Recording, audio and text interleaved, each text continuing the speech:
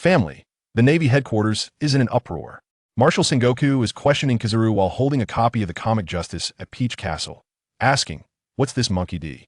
Yellow Cotton all about?" It turns out the author drew the three admirals into the comic and made it hilariously funny. And this author is the time traveler M.O. Bai, who just received a system in Bard's inheritance. He wants to change this rotten era and has his eyes set on Nami. Let me tell you, the Navy headquarters is really in chaos today. Marshal Sengoku, his old face blacker than a pot bottom, directly called Kizaru to the office, slammed a magazine on the table with a bang, pointed at a page, and asked, "Borsellino, explain to me, what's this monkey D. Yellow Cotton? Is he your long-lost brother?"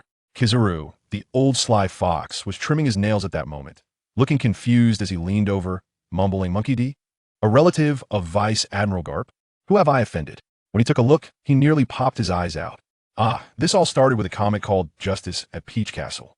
This comic has recently become incredibly popular at sea, way more than that Germa 66 brochure. The author's art style is flamboyant, and the story is hilarious, telling the tale of the three admirals maintaining justice in the underwater world. Kizaru looked down and saw the Peach Castle Admiral Monkey D.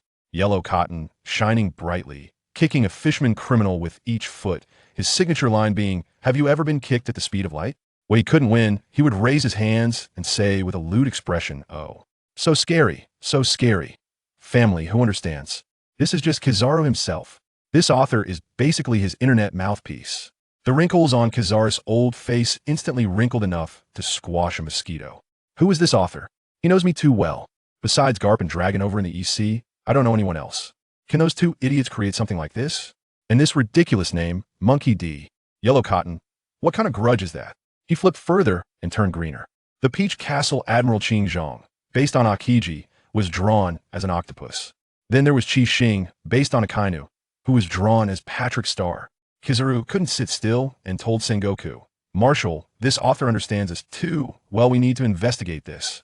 Sengoku shot him a glance, slowly tearing open a package of senbei, and said, "Investigate? The Yonko have also appeared on character cards before. Did you see them making a fuss? Our Navy has a big heart. Besides, since this comic came out, the number of people signing up for the military has increased quite a bit. All right, I heard your card was out a long time ago. Do you want me to help you find it?" Kizaru's face immediately fell great. He couldn't escape after all. So who is this mysterious author? That's right, it's me, M.O. Bai.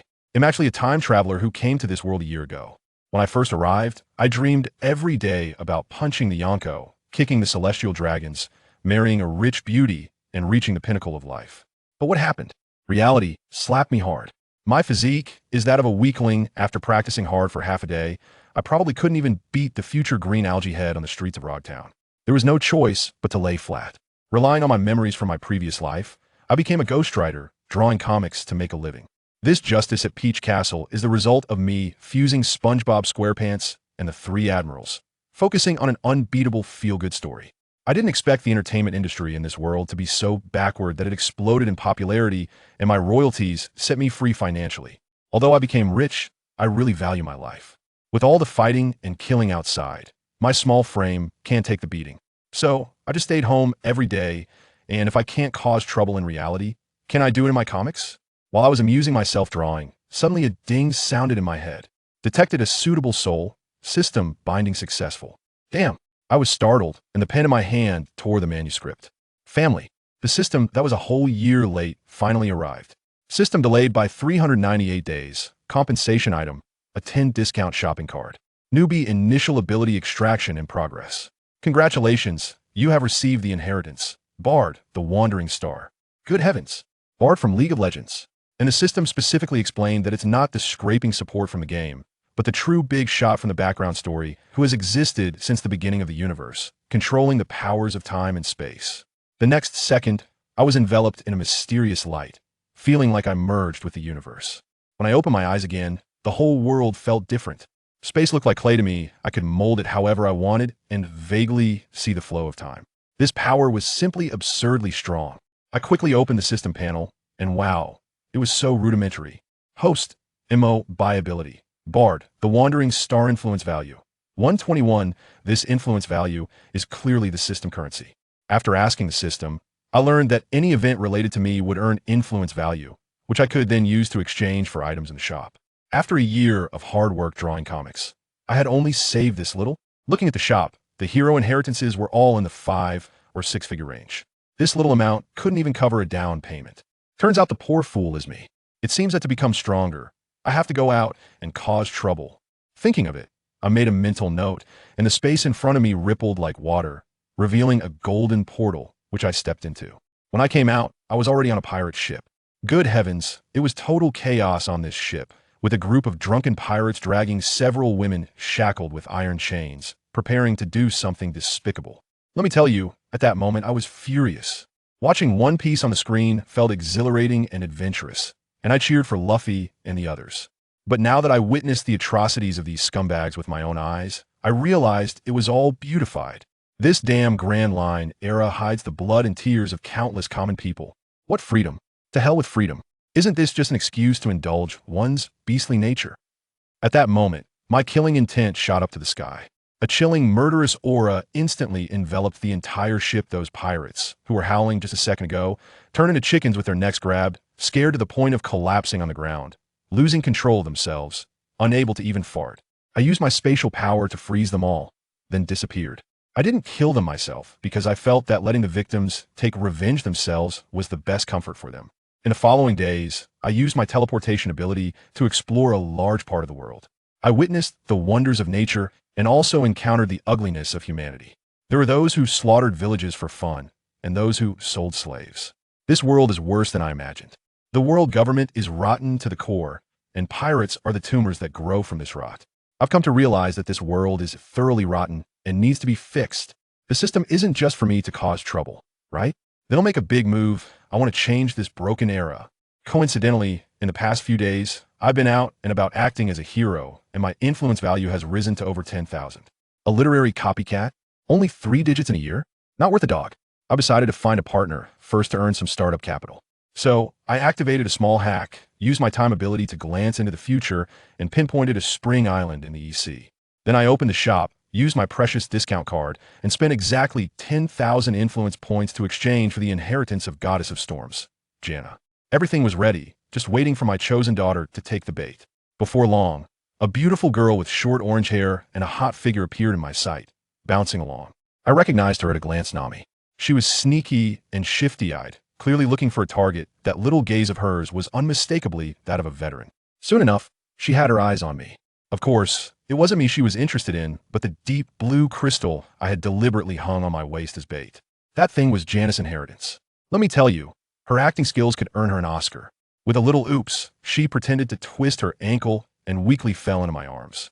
Just as I was helping her, her little hand was lightning fast, effortlessly swiping the crystal from my waist. Then, feigning urgency, she limped off into the crowd. I watched a retreating figure, nearly laughing out loud. A skilled hunter often appears in the form of their prey. Little girl, you're still a bit too green. Nami ran all the way to the dock, jumped on her small boat, and only then dared to take out the crystal. Looking at the dazzling treasure in her palm, she thought she had finally gathered enough to buy back the village from Arlong, crying and laughing as she released all the grievances of the past years. But as she was crying, she didn't notice that the crystal in her hand suddenly transformed into a gentle blue mist enveloped her, and then suddenly, it all surged into her body. At that moment, she was stunned, staring at her empty hands. The crystal was gone. Bailey was gone too. She was completely dazed and directly knelt on the boat, crying loudly. As she cried, she eventually fell asleep. Meanwhile, in my mind, a notification sound echoed. Nami has successfully inherited Fury of the Storm Janna.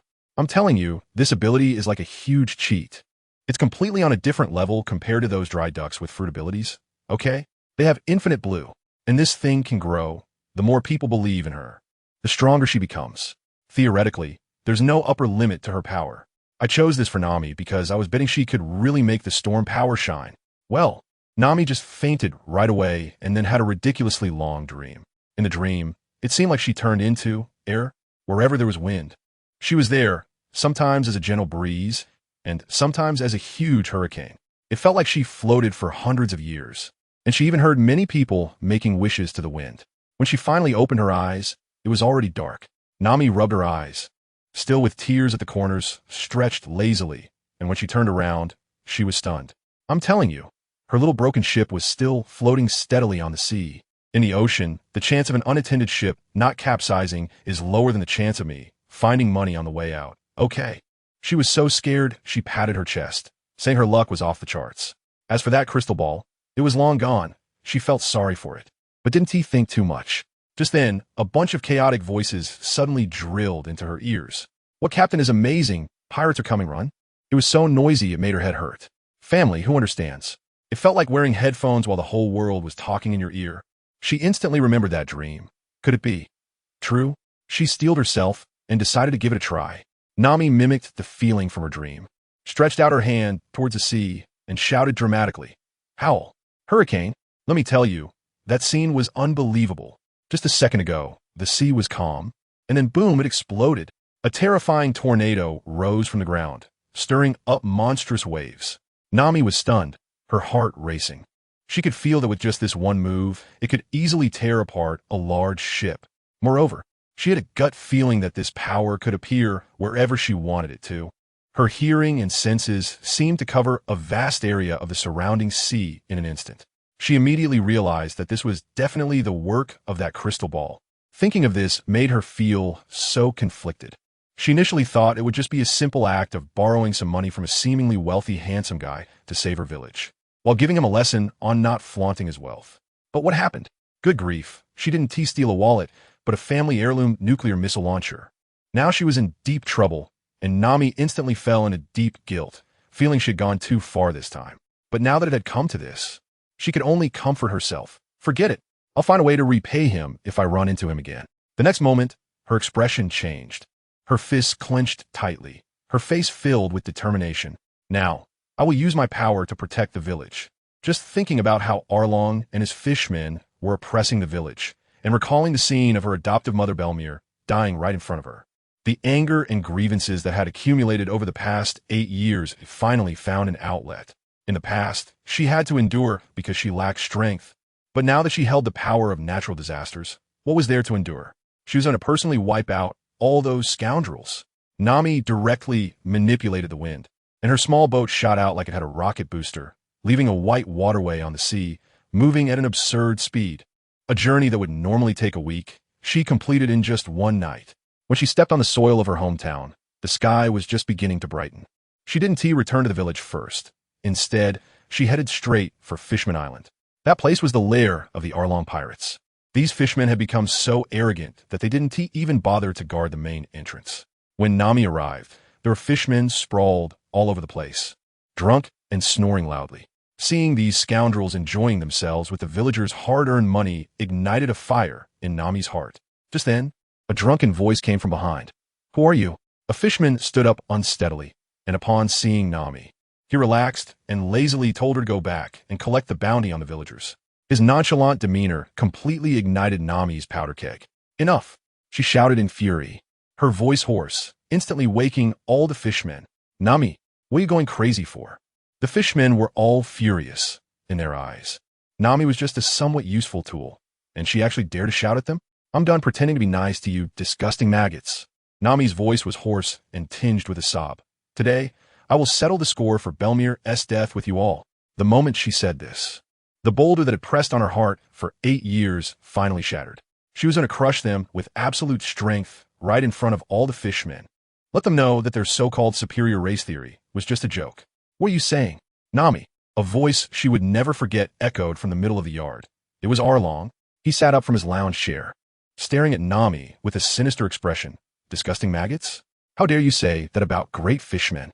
As an extreme racist, Arlong immediately sentenced Nami to death. "I will capture you and slaughter the entire Cocoa village in front of you, tearing you apart in your guilt." He threatened while leisurely walking towards Nami, trying to intimidate her with fear. His web hand reached for Nami's head. To him, killing Nami was as easy as squashing an ant. But unfortunately for him, times had changed. "Adult. Along," Nami shouted with overwhelming hatred, slapping her palm forward. She condensed an extremely compressed airflow in her palm, which erupted violently. Arlong instantly felt the earth-shattering power, his fierce expression turning into horror. He couldn't understand how this once timid girl had suddenly become so fierce. But it was too late for him to dodge. Crack! The sound of bones breaking rang out. Following that, Arlong's tower-like body was struck as if hit by a cannonball, flying backward and plowing a deep trench in the ground, finally crashing through a distant wall with a bang. Arlong. All the fishmen were stunned, their eyes nearly popping out, unable to believe what they were seeing. Come out. Don't play dead. Nami coldly stared at the ruins. I can hear your disgusting breathing loud and clear. Cough, cough. Arlong, covered in blood, crawled out from the ruins, his chest caved in, but he actually managed to pop his sternum back into place. He glared at Nami. Is this the power of a devil fruit? What enviable luck. He recalled his struggles back in the new world. When did he become so arrogant? Oh, it was because he had stayed too long in the gentle East Blue. What a pity. You couldn't kill me just now. Arlong's eyes were bloodthirsty now. Feel the power of the great fishmen. Saying this, he jumped into the nearby pool. That was their pre-prepared escape route, directly connected to the sea. In the water, fishmen had a surge in combat power. If they couldn't win, they could just escape. Ha ha ha, you don't know yet. Arlong's voice came from underwater. Your kind of ability user has the biggest weakness. Water. Now feel despair. Nami's heart sank upon hearing this. Could this ability really have a fatal weakness? Seeing her change in expression, Arlong became invigorated. Bursting out of the water with a column of water. Fishman's secret technique. Water cannon.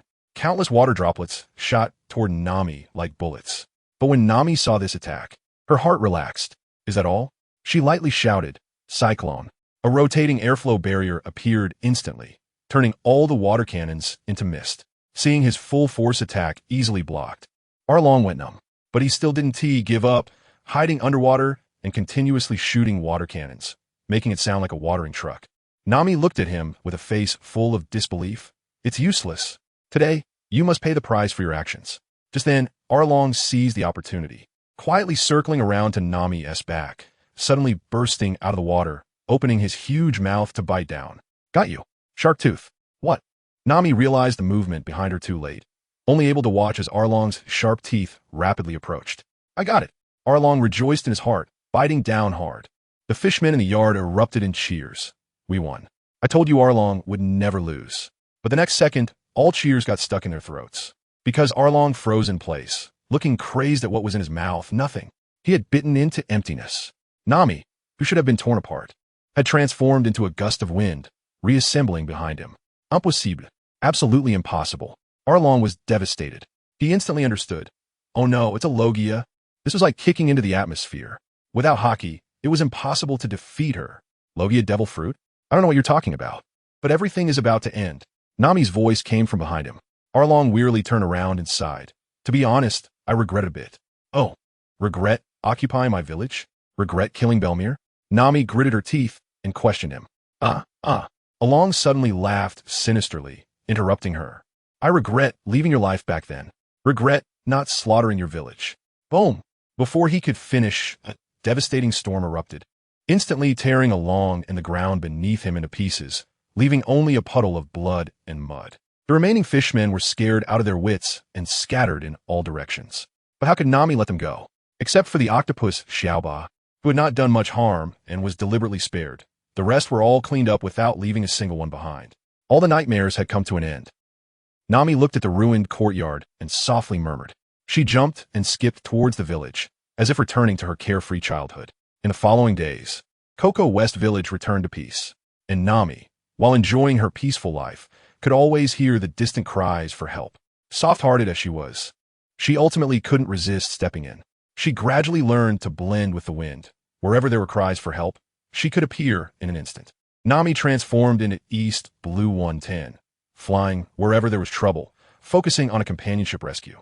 Gradually, a legend began to spread in the East Blue. A girl with orange short hair, riding the fierce winds, always descended from the sky in people's most desperate times, saving them from peril. Some said she was the embodiment of the wind god, and soon, believers started to appear, from a single crew member to an entire fleet. From a small island to a town, the faith in the wind goddess swept across like a tide. And the instigator of all this, Mo Bai, after enjoying a leisurely time in Roadtown, discovered that even Roadtown had believers of the wind goddess. He knew it was time to push the next step of his plan. He sent out a stack of prepared manuscripts to the transponder snail. Not long after, the transponder snail rang. Bailu Baloo. As soon as it connected, the sharp voice of Morgan exploded. Mo Bai, are you serious about the character content this issue? Gold Lion Shiki. He's the only big pirate to escape from Impel Down. My intel says he might be hiding in the East Blue. If you send this out, That guy will definitely go berserk. This is the legend that once cornered the pirate King Roger. Mo frowned, holding the transponder snail away from his ear, and waited for Morgan to finish yelling before responding slowly. You know how much I cherish my life. That old man Gold Lion is indeed fierce, but unfortunately, he is old. Most importantly, let me tell you, in the current East Blue, aside from that Navy hero who likes to go home and blow up fish, there is also a real deity. As soon as I said this, Morgan on the other end exploded. His bird-like screech almost blew up my transponder snail. Are you crazy? You actually believe in that feudal superstition from those foolish people. That's at most a natural fruit user, and there are plenty of those in the New World. What is the big deal? How dare you rank her strength above gold lions in the character magazine? The transponder snail mimicked my calm expression, while Morgan on the other end was probably having a heart attack. He certainly knew there was a girl who could manipulate the wind recently in the East Blue, but he didn't take it seriously. After all, the New World was full of strong people, and countless natural fruit users had perished, let alone the weakest East Blue. He thought I was crazy, deliberately setting up the Wind Girl, while dragging myself into the pit too. What kind of temper does that old man Gold Lion have? He is very petty. He thinks Gold Lion will go berserk, wipe out the Wind Girl, and then casually kill me, the author, and finally come looking for trouble with him, the newspaper boss. I absolutely do not agree to publish this issue. If you don't want to do it anymore, let us part ways amicably, Morgan shouted angrily from the other end. I thought to myself, it's time to give this silly bird a shot of adrenaline. Don't be anxious. I have a photo here that you'll definitely be interested in. Just as I finished speaking, a photo was sent over through the transponder snail. The next second, Morgan was completely silent. Let me tell you, that photo was amazing.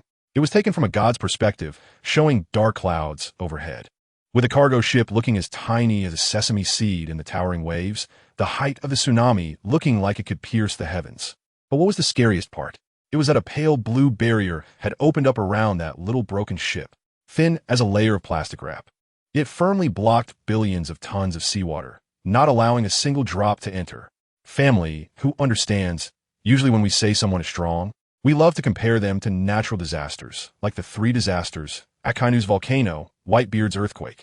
But in this sea, the real despair natural disaster is the tsunami storm. And the person in this photo single-handedly protected a ship at the center of the tsunami. Morgan was silent for a full half-minute. Then a frenzy of screams came from the transponder snail. Big news. I smell big news. His attitude did a complete 180. The second before he was going to sever ties with me, the next second he turned into, Mr. Mo, bye. I completely understand your meaning. I will publish this issue intact. Here's to our pleasant cooperation. Soon, this issue of the newspaper, featuring my comic, was spread all over the world. On a cargo ship in the East Blue, a young sailor received the newspaper, skillfully took out the comic magazine inside, and saw the cover. The Wind of Change? It was the previous justice at Peachy Castle. He opened it, and, good grief, it told a story about ancient fishermen who revered the sea, and later began to believe in the wind.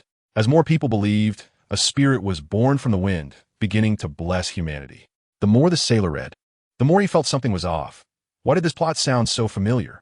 This the artistic version of the wind god story that our captain talks about every day? What the heck? The author has started believing? That shouldn't be the case. He thought this was something old folks believed in. Young people wouldn't buy into it. So he quickly flipped back.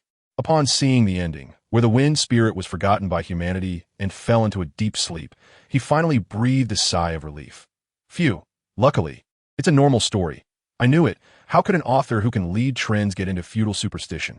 Meanwhile, at the Marine headquarters in Marineford, in the marshal's office, old Carp was stealing Sengoku's sunbae without a care, crunching away, making Sengoku's forehead twitch with irritation. It's gone. After finishing the last pack, Carp still wanted to raid Sengoku's drawer. Carp, you bastard. The two old men quarreled for a while before Carp finally sat down, noticing Sengoku's serious expression, and asked what was wrong. If I'm not mistaken, something big is going to happen in the East Blue, Sengoku said decisively. What? East Blue. As soon as Carp heard his hometown was in trouble, he jumped up immediately. His precious grandson was still in the East Blue. Sengoku urged him to calm down and handed him the newspaper and magazine. Carp wasn't interested in the story, flipped through a few pages, and went straight to the newspaper, but found nothing. Just as he was about to get impatient, Sengoku took the magazine back and flipped to the back cover. Look at this character card. Let me tell you, this is the real bomb of this issue. There were two cards on it. The first one, legendary pirate, gold Lion Shiki. Strength, 4 stars. Bruce. Danger level, high. Good grief, they directly placed him in the Vice Admiral category.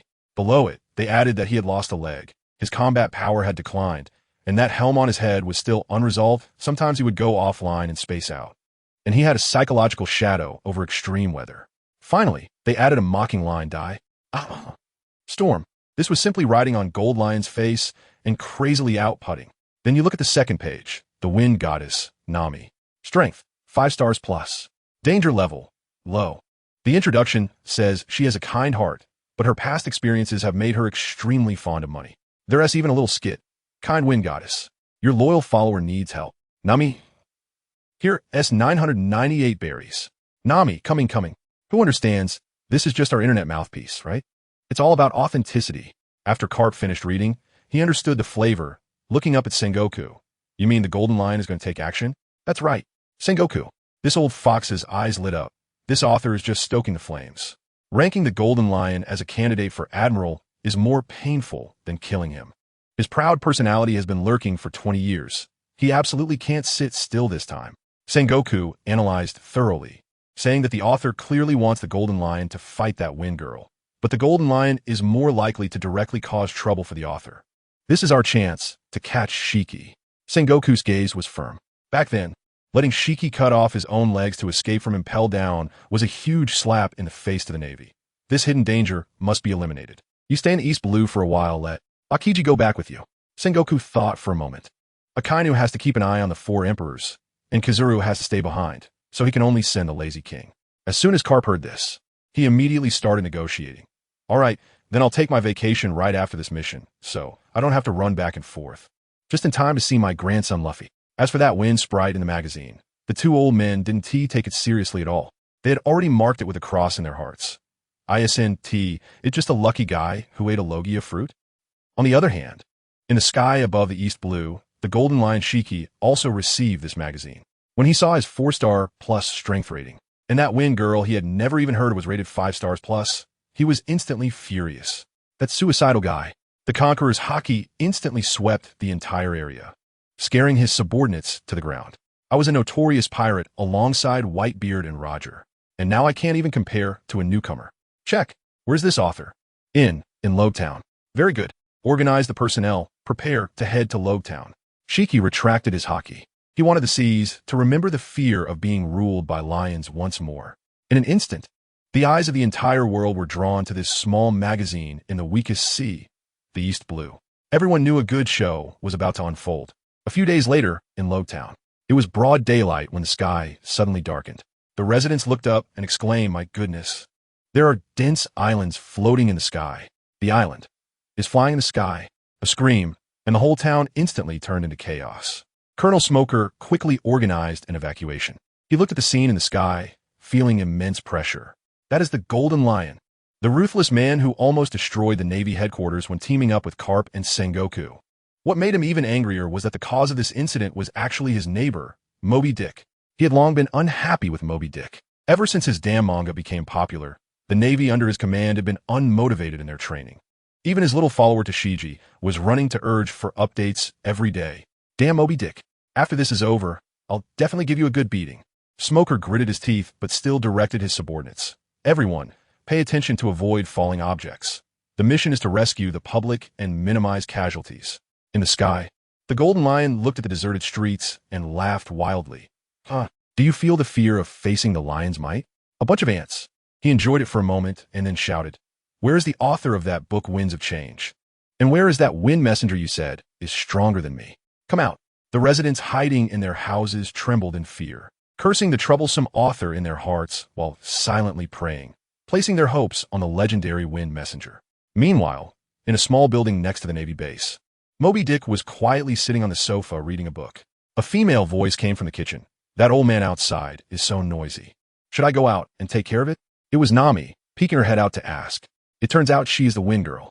She gained her powers after stealing a mysterious crystal from Moby Dick due to her greed, and feeling guilty. After dealing with Arlong, she came to work off her debt. Moby Dick didn't even lift his head. His bounty counts as part of your compensation. Outside, Shiki was getting impatient. "Since he won T, come out.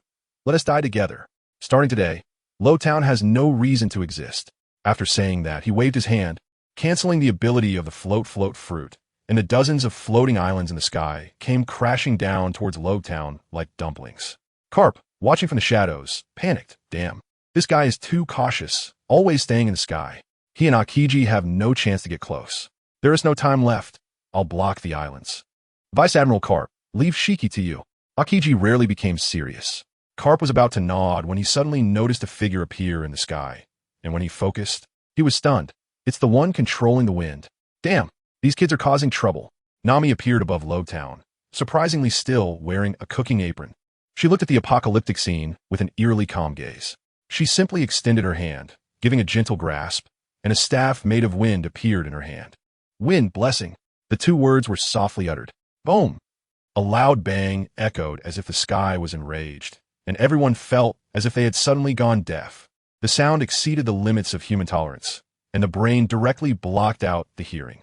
Immediately afterward, a thin, translucent barrier spread out, completely enveloping Lowtown. Countless massive floating islands crashed down with immense force, hitting the barrier like eggs against rocks. Oh no, it was like eggs against diamonds. Aside from stirring up clouds of dust, that thin barrier didn't even shake. The funniest part was the Golden Lion. On his side, he was both deaf and blinded by the dust, his observation hockey rendered useless, feeling no sound at all.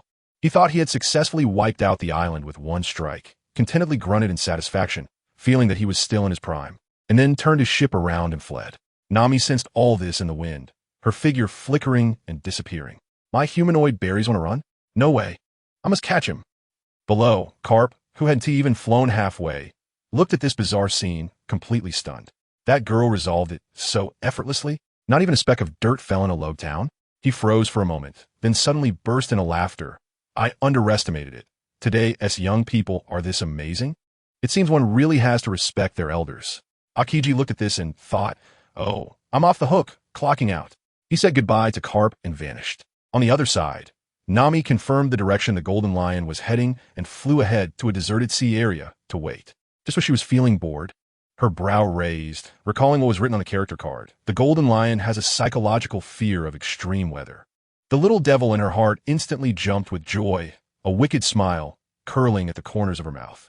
She began to gather all the rain clouds around, causing the clouds to compress against each other, arcs of electricity flickering, then adding hurricanes and tornadoes inside. Hee.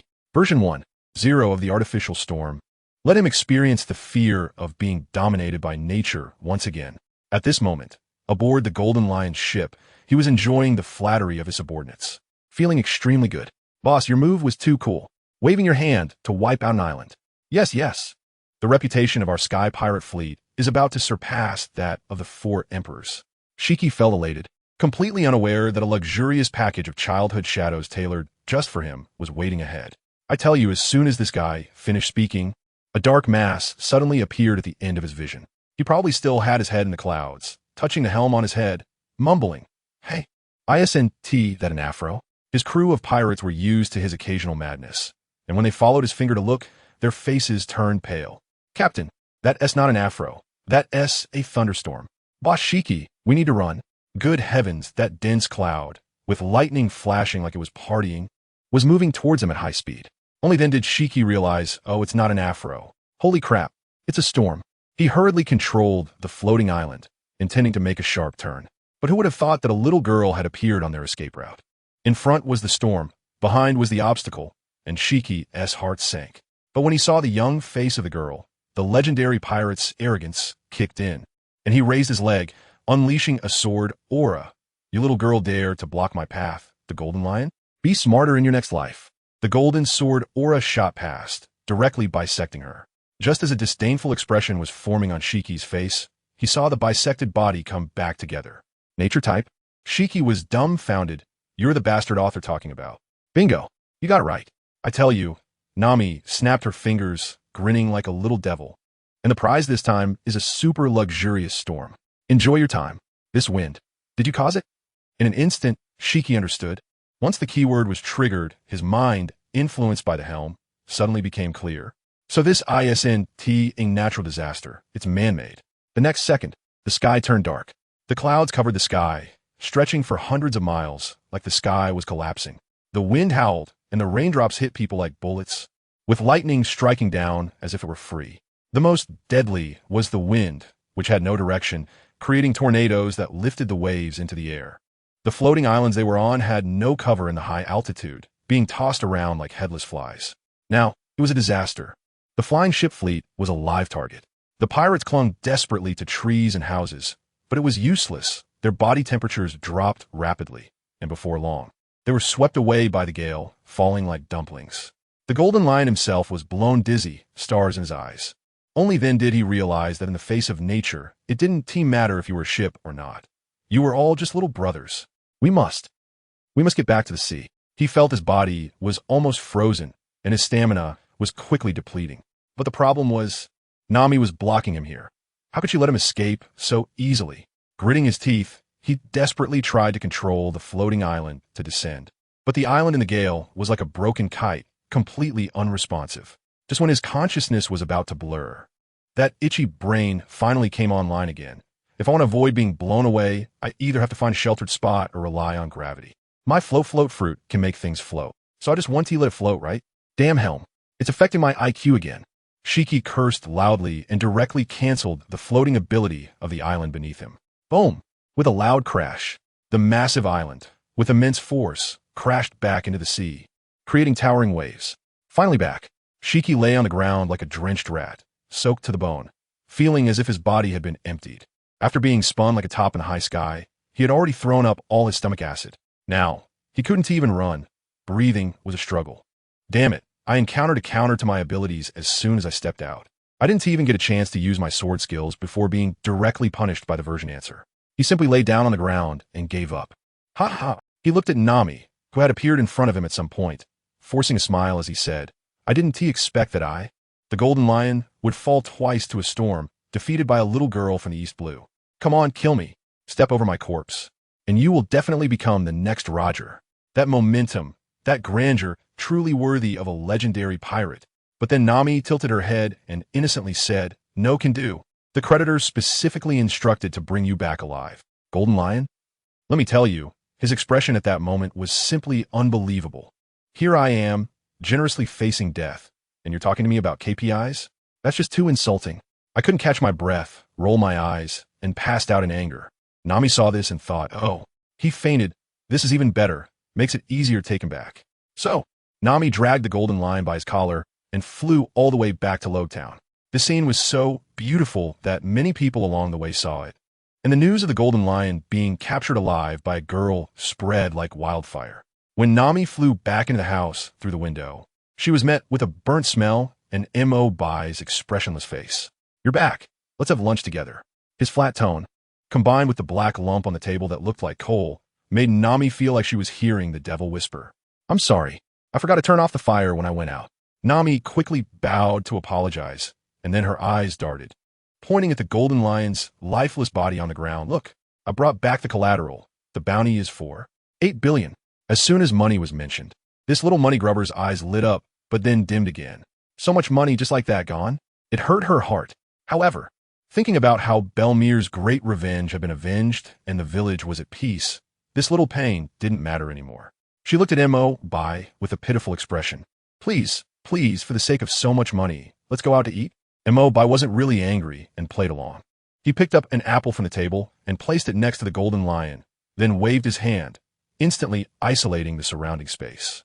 An invisible flow of light washed over Shiki, taking away all his vitality in the blink of an eye. Just at the moment of the Golden Lion's death, a mysterious energy flew out of his body, trying to escape, but was blocked by the spatial barrier and had no choice but to unwillingly drill into that apple. Wow, this operation would make Blackbeard shout that it's professional. Bai picked up the newly created devil fruit, and with a flash of the ring on his hand, the fruit disappeared. Then the two dragged the Golden Lion's corpse to the nearby naval base to exchange for the bounty. Karp happened to be there, and he looked at Shiki on the ground, then at the youthful and beautiful Nami, completely stunned, a hint of melancholy about the changing times flashing in his eyes. He wanted to recruit Nami into the Navy, but was flatly rejected by her, with the reason being, everyone knows about the internal issues in your Navy. Especially that Colonel Mouse, right? After finishing this matter, the two found a small fly-infested restaurant on the street and ordered 2 servings of curry rice. Nami ate until her belly was round, sprawled on the chair not wanting to move, and spoiledly asked Emo to teleport her back. Just that half a street distance. She was really taking laziness to a new height. That afternoon, the news of the golden lion being killed in the East Sea spread around the world through the newsbirds. All the mountain bandits, pirates, and ruffians in the East Sea, one and all, were scared into quitting their jobs and disbanding on the spot. Come on, if a legendary pirate is not a match, who do you think you are? Just when you were about to rob, the next second, the wind god comes down from the sky and sweeps you away with a tornado. Who can withstand that? The big shots around the world were also stunned. In Alabasta, Crocodile, holding a cigar, had a gloomy face, suspecting that the ancient weapon king had reappeared. In Dressrosa, Doflamingo was laughing maniacally, thinking that the celestial dragons would not be able to sit still and the world was getting more and more interesting. But they all didn't know that the mastermind behind all this, Emo, was currently doing something even more important. He directly ran to the Revolutionary Army's headquarters, Baltigo on White Soil Island. I tell you, he is also a talent, deliberately pretending to be outmatched, and was captured by the Revolutionary Army, which is how he met the main character, Luffy's father, Monkey D. Dragon. Emo looked at Dragon, so excited that his face turned red, like a fan meeting their idol in person. Dragon felt uneasy under his gaze, thinking to himself, this guy doesn't have any strange thoughts about me, does he? He quickly spoke up to break the awkwardness. I wonder what Mr. Emo, who planned the death of the Golden Lion, has to teach us in the Revolutionary Army? Emo finally came to his senses and smiled. Don't be nervous, I just listened to your revolutionary ideas, and I'm full of enthusiasm. So I came here to exchange thoughts. As he spoke, he took out a small booklet with a red cover from his pocket and handed it over. Dragon took it, flipped it open, and was immediately shaken to his core. What is the exploiting class? What is the mass line? The 3 major disciplines and 8 points of attention. Gathering is a fire, scattering is a sky full of stars. This theoretical system, this development plan, Dragon's CPU almost burned out right there. He looked at Emo, his mind full of, who are you, man? You understand revolution better than I, the leader? His initial wariness vanished in an instant, and he looked at Emo with the same excitement that Emo had looked at him before. Mr. Emo, I prefer you to call me comrade. Emo stood up straight, looking all sacred. Kamada Montak Dragon immediately issued an invitation. Join us. The Revolutionary Army needs thought leaders like you. Montak nodded, then shook his head. I am willing to join, but I have more important matters to attend to. I came to discuss the future direction of the Revolutionary Army with you. He directly threw out his core theory. Surround the kingdoms from the villages and towns. Encircle the continent from the islands. He spoke passionately, starting with the weakest East Blue, spreading out forces, disguising as various factions, secretly developing. By the time the world government reacted, the Revolutionary Army would have already spread like wildfire. Dragon listened, blood boiling, and immediately decided, let's do it. Before leaving, Emo asked about the Navy's stance. Dragon told him that many in the Navy were also annoyed with the Celestial Dragons, and they weren't necessarily enemies. Even Sengoku might have intended to let him go back in the day. Wow, it turns out there are potential allies everywhere. Emo left satisfied, and Dragon immediately issued the Spark Plan. In no time, the revolutionary wave began to take root and sprout in every corner of the East Blue. After sorting all this out, Emo suddenly became curious about how his actions affected the main character, Luffy. With a space move, he appeared in the clouds above the Thousand Sunny. On the ship were Luffy, Zoro, and Usopp. But Emo's eyes widened because he discovered that without Nami, the temporary navigator was actually Zoro. Who understands, folks? Letting a directionally challenged person be the navigator. I laughed so hard at the time. The ship. Forget about going to the Grand Line. Just not getting lost in the East Blue would be good enough. Wouldn't it be a case of passing by Raftel 3 times without entering? At that moment, our great navigator Zoro was standing at the bow, seriously looking at the sea chart, then randomly pointed in a direction, turned the helm, and started exercising without a care in the world. As a result, after his practice, good grief, he drove our ship straight into the despairing realm of the 3 no's. No food, no water, no direction. Let me tell you, those days were just unbearable. After Usopp boarded the ship, he would brag to Luffy every day about his supposed 8-year-old battle against the Golden Lion, running out of stories to tell. But no matter how loud he bragged, it didn't fill our stomachs. The only way we could cook on the ship was barbecuing. 3 meals a day of barbecue sounded great at first, but after nearly half a month, I'm telling you, even my burps now taste like grilled fish, and I feel like I'm about to grow scales. Who understand what I'm going through? Finally, Even Zoro, the Iron Man, couldn't hold it in anymore. That afternoon, he grimaced as he swallowed a piece of grilled fish, slammed the fish bone on the deck, and roared at Luffy. Luffy, we must, right now, find a chef. His expression and tone made it seem like if he had to eat another piece of grilled fish, he'd turn to Godzilla on the spot. Usopp, standing next to him, coolly commented, "Find a chef? Dude, what we really need right now is a proper navigator. You've been sailing for days on end. And now, who knows where we are?" Luffy, the optimist, slapped his thigh. "Yosh, it's settled. Our next crew members will be a chef and a navigator. But what good is that decision if we're still wandering aimlessly at sea?" In the afternoon, feeling bored, Luffy and Usopp started messing around with the ship's cannon. They move a box of cannonballs like a couple of playful puppies, firing away at the rocks in the sea, having a blast. Just as they were having fun, with a loud duong, a figure suddenly jumped onto our ship and charged straight at Luffy without saying a word. What happened? The strength difference was too great. Luffy knocked him down with a few punches, leaving him bruised. Zoro came out to see what was going on and was stunned. "Johnny." Luffy stopped. "He asked one of us." It turned out to be Johnny, Zoro's old companion. When Johnny saw Zoro, he burst into tears, snot, and tears everywhere, saying that his brother Joseph was dying and that their small boat had just been blown up by our cannon fire. Luffy and Usopp realized they were in trouble and quickly apologized, hurriedly carrying the sick Joseph onto the deck. I leaned over to take a look, and my goodness, his face was as white as paper, breathing shallowly as if he would pass away any moment. Johnny was frantic. "Where's the ship's doctor? Call the doctor." Zoro's expression was heavy. "We don't have a ship's doctor on this ship." "Johnny, then what about the navigator? Find an island, quick." "Zoro, we also don't have a navigator on this ship." Johnny was stunned, looking at us as if we were prehistoric creatures, trembling as he asked, "You dare to go to sea without knowing navigation?" The three of us nodded in unison, pointing at the pile of fish on the deck. The poor guy fell to his knees, his mentality completely shattered. He held his brother and began to wail, feeling like the whole world had abandoned him. The atmosphere on the ship was heavy. Even Luffy had stopped messing around. In this moment of despair, Usopp suddenly had a bright idea and remembered a popular urban legend from the EC. "Hey, that recently popular cult that worships the wind god. Should we give it a try? I heard they're really effective. The one that said they defeated the Golden Lion? Let's give it a shot." So, I'm telling you, the next scene completely refreshed my worldview. These guys actually set up candles and belly on either side of Joseph, sitting in a circle and starting to chant prayers. You could say they were praying for help, but it looked more like they were holding a ritual. If you said it was a ritual, the atmosphere felt like they were about to feast.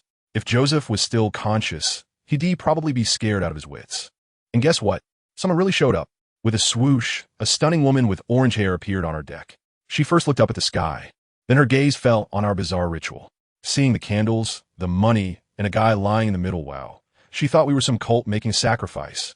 Her expression darkened, and a sudden gust of wind almost capsized our little ship. Usopp, desperate to survive, scrambled over to explain. "Misunderstanding. Miss, it's all a misunderstanding. We're asking for your help." Luffy proudly jumped out. "That's right. I'm going to be the pirate king." Usopp instantly lunged to cover his mouth.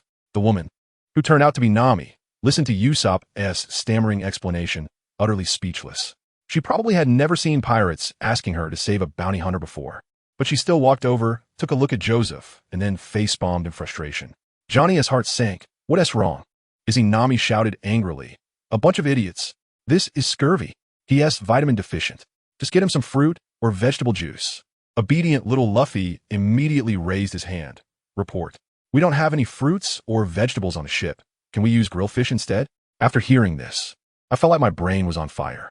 Nami clearly felt the same way. Her forehead was twitching, and she punched Luffy on the head. "Fruit and vegetable nutrition. Fruit and vegetable nutrition. Do you have grilled fish in your head?" That punch, wow, it left Luffy with childhood trauma.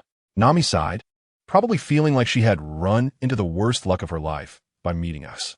With a flash, she disappeared and reappeared, this time with several oranges in hand, shoving them into Johnny's hands. "That LLB 1,000 berries." Saying this, she snatched away the money we had placed on the ground. Just as she was about to leave, Zoro called her back, saying we were lost and asking her to take us to the nearest island. Luffy chimed in, preferably a place with a chef and navigator.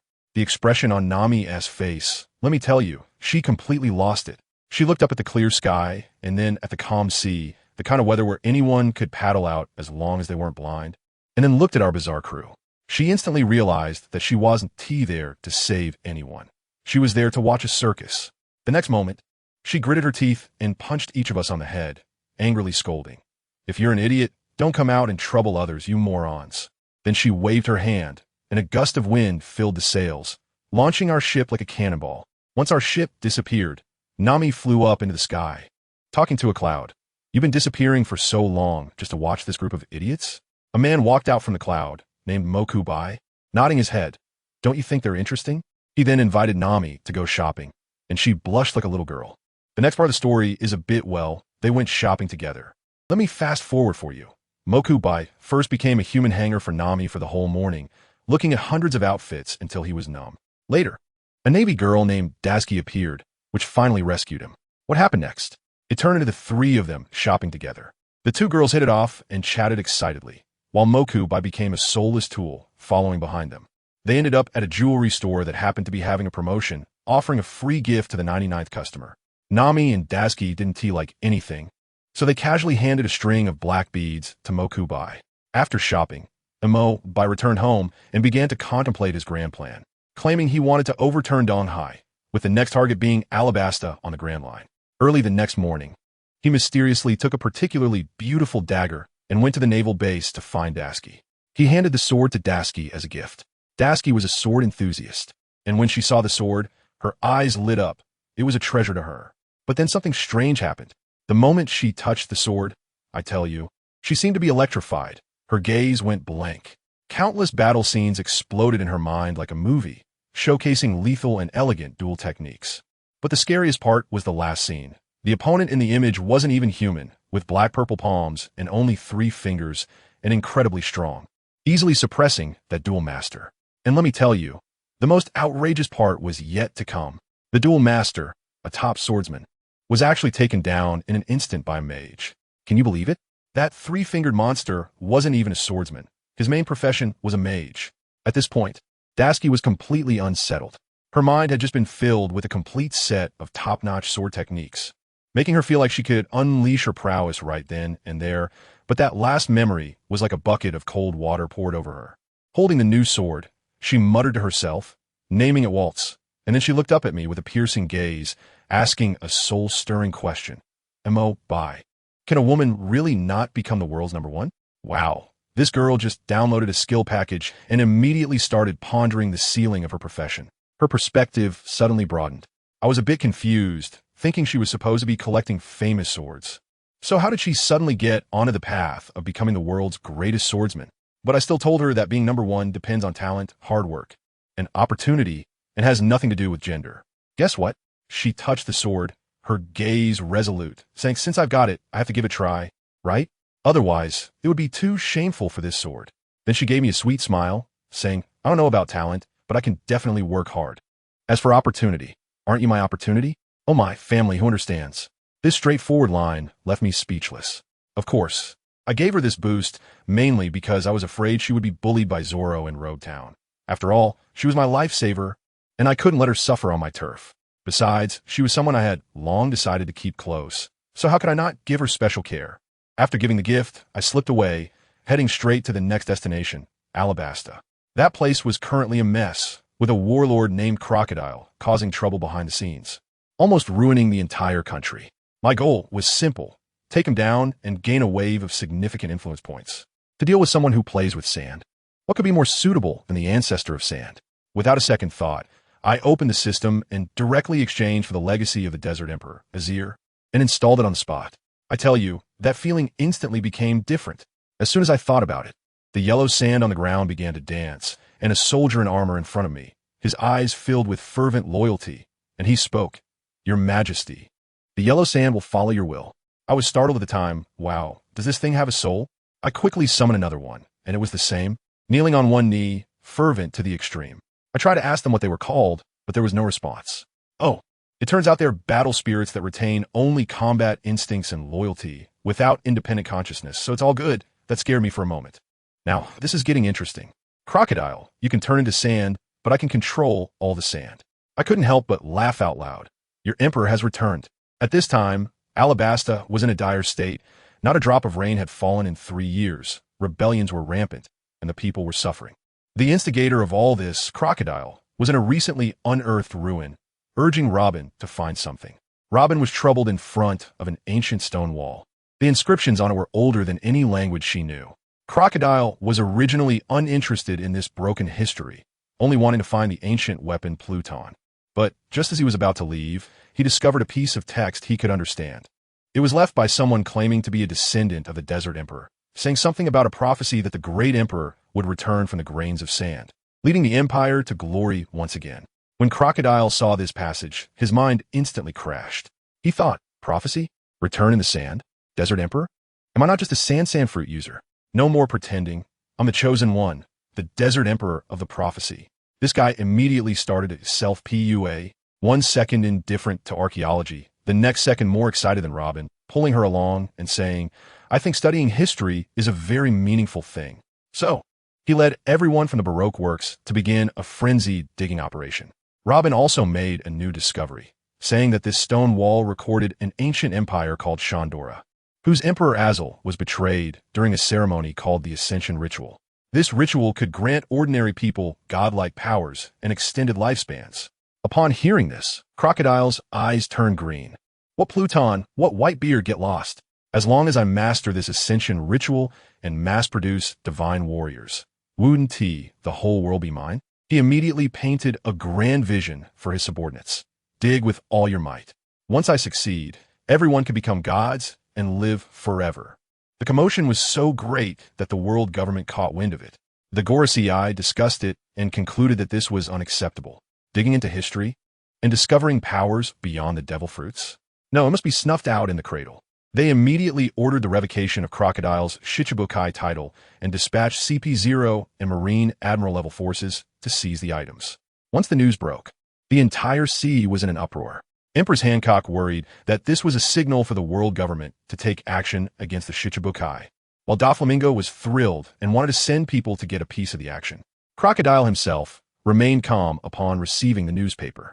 He had long wanted to go solo, and now he was even more determined. The world government is coming? Then let them come faster.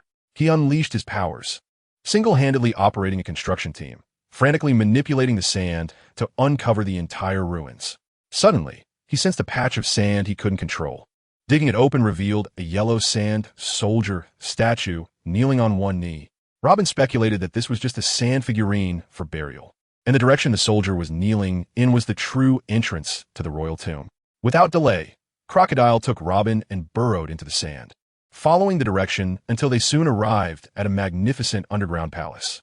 Strangely, there wasn't a grain of sand around the palace, as if it constituted a separate space.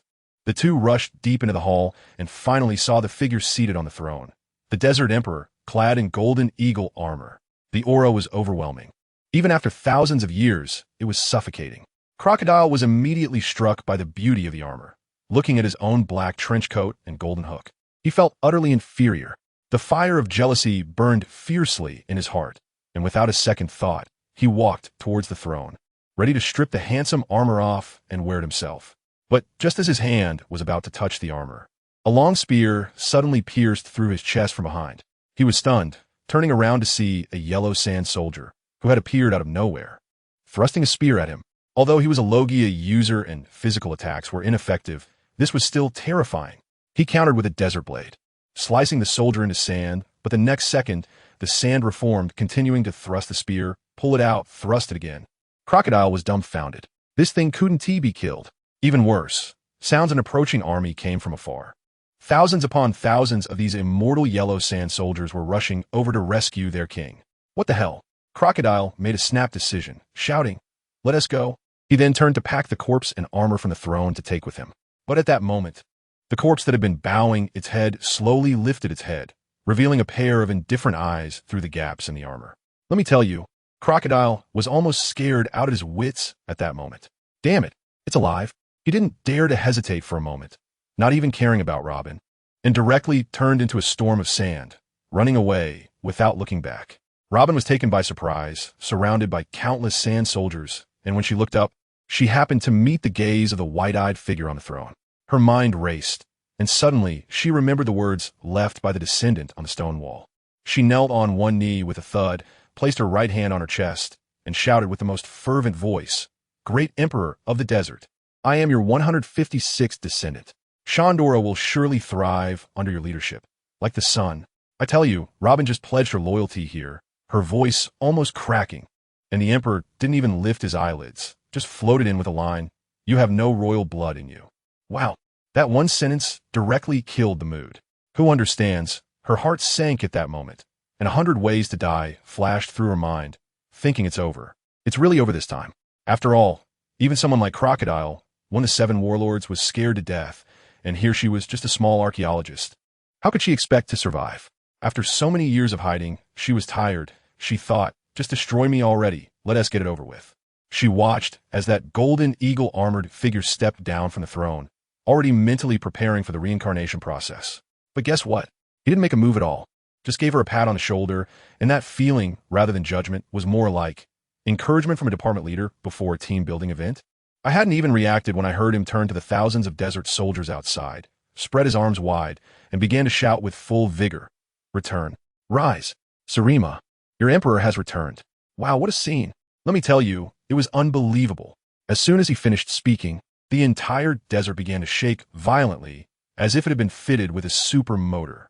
The ancient city ruins buried underground for who knows how many years suddenly erupted to the surface with a loud bang. The massive sun disk atop the palace soared into the sky, pouring down life-saving oasis water, and temples sprang up from the ground. The special effects were on fire. Old Shah and his team from the Baroque studio, who had just run outside, hadn't even steadied their footing when they were completely stunned by this heavenly phenomenon. Those workers were quite optimistic. Their boss was in a life-or-death situation, yet they were joyfully crying, celebrating that they would no longer have to dig sand under the scorching sun. The landscape had opened up, all right. The entire Alabaston was going crazy. The people, who were on the brink of dying from drought, suddenly saw water flowing from the sky. It wasn't just water, it was life. One by one, they cried out for miracles, and even the king in the palace, Cobra, was so excited he almost slipped off his chair. 3 years. He finally didn't have to worry about a lack of water anymore. However, he was also a sensible man, knowing that the water source was the battlefield, and immediately called his 2 strongest bodyguards, Jaka and Bell, to prepare to maintain order on the scene. But they were a step too slow. Just as old Shah was about to lead his men to escape, he sensed something was off. The sand beneath his feet started moving on its own, instantly forming countless desert soldiers armed with spears, enclosing them completely. Now, the workplace drama was unfolding. Who understands, family? Old Shah's subordinates, seeing this situation, their first thought was, the boss wants to kill to keep the treasure for himself. Each of them looked at him with expressions full of condemnation, realizing he was not the boss they thought he was. Old Shah turned pale with anger, cursing, "A bunch of idiots. These sand soldiers are not under my control." Everyone followed his gaze upward. And good grief, that eagle armor boss was standing with Robin on the slowly rising altar, looking down at them like they were a bunch of ants. The boss spoke calmly, "Either follow Sarima to rise, or fall at its feet." Let me tell you, the aura was instantly full. Although I felt he was mainly trying to show off, those words were indeed powerful. What kind of person is old Shah? A tough guy who dared to challenge Whitebeard back in the day. How could he be someone as subordinate?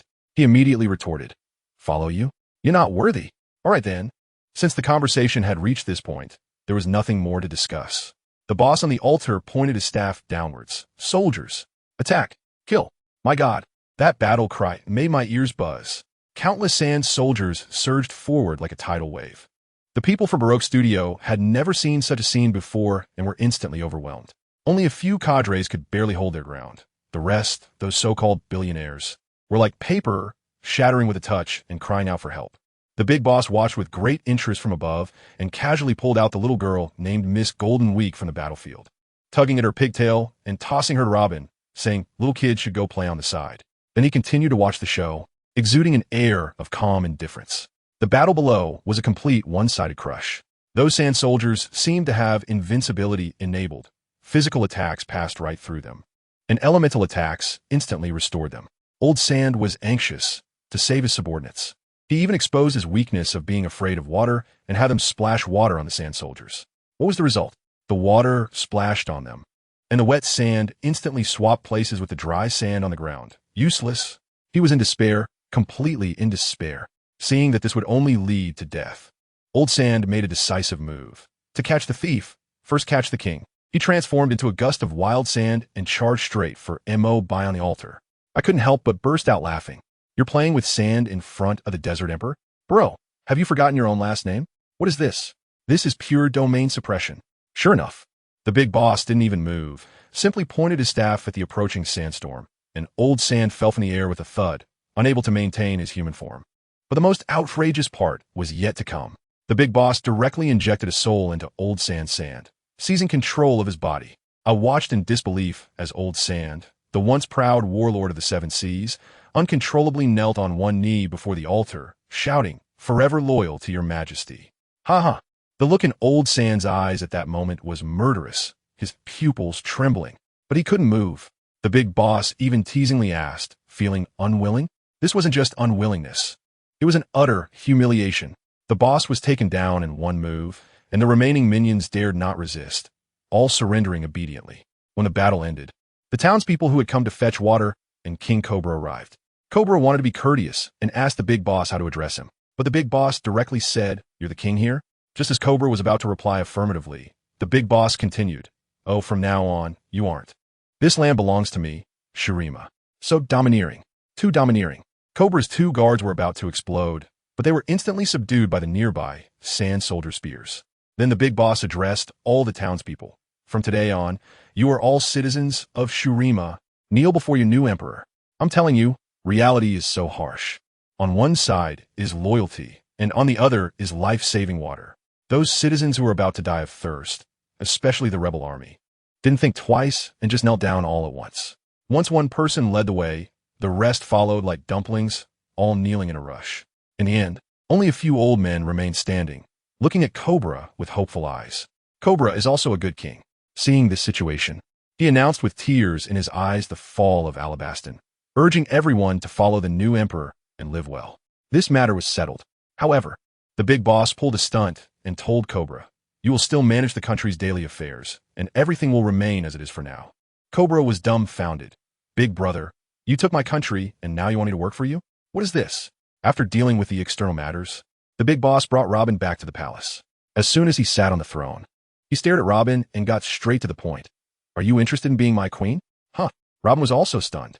Having been in the world for so many years, she had seen all kinds of scenes, but this was the first time someone was so direct. Instinctively thinking it was just a matter of lust, she tried to delay. "Your Majesty, we just met. We need to get to know each other better." And guess what? The Emperor, surprisingly, was a pure-hearted warrior of love and thought what Robin said made a lot of sense. He took off his helmet, revealing a handsome face that looked so fresh it could drip water, and sincerely said, "You're right, I was being abrupt. Let's get to know each other again." This contrast.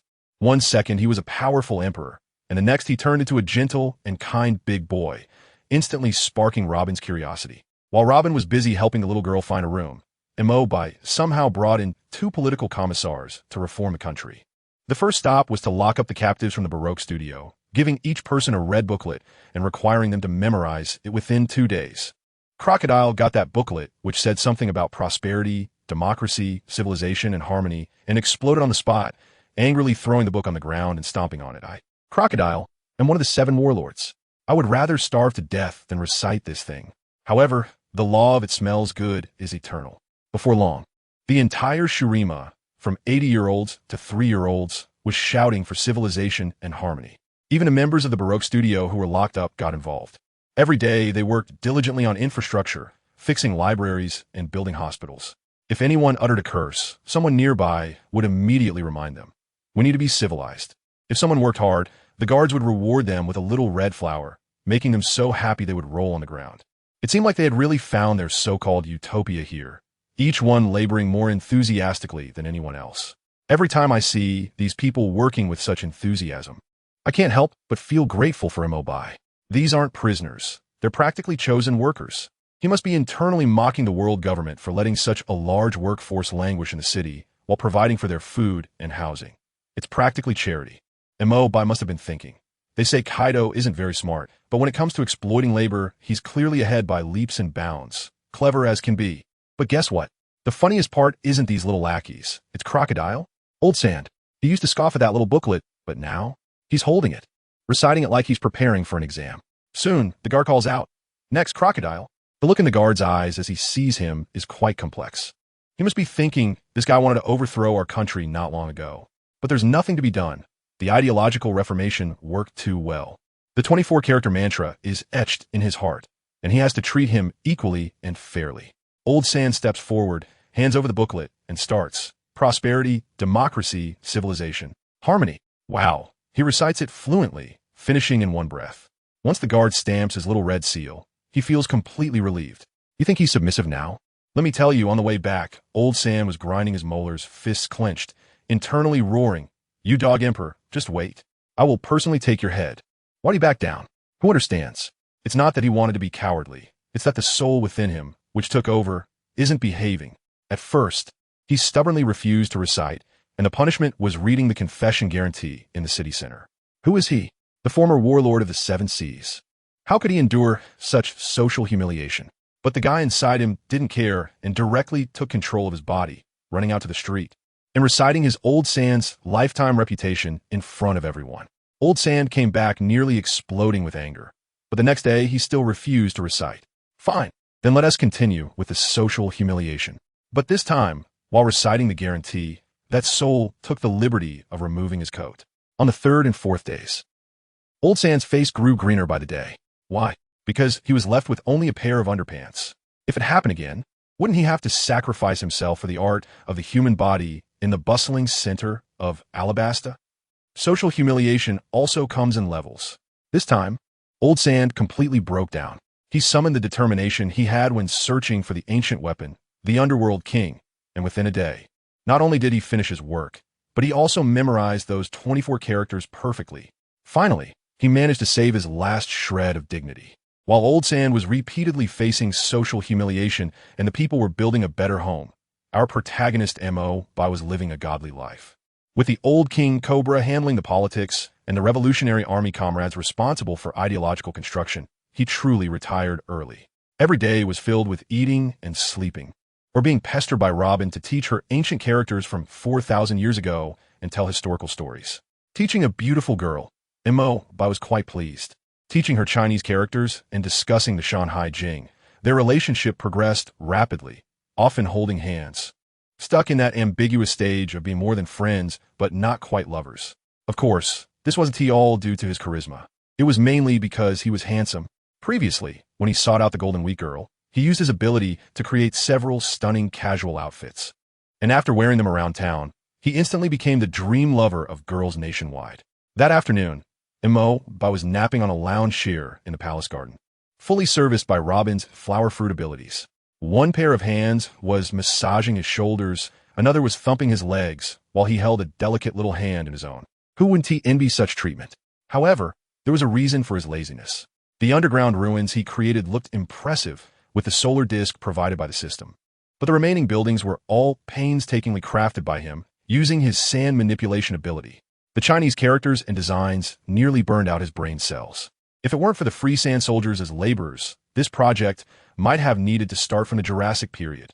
Once finished, he even had to use time power to age them, forging a sense of history. Truly, as the saying goes, glamorous in front of people, suffering behind the scenes. Fortunately, after enduring the suffering, the glamour also shone through. He earned tens of thousands in influence value, and Robin, his designated princess, was close to being secured. The two statues at the palace entrance could finally be put to use. Achoo! Mo sneezed and woke up. He opened his eyes to see the hands in front of him turn into petals and disappear, along with a piece of dogtail grass that had been dropped on the ground. He turned to look at the giggling Robin and playfully scratched her palm. The service was excellent. He stretched lazily, complimented Robin's skills, and then invited, "I'm going out this afternoon. Want to join?" "No. I want to learn Chinese characters as soon as possible. It's so interesting." Robin was now in study mode, completely immersed in learning. Mo wasn't surprised, nodded, donned his eagle armor, and headed to the former royal palace, now the government hall. As soon as he reached the door, Princess Vivi rushed over like a little fan, drenched in sweat, with an expression of success in pursuing her idol. "Your Majesty, thank you for bringing peace and water sources. Can I take a photo with you? The socialist construction you announced is amazing. I'm your #1 fan." She had been locked up with the people from the Baroque work studio, but later her father remembered to rescue her. At first, She thought Mo was a villain like Old Sand, but she discovered he returned governance to her father, implemented equality, improved people's livelihoods, and transformed temples into hospitals and libraries. She was completely convinced. A 4,000-year-old emperor from an ancient nation, with thoughts more advanced than modern kings? This is not scientific. Of course, Mo didn't refuse, and they took a few photos at the entrance. As a result, the staff and citizens passing by saw it and gathered to take pictures together. The scene was incredibly down-to-earth. After the photos, Mo finally met his current targets, Bear the Falcon and Jackal Gaka. These two were originally the strongest warriors of Alabasta and had now naturally become the army and security chief of Shurima. Your Majesty. The two saluted as soon as they saw Mobai. Mobai first acknowledged their work, then switched the topic. For Shurima to revive, having domestic security is not enough. Dignity lies only at the edge of the sword, and truth lies within the range of cannons. Forgive me for being blunt, but with your current strength, you can't even defeat a single yellow sand soldier under my command. The first half of his sentence stirred their blood, but the second half hit them hard, leaving them as wilted as frostbitten eggplants. Once Mo saw they were sufficiently discouraged, he leisurely said, "You must have heard the rumors. Shurima can grant people divine powers." Bear and Gaka suddenly looked up, their eyes shining. "Your Majesty, do you mean?" "That's right." Mo nodded. "Shurima can turn people into divine warriors who surpass mortals. But now, there are only two spots. I came here to let you accept this power." The two were momentarily stunned, happiness coming too suddenly for their brains to process. "What? Don't you want the power to protect Shurima?" "Yes, of course we do." The two shouted in unison, as if they had been given a shot of adrenaline. Mo led them to the two huge statues at the palace entrance. One was a dog-headed, human-bodied statue, and the other was a crocodile-headed, human-bodied statue. Inside these two statues was the ascension power to become divine warriors. Just place your hands on them, and that's it. Gaka, being the user of the dog fruit, headed straight for the dog-headed statue without a second thought. Naturally, Bear walked toward the crocodile statue. "Wait," Mo called out to the two of them. "Jaka, are you better at combat than Bayer? Bayer, do you prefer handling internal affairs?" Bayer was taken aback, but still answered honestly, "Yes, Your Majesty." "Then you two switch," Mo said, pointing. "Bayer, you go to the dog-headed statue on the left. That ability suits you better. The crocodile statue on the right, with abilities more inclined towards combat, is for Jaka. I tell you, Mo's operation is really flashy. He thinks that since Jaka can already transform into a doghead man, getting the power of the doghead god would just overlap the image, which is boring. But if Bell, with the bird fruit, turns into a doghead man, then there would be two doghead men standing at the entrance. How symmetrical. As for the crocodile man with wings, he thinks the crocodile head is too ugly. In terms of looks, he stands with doghead brother Nasu's." The two obediently swapped positions and placed their hands on it. Buzz! An invisible force lifted them both into the air, and the statue transformed into golden light that surged into their bodies. The entire square was filled with flying sand and stones, and two earth-shattering primordial auras erupted instantly. The system prompt sounded in Mo's mind. Bel gains the inheritance of the desert death god Nasu's. Jaka gains the inheritance of the desert butcher Rek'Sai. Everything is ready. Mo looked at all of this with a crazed smile, just waiting for the world government to come and take a beating. He didn't wait long. Dozens of naval warships, escorting a giant ship flying the world government flag, appeared majestically on the horizon of St. Ting Island. At the bow, a CP0 member wearing a mask and cloaked approached Akainu and said in a commanding tone, "Admiral Akainu, this operation may have changes. Please cooperate with us." These CP0 members, who mix with the celestial dragons every day, have their heads so high that they don't even consider the Navy admirals. Akainu didn't even turn around, coldly retorting, "The mission I've received is to eliminate Crocodile. The Navy's matters do not require your CP organization to intervene." The CP0 member exploded on the spot. We are the most trusted subordinates of the celestial dragons." But Akainu acted as if he hadn't heard, and the CP0 member could only leave in frustration, cursing under their breath. Akainu was already fed up. He hated pirates the most, yet the world government created a legal warlord. As soon as he heard he could eliminate Old Sand, he immediately snatched this job from Akiji. Looking at the distant desert, his killing intent surged. "The downfall of the warlords begins with you, Crocodile." Once they landed, they immediately spotted the enormous sun disk on the horizon, and everyone felt something was off. When did such a thing appear in this place? Under the blazing sun, The Navy and CP0 groups clearly advanced towards the center of the desert. The CP0 members were still mocking the Navy for being unable to withstand the heat, being overly sensitive. However, as soon as they finished speaking, the desert suddenly came to life. The sand moved without wind, coalescing into countless yellow sand soldiers holding spears, densely packed, numbering in the tens of thousands, instantly forming ranks. Akainu, thinking it was a trick of old sand fruit, sneered disdainfully. Is that all you've got? He didn't believe the Logia user could create so many living beings and immediately unleashed a meteor volcano. Countless massive lava fists fell from the sky, directly turning the formation of yellow sand soldiers into a sea of flames. Just as the Navy was about to cheer for their Admirals' prowess, the next second, everyone fell silent. As the wind blew and the dust settled, those yellow sand soldiers that had been reduced to fragments surprisingly reassembled, unharmed. How is that possible? Akainu's pupils shook, and he was completely stunned. More than tens of thousands could elementalize? When did Crocodile become so strong? Have I been developing my fruit in the wrong direction? While he was questioning life, the other Navy and CP0 members had already rushed up, shouting. They wrapped their weapons in armament hockey, confidently thinking they could cut through them easily. What happened? The blades went in like cutting butter, but the wounds healed instantly. Damn it, armament hockey is useless against these monsters. Our attacks are ineffective. The battlefield instantly became chaotic with curses echoing. They initially thought they were tigers entering a flock of sheep, only to find they were the sheep, charging into a pile of indestructible tigers. They could only take hits and couldn't fight back. How were they supposed to win this battle? Everyone was close to going emo, their faces more and more grim. Not just grim, I tell you, this battle has been filled with a sense of the uncanny from the start. In less than 5 minutes of fighting, a large number of Navy and CP0 members fell, like cutting wheat, directly dragged away by the sand soldiers behind them. Amidst this chaos, Akainu was truly fierce. Seeing a naive young Navy member about to be backstabbed, without a second thought, he launched a magma fist directly into the sand soldier's head, creating a hole, then turned back and shouted at the young man. Were you dawdling around from the battlefield? TSK. That sense of oppression, truly worthy of an admiral. But fierce as he was, he couldn't handle the fact that the opponents were truly relentless. His magma fists, with an absurdly high temperature, burned the sand soldier's chest in a glass. But I tell you, as soon as the wind blew in the desert and the sand rolled, that sand soldier instantly revived with full health, as if nothing had happened. With a swift motion, it thrust a spear at Akainu, who transformed his chest into magma, melting the spear tip on the spot. Good heavens, the two were just scratching each other. Neither could kill the other, primarily dealing ineffective output. Akainu understood. If he continued to drag this out with these indestructible sand soldiers, the Navy would all be finished today. He made a quick decision, shouting to the remaining men to retreat quickly, then stomped down hard, using moonwalk to fly towards the city at the center of the desert. Capturing the king before the thieves, this line of thought is sound.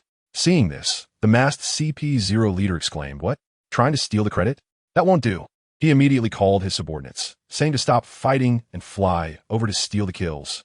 Watching those trails of light in the sky, our big boss Missouri simply clicked his tongue, remaining calm, and turned to the person beside him. "Bell, is the thing I asked you to prepare ready?" Bell respectfully replied, "Your Majesty, it's all set." However, another strong man, Jaka, was unhappy, shouting, "Your Majesty, there's no need for all that fluff. I could take them all down by myself." I was thinking at the time, who is this guy, so arrogant? Later, I found out he had just received some Recton inheritance. Wait, does this inheritance also come with a dumbed-down halo? Mobai also looked at him speechlessly, probably complaining in his heart. Mobai said to him, "You are strong now, but you have too few means against nature-type opponents. Once you learn hockey, you can do whatever you want." After saying that, Mobai nodded to Bell. "Next, everyone, the high-energy scene is coming."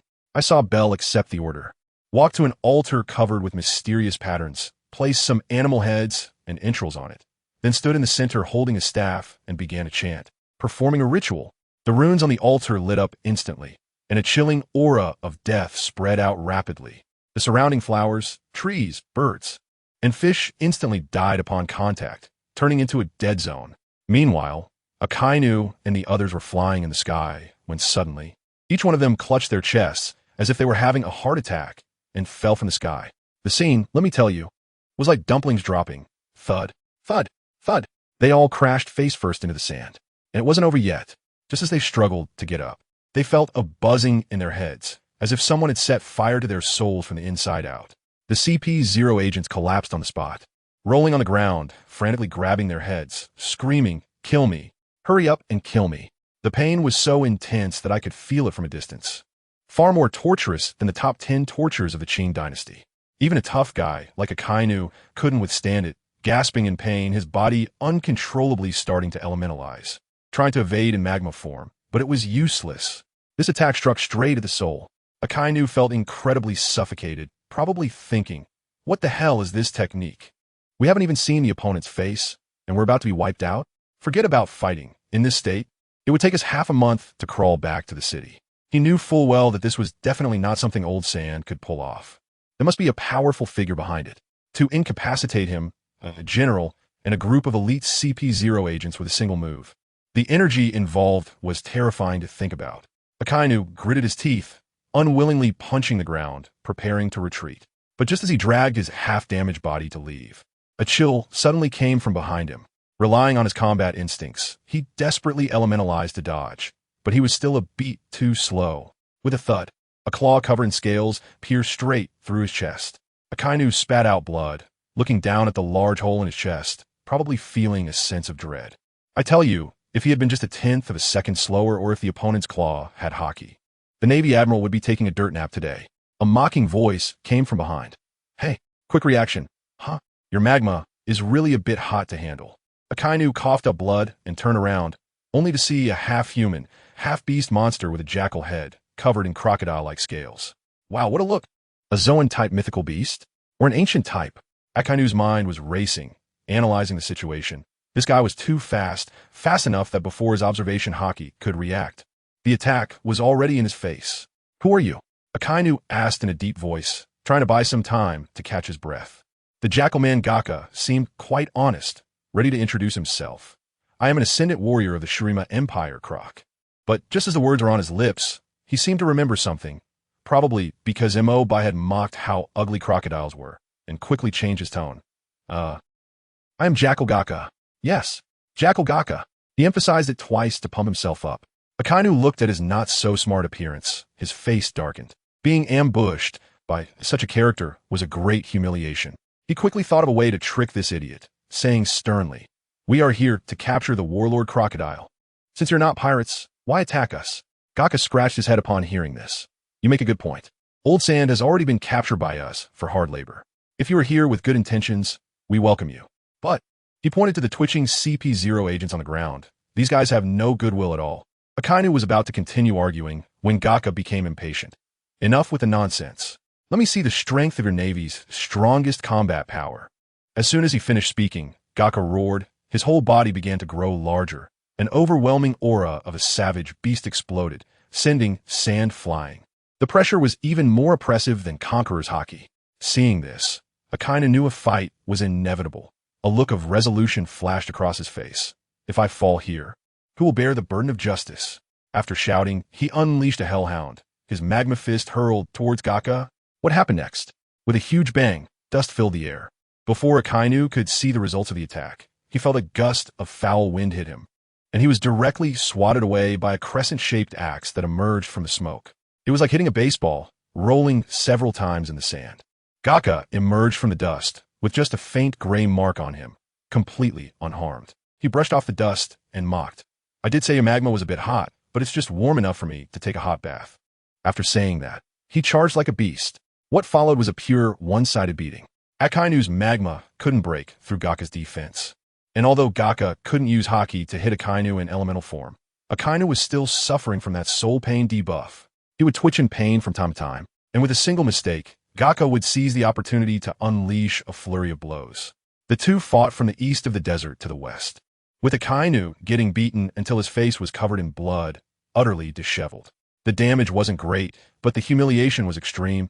He was constantly swatted away, rolling in the sand. From a distance, Mobai watched, astonished. As expected of the future admiral, his health bar is really thick.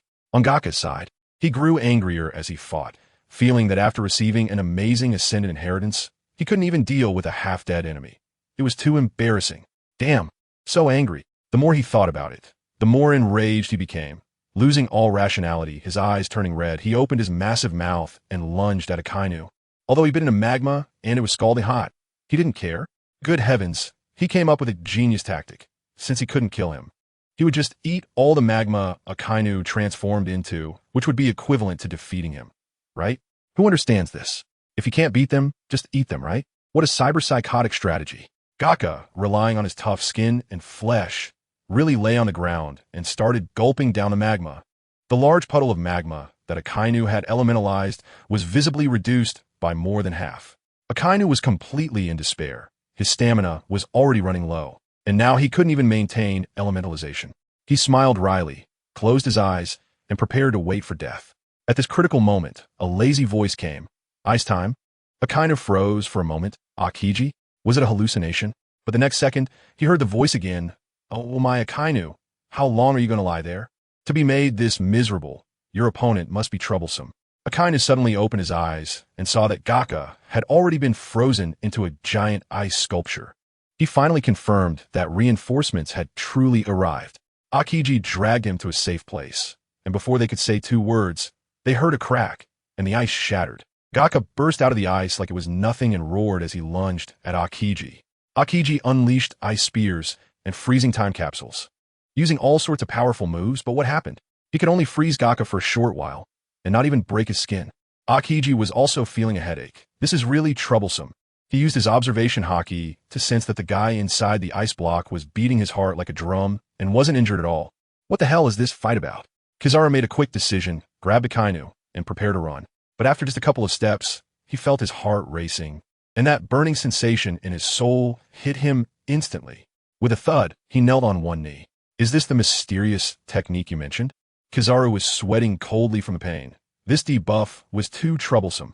He gritted his teeth against the excruciating pain, grabbed Akainu by the collar, and desperately ran toward the coastline. But the beast, Gak, was chasing them with seemingly unlimited stamina, getting closer and closer. Akainu looked at the approaching Gak and calmly said to Kizaru, "Let me go." Kizaru didn't even look back. "What nonsense are you talking about?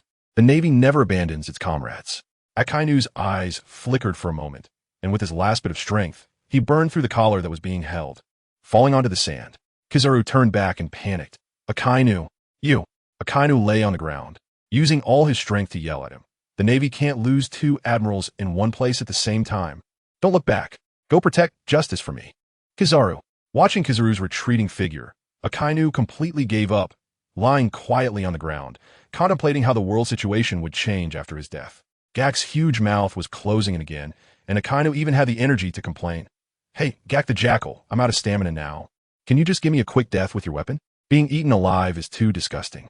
But the furious Gak didn't understand human speech and opened its mouth to bite. Suddenly, a huge claw reached out, firmly holding Gak's jaw and pinning him to the ground. "Calm down, Gak." Akainu was dumbfounded, looking up to see another dog-headed man. This operation left me speechless.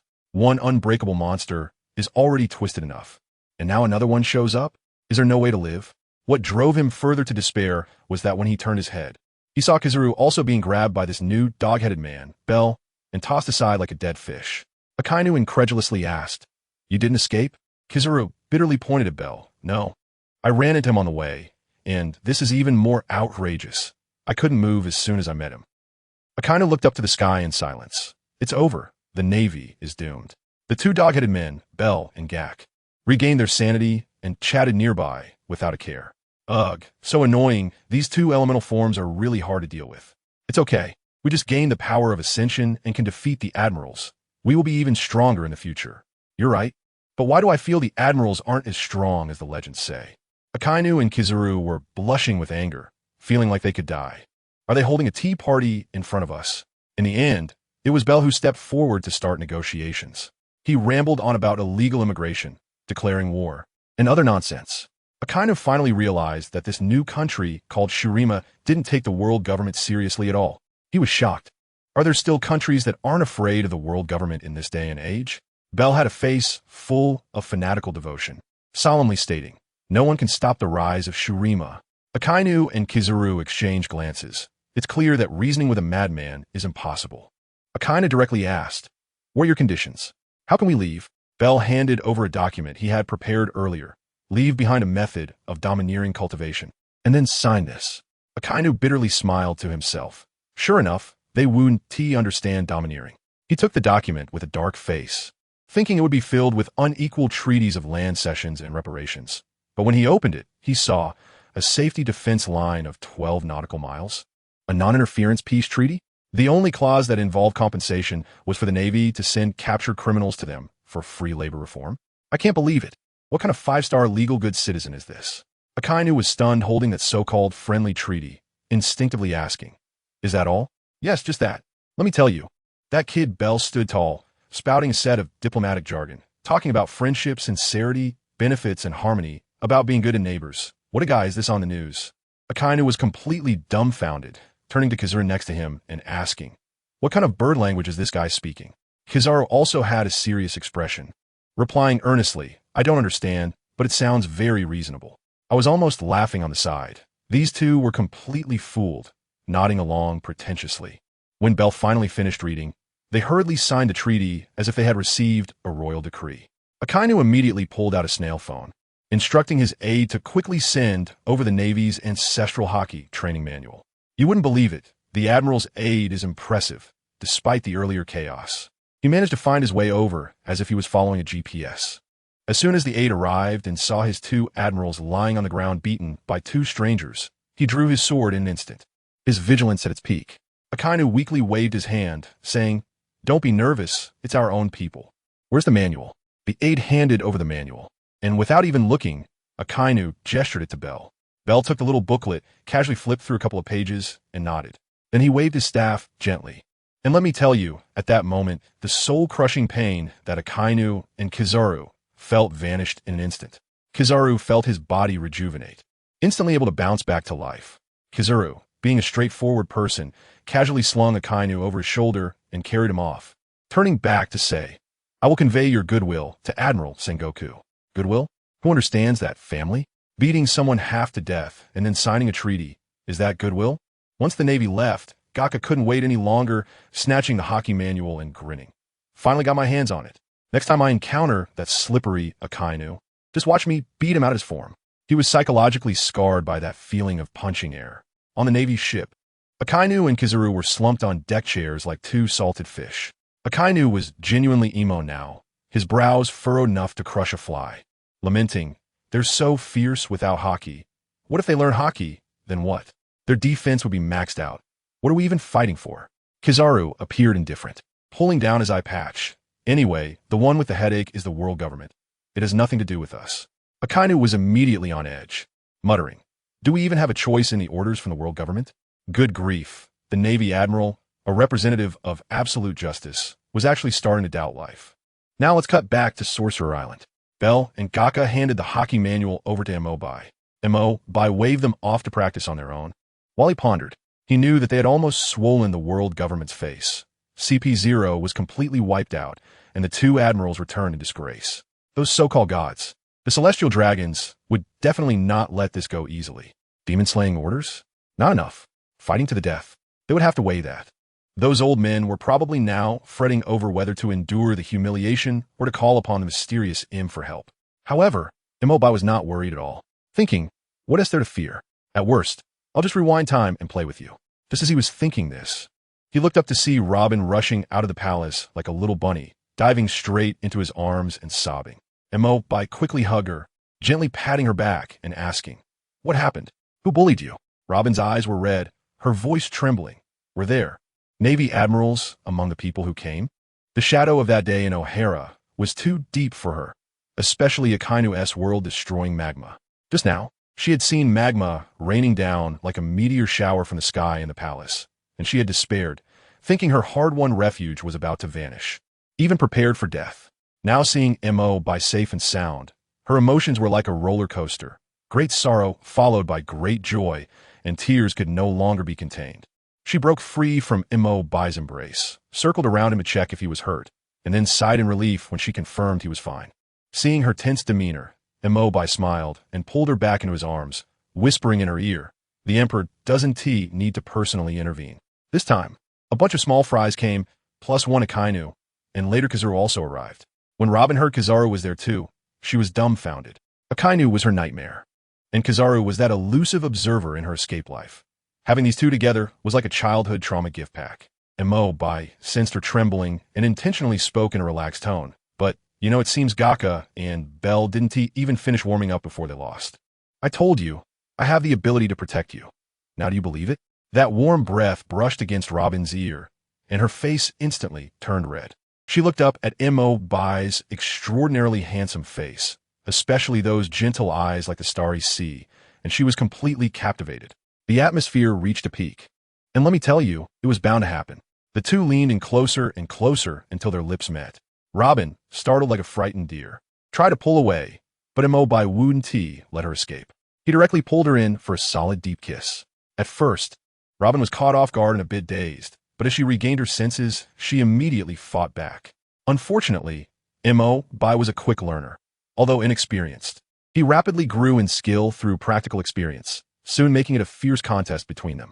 In the end, it was Robin who couldn't hold on first, gasping for air and softly tapping Enel's chest to signal surrender. Enel won his first victory, looking down at Robin, who was weak in his arms. Her face flushed and breathing heavily, feeling ecstatic. He inhaled the fragrance of her hair, glancing down at the scenery. Ahem, you know what I mean.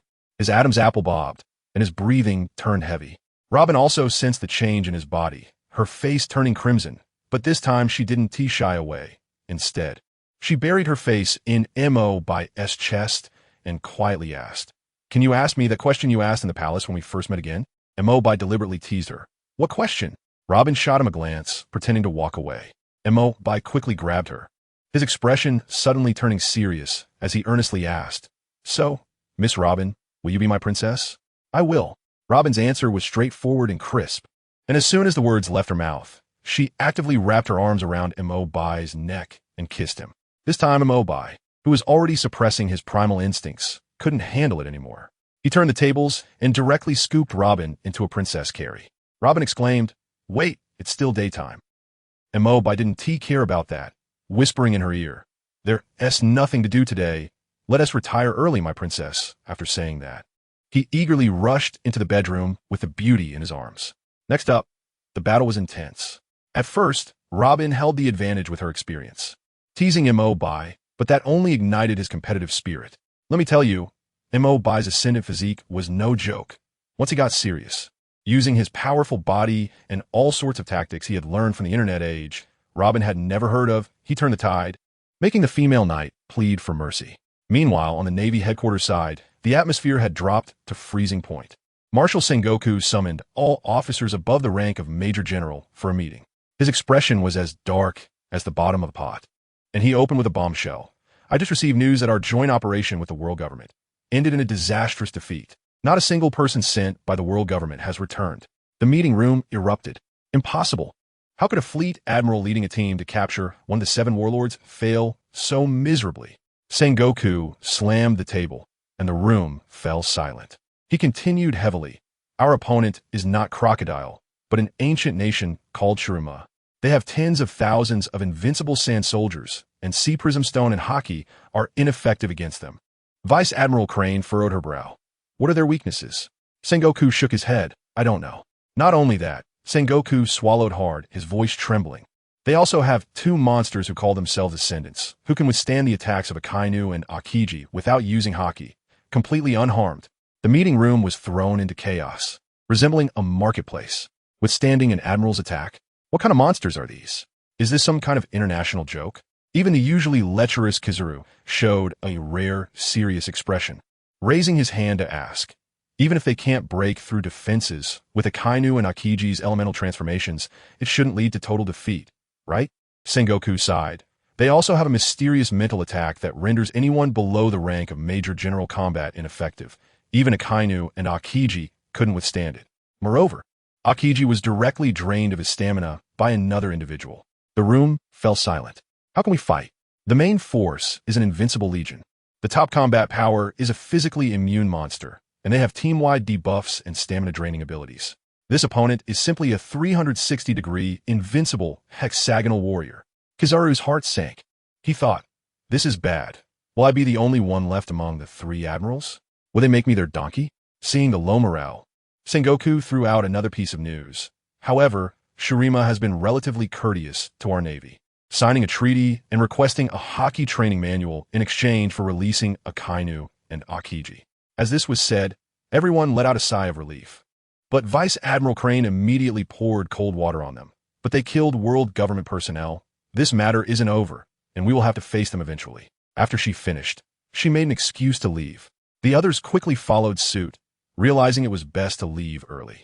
Marshal, there's a pirate disturbance in the New World. I have to go. Oh no, something has happened in my assigned sea area. Farewell.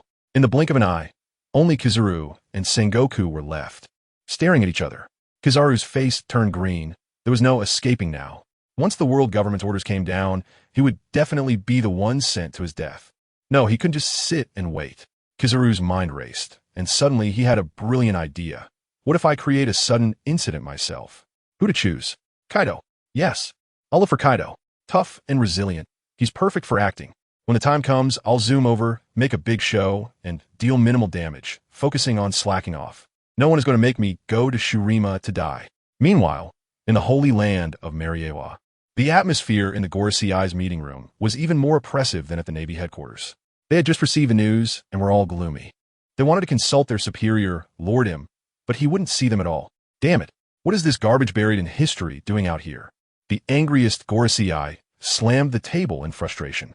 They analyzed the situation over and over and realized that Shurima's displayed strength had exceeded their control. Start a war? Go to death? Right now, Vegapunk's research hasn't yielded results, and the cards they can play are limited. Finally, the curly-haired Gorosei helplessly concluded, before Lord M gives the order. The only thing we can do is to gather intelligence with all our might. We need to find out what limitations their power to grow strong has, what the weaknesses of those sand soldiers are, and what kind of person the Shurima Emperor, who has yet to show his face, really is. Good heavens! The highest authority of the world government is now forced to play detective. It's truly infuriating. But they still didn't know. This was just the beginning. On the other side, the old men of the world government were already anxious, slamming the table in anger, and immediately started calling in people. I'm telling you, CP agents from all over the world are rushing here to St. Ting Island like dumplings, changing into various disguises. Not only that, they also dispatched a group to secretly focus on the East Blue, saying there are also unknown superhumans over there. Haha, are they trying to coordinate East and West? While they were busy over there, I was enjoying myself over here. Family. Does anyone understand? Last night, I fought with Robin for 300 rounds. And when I woke up this morning, I was refreshed, but this lady in my arms, wow, she slept like a log. The physique in the world of One Piece is just outrageous. If it were my last life's body, I would have probably been done for by now. Looking at her sleeping face, I felt so satisfied. Finally, I had a sense of home in this world. Before long, Robin woke up, and as soon as she opened her eyes, she saw me. I tell you, she has learned well. She directly hugged my neck and gave me a kiss, sweetly calling me dear, and asked me to make her breakfast. Am I going to spoil her? I told her the meal would cost 2 sweet kisses. Hee hee. She cooperated well. It was my time to show off. I didn't even need to go out. I waved my hand, and the various delicacies stored in my spatial ring filled the table in an instant. Fried egg sandwiches, cheese toast, everything you could imagine. Robin was dumbfounded, covering her mouth in shock, asking how I did it. I put my hands on my hips, feeling so proud. Lord Mo, I can do anything. You know, successfully showing off in front of your woman feels just right. After breakfast, Robin said she wanted to study that piece of historical text. So I took her to the royal tomb. To be honest, I wasn't really interested in that thing. I couldn't understand a single character of those strange symbols on it. It would just be awkward to stare at it. After sending Robin off, I immediately took out the Den Den Mushi and contacted the Birdman from the World Economic News Agency, Morgan. I sent him the high-definition photos I took at the fight scene yesterday, and the next second his call came back. Oh, Montak Bai, my dear brother. His exaggerated voice arrived before he did. Your photo angles are incredible. You're simply the god of battlefield journalism. I dug into my ear and directly interrupted him. All right. Enough of this, just don't cut my share of the newspaper this time. As a result, that guy started acting up, saying I didn't trust him and insulting his character. I couldn't be bothered with him and directly dropped a bombshell. I have a photo here worth 100 million Bailey. Are you interested? 100 million. Morgan exploded on the spot, yelling on the other end of the phone. Do you think I'm crazy? A photo for 100 million? Is the person in it studded with diamonds? I waited until he finished scolding before casually saying, That's a photo of the Emperor, of Shurima himself. There was instant silence on the other end of the phone. A few seconds later, Morgan's sycophantic voice came back, changing faster than flipping a book. Good friend. We're lifelong good friends. Let's have a pleasant cooperation. After hanging up, I strolled alone on the street, pondering the country's major issues. To be honest, the reason this country is thriving now is all thanks to the efforts of the Cobra Gang. I'm basically just a figurehead, but we have to maintain our facade. National defense must be prioritized. Dignity only exists on the edge of a sword, and truth only lies within the range of a cannon. This saying works everywhere. Those people in the world government will definitely not let things go easily, and we also have to watch out for those fearless pirates. So, the urgent task is to turn our Shurima coastline into an impenetrable fortress. I thought of the great inventor Heimerdinger in the system shop, glanced at my account balance, and wow, after defeating the Navy this time, my influence value was about to break 1 million. I suddenly felt rich. With ample resources at home, there's no need to panic. With tens of thousands in influence value, I didn't even blink and directly purchased it outright. I sneaked into the weapons factory and found our chief designer, a tech guy named Richter. This dude looked pretty disheveled, clearly a techie. I directly made my request. Design me a coastal artillery piece with a range of at least 20 nautical miles. The further the better. To my surprise, as soon as he heard this, his professional instincts kicked in, and he started giving me a physics lesson, talking about how, theoretically, shells could reach space, and the issues with long-range shooting accuracy, blah blah blah, a whole bunch of stuff that made my head spin. Am I here to listen to your lecture? I impatiently interrupted him. All right, I get it. Then I pulled up the legacy of Heimerdinger from the system, which is a glowing brain model, and slapped it onto his forehead with a bang. The task is yours. Here's your reward. Do a good job. That guy was stunned at first, and the next second, countless pieces of knowledge flooded into his mind, and he looked enlightened, his eyes sparkling. He casually took out a nut from his pocket, infused it with a bit of magic, and it instantly became radiant. Great. Now you're Heimerdinger. Go build me that cannon. I quickly slipped away. I was afraid he would start dragging me into a discussion about the combination of magic and technology again. With domestic affairs, public security, and coastal defense all taken care of, being an emperor felt incredibly easy. I was just wandering around the streets, enjoying the love of the people, and even started to contemplate my autobiography, which I planned to title How an Emperor is Made. Just as I was feeling self-satisfied, suddenly I paused. Let me tell you, I spotted a peculiar sight in the crowd.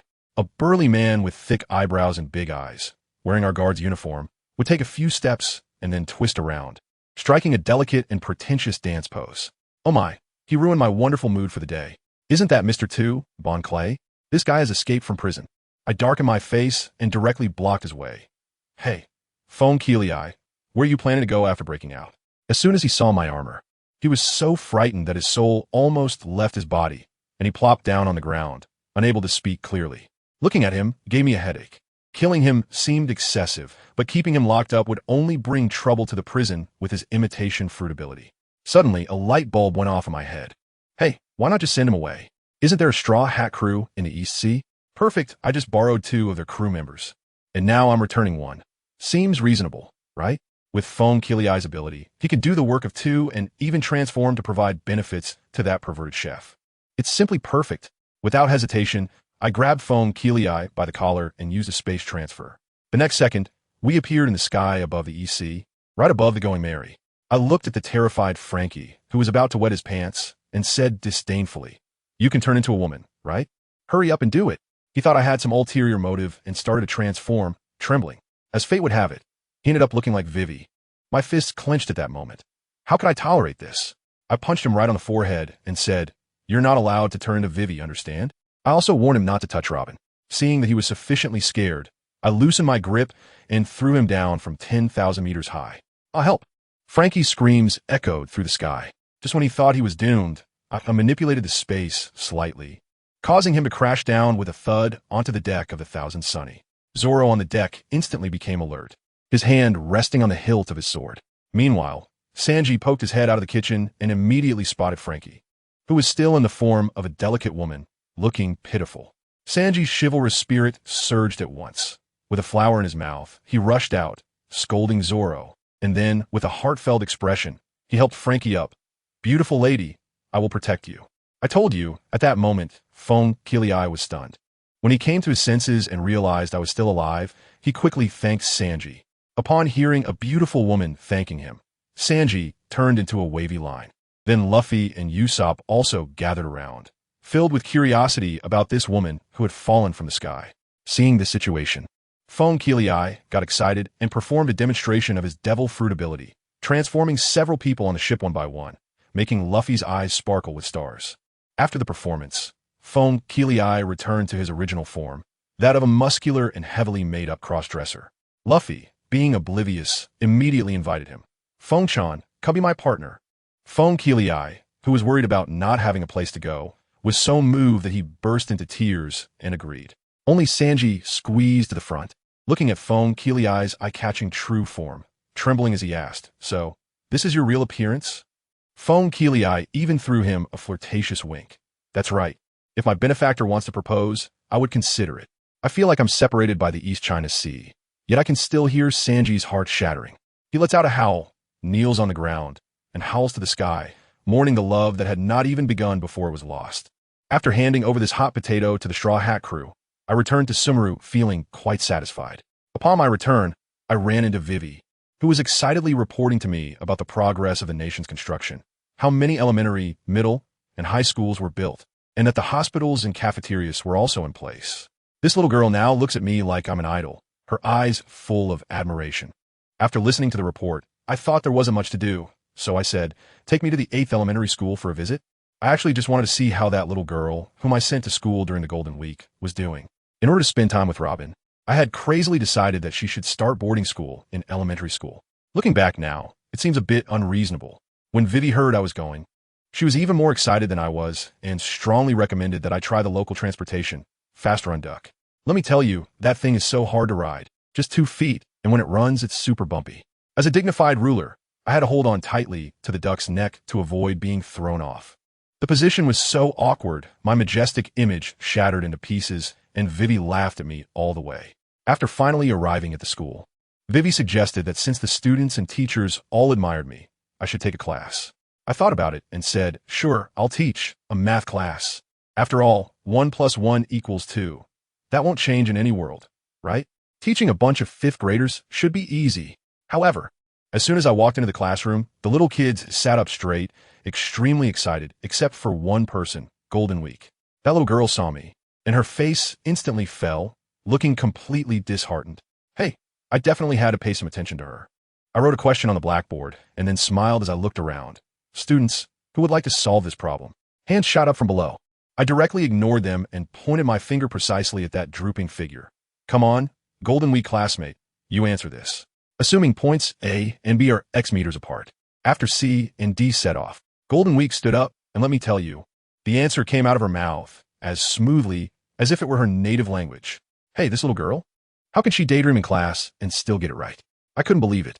Next, to avoid looking like I was deliberately making it difficult for her, I called on her every 2 questions, and I chose questions that even 5th graders would scratch their heads over.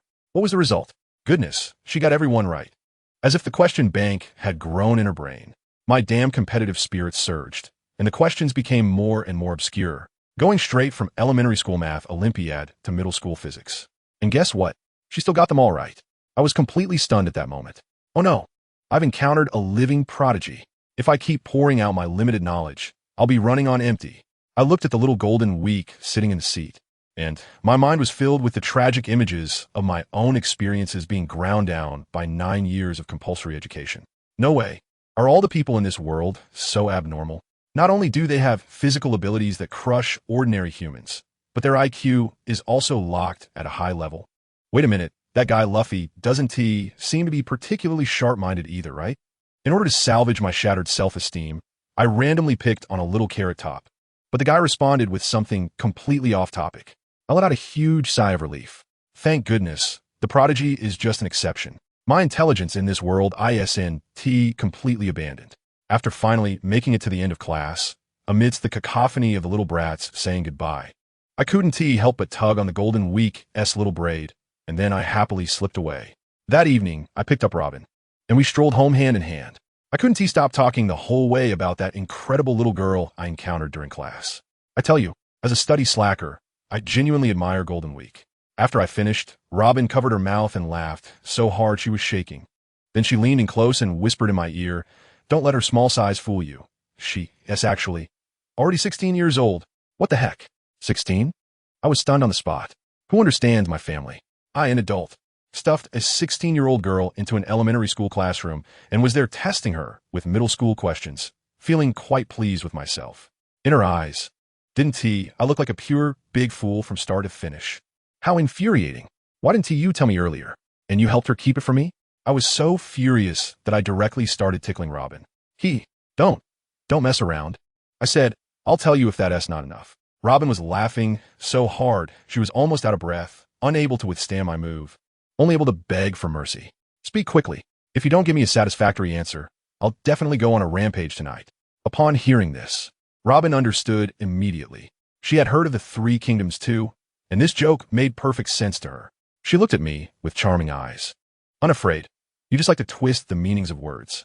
But I'm actually looking forward to the General's performance on the battlefield. I think I'll win. Goodness, who can withstand this? She then explained that she was actually very afraid of me during the Golden Week. Previously, she had been surrounded by my soldiers on the battlefield, which had scared her into having psychological trauma.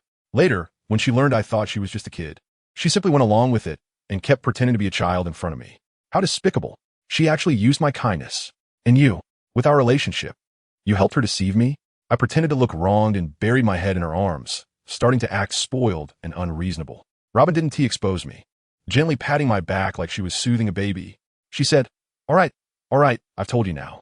Besides, we were on the same side back then. Same side? I roll my eyes internally. Did you know how readily she agreed when I asked her to help design a clothing strategy for you? I realized that the sum of the cunning of both Robin and me couldn't match up to Golden Week's single-handed cleverness. No way. As a price for deceiving me, you must compensate me. I seized the opportunity immediately. How could I let this chance slip? No problem. How do you want me to compensate you? Robin, unable to resist me, could only agree indulgently. Upon hearing this, I couldn't wait any longer, grabbed her hand, and directly made a spatial leap, instantly returning to the palace. I immersed my mind in the system, not even blinking, and directly exchanged for Enel's inheritance. A beautiful yet ethereal flower appeared out of thin air in my hand, which I handed to Robin. Thank you, dear. Robin thought I was doing some romantic little magic trick and took it without a second thought. As soon as that flower touched her, it swooshed and merged into her body. Now, quickly transformed for me. I completely ignored the system as prompt and eagerly pulled out the prepared newspaper from my ring, shoving it in front of Robin. On her side, she felt as if she had become lighter, her soul seeming to shed tens of thousands of pounds. Her perception clearer than ever. She looked down and saw the character on the newspaper, her face immediately showing a dangerous smile. The world's #1 beauty, Boa Hancock? The real deal is right in front of you, and you're thinking about another woman? My heart skipped a beat. Oh no, I've really messed up. I quickly tried to argue no. We agreed on compensation. Besides, even if the appearance has changed, isn't the essence still you? What do you mean the appearance has changed? Just as Robin was about to ask further, it seemed she could vaguely sense those embarrassing little thoughts of mine. A hint of shyness flashed across her face, and then she reacted, starting to carefully feel the changes in her body. This isn't good, right? Doing that kind of thing while looking like someone else. After a moment, Robin, having figured out her new ability, felt both excited to try it and a bit guilty, beginning to hesitate. There's nothing wrong with it. After all, only the two of us know. Seeing a chance, I quickly seized the moment. Encouraged by my enthusiasm, Robin finally stopped hesitating, picked up a newspaper, and focused on the portrait of the Empress on it. Under my expectant gaze, her body began to transform. In no time, a Hancock identical to the one in the painting appeared before me. I frowned and circled around her. Something's off. It felt a bit distorted, like one of those AI-generated images that looks fake at a glance. Robin noticed my confusion and explained I could indeed change my appearance, but to become exactly the same, I need to understand the target first. Saying this, she transformed right in front of me into Vivi's likeness. Wow, this transformation was simply perfect. Not only did her face look exactly the same, but even her clothes changed into the light pink dress Vivi was wearing today. Even the clothes changed. I was utterly dumbfounded. This ability is incredibly powerful. If I put on the eagle armor and have Robin turn into my likeness, wouldn't I be able to sell the armor as scrap and become rich? Of course. I said it would be exactly the same. The Robin transformed into Vivi twirled around in front of me, then leaned close to my ear, using Vivi's crisp voice to say, "Do you want me to compensate you like this right now?" Gasp. I drew in a sharp breath. Her voice was exactly the same. Who could handle this? This isn't good, right? Vivi is only 16. I hesitated verbally, but my body honestly shivered. After all, I am the promulgator of Shurima's laws. Declaring that one becomes an adult at 18, I can't lead the way in breaking the law, can I? Seeing my hesitation, Robin gave a devilish grin, lightly traced her tongue around my ear, and breathed softly, "Sister is already 28, little brother." Boom! The last string in my mind snapped. Meanwhile, the whole world was in an uproar because of Shurima. Newsbirds spread the news of the world government's and Navy's disastrous defeat throughout the seas. At the Revolutionary Army headquarters in the East Sea, everyone was pumped up like they had just been given a shot of adrenaline. The world government had suffered a massive defeat in its first large-scale operation. Their foundation was shaken. Victory surely belonged to us. Intelligence Officer Telly pointed at the photo of me in the eagle armor on the newspaper, shocked, and asked Dorag, "Chief, are you saying this Shurima Emperor is also our comrade?" Dorag nodded gravely. "That's right. He is also our comrade." He himself was quite shaken by the news. He flipped through my information, finding that my life experience could only be traced back to a year ago when I appeared out of nowhere in the East Sea. Now, combined with the information sent back by the political commissar, he imagined an entire epic drama. An ancient emperor who had slept for thousands of years awakens to find a world unrecognizable and sets out on a journey alone. All the Revolutionary Army officials present were ignited by this. Doesn't that mean our comrade liberated a country in the Grand Line? Dorag quickly poured cold water on the excitement. It's still too early to celebrate. The world government's trump card hasn't been revealed yet. Our task is to accelerate the revolution and turn the four seas into a hotbed of revolution. On the other side, in Dressrosa, Doflamingo slumped in his chair, feeling numb. He had known the inside story from Virgo long ago, but still couldn't believe it. 2 admirals had been defeated, and the other side hadn't even awakened Haki. Along with those tens of thousands of Crocodile's army, their strength had completely surpassed that of the 4 emperors. He had originally thought he could become the king of the world, but now he felt utterly abandoned by the version, completely outplayed, and he had been run over by the wheels of time, thoroughly cooked. Of course, there were still many hot-headed pirates.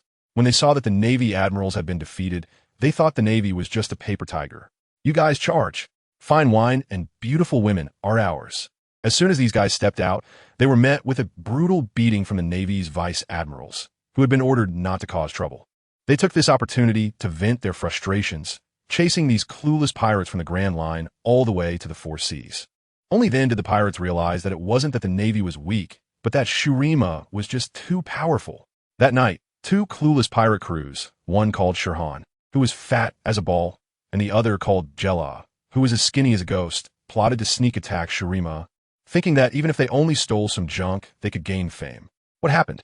The supposed sneak attack turned into an all-out assault because the moonlight was too bright. As soon as they appeared on the sea, they were spotted by our sentries. As soon as the alarm sounded, the entire coastal defense force was mobilized. This news quickly reached the homeland. Bell and Gakka were about to lead a team to the front line when they were blocked by Richter, who had stayed up all night and had 2 huge dark circles under his eyes. This guy had gone a bit mad since inheriting the inventor's legacy and excitedly stopped them. "Generals, His Majesty's research has made progress, and I want to take this opportunity to test it out." As soon as Bell and Gakka heard it was my order, they immediately agreed without hesitation. Then Richter pointed to an absurdly tall cannon in the yard with a thick and long barrel, saying, "Help me move this over there." Gakka, seeing that cannon, had his eyes almost pop out, drooling, and exclaimed, "Goodness, are you planning to shoot at the sun with this cannon?" He hoisted the huge cannon like it was his bride and dashed toward the front line. Richter, holding 2 cannonballs the size of coconuts, ran behind him like a duck on the run. On the sea, the 2 pirate captains were still glaring at each other. Jella was mocking us for having no experience, saying that a distance of 20 nautical miles meant the cannonballs couldn't reach us. Just as he finished speaking, a subordinate on the lookout shouted in terror, "Captain, the cannonballs!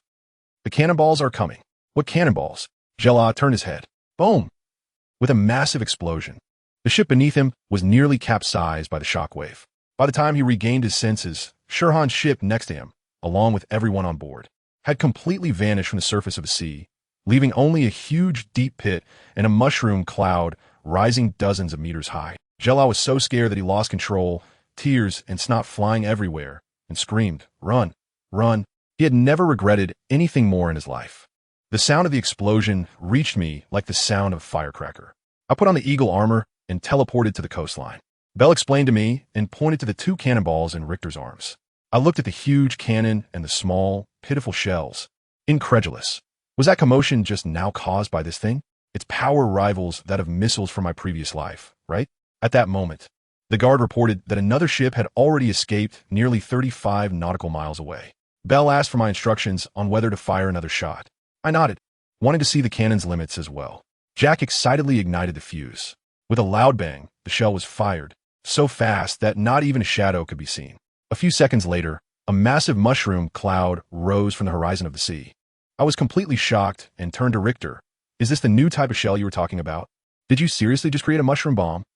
I immediately ordered, "From now on, this bomb will be called Little Boy. Also, go check if there are any residual contaminants in the explosion area." Then I told Bell, "Find a few islands 40 nautical miles out as portals. All incoming ships must register. Those who ignore the warning and intrude within 30 nautical miles will be directly sunk." I'm not joking. If this keeps up, forget about pirates. Even the deep-sea fish in our Shurima market won't be affordable. After handling this matter, I went back and spent some time with Robin.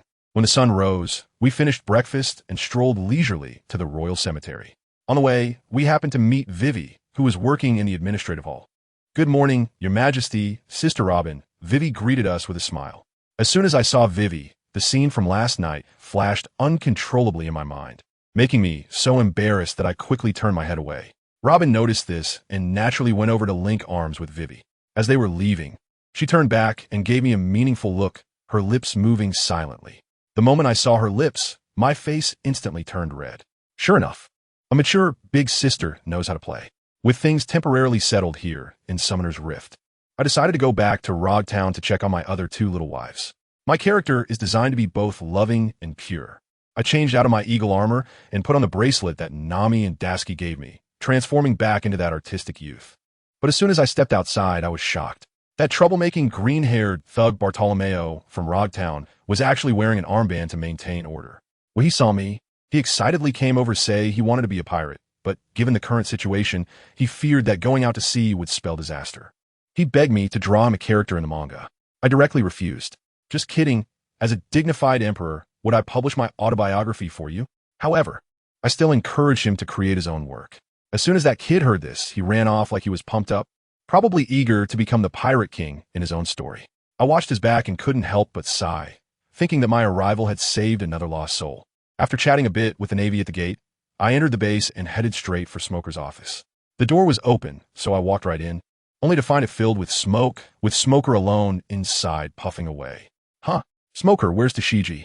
I asked, as soon as Smoker saw me. His expression darkened. "How can you still have the nerve to say that?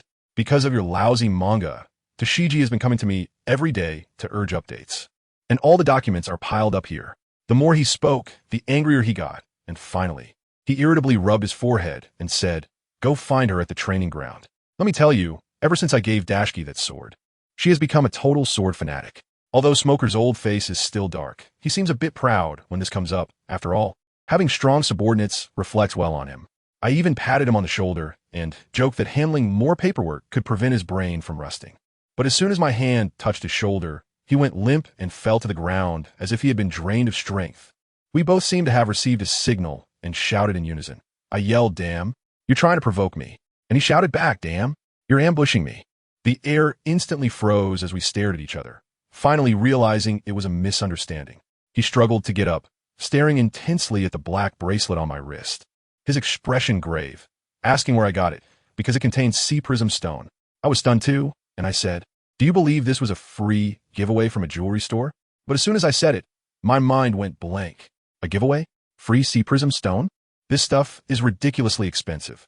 Who would be so generous with a promotion? And it just so happened that Nami and the others won it. Nami?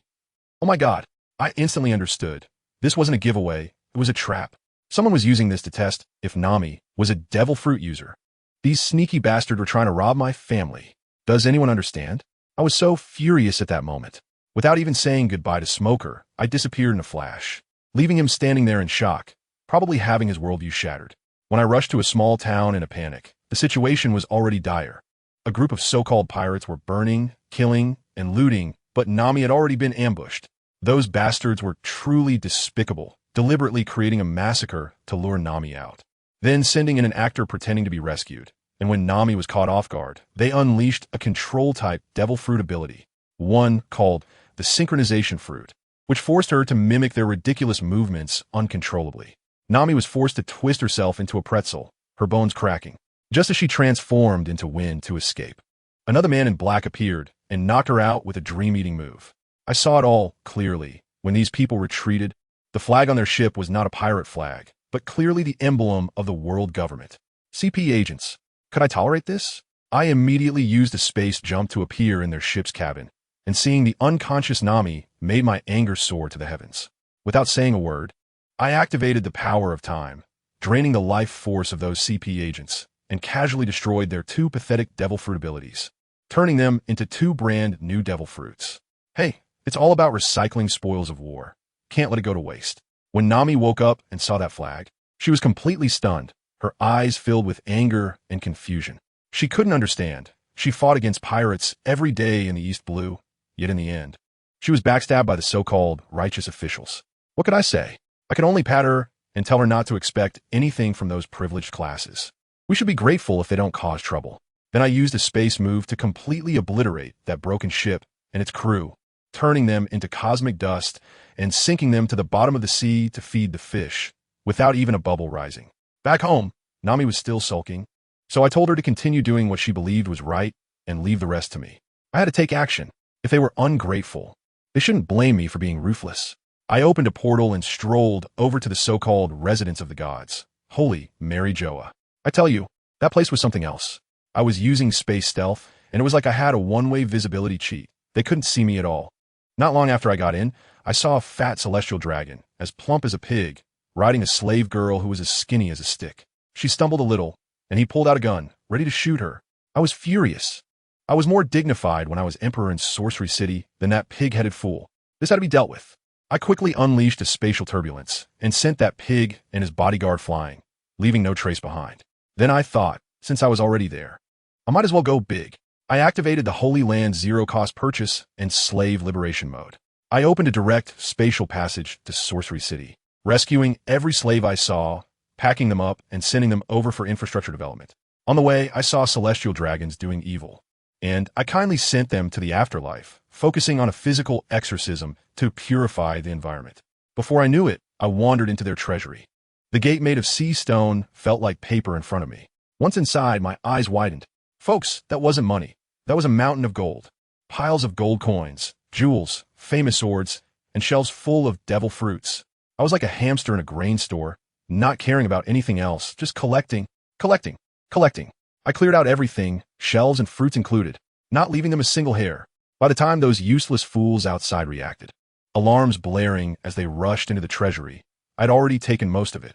They watched in shock as the treasures vanished before my eyes, and they went mad, bombarding me with everything they had, all kinds of attacks coming my way. I was anxious, thinking, what if you break my loot? I quickly set up a spatial shield to block it. They attacked for a long time, but guess what? Do you understand the law of smoke without injury? It was useless. Later, someone even more pretentious showed up, apparently from something called the Knights of God. He walked up to the invisible spatial wall I left behind, pretended to knock on it, then used his armed color observation and poked it with a finger. The result? A crisp snap, and he broke his own finger. Haha. The scene was frozen in the air, and the people around him turned green, probably thinking their lives were over. After emptying the treasury, I headed straight for my ultimate goal this time, the conference room of the 5 elders. Those 5 old men were still pretending to be important, discussing how to catch me. I directly exchanged for the inheritance of the fairy, which Lulu from my system backend, ready to give them something big. The first one, the one with the most explosive temper and a handlebar mustache, I hit him with a creative thought, Bayou. He instantly transformed into a cow. The other 4 were stunned, and the bald guy with the knife reacted the fastest, swinging his blade and cutting the entire conference room in half. But unfortunately, he couldn't hit me. In that brief moment, I hit another Bayou, and the long-bearded one turned into a goat. They finally realized that armed color observation couldn't defend against my move. The remaining 3 were so scared they turned to flee, but unfortunately, could they escape in front of me? Bayou 2 shots, one became a pig, and the other a chicken.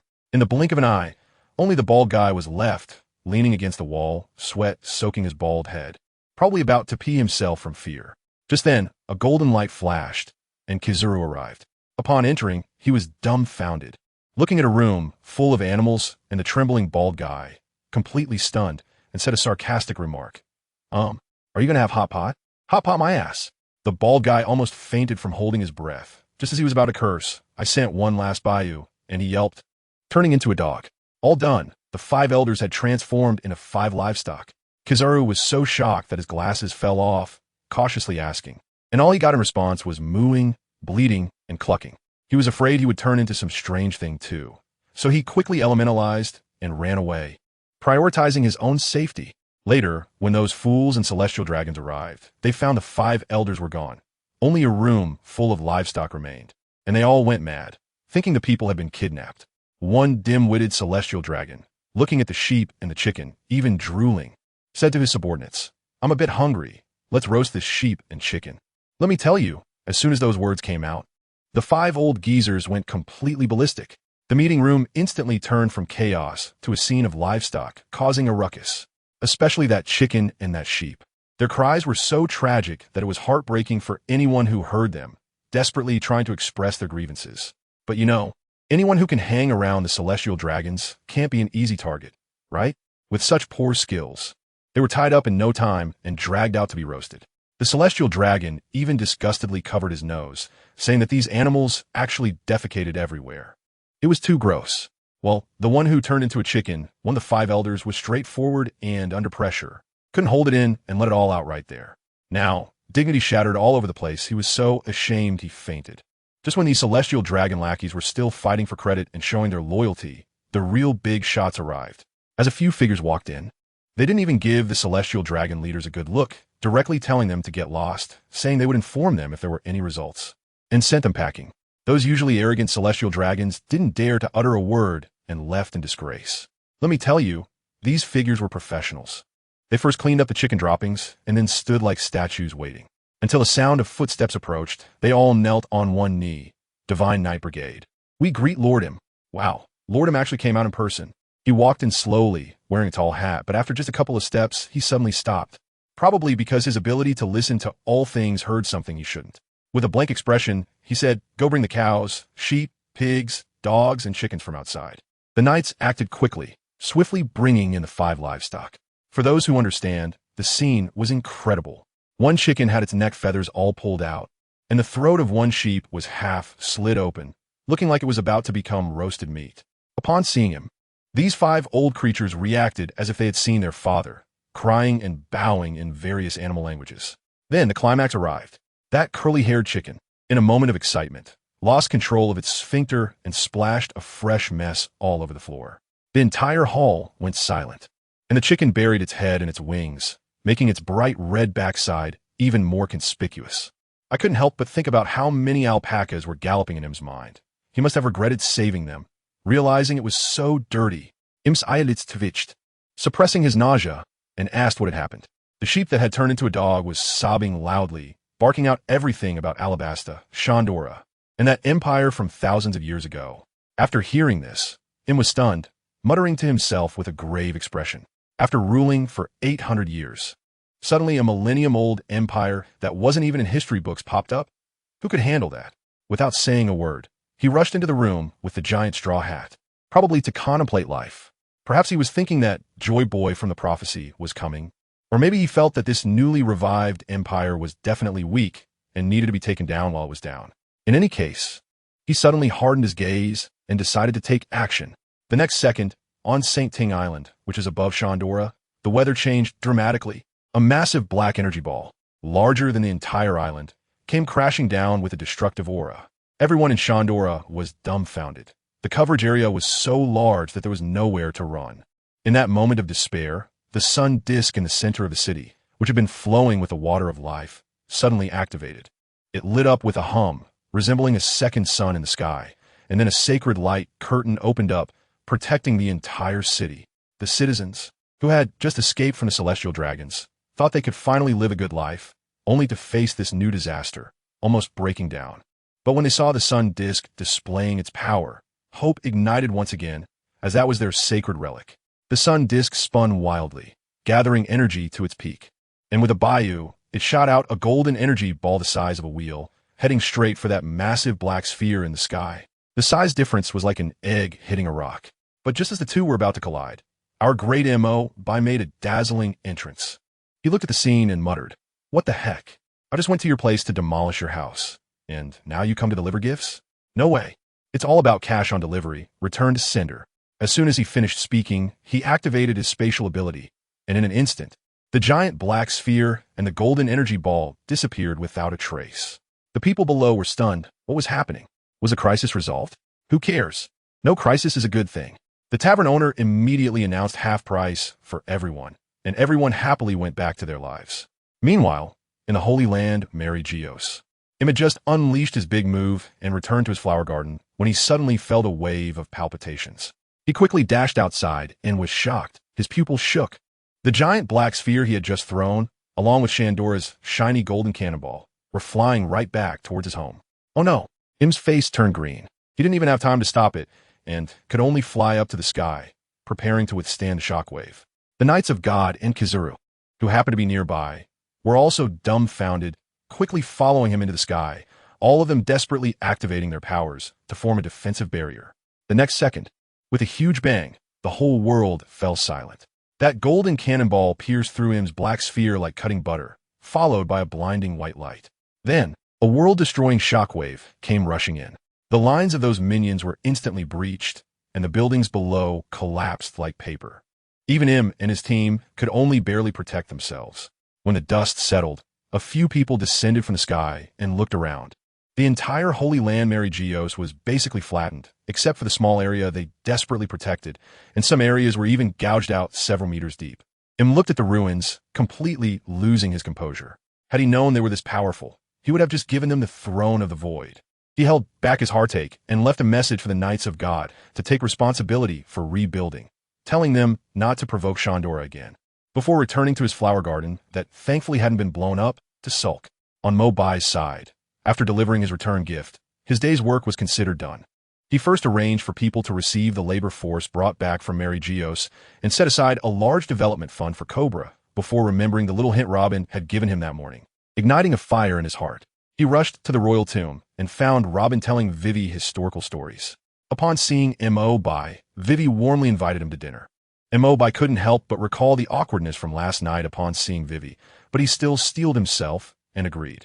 At the dinner table, he focused on eating, listening to Robin and Vivi chat. Halfway through the meal, while Mo-Bai was tackling dessert, his body suddenly stiffened. "Guys, let me tell you something thrilling." Sister Robin directly activated her powers under the table, using the flower fruit's ability, you know what I mean? Mo-Bai looked up to see Robin grinning mischievously at him. At that moment, he understood what that wink in the morning meant. In such a public setting, with Vivi still next to them, he could only endure each second feeling like a year. Finally, after Vivi finished eating and called for someone to clean the table, Mo-Bai, holding back a belly full of anger, snuck away with Robin. Once back in the chamber, he tossed Robin onto the bed and gritted his teeth, saying, "I didn't expect you to be this kind of Robin. Tonight, no one is allowed to change. I'm going to punish you like this." Meanwhile, the whole world was in an uproar over the destruction of the Holy Land. A reporter from the World Economic Journal had prepared a headline about the Holy Land being invaded, but before he could send it out, the Holy Land had directly vanished. He deleted the article in tears, stayed up all night, and wrote a more explosive piece titled Big Shock: The Destroyed Holy Land Mary Geos. The next day, countless newsbirds carried this newspaper to every corner of the world. Farmers dropped their hoes, and kings were left gaping. Those countries nearly crushed by the golden pressure from above suddenly felt a chance to turn things around.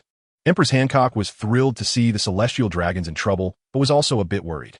Doflamingo directly questioned his life, feeling that his ambitions had become a joke. At the Revolutionary Army headquarters, Sabo and the others looked at Dragon with admiration, believing this was the result of their leader's strategic planning. Dragon was sweating profusely, thinking to himself, how was I supposed to know Shandora was this powerful? Yet he maintained a calm facade and announced the plan to spread revolutionary seeds throughout the world. The entire world plunged into chaos because of this event. As for our Straw Hat Pirates, they finally arrived at the last stop in the East Blue, Lowtown. Thanks Thanks to Nami's excellent management of the East Blue, they hadn't encountered any decent pirates along the way. It felt more like a vacation. As soon as Luffy heard that this was the birthplace and execution site of the pirate King Roger, he became extremely excited and insisted on going to see the execution platform. However, Usopp mentioned that the wind goddess Nami also lived here, which scared Luffy to the point of nearly wetting his pants. Who would dare provoke a woman who could beat up a rubber man? Luffy immediately became serious and ordered everyone to sneak around, making sure they weren't discovered. Poor Sanji, who had just been muttering about wanting to see goddess Nami, was swept back on his ship by Luffy's rubber arm and ordered to watch the ship. Luffy took Usopp and Frankie ashore to shop. Zoro, as in the original story, went to buy swords but ended up encountering a girl named as Bounty who looked exactly like Kuna and accidentally broke her glasses, forcing him to work to pay off the debt. They could have quietly finished their shopping and slipped away, but that fat woman Arlita insisted on seeking revenge and exposed Luffy and the others as pirates on the street. Now, the Navy came and Nami got involved, leaving them with no way to escape. At this critical moment, dark clouds suddenly gathered in the sky, and a strong wind blew as a man in a cloak made his move. Luffy and the others took advantage of the chaos to escape, and on the way, they found the lost Zoro, but were stopped again by Daz Bounty at the corner. Daz Bounty felt that Zoro, being a pirate, tarnished the reputation of her sword and drew her sword to fight him. Zoro, also itching for a fight, told Luffy and the others to go ahead while he drew his sword to face her. Guess what happened? With just one move, Zoro was defeated instantly. Daz Bounty's sword was as fast as lightning, and before Zoro could react, the tip of her sword was already pressed against his throat.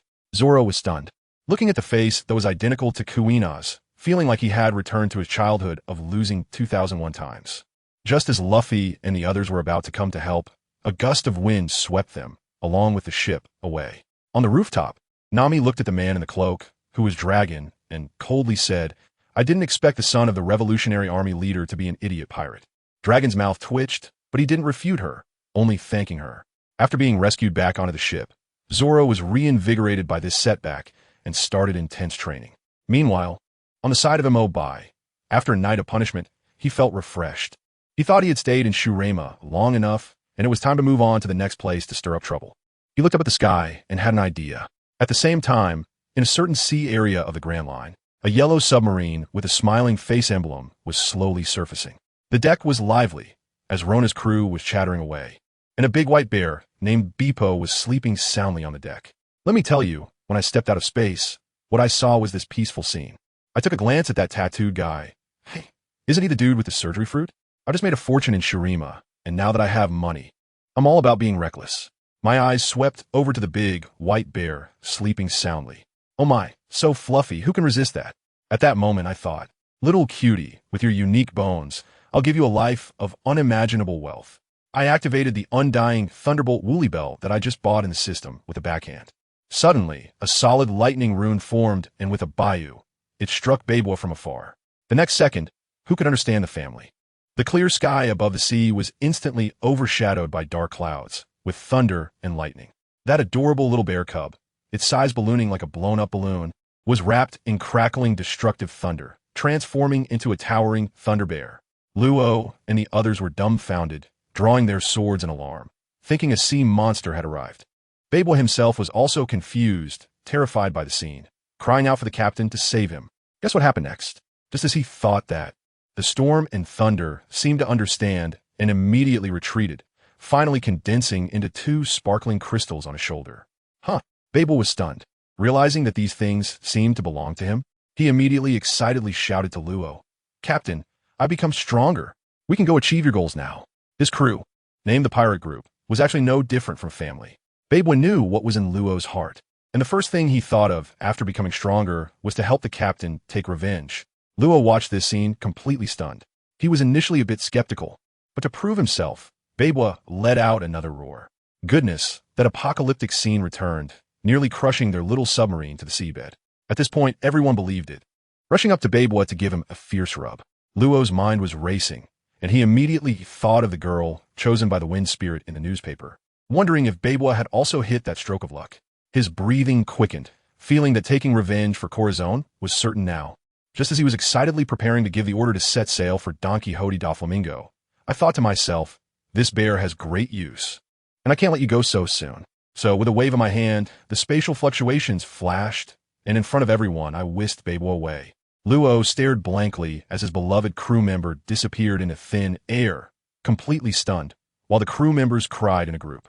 Luo remained calm, reassuring everyone that Bebo had just been teleported away, guessing that Bebo might go to Dressrosa. So he decided, target Dressrosa, find a bear. Meanwhile, our poor Bebo opened his eyes to find himself on a small island made of white clouds. He was completely dazed, realizing he had lost track of the captain and the others, and was now emo by the edge of the sea of clouds. As he walked, he stepped on something furry, and looking down, he saw a small white fox he had never seen before. He quickly bowed and apologized. "I'm sorry." Then, being quite familiar, he picked up the little fox and started promoting his pirate crew. "Little guy, do you want to come with me?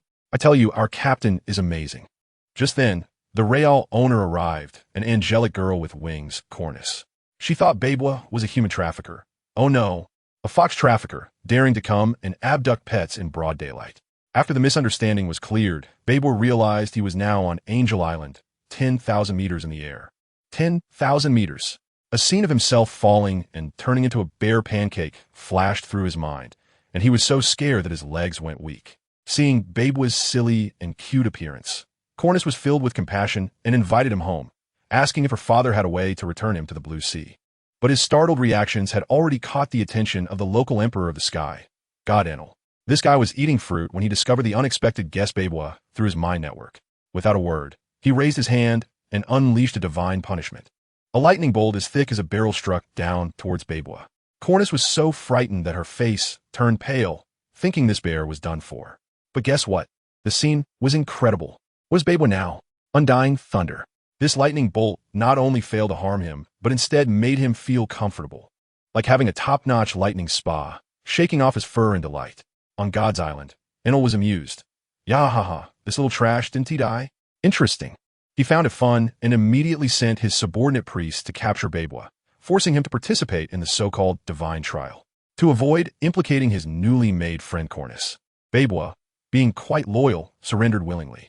He was then taken to a giant island full of forests, Apiato. This place was quite eerie. Bebo was starving, caught a fish in a river made of clouds, and after cooking it for a long time, he found it was all bones. Angered, he threw the fish away, only to have a giant shrimp explode out. Seeing this, Bebo thought, this one is meat. He dashed up, and with one strike, he took down a shrimp that was even bigger than him. He was puzzled. Have I become this strong? After eating his fill and lying down to rest for a bit, the ground began to shake. A giant snake thicker than a train burrowed out from the ground, opening its massive mouth to bite at him. Bebo was so scared that his soul almost flew away, and he ran for his life, with the giant snake hot on his tail. In his panic, he stumbled into a forest filled with floating balls. This was the first trial ground, the trial of balls. The priest, Forrest Sadely, a round and chubby guy, had been waiting. He jumped down from a ball, striking a pose, and with his mediocre precognitive ability, laughed, saying, "Next, you will continue to run forward." Just as he was showing off, he noticed the giant snake following Bebo. His smile froze instantly, and he spat out a string of bird language and fragrant national essence. "Master of the sky. I tell you." Before he could finish his sentence, he had already been swallowed whole by the giant snake. It was really a show-off for 5 minutes, and then it was over in 2 seconds. Bebo watched in shock as a round, fat guy who wanted to save him was taken out in an instant, which made him run even harder. He charged into the second trial ground with the giant snake, the trial of the rope. The priest here is called Azura, riding a big bird. He also wanted to show off, but when he saw that enormous creature behind him, his face turned pale, and he immediately turned around to run, shouting to Bebo, "Brother, keep up with me. I know who can deal with it." I was watching from the sky and couldn't help but laugh. This Azura isn't here to recruit people. He's planning to shift the blame and leave this mess to the strongest of the 4 divine officials. Poor Bebo still doesn't know and is moved to tears, thinking that Sky Island really has a lot of good people. Meanwhile, this giant snake is chasing from behind, mainly providing companionship. Amidst all the chaos, they finally made it to Ohm's iron trial. When Ohm saw Azura charging into his territory with an outsider and a giant snake, his face darkened. Azura started a bluff, saying that Shadley was gone and they needed to team up. So, the 2 divine officials grit their teeth and engaged the giant snake, making a racket with all the special effects, but they couldn't break its defense at all. And what about our instigator Bebo? He found a safe spot and squatted down to be a cheerleader, waving his paws and shouting, "We're saved. Come on, everyone." Ohm was so furious that the veins on his forehead popped, thinking, "Well, we're fighting for our lives. You're just there watching the show?" He turned to a big dog he was raising and shouted, "Holy, go. Make that spectator move a bit." And guess what happened? That big dog named Holy happily ran over to Beepo with a serious expression, then faced Beepo, "Hey, huh," and made a couple of boxing gestures. I tell you, Babel was stunned at that moment. It looked at the big dog in front of it and thought, "Are you doing military exercises here?" It could only respond according to its own understanding. Yeah, that's right, they're indeed fighting. Well, when the dog heard this, it thought Babwa was signaling it. And then it went, "Hey, huh," and started a few moves. Babwa saw this and could only continue. Yes, they're all quite impressive. Come on, let's sit together and watch. This is a VIP viewing spot. A magical scene unfolded as the dog heard the word sit and seemed to trigger some kind of keyword. It plopped down immediately, wagging its tail, and became a spectator alongside Babwa. While these two cute creatures were watching the show, on the other side, I tell you, the gang for Shanya had also mobilized. They were zooming on their wind-powered skateboards, moving at lightning speed, charging into the territory of the priest named Nirvana. The Trial of Marsh. For our ancestors, reclaim the island of the gods. The leader, Weepa, roared angrily and was the first to rush in. These folks have been fighting the Sky Island for 400 years, and they knew all the tricks of the priest. What swamp cloud traps? With their wind-powered skateboards at maximum speed, a gust of wind blew them away. They couldn't be trapped at all. Just as Nirvana flew up into the air, intending to drop a swamp cloud hamburger, Weepa ignored him and shot back with a rocket launcher. There was a loud bang, flames spewed out, and before Nirvana could finish a sentence, he turned to ash in midair. It was a one-hit kill, no need for more chatter. Let's go. Take down Enel, and the Holy Land will be ours. Weepa waved his hand and charged forward with his brothers. On the island of the gods, Enel was leisurely eating fruit with his legs crossed. He sensed everything with his observation hockey, and his face immediately darkened. TSK, I'm really disappointed in these priests for letting the mice breach this place. But he didn't take it too seriously. After all, he was about to set off on his golden arc in pursuit of poetry and the horizon. So he treated this as just playing with these ants.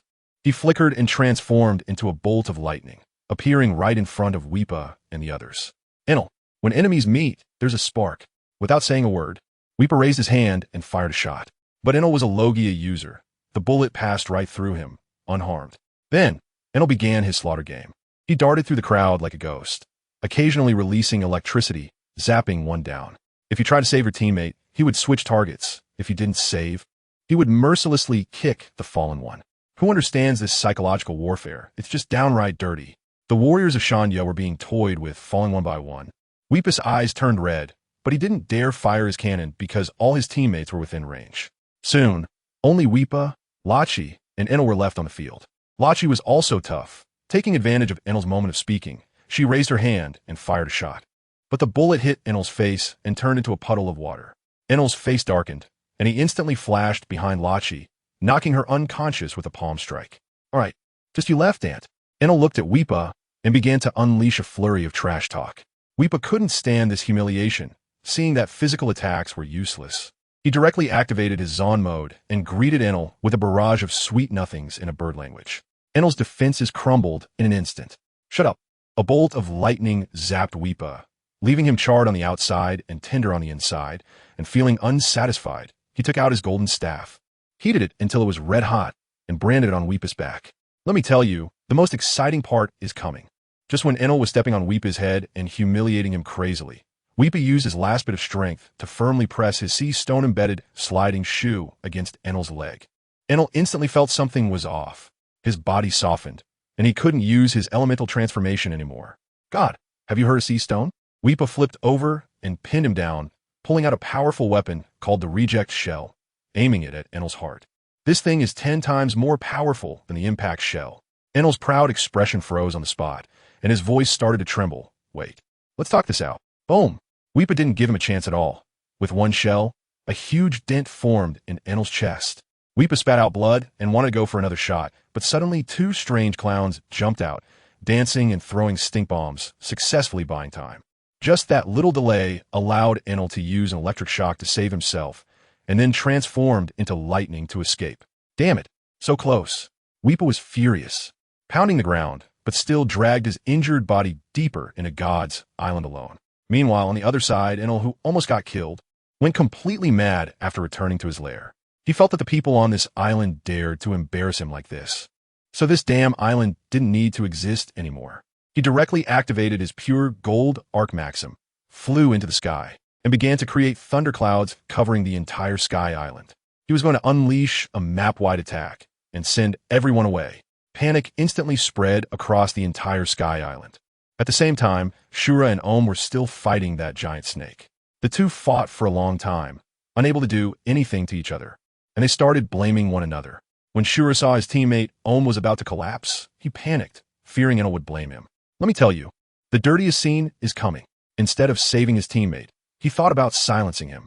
He secretly tied up the injured Om with rope clouds, watching helplessly as the giant snake smashed Om into the ground with its tail. After dealing with his teammate, Shura turned his spear towards Beepo and Saintly, who were still watching from the rooftop. He wanted to kill and silence them. Without saying a word, he stabbed at Saintly. Poor Saintly was burned on the spot, screaming as he fell. This time, he completely poked the bear. When Beepo saw his newly acquainted companion being knocked down, his eyes instantly turned red. He hugged Saintly, tears streaming down his face, then suddenly stood up and shouted at Shura. I told you, don't attack my companions. Family, you have successfully unlocked the hidden boss mode. Lightning began to wrap around Beepo, and an extremely terrifying aura instantly erupted. The giant snake, which had just been so arrogant, felt this aura, froze, and turned to run. Faster than anyone else, Shura was dumbfounded. This isn't the power of God? Beepo leaped into the air, bringing down a thunderous bear paw. Shura didn't even have time to react. There was a huge bang, and he, along with his mount, was punched through the island clouds by Beepo, falling like a meteor into the white sea below. This scene was just witnessed by the arriving Cornus and her father. They were instantly petrified, looking at the lightning bear that had just one-shot the priest, stammering out two words. Beepo. As a result, the lightning around Beepo receded, and he transformed back into that cute bear. He turned around, saw Cornus, and was quite surprised. Huh? Cornus? What are you doing here? Cornus was immediately anxious. Let me tell you, her little motorcycle slid to a stop in front of Beepo, her voice almost cracking. Beepo, stop daydreaming. That god named Enel is about to blow up the entire sky island. Get in the car, we need to run. Goodness, upon hearing this, Beepo was also stunned. Looking up, the dark thunderclouds in the sky looked like a pot bottom, clearly indicating it wasn't a joke. But when it turned its head and glanced at the injured Saintly lying nearby, then at Cornus's little boat that could barely fit half of it, Beepo shook its head. Its little fist clenched, filled with determination. I can't leave my companions behind. Cornus, you guys go first. I will take down that god Enel. Let me tell you, this bear is now overflowing with confidence. Just now it took down that priest Azura in one move, making it feel capable again, full of energy. Simply the battle-hungry version 2.0 of Beepo. Cornus wanted to say something, but her dad sent Gaia to pull her directly, sitting her down on the ground, sighing deeply, and saying something revealing. Daughter, stop deceiving yourself. Even if we go to the port now, do you think we can escape? It's already packed with people. There's no room for us. This statement immediately woke Cornus up. Yes, they couldn't run away. She also felt deflated, so she stopped trying to escape, walked over to the Holy One to bandage its wounds, and then smiled at Beepo, her smile full of trust. Beepo, then our hope is all in your hands. Beepo nodded heavily, filled with fighting spirit. Meanwhile, let me tell you, the culprit Enel is flying in his golden flying ship, the Arc Maxim, enjoying the breeze in the sky. He flew to the top of that gigantic vine and found the legendary golden bell. His eyes lit up. Yaha, such a big golden bell. Only a god deserves to possess it. He laughed wildly, reaching out to touch the ancient patterns on the bell, feeling ecstatic. Then, he unleashed a bolt of lightning that struck through the cloud below the bell, causing the entire bell to crash down onto his ship with a loud clang. After securing his loot, he scanned his surroundings and found that all his priests were dead. He curled his lip, feeling no pity at all. Trash that doesn't receive divine favor. Dead is dead. His mind was filled with dreams of his boundless land, excitedly rubbing his hands together. He began to charge his ship madly, creating more thunderclouds, wanting to cover the entire sky island. To him, destruction was a privilege that only gods could have. On the other side, the port of the sky island was already a sea of people, but surprisingly, the order was still manageable. Why? because the reliable old god Gonfuer had returned, commanding the guards to let the children retreat first.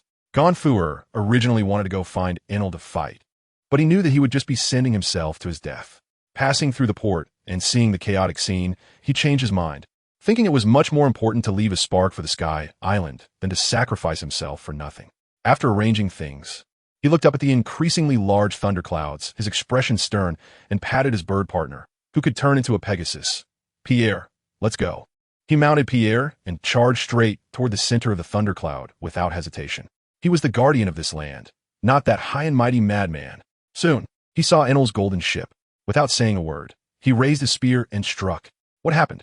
The strike passed right through Enel's body, having no effect at all. Enel yawned, too lazy to even lift his eyelids. Oh, isn't this the former one? What's wrong, haven't you eaten? Your attack is so weak. Gonfuer was not surprised, pulling out a wind shell and blowing a strong gust at Enel. The gale messed up Enel's hairstyle, revealing a wild hairstyle. This really angered Enel. Old fool, you're seeking death. Enel pointed to the sky, and 4 words popped out of his mouth. Divine punishment. Boom! A lightning bolt thicker than a barrel fell from the sky, instantly striking Gonfuer and his bird, making them smoke and fall straight down. After dealing with the old god, Enel turned his attention to the vine side, where it seemed a little bug had just crawled up.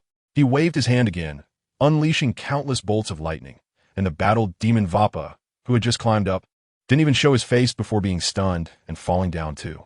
Yaha, I am a true god. Enel looked at himself, easily annihilating everything, and began his signature mad laughter. Then he spread his arms wide, compressing the thundercloud that enveloped the entire Sky Island into an enormous black thunderball. The destructive aura emanating from it filled everyone below with despair. Come on, accept the gift of the god, be destroyed. Enel laughed maniacally, throwing the black thunderball at the Sky Island.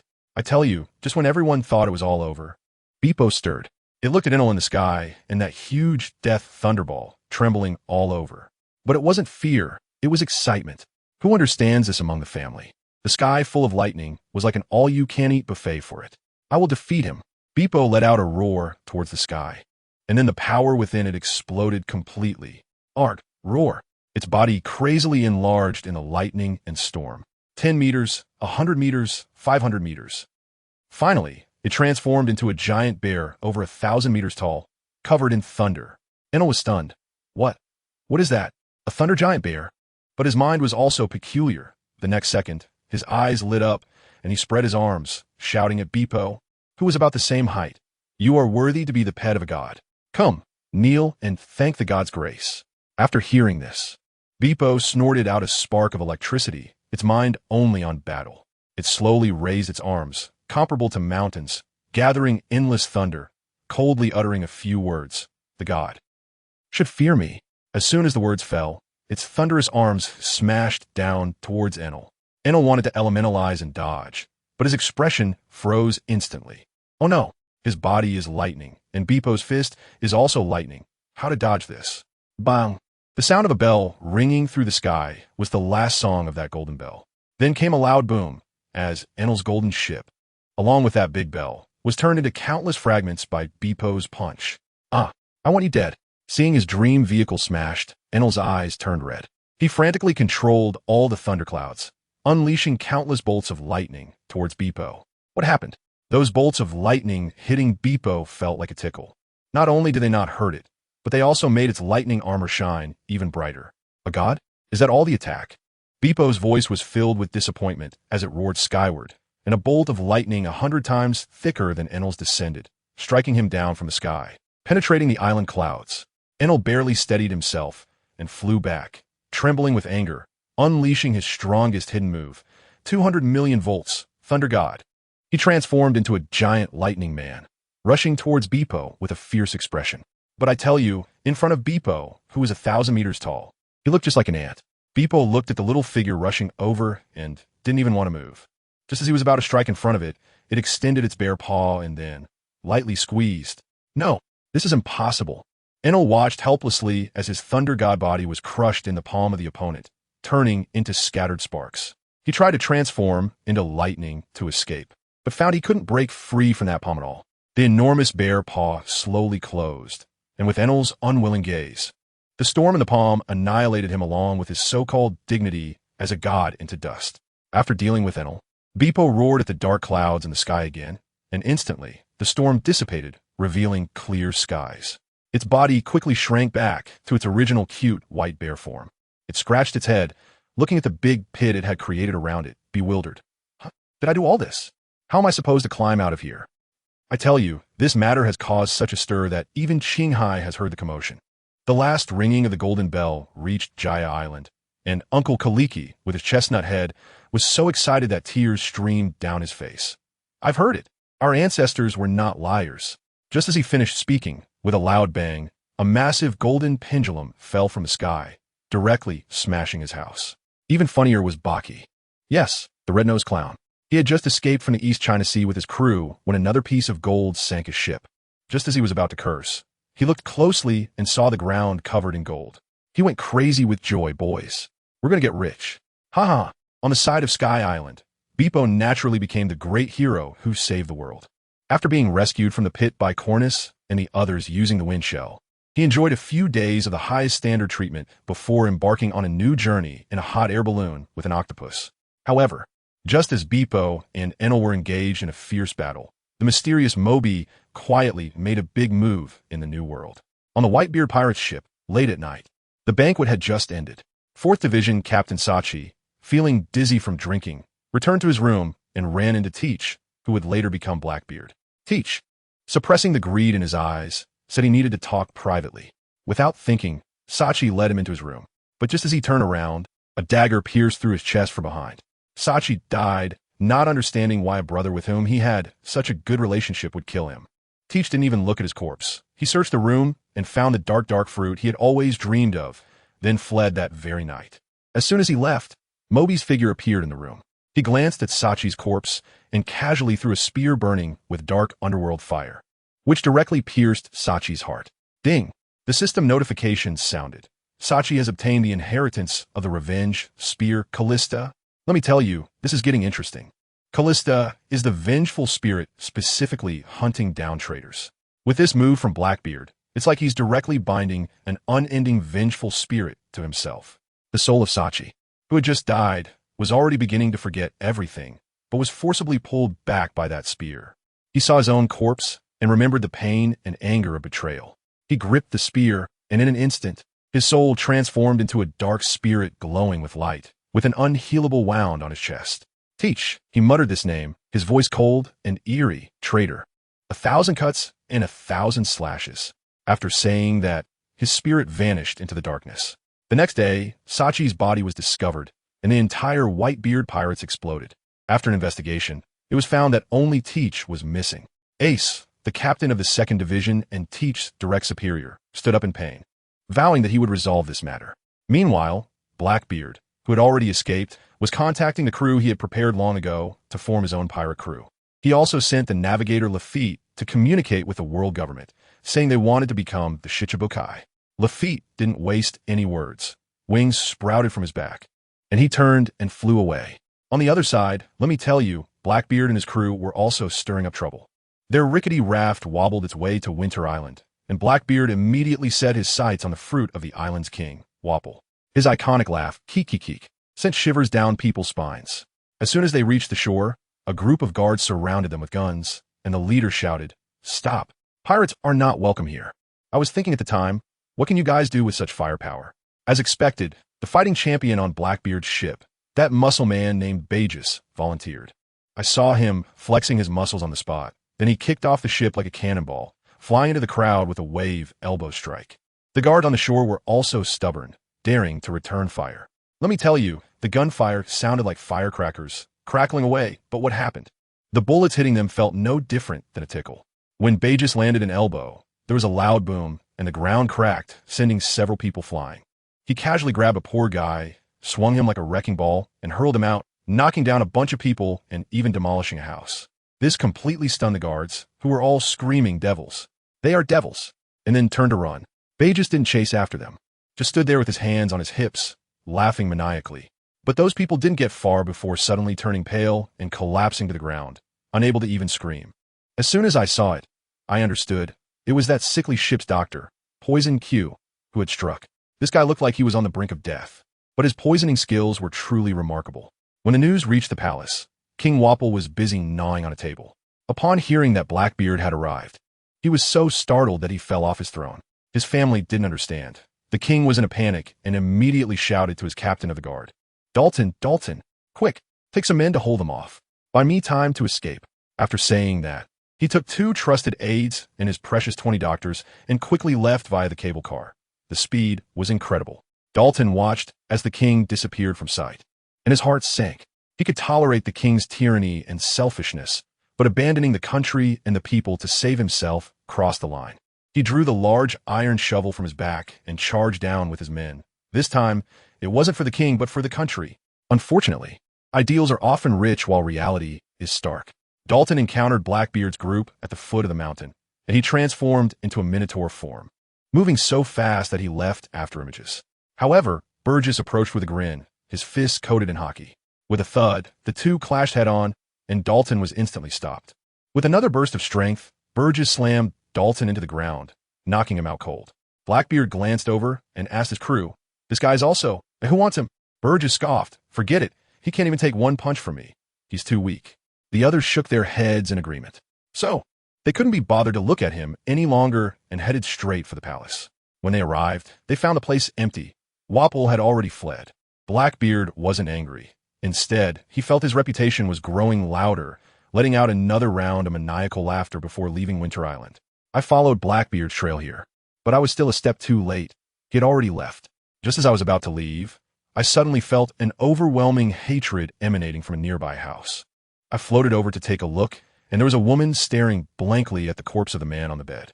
I tell you, the despair and hatred in the air were thick and suffocating. A few years ago, because of that bastard Walpole's so-called Dr. Hunts, her young child died from a minor cold. Today, her husband got injured, and without a doctor to stop the bleeding, he also died. This country was once renowned around the world for its medical prowess. Her mind was filled with the ugly face of Walpole. She wanted to kill him, but she was just an ordinary woman, completely incapable of doing so. She looked at the fire in the fireplace, her heart colder than the snow on Winter Island, already prepared to join her family in death. Just then, I appeared. A swirl of black mist blocked her path, and I tossed a spear in front of her, coldly saying, "Say his name." She paused for a moment, but upon seeing the emotion in my eyes, she understood instantly. She picked up the spear and said, word by word, "Walpole, the king of the kingdom of Drum, Walpole." Then she looked at me, her gaze resolute. "Help me kill him." No sooner had she spoken than she turned the spear tip toward her heart and, without hesitation, stabbed it in, using her life as a token of vengeance.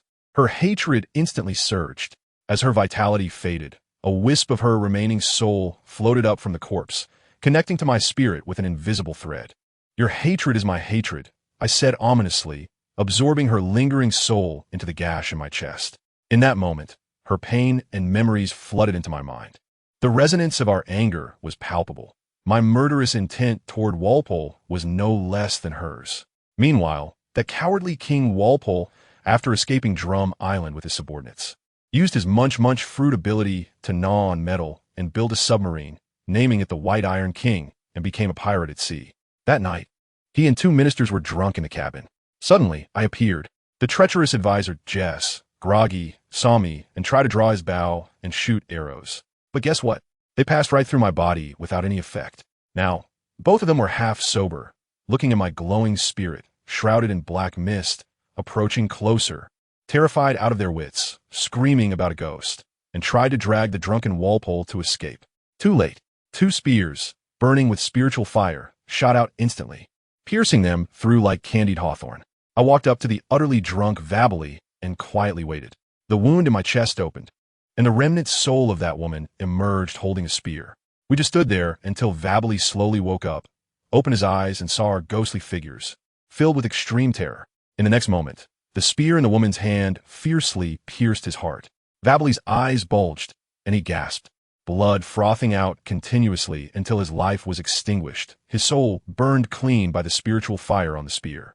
With revenge achieved, the woman's remnant soul revealed a relieved smile, her body gradually becoming transparent, ultimately transforming into light particles that merged into my chest. The scene shifted to Akainu. Goodness, this heavyweight was indeed a heavyweight. He was on a warship, executing absolute justice on the sea.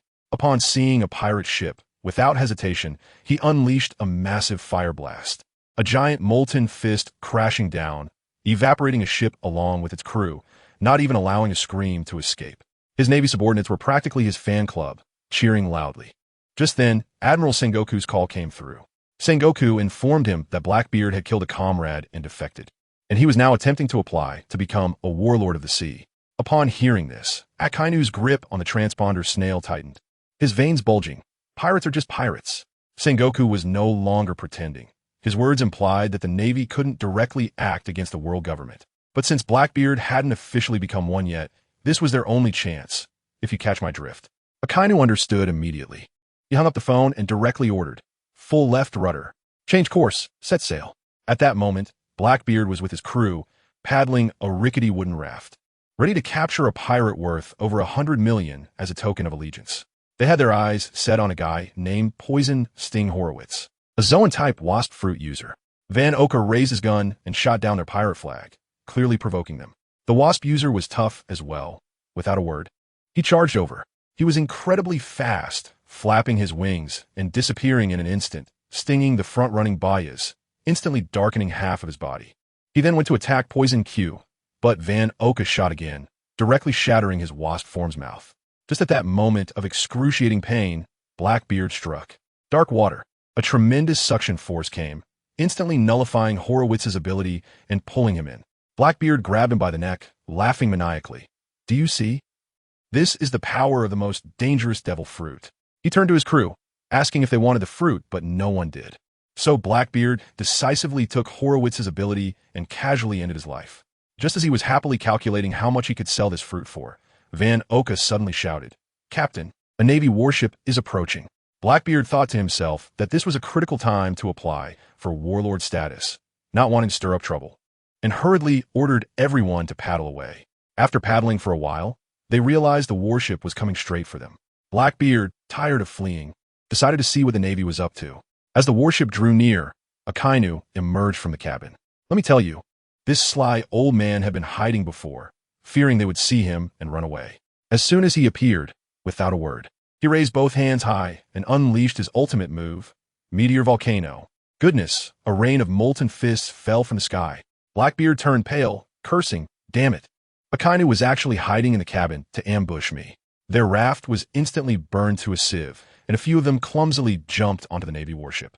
Blackbeard still tried to be friendly. "Admiral Akainu, we're about to be colleagues. There's no need for this, right?" Akainu ignored him, sneering, "It's only right for the Navy to catch pirates. Don't flatter yourself." "Hellhound." He sent a punch flying. Blackbeard used the dark fruit's power to absorb the magma and try to show off, but Akainu didn't give him a chance, launching another massive fire blast. Blackbeard attempted to absorb again, but this fruit had a fatal weakness. He couldn't elementalize, and the damage he took would double the pain.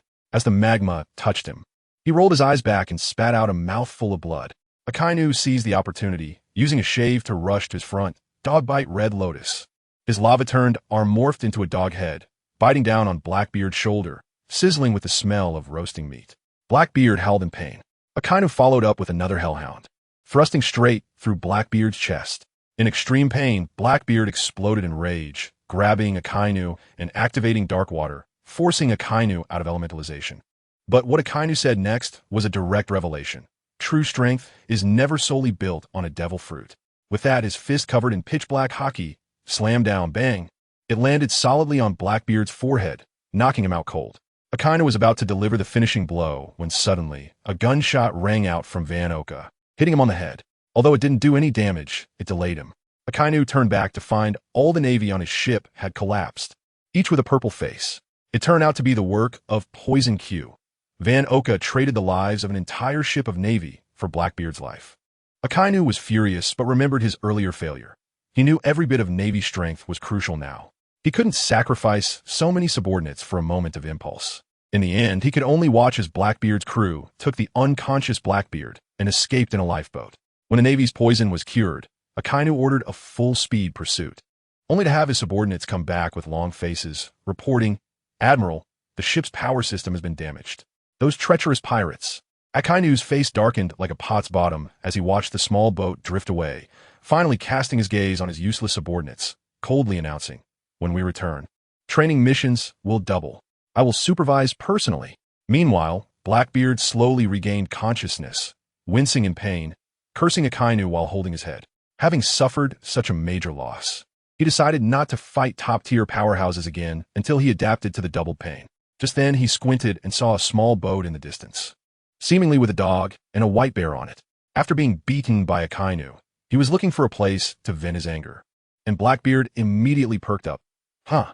Cough cough. Just got beaten, and now there's dog meat to replenish. It seems heaven is still favoring me. They paddled over, and without a word, Bard.As jumped up and threw a punch at the animal on the boat, shouting, "What a big dog. Enough for us to have a meal." Guess what happened? The big dog on the boat, seeing Bard.As move, actually posed and threw a punch back. With a bang, the man and dog collided hard, resulting in a draw. Bard.As was stunned. This dog can box. Poison Q urged weakly from the side. Hurry up and finish it. I'm starving after day. Bard.As and Van Oka exchanged glances, deciding to team up. One used an elbow strike, the other with a sniper rifle, simultaneously attacking the dog. At the critical moment, the white bear next to them suddenly erupted with electricity, swatting the bullet away with a paw. Beepo crackled with arcs of electricity, baring his teeth, thoroughly enraged. Enough already. Just leave. We don't want to fight. Let me tell you, Blackbeard and his crew are simply starving mad. When they heard that Beepo can talk and is charged with electricity, their first reaction was, oh no, it's a mink, we can't eat it. What a disappointment. Family, who understands this way of thinking? They realized it couldn't be their food reserve, and instead of leaving, they came charging back. That sickly Q directly released poison, and that big guy Bard.As was roaring and rushing forward. This really angered our Beepo. Little bear here, when I get angry, the consequences are serious. With a roar, I transformed right on the spot. My size surged several times, and with thunder and lightning crackling all over, I directly made the ship creak under the pressure. Then with one slap, let me tell you, that bear paw was like a small mountain, enhanced with electric effects, and it smashed down in a flash. That guy named Bard.As was the first to bear the brunt, instantly turned into a CT scan of a skeleton, and then with a bang, both he and their little broken ship were sent straight into the sea. As soon as these landlubbers fell into the water, they instantly panicked, flailing about and shouting for help. That sniper Van Oka, the only unlucky one among them who hadn't eaten a devil fruit, had to play stacking games in the water, piling Blackbeard and the others on top of himself, looking utterly helpless. While flailing, he shouted, big brother, we were wrong. We won't dare again. We Babua, although angry, still have a soft heart." Transforming back into the cute form of a bear, he walked to the edge of the ship with Shungjia, squinting his eyes and asking, "Do you still eat dog meat?" Fan Oka choked on a mouthful of seawater and coughed, quickly replying, "No, we don't eat it anymore." Babua then nodded and had Shungjia pull their broken ship up. Before leaving, he couldn't help but add, "Remember what you said today, and also, bears are so cute, you can't eat them." "Ha ha, well said." Blackbeard and his crew narrowly escaped with their lives, looking like wilted eggplants.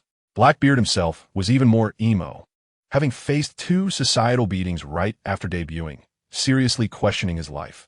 Could it be that my dark fruit is actually a fake? The scene shifts, and time flies by. While Blackbeard was doubting his life, the Straw Hat crew had already arrived at a place called Sorajima with their new ship doctor, Chopper. Let me tell you, this place has a lot of rules. When Luffy and the others wanted to enter, they were told, "Sorry, please make an online appointment 2 days in advance." Luffy was instantly dumbfounded. "Huh? Do we have to queue for an adventure?" A passerby nearby laughed and said, "If you break in, you won't make it 30 nautical miles before the coastal defense cannon turns you into dust." There was no choice but to wait. That night on the ship, the atmosphere was a bit off. Little Fong, the Mr. 2, was alone in a corner, looking up at the sky at a 45-degree angle, with a face full of melancholy. Luffy, the social terror, went right up to him, threw an arm around his neck, and said, "Hey, Little Fong, if there's something on your mind, just say it. We're partners." Touched, Little Fong opened up about his past at the Baroque Works and tearfully pleaded with Luffy. "Luffy-san, I want to save my old partners." Luffy pounded his chest. "What's the big deal? Your partners are our partners. Let's go save them." Well, they acted quickly. 2 days later, they finally entered Sorajima. Little Fong volunteered as a guide, confidently stating, "I know where the prison is, follow me." But what happened? This guy led a group of people sneaking into a hospital. Chopper's eyes lit up. Wow, all the most advanced medical equipment. They must be really wealthy. Zoro was speechless, holding his forehead and saying, "Little Fong, you're a directionally challenged person. You led us the wrong way." Little Phone awkwardly dug his toes into the ground and said, trust me one more time. Then he led everyone into an elementary school. Ha! Zoro exploded. Baka, you said you weren't directionally challenged. Can't you see the big letters saying elementary school? It looked like these two found long-lost brothers from different parents. Just at this awkward moment, Little Phone caught a glimpse of a familiar face. He dragged Golden Week into a corner. Little Phone cried uncontrollably, Golden Week, I'm here to rescue you. But Golden Week looked at them in confusion. Rescue? Us? She shook her head. I think you should reconsider before doing anything. I'm not planning to resist. She was currently working as an art teacher here, living well. No need for unnecessary suffering. When the class bell rang, she hugged her sketchbook and ran off, turning back to shout, I'm going to class. Really think it over. Leaving the Straw Hat crew in a daze. Luffy was bewildered. Little Phone, are you sure your partners need rescuing? Little Phone was still not giving up, firmly believing there must be partners in dire straits. But then they went around in circles and found Mr. 1 working as a construction material cutter and Mr. 3 as a wax figure worker, all of them diligently working, and they directly rejected their good intentions. Luffy was completely out of patience. Little Phone, are you sure your partners really need rescuing? Little Phone began to doubt himself. Perhaps, maybe, possibly. They don't need it? At that moment, a scream suddenly came from the neighboring factory. Usopp's mind instantly filled with images of various tortures. Little Phone perked up. This is it. There must be a partner suffering. He could no longer hold back, kicking the wall open and shouting inside. Mr. 5, I'm here to save you. But as soon as he finished speaking, the scene became extremely awkward. There was Mr. 5 squatting in front of a large basin, earnestly, relieving himself. He looked at the group that broke in, his eyes wide with fear, and without bothering to clean up, he pulled up his pants and forced a calm demeanor, saying, Hey, long time no see, Mr. 2, what brings you here? Little Phone was too embarrassed to care, grabbing him to run. Mr. 5 quickly explained, You mean the sound earlier? I'm a bomb fruit user, currently assisting in the research of new weapons, and I have to eat beans every day, so I'm a bit constipated, researching new waste weaponry. Let me tell you, this is simply the latest cyber hell joke of 2025. Luffy, Chopper, and Usopp were all dumbfounded, their minds flashing with images of cannons firing poop. Ugh, the few of them shivered. Just want to leave this hellhole as soon as possible. The rescue plan was completely ruined, and they could only sneak back to the desert to regroup. Guess who they ran into? Old Sand, Crocodile. Once a warlord of the sea, now he was dressed in work clothes, laboring hard to explore the mines in the desert. Little Phone got excited again, waving his hand and shouting, President, I brought people to save you. Luffy also stepped forward gallantly, looking serious. Hey, Crocodile. Little Phone specifically brought us to save you. If you want to leave, just say it. I will help you knock that emperor out. Usopp and Chopper beside him were already scared and huddled together crying, thinking, Bro, please don't say any more. Old Sand was intrigued and asked Luffy his name. Upon hearing he was the grandson of Admiral Carp, Old Sand's eyes lit up, calculating in his mind. The Navy and the Revolutionary Army are getting involved? If this escalates, there will be chaos in the world. Won't I then have the opportunity to break free from control? So he pretended to squint and said, Then my freedom is in your hands, Straw Hat Kid. But the mention of knocking out the Emperor seemed to trigger some deadly switch. As soon as he finished speaking, another soul inside him instantly went berserk, his eyes changed. And he roared, Dare to disrespect his majesty. The next second, with a pop, his golden hook shot out, piercing straight through Luffy's body. Damn, they just jumped into action. Zoro and the others were immediately on edge, drawing their swords to attack. But Crocodile is a Logia user, and physical attacks were completely useless against him. Just as he was about to finish off Luffy, suddenly a burst of flames shot over. Fire gun. Ace. Ace has arrived. He greeted Luffy, who was still in shock. Yo, Luffy, long time no see. Upon seeing his brother, Luffy instantly forgot the pain and was as happy as a 200-pound child. Ace saw the situation and felt a headache coming on. He quickly tried to mediate, asking Crocodile what was going on. The controlled Crocodile angrily replied, This guy insulted Emperor Sama. According to the law, he should be sentenced to 3 years or less. Upon hearing this, Ace was stunned, looking at his clueless brother, thinking, This brother really can't be helped. He can't even keep his mouth shut about others. Now what? 3 years in prison? Just as Ace was preparing to forcefully lead everyone to break out, a sudden sandstorm erupted around them. Once the storm passed, they all stood frozen in place. Before them stood a dense array of yellow sand soldiers, gleaming like gold, stretching as far as the eye could see. Sweat ran down Ace's forehead as he said to Luffy, Just surrender, Luffy. We can't beat these monsters. But Luffy wouldn't listen, shouting, I'm going to be the Pirate King, and charged ahead. Zoro and the others, fired up, followed closely behind. And what happened? It was like an egg hitting a stone. They were instantly overwhelmed by the soldiers' formation. Even Sanji, who happened to see this scene from the ship, angrily kicked a pile of sand and then followed suit. At the final trial, the enforcer read the records, looked up at Luffy, and his expression was like he was looking at something filthy, full of disdain. You insult the Emperor. Sentenced to 2.5 years in prison. Ha. Now, this is good. Straight into work on the sewing machine. And the mastermind behind all this, Morgans, of course, was fully aware. He didn't exactly harbor hatred toward Luffy and his crew, but he believed in karma and the cycle of justice. People like Crocodile, who had previously attempted to overthrow the state and artificially created droughts, should spend their lives digging for minerals in the desert to atone for their sins. Would he dare to play tricks again? When he can't work anymore, it'll be his time to go. At this moment, Crocodile, who was regaining control of his body in the desert and laboriously digging through the sand, suddenly shivered and looked up at the blazing sun, continuing to work in confusion. You can't deny it, Crocodile was really good at this job. Using the Sansan fruit to find minerals was incredibly efficient. It felt like he was cheating. He found dozens of mineral deposits in no time, giving a significant boost back to the national treasury. I've got to tell you, this past month, Luffy and his crew have been busy.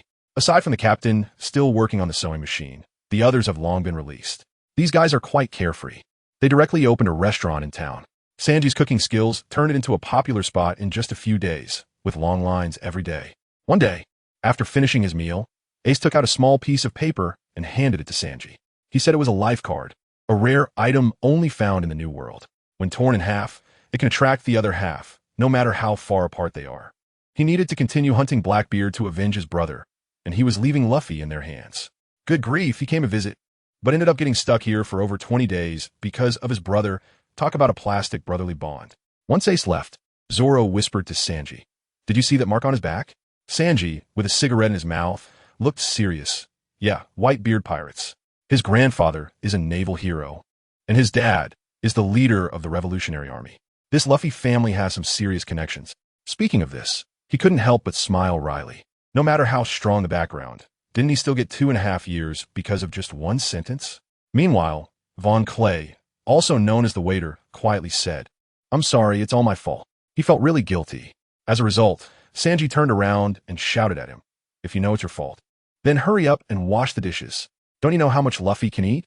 Before he comes out, we have to make enough money for his meals." Speaking of gluttons, at that moment in the cafeteria of the Iron Mine, Luffy was becoming the center of attention among all the inmates. Wow, is that the kid? Can he eat as much as 100 people? You bet. Ever since he got here, the cafeteria had to add 3 more stoves and hire 6 more helpers.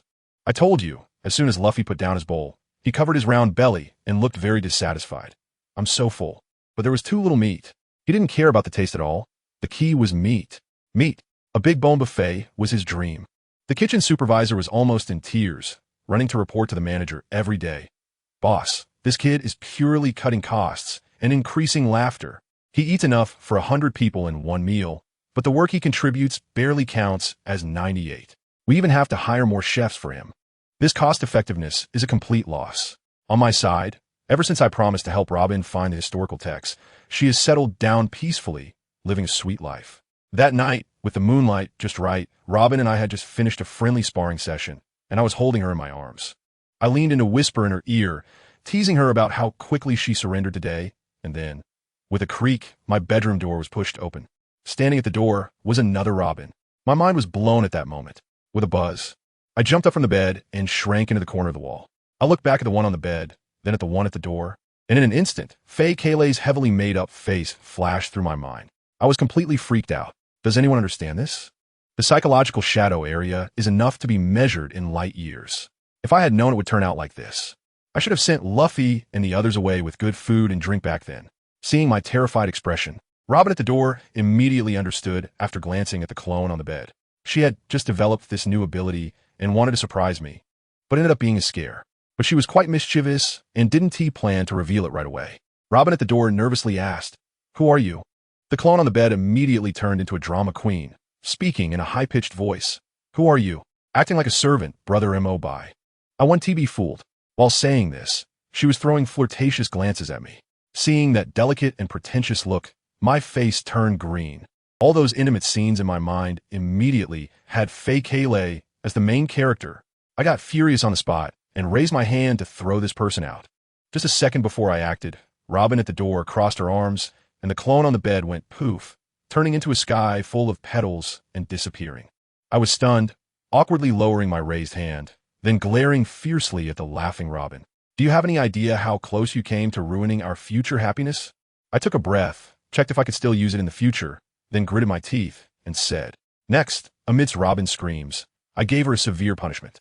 Early the next morning, with dark circles under my eyes, the first thing I did was order to find any reason to expel Luffy and his crew from the country.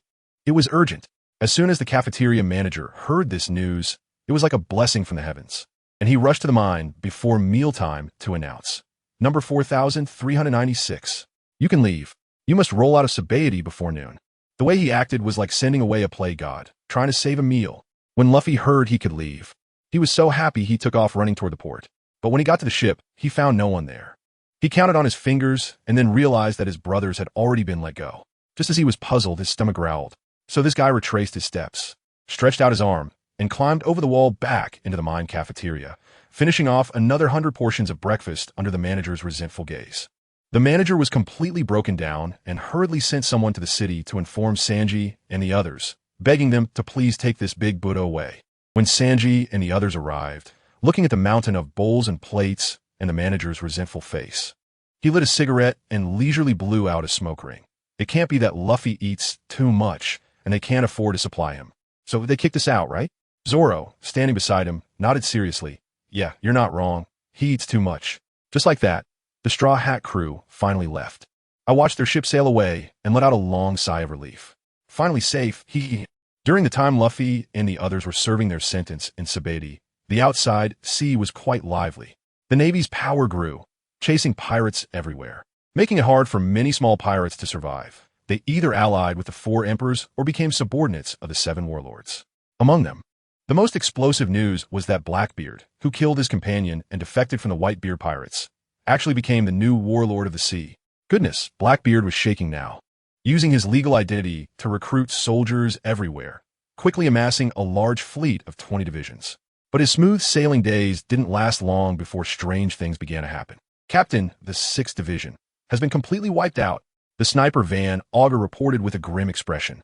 A ruthless person had emerged from nowhere, specifically targeting their men, and it was particularly ritualistic, starting from the last division and killing them one by one.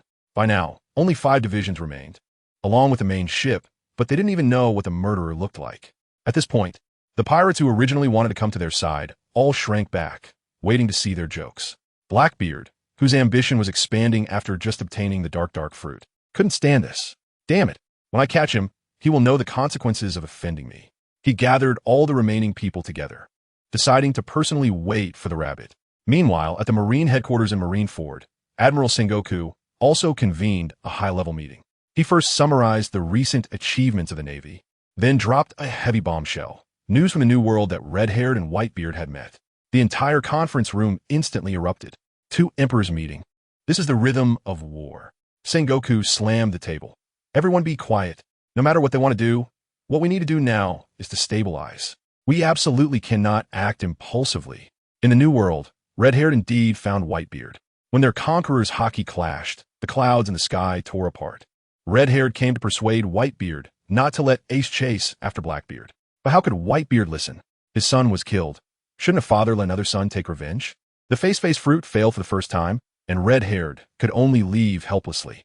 This night was destined to be restless. Blackbeard, guarding his remaining 5 divisions, hadn't slept for 3 days and nights.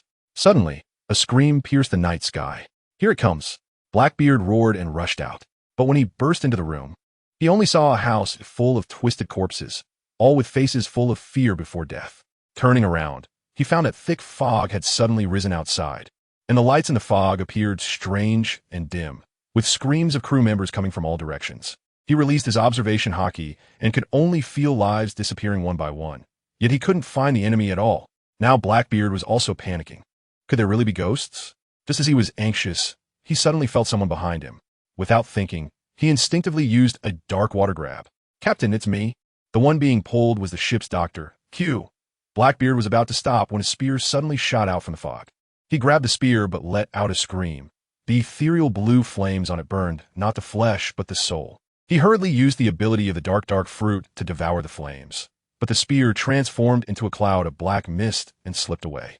Following the black mist, a strange figure glowing with fluorescence, holding a spear, slowly walked out of the fog. Blackbeard looked at that figure, his pupils constricting, his voice trembling. Sa-chi. That's right, it was the 4th Division Captain, Sa-chi, whom he killed with his own hands and stole the fruit from.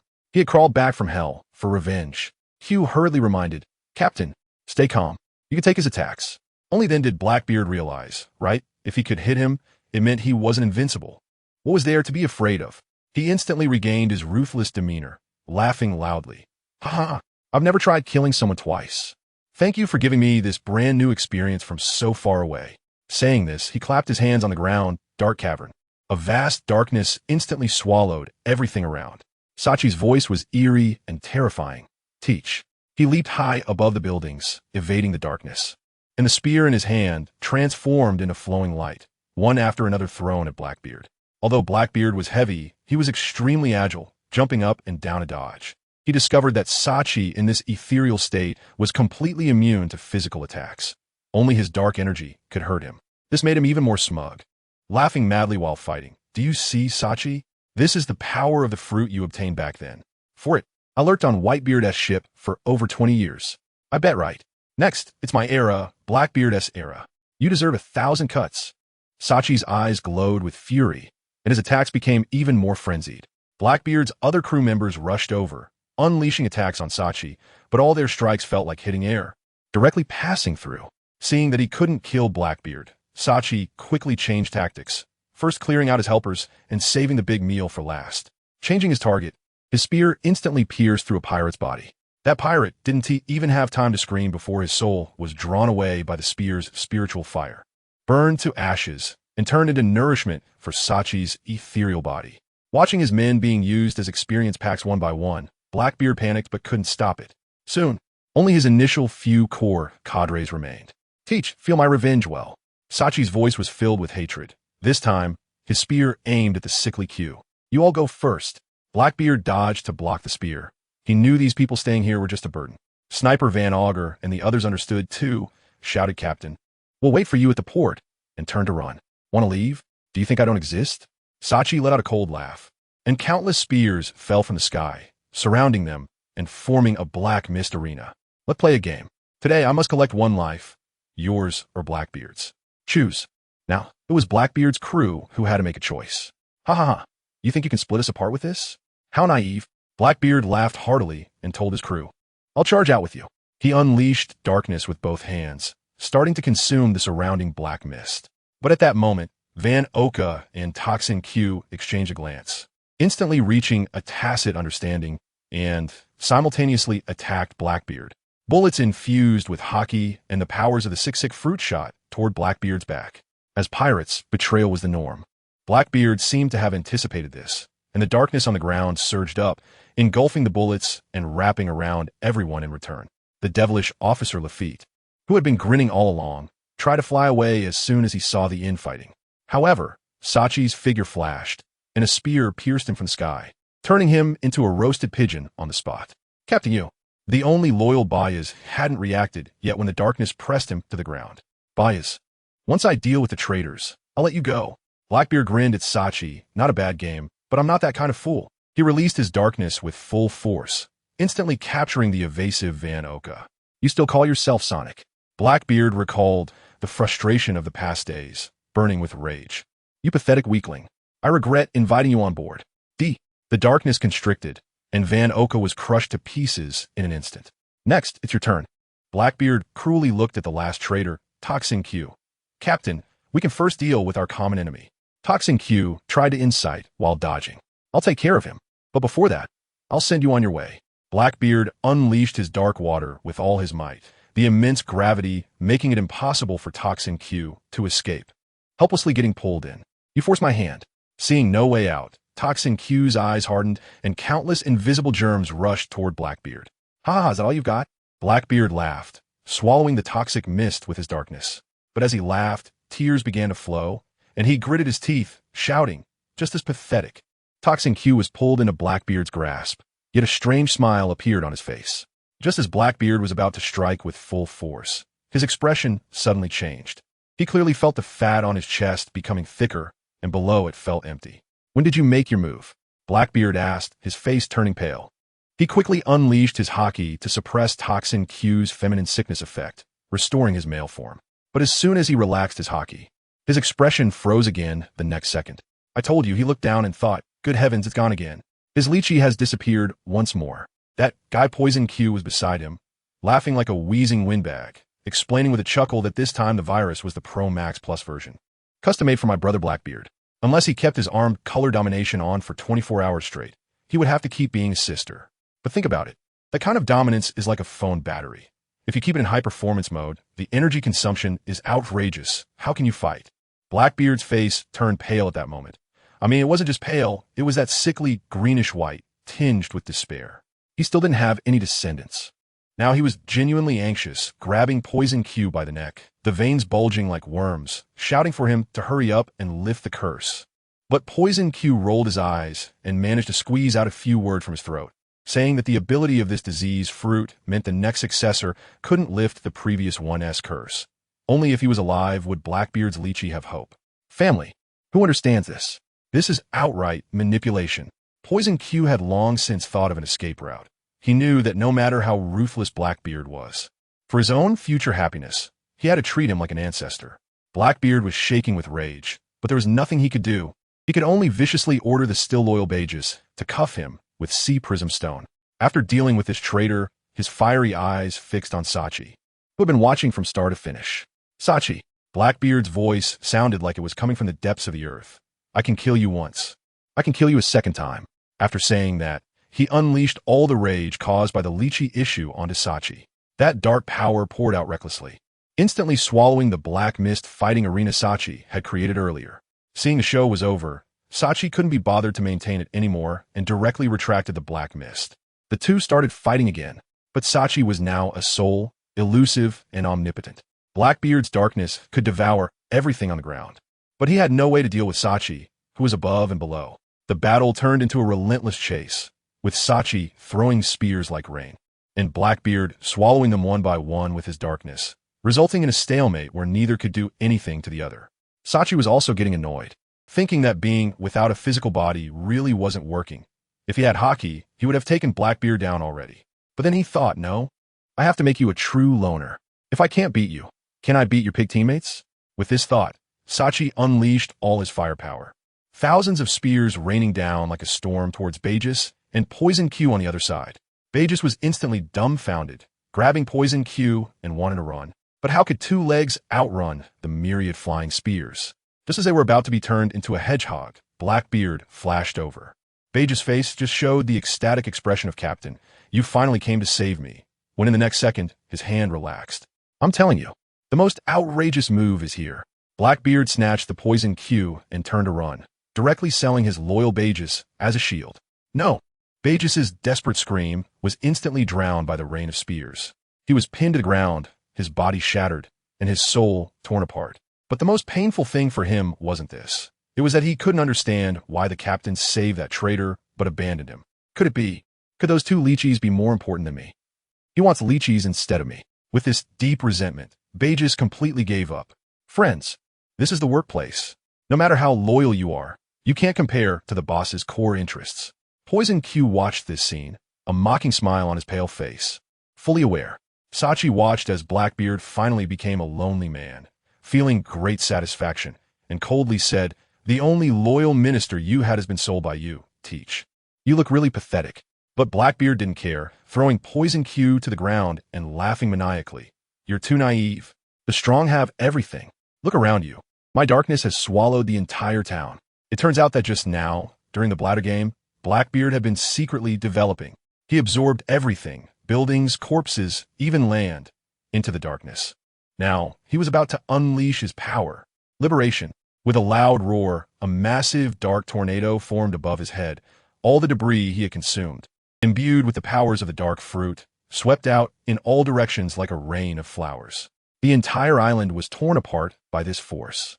Sachi couldn't dodge this time. His spirit was hit by countless pieces of darkness, instantly tearing several large holes in him. The pain on a soul level was 1,000 times worse than physical pain. Sachi let out a heart-wrenching howl, his whole body twisted.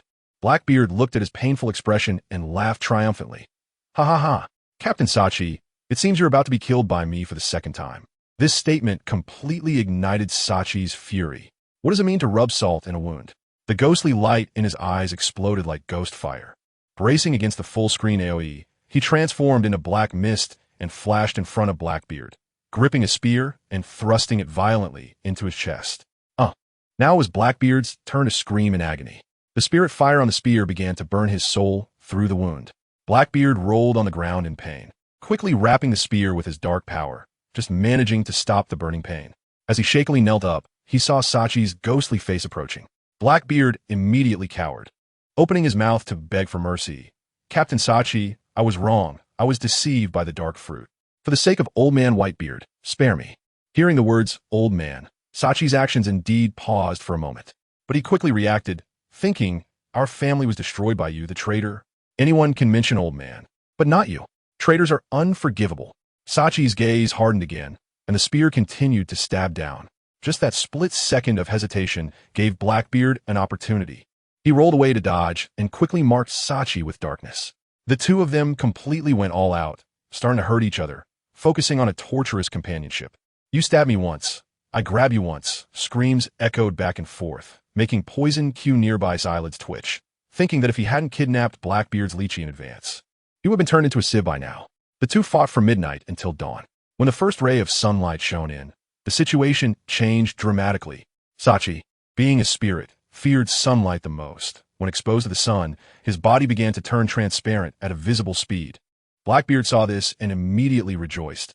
Ha ha ha. Even the heavens are helping me, I've won. Sachi also knew that if he continued to waste time, he would be scattered into ashes. Feeling the momentum drain away, he prepared to retreat and come back for revenge later. But Blackbeard wouldn't let him go, using gravity to hold him tight. Seeing he couldn't escape, Sachi felt extremely displeased, and out of the corner of his eye, he caught sight of Poison Q watching the show. An ingenious plan to annoy him surged in his mind. He suddenly smiled wickedly at Blackbeard. Oh? Then you better watch closely. This move will be very cool. As soon as he finished speaking, a spear shot out, heading straight for Poison Q. Blackbeard's pupils trembled. He wanted to intervene, but was afraid of letting Sachi, a serious threat, escape. Just at that moment of hesitation, the spear pierced through Poison Q's heart, killing him on the spot. You can only use this method to annoy me. Blackbeard watched as his only hope of regaining the Lychees disappeared, his chest heaving with anger. Are you so sure you've got me? After Sachi finished speaking, his figure suddenly turned into black mist, breaking free from Blackbeard's gravity. Blackbeard's CPU was instantly overheating. You can escape and still fight me to the limit? What the hell? Sachi appeared beside Poison Q, pulled out the spear, and left a sentence. Teach. The next time we meet will be your death day. Then he stylishly walked into the black mist and disappeared. The scene was left with Blackbeard, seriously injured, betrayed by all, and forever losing the Lychee, alone in the ruins, disheveled. After a long time, Blackbeard found a deep pit, confirmed that no one was around, and with his last ounce of strength, activated his haki, saying a final goodbye to his former pride. Goodbye, little Teach. After doing all this, he pulled up his pants, feeling empty below again, forced himself to shout, a person's dreams will never end. As soon as he finished speaking, a seagull flew by and dropped a newspaper. Blackbeard picked it up and suddenly brightened. The bounty notice featured a supernova named Trafalgar Law. A user of the Ope know me. Little Teach, you have hope. Blackbeard excitedly grabbed the bounty notice as if he had caught a lifeline. What sick fruit? Not familiar. This Ope know me is exactly what our Blackbeard Pirates doctor should have. He dragged his injured body and set off on a wooden raft. As soon as he left, Ace arrived, looking at the ruins, swearing to chase Blackbeard to the ends of the earth and avenge Sachi. On the other side, Blackbeard, lacking money, could only sneak onto a noble passenger ship heading to the Heron Kingdom. He was wolfing down free food when a few impotent noble youths upstairs were making fun of him. They actually bet that whoever surrendered first would have to marry the big black fat man below as a concubine. As a result, a poor guy named Guava's lost and had to come down with a stiff upper lip. Under the cheers of his companions, he walked up to Blackbeard. Forcing down his disgust, reached out and slapped Blackbeard's butt. Friends, who understands? This guy went up and directly groped him. He even squeezed. Then, holding back the urge to vomit, announced, "Woman, from today on, you are my 48th concubine." Blackbeard, already filled with rage from recent troubles, exploded when publicly teased. It seems I've been too low-key since becoming a warlord. Even a bunch of cats and dogs dare to bully me. He twisted off Guavaz's head, going completely insane. What nonsense plan? What patience? I'm a pirate. I am destined to be a king. Endless darkness instantly engulfed the entire ship, swallowing and crushing all the nobles and guards, turning the luxurious passenger ship into a hell on earth. Amid the wails, Blackbeard regained that feeling of control over everything. He commanded the remaining sailors to set sail straight for the Heron Kingdom. At the same time, Law and the Heart Pirates had just docked in the kingdom for supplies. When they returned to the shore with their purchases, they saw a passenger ship parked in front of their submarine, and a fat, ugly black woman was standing on their deck, holding one of their crew members. Without saying a word, Law activated Room and instantly appeared beside Blackbeard, swinging his gamma knife at him. Blackbeard sensed the attack and easily dodged it, countering with a dark water move to grab Law. Feeling the dangerous pull, Law teleported away again. Interesting ability. Blackbeard's eyes lit up, thinking this young man has potential. This is the ship's doctor and fighter I need. He stopped holding back, his plump body exploding with incredible speed as he flashed in front of Law and grabbed him. As the power of the dark fruit activated, Law found his abilities instantly nullified. Don't be nervous, Blackbeard grinned, revealing his signature rotten teeth. Let me introduce myself. I am one of the 7 warlords of the sea. Blackbeard, my dark fruit can nullify the powers of all devil fruit users. Let me tell you, when those words came out, Luo was immediately stunned. Warlord of the sea? Blackbeard? Are you serious, big brother? That rough-looking man with a beard in the newspaper has turned into a hefty big sister in front of me?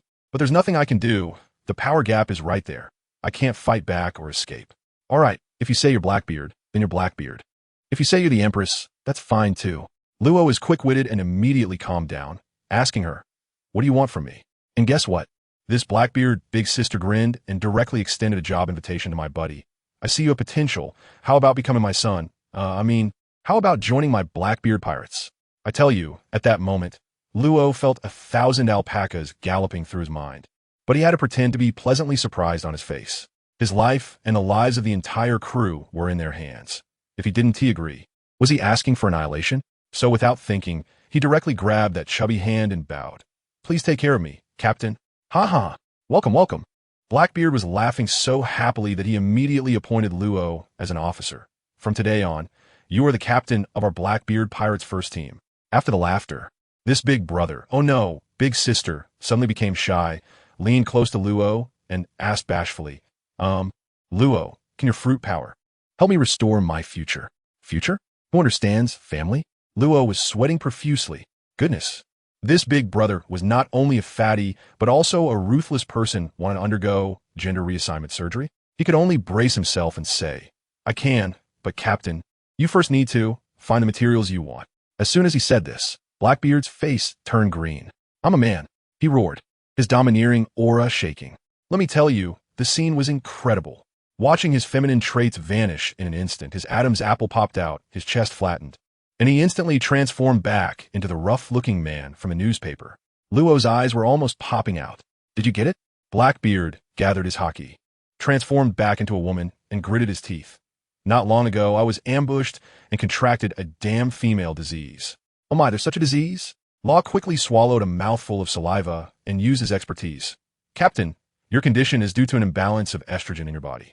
My surgical fruit mainly focuses on general surgery and hasn't reached the level of precisely removing specific hormones. Seeing Blackbeard's face darkening more and more, Law quickly diverted the topic. But I know someone who can cure it. A Revolutionary Army officer, the transvestite King Ivankov. He is a hormone fruit user and is a professional at this. He will definitely cure you. Upon hearing there was a solution, Blackbeard's face looked a little better. Seeing an opportunity, Law immediately added, "Moreover, Captain, I just noticed that your soul seems to have some issues. There are signs of tearing. I can help you with this." This struck a chord with Blackbeard. The issue concerning dignity and the future was one thing, but a torn soul could be fatal at any moment. He was immediately overjoyed. Really? Then hurry. Help me take a look. Leave it to me. Without saying a word, Law opened room. The surgical space unfolded, and a gamma knife appeared out of thin air, starting a high-precision, minimally invasive surgery on Blackbeard's spirit. Let me tell you, Blackbeard is no fool. He kept his powers of the dark fruit activated throughout, wary of Law's tricks. But Law is well aware of the vast difference in their strengths.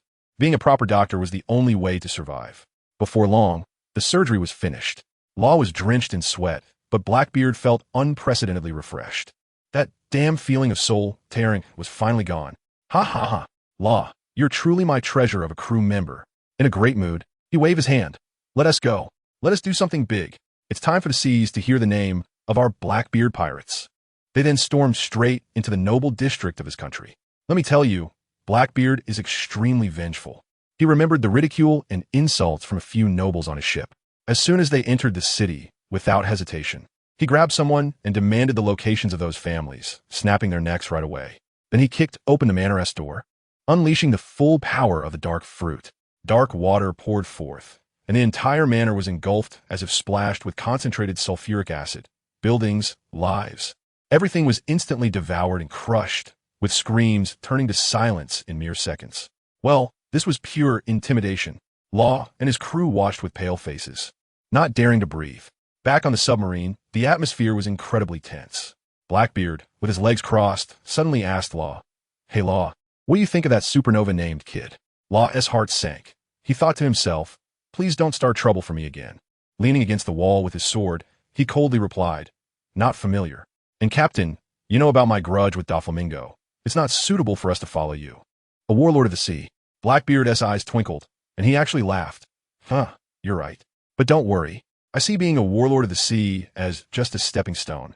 My goal is to use this identity to recruit stronger partners in Impel Down." Upon hearing this, Law's CPU nearly burned out. Recruiting people from Impel Down?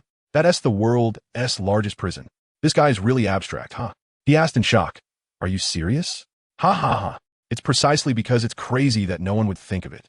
And that's what makes it most likely to succeed, right? Blackbeard said with a face full of certainty. Law fell completely silent. He had already made up his mind. As soon as he got the chance, he would take his crew and leave this madman as far behind as possible. A captain? Whoever wants to board this hellbound ship can do so. Meanwhile, another madman, Eustace Kid, was laughing maniacally in the ruins of a small town. He had just slaughtered the entire town for a reason you absolutely wouldn't expect, because when he went to eat, the restaurant said they only had curry udon left. And he hated curry udon the most. He thought the restaurant was disgusting him. "Kid, you really need to change your temper," his companion killer advised helplessly. "We are pirates, so what if we kill a few people?" Kid scoffed and turned to leave. Suddenly, he heard a noise in the ruins, turned his head, and saw a trembling little girl. "Oh, there's a survivor." Kid smiled cruelly, grabbed a steel bar, and was about to throw it, saying, "Let me send you on your way." Just as the steel bar was about to stab the little girl room, a sound rang out, and the little girl vanished into thin air, replaced by a peanut, which got punctured into the wall by the steel bar. "Who?" Kid roared in anger, turning to see Law and Blackbeard's group. "Trafalgar Law, do you dare meddle in my business?" Kid shouted. Law merely contemptuously gave him the middle finger. Blackbeard, however, was quite interested in Kid's destructive power and directly invited him. "Kid, do you want to join my pirate crew?" "Huh, a dog of the world government? You think I'd join you?" Kid laughed maniacally, activating his magnet fruit ability, instantly attracting all the metal in the ruins to form a gigantic mechanical arm, which he then swung at Blackbeard. "Let me show you what a real pirate is." "What a temper." Blackbeard shook his head and signaled to Law. Law understood and opened room again. The surgical space unfolded, and he threw a peanut. The next second, Kid and the peanut switched places, and Kid suddenly appeared right in front of Blackbeard, who grabbed him by the neck. Dark water. Blackbeard's darkness instantly enveloped Kid, causing his fruit ability to fail instantly, and the gigantic mechanical arm crumbled into a pile of parts, crashing down on Blackbeard. Blackbeard was taken aback, quickly releasing a large area of darkness to swallow those parts. Then he looked down at the equally bewildered Kid in his hand and asked again, "I'll ask one last time. Do you want to join?" "Impossible." "My ability?" Kid panicked, realizing he couldn't use his fruit. "Let Kid go," Killer shouted as he rushed over. Blackbeard didn't even bother to look, letting the darkness spread across the ground, binding Killer tightly. He stared at Kid, his expression already impatient. Although Kid was captured, he remained defiant, suddenly grinning and showing a hint of malice. Don't underestimate people, you ugly fat woman. That's it, I stepped on a landmine. What did you say? Blackbeard instantly exploded in fury, his face dark enough to drip water. The phrase ugly fat woman triggered him. He gripped Kid's hand tightly, veins bulging, while the other hand, covered in armament hockey, punched the dagger Kid was thrusting at him. Clang! The dagger shattered inch by inch, and Blackbeard's fist was unstoppable, directly grinding Kid's entire arm bones to dust. Kid let out a scream, but then gritted his teeth, glaring at Blackbeard with hatred. So weak, yet with such an annoying expression. Blackbeard cruelly laughed as darkness spread out, devouring all of Kid's crew, including Killer, one by one, crushing them. Killer. Kid's eyes were about to burst with rage, cursing madly, but Blackbeard simply enjoyed it all. Once everyone was dead, Blackbeard had someone bring him a regular fruit. Then, with a forceful thrust of his arm, he pierced through Kid's chest, crushing his heart. At the same time, the dark fruit activated, extracting a mysterious energy from Kid's corpse, attaching it to that fruit. Under the astonished gaze of everyone in the Straw Hat Pirates, that ordinary fruit instantly transformed into the shape of the magnet fruit. Oh my, he could take away the devil fruit. Luo immediately felt a chill down his back, and he completely understood that his surgery fruit was likely just a thing that Blackbeard could take away at any moment. Blackbeard was very satisfied with their reaction, tossed a din mushy to Luo, and said, "All right, Luo, we part ways here. If there's an opportunity to advance and to impel down, I'll let you know." On the other side, our Straw Hat crew wasn't idle either. They had just finished their enjoyable trip to Skypiea and arrived at Water 7. However, they were met with a thunderbolt. The Going Mary's keel had broken and was beyond repair.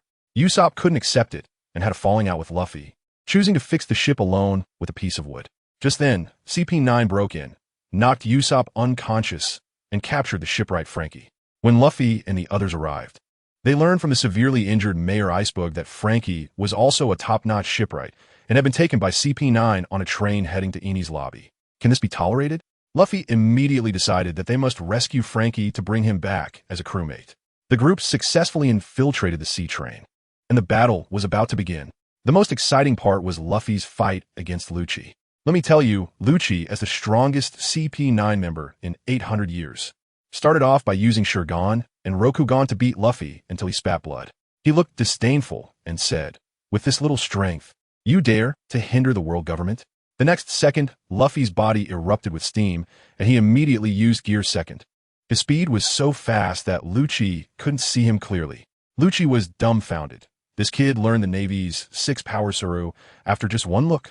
Lucci began to doubt his life, but still insisted. "You've got some talent, but you're still too weak." He shot a finger pistol, and Luffy dodged it using paper jutsu. He learned it again after just one look. Lucci couldn't hold it together anymore. "You came here to study with me, didn't you? No AI can learn this fast." Furious, he unleashed his full power, combining Life Return and the 6 Powers ultimate technique, and with one move, the Rokugan, he pierced Luffy's body, creating a huge hole in the train car. Gasping for breath, Lucci thought it should be over now. However, behind him, Luffy roared and stood up again. His body was filled with even more steam, and he unleashed a barrage at Lucci. Gomu, Jet Gatling. In that moment, Lucci saw something that made his scalp tingle. Luffy's fists were so fast that there were no afterimages, and every punch carried the power of Life Return. Again, he learned it again after just one look. Lucci's expression went blank, and his mind was left with only one thought. "I'm too overwhelmed. I need to take a nap." The next second, he completely lost consciousness under the storm of punches. In another car, Zoro faced off against Kaku. Still unable to grasp the concept of cutting iron, he found it extremely difficult to fight against Kaku's 4-sword style. 3-sword style, Bull Needle. Zoro charged forward, swinging 3 swords with heavy strikes at Kaku. Kaku, who could have blocked with his sword, instead pretended and directly posed. Iron block. No dead angle. Clang, clang, clang. I tell you, that metal clashing sound was enough to shatter my eardrums. Zoro's sword struck Kaku like a scraping massage, making clanging sounds and sparking. Yet he remained completely unharmed, calmly mocking, "Little brother, is your attack polishing me?" That really got Zoro angry, but he just couldn't break through Kaku's defense. Being pressured and attacked by Kaku's long nose, with flashes of swords and legs everywhere, it was truly frustrating. Just at that critical moment, I tell you, The moment of enlightenment came. Zoro's mind suddenly felt like it was illuminated, and in the blink of an eye, he understood. It was as if he could suddenly see the breathing and weaknesses of everything. Three-sword style, 108 troublesome winds. Zoro's expression changed, and his entire aura transformed. A tornado directly disrupted Kaku's rhythm. Then came the tiger hunt, with three-sword accompanied by a tiger's phantom slashing forward. Kaku wanted to take it head-on like before, mumbling useless words. But before he could finish, there was a crack, and his two swords snapped like noodles right on the spot. Kaku was stunned, quickly tightening his body and using iron blocks, but what happened? It was useless. Zoro's sword sliced right through, creating 3 deep wounds that went straight to the bone. Knocking him down, Kaku lay on the ground, coughing up blood, but instead wore a look of relief. You're strong, I lost. On the other side, the battle was basically over too. Sanji kicked Gabra with a burst of fire and lightning, taking him out in an instant. Frankie's iron fist knocked Bruno, who had the door fruit, down as well. But the most impressive had to be Chopper, who understands after he finished off Khalifa. His swan outfit didn't have a single wrinkle, and his makeup was still intact. He left Zoro and Sanji looking like 2 brothers who had just crawled out of the mud, making them both silent, too embarrassed to argue. Luffy was counting heads, saying he would go find Chopper and Usopp, when suddenly the front carriage let out a huge roar, and the whole train split in half. Goodness! A gigantic monster smashed through the carriage. A few minutes earlier, Chopper and Usopp were hiding under their seats, trembling. Usopp was still acting tough, saying he came for revenge, not to go back. But the next second, they were spotted by a lion-headed creature and an owl-faced one. The lion-headed creature, called Weichi, with hair that seemed alive, immediately lifted Usopp upside down. Although Usopp was terrified, he gritted his teeth and shot a bullet, which hit the lion head, but it did nothing. The creature even flaunted its iron block. This scared Usopp and Chopper so much their jaws nearly dropped. The lion head was particularly pretentious, claiming it had trained for thousands of years, but the owl next to it immediately exposed it. He's only 34 years old, blah blah blah. This made the lion head furious. It stopped playing around and went all out. Its long hair instantly transformed into countless fingers, stabbing violently at Usopp. The popping sounds made me wince. Usopp lost consciousness in an instant, blood spilling everywhere. Chopper saw this and thought it was bad. Usopp was going to be done for. He wanted to rescue him, but was stopped by the owl. Just as Usopp was about to meet his end, Chopper panicked, gritted his teeth, and pulled out 2 more rumble balls, swallowing them all at once along with the one he had eaten earlier. I tell you, in the next second, the scene suddenly changes. Chopper's body begins to swell uncontrollably, and his consciousness is instantly overwhelmed by a violent power. A giant monster bursts forth, breaking through the carriage. Its size directly crushes the sea train. With a roar, the sky seems to darken. The owl was trying to use some spinning iron ball, but was slapped away by the rampaging Chopper, flying off to who knows what time zone. That lion-headed figure was so scared it froze, trying to sneak away, but Chopper punched it into the ground. Even with its strongest iron block, steel, it was knocked out with 1 punch. But the rampaging Chopper couldn't stop. He kept punching like a whack-a-mole, beating that lion-headed figure mercilessly. Finally, with a crack, the tracks broke, and everyone, along with the carriage, fell into the sea with a splash. Zoro and Sanji each rescued a devil fruit user, while Frankie launched his mechanical arm to drag the unconscious Chopper and Usopp over. As everyone floated in the sea, worried about how to get back, Luffy suddenly pointed into the distance and shouted, "Going Merry!" Really, everyone, I was dumbfounded at that moment. That shabby, abandoned Going Merry was floating straight towards us, picking everyone up onto the ship. But when we returned to the port of Water 7, just as the last person stepped ashore, the keel of Going Merry cracked and broke completely in half. An ethereal voice resonated in all our hearts.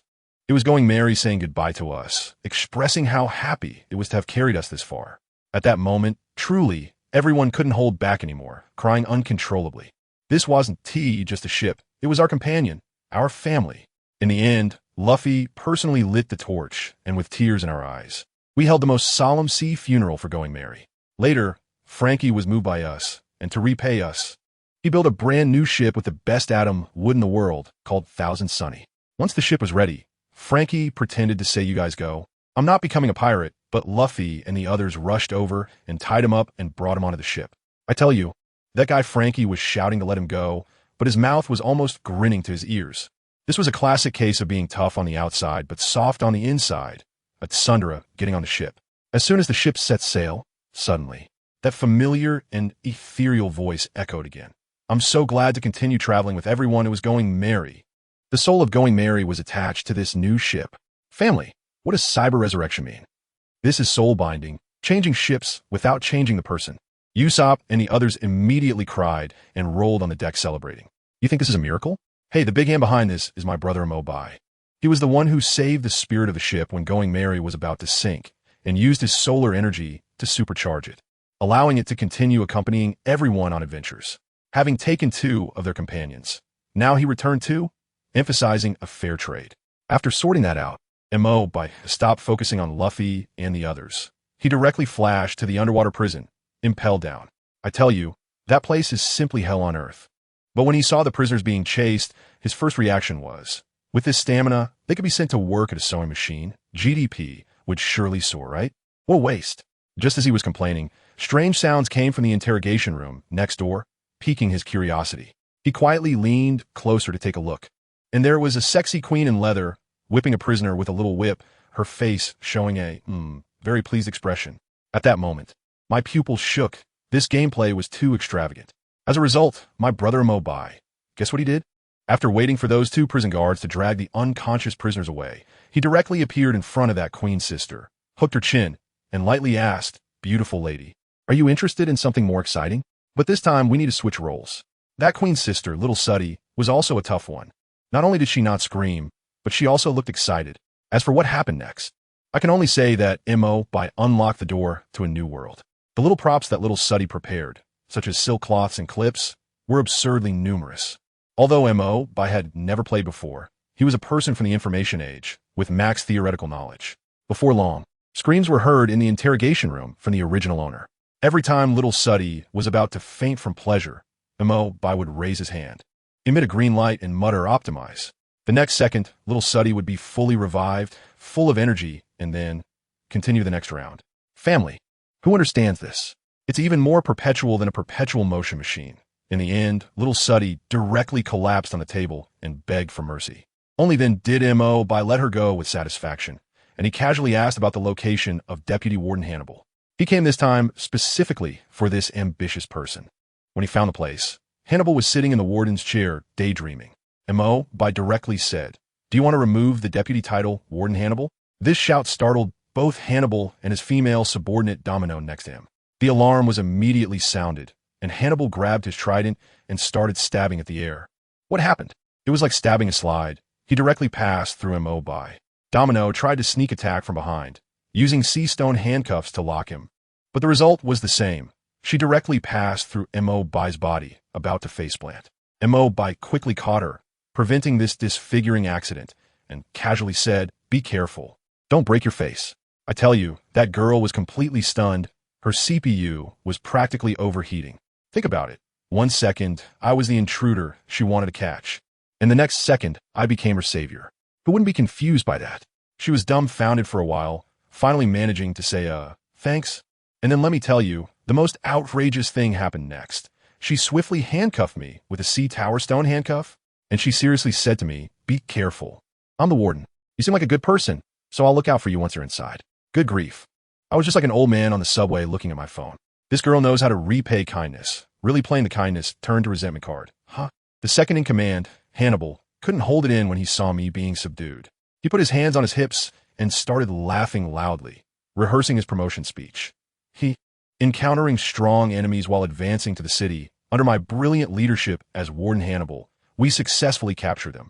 The position of warden, here I come. I thought to myself, this guy really doesn't treat me as an outsider.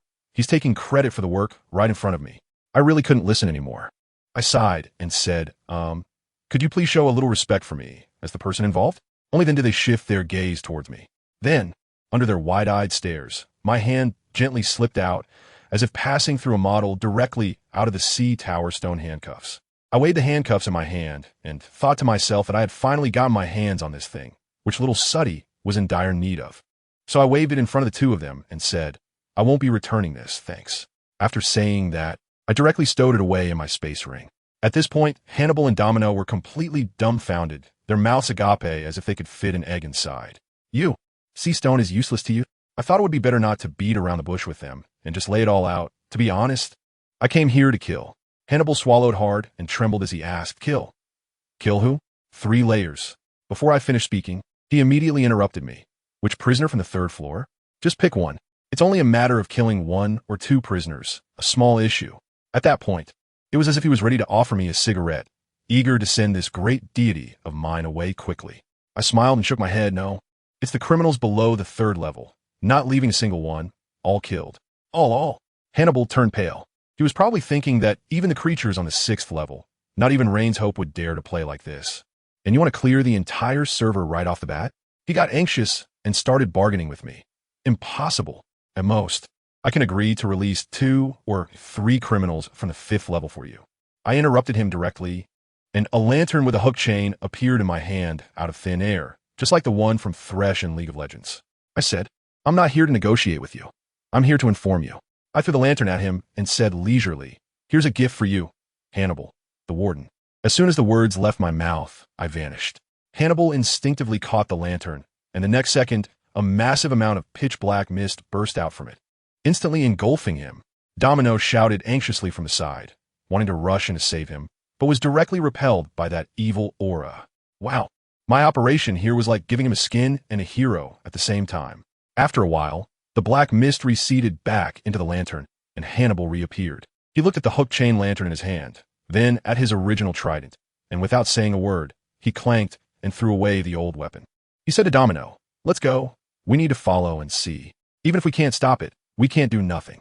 But let me tell you, there was no hint of stopping in his eyes, just excitement, as if he realized he had become powerful. He had figured out, with this thing, he himself was a mobile prison. As for me, I didn't take any elevator passage. I directly phased through the walls and instantly arrived at the 3rd underground level. The hungry hell. The prisoners inside were all as skinny as dried corpses, lying in their cells waiting to die. I thought, well, no need to suffer anymore. I'll help you out. With a thought, the space of all the cells began to shatter like glass. Countless spatial cracks flashed by, and whether it was people or the walls of the cells, they were instantly sliced into countless fragments, blood and flesh flying everywhere. Those prisoners didn't even have the strength to scream. They were directly disintegrated. By the time the guard arrived late, I had already cleared this level and went down directly. The 4th level was the scorching hell, the 5th level the freezing hell. All the way pushing forward, nothing could survive in my path. The prisoners along with their cells were directly packed and cleaned up into the recycling bin. As I passed the 5 level, I even sped up. For those who understand, the transgender community is a bit special. Let's take a detour. Soon, I reached the final stop, the 6th underground level. The infinite hell. Here, all the heavyweights were locked up. As soon as I entered, I saw a guy frozen in a huge block of ice, World Destroyer Bard.As walled. I was quite interested in his Momo fruit, so I directly sealed the space and, along with the ice block, snapped and tore it apart. Just as the devil fruit energy was about to escape, I intercepted it with an apple. As soon as I made a move, the entire 6th floor instantly exploded. Who is it? Quickly let me out. I can offer you endless treasures. He. Finally, someone has broken in? Hey, let me out, or I'll kill you. Goodness.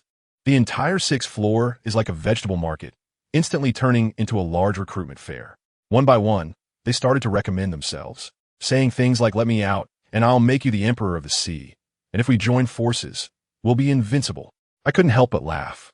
So I asked, since you all are so impressive, who is the strongest here? As soon as I said this, the entire place fell silent. Everyone's gaze unconsciously shifted towards the 2 cells at the back. In the next moment, an overwhelming and ridiculous conqueror's hockey burst forth. The entire 6th floor shook. Just this aura made more than half of the inmates foam at the mouth and faint. I followed the source of the imposing aura and saw a muscular man locked by Hailu stone, still crazily training. The devil's descendant, Barrett. As soon as I finished speaking, that guy stopped moving, his crimson eyes fixed on me, grinning widely, filled with fighting spirit. Let's have a fight. I couldn't help but laugh at the time. Sorry. I'm not here to accept a trash challenge. As soon as these words left my mouth, all the awake prisoners gasped, thinking this guy must be crazy to provoke Barrett like that. Sure enough, Barrett's conqueror's hockey erupted instantly. He slammed his fist against the prison door, shaking the entire prison. What did you say? If you have the guts, come over here, and I'll show you the strength of trash. As soon as he finished speaking, my voice echoed behind him. I think I'm quite brave. Barrett suddenly swung his arm back with a hockey-infused elbow, but he hit nothing. He then rampaged through the cell, smashing everything inside to pieces, but still couldn't touch me. Finally, he shouted in frustration, "Is hiding your only skill?" My figure suddenly appeared in front of him, less than 10 centimeters away, shrugged my shoulders, and said, "Is it possible that I haven't moved since I came in? Also, when I said trash, it wasn't directed at you." I paused for a moment, glanced around, and revealed a classic smile. "I mean, everyone here is garbage." Seeking death. Barrett shouted angrily and directly used the C-prism stone handcuffs in his hand to strangle me. I couldn't even be bothered to hide. I just quietly watched him. With a loud clang, the shackles went straight through my body, and he fell to the ground with a thud. Now everyone understood. Being domineering was useless, and Hailu Stone was also useless. I was an invincible BUG. Barrett also gave up and stared at me, asking, "What is your purpose for coming here?" "To kill." Just then, an elderly voice came from another cell. "He intends to kill everyone here." I turned my head to see an elegantly poised old man, the proud Red Lidfield. I nodded, which was an acknowledgement. Then I smiled at all the elites of the infinite hell and said, "Are you ready to welcome death?" As soon as the words fell, all the cells and spaces shattered. Countless spatial cracks, like the sharpest blades, crazily sliced through everything inside. Whether it was Barrett or the Red Count, under such a dimensional strike, they couldn't hold on for even a second and were instantly decomposed into countless fragments, along with the cells, turning into ruins. The entire 6th layer was emptied. I collected some pretty good devil fruits and happily made my way up. On the way, I unexpectedly ran into Magellan and Shirey, who were rushing down. Magellan was still analyzing. The intruder must have gone to the 6th level, where the monsters. Before he could finish speaking, the space beside Shirey suddenly shattered without warning. Crack! Crack! The web-like fissures rapidly spread, and Shirey didn't even have time to react. As soon as he activated his Busashoka Haki, one of his arms was sliced off. He tried to retreat in panic, but found himself crashing into an invisible wall. He watched helplessly as the space fissures drew nearer, and in despair, he drew his famous sword Raijin and slashed at it. However, the sword broke into several pieces as if it were made of paper. After a scream, this warden who loved to kill others experienced the thrill of being dismembered himself, turning into a QR code along with his sword. Magellan watched his colleague die right in front of him, stunned. He froze for a second, pulled out his Den Mushi, and called Hannibal. "Hey, come to the 6th level corridor and collect Shirey's body." On the other end, Hannibal's voice came through, suppressing excitement. "Shirey the pervert is dead?" "Great, I'll be right there." Magellan hung up the phone, confused, wondering why Hannibal was so excited today. As for me, after finishing my business, I flashed back to the interrogation room. A master of time management, I could kill and flirt without missing a beat. I handcuffed little Suddy with the handcuffs I had just acquired, pinching her chin with a wicked smile. "Little Suddy, have you rested well? Let's continue." Meanwhile, while I was clearing out Impel Down, Ace finally found Blackbeard on island. "Teach, do you remember the consequences of betraying your comrades?"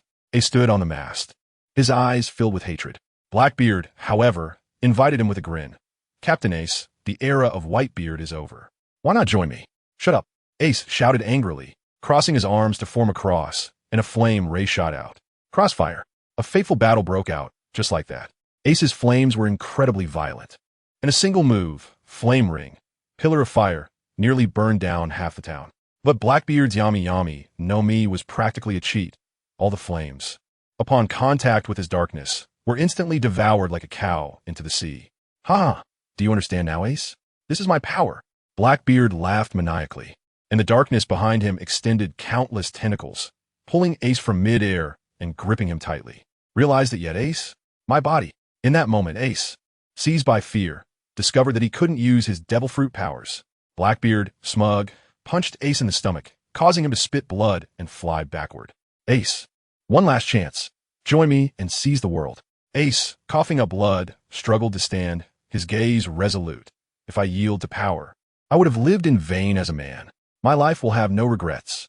After saying that, he burned through all his life force, erupting in a spiral of flames, coalescing into a massive fireball comparable to the sun. Great Flame Ring, Flame Emperor, the enormous fireball with the momentum to incinerate everything, smashed toward Blackbeard. "What a pity, Ace." Blackbeard's expression darkened, and the darkness behind him expanded wildly, transforming into an endless abyss to meet that sun. The collision of fire and darkness made the entire island tremble. However, in the end, Ace's flames were gradually devoured by the endless darkness until extinguished. Ace, exhausted from the effort, collapsed to the ground, captured by Blackbeard. Looking at the unconscious Ace, Blackbeard muttered, "Port gas. D-Ace." As soon as that name was uttered, I tell you, Blackbeard's mind began to race with calculations. Goodness, he instantly realized. This wasn't just capturing a second-in-command. It was capturing the golden key to a new era. Just think about it. Handing the son of Pirate King Roger to the Navy. Wouldn't they make a big deal out of it? They would have to publicly execute him. By then, Whitebeard, that old man, wouldn't just sit by and watch his son die, would he? He would definitely come with his whole crew to rescue him. The four emperors clashing with the Navy headquarters head-on. That scene would attract the attention of the whole world. At that time, the most heavily guarded underwater prison, impelled down, would become a mere empty city. Marshal D. Teach would then be able to take advantage of the chaos and sneak in to recruit my future powerful partner. Ha ha ha. And that's not all. His ultimate goal was Whitebeard's world-destroying Gura no Mi. This plan was like using a feather to lift 1,000 pounds.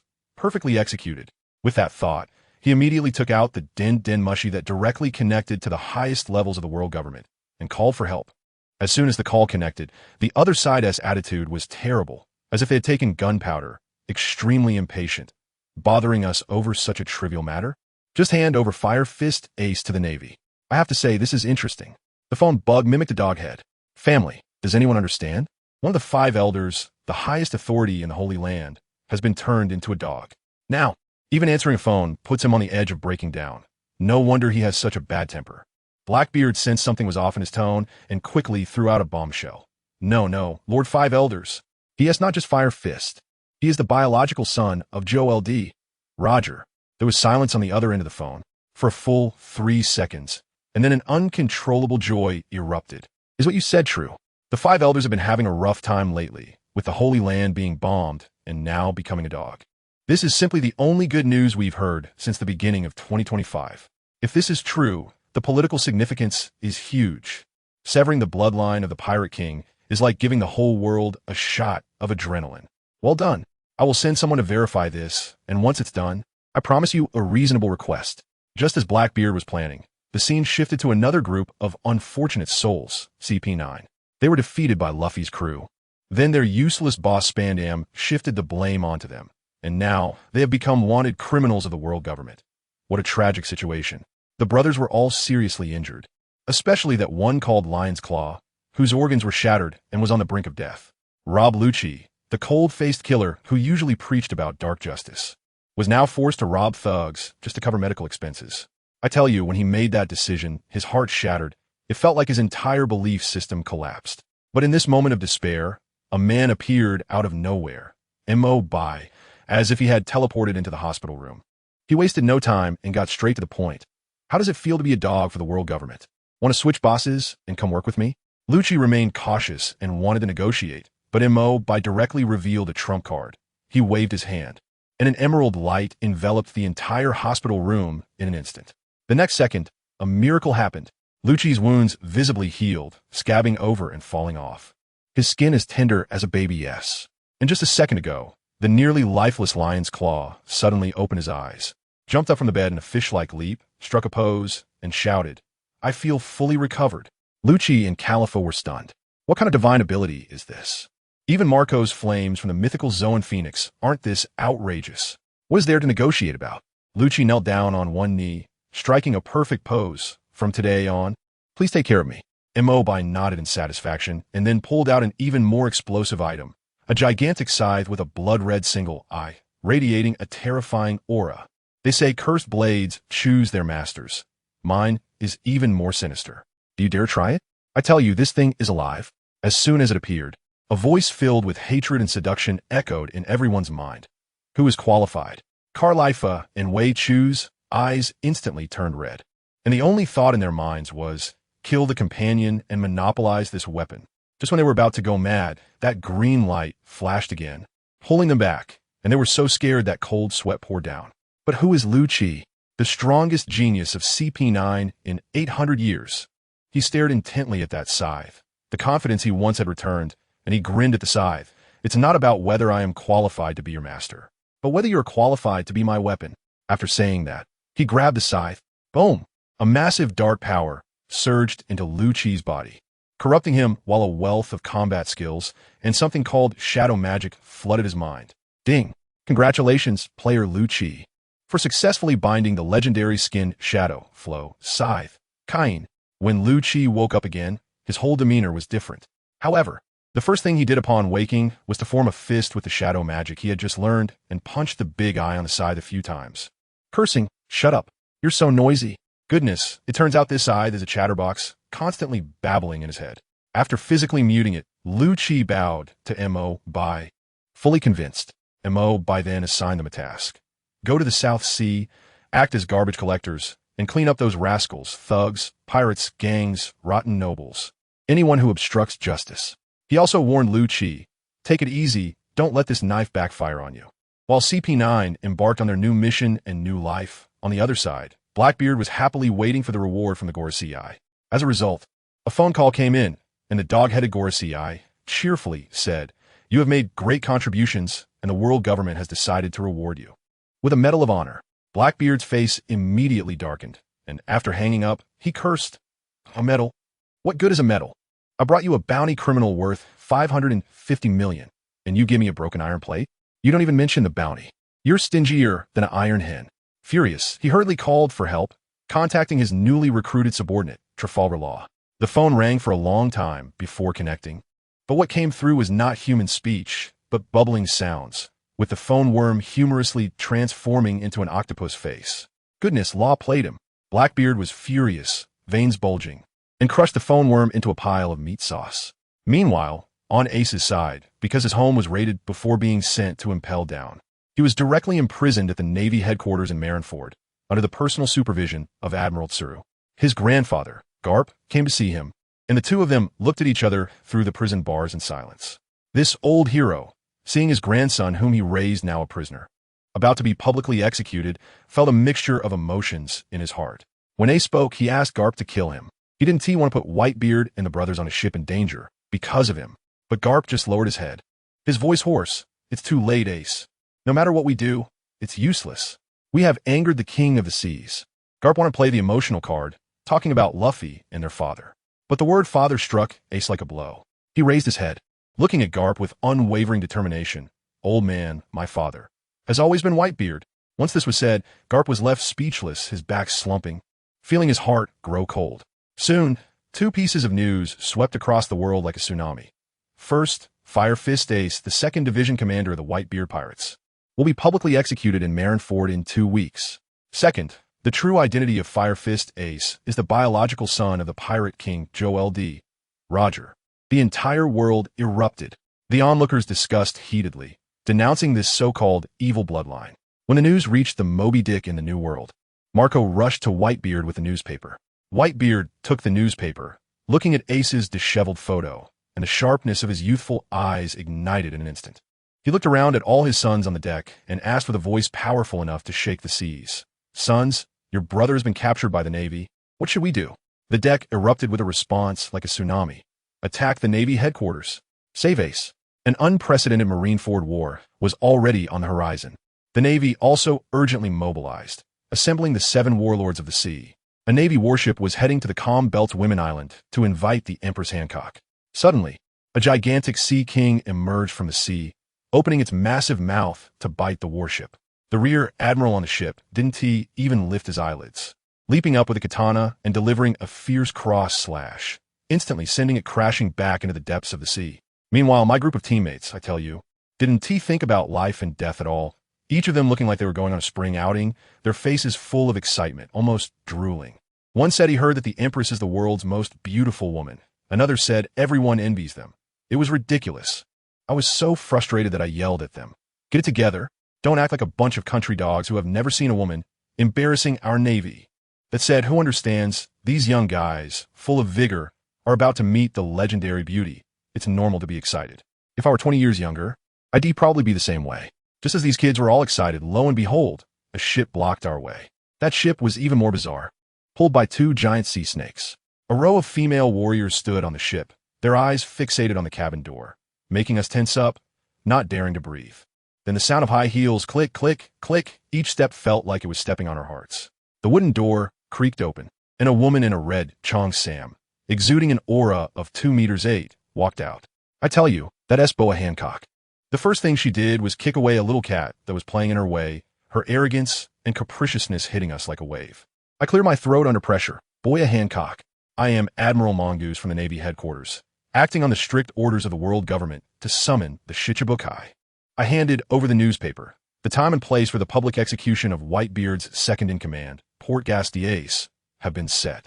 Will you come or not?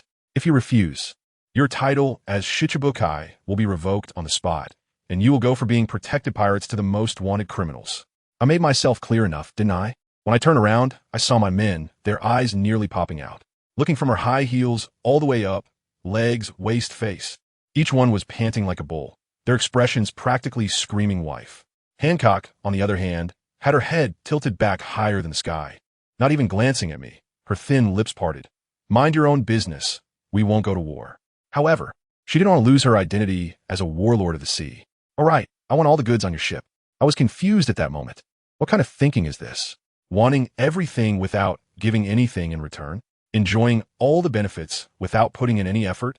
Who would agree to such a foolish thing? I'm still dealing with CPU overload there, and my troops have already taken action. Take it. Take everything. Goddess, feel free to take it. They're acting like they're possessed, hauling boxes onto the ship, and some even pulled out their hidden little treasure chests. You bunch of bastards, wake up. With a roar, I finally managed to shock them into silence.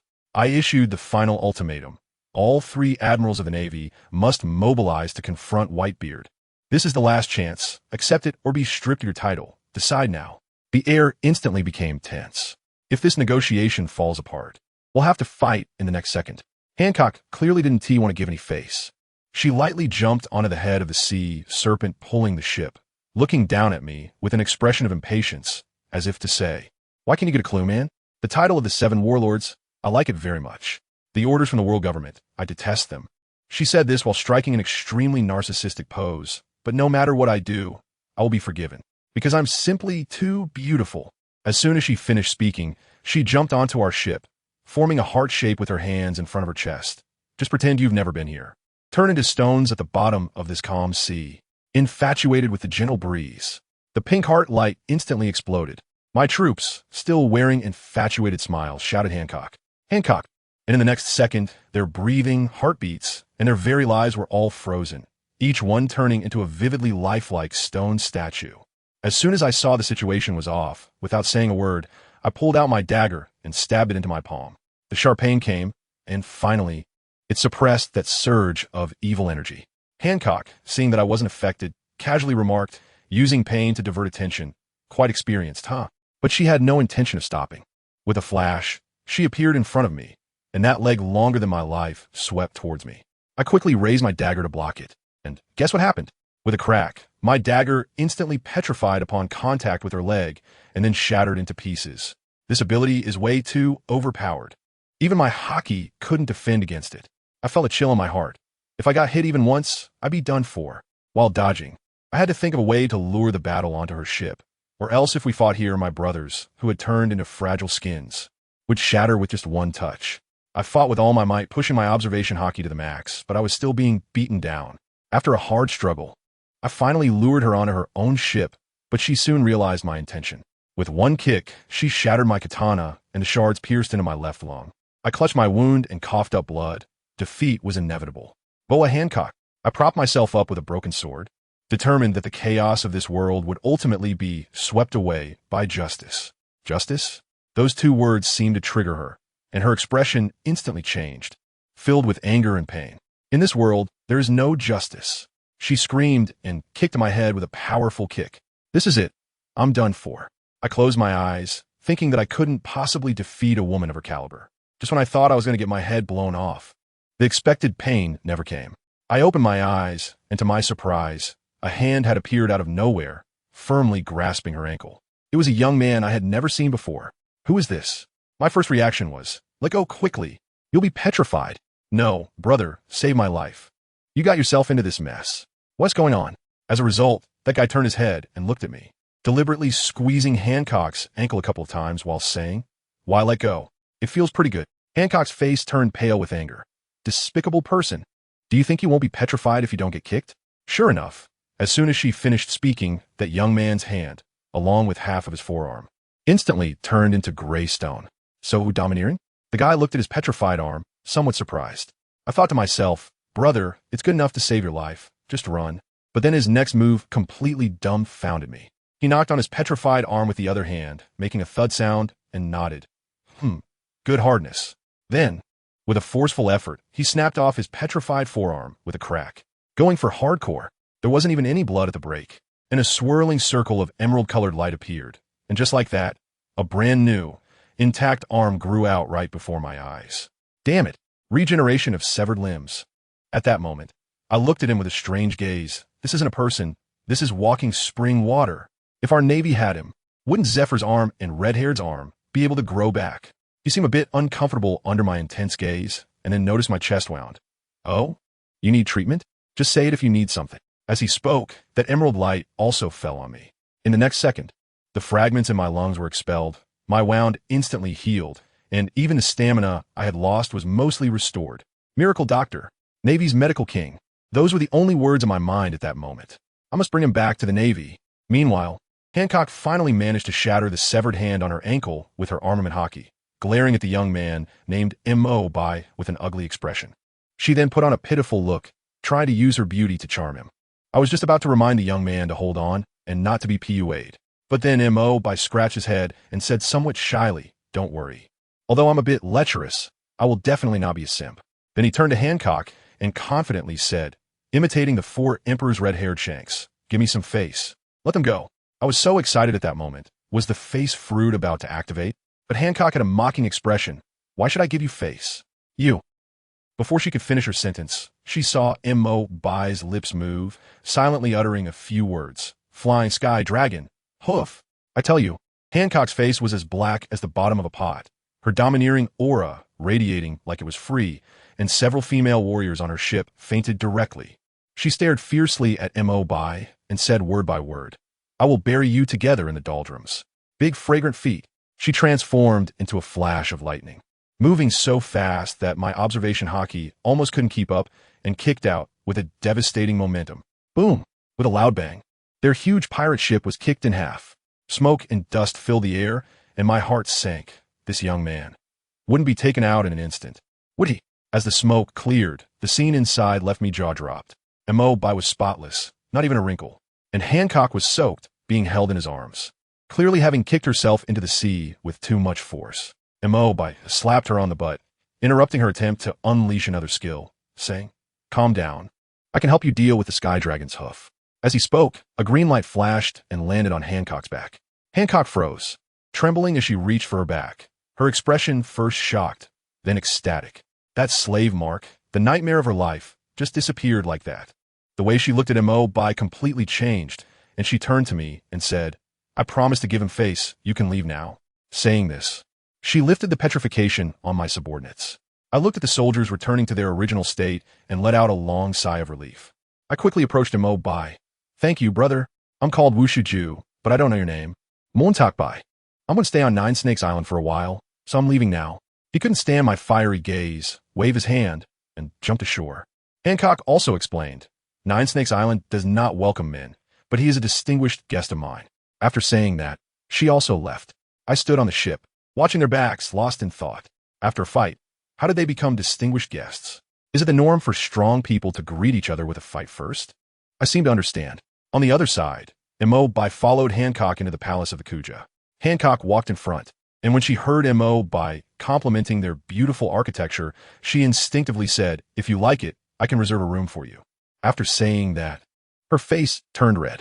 Did she just agree? Doesn't tea that mean they're living together? Let me tell you, this Empress's brain was almost overheating, thinking about M.O. by touching her ankle and patting her, but the more she thought, the redder her face became, and eventually, her imagination ran wild, her eyes rolled back, and she fainted, collapsing forward. M.O. Bai had been waiting for this moment, and smoothly caught her in his arms. I was feeling great, just got myself an absolute beauty who was crazy in love, but then I turned around and, wow, 2 long guns were pointed right at my face. Her 2 sisters looked like door gods, their expressions fierce, just short of carving "Stay away from my sister" on their faces. I held the soft and cuddly Empress in my arms, shrugged, and said, "Well, I didn't do anything. It was purely an accident. Do you believe me?" As a result, just when I pushed the gun pointed at me aside, in the next second, it was shoved back at me again. One of the sisters, with a cold expression, said, "Let go of my sister. If there's anything, she'll say it herself when she wakes up." All right, being a little sister-in-law. I couldn't afford to offend her. I complied and handed over the Empress. Seeing that I was being so accommodating, their attitude softened a bit. They said there were no men on this island, told me not to run around, arranged a room for me, and then took the Empress away, saying they were going to find some old lady to check on her. I was alone in the house, feeling restless. I was hoping something would happen today. But is this all there is? Forget it. You can't rush things. But do you really think I can just sit here quietly? No way. I quickly opened a portal back to Shurima. After all, I have business to attend to over there, juggling multiple tasks. Meanwhile, on the other side, Luffy and his crew were in dire straits. Without Nami, their top navigator, they were basically like headless flies at sea, and they hadn't even spotted Moria's terrifying three-masted ship yet. One day, Usopp was making a fuss with the others when he saw a seagull delivering newspapers and casually bought one. But just one glance at it left Usopp dumbfounded. The headline read in bold white letters on a black background: "Whitebeard Pirates 2nd Division Commander, Fire Fist Ace, captured, to be publicly executed at Marine Headquarters, Marineford." Ace, isn't that Luffy's brother? Usopp's hands trembled as he rushed to Luffy. Luffy, look at this." Luffy, who usually didn't read newspapers, took it with a confused look, and the next moment his expression froze. Ace, captured, and facing execution. His pupils dilated in shock.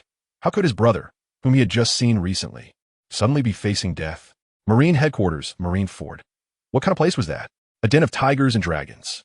Luffy took a deep breath and called all his crewmates over: Zoro, Sanji, Chopper, Frankie. He looked at each of them with a serious expression that was frightening. "Everyone, I'm going to a place where I have to fight a life-or-death battle.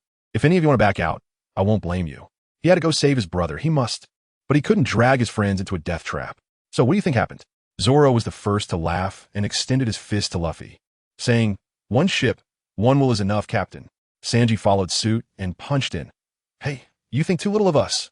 Usopp, scared to the point of trembling, still pushed his fist forward, crying out, "Brave warriors of the sea do not back down at a time like this." All their fists came together. Luffy's eyes instantly turned red, as if filled with sand. Zoro smiled and urged him, "The captain can't be crying." Luffy wiped away his tears, placed his fist in the mix, and grinned widely, shouting, "Everyone, turn around. Destination Marineford." At the same time, a storm was brewing elsewhere. In a creepy little town, a guy named Sachi was no longer human. He was a spirit surrounded by green flames. He had just killed a pirate and absorbed their soul, feeling a bit stronger. He also saw the news about Ace's capture. Let me tell you, Sachi had been betrayed and killed by Blackbeard back in the day, and he hadn't settled that score yet. Now that Blackbeard had harmed Ace, he couldn't just let it slide. Old and new grudges had to be settled together. His black mist suddenly withdrew into his body, and he stood in the sunlight like a ghost, despite the pain it caused him. His gaze was chilling. "Ace, old man. Wait for me. Teach, this time I will make sure to grind you to dust." At the center of the storm, Marine Headquarters Marineford, the warlords of the sea had already gathered for a meeting. It was quite the scene, like a villain convention. Doflamingo, lounging with his legs crossed, grinned in a sinister way. "Oh dear, to catch one Ace, you have to go to war with Whitebeard. What a bold move." His gaze scanned the room, finally landing on the gluttonous fatso, Blackbeard. "Let me tell you, these two are both ambitious, and you can smell it from miles away." Fleet Admiral Sengoku, at the head table, was feeling the pressure. He knew Blackbeard was up to no good, but who could resist the temptation of wiping out a Yonko crew? Blackbeard sensed the gazes on him, raised his glass in a toast, and began his performance. "Ha ha, I've always disliked Whitebeard. I was just a small fry on his ship for over 20 years. Why does Ace get to be a captain right away? He says he treats us like sons, but I'm clearly the one picked up off the street." No one in the room was a fool. Who would believe his nonsense? But no one wanted to stir trouble. Everyone's target was Whitebeard tomorrow. Doflamingo, being the heavyweight, stoked the fire. I really wonder who among us will die at Whitebeard's hands tomorrow." Finally, on the day of the Marineford War, as dawn broke, the Marines were on high alert. Sengoku hadn't slept all night, and just as he confirmed all the deployments, his subordinate brought him news that made his blood pressure spike. Report, Admiral. Blackbeard. Blackbeard has hijacked a warship and escaped. Sengoku exploded. "What? You schemed to provoke this war, and you run away just as it's about to start? Are you messing with us after messing with Whitebeard? Do you have social anxiety or something? Forget about him. Sengoku held his forehead. He didn't have time to deal with this troublemaker. The war with Whitebeard was the top priority. Meanwhile, Blackbeard, under the cover of night, smoothly sailed away on the warship. Where was he going? Impelled Down, the underwater prison. His plan was meticulous. He intended to recruit the most vicious criminals in Impelled Down as his subordinates, then wait for the Marines and Whitebeard to weaken each other in battle. And then he would strike out with his crew and be the hidden player.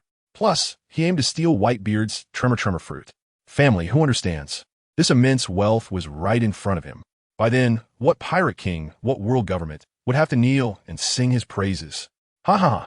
Blackbeard fell into his dream, laughing like a villain. He used the same trick to deceive the guards at Impel Down and walked into the first layer of hell, the Red Lotus Hell. But upon entering, he was dumbfounded. Where is everyone? Why is there no one here? Did this prison go out of business? He searched for a long time, and there wasn't even a ghost. He refused to believe it, punched through the floor, and jumped down to the second layer. The Beast Hell. Empty. Still empty. This is outrageous. Blackbeard was furious. This script was wrong. He had even planned to release some prisoners to create chaos. But there wasn't even a single actor. In his anger, he punched again, boom. The third layer, the Hunger Hell. I tell you, it's still empty. Blackbeard was completely speechless. Is the world government really that wealthy? Spending so much money to build a prison just for decoration? He was so angry that his face turned dark, gritting his teeth and throwing a punch directly at the fourth layer. I don't believe it. As a result, when he punched down, it didn't feel right. It seemed there was a specially designed slanted floor below. Blackbeard's eyes lit up. Ha! I knew there must be something fishy down there. Meanwhile, the situation in Impel Down had already turned chaotic. Vice Warden Hannibal was leading the guards to suppress the small minions that Blackbeard had released earlier. But the scene was a bit bizarre. Hannibal had changed to a new weapon, a lantern, and was swinging it with great vigor. Those prisoners were no match for him at all, with just a few swipes. They were all taken down. One prisoner got so scared that he turned to run, but Hannibal swung the hook chain, piercing his throat. As soon as that prisoner died, his soul was sucked into the lantern. Hannibal looked at the densely packed green light points inside the lantern and smiled with satisfaction. The number of prisoners under his command was far greater than the entire Impel Down. He asked a nearby soldier, "Is the intruder Blackbeard?" The soldier stood at attention. Terrified, yes. Yes, Vice Warden. He said it was a secret mission from the Five Elders. After hearing this, Hannibal waved his hand. All right, you clean this up? The living, He looked at the corpses all over the ground, and it seemed there were no living ones left, making the situation quite awkward. He cleared his throat. I'll go deal with Blackbeard first. You all keep busy. Saying that, he hurriedly slipped away. On Blackbeard's side, he smashed through the last layer of the floor and fell into a vibrant party scene. This was the five layer, the new human paradise. Ivankov and the others had long been alerted by the commotion above and were on high alert. As the dust settled, Blackbeard immediately spotted the most conspicuous Ivankov in the crowd. Target acquired. Ha! Finally found you. Blackbeard spread his arms wide, striking his savior pose. Ivankov, I'm here to rescue you. Join me, and let us conquer the world together. Ivankov exchanged glances with the people next to him, all of them thinking, is this person seriously sick? He rolled his eyes, stepped forward, and patted Blackbeard's shoulder, speaking in a tone of caring for the mentally challenged. All right, stop acting. You're doing just fine. Since you're here, you're one of us now. Welcome to the new human paradise. Haha. Blackbeard's smile instantly froze. Join you? Become a freak? Who wants to join your bunch of useless people as paradise? He roared, his eyes turning blood red, dark energy erupting from his hands. And a tremendous gravitational force immediately pulled Ivankov into his grasp. I am a man. The surrounding freaks were shocked and shouted in anger.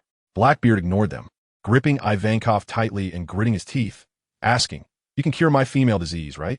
Cough, cough. The female disease, Ivankov took a breath, and even tried to persuade him, Boy, having this disease means you have a connection with us. Think about it again. I'll say it again. I am a man. Blackbeard was about to go crazy. Ivankov was in pain for being choked and had no choice but to say, I can cure it. It's a small problem. Don't have gender anxiety. As he spoke, he tried to activate his ability, only to find he couldn't use it. He looked at Blackbeard in shock. Ha ha, you discovered it, right? This is my ability. It restrains all ability users. Blackbeard laughed triumphantly, as dark energy spread beneath everyone's feet, controlling all the new freaks. He released Ivankov. Don't play tricks. Their lives are in your hands. With no choice, Ivankov had to comply. His nails instantly turned into syringes, and he introduced to Blackbeard. This is male hormone. Injecting it will restore you to normal. After saying that, he suddenly stabbed down. As the hormone was injected, Blackbeard's body rapidly changed. The lines on his face became more defined, and the excess fat on his chest disappeared. Most importantly, he pulled down his pants to look. It's back. Everything is back. His future is back. Ha ha ha. Blackbeard was so excited that tears filled his eyes. After laughing enough, he lifted his head to look at Ivankov, the murderous intent in his eyes apparent. He coldly said, "You did well. To show my gratitude, let you all witness my power." As soon as the words fell, the darkness spreading beneath everyone's feet erupted with terrifying gravitational force, beginning to devour and crush everything around. The stage, the stones, and people. The screams instantly echoed throughout the entire new human paradise. I tell you, Ivankov exploded at that moment. Watching the paradise he had painstakingly built turn into a demolition site because of Blackbeard's sneaky move, his big face instantly turned the color of pig liver out of anger. His nails shot out in an instant, and he started stabbing at his own face fiercely. The next second, his whole head puffed up like it was inflated, and he unleashed his deadly seductive eyes. In just a blink, a terrifying shockwave of explosion erupted, flipping Blackbeard, who was still posturing over there, upside down. The guy next to him, called Lightning, was also very clever. His hands transformed into giant scissors, snipping off a piece of wall and tossing it at Blackbeard like a frisbee. Blackbeard was in such a sorry state, rolling on the ground several times to dodge it, and as he brushed off the dirt from his body, the smugness on his face finally faded a bit. "All right, you guys have some skills." Saying that, he pressed his hand to the ground and released. I tell you, the scene changed in an instant. The dark gravitational force that devoured everything suddenly vanished. And then with a bang, all the debris and even people that had been sucked in were sprayed out like flowers scattered by a celestial maiden. The scene was like a machine gun firing, bang, bang, bang. Many people fell silent on the spot. Ivankov and the others quickly used the wall as a shield, barely escaping the disaster. "A wall thinks it can block me?" Blackbeard sneered, and the darkness surged forward like a tide. Just as he was feeling pleased, he suddenly caught a glimpse of green light. No, not just a little, but a large area. Good heavens! The smile on Blackbeard's face froze instantly. He turned his head sharply and saw a large group of green spirits drifting out from the dark passage, illuminating the entire corridor. As the spirits got closer, Blackbeard could see their faces clearly. Range and Shiru, the giant warship, Katarina Devil. With each name he uttered, his heart sank further. What kind of joke is this? Just a single Sachi fought him to a standstill before. And now, these once mighty old monsters of the sea had all turned into ghosts appearing before him? This script is wrong. What on earth happened and impelled down? But Blackbeard was a bold man.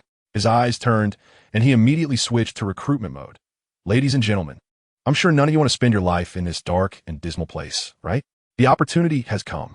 The Navy and Whitebeard's attention are all outside. Now is our best chance to escape. Follow me, and a new world will be ours. While he was dreaming of becoming the fifth emperor, a lightning bolt struck his mind. Something was off. Very off.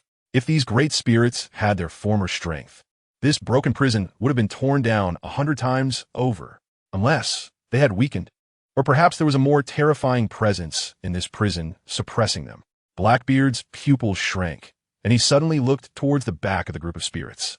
Sure enough, behind those ghostly figures of the sea pirates, several legendary monsters from the Roger era slowly drifted out. World Destroyer Bondi Walled, Lone Red Raid Field, Devil's Air Barret. Blackbeard's mouth trembled. What kind of divine lineup is this? These are all certified true monsters through the ages. However, it wasn't over yet. Just as Blackbeard thought this was the ultimate configuration, those old monster-level spirits surprisingly spread out like little brothers, clearing a path. Behind. There are more people? Blackbeard's mentality completely collapsed, feeling like he had stumbled into some hellish team-building scene. Footsteps, but. In this dead silence, each step felt like it was stepping on his heart. Finally, the great figure welcomed by the ghost stepped out from the black mist. It's Hannibal. Ivankov, hiding behind the wall, was almost wide-eyed. The deputy warden, who always shouted about usurping the position of warden. These 6th-level major criminals, turned into ghosts, were actually respectful towards him. Isn't this just guarding the thief? Wait, I think I have him by the throat. Ivankov's mind heated up, and he jumped out from behind the wall, pointing at Hannibal and shouting, "Hannibal, Quickly deal with Blackbeard. Otherwise, I'll tell Magellan that you were the one who slaughtered people from the 3rd to 6th levels. Hannibal was also confused. What did I do? Why I know? But as soon as he saw the row of spirits standing beside him, he instantly understood. This mess. Seems like it really can't be explained clearly. Shut up. Hannibal shouted at Ivankov, then waved at the ghost army beside him. Charge. Whoever puts in the most effort will get a management position in my prison later. Hee hee, working for the warden, we will naturally do our best. The ghostly hunter Katerina Devon flirtatiously winked and was the first to rush forward. The others quickly followed. Only the Red Count stayed put, just accompanying. Barrett, being the heavyweight, stared at Hannibal with defiance, as if saying, just wait, I will eventually take you down. Then, reluctantly, he turned his spear towards Blackbeard. Don't think these spirits are powerless without their devil fruit abilities or hockey, but there are just too many of them. Even surrounded, Blackbeard wasn't easy to deal with. At the critical moment, Barrett, get lost, you mob. Barrett roared, his powerful conqueror's hockey clearing the battlefield. He directly ignored the darkness on Blackbeard's fist and grinned as he punched forward. Boom! The two fists collided and a shockwave exploded. Barrett, you don't seem as strong as the legends say. Blackbeard discovered he could actually hold his ground against him, and his confidence instantly surged. Barrett completely disregarded him, becoming more and more excited. His solid spirit fist was continuously shattered by the dark absorption, and the soul-rending pain on his face was actually one of enjoyment. Does anyone understand? This guy is actually using Blackbeard's ability to train his body, getting stronger with every hit, while the two were fighting it out like gods. The other spirits couldn't get involved and simply turned their targets towards Ivankov and the others. The result was predictable. Ivankov and his group were quickly subdued, shackled with sea-stone handcuffs, and brought before Hannibal. Hannibal was about to scare Ivankov, but Ivankov shot him a flirtatious glance that almost made Hannibal spit out his overnight meal. Hannibal turned around and saw Katerina Devon's ugly yet distinctive face, feeling like his eyes were suffering a second injury. He quickly pulled her back into the lantern, out of sight, out of mind.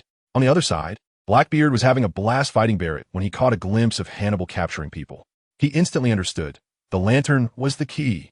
This sly old man immediately started acting, deliberately exposing a flaw and letting Barrett punch him towards Hannibal's direction, trying to capture the thief by first capturing the king. Just as he was about to get his hands on the lantern, a victorious smile appeared on Blackbeard's face. Haven team made a move. Don't think I don't exist. An old voice echoed, and the Red Count, who had been slacking off, suddenly moved, kicking Blackbeard back. In this back-and-forth gap, Hannibal also reacted, swinging the hook scythe in his hand. In Blackbeard's terrified gaze, the gleaming scythe accurately aimed at his lower abdomen. And harvested, no. With a squelch, blood splattered. I tell you, that scene was so abstractly bloody that even AI painting couldn't capture it. Little Teach instantly departed from its beloved master, drawing a sad parabola in the air. Blackbeard let out a heart-wrenching scream, curling up and crashing to the ground, rolling back and forth. This time, not only was there physical agony, but a part of his soul was also permanently severed. It's over, barbecue. Even if he finds Roger for surgery now, it would just be a decoration. Seeing he had been used as a weapon, Barrett was also furious, walking up to Blackbeard, disdain written all over his face, playing tricks. It's over, you useless guy. Saying this, his fist, as big as a clay pot, rose high and smashed down towards Blackbeard's head. Blackbeard watched helplessly as his fist grew larger, but he had no strength to move and was knocked out with a single punch. Barrett wanted to deliver a finishing blow, but Hannibal shouted from behind, "Stop! Don't hit him anymore. There are only a few prisoners left and impelled down. If you keep this up, everyone will be out of job." Just then, our toilet war god Magellan finally arrived, albeit late. When he saw Hannibal escorting a string of prisoners and carrying the bloodied Blackbeard, he was left dumbfounded. He pointed at Hannibal and struggled to speak. "Brother, you are surprisingly strong." Hannibal, now brimming with confidence, instinctively wanted to tease Magellan upon seeing him, but Magellan seriously said, "I will propose to the higher-ups to recommend you as the next prison warden." Hannibal waved his hand and shook the lantern in his hand, saying, "Brother Magellan, times have changed. This is my mobile prison." He then threw the 7 living prisoners of Blackbeard onto the ground, saying, "Consider this my wealth left for you. Just make sure they don't die." After that, he turned around and left with his hands behind his back, leaving Magellan alone in the wind, feeling a mix of emotions as he looked at the vast impelled down and the remaining 7 prisoners. Meanwhile, at Marine Ford, the Navy was on high alert, keeping the gates of justice tightly closed. Suddenly, the Whitebeard pirates' fleet emerged from the depths of the bay as if they were using cheats. All the ships were coated with a film and had dived underwater, perfectly bypassing all defenses. The face of Admiral Sengoku turned green on the spot. The massive Moby Dick broke through the water, and the man known as the world's strongest man, Whitebeard, slowly ascended to the bow of the ship, his aura overwhelming everyone. Without wasting words, he casually asked Sengoku on the execution platform, "Sengoku, it's been decades, hasn't it? My dear son, is he okay?" Just that one sentence put immense pressure on the Navy. Sengoku felt distressed. They were too close, and if a fight broke out, the entire Marine Ford would be sunk. Ace on the execution platform saw his father risking himself for him and immediately burst into tears, shouting heart-wrenchingly, "Dad." Whitebeard gently nodded at him, saying, "Wait for me a moment, Ace." After that, he clenched his fists in front of his chest and slammed them down hard to the sides, with two crisp cracking sounds. I tell you, the scene was incredible. The air, yes, you heard me right, empty air was immediately split open, creating two visible massive cracks. The Navy brothers on the shore were collectively petrified, their jaws dropped wide enough to fit an egg. This was no ordinary person. This was a human disaster.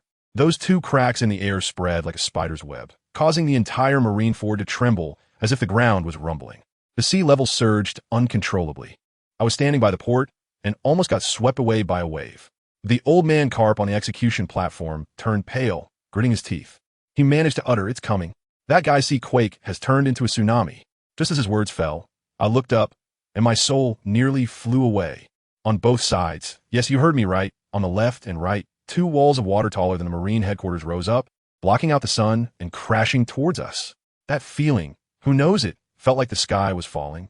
And over 100,000 of us were like meat on a chopping block, waiting to be smashed into paste. Just when we thought we were all going to die.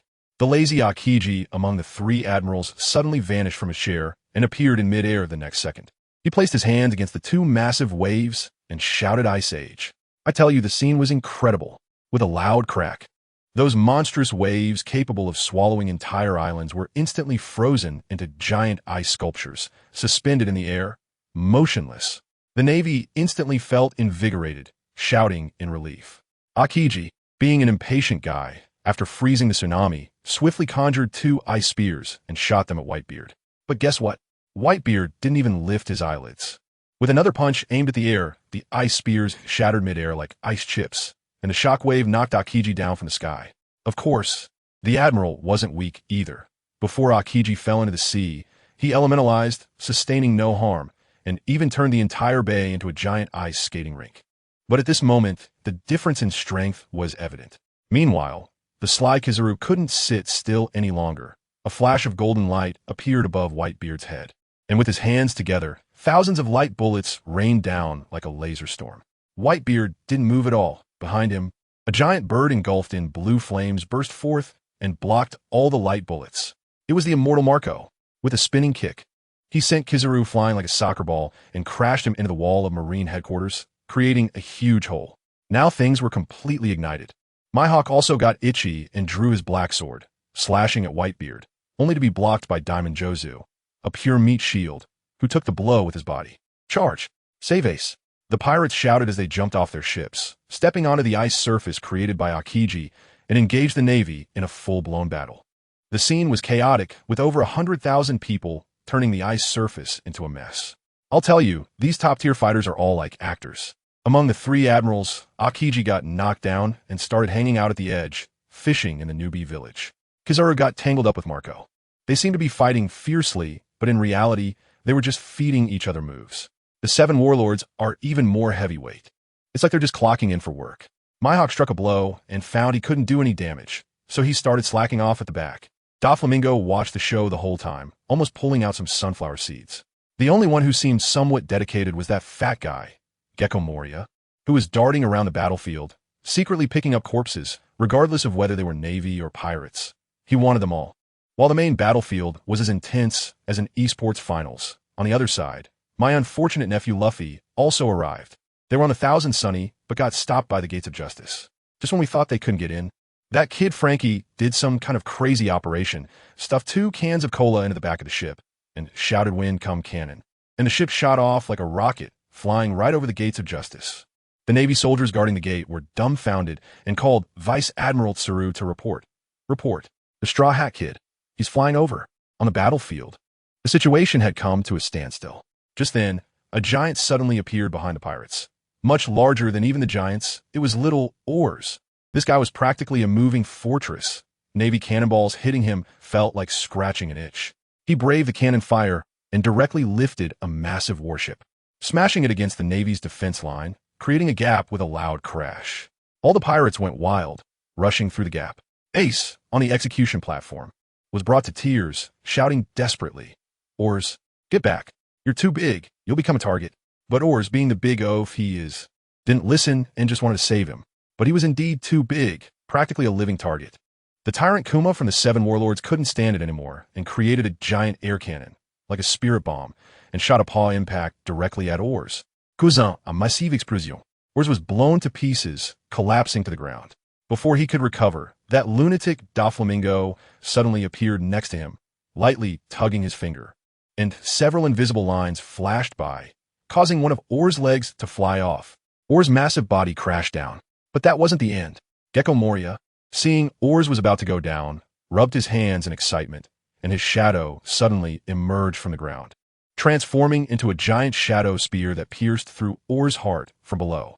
Oars! Ace's cries were heart-wrenching. Whitebeard watched his son perish right before his eyes, his old face darkening to the point that it seemed like water could drip from it. A giant Navy rear admiral, not being careful, jumped up trying to sneak attack him, but Whitebeard didn't even look, swinging a punch wrapped in tremor power, shattering the admiral's axe and grabbing his head, slamming it down onto the ship's deck with a thud, causing the admiral's helmet to explode and knocking him unconscious. Old Man was truly furious. He pointed to the bloody path opened by Oars' body and roared to all the pirates, "You guys, step over Oars' corpse and advance." On the other side, Doflamingo was still causing trouble, controlling one of Whitebeard's captains with his strings, forcing him to attack his own comrades, mumbling his twisted philosophy that only the victor is just. Meanwhile, some new recruits in the back were so terrified by the hellish scene that they started to flee. Guess who was blocking them? Akainu. One deserter knelt down begging for mercy, saying he missed home. Akainu didn't even blink, his arm turning into scalding magma, coldly saying, "If you really care about your family, don't live a coward's life." With that, he threw a magma fist, turning the deserter to ashes. Akainu received news and didn't bother with the cowardly Kobe and Barumabur hiding in the corner. Before leaving, he snorted disdainfully at the wall. Now that the mission was at hand, dealing with these two timid guys would only waste time. The smoldering remains in the middle of the road were already enough to warn the timid.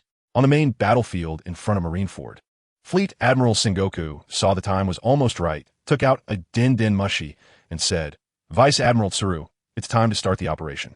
Vice Admiral Tsuru received the news to begin the operation and informed all participating Navy personnel.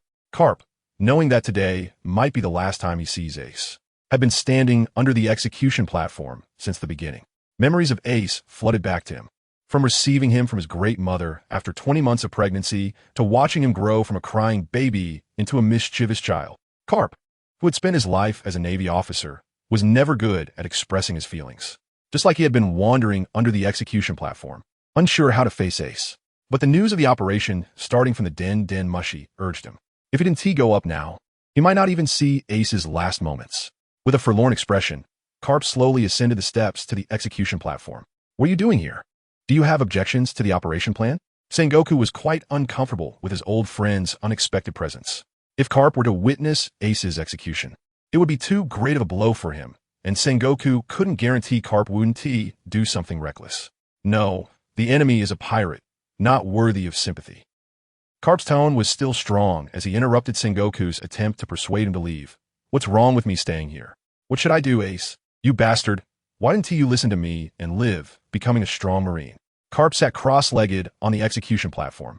Emotions he had suppressed for too long finally bursting forth, his shoulders trembling as he gritted his teeth and said, the tears he had been holding back suddenly flowed freely. Ace watched as the strong and fearless Carp he remembered was now crying like a child, memories of his childhood flooding back. By the warm bonfire, Carp sat cross-legged, seriously telling him to become a strong Marine. Remembering that scene, his face was filled with care and protection. Yet he had always hated inheriting the evil bloodline of that bastard father, wanting to make a name for himself on the sea that surpassed his. Old man.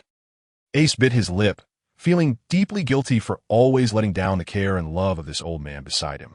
Just as the two were beginning to feel the sadness brewing, an unexpected change occurred on the battlefield. A pirate ship with a lion-like bow was racing towards Marineford at breakneck speed, unable to slow down, crashing directly onto the massive tsunami ice pillar that Akiji had frozen. Soaring into the sky. Frankie, why are you going so fast without an emergency braking system? We're going to die, we're going to die. The people who had previously praised Frankie now changed their tune, watching the ship plummet, each clinging tightly to the ship. Chopper and Usopp were so scared they mixed their snot and tears together. Watch this. Rubber rubber. Balloon.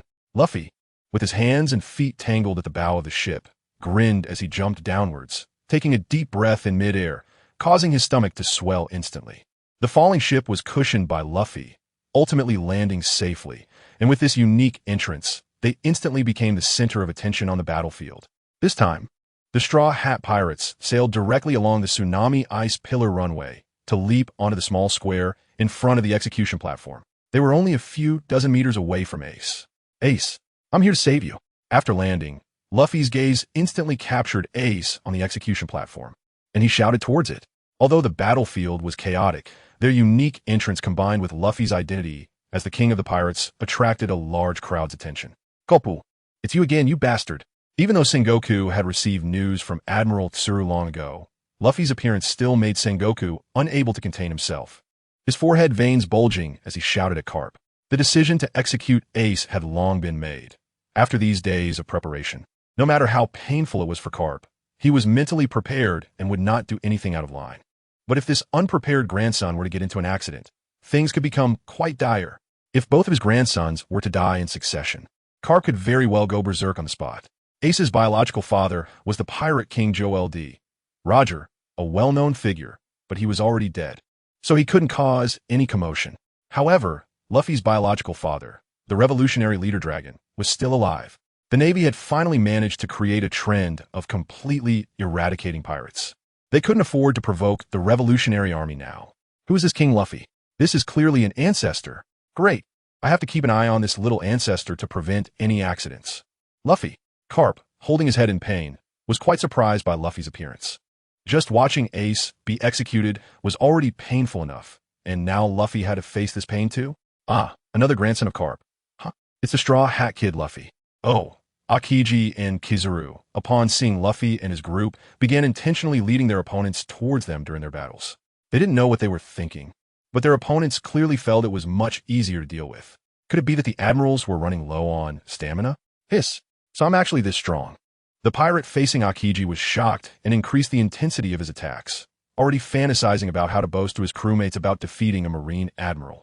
Unlike Akainu, who was vengeful and clueless about human emotions, he immediately thought of Luffy's pirate identity and then of his father dragon's criminal status upon seeing Luffy's appearance. Carp's grandson, the son of revolutionary leader dragon.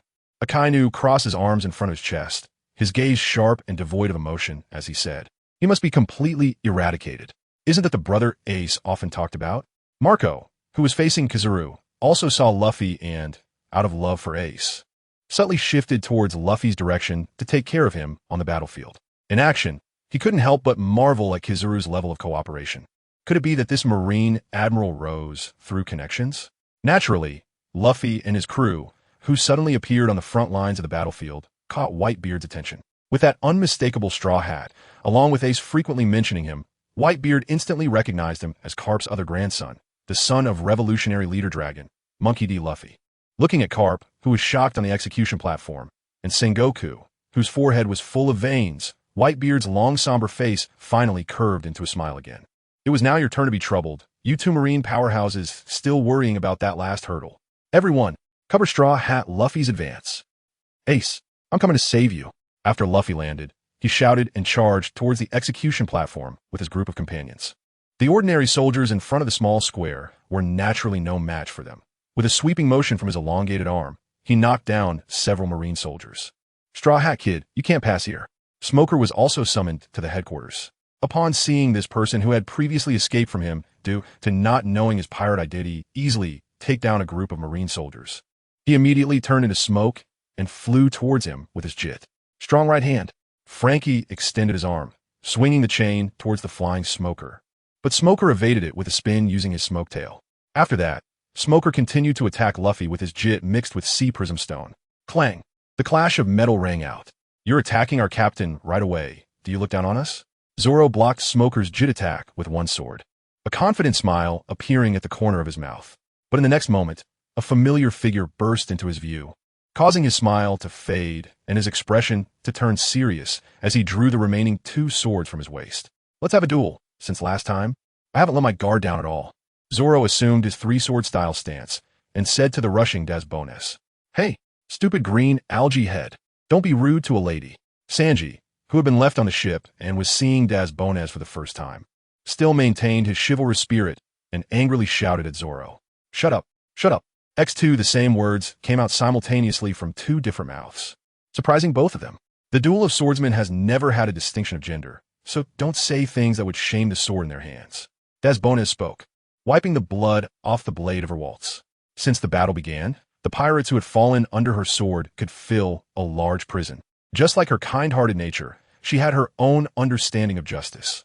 The pirates who fell to her hands were merely those who had lost their fighting ability.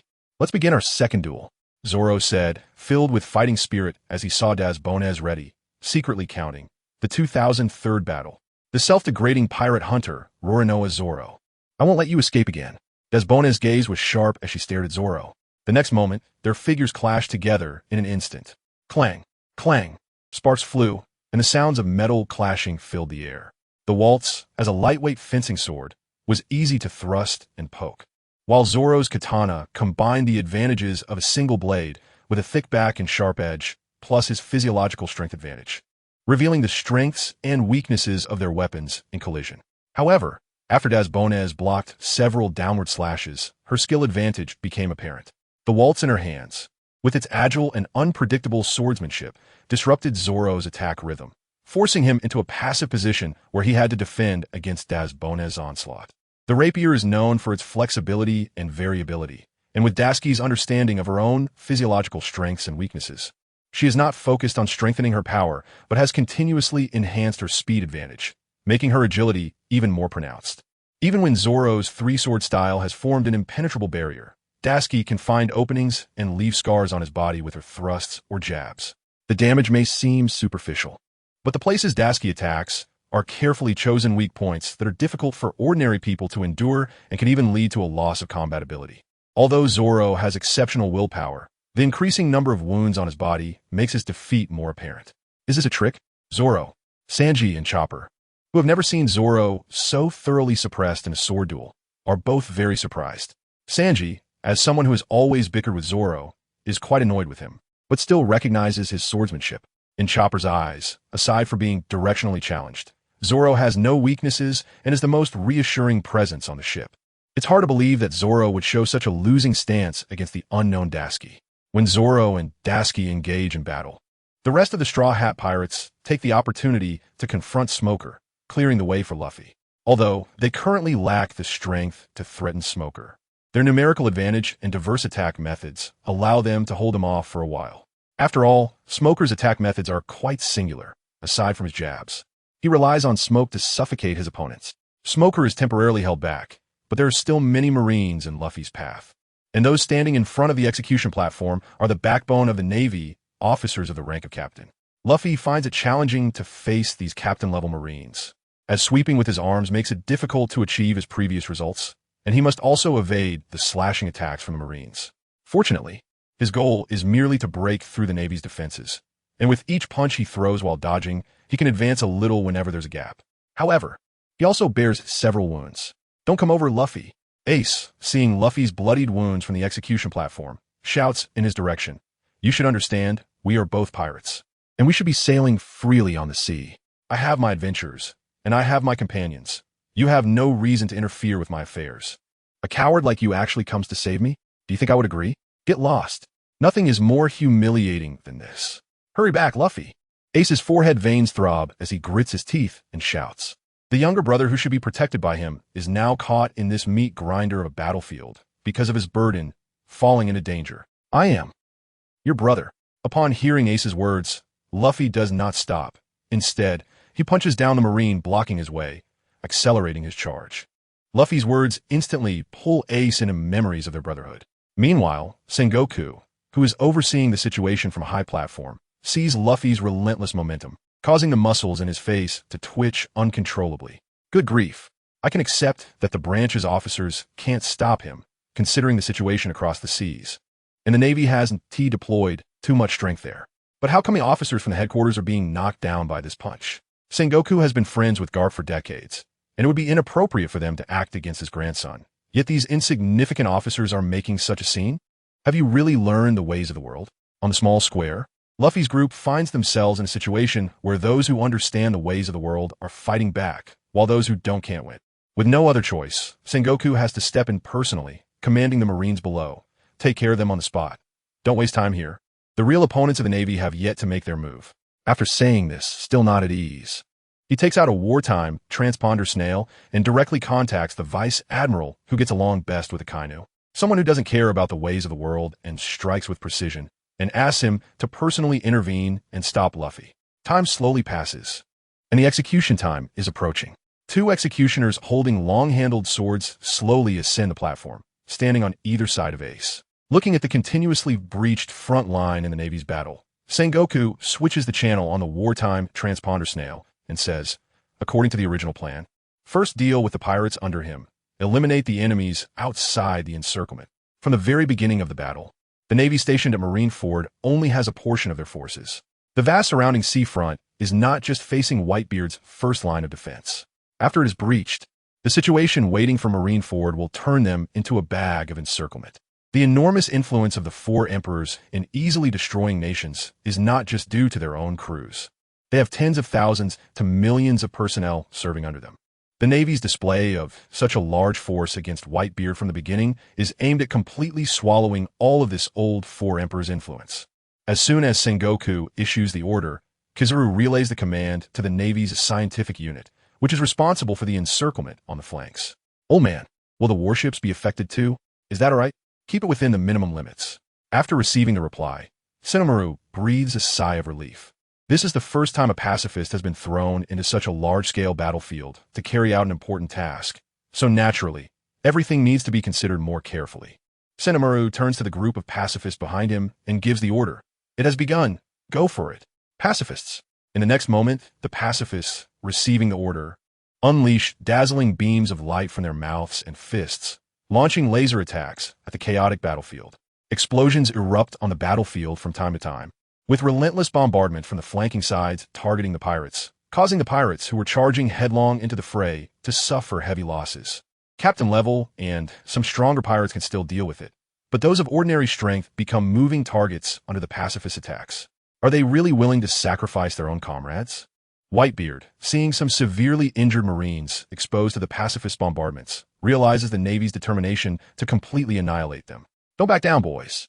Charge towards the square. Inspired by Whitebeard, the pirates, with bloodshot eyes, begin a desperate charge towards Marineford's defenses. With no way to retreat, they must reach Ace before being encircled. A cornered beast still fights. The Marines stationed at the Gates of Justice also begin their assault on the Whitebeard pirates, while the pacifists from a scientific unit on the flanks start their bombardments. Before the Navy's pocket is completely sealed, the only path remaining for the Whitebeard pirates is to charge in one direction. Break through the Navy's position. All units, immediately retreat from the ice surface. We absolutely cannot let the pirates storm the square. Commander Sengoku also realizes that the pirates have begun their desperate struggle and issues the order. The pocket has now entered the sealing phase. What the Marines need to do is defend the front line well to achieve ultimate victory. At this point, further contention with the pirates over the ice surface would only add unnecessary sacrifices. The Navy's training was fully displayed at this moment, as they retreated in batches, ensuring that each team had someone covering their backs against the relentless pursuit of the pirates. Once all the Navy personnel had evacuated the ice battlefield, Admiral Sengoku ordered the officers beside him, activate the encircling wall when all images are interrupted. Then, join Ace's execution and capture the enemy in one fell swoop. While speaking, Sengoku's gaze remained fixed on Whitebeard standing at the bow of the ship in the distance. Aside from the unexpected entrance of Whitebeard and Luffy, Everything else was proceeding as he had planned. Now, even when faced with an increasingly unfavorable situation, Whitebeard stood firm like a mountain at the bow of the Moby Dick. Old man. Footsteps approached from the deck behind him, and Whitebeard turned to see the long unreachable Squard, asking Squard, "Are you all right?" Finally alive. Squard continued to walk towards Whitebeard without changing his expression. "Is that so? I haven't been able to contact you since earlier. How's the situation at the bay?" Whitebeard turned back to look at the battlefield, questioning without suspicion. "It seems our pirate crew has suffered heavy casualties.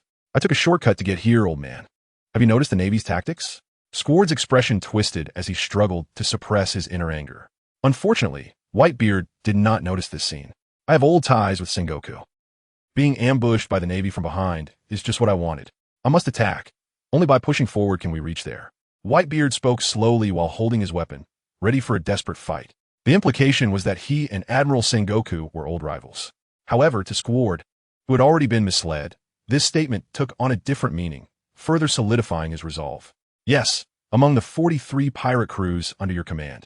Each of us has received your great kindness. For the Whitebeard pirates, we would go through fire and water," Squard said as he drew his long knife. "This is a battle to protect our family. The pirate Whitebeard would never abandon his family. It's precisely because of this that everyone follows you into this hell. Among your family, we are also one of them." With a grim face, Squard threw away the knife sheath, and the long knife stabbed towards the unsuspecting Whitebeard in front of him. On the opposite platform, Sengoku's eyes behind his reflective glasses calmly watched the scene unfold as planned. The next moment, his expression changed as he witnessed an unexpected scene. Clang! Sparks flew as Squard's long knife was deflected by a ghostly green spear. Sachi, Whitebeard, who had prepared to personally intervene, stopped in his tracks at this sight, shock overwhelming him upon seeing Sachi, wrapped in a cloud of black mist and appearing ghostly green. "Are you all right?" Whitebeard asked, his voice trembling with rare emotion. Such a situation of a deceased person reappearing was incredibly shocking, even in this world of devil fruit powers. Moreover, Sachi was someone he had watched being buried. "Old man, I'm not entirely sure of my situation either. Let us face what's in front of us first." Sachi's cold voice, when facing Whitebeard, surprisingly conveyed a hint of warmth. He spread his hands and shot an angry glance at Squard. "Squard, do you know what you're doing? I don't want to believe it either. I can hardly trust my eyes that the old man would betray us." Squard stood at the bow, trembling hands clearly showing that he had mustered all his courage when choosing to strike at Whitebeard. "Bastard, you've been deceived." Squard. Seeing this scene, Marco flew back from the front, disregarding any greeting to Sachi, grabbing Squard by the collar and roaring angrily. "Even you are playing dumb with me. Marco, as the captain of the 1st Division, you can't possibly be unaware of the deal with Ace and the Navy." Squard retorted. "Ace is Roger.S. son. This is indeed a fact. They manipulated the man, most likely to waver because of this. Do you know what you are doing? To turn against the old man is truly the most foolish act." Understanding the enmity between Squard and Roger, Whitebeard looked at Squard with disbelief in his golden eyes. Just when everyone thought he would take action to deal with Squard, Whitebeard instead embraced him. "Even a foolish son, I love you dearly." Squard had already prepared for death, but being suddenly pulled into an embrace made him realize he might have truly been deceived. He had foolishly believed that the Navy would act against old man Whitebeard. "Who is the one that led your loyal and straightforward heart into darkness?" Whitebeard asked Squard in a deep voice. Just like a father wouldn't blame a son for making mistakes, Whitebeard wouldn't hold Squard's attack against him. But the one who misled his son must face his wrath. It's the traitors of the Navy. Squard recounted the entire situation. As long as Whitebeard is assassinated, the pirate crew will be saved. Did Akina say this? Whitebeard looked at the trembling Squard in his embrace, saying, "I deeply feel how much you hate Roger. However, Squard, the idea of a son paying for his father's debts is such a laughable thought. What has Ace done to you? You and Ace have shared hardships. It doesn't matter whose child Ace is. We met in this vast ocean. Not just Ace is special. All of you are my family. You speak of selling out the heads of my sons." Whitebeard released Squard and walked forward, looking at Sengoku and Akainu on the platform, his fists shaking the air to either side. A large crack appeared, and the shockwave transmitted through the air shattered the massive ice blocks sealing the retreat, opening a path for the pirates. As pirates, you decide for yourselves what to believe. Whitebeard shouted from the bow to the pirates below on the battlefield. "Those who want to join me, abandon your lives and come with me." After saying this, Whitebeard leaped from the bow, diving into the battlefield. The man hailed as the strongest in the world took action, instantly inspiring the pirates following him, their morale soaring as they launched an attack against the Navy on the square. Prepare to fight. The world's strongest man is about to unleash his power. Sengoku on the platform also looked serious as he shouted towards the battlefield below. The assassination plan against Whitebeard had failed, and he no longer had confidence in completely annihilating the Whitebeard pirates. Even a top-tier powerhouse like Whitebeard, though old and weak, still posed a significant threat with the destruction he could wreak, especially since the execution target was Ace, Carp's grandson. It would be difficult for his old friend to choose to strike. Therefore, despite the luxurious deployment of the Navy in this war, to say it was truly foolproof was simply not the case. Just like before, Luffy's crew on the square could defeat those who understood the ways of the world, while those who didn't couldn't win. Leading the Navy is truly challenging. Whitebeard leaped onto the battlefield and saw that the defense line on the square was under the Navy's strict guard, unable to break through for a long time. He clasped his hands together in the air, as if he had grabbed something and pulled hard. Whitebeard's golden eyes shone brightly, and in the next moment, the ground began to tilt left and right according to his movements. The pirates and Navy soldiers in the battlefield stood unsteady, only able to crawl and lower their centers of gravity to try to maintain balance. The Navy on the high platform was even worse off, sliding down the walls of the castle in the tilted structure, falling in disarray. What is this? Luffy, blocked by the Weasel and his men, was in a terrible state, yet he managed to do several sit-ups during the dangerous battle, relying solely on the strength of his will to keep from falling. The sudden tilt of the ground disrupted the Navy's encirclement around him, giving him a moment to observe the situation. But this glance was alarming. The ice surface in the bay cracked everywhere, with ice blocks tilting and rising, as if a row of giant peaks was emerging before Marineford. Even the buildings on Marineford Island tilted, and people who were staggering stopped their fighting momentarily, instantly halting the battle due to this sudden change. And this was just the power of one move from Whitebeard. Luffy stared blankly at this scene. Is this really a battlefield they could get involved in? After executing his move, Whitebeard did not stop. He immediately punched toward the direction of the execution platform, and the air around his fist instantly cracked. The sound of cracking filled the air. With the ice surface as a backdrop, the transmission of the shockwave became even more pronounced. Starting from Whitebeard's front, a pitch-black crack spread toward the execution platform on the shore. It can't be stopped. Quickly get out of the way. The Navy in the square, seeing the massive shockwave, had no intention of blocking it and scattered to avoid it, and the shockwave ultimately surged onto the square. Boom! The wall barrier in front of the execution platform couldn't withstand a shockwave for even a moment, instantly being cleared away, leaving behind a large area of debris. The shockwave continued to impact the execution platform behind. Is it going to reach the execution platform? Go! Destroy it. Whitebeard's strength boosted the pirates' morale to unprecedented heights. And under everyone's watch, the shockwave charged forward unhindered until it struck the execution platform. With a boom, the shockwave, carrying debris, collided with the execution platform, raising a cloud of dust. Is the execution platform okay? Did it succeed? As everyone held their breath, the dust cleared, revealing the execution platform intact beneath it. And standing below the execution platform were 3 Marine Admirals, explaining why such a powerful shockwave had not brought down the execution platform. It was all because the surrounding wall had not been activated in time. Akiji tilted his head, looking at the destruction caused by the shockwave, wanting to say something, but was interrupted by Akainu beside him. Isn't it all because of your ice breaking? Akainu said with a raised brow. Akiji's action of freezing the tsunami was indeed without fault. Moreover, the towering ice pillars created a perfect geographical advantage for the surrounding defenses on both sides. However, the frozen ice surface in the bay opened a direct path to the square for the pirates, leading to an unexpected ground battle for the Navy. And you're acting out in the open, knowing your relationship with Garp, but you should be more serious against the pirates. Kizaru, at least hold back a captain. Look at the situation of your opponent. Oh, why not just melt him down, Sakazuki? Kizaru said with a frown to Akainu. Despite Kizaru often being labeled an actor, he was absolutely skilled in dealing with people. Whether it was the world government's Gorosei or Fleet Admiral Sengoku, he could communicate well with colleagues, including Akiji and Akainu. He always gave in first when facing the red-haired Yonko and let Luffy off easily, aiming to offend no one. Now that he spoke, Akainu stopped arguing with Akiji. How's the surrounding wall? Sengoku on the execution platform understood that there could be no reservations after Whitebeard's attack. They had to go all out. He said to the officers behind him, even if we have to stop all the machinery in the town, we must transfer all energy to the surrounding wall.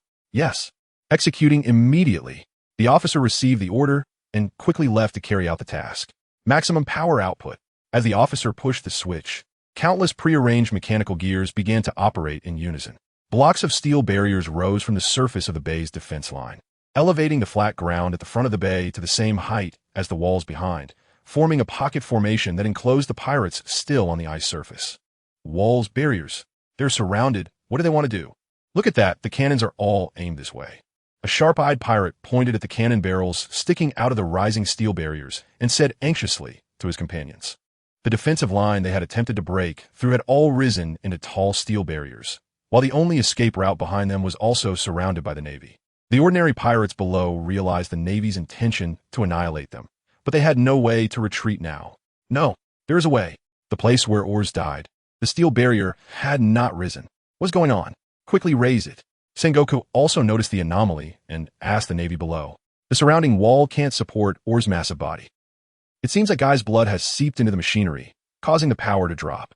The Navy below checked around Oar's corpse and reached this conclusion. Damn demon. There is no other way. Let us begin, Akainu. Sengoku said with narrowed eyes, his expression serious. With a gap appearing in the surrounding wall, the surrounded pirates would inevitably launch a fierce charge at this gap to break through for survival. They had to quickly start the battle development. Akainu stepped forward, his arms turning to magma and producing a large amount of lava, which he launched into the sky. Meteor volcano. A large amount of lava shot into the sky and quickly formed a rain of lava fists resembling meteors, falling toward the surrounded pirate formation below. The massive lava fist struck the pirates' formation, causing them to scream and scatter in panic. But Akainu's intention was not just that. When the lava fell onto the ice surface, the ice began to melt under the extreme heat. Even the pirates who were fortunate enough to dodge Akainu's attack after losing their footing on the ice could only become lambs to the slaughter. The ice surface is melting. Amidst the thick smoke, the pirates who had narrowly escaped the meteor rain finally realized the Navy's intention. But unfortunately, this was an open scheme. From the moment they arrived here, they had already entered the closed loop of the Navy's plan. The water from the melting ice quickly rose over the pirates' necks. Given their years of experience living at sea, their swimming ability was naturally not weak. But the water temperature under the lava quickly rose, soon causing them to scream in agony in the boiling water. It's so hot, so hot. The seawater has been boiled by the magma. Hurry to the shore. Akainu's meteor volcano couldn't completely break the ice surface in an instant, and some lucky pirates managed to return to the dwindling ice layer before being cooked.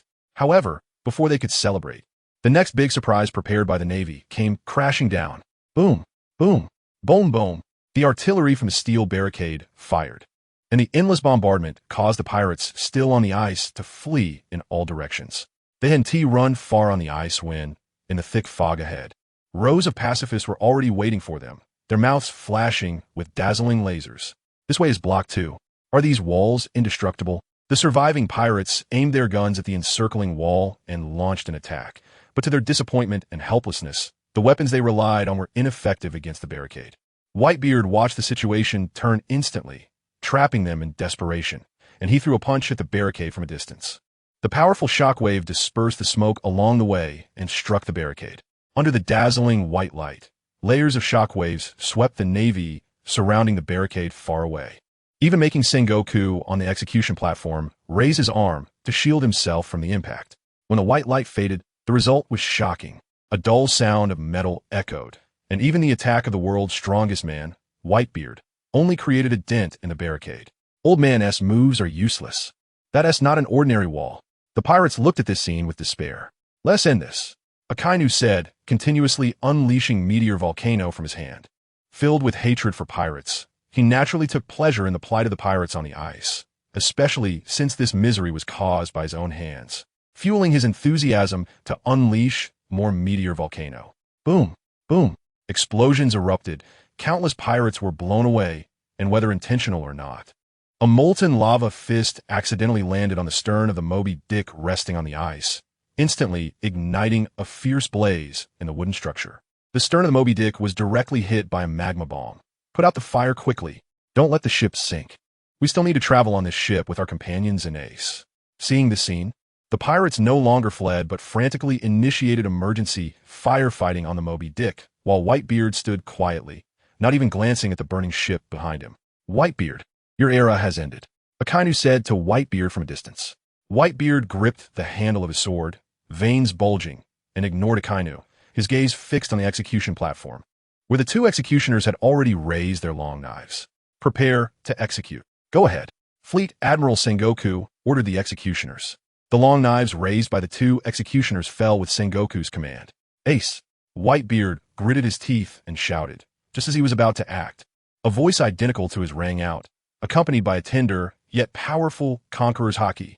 Ace! Luffy, who had been knocked down by the weasel, saw Ace about to be executed and roared, his latent conqueror's haki revealing itself in public for the first time. As with all first awakenings of conqueror's haki, this uncontrollable power emerged with extraordinary ferocity. Buzz, a surreal sound echoed, and a large number of weaker Navy soldiers retreated from the square, with even the two lieutenant executioners being knocked out. "This is the potential of a king. Should I say, as expected of you, you bastard's grandson?" "Carp." Sengoku's brows twitched as he glanced at Carp, facing the formidable enemy, the Yonko Whitebeard pirates. This old friend of his was still causing more trouble by bringing his family into the mix. If it weren't for the execution being Carp's other grandson, Sengoku would have wanted to grab Carp by the collar and fight. Luffy's sudden awakening of Conqueror's haki only temporarily alleviated the urgent situation. The Weasel lieutenant blocking his way was clearly not someone to let go, and he wasn't someone Luffy could handle at this moment.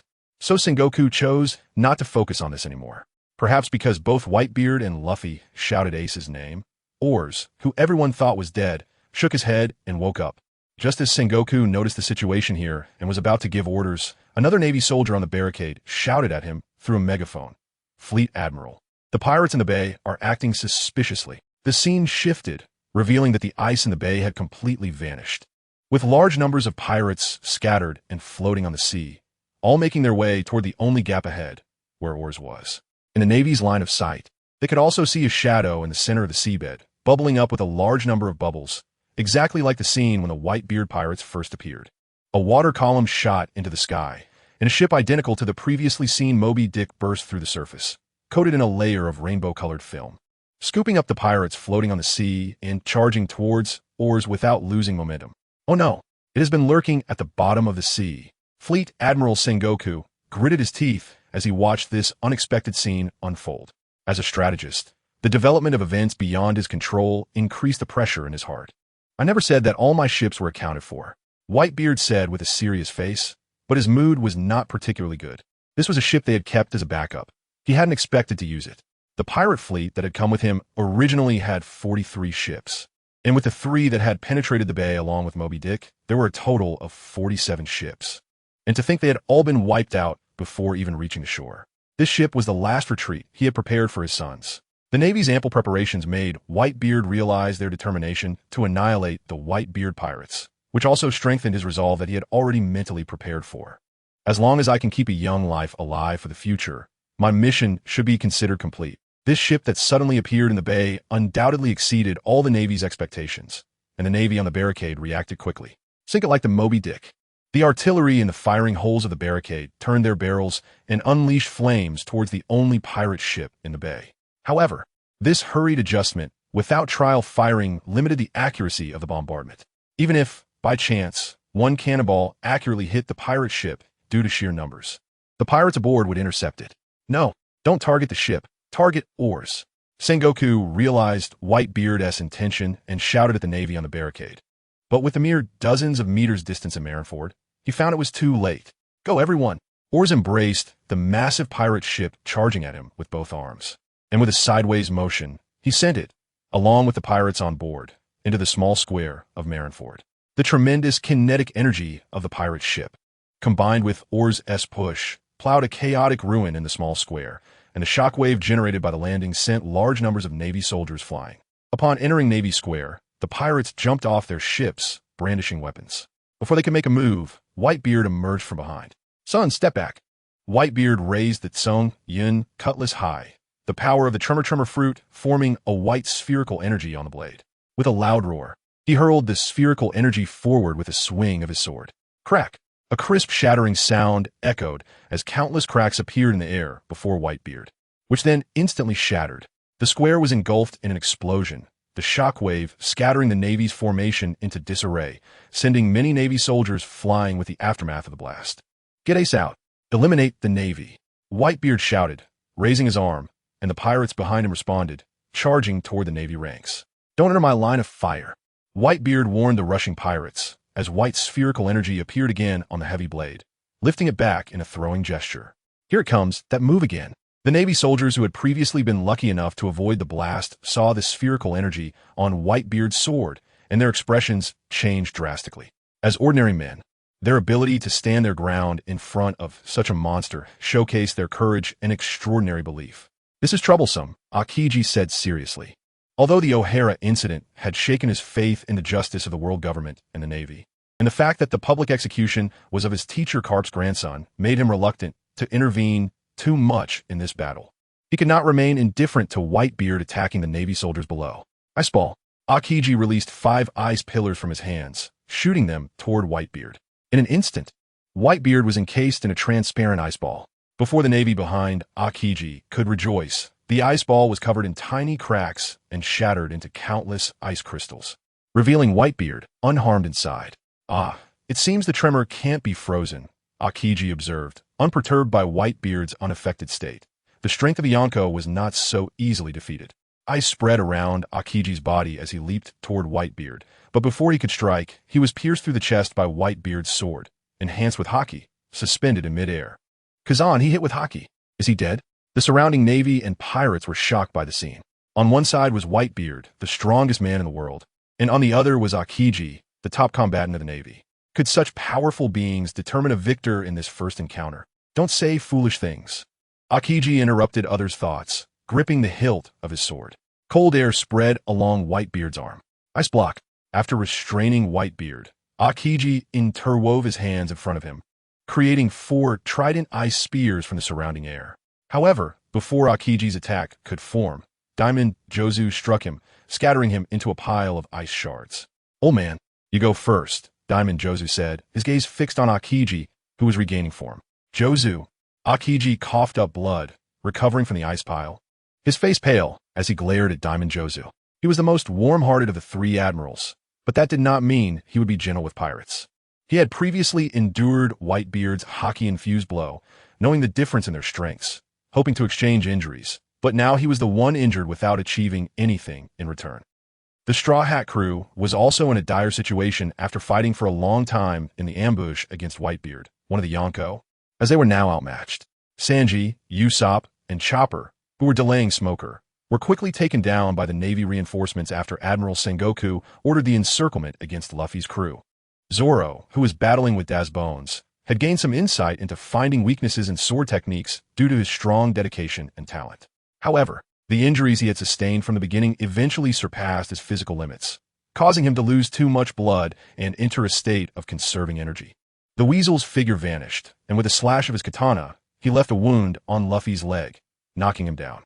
Straw Hat Kid Luffy, I the Weasel, will not let you pass here.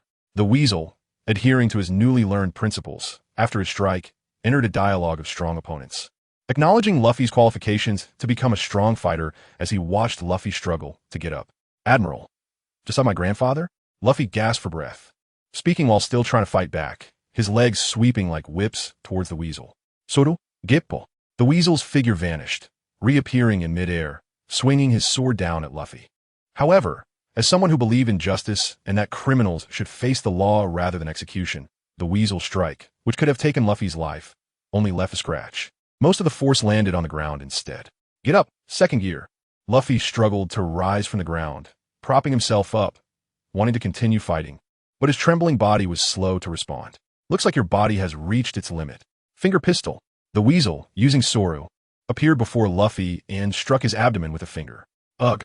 Luffy cried out, spitting blood as his body flew backward to the ground. On the execution platform, Carp's gaze was fixed on this scene, his fists clenched tightly in his sleeves, veins bulging like dragons on the back of his hands. "Carp, understand your position." Sengoku, noticing Carp's change in expression, spoke up. His mood was not much better. His 2 grandsons had caused chaos at Navy headquarters, and he had no place to vent his headache. After knocking Luffy down, the weasel prepared to capture him, but a blinding light flashed, and Kizaru landed in front of Luffy. Get lost.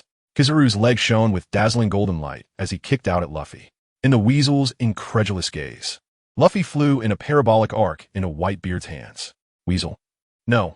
Admiral Sengoku's order was to capture him. You want me to grab him from Whitebeard? What kind of nonsense is this? The flying squirrel stared wide-eyed at the scene, watching the back of Kizaru without wanting to say anything. He missed Mobai, who had powerful healing abilities, whom he encountered in the Calm Belt, and wished he could replace this unworthy admiral. Let me go. I have to save Ace. Luffy struggled in Whitebeard's grasp, but the force of his struggle to escape Whitebeard's large hand was clearly wishful thinking. He had done enough. He needed treatment. Whitebeard casually tossed Luffy to the pirates behind him. There's no need. Don't stop me. Ace is my only brother in this world. Luffy fell into the hands of the pirates, but quickly broke free, stumbling towards the execution platform, only to collapse weakly on the ground, just bragging and showing off. Still wet behind the ears. But I quite like this fool. Whitebeard glanced at Luffy and then looked at Ace on the execution platform. The two brothers really did look alike. Whitebeard slowly walked towards the Marines ahead. The energy of the Gura Nami reappeared as a white sphere, swirling upwards, ready to strike the execution platform.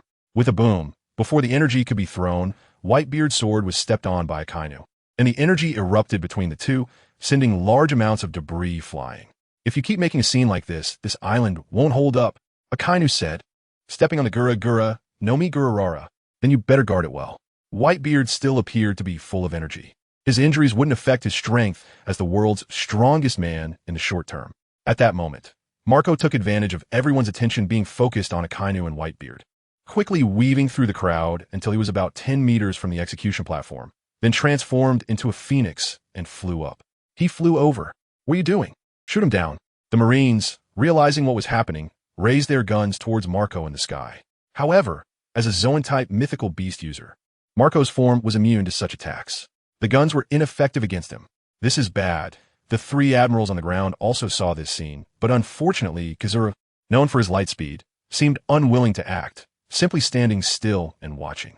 Go, Captain Marco! The pirates cheered, seeing their goal about to be achieved. But the next moment, the last person they expected appeared in front of Marco. Sitting cross-legged on the execution platform, Garp leaped up, appearing in front of Marco and delivering a powerful punch that knocked him to the ground. Captain Marco! Bard.As, the Marine hero, Monkey D, Garp. He finally appeared, the legendary Marine. The pirates' momentum faltered, their expressions grave as they looked at Garp, the strongest opponent looming over an entire generation of pirates. This existence didn't receive titles like the strongest because those titles were awarded among powerful criminals roaming the seas. If it were to be fair and just, Garp would definitely qualify for several of the strongest titles. No one asked you to act, Garp said to the trembling Garp on the execution platform. He had been wondering if his old friend would hinder him while he was thinking of stopping Marco, hesitating whether to just watch Marco rescue Ace. He never expected Garp to act just when his grandson was about to be saved. The Vice Admiral has acted. The strongest guard. The Marines looked at the figure on the high platform, their lips naturally curling into smiles of victory. This generation of Marines grew up listening to Garp's legends, and his action ignited the confidence of the Marines below to eliminate their opponents. Just as all the Marines were excitedly focusing their attention on Garp, a dark green figure wrapped in black mist suddenly appeared on the execution platform. Its stealthy approach went unnoticed even by Sengoku and Garp. A ghastly green hand grabbed Ace's arm, and then the black mist swiftly enveloped him as they leaped off the execution platform. Ace has been taken. Quick, stop that black mist. The sudden turn of events snapped Sengoku out of his surprise at Garp's action, and he hurriedly shouted to the Marines below. Sengoku's gaze was fixed on the eerie black mist. Even though the target was right in front of him, in his observation hockey perception, it still felt empty. What was that ghastly green hand? Following Sengoku's orders, the Marines opened fire on the black mist, including the flying squirrel and several vice admirals, using hockey attacks against the mist, but their attacks did not hinder it for even a moment. The black mist rushed into the pirate's side in an instant. Doctor, Ace has been hit. Who can unlock the shackles? The black mist finally stopped after entering the pirate's side. Once it dispersed, Sachi's ghastly green figure emerged, urgently calling out to the pirates behind him. The black mist had no ability to block attacks. It was his spirit that ignored the Marines' attacks, but Ace, shackled with sea stone, could not. Even though he tried to dodge with Ace, he still couldn't evade all the attacks. Fortunately, Ace's injuries were not serious, at most a light wound. I can unlock it. Sachi, this must be a joke. How could Sachi be here? The degree of shock among the Whitebeard pirates when Sachi's spirit emerged from the black mist was no less than when Ace was rescued. The earlier scene of blocking Squord's blade on the ship was only seen by a few. To most, Sachi had been dead for a long time, and they were the ones who buried him. Sachi. Ace stared motionless at Sachi, his mouth agape in disbelief. Sachi was undoubtedly dead. He was the reason Ace had pursued Blackbeard for revenge, which led to his capture and the outbreak of this war. Yet in the end, Sachi appeared in this strange form to save him. What kind of plot could lead to such a development? Ace, don't doubt it. I am Sachi. As you can see, I have returned in this form. Sachi patted Ace's shoulder, the chilling touch informing Ace that what he saw was no illusion. I appreciate your intentions, but I will take revenge on Blackbeard myself. Now, let's think about how to leave here. After speaking, Sachi glanced towards the battlefield. Because Ace had been rescued, the Marines completely sounded the general offensive against the Whitebeard pirates, who were deeply encircled. Including the battle between Whitebeard and Akainu, it quickly reached a boiling point. The ruins and lava rose into the sky, painting the horizon in red and white. Old man, Ace has been saved. We can retreat. Marco shouted to Whitebeard, transforming into his phoenix form despite the stiffness in his neck, blocking Kizaru in front of him. Diamond Jaws stood in front of Akiji, but after Ace, Carp's grandson, was saved, Akiji's strength on the battlefield increased significantly. Diamond Jaws was instantly frozen in thick ice, but due to the high hardness of Diamond, it could only be considered that he was trapped by Akiji. As Akiji freed his hands, he could either join the battle against Whitebeard or deal with the miscellaneous crew of the Whitebeard pirates. Ace, having freed himself from the sea prism stone handcuffs, simply squeezed out the bullets to stop the bleeding and transformed into a ball of flames, rushing toward Akiji. Stop right there.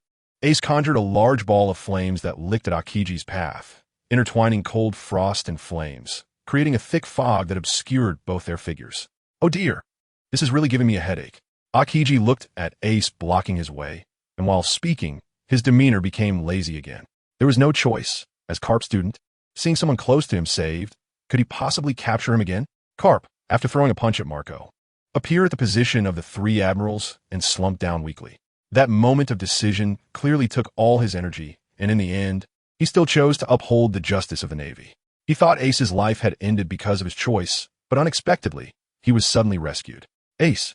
Carp leaned back against a chair, watching Ace fighting Akiji below, unsure whether it was guilt from his earlier choice or something else that made it hard for him to face his grandson. Fleet Admiral Sengoku was also quite surprised by Ace's rescue, but he showed no signs of tension or distress on his face. Perhaps from the beginning, he was prepared to turn a blind eye to the fate of his old friend's grandson, and he simply set his sights on annihilating the Whitebeard pirates.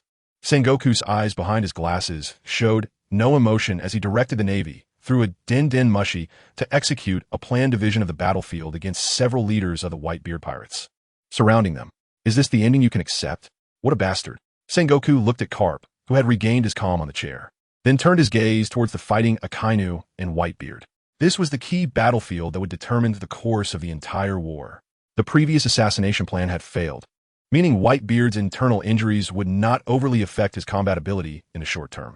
Coupled with his hatred for Akainu's manipulation of Squordo, Whitebeard was fierce in his attacks against Akainu. Boom! The Gura Nami ability from Whitebeard's tremor struck diagonally, carving a deep trench into the ground. The shockwave sent Akainu flying, and he bounced twice on the ground before stopping. Just as Akainu, who was crouched down, was about to stand up, a strong sense of danger from behind made him pause, and he hurriedly began to elementalize. But it was still too late. Whitebeard's figure had appeared behind Akainu, his fist imbued with the Gura Nami power, smashing down hard onto Akainu's head. Boom! Akainu's body was instantly flipped over and smashed into the ground, kicking up a cloud of dust. When the dust settled, Akainu emerged covered in blood from a pool of scalding magma. Don't get too cocky, Whitebeard. Ignoring his injuries, Akainu fixed his gaze firmly on Whitebeard, his arms spewing lava as he charged at him.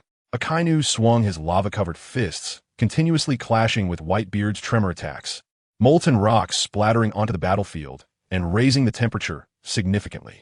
Whitebeard, deserving of the title of the world's strongest man, despite his age.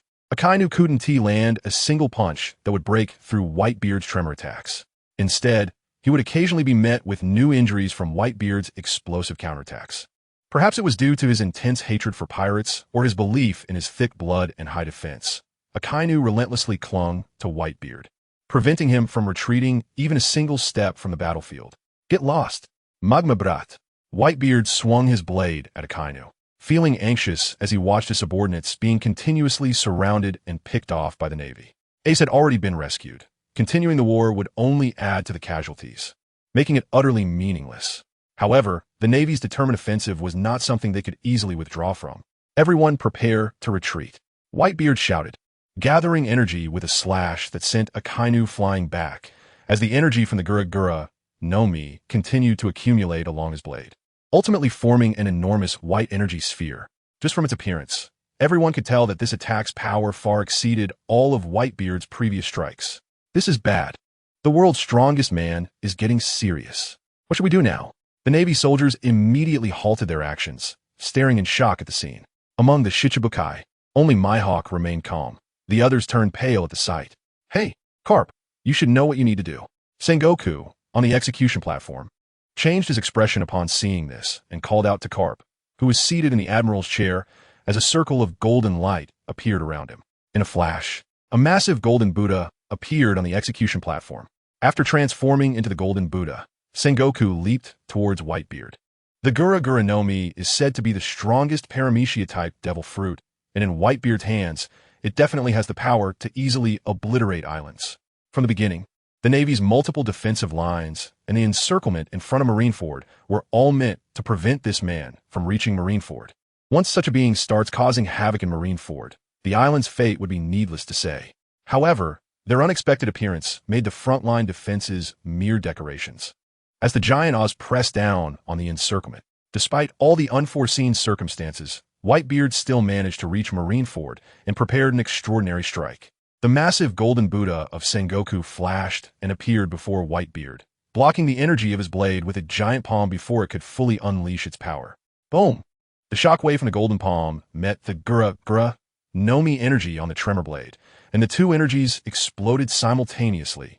The shockwave swept across the battlefield, sending battling pirates and Navy soldiers flying, while endless debris and dust made it impossible for those nearby to open their eyes.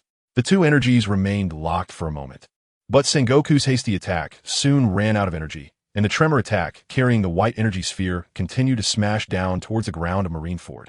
In a critical moment, Carp's figure appeared in front of the blade, his arm as dark as ink, wrapped in black and red lightning, catching Whitebeard's strike from below. Crack! The two different energies collided continuously between the blade and iron fist, the explosive airflow reflecting the black and red lightning, causing both of their eyes to shine with excitement. Until the energy between them was completely exhausted and disappeared, the airflow swept across the battlefield, leaving only a handful of people standing unharmed. Gururara, Sengoku Carp, it's been a long time since we last fought. Whitebeard revealed a row of white teeth and laughed. Although his attack was blocked, the residual wave had freed his subordinates from the Navy's encirclement, and his goal had been achieved. Like Carp and Roger, he and Sengoku were also longtime rivals. However, because Sengoku and Carp were old partners, he was usually the one being chased by them. The encounters were merely brief tests before retreating, not because they thought they couldn't win. As one of the four emperors of the sea, and hailed as the strongest man in the world, Whitebeard was undoubtedly confident. He simply felt that once these self-proclaimed righteous Marines got involved, they would relentlessly pursue him, which was just a hassle. From the moment you arrived here, the downfall of the Whitebeard pirates has already become an established fact. Sengoku glanced over the battlefield and said to Whitebeard, the Navy had deployed such a massive force and luxurious lineup this time to annihilate the Whitebeard pirates, not just to take down a single emperor. The four emperors' pirate crews occupied the New World. Their immense strength was supported by a vast network of power and subordinates. For example, Marco, the captain of the 1st Division of the Whitebeard Pirates, was in Sengoku's eyes a candidate capable of taking over Whitebeard's position and becoming the new emperor after Whitebeard's death. Such individuals were targets that the Navy planned to eliminate. Akainu, you go intercept the Whitebeard Pirates. Leave this to me and Garp. Sengoku said to the 3 Marine admirals behind him without looking back, then exchanged a knowing glance with Garp. The meaning in their eyes was clear, and Garp understood immediately. I've given you face. Don't let me down now. Ha ha ha. It's been a long time since these old bones have moved. After receiving Sengoku's reassuring look, Garp felt a heavy burden of duty and familial ties lift from his heart, and he instantly felt much lighter. While I can still move, let's have another round. You old-timers. Gururara. Whitebeard laughed heartily. After being dragged down by injuries and ailments, he and T fought with such vigor for a long time. Facing his old rival from the same era, his long-lost fighting spirit was ignited as he swung his Bicentennial towards Sengoku and Garp. All three were top-tier powerhouses. Although Whitebeard was at a disadvantage due to injuries and the numbers, this was the Marine headquarters at Marineford. Whitebeard could disregard destruction, but Sengoku and Garp could not. With one side needing to be distracted, the outcome couldn't be decided immediately upon engagement.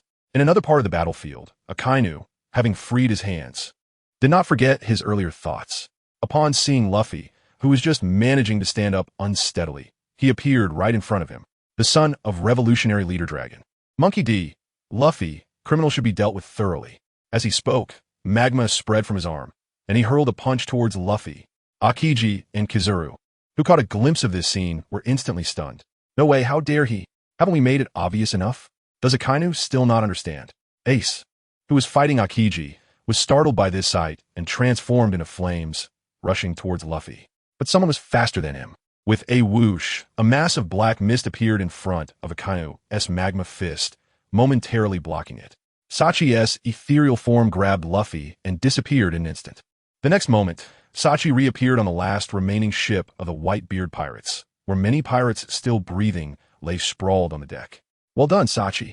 Ace smiled and gave him a thumbs up before resuming his fight with Akiji.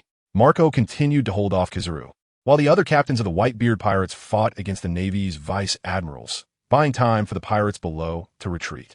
You again, you unknown ghostly thing. If you want to seek death, then I'll grant your wish. Akainu glared at Sachi, magma beginning to flow from his body. The ethereal figure that appeared before him and saved Ace was deeply etched in his memory. Great fire. A large amount of magma gathered in front of him, forming a massive magma fist. Akainu mimicked the impact of a volcanic eruption, controlling the enormous magma fist to attack the Whitebeard pirates' only ship. The troublesome Logia type. Why does this world have such devil fruit abilities? Sachi thought, feeling a headache from the enormous magma fist that threatened to engulf everything. Currently, the only known thing that could harm his ethereal form was these Logia-type users. Akainu's attack directly covered the Whitebeard pirates' only ship, leaving him nowhere to hide. With no choice, a large area of black mist appeared behind Sachi, meeting Akainu's magma fist head-on. Watching the black mist being scorched layer by the magma, Sachi felt a pang of pain. These black mists had increased as his ethereal form grew. Moreover, he had no other source for black mist. And as his ethereal form became more solid, it seemed that his means of obtaining black mist had been cut off. It could be said that this black mist was a non-renewable resource that decreased with consumption. Therefore, he had been avoiding the Logia-type Marine Admirals, darting through the battlefield to rescue any surviving pirates. The enormous magma fist, upon contact with the black mist, was momentarily halted, then split into a shower of volcanic bombs, attempting to overwhelm the black mist with sheer numbers, destroying the ship behind to cut off the Whitebeard pirates' hope of retreat. But Sachi clearly would not allow such an outcome. Sharp spears appeared in his hands one after another, shattering all the volcanic bombs that managed to breach the black mist barrier. And that's not all. Dog bite Red Lotus. Seizing the opportunity while Sachi intercepted the volcanic bombs, Akainu again took the initiative. He appeared before Sachi in an instant, his lava arm transforming into a dog's head, biting towards Sachi's arm as he swung his fist. Sachi caught sight of Akainu's attack in his peripheral vision, changing his throwing motion to grip the spear with one hand and thrust it toward Akainu's dog-headed magma arm. Oomph. The next moment, a sharp, ear-piercing scream and a muffled grunt of pain rang out simultaneously. What the hell are you?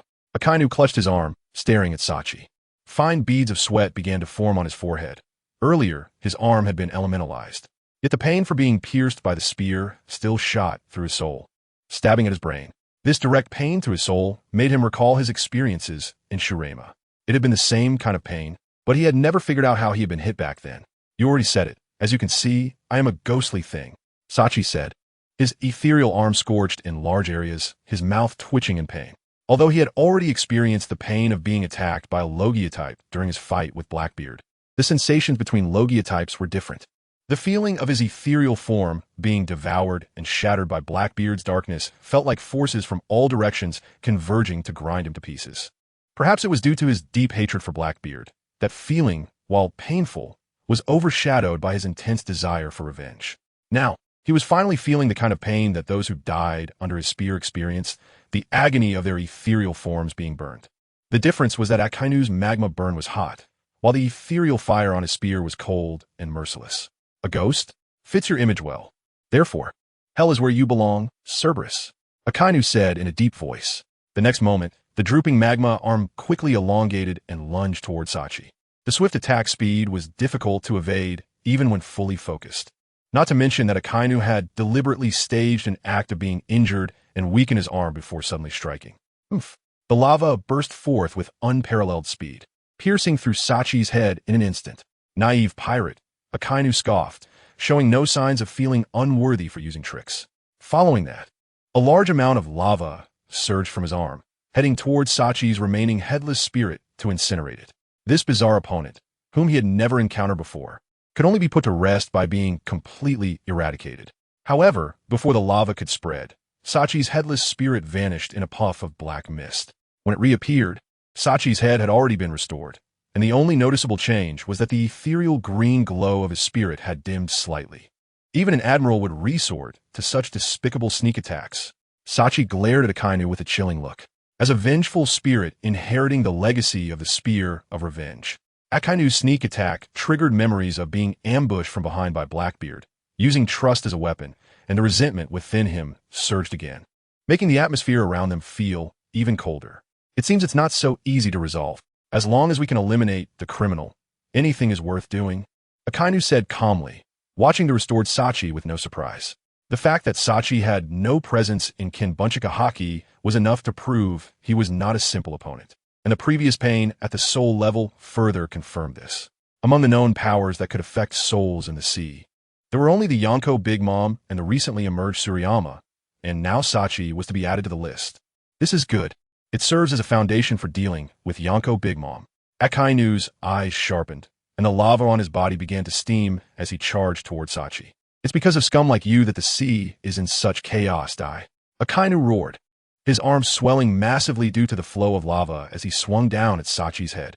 TCH, self-righteous bastard. Sachi felt anger rise in his chest, baring his teeth at Akainu, summoning black mist to form spears to meet his attack. On another battlefield, since Ace was rescued, Kizaru seemed to have shed his actor's guise, and during his fight with Marco, he was no longer easily kicked away by a single whip kick.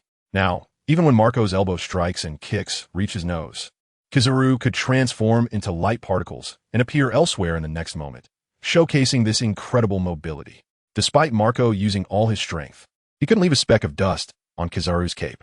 Oh, Captain Marco, is this fight taking so long because you can recover? Kizaru's laser from his fingertip pierced through Marco's body again. Seeing that although Marco was in a sorry state, he still persisted in battle, Kizaru began to feel a bit impatient. A mirror-like orb of light gathered in Kizaru's hand, shooting beams that bounced around Marco.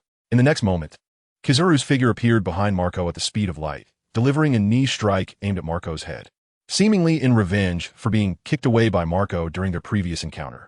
Where are you? Marco looked frantically at the spot where Kizaru had disappeared. From his perspective, Kizaru's figure had vanished without moving. Before he could turn to search, a kick from above struck his neck, which he had recently suffered a heavy blow to. Due to the aerial nature of their battle, Kizaru's powerful kick sent Marco crashing into the ground, gouging out a long trench before coming to a stop. Oh, I suppose it's my turn now. Kizaru stood atop a wrecked ship's mast, showing no intention of delivering a finishing blow, seemingly talking to no one in particular. Below, a naval rear admiral saw Marco, the 1st Division captain of the Whitebeard Pirates, being struck into the ground by Kizaru and rushed forward with seastone handcuffs to restrain him. Well done, Admiral Kizaru. The naval rear admiral, excited, looked up at Kizaru on the mast. Capturing Marco, the 1st Division captain of the Whitebeard Pirates, was undoubtedly a significant achievement. Even though Kizaru was the one who defeated him, he had only provided simple assistance. However, this accomplishment was far greater than defeating some nameless pirates. Kizaru's adeptness in social interactions allowed him to hold a top position in the entire One Piece world. In front of the Gorosei of the world government, He was a loyal subordinate who immediately followed orders without question. In front of Sengoku, while he sometimes slacked off, he only did so after completing his tasks. In front of Carp and the other Navy members, he could chat with anyone, albeit with trivial talk. But it must be acknowledged that, as an admiral, he was the most successful. Whether in the world government or the Navy, he had a say and managed to offend no one. The most outrageous thing was that he still maintained a face for the pirates. As long as you have strength and background, Kizaru would give you face. But if you lack strength or your background disappears, then you can't blame him. Kizaru glanced at Whitebeard, who was gradually falling into a disadvantage under Sengoku and Carp's combined efforts, and immediately felt invigorated. Turning his gaze to the other captains of the Whitebeard pirates. With the Navy's luxurious lineup here, there was no need to worry about being hit by Carp's iron fist, and the Whitebeard pirates would undoubtedly not be able to retreat unscathed. From now on, the Whitebeard pirates could forget about saving face, while Kizaru selected his target. The members of the Whitebeard pirates also noticed Marco's defeat and Kizaru's free hand. Clang! Bista, the flower sword, blocked Mihawk's black blade Yuru with his twin swords, glancing at Kizaru on the mast, and pushed hard to separate them. Thank you. Bista smiled at Mihawk. Given both their swordsmanship, it was difficult to determine a winner on the battlefield in a short time. If it weren't for the mutual intent, Bista's previous push would not have been so easy to escape. A one-sided battle is not what I hope for. I look forward to a quiet duel next time. Mihawk sheathed Yoru behind him, pressed down his hat's brim, and smiled. He came to this war merely to enjoy the title of Warlord of the Sea and had no intention of contributing to the world government or the Navy. Just as there are those in the Navy who dislike the existence of the Warlords of the Sea, the Warlords also have no good feelings towards the Navy. Pirates are pirates. No one knows how long the Warlord system can last. And they naturally hope for a setback for the world government and the Navy to feel more secure. Mihawk's battle with Bista was merely because he was impressed by the other's superb swordsmanship and they exchanged a few moves. Even if there was a winner or loser, it wouldn't be on this battlefield. As Bista left the battlefield, cutting down a few Navy soldiers along the way and trying to rescue Marco, Kizaru on the mast also spotted him. No wonder Fleet Admiral Sengoku and the others always have objections to the world government's warlord system. Kizaru said, shooting a laser beam from his fingertip towards Bista. Whoosh! The dazzling light pierced through the battlefield. The flower sword Vista, approaching Marco, sensed danger in his observation hockey. Stopping in his tracks, he swung his sword, reflecting the incoming laser beam aside with a cold glint. With a loud boom, the laser struck the ground, kicking up a cloud of dust and sending the nearby corpses flying before they crashed back down. Oh, the 5th Division captain of the Whitebeard pirates. Flower sword Vista. A slow voice drifted from behind him, accompanied by a sharp sound slicing through the air. So fast. Vista didn't have time to think. He acted instinctively, raising his sword behind him to block the kick from Kizaru. The immense force pushed him back several meters, his feet sliding against the ground. No wonder he could defeat Captain Marco. He truly lived up to his reputation. Vista glanced around the battlefield and spoke to Kizaru. He had no confidence in defeating Kizaru, but he was quite confident in buying some time for his brothers to retreat. Still thinking of escaping? Kizaru followed Vista's gaze and saw the Whitebeard pirates' crew retreating to their ship under their captain's command. Calmly, he said, the Navy has made so many preparations. We won't let you escape so easily. Given the injured and defeated members of the Whitebeard pirates, only a handful will manage to escape from Marineford Square. And with the encirclement in the bay and the Navy turning back to surround you, it will be exceptionally difficult for you pirates to flee. How would you know without trying? Besides, we have Pops holding the fort. Pops. As Vista spoke, he glanced towards Whitebeard's battlefield. But what he saw left him shocked. He saw Whitebeard, who had just unleashed the Tremor Fruit's white energy sphere, bend over, clutching his chest, and cough up a pool of blood. Pops. The pirates around, witnessing this scene, stopped in their tracks, staring blankly. Whitebeard's earlier powerful performance had invigorated them, and they instinctively overlooked the fact that he was still covered in 4 needles on the ship, his body riddled with injuries. Having only removed the needles before the battle to project a strong image and instill confidence in them. Ace stared blankly at this scene, although he had sensed days ago that Pops coming to save him in such a weakened state might not end well. The moment it actually happened made his heart skip a beat.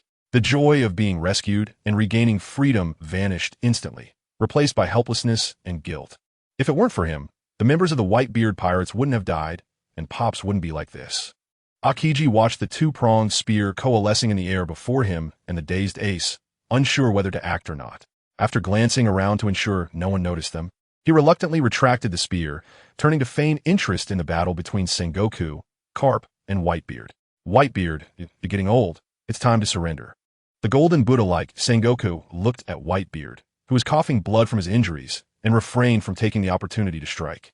He shook his head and sighed. He and Whitebeard had been acquaintances for decades at sea. He recalled when they first met. They were both young and full of vigor, and now, in the blink of an eye, they had reached their twilight years.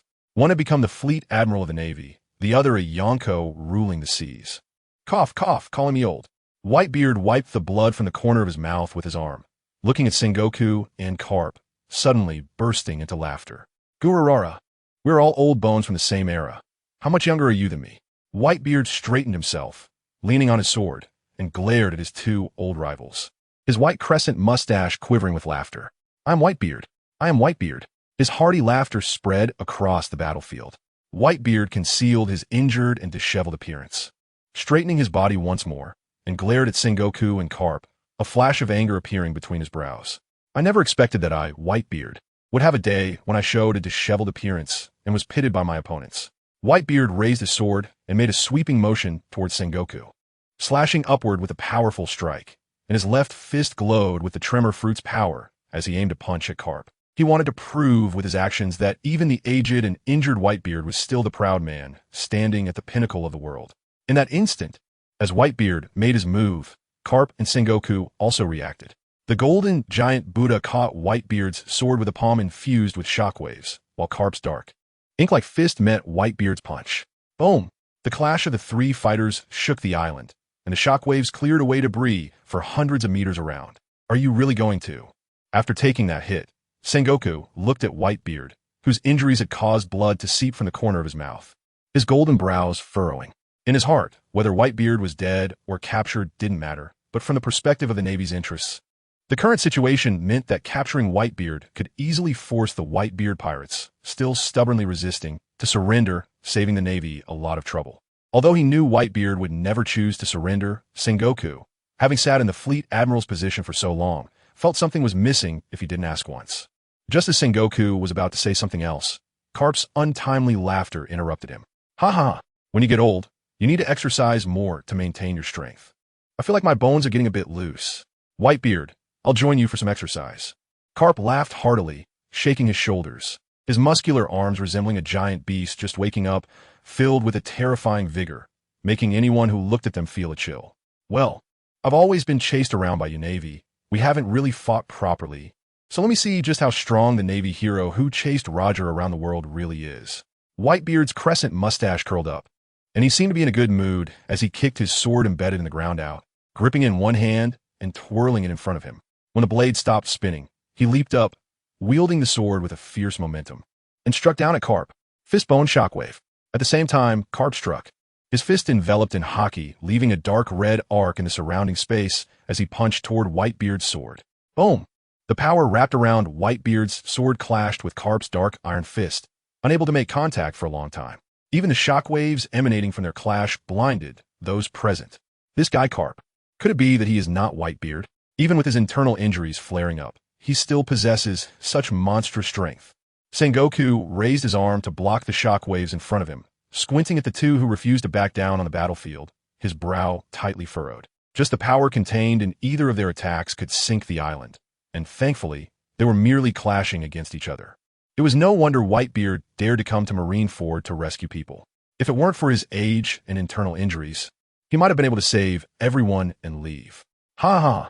Truly, old but still strong, Whitebeard. Kapu looked at Whitebeard, who was enduring injuries and still managed to maintain his composure during their battle, feeling a sense of admiration for the legendary figure. Kapu's heart was conflicted regarding Whitebeard. Like all parents, he knew that it was Ace's choice, yet he couldn't help but feel that Whitebeard had led Ace into a deeper quagmire. However, Whitebeard's action of charging into Marine headquarters, Marineford, with injuries and the entire Whitebeard pirates in order to save Ace made it clear to him that Ace had indeed found companions and family on the sea. If Whitebeard and his crew were not pirates, or if he were not a Marine, everything would be perfect, but the world has no ifs. Just like when Marco rushed to the execution platform, and Ace was about to be saved, he chose to fulfill his duty, and now he still felt the same way. The only thing he could do was to give his grandson's father, his old rival Whitebeard, a dignified way to die. You're not so bad either, Kapu, Whitebeard said softly. If it weren't for the blood seeping from the corner of his mouth, revealing his injuries, one might truly believe he was as relaxed as he appeared. As the two spoke, the power contained in their attacks had almost exhausted, and the power of the tremor fruit appeared again on Whitebeard's left fist, clashing with Kapu's punch once more. Bang! The two fists collided, neither willing to back down. Whitebeard glared sharply at Kapu, and just as his right hand activated the tremor fruit's ability, a sharp pain made his heart skip a beat. While he was momentarily slowed down, Kapu did not stop. His hockey-wrapped iron fist struck rapidly at Whitebeard's abdomen. With a bang, Whitebeard's body buckled from the heavy blow and then flew back at high speed. As he was still mid-air, Whitebeard reacted quickly, using his foot to stomp on the ground, leveraging friction to stop his speed rapidly. Looks like I really am getting old. Your iron fists truly live up to their name. Did Roger ever taste the flavor of your iron fist back in the day? After stopping, Whitebeard gasped for breath, the sharp pain in his chest and the agony of fractured bones in his abdomen causing him to break into a light sweat. Yet he still wore a smile, his keen eagle eyes unconsciously scanning the surrounding terrain. Didn't I tell you? The Marines have discovered that you've crossed paths more than once. Kapu stood before Whitebeard, his fists still swirling with hockey. Gururara, how could my eloquent mouth possibly speak of my own embarrassing moments? However, I do recall that I was told to steer clear of you. Getting too close is like being a pesky little bug. Whitebeard reminisced, a smile creeping onto his face. Oh, really? Kapu scratched his head, recalling his former rival, also animatedly saying, countless pirates have fallen under my iron fists. That guy Roger, when he first set sail, didn't he believe in evil? My fist made him feel pain a few times, but he always managed to escape. Later, he learned to run at the side of my ship, forcing me to specifically train in the skill of throwing cannonballs. In this world, there are no eternal strongmen. Time and injuries have left too many marks on Whitebeard. After forcibly activating the tremor fruit's power and battling Kapu with all his might, Whitebeard realized that the Marine headquarters indeed had the capability to completely eliminate all members of their pirate crew.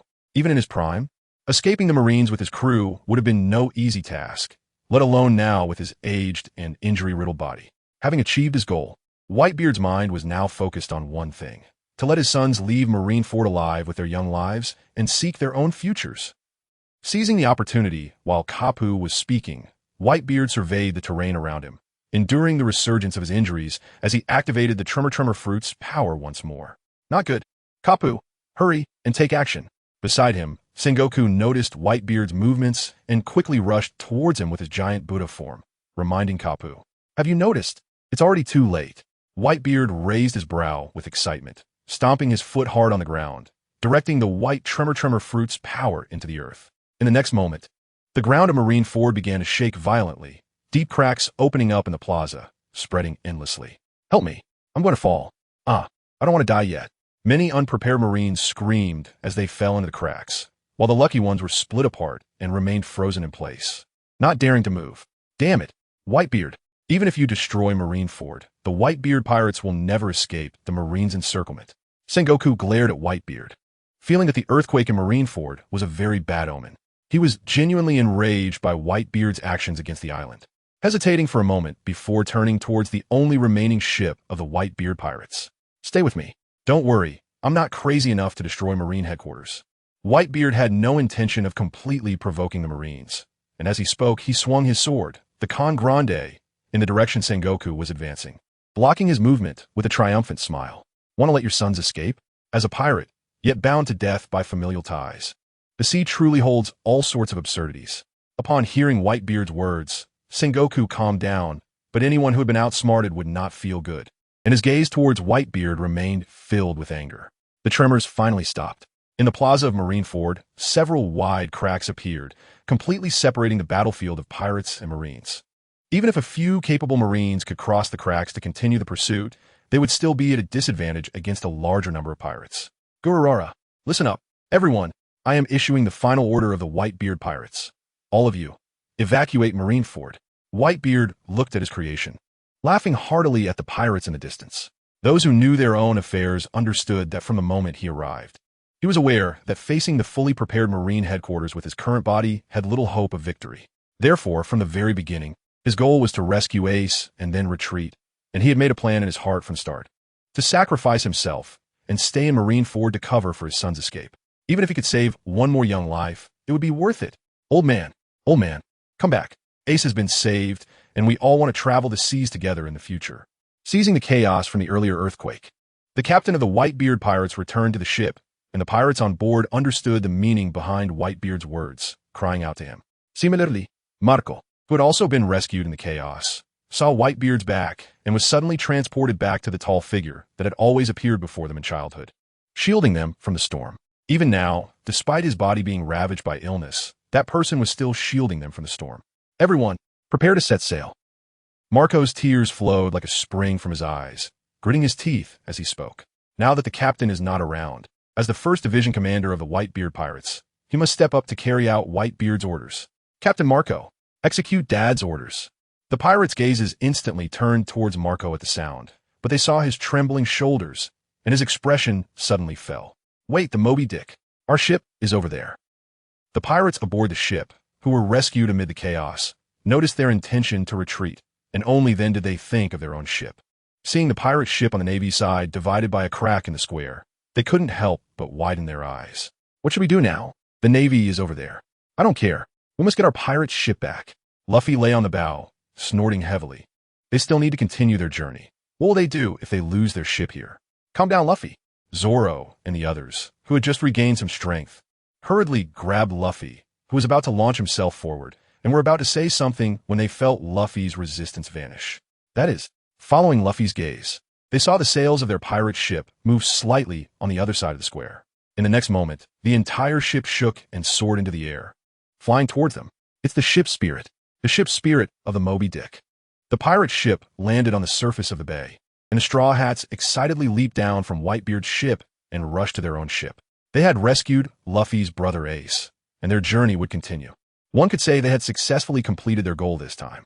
In stark contrast to the excitement of the Straw Hats, the atmosphere of the Whitebeard pirates was one of tension and silence as they prepared for the ship's retreat, frequently looking back at Whitebeard's figure in the square. After cutting off the Navy's pursuit of the Whitebeard pirates, Whitebeard felt that this was the best he had felt in days. Gururara, let's have a long-lost, exhilarating battle. Sengoku, don't look so grim. With my head on the line, this Navy operation won't be considered a failure. It's enough to report to the world government. Whitebeard said to Garp and Sengoku with great interest. Sengoku's grim expression only made him laugh even more. He rarely saw such an expression on this so-called wise general and old rival.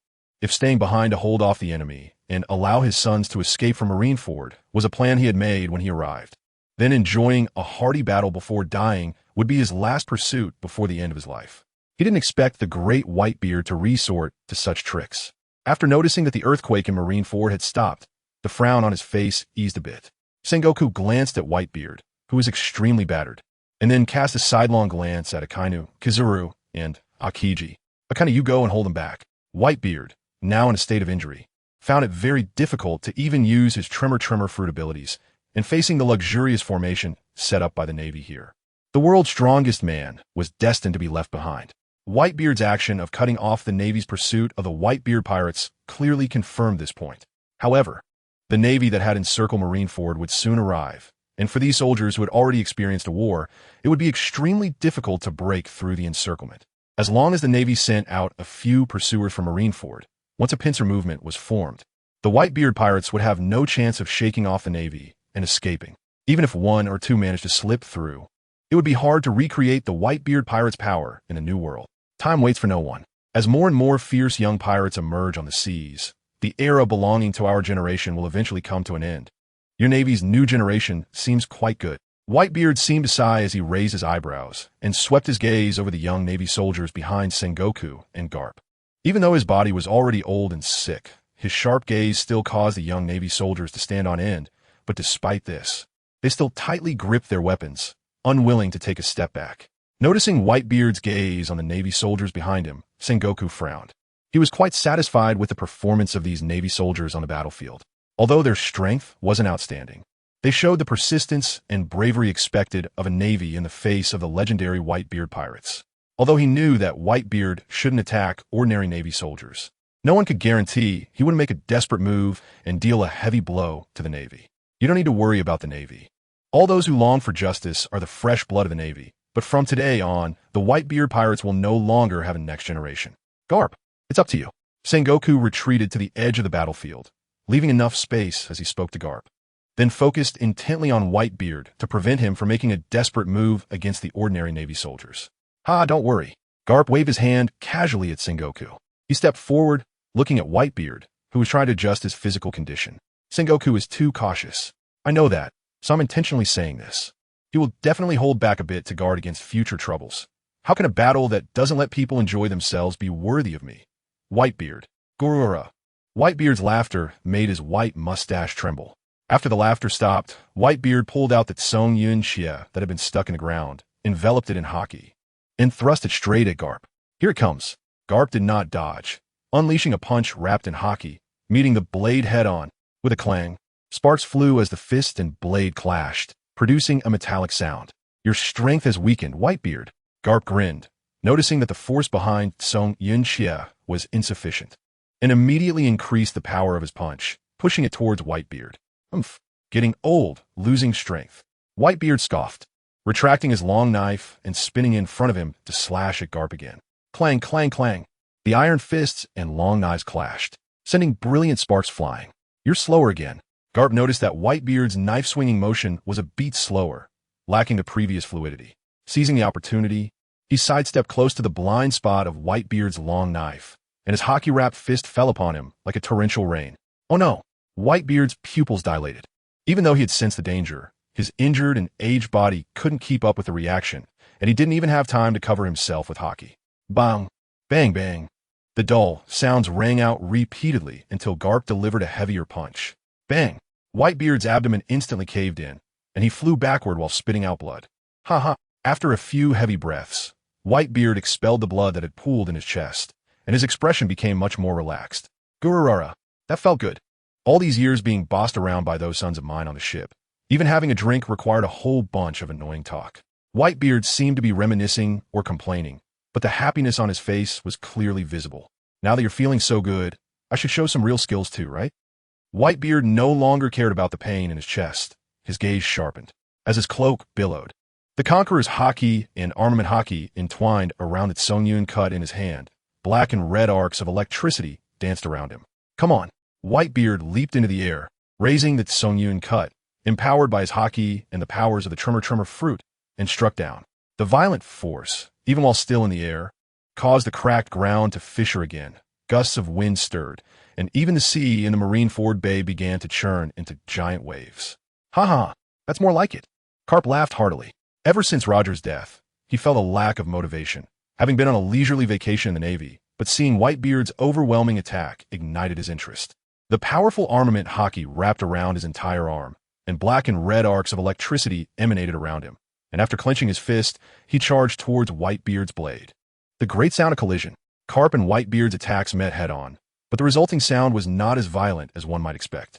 If there was any phenomenon, it was probably the frenzied winds and waves that swept away the rubble on the island, and the layers of waves crashing against the surrounding walls in the bay, reaching heights of over 10 meters.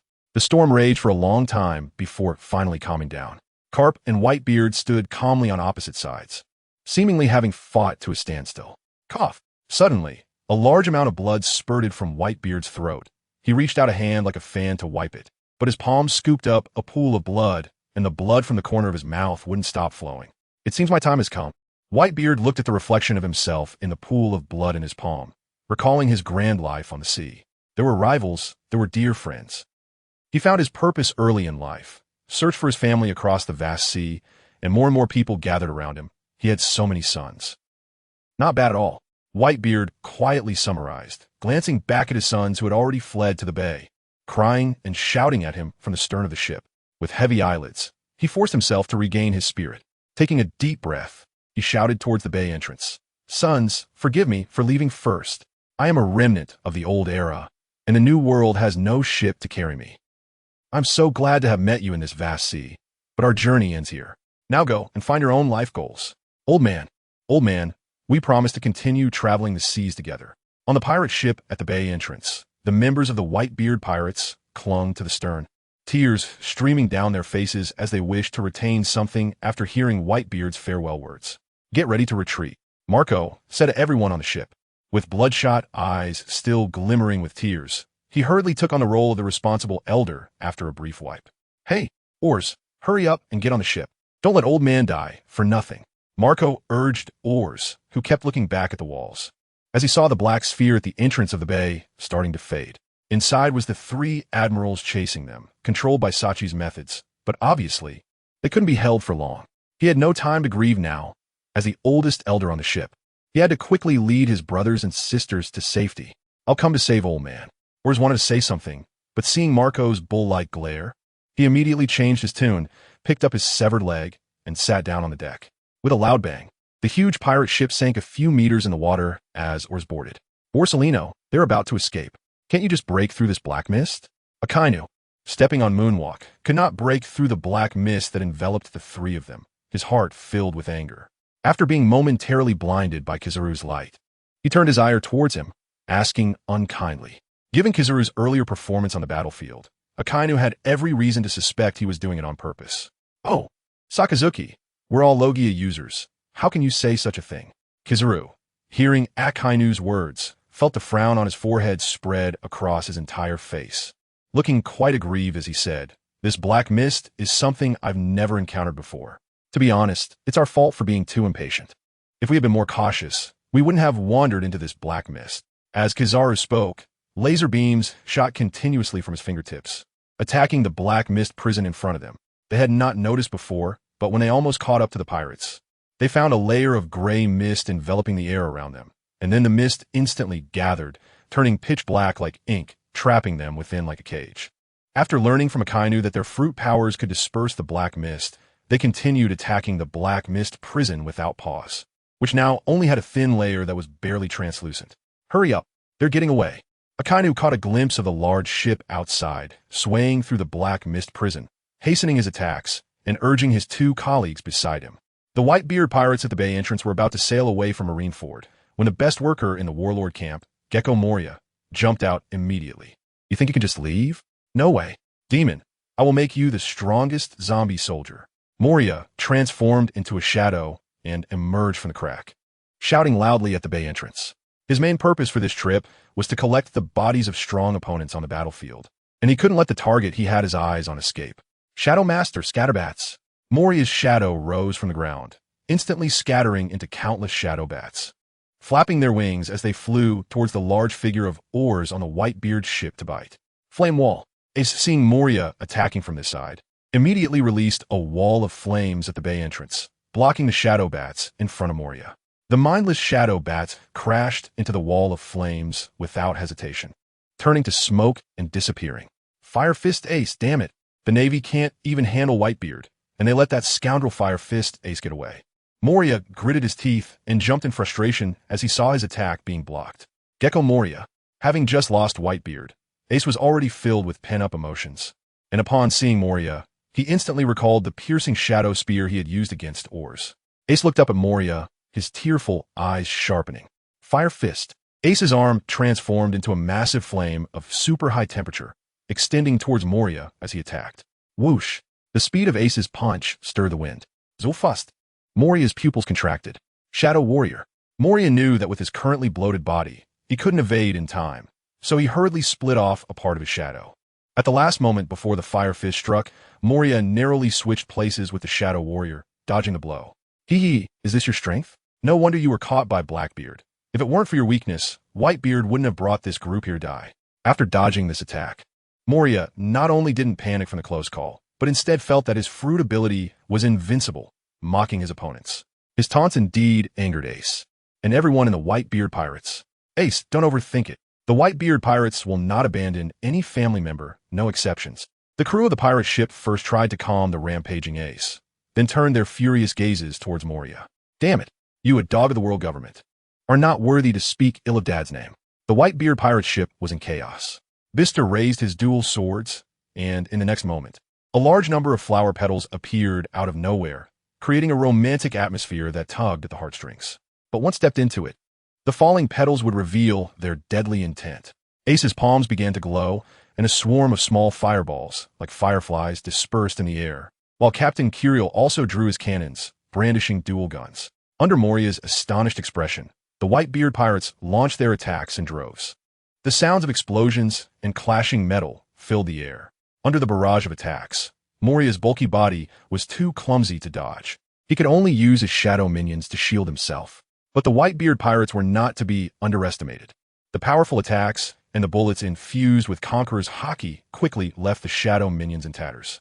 In despair, Moria had to split off large portions of his shadow, awkwardly switching positions, but he still couldn't avoid much of the damage and soon became battered and bruised. A large amount of glowing flames gathered around Moria, exploding with a loud bang. Even though Moria had desperately tried to replace himself with shadow warriors, the battered onion-headed figure still couldn't avoid getting charred. The overwhelming attacks from the Whitebeard pirates almost created a rain of destruction at the bay. Such a dense onslaught would be difficult even for a Marine Admiral to endure, let alone Moria, whose physique had severely deteriorated. Moria controlled his shadow warriors like ribbons wrapping around him, but even so, he was still hit by Ace's fire attacks, leaving him covered in soot, his already small forehead blackened like coal. Ouch, ouch, ouch, it hurts. You remnants of the Whitebeard pirates.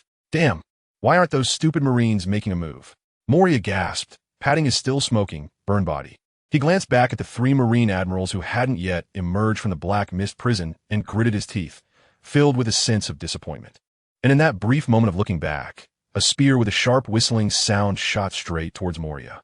These damned remnants of the Whitebeard pirates actually attempted a sneak attack. Moria, whose haki had degraded, was nonetheless able to sense the dangerous aura with surprising precision. Turning around in a panic, the spear was getting closer in his vision, but he had no time to react. Not even enough time to split off a shadow, to switch places. This is bad. Moria's heart sank, just when he thought he couldn't dodge this attack. He suddenly felt something sticky attached to his side. The next moment, he was rapidly dragged aside, avoiding the spear's attack.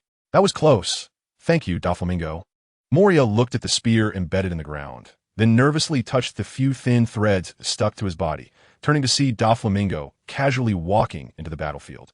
Hey. There are too many remnants of the Whitebeard pirates.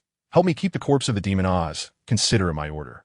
The payment will be made together with the next batch of goods. How about it? Moria said to Doflamingo. He needed a large number of corpses to create his zombie army, and apart from a few he had found and stolen, the rest naturally required a stable supplier. As a fellow warlord of the sea and the biggest intermediary in the underworld, Doflamingo naturally fit this role. With their mutual business interests, Moria naturally had to repay Doflamingo for his help. The era of Whitebeard has ended, and a seat on the throne of the 4 emperors is now vacant. The monsters of the New World will inevitably fight to the death for this position. The other emperors will not tolerate a new emperor rising to compete for the cake left behind. The seas ahead will soon face their darkest hour in years. Doflamingo did not respond to Moria's words, and instead began to share his predictions about the upcoming situation in the New World. His pink coat swaying with his neurotic laughter as his shoulders trembled. How about it? After this war ends, some collaborations will need you to stay and discuss with me. Doflamingo looked at Moria, extending his invitation, his eyes behind his sunglasses filled with mockery as if looking at a foolish livestock.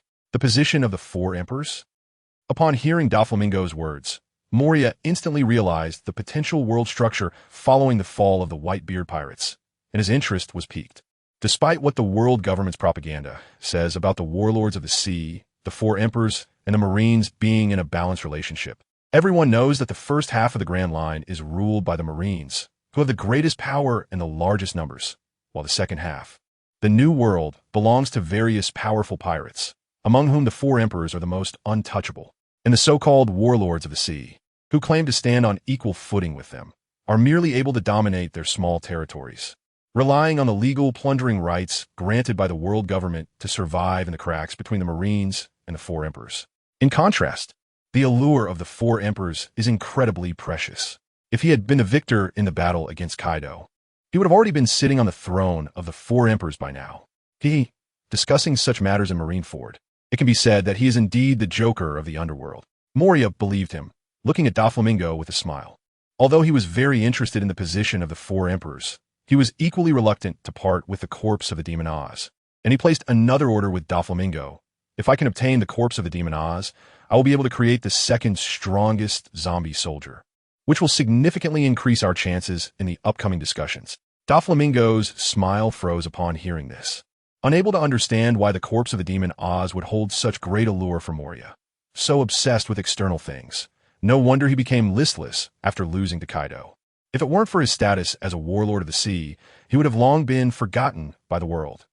Doflamingo's expression darkened. He had only wanted to keep Moria after the battle to complete the task assigned by the higher-ups, but unexpectedly, in just a few words, Moria had caught up to him in dealing with the Whitebeard pirates. Doflamingo didn't want to help the Navy, but if this act didn't continue, wouldn't the excuse for cooperation they had previously agreed upon become empty? Ha ha ha ha ha. Doflamingo's dark forehead throbbed with veins, and he looked at Moria with eyes as calm as a still lake, as if staring at a corpse. To grow, one must understand the timing and situation. To survive on the sea, this is even more essential. The Whitebeard pirates are the Navy's prey. We just need to prevent the prey from escaping and quietly wait for the moment of harvest. Birdcage. Doflamingo softly uttered a phrase. The next moment, a ring of fine threads suddenly shot out from above Doflamingo's head, exposing an opening. Then a massive amount of threads erupted like a volcano, continuously spraying into the air. After flying to a high point, thousands of transparent threads fell to the ground like a meteor shower, ultimately forming a gigantic arc-shaped birdcage from the sky to the sea within the bay of Marineford. Clones? Moria looked at the enormous birdcage that overshadowed him, and then at the Doflamingo, who had disappeared from the spot. Realizing that the Doflamingo he had been interacting with during this time was merely a thread clone, Moria's eyes lit up, and he felt inspired. Ha ha ha. No wonder he is the Joker of the underground world. Such lifelike techniques truly open my eyes. Moria sincerely admired Doflamingo's methods and gained some inspiration from it. Although the shadow clones created by a shadow fruit weren't very realistic, they could swap places with his own shadow to evade attacks. At the same time, shadows could shatter and reassemble, as long as he scattered part of a shadow into fragments beforehand and hid them in unknown locations. He could instantly swap positions to escape danger, although he wouldn't be able to exert the full power of the shadow fruit when using part of shadow. This elusive ability was definitely worth a try. In the future, when encountering opponents, just as they find him, bam, the next moment he disappears. Even if he meets them once to taunt them, after multiple encounters, it could drive them mad, right? I'll give it a try once this matter is settled. Moria rubbed his chin, nodding as if he had discovered treasure. The huge birdcage formed in the bay, and Doflamingo's actions cut off the last escape route for the Whitebeard pirates and the Straw Hat crew. Let me give it a try. Strong iron hammer. At the edge of the birdcage, Frankie looked at the silk prison blocking his path, took off his fake skin gloves, revealing his iron fists made of steel, and used the power of his shoulder mechanism to deliver a heavy blow to the threads of the birdcage. A punch struck out, and the steel fist collided with the threads of the birdcage, producing an ear-piercing sound that made one's teeth ache. Such sharp threads. Frankie retracted his fist and, adjusting his sunglasses, saw a long gash over 10 centimeters deep on his iron fist, his face filled with disbelief. What should we do? If we don't leave soon, the Navy will catch up to us quickly. Zoro, help me. Chopper, holding Zoro, whose body was mostly wrapped in bandages except for his head, had tears of fear welling up in his eyes. Even Zoro, who made him feel the safest on the ship, was beaten like this in front of the Navy. How could they possibly be qualified to participate in such a battle? It is Doflamingo of the 7 warlords of the sea. Oz's leg was cut by his threads.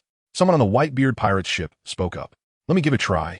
The burly diamond Jozu squeezed out from the crowd. As he spoke, half of his arm was covered in dazzling diamonds, and then, without many words, he charged toward the birdcage. Diamond Jozu's muscular body crashed into the threads of the birdcage, producing the same ear-piercing sound, but nothing else happened. Very sturdy, Diamond Jozu took a step back, revealing the undamaged birdcage behind him and making an honest evaluation. It can't be real. Jozu could lift an ice peak larger than a giant. The members of the Whitebeard pirates looked at this scene in shock. They had never seen anything that could withstand Diamond Jozu. It seems we can only deal with Doflamingo, the ability user. Marco looked at the indestructible birdcage and said to everyone, his gaze starting to wander around, searching for Doflamingo's figure. The ability user's release of devil fruit powers is also limited, such as the level of fruit development, the user's physical strength, and the size of the area. In conclusion, Doflamingo must be in Marineford, not on the surrounding walls, not on the shore either. Under the search of many pirates, they quickly ruled out some locations.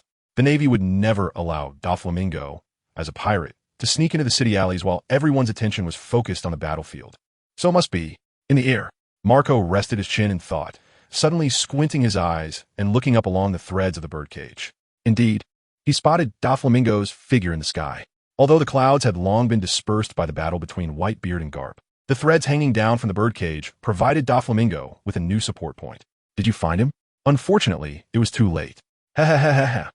Doflamingo sat cross-legged in midair, and upon seeing Marco looking at him, he calmly directed his gaze towards the black mist cage that trapped the three admirals, which bore a striking resemblance to his birdcage.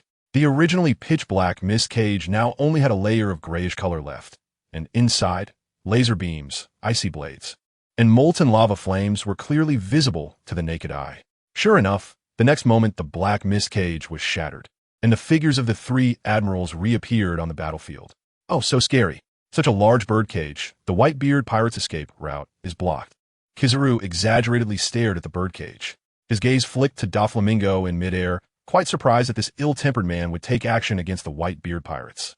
As an admiral closest to the world government, Kizaru clearly knew Doflamingo's identity as the underground world's intermediary joker.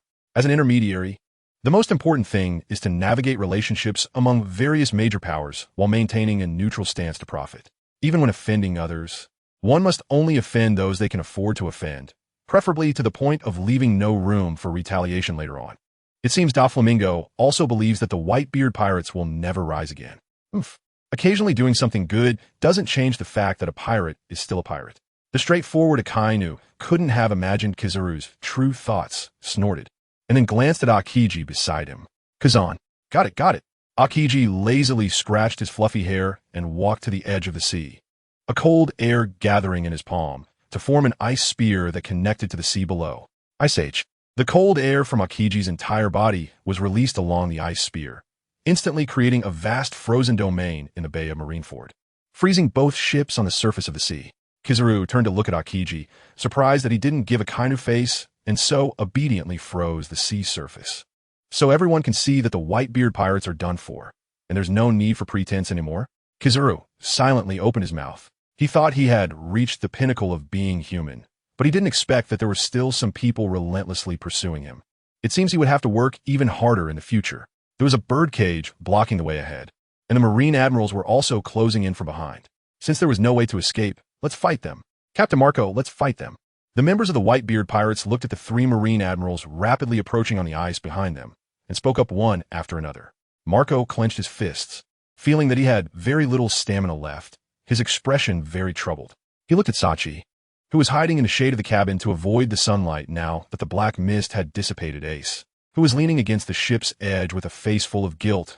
Vista, who was ready for battle with his twin swords, and the determined Diamond Jozu, as well as the injured pirates on the ship, and his heart sank.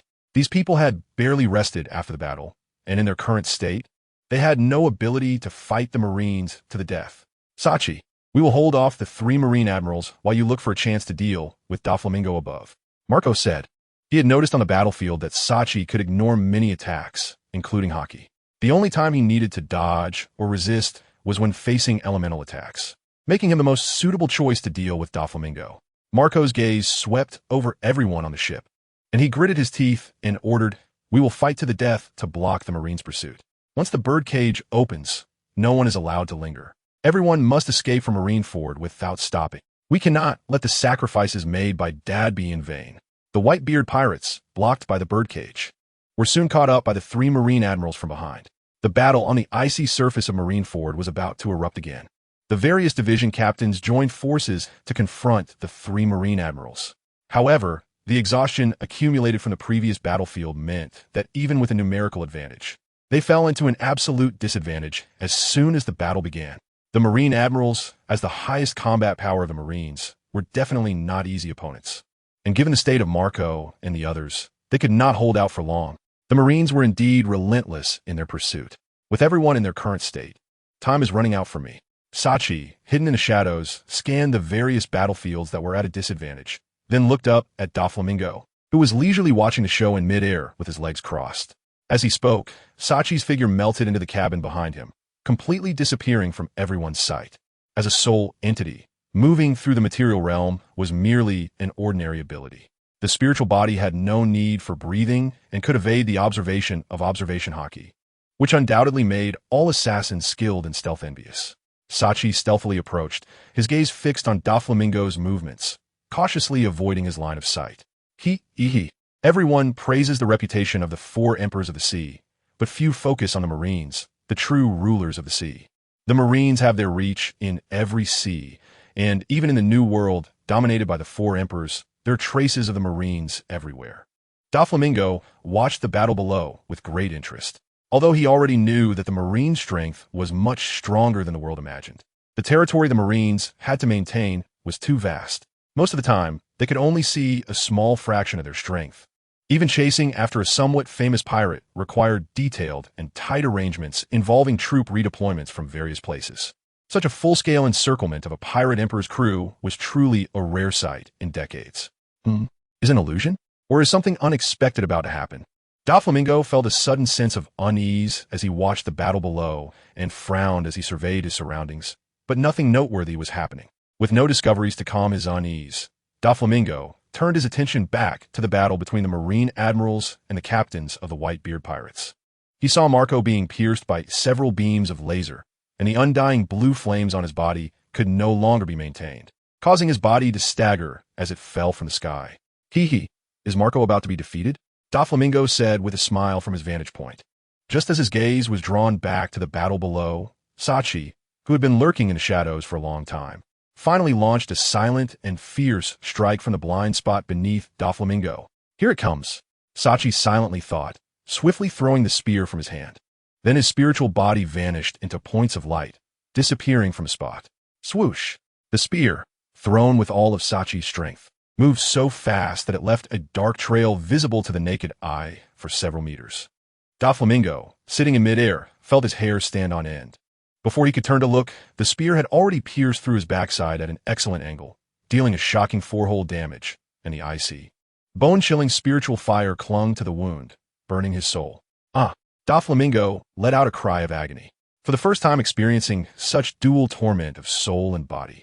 Sweat instantly soaked his forehead. In a panic, he unconsciously unleashed his conqueror's haki. The moment the spear passed through Doflamingo's body, Sachi's dissipating spiritual body quietly appeared behind Doflamingo.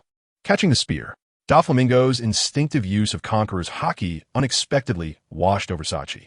But the moment Sachi appeared, he was already prepared to fight against the increasingly scorching sunlight, and Doflamingo's conqueror's haki could not hinder Sachi in the slightest. Useless.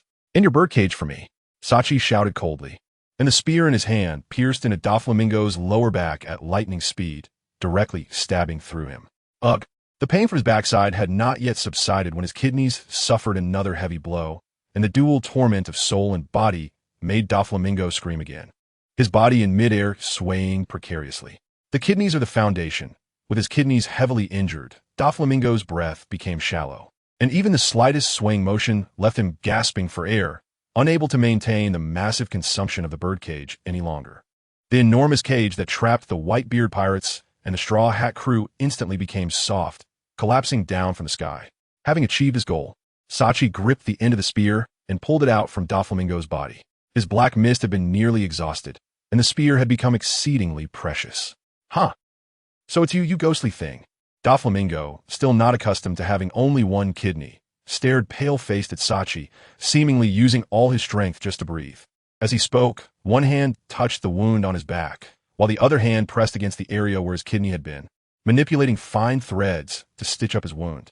Yet, as the invisible fine threads finished sewing up the wound, the tearing pain in his soul persisted without fading. And that repaired kidney seemed to have turned into a useless hunk of meat that could only serve as a decoration. Upon realizing this, Doflamingo's pale face instantly turned as black as ink. Such a drastic change startled Sachi. At this moment, Doflamingo looked even more ghostly than Sachi. Cough. Doflamingo's ink-black face drooped. His unique, deep laughter slowly rose in pitch, but before he could finish laughing, shallow breaths interrupted him with a cough. Not even able to laugh smoothly made Doflamingo's dark face turn green, and due to his gasping, a hint of blood color rose. Instantly learning the famous intangible cultural heritage of the East, Doflamingo's gaze at Sachi was filled with brutal bloodlust, a thick hatred that even surprised Sachi rose from him. You are Sachi, the captain of the Whitebeard Pirates 4th Division, right?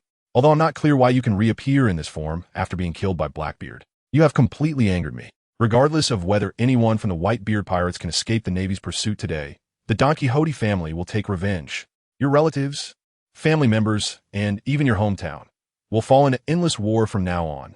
As the largest intermediary in the underground world known as Joker, Doflamingo, leveraging the privileges he once had as a celestial dragon, operated in both the underworld and the world above. The pirate crews under him dealt in weapons, drugs, and slaves. All illegal enterprises that could yield profit had his hands involved, so saying these words naturally came with great confidence that they would become reality. Not only that, Doflamingo looked at Sachi's grim face, grinning widely, revealing his bleeding gums that he had bitten hard, gesturing for him to look towards the square of Marineford. There stood a corpse that remained upright, even in death. Do you think that with my former status as a celestial dragon, if I operated a bit, I could obtain Whitebeard's corpse afterward? After Doflamingo finished speaking, he subconsciously wanted to laugh out loud, but remembering the earlier scene, the laughter that just escaped his lips was halted. Oh man, Sachi, following Doflamingo's words, realized his intention to insult Whitebeard's corpse afterward, and an intense hatred surged within him. Even due to being a spirit, the horror reflected in his distorted face instantly overshadowed Doflamingo's colorful visage.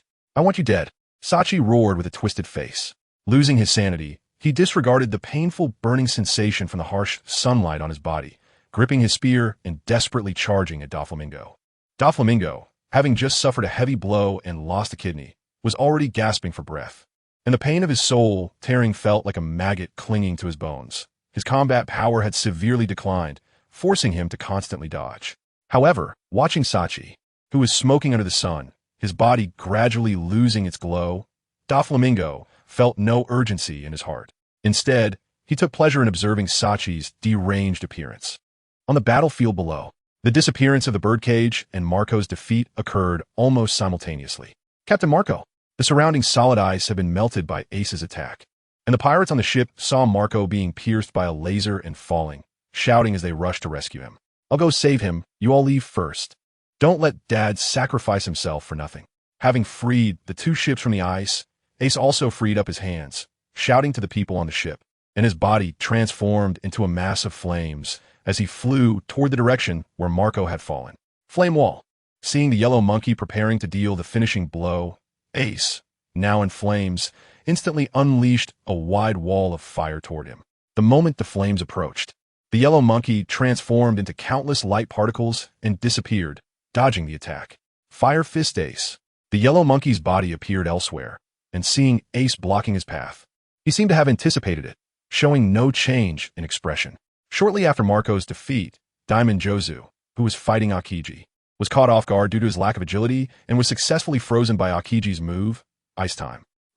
Pirates are indeed unreliable. While fighting with Bista, Akainu noticed the birdcage's disappearance and the movements of the two pirate ships attempting to escape, feeling anxious. The old force on his molten rock fist had yet to fade, and he mimicked the powerful impact of a volcanic eruption, sending Bista flying back. Seizing the opportunity, he shot several molten rock punches into the sky. You all stay here, Akainu said confidently, swiftly throwing a punch that interrupted Bista's attempt to intercept him. With several capable captains of the Whitebeard Pirates now dead or defeated, there was simply no one on the ship strong enough to block his attack. Given Akainu's strength and proximity, there was no chance of missing. It could be said that the Whitebeard Pirates had come to an end. The molten rock punches rose into the air, then split apart, crashing down like a meteor shower onto the two nearby pirate ships. Luffy, everyone. Ace looked at the meteor-like volcanic eruption, shouting in a daze towards the two pirate ships. He had just left the pirate ship to stop the yellow monkey from dealing a finishing blow to Marco, and now the pirate ship was about to be destroyed. Are we going to die? I haven't even made the universal medicine yet. Chopper, holding on to Zoro's leg, said unwillingly, burying his head and not daring to look at the volcanic eruption in the sky. Everyone, I'm sorry for dragging you into this war. The people on the two pirate ships looked up in terror at the falling meteor lava, exchanging their last words. But no one noticed that at this moment, the Straw Hat cruise ship was glowing with a faint golden light. Just as the golden light flashed faster and faster, as if something was about to emerge, it suddenly fell eerily silent. The meteor-like debris gradually enlarged in their eyes. And, just as the people on the ship closed their eyes in pain, waiting for death, a red light seemed to cut through space, appearing in front of the meteor volcano in the blink of an eye. With a flash of brilliant blade light, the incoming meteor volcano instantly came to a standstill, then transformed into countless pieces of debris emitting black smoke, raining down on the surrounding sea. After waiting for a long time, the imagined death did not arrive, and the confused pirates opened their eyes to see an unexpected figure. The four emperors. Red-haired Shanks. The pirates on the Whitebeard pirate's ship shouted hoarsely. They couldn't comprehend why one of the four emperors, red-haired Shanks, would appear here and why he would intervene to save them. It's Shanks. Hey, Shanks. Luffy on the other ship saw Shanks' appearance and immediately waved his arms excitedly, shouting at him. The reason he set out to sea was influenced by the red-haired pirates, wanting to find his companions on the ocean and complete a journey of free adventure. Now seeing his guiding figure, his mood was naturally indescribable. Red-haired Shanks' appearance instantly halted the fighting on the battlefield. Even the vengeful Doflamingo and the deranged Sachi stepped aside, observing his stance. Red-haired Shanks, why have you appeared in Marineford? What is your purpose? Akainu glared at Shanks with a hostile gaze, the magma on his arms continuously bubbling and making cracking sounds, clearly ready to attack at any moment. They were currently encircling the Whitebeard pirates, and the presence of Shanks, one of the four emperors, indicated that he had broken through the defense of the Justice Gate at the rear, demonstrating that he was not here for friendly purposes.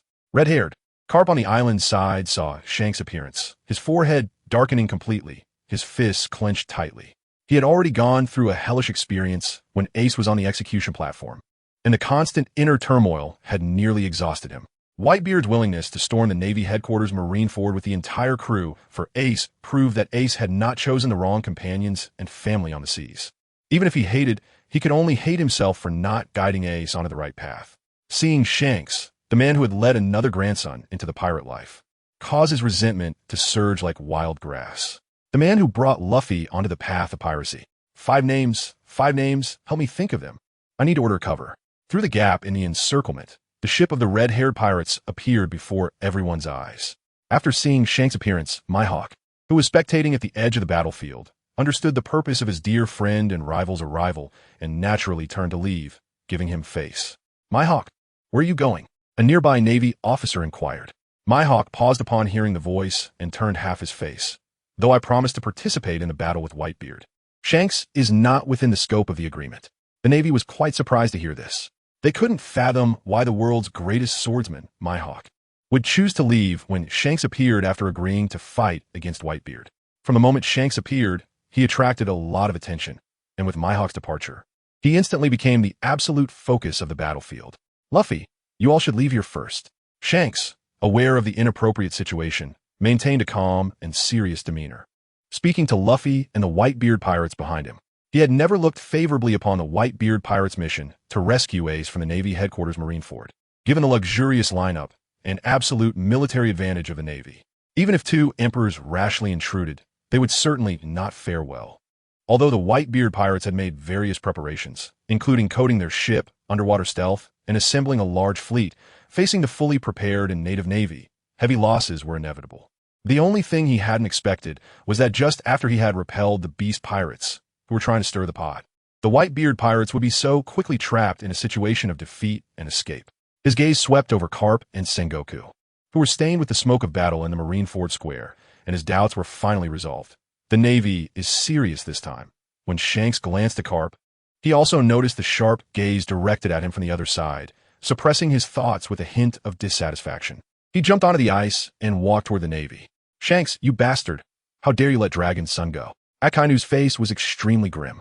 In the current situation, the Navy's annihilation of the Straw Hats and the remnants of the Whitebeard pirates had become a foregone conclusion, and Shanks' actions undoubtedly aimed to let the Navy lose a cooked duck. Continuing to fight would only expand the casualties of both sides needlessly, if anyone hasn't had enough fighting. Shanks said, drawing his remaining arm and unsheathing the griffin hanging at his waist, while the crew of the red-haired pirates stood behind him. Come on, let's be your opponents. The Navy on the shore halted their approach as they saw the entire red-haired pirates crew appear. The immense power and destructive force displayed during the earlier battle between Whitebeard and Carp made the Navy soldiers present acutely aware of the vast strength gap between them in these top-tier powerhouses at sea. The Whitebeard pirates were somewhat manageable, as their numerous pirate ships had members strong enough to counter them. Even the small fry on the battlefield were not fighting in vain. They willingly shed blood for their sense of justice. However, the red-hair pirates were well known for having the highest average bounty and being the most balanced iron-walled pirate crew. With their rule of not burning, killing, or bullying civilians, everyone's bounty was based solely on their strength. Given the strength of this iron-walled pirate crew, if war were to break out again, many of them wouldn't even have the ability to participate.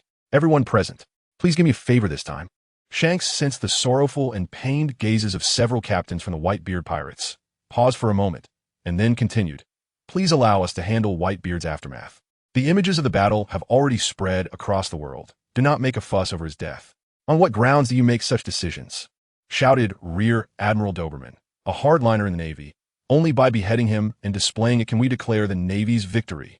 There is no shortage of hardline figures in the Navy who were willing to directly confront the pirate menace. Seeing that they were about to annihilate the Whitebeard pirates, the red-haired pirates intervening to let the remnants of the Whitebeard pirates escape was enough to make the Navy soldiers fighting on the front lines grit their teeth in anger. And now they wanted to demand Whitebeard's corpse? That was simply taking advantage of the situation. The Rear Admiral is right. Do you want to tarnish our victory? We won't listen to the pirates. The surrounding Navy soldiers, ignited by Doberman's resolute words, raised their arms in agreement. It's fine. Just then, Sengoku's voice came through. Sengoku's body had returned to normal, and he appeared in front of Shanks without anyone noticing. Your words are acceptable, Shanks. Sengoku crossed his arms, addressing Shanks. His clenched teeth clearly showed his dissatisfaction with Shanks' interference in the war. The three admirals of the Navy still had the energy to fight. Although some of the vice admirals had fallen in the battle against the Whitebeard pirates, there were still many capable of combat. Coupled with his already adjusted state and carp, they certainly had the strength to take on the intact, red-haired emperors. However, as the current fleet admiral of the Navy, he knew more than those below him. For instance, about the God Valley incident, Shanks' identity held a special privilege in the eyes of the world government. And in conjunction with his quiet appearance on Roger the Pirate King's ship after the God Valley incident, Sengoku naturally had some reasonable suspicions about his identity. Thank you, Shanks replied blandly, as if he had long anticipated that Sengoku would make such a choice. The war is over, Sengoku shouted loudly, his voice echoing across the skies of Marineford. As his declaration of the war's end faded, teams of medical personnel rushed out from the rear of the Navy headquarters, urgently beginning rescue operations for the injured soldiers on the battlefield. Judging from those lives hovering on the brink of death, although this prematurely ended war did not achieve complete victory, it added some leverage for the future. Akainu walked over with a grim face. His extreme hatred for pirates made him very dissatisfied with the current situation. The process of exterminating pirates inevitably required some cost, and the Navy had already paid a price, only to lose a hard-won victory due to the intervention of the red-haired pirates. This was too unfair for those Navy members who had left their lives here for victory. Akainu, as a soldier, upheld his identity and absolutely obeyed Admiral Sengoku's orders. However, if he did not inquire into anything, the frustration in his chest would be hard to bear. Would Admiral Sengoku really let them go halfway like this? With Whitebeard dead, the Navy's objective had been achieved. Hearing Akainu's questioning, Sengoku frowned slightly. After a moment, his expression returned to normal. Facing the red-haired pirates, who insisted on stopping the war, continuing the fight could indeed expand their victories. But the Navy would inevitably pay a greater price against the intact red-haired pirates. Engaging in battles with two Yonko crews had clearly exceeded the Navy's original plans. While victories were important, the consequences of such actions also needed to be considered. We are facing the situation of the entire sea, not just a momentary victory. The Big Mom pirates, Kaido's beast pirates, and countless pirate criminals flooding into the sea, bearing the justice of this era. The Navy could never show signs of decline, Sengoku said impatiently, with a slight sigh in his heart. He was quite satisfied with the iron-blooded military aura of Akainu. However, this reluctance to think, unless it was about exterminating pirates, also gave him a headache. If he could learn just a bit of Kizaru's cleverness, he would definitely be the most qualified Navy officer. No, that guy Kizaru is someone who should not be learned from. Why don't you take care of your injuries? After all, you need to maintain the image of a Navy admiral. Sengoku looked at Akainu, whose face was covered in blood, and at the two not-so-serious guys in the distance, and patted Akainu's shoulder, sighing helplessly. Being a Navy admiral really isn't a job for humans. The Navy had made ample preparations in Marineford, which naturally included promoting the Navy's image. From the moment Whitebeard appeared, news had spread to several nearby islands.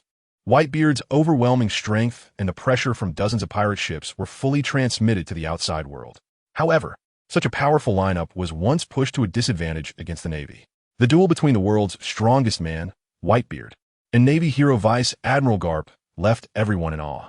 Is such monstrous strength something that humans can possess? The death of the Yonko Whitebeard also caused the common people witnessing this scene to celebrate wildly. The Yonko Whitebeard is dead. Oh ho! Long live the Navy! Long live justice! On the island that received the news first, people began to celebrate with gongs and drums. Even though Whitebeard had not done anything bad to them, the news of the death of a well-known pirate was enough to excite these ordinary people who had suffered from pirates. If it weren't for the appearance of the red-haired pirates rescuing some members of the Whitebeard pirates, they would be even happier now. And how could such big news escape Morgan's attention? Upon receiving the news, the staff of the World Economic Journal immediately began to edit the newspaper content in a rush. The battle that had just occurred in the morning, under the scorching sun at noon, had already been formatted for printing, with newsbirds dispatched to deliver the message around the world. Naturally, the events in Marineford were unaffected by outside matters. With the medical standards of this fantastical world, after the emergency treatment by the medical team, almost all Navy members who did not die on the spot were successfully pulled back from the brink of death. Following this war, aside from a batch of severely injured and disabled personnel, most of the Navy would become the backbone of the future. Don Quixote Doflamingo, thanks to his position as one of the warlords of the sea and his former privileges as a celestial dragon, successfully enjoyed the best medical conditions at Navy headquarters. In the independent medical room, Doflamingo looked at the results displayed on the testing equipment, his face darkening. "You can leave." Doflamingo dismissed the medical personnel sent by the Navy, placing his hand on the side of his abdomen. After systematic treatment, he could basically live normally with only one kidney.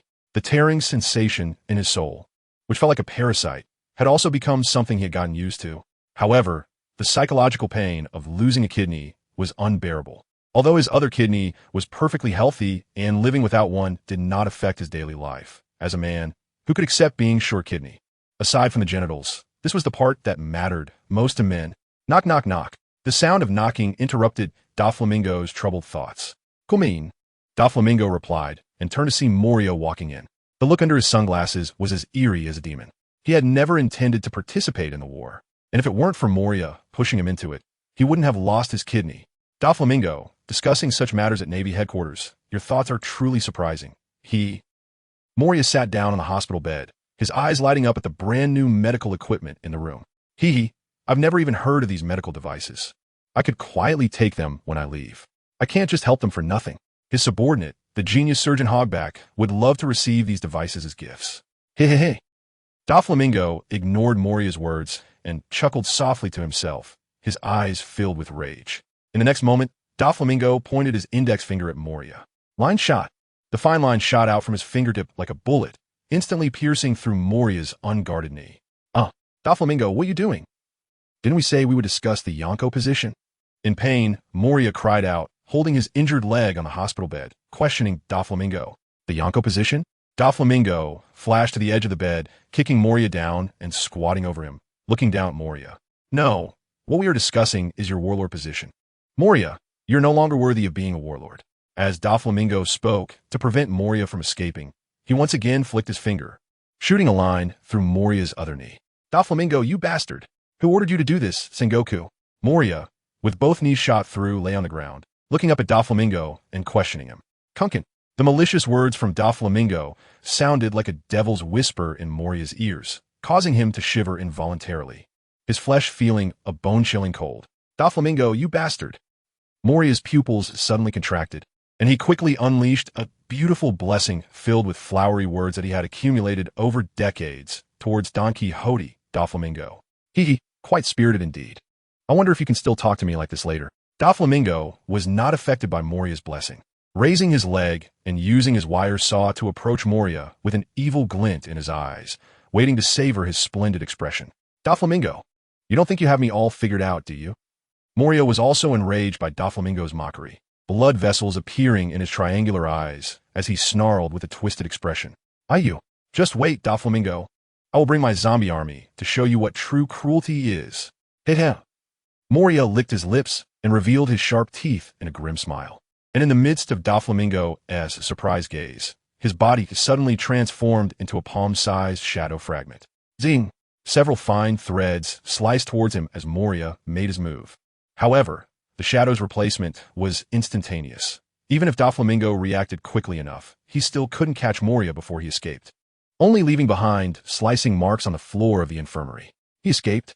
Doflamingo's pupils contracted, and he released his observation haki to search the surroundings carefully.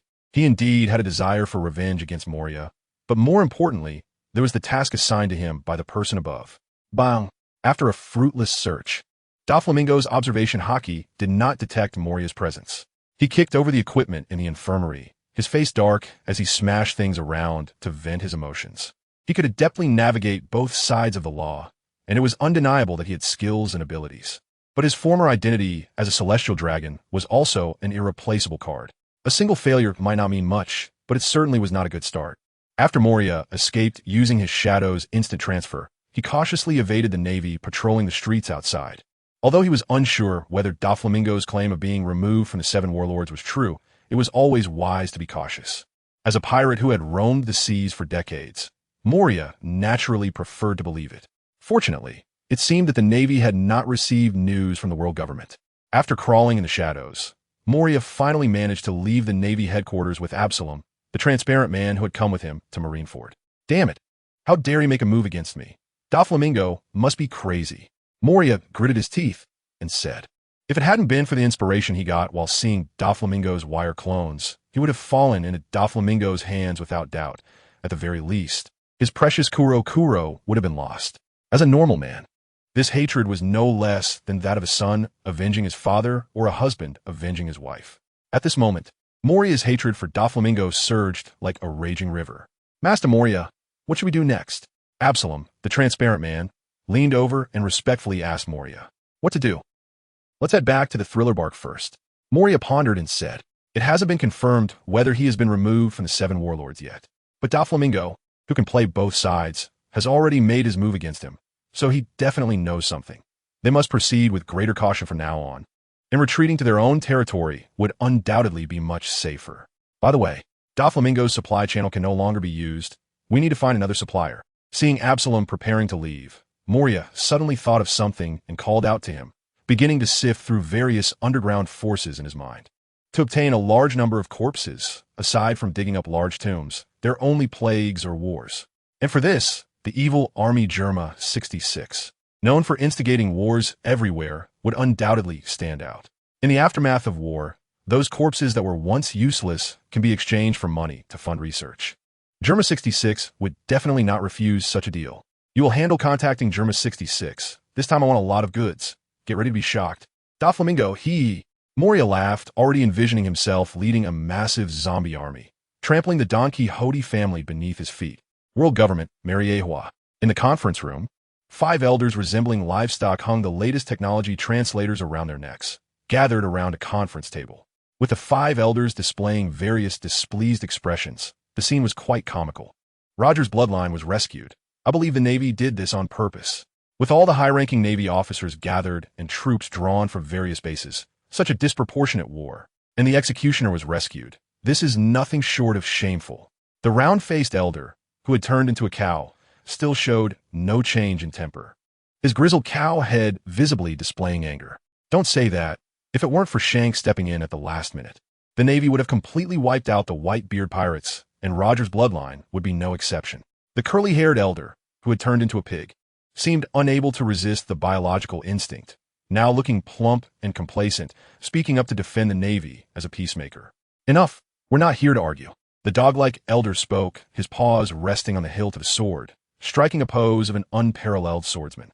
Due to his size, he could only recall his imposing, sword-wielding image while standing on a chair. How are things going with Shanks? The sword-wielding elder turned to ask the long-bearded goat elder beside him. The long-bearded elder shook his head in response, chewing slowly. Figureland said he has no intention of getting involved in these troublesome matters and asked us not to disturb him. How infuriating. The sorrows of the world are not shared, and the world government must resolve their own grievances. At this moment, a dark figure had quietly appeared on Fishman Island, 10,000 meters deep in the sea.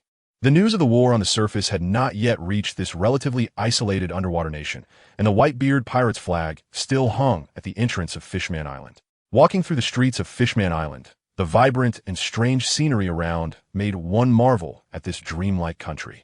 TSK, truly a magical world. The light, at 10,000 meters underwater, is still so good. Moria looked up at the light pouring into the depths of the sea from who knows where inside. Does this mean that during the night in this world, the underwater can also see the night sky's unique wonders?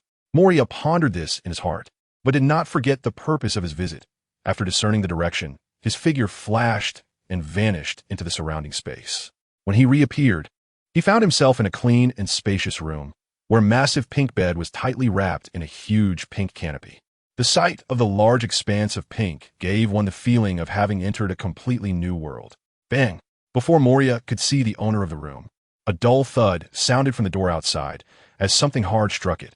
Immediately, a suppressed sobbing sound came from the huge bed curtain. Hearing the sob, Mo Bai, who hadn't thought about how to greet her, was momentarily taken aback. Then he understood.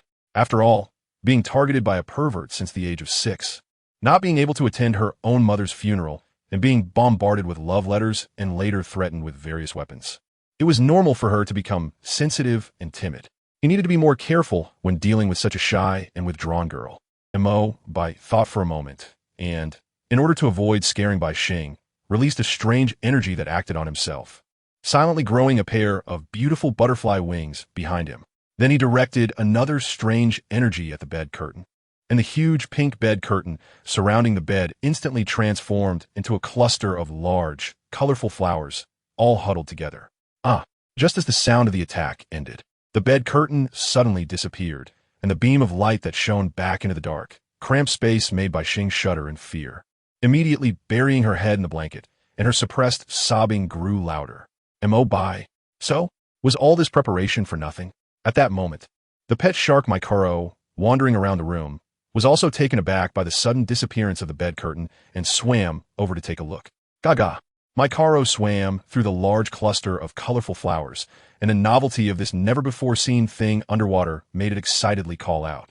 After swimming around for a couple of laps, it finally spotted Mo Bai on the ground with its wise eyes. Gah! Maikaro seemed to have inherited Bai Xing's timidity, and upon seeing Mo Bai suddenly appear in the hardshell tower, it curled its tail and took a few steps back. Please give me some face. I even specially transformed into a butterfly fairy, and you a shark. Retreating in fear means what? Mo Bai's mouth twitched. Just as he thought this little trick wouldn't fool a timid girl, a soft voice came from Bai Xing. You? Hello, my name is Bai Xing. Are you the legendary fairy? Are these flowers from the world outside the sea? They're so beautiful. Bai Xing leaned on the head of the bed, her water blue eyes still glistening with unshed tears, but her gaze towards Mo Bai held no fear, only surprise. Every civilization has its stories passed down through generations. Bai Xing had been alone in the hardshell tower since she was 6, and all her life experiences came from her childhood before that age. In a child's world, fairy tales are indispensable, and at this moment, Mo Bai embodied the image of a fairy from those tales. And in fairy tales, fairies are definitely good beings. Or so it seems. Can this actually fool a naive little girl? That's right, just call me Mo Bai. Mo Bai nodded, naturally accepting his new identity, pointing to the cluster of colorful flowers at the bedside and saying, "These are flowers from the outside world, a gift for our first meeting." "Thank you, Lord Mo Bai." Bai Xing happily expressed her gratitude, leaning closer to the colorful flower cluster, which appeared much more proportionate before her. Bai Xing leaned in, sniffing a few times, and as her brows relaxed, her blue starry eyes filled with delight. "It smells so good," Bai Xing told Mo Bai, but her recently relaxed brows quickly furrowed again. "Is something bothering you, Bai Xing?" Mo Bai asked upon seeing this. He initially thought Bai Xing would tell him about the pervert Daikin the Ninth attacking her, but her response surprised him. "You gave me such a wonderful gift, but I don't know what I should give you in return." Bai Xing's face was filled with confusion, her eyes scanning the room back and forth. Flowers from a surface world were considered valuable treasures for the Fishman Island, and Bai Xing couldn't think of an equally valuable return gift at that moment. The same thing can have different values in different environments. If you really want to give me a gift, you can invite me to try the local delicacies of the Fishman Island. While Mo Bai marveled at Bai Xing's innocence, he spoke to her. This act of giving a gift in return is truly commendable. Thus, under Bai Xing's warm hospitality, Mo successfully enjoyed a princess meal from the Fishman Island. Every place has its own specialties. The deliciousness of the food goes without saying. The freshness, the firm texture of the meat, and the unique seasonings of the Fishman Island were clearly different from those of the surface world. It's hard to say which is better, but the novelty was certainly worth experiencing. Very nice flavor. Burp. Mo patted his belly, satisfied, and let out a burp. Lord Mo, have you ever seen the sun? Is there a variety of furry animals in the outside world? Are there many flying fairies in the green forests? Are there twinkling stars in the night sky? Bai Xing, seeing that Mo had finished eating, asked him her questions with a face full of longing. These were all things she had heard from her mother or seen in storybooks when she was a child. Having spent 8 years alone in the hard-shell tower, her only way to relieve her emotions was to confide in her pet shark Maikaro or to indulge in her fantasies. Did old Whitebeard pass away? Bai Xing was stunned by the news of Whitebeard's death, and tears glistened like pearls in her crystal-like eyes. Although Whitebeard was a pirate, his purpose in venturing into the vast sea was merely to find his own family. He had his own pride and looked down on bullying the weak, instead choosing to protect some of the vulnerable from harm. Fishman Island was a place he had protected, and naturally, he earned the respect of the residents there. Now that they had lost Whitebeard's protection, the situation on Fishman Island was far from optimistic. Although Bai Xing had always stayed in the hard-shell tower without much experience. The 8 years of being targeted and attacked by Daikin IX had made her acutely aware that this world was not entirely beautiful. Didn't fairy tales also have villains like witches? Lord Mo, can I really protect Fishman Island and see the outside world? Bai Xing furrowed her brows, looking at the tidal collar staff in Mo's hand, her nose twitching with hesitation. She didn't doubt that holding the staff would grant her the magical power to protect Fishman Island and go wherever she wanted. She was well aware of her own timidity and weakness, that she would uncontrollably want to cry when faced with situations. Thus, she had serious doubts about her ability to bear such power and to fulfill her role in protecting Fishman Island. Nothing is unchangeable, including your crying personality. Mo noticed Bai Xing's self-doubt and seriously told her, "Take it, and I will help you change your personality, become a qualified guardian of Fishman Island, and transform into a girl who can bravely chase her dreams." After Mo finished speaking, without waiting for Bai Xing to respond, the butterfly wings that had grown behind him fluttered as they rose into the air, and he tossed the tidal collar staff to Bai Xing. Lord Mo, you.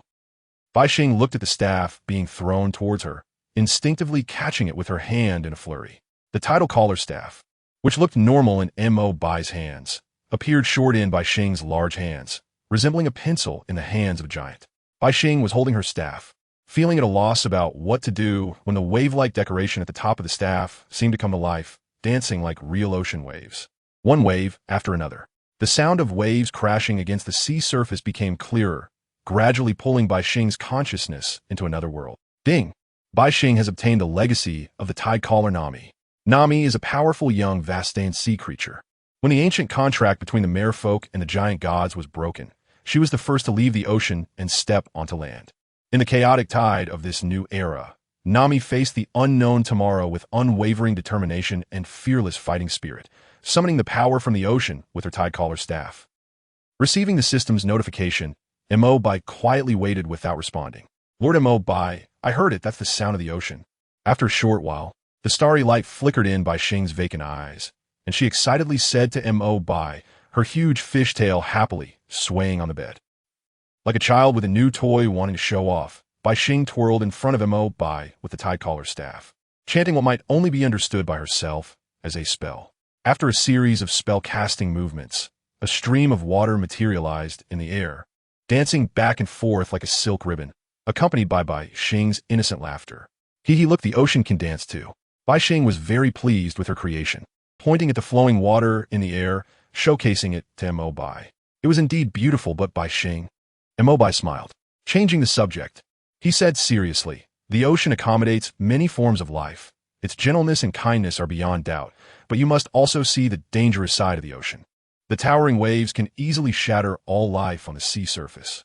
Let me finish. Seeing Bai Xing's clueless expression, Mo, realizing she had never seen the world above the sea, awkwardly scratched his head and continued. A single turbulence in the ocean can affect billions of lives. Huge waves and raging tides can sweep away everything, and powerful tsunamis can destroy cities and submerge islands without difficulty. What I want to say is very simple. Mo Bai looked into Bai Xing's eyes and said seriously, "Believe in yourself. You are strong now. Stronger than everyone on the Fishman Island." "I'm strong." Bai Xing looked at the flowing water in the air and then at Mo Bai's serious expression, her face showing signs of growing confidence. Bang! A muffled sound echoed outside the hard-shell tower again. Woo-woo. Hearing the sound, Bai Xing trembled, instinctively burying her head in the blanket and starting to sob again. After a moment of choking, she remembered that she was no longer the same. She peeked out from the blanket, her tear-filled eyes looking at Mo Bai, weakly asking for confirmation. "Can I protect myself now? Protect Fishman Island?" "Yes. You are strong. Believe in yourself." Mo Bai nodded, giving Bai Xing an encouraging look.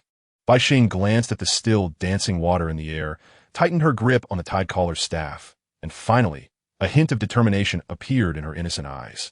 I'm strong. I have the power to protect myself." Bai Xing repeatedly self-hypnotized, her murmurs growing louder, until her eyes were completely filled with conviction. Looking down at Mo Bai, her gaze was that of a determined warrior, but as soon as she spoke, her brave and resolute image seemed to falter. "I don't want to continue like this. Lord Mo Bai, can you accompany me to refuse the proposal of Duke Dakin 9? Bai Xing said with an expectant face. That clear voice made one imagine a delicate figure easily toppled over.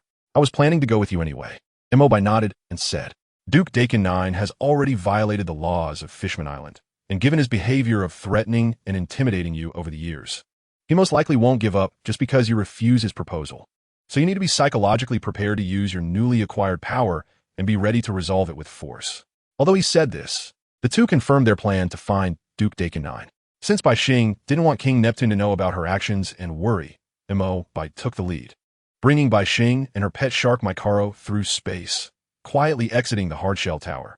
Bai Xing's beauty was widely known on Fishman Island, and her large size was easily noticeable, so Mo Bai used a strange energy to transform her into a petite mermaid only 5 meters tall. Her pet shark Maikaro also successfully became their mount. "Dear, does that child look like Princess Bai Xing? What are you talking about? Princess Bai Xing hasn't appeared in 10 years. Wow, she does look like her, but she is also quite different. Daddy, is that an elf sitting on the shark? Look, he has wings." "Shoo, that's fake. I'll make you one later." As pedestrians came and went, from the moment Mo Bai and Bai Xing appeared on the street, they could feel the subtle gazes from those around them. Ever since Mo Bai became an emperor in Shurima, he had gradually gotten used to being watched by passersby, while Bai Xing, although she hadn't left the hardshell tower for 8 years, was the beloved of Fishman Island when she was very young, so she naturally wasn't too concerned about the gazes directed at her. "Lord Mo Bai, do you know where Duke Dakin 9 is?" Bai Xing, sitting sideways on a shark, turned her head to ask Mo Bai. She had finally mustered the courage, and if it leaked here, she might revert to her original self. Mo Bai was surprised by Bai Xing's question. He had thought that, after coming out of the hardshell tower for the first time in 8 years, Bai Xing would be eager to explore the current Fishman Island, but unexpectedly, she was so eager to resolve the matter with Duke Dakin 9 first. "That's fine. Once we resolve Duke Dakin 9, you can explore Fishman Island at ease." Mo Bai noticed Bai Xing's concerns and began to sense the spatial fluctuations in the direction the weapon had been thrown earlier. Space is formless and tasteless. It encompasses all things in the universe, just like the traces left by a passing goose. The weapon thrown by Duke Dakin 9 across the vast ocean would naturally leave some marks. "Found it. Shall we go?" Mo Bai determined a location outside Fishman Island based on the traces, saying to Bai Xing. After she nodded, he took Bai Xing and Maikaro and disappeared from the spot. "Dear, did you see that?" The shark and the two people disappeared into thin air. "It's haunting in broad daylight. We can't stay here. Let's go home." The originally bustling street suddenly cleared out, and the residents, who were unaware of the situation, quickly left in a hurry, while the merchants could only stare blankly at the empty street, ultimately having to close their shops early. At the bottom of the sea, an inconspicuous sunken ship was the current gathering place of the Flying Dutchman pirate crew, which had a history of several hundred years. This ship, which had survived through 9 generations of captains, continued to exist on the sea for so long because it had remained in the underwater world since its formation and had never left its point of departure. To be honest, this is just a dream of a fisherman from hundreds of years ago that hasn't set sail for generations. At this moment, the disheveled and bearded Dakin the Ninth is sitting in a shabby wooden boat, staring obsessively at his gloved right hand, chuckling to himself with a silly bah, ha ha ha. It was with this right hand that he first encountered the White Star 8 years ago, which led him down the crazy path of pursuing her. For this reason, he has been reluctant to wash this hand for the past 8 years. Although he hasn't succeeded in proposing after 8 years, his attacks using the target fruit's ability to throw weapons at White Star have prevented her from interacting with other men. In the eyes of the possessive and jealous Dakin the Ninth, this is a success. White Star. Dakin the Ninth recalls the ability he saw 8 years ago when White Star summoned a giant sea king, and her lovely, beautiful face and his messy, ugly face grows more obsessed. Finally, unable to contain his feelings any longer, Dakin the Ninth removes the glove protecting his right hand, leans in with a silly expression to smell his right hand, which hasn't been washed in 8 years and is filled with a foul odor. Princess White Star, you will become my wife. He happily takes a sniff, gripping an axe on the table with his right hand, and carelessly throws it without even looking. The target fruit allows him to throw objects accurately at marked targets, and because of this, he is absolutely certain that the marked White Star cannot escape his grasp and will eventually become his wife. Whoosh, the thrown axe spins, but, unlike before, starts rotating in place. What's going on? Where's my target curse? Dakin the Ninth's obsession is instantly replaced by shock as he sees this scene. He supports himself on the table and stands up, moving on all fours toward the axe to check the situation.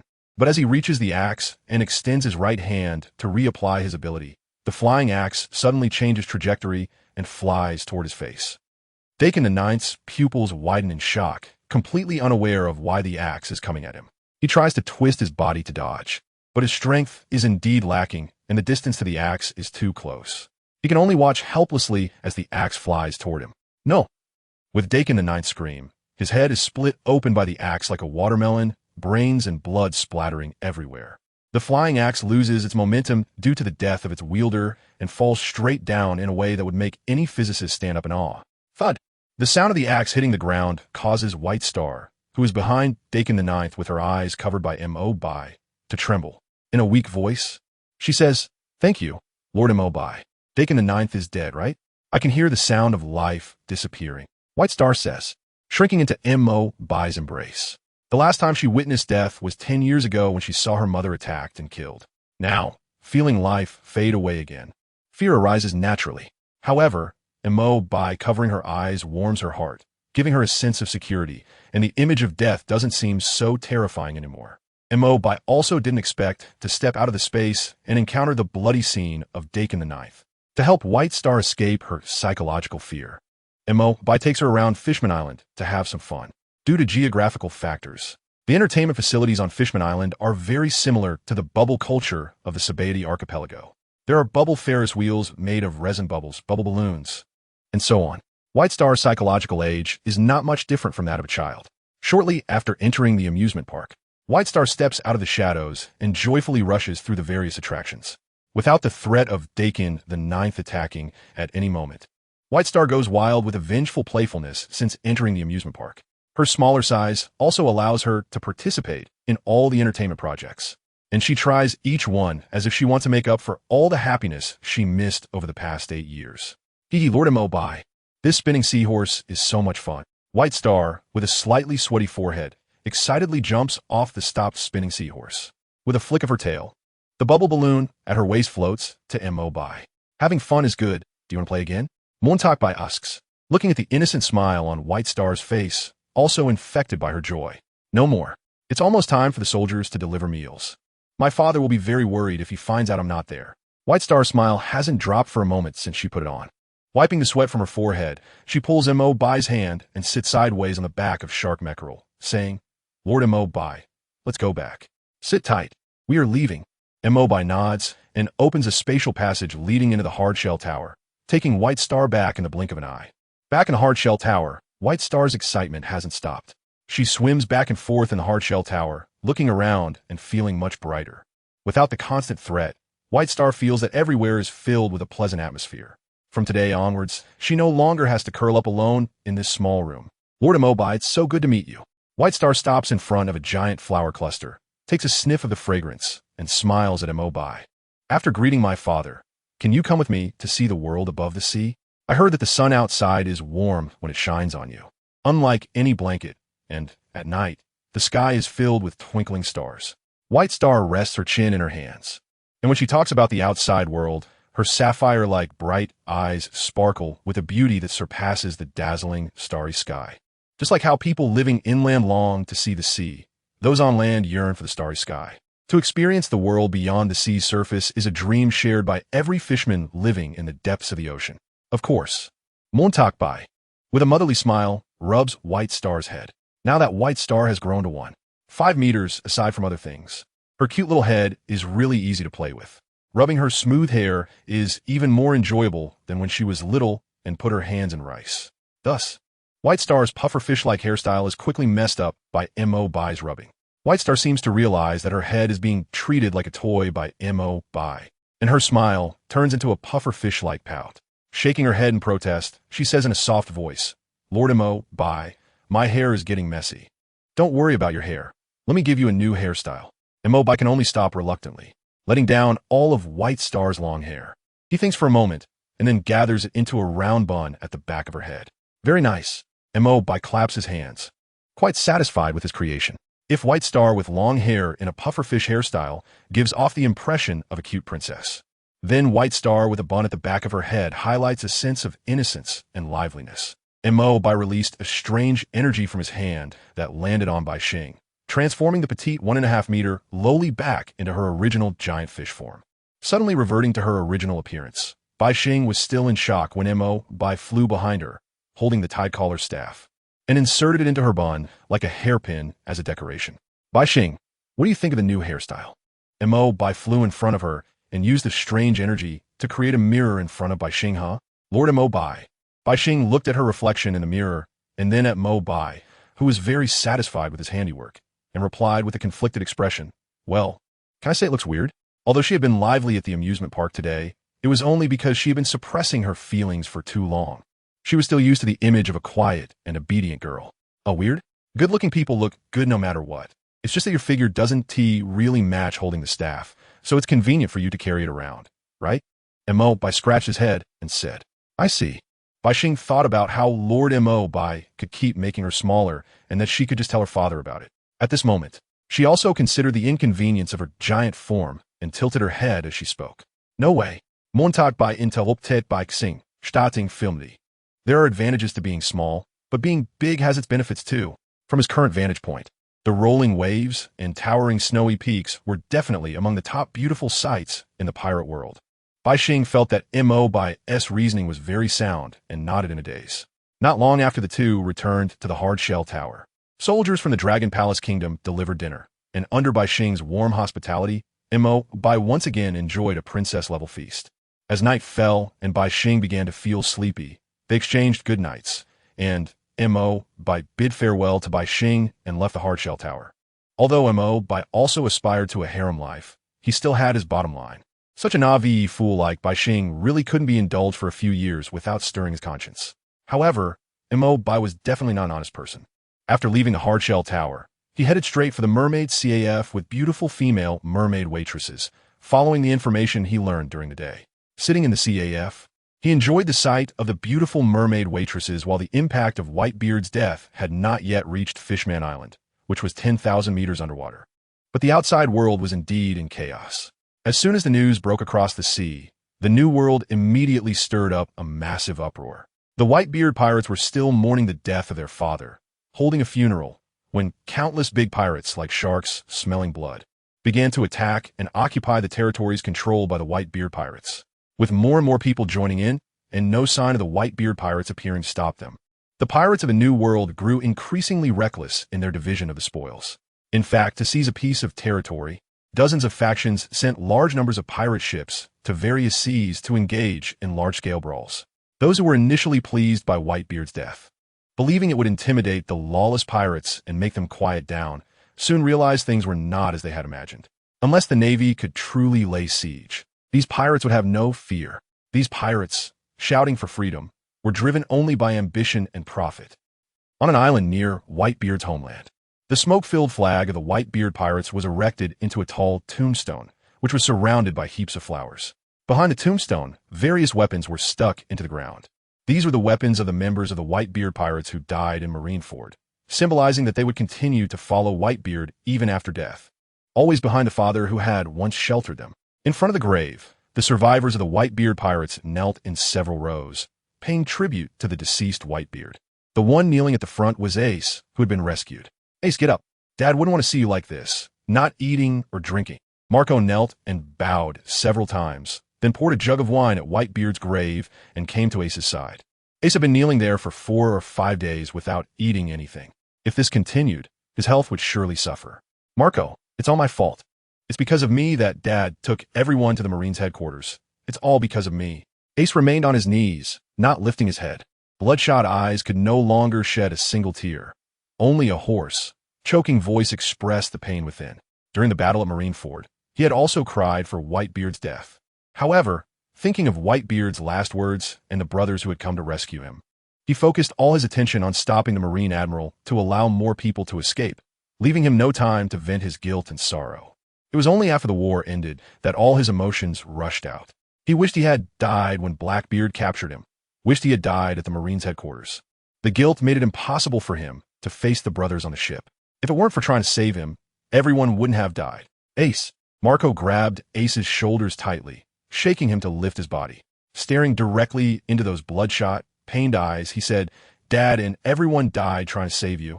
So you mustn't treat your body this way. You're not just ruining yourself. You're ruining Dad's and all the brothers' efforts who died at the Marines' headquarters. Marco shouted at Ace, forcibly lifting him from the ground. As soon as Ace stood up, his knees, which had been kneeling for a long time, weakened, and he was about to fall again. The people behind him hurriedly moved to support him, but were a step too late. Aizu quickly appeared at his side, propping Ace up against him. Everyone. Ace looked up at the crowd surrounding him, his bloodshot eyes squinting, lowering his head, and a hoarse, choked voice came out of his throat. I'm sorry. A family doesn't need to say these things. But, Ace, treating your body this way is too unfair to everyone. A large group surrounded Ace, each offering words of comfort. No one felt that sacrificing so many to save Ace was wrong, nor was there any question of whether it was worth it. They were a group tied together by familial bonds in the vast sea, and for their loved ones, anything was worth doing. Just then, a pirate from their crew stumbled over, clearly in a panic and with important news to report. Captain Marco, pirates from all over the New World have started a massive brawl to seize our territory. Just now, the Beast Pirates also attacked our territory. The pirate reported, looking at Marco. Captain Marco, what should we do? Is it about to get chaotic? The Navy has killed the most unambitious person. The rest can just deal with their own headaches. Marco scratched his unkempt hair, which hadn't been tended to for a few days, and lay there looking dejected. Next, I plan to help my old man protect his hometown. Well, I guess I'll be a doctor for now. It shouldn't be too hard to avoid starving. What about you guys? Marco asked. Having been taken in by Whitebeard since he was young, he inherited Whitebeard's character and had no great ambitions. He wasn't interested in the status and wealth that others fought over relentlessly. I want to go back home and take a look. It's been a few years since I last visited. I don't have any attachments. If anyone wants to continue traveling on the sea, let's team up. A group of captains gathered together, sharing their various plans. Some were tired of the struggles and prepared to retire for a quiet life, while others wanted to seek different meanings in life in other ways. Among them, there were quite a few who wanted to continue traveling on the sea. I will carry Whitebeard's flag and sit on the Pirate King's throne. At that moment, a hoarse voice made everyone turn to look at its owner. I want to let Whitebeard's flag fly over this era, making everyone remember the name of Whitebeard. Ace, seeing everyone looking over, said firmly. After being taken in as a son by Whitebeard, he was struck by Whitebeard's spirit.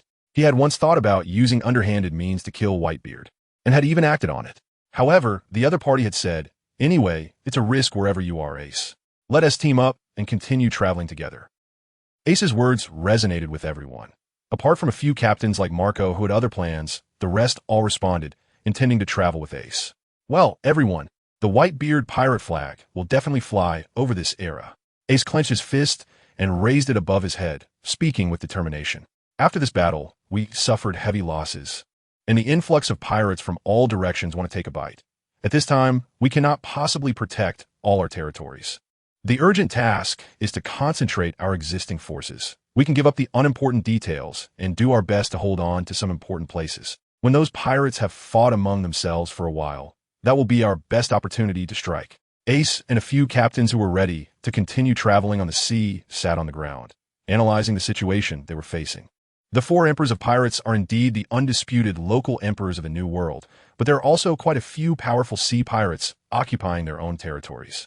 Every year, countless people venture into the sea, and those who can enter the stronghold of the New World have some skills or another. The living four emperors can still intimidate them, preventing them from recklessly crossing boundaries. But now that Whitebeard is dead, a position has opened up among the four emperors, and those starving hyenas are rushing in. Their madness might be something even the three living four emperors cannot easily stop. You are right, Ace. The Whitebeard pirates indeed need to temporarily lower their flags and restrain their brilliance. Marco listened to Ace's analysis, displaying a lazy and calm smile. The now mature Ace gave a sense of reliability, making Marco, as the elder, feel much more at ease about Ace and their upcoming adventure. At Marine Headquarters, Marineford.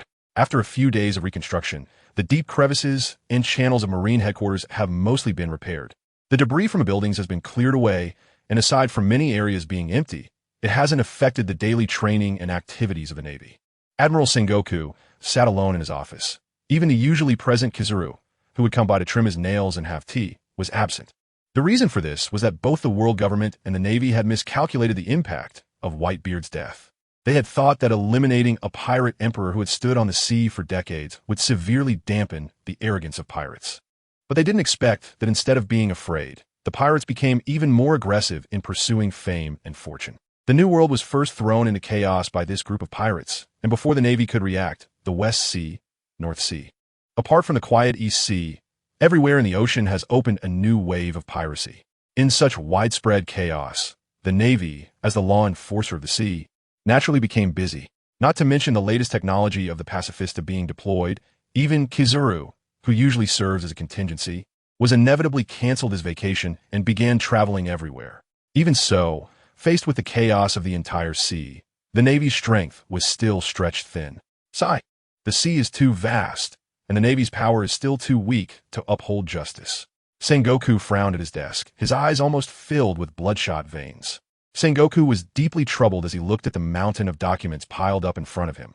Just a few days ago, his once dark hair had now been overtaken by gray. Every day, a large number of reports regarding pirate movements arrived from various Navy branch bases. And counting one report per base, the total from all Navy bases across the sea could form a mountain. What lay on his desk was still the pile he and T finished processing 2 days ago. At 77 years old, I have to sit here every day from morning till night reading documents. I can't stand being in this position of admiral any longer. This is simply torture. Sengoku roared in frustration, running his fingers through his hair and staring blankly at the ceiling. Just this simple action made his spine crack multiple times. At that moment, the phone snail on the desk rang. Brew, brew, brew. This is Marine Headquarters Marineford. I am Admiral Sengoku. What is the matter? Sengoku's irritated emotions instantly subsided as he picked up the phone snail, frowning as he asked. Admiral Sengoku, this is to notify the Navy about the appointments of the warlords of the sea. Boa Hancock has refused to respond to the world government's call and has been stripped of her title as warlord of the sea. Blackbeard invaded Impel Down during the war and was captured, also stripped of his title. After discussions and decisions by the Gorosei, Gecko Moria has been stripped of his warlord of the sea title. The world government intends to deepen ties with the Ryugu Kingdom and has invited it to join as a member state of the world government, thus retaining Jinbe's title as warlord of the sea, with detention to cease immediately. The world government personnel on the other end of the phone said, their tone lacking the previous arrogance that came from being high and mighty, which eased Sengoku's irritated mood considerably. Admiral Sengoku. Next is the appointment of a new warlord of the sea, effective immediately. Edward Weevil, the second Whitebeard, has been appointed as a warlord of the sea. The second Whitebeard? Yes. Does Admiral Sengoku have any objections? The world government staff inquired. Sengoku frowned, his expression becoming conflicted. The incident where the second Whitebeard Weevil attacked Zifa's Navy training ship and severed Zifa's arm had caused quite a stir. The world government would undoubtedly be aware of this. Now, the core strength of the Navy is almost all Zifa's students. Yet the world government still chooses to ignore this and appoint Weevil as a warlord of the sea. Is it that they believe the Navy cannot resist the warnings given by the world government? After the destruction of the Holy Land, Mariewa, the world government has significantly softened its attitude towards its member countries. However, it still maintains an unquestionable stance towards the Navy. Is a Navy being treated like a private army similar to a CP organization? As for the pirates, I still hold my previous views. The Navy has always been skeptical of the Shichibukai policy. Sengoku pondered for a moment and expressed his dissatisfaction to the Den Mushi on the other end. The world government staff member heard the 5 elders, who were holding knives, roaring, their noses twisted in anger. The treasury of Mariewa was completely looted, and even the funds for reconstruction were forcibly demanded from the affiliated countries. Meanwhile, the Navy's logistical and military expenses, supplies, etc., were taken away long before the invasion and were not affected at all. The world government saw this and thought, goodness, our masters here are experiencing a sharp decline in quality of life, while you subordinates continue, as usual, unaffected at all. Naturally, this imbalance transferred some of their resentment onto the Navy. Now, seeing that the Navy still wants to question the orders of the masters, they were infuriated to the point of being furious. For decades, Sengoku has shown obedience to the world government, but upon hearing the resentful roar of the 5 elders, he felt no turmoil in his heart. The position of Fleet Admiral? Do the 5 elders have a suitable candidate? I've indeed been feeling that my body can't keep up with the times lately, Sengoku said blandly, showing no signs of being threatened by the 5 elders. After witnessing the increasingly chaotic seas following Bard.As death, all of Sengoku's passion had evaporated. When he joined the Navy, he racked his brain thinking about how to let the Navy's justice reign over the seas, how to capture all the wicked pirates and restore the peace of the sea. In his long Navy career, he worked diligently for the first few decades, chasing various notorious pirates around the world with Garp, capturing so many heinous criminals that the 6th level of Impel Down was nearly filled, and ultimately witnessing the downfall of the pirate king Joel D. Roger. Just when everything seemed to be progressing well, Roger's words directly initiated the subsequent era of great pirates, and the influx of pirates into the sea left the Navy instantly overwhelmed. Decades of efforts not only went to waste, but also increased the difficulty several times over. Now, after finally eliminating one of the 4 emperors, Whitebeard, the Navy's challenges have multiplied, and he estimates he will never see the day when the Navy reigns over the seas. Let me be destroyed. I'm tired. This Fleet Admiral position is something I no longer wish to hold. Sengoku's soulless gaze was also vividly mimicked by the Den Mushi. That expression, worn down by life, instantly silenced the furious 5 elders. After all, arguing with a poker face only ends up harming oneself. Since you want to retire, I'll agree to it. Once we discuss the new Fleet Admiral candidate, someone will notify you.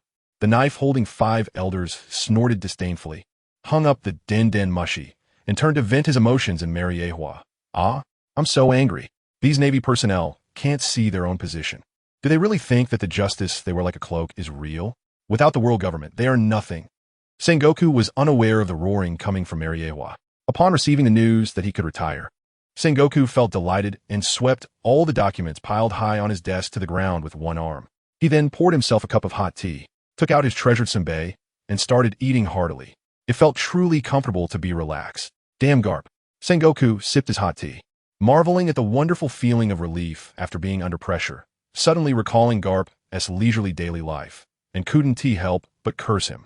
This old guy has been so comfortable all along, watching me rack my brains for the future of the Navy, and these decades of camaraderie have been for nothing. After finishing a cup of hot tea, Sengoku stretched his long-sitting old bones, feeling much more refreshed. Looking at the plaque on the wall behind him that read justice reigning over the sea, he couldn't help but shake his head, reminiscing about his once youthful and naive, passionate days. Sigh. In the end, I still can't let go. Sengoku wiped the words on the plaque with his sleeve, sat back down in his chair, and began picking up the scattered documents from the floor, flipping through them one by one. In a sea area of the North Sea, the blazing sun hung high, with a few thin clouds dotting the horizon. On the sea surface, countless war snail ships loaded with identical soldiers slowly advanced towards a coastal town on an island. The entire sea in sight was filled with their figures, and their silent momentum instilled fear at first glance. 66. It's the evil army Germa 66. The evil army is coming. Everyone run. A boy collecting sea creatures on the shore saw the shadows on the distant sea, squinted to take a look, and upon seeing the 66 symbol on the snail shell, fear instantly washed over his face as he shouted with his jaw dropped. The boy ran and shouted all the way, and soon the fear spread throughout the entire town. It's Germa 66, the one that wiped out 4 countries. Who will save us? The residents of the town, upon receiving the news and seeing the countless snail ships slowly approaching from the distant sea, cried out and fled in the opposite direction. In other seas, most people believed that Germa 66 was just a fictional evil army. But in the North Sea, where Germa 66 originated, everyone was well aware of its terror. This was a mercenary terrorist organization that was very active worldwide. To achieve its goal of dominating the North Sea, it continuously incited wars both openly and secretly, using its pain-immune clone soldiers to ignite the flames of war recklessly. They even once beheaded the rulers of 4 kingdoms and depicted this event in a giant mural to spread their terrifying reputation throughout the North Sea. Furthermore, due to being a member of the world government, even when they opened cruel wars in front of the Navy, they would not face much punishment. On the sea, not far from the island, a massive cluster of snail ships formed a giant castle floating on the sea. This was the mobile base of the Germa 66 army, owned by the Vinsmoke family. It's laughable that they're only starting to flee now. A green-haired Yanji stood at the bow of the ship, looking at the fleeing crowd on the island, his face displaying a cruel smile. If it weren't for the need to ensure the integrity of this batch of goods, they wouldn't even need to land to deal with them. Yanji turned to his companions Ichiji, Niji, and Reiju, smirking as he said, "Let me handle this one. It's been a long time since I played the game of catching mice. Yanji, make it quick. The stench from the cargo on the ship is getting stronger." Judge emerged from the back. The flow of people on the island was fleeing towards the back of the island, avoiding the approaching snail ships like they were venomous snakes, and even the bright afternoon sun couldn't dispel the fear in their hearts. In a small casino further back in town, upon hearing the news of Germa 66's impending attack, even the gamblers who had been red-eyed suddenly sobered up. Run. Life is more important than money. Damn it.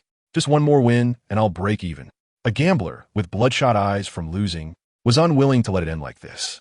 He overturned the gambling table, grabbed the scattered chips on the ground, stuffed them into his pocket, and quickened his pace to catch up with the crowd. People die for wealth, and birds die for food. Seeing this situation, others followed suit, joining in to smash and grab, hoping to make a comeback in the future. This group of troublemakers surged into the crowd, making the already noisy scene even more chaotic. A yellow-haired thug spotted a glimmer of gold on a woman's earlobe in the crowd and squeezed his way in. Accompanied by the woman's scream, the gold earring was yanked away along with a piece of flesh. Struck gold. It's really gold. The yellow-haired thug snatched the woman's earring, disregarding the flesh stuck to it, and bit into it, the perfect hardness instantly igniting excitement in his eyes. And then he set his gaze on the other earlobe of the woman. "No, don't take it. I'll give it to you. I'll give it to you." The woman, clutching her injured ear in pain, stiffened upon seeing the look from the yellow-haired thug and tremblingly said, as her shaking hands tried to remove the other earring. But her nerves were too tense, and her trembling hands fumbled for a long time without being able to take it off. By the time you take it off yourself, the Germa 66 army will have caught up, the yellow-haired thug said impatiently, walking over to the woman and reaching out to forcibly pull off the other earring. Just then, a strong, heavy hand grabbed his wrist, preventing him from getting his way. "Who dares to meddle with me? It turned out to be you, blind man, poking your nose into my business." The yellow-haired thug recognized the man in front of him, dressed in a purple bathrobe and leaning on a cane. Before he could even finish his curse, it was hard not to recognize him. A blind man who still loved to gamble was considered a prime target among all gamblers. In a game where 9 out of 10 are scams, it's definitely easier to deceive a blind person than a normal one, right? You better get out of the way. You've blocked my path to wealth. It won't just be a blind man to deal with later. The yellow-haired thug threatened, patting the shoulder of the blind man with his free hand. However, the blind man completely ignored the thug, tilting his ear towards the woman beside him. "Are you okay?" "And no, I'm fine, thank you." The woman nodded in a daze, quickly snapped back to reality by the rushing crowd, panically following the flow of people. Before leaving, she turned back to the blind man and said, "The Germa 66 army will soon land over there. You should hurry and leave too." "Hey, old blind man, I see you're asking for it." The yellow-haired thug, seeing his chance of wealth slip away due to the blind man's interference, felt anger surge up and swung a fist at the blind man's face. But as soon as his fist reached the blind man's face, the surrounding gravitational field suddenly intensified, pinning the yellow-haired thug to the ground. He felt as if every part of his body was crushed under a heavy weight, unable to move. "Hey, old blind man, it was you who did this, right? Let me go." The yellow-haired thug's face was pressed to the ground, and the sudden force caused him to lose several teeth. As he opened his mouth, blood flowed from the corner of his mouth. Watching the crowd flee while he was stuck on the ground, the thug's greed was gradually replaced by fear. Tears streaming down his face, he pleaded, "Let me go. The Germa 66 people are about to catch up. I really know I was wrong." Facing a weakling's shout for help, turning around to beg for mercy. It's a blessing to be blind, for there are far too many filthy and despicable people in this world. The blind man paid no attention to the yellow-haired thug lying on the ground, calmly stepping over him in his wooden shoes. Under the invisible force of gravity, the crowded crowd instinctively parted to create a path wide enough for one person. As a blind man walked against the flow towards the direction of the Germa 66 army's landing, having blinded himself to avoid witnessing the world's evils. He certainly wouldn't choose to stand by when facing the evil army of Germa 66 landing on the island. Moving smoothly through the crowd, he soon arrived at an empty street. The blind man, leaning on his cane, walked leisurely towards the coast but suddenly stopped. In his perception, two powerful presences unexpectedly appeared in front of him on the originally empty street. Although he couldn't see, he could see things more clearly than those with normal vision. The two presences before him were the strongest he had ever encountered. One of the presences, though much weaker than the other, felt as if it had terrifying potential waiting to be unleashed. The other presence was so strong it gave him the impression of facing a rising sun.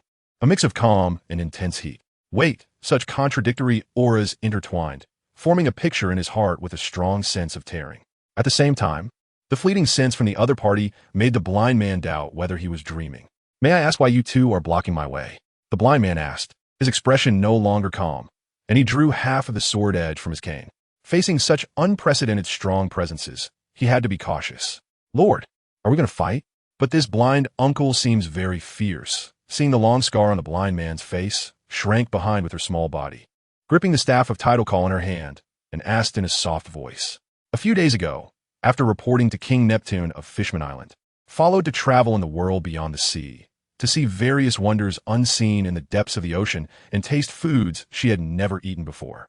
During this time, hadn't he forgotten the little girl's words, which made the cautious blind man feel that the newcomers were not friendly. Facing the two overwhelmingly powerful enemies, the blind man decided to take the initiative. Gravity blade, fierce tiger. The blind man swiftly drew his sword, channeling gravitational energy into the blade, and swung it toward and, with a powerful slash, a massive horizontal gravity was unleashed, crushing and obliterating everything in its path. Even the space being attacked warped. Just a child's innocent words, said, as mysterious light appeared in his hand, and the space in front of him was firmly reinforced. The distortion of space spread until it reached the reinforced space, where it finally stopped. Then, the strong wind pressure following the gravity surged into the reinforced space, sinking like mud, and ultimately transformed into a wisp of breeze that vanished without a trace. Childish words? The blind man was taken aback, recalling that his previous voice was indeed soft and tender, and the corner of his mouth twitched. Even a child's aura could be so powerful. Indeed, there were strange occurrences on the sea. "Then may I ask why you two are blocking my way?" the blind man inquired, sheathing the sword back into his cane, but not completely lowering his guard. "By chance, I am here, and meeting Mr. Ishao is also fate. I want to give him a gift," Mo said, releasing a blazing flame storm that surged toward Ishao. Then, without looking back, disappeared into the space with Bai Xing. Ishao remained vigilant, and as he saw the flame storm approaching, he revealed the blade of his blind staff, which glinted sharply. Gravity concentrated on the blade, and he struck out. Buzz! The surrounding space twisted visibly under the influence of the powerful gravity from different directions, and the immense wind pressure created by gravity rushed straight toward the flame storm. In the blink of an eye, the two collided, but the anticipated impact did not occur. It was as if they existed in different worlds, passing through each other without any obstruction. Is this the end? But the evil army Germa 66 has not been driven away yet. If I die here, what will happen to the ordinary people on the island? Even with my eyes blinded, Ishao felt as if his vision was illuminated by the flame storm before him. Thoughts of unfinished business surged within him, a deep sense of helplessness overwhelming his heart. The scenery before him must be incredibly brilliant, Ishao said calmly, sheathing his sword and waiting for death to arrive. The flame storm finally collided with Ishao, the scorching tongues of fire licking at his skin. But the anticipated pain did not come. Instead, Ishao felt refreshed and invigorated, his perception of the surroundings becoming increasingly clear. the ruins left by his previous attack, the potholes on the ground, even a few veins remaining on a withered leaf. As the fiery tongues of flame licked at him and completely enveloped his body, Yixiao's form trembled violently. His consciousness was pulled into another world, where a divine dragon, its body entwined with flame storms and stretching for thousands of miles, stared at him intently, its overwhelming presence making his soul tremble. The dragon's eyes, shining like the sun and moon, fixated on him, and it felt as if time had either passed for a moment or stretched for a century. The dragon seemed to have had enough of the tiny ants below and covered its sun and moon-like eyes with its eyelids. Immediately, the entire spiritual realm turned pitch black, and Yixiao's consciousness was ejected. Yet, a connection had formed between him and the dragon. Is that so? It really came to deliver a gift. Yixiao sighed and shook his head. He then expanded his perception, instantly enveloping the recently landed snail ship in the distance. His enhanced perception allowed him to see the clone soldiers on the snail ship clearly. Even the irises in their pupils were vividly presented in Yixiao's mind. The mysterious power beyond the devil fruit. Indeed, my luck has always been good. An exaggerated expression broke out on Yixiao's face. Although he was a seasoned gambler who had carved the word gamble into his life, he was not a bad person. He always held on to his own principles. He wanted to change the rules of this world, to differentiate between good and evil based on human hearts, to distinguish between what was good and bad for the majority of ordinary people, rather than the rules set by some privileged class.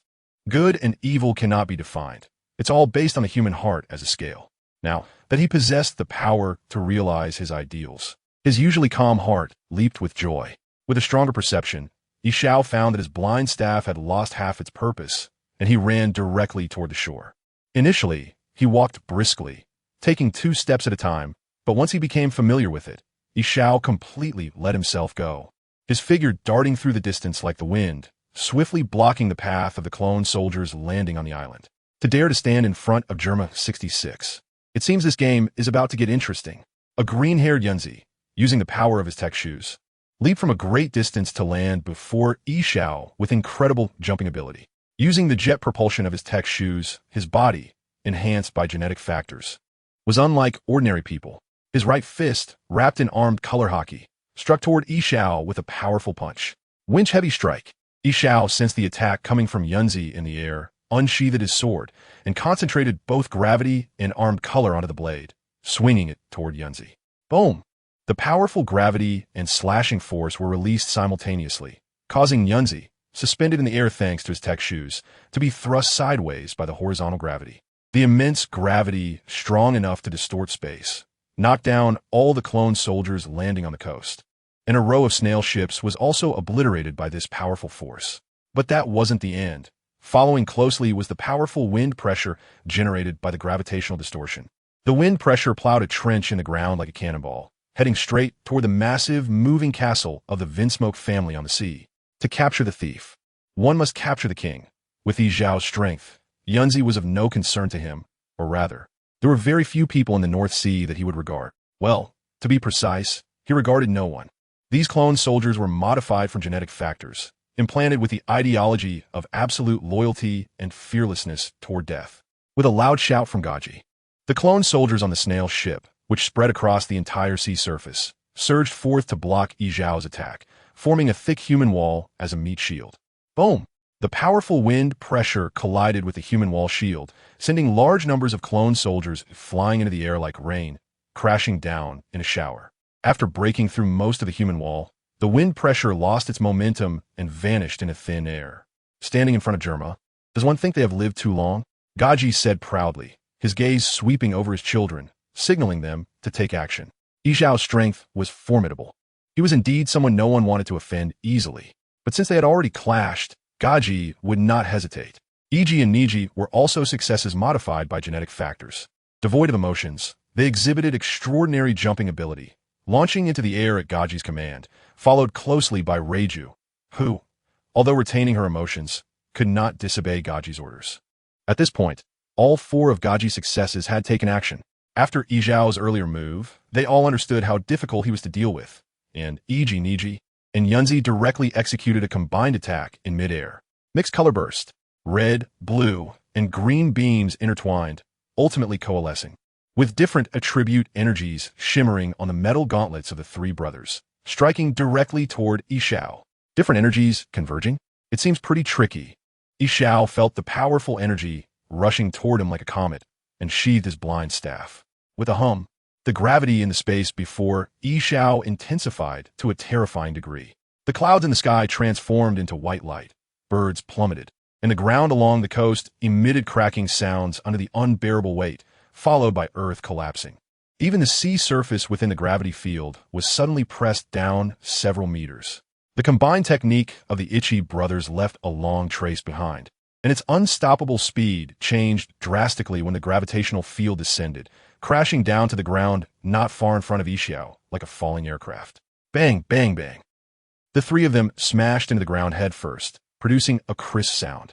The ground, compressed by gravity, was incredibly hard, and even the modified physiques of the three brothers couldn't create a significant dent. These three fools, Leijio, who was behind them, shook her head and sighed as she watched the Ichi brothers, who fell quickly and were defeated even faster. She was thoroughly shocked by Yishao's overwhelming power, looking at the sunken coastline and the lowered sea surface by several meters. Although she knew that with her strength, facing Yishao would probably only result in a single strike. However, unable to resist Kaji's orders, Leijio still charged forward. Pink poison arrow. Leijio didn't get too close to Yishao and launched her attack from a distance. A large amount of arrow-shaped poison was spewed out, attacking Yishao like a rain curtain. Poison? That's a troublesome one. Yishao said troublesome with a calm expression. He waved the sword in his hand downward, gathering gravity, and the rain-like poison instantly lost its power and fell to the ground. Just after blocking Leijio's attack, Kaji flashed to Yishao's side at an incredibly fast speed, his high-tech shoes shining with dazzling white light. Explosive flying kick. Kaji's foot blasted out powerful high-pressure energy, kicking toward Yishao with explosive force at high speed. Kaji was fast, but he didn't achieve a surprise attack in front of Yishao, who had enhanced perception. Sensing Kaji's kick, Yishao blocked it with his long sword, and the powerful force exploded, yet didn't harm Yishao in the slightest. The two separated after the exchange. Kaji wanted to continue attacking, but Yishao had already placed the gravity-gathering blind stick in front of him, and then sheathed the sword. Hell journey. Yishao's lips moved slightly. As the sword was sheathed, the gravity on the surrounding ground was instantly enhanced to the extreme. Kaji, holding the high-tech spear in his hand and preparing to release high-pressure electricity, was suddenly crushed by the intensified gravity and pressed onto the solid ground. Even Leijio, not far away, couldn't escape Yishao's gravitational field and was pinned to the ground. At this point, all the main members of the Vinsmoke family were controlled by Yishao. King of the Germa Kingdom, I want you to promise me one thing. Yishao walked up to Kaji, calm as usual. What do you want? As long as you don't kill me, I can agree to anything. Kaji, pressed down by the gravity and unable to lift his head, spoke in a tone almost pleading. His cowardly demeanor was completely different from his previous arrogance. There is too much suffering in the world. Ordinary people in this era have exhausted all their strength just to survive. The flames of war and blades should not deepen their suffering. Will you promise me not to raise weapons against these people again? Yishao hung the sword at his waist and spoke to Kaji. Even though he disapproved of Germa's reckless igniting of war and spreading of fear, Yishao had no intention of killing Kaji and the others. This was merely because the Germa Kingdom was a member state under the world government, and attacking a member state would turn him into a wanted criminal. He was someone who adhered to rules, to the point of stubbornness. When the rules conflicted with his ideas, he didn't think about breaking the rules, but rather about changing them. Is that all? I agree. Kaji, lying on the ground, quickly agreed to Yishao's condition, but inwardly scoffed at Yishao's thoughts. To show sympathy and pity for those weaklings, it's no wonder that someone with such immense power remains an aimless, unsuccessful gambler. If he had this power, Germa would have long since ruled the North Sea, its reputation echoing throughout the entire ocean. After receiving the desired reply, Yishao tapped the blind stick on the ground and released the gravity. Kaji, Leijio, Ichi, and the others felt the crushing gravity disappear and stood up from the ground, brushing off the dust from their bodies. I hope the king won't forget his promise to me. After Yishao finished speaking to Kaji, he turned and walked away slowly. Once Yishao's figure completely disappeared, he drove away the Germa 66th Army and resolved the safety issues of the ordinary people on the island. Yishao walked on the deserted street in wooden sandals, reflecting on the tragedies he had witnessed over the years, and a hint of bitterness appeared on his otherwise unchanged face. Life is as insignificant as grass, and existence is like an ant. Ordinary people born in this chaotic era are tragic, in their desperate struggle for survival. A slight gust of wind can make them homeless and starving. This is the sorrow of the entire era. It's too difficult for one person to change the world. Xiao furrowed his brows tightly.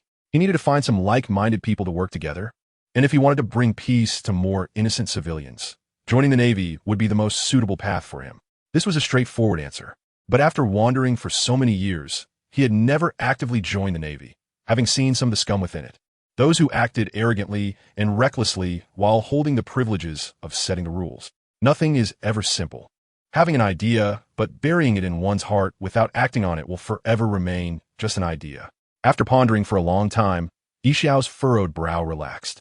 With a decision in mind, he felt a sense of clarity washing over him, and a pleasant smile appeared on his face. Haha, let's go find a place to have a little gamble. After Mo Bai and Bai Xing left, they first went to the zoo to see the various animals that Bai Xing had been longing to see. Many of the amazing animals here were quite different from those in Mo Bai's world before he crossed over. While watching the animals, Bai Xing's many questions left Mo Bai feeling a bit confused. Consequently, the image of Mo Bai being omnipotent in front of Bai Xing was quietly labeled as fool. After finishing their zoo visit and simply finding a restaurant to fill their stomachs, it was time for the little girl growth training plan. Just as Mo Bai put down his chopsticks and was about to start looking for a practice target with Bai Xing, he noticed several faint gazes gathering around Bai Xing. At that moment, the wooden door creaked shut from outside, leaving only the dim light filtering in through the windows in the restaurant. Hee. Just when we were about to make a delivery, a mermaid beauty walked in. Our luck is really good. A triangular-eyed man, wrapped in a dirty gray scarf, stood up from his chair and said with a smile. His greedy gaze was especially clear in the dim environment. I've never played with a mermaid before, boss. How about letting me take the lead this time? The restaurant's owner, a plump man with a beer belly, walked out from the back kitchen and was instantly captivated by Bai Xing's beauty, panting heavily upon seeing her. Idiot! A short-haired middle-aged woman pretending to be the boss's wife slapped the fat man's face, making the flesh on his face tremble violently. Female mermaids are very valuable, especially one as beautiful as her. She might be worth more than a batch of goods in the back kitchen combined. We must ensure her perfection.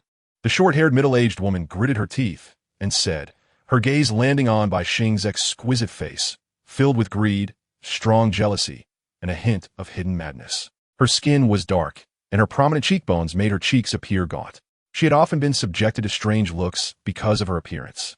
Gradually, she felt a twinge of jealousy whenever she saw beautiful women. However, due to her identity as a human trafficker, she had to protect those naturally beautiful faces from harm to sell them at a higher price. Hee boss, calm down, calm down. The fat man, who had just been slapped, dared not show anger. Instead, he grinned as he approached the short-haired woman, kneading her shoulders and massaging her back, revealing his position within the human trafficker gang. Tie them up, bring that man to my room. The short-haired woman interrupted the fat man's flattery with another slap, staring at Mo Bai for a moment before licking her lips and speaking to the two men. Feeling the woman's meaningful gesture, Mo Bai's lips twitched as he froze in place. The fat man and the triangular-eyed man with a headscarf immediately grabbed some ropes and approached Mo Bai and Bai Xing. Lord Mo Bai, they are human traffickers. Many people from Fishman Island have been captured by them. Bai Xing clenched the staff of title call in her small hand, her water-blue eyes filled with fear and anger. She was terrified of the imminent danger and furious at the suffering caused by these villains. Hee, little mermaid, you might as well give up on resisting. We've added something to your food. The fat man said to Bai Xing, raising the rope in his hand with an exaggerated, lecherous expression. Although the boss said to maintain the mermaid's perfection, it's okay to have a little fun, right? He added something? And Mo Bai was taken aback, sensing his body and realizing that the food he had eaten had long been digested by his powerful physique, making the added substance ineffective for him. However, Bai Xing might not be so lucky. Her body might allow the effects to manifest a little later or be less potent. Thinking of this, an emerald light appeared in Mo Bai's hand, imbuing Bai Xing with its glow. In Bai Xing's bewildered gaze, the sinful optimizing light began to swirl around the 14-year-old girl. He's an ability user? The emerald glow in Mo Bai's hand was particularly prominent in the dim room, causing the fat man and the headscarf man to step back in fear and turn to the short-haired woman. So what if he's an ability user? Our stuff can take down an elephant. Attack. Kill him. The short-haired woman was also quite surprised, but once she processed it, a fierce killing intent flashed in her eyes. She had become the leader of the gang due to her decisiveness and ruthlessness. Hearing this, the fat man and the headscarf man immediately drew their daggers and charged at the two. All right, Bai Xing, it's your turn to deal with them. After removing the drugs from Bai Xing's body, Mo Bai rubbed her head and said, Lord Mo Bai. Bai Xing looked at the three men in front of her, her palms sweating as she gripped the staff of title call, her face filled with tension. In the days of training, she had eliminated quite a few enemies, and controlling the seawater had become increasingly smooth. But all of that had been done from a distance with her eyes closed while using the Great Wave move. This was the first time she faced enemies so closely. Don't be afraid, I'm watching. Just think of them as moving wooden stakes. A towering wave suddenly rose, crashing relentlessly towards the three human traffickers. Run, run. The fat man and the headscarf man, seeing the wave approaching, immediately changed their greedy and fierce expressions, dropping their daggers and fleeing backward. The short-haired woman reacted even faster, taking off the moment the chaos began. But the wave had already formed, and their speed was nothing compared to it. Just a few steps out, the crashing waves caught up to the three of them. The relentless sea waves engulfed them, continuing to slam against the walls of the restaurant. Water is gentle, yet can carry fallen leaves. Water is strong, yet can crush mountains. Even though the waves were only a few meters high, once they surged, the potential energy they carried was thousands of pounds, effortlessly smashing through the walls of the small restaurant. Once the wall collapsed, the momentum of the waves paused, and the water surged through the broken walls into the streets outside. In just a few seconds, the water level on the street had risen above the ankles. The sudden chaos startled pedestrians, who dropped their shoes and socks, splashing away, with some even flailing their limbs to swim away from the scene. In the dark basement behind the restaurant's kitchen, dozens of young men and women, bound by ropes, were either sitting or lying on piles of hay. The sound of rushing water and the crashing noise of the wall collapsing reached their ears precisely, causing them to feel even more terrified in their already precarious situation. But their tightly bound hands and feet prevented them from doing anything, and the tape over their mouths stifled their cries of fear. The unknown is the most terrifying. Every second in this situation felt incredibly long to them. Drip! The seawater seeped through the cracks in the basement, dropping steadily onto the ground. The crisp sound in this quiet environment was like a death knell, making them even more anxious. Just as everyone was trapped in what seemed like endless fear, there was a loud bang. The sound of a heavy object being lifted drowned out the sound of the dripping water. They all recognized that familiar sound. It was the sound of the heavy iron cover above the basement being lifted, coupled with the human traffickers' blatant conversations over the past 2 days. The young men and women understood that their batch was about to be handed over. Everyone looked despairingly towards their fate, but to their surprise, the figure that appeared at the basement entrance was not one of the fierce human traffickers, but a very cute and pretty youthful face. The pink hair made the newcomer look even cuter, with bright water blue eyes that sparkled like treasures from a sea. Lord Mo Bai, there are so many people down here, Bai Xing exclaimed upon seeing the crowd in the basement, her water blue eyes shining brightly as she spoke to Mo Bai. Her cheerful voice filled with excitement. Fighting against criminals is a righteous act that every innocent and kind-hearted child dreams of. Bai Xing was overjoyed to know that she had saved so many people by taking down the human traffickers. This meant she had done the right thing. Bad people must be dealt with, or they would harm good people. So when it was time to act, she should not hesitate. Mo Bai praised the excited Bai Xing, instinctively reaching out to ruffle her hair before they both vanished from sight and appeared in the basement. The people in the basement then clearly saw Bai Xing's full appearance, instantly captivated by her fishtail, their eyes widening in awe. Some residents of Fishman Island also dared to venture out of the sea to explore the outside world, but such people were rare, and most ordinary people would never see one in their lifetime. Naturally, many considered them mere legends of the sea. Bai Xing, who had always been timid, surprisingly did not feel afraid under the collective gaze of these people. Instead, she held her head high with confidence, as if accepting praise.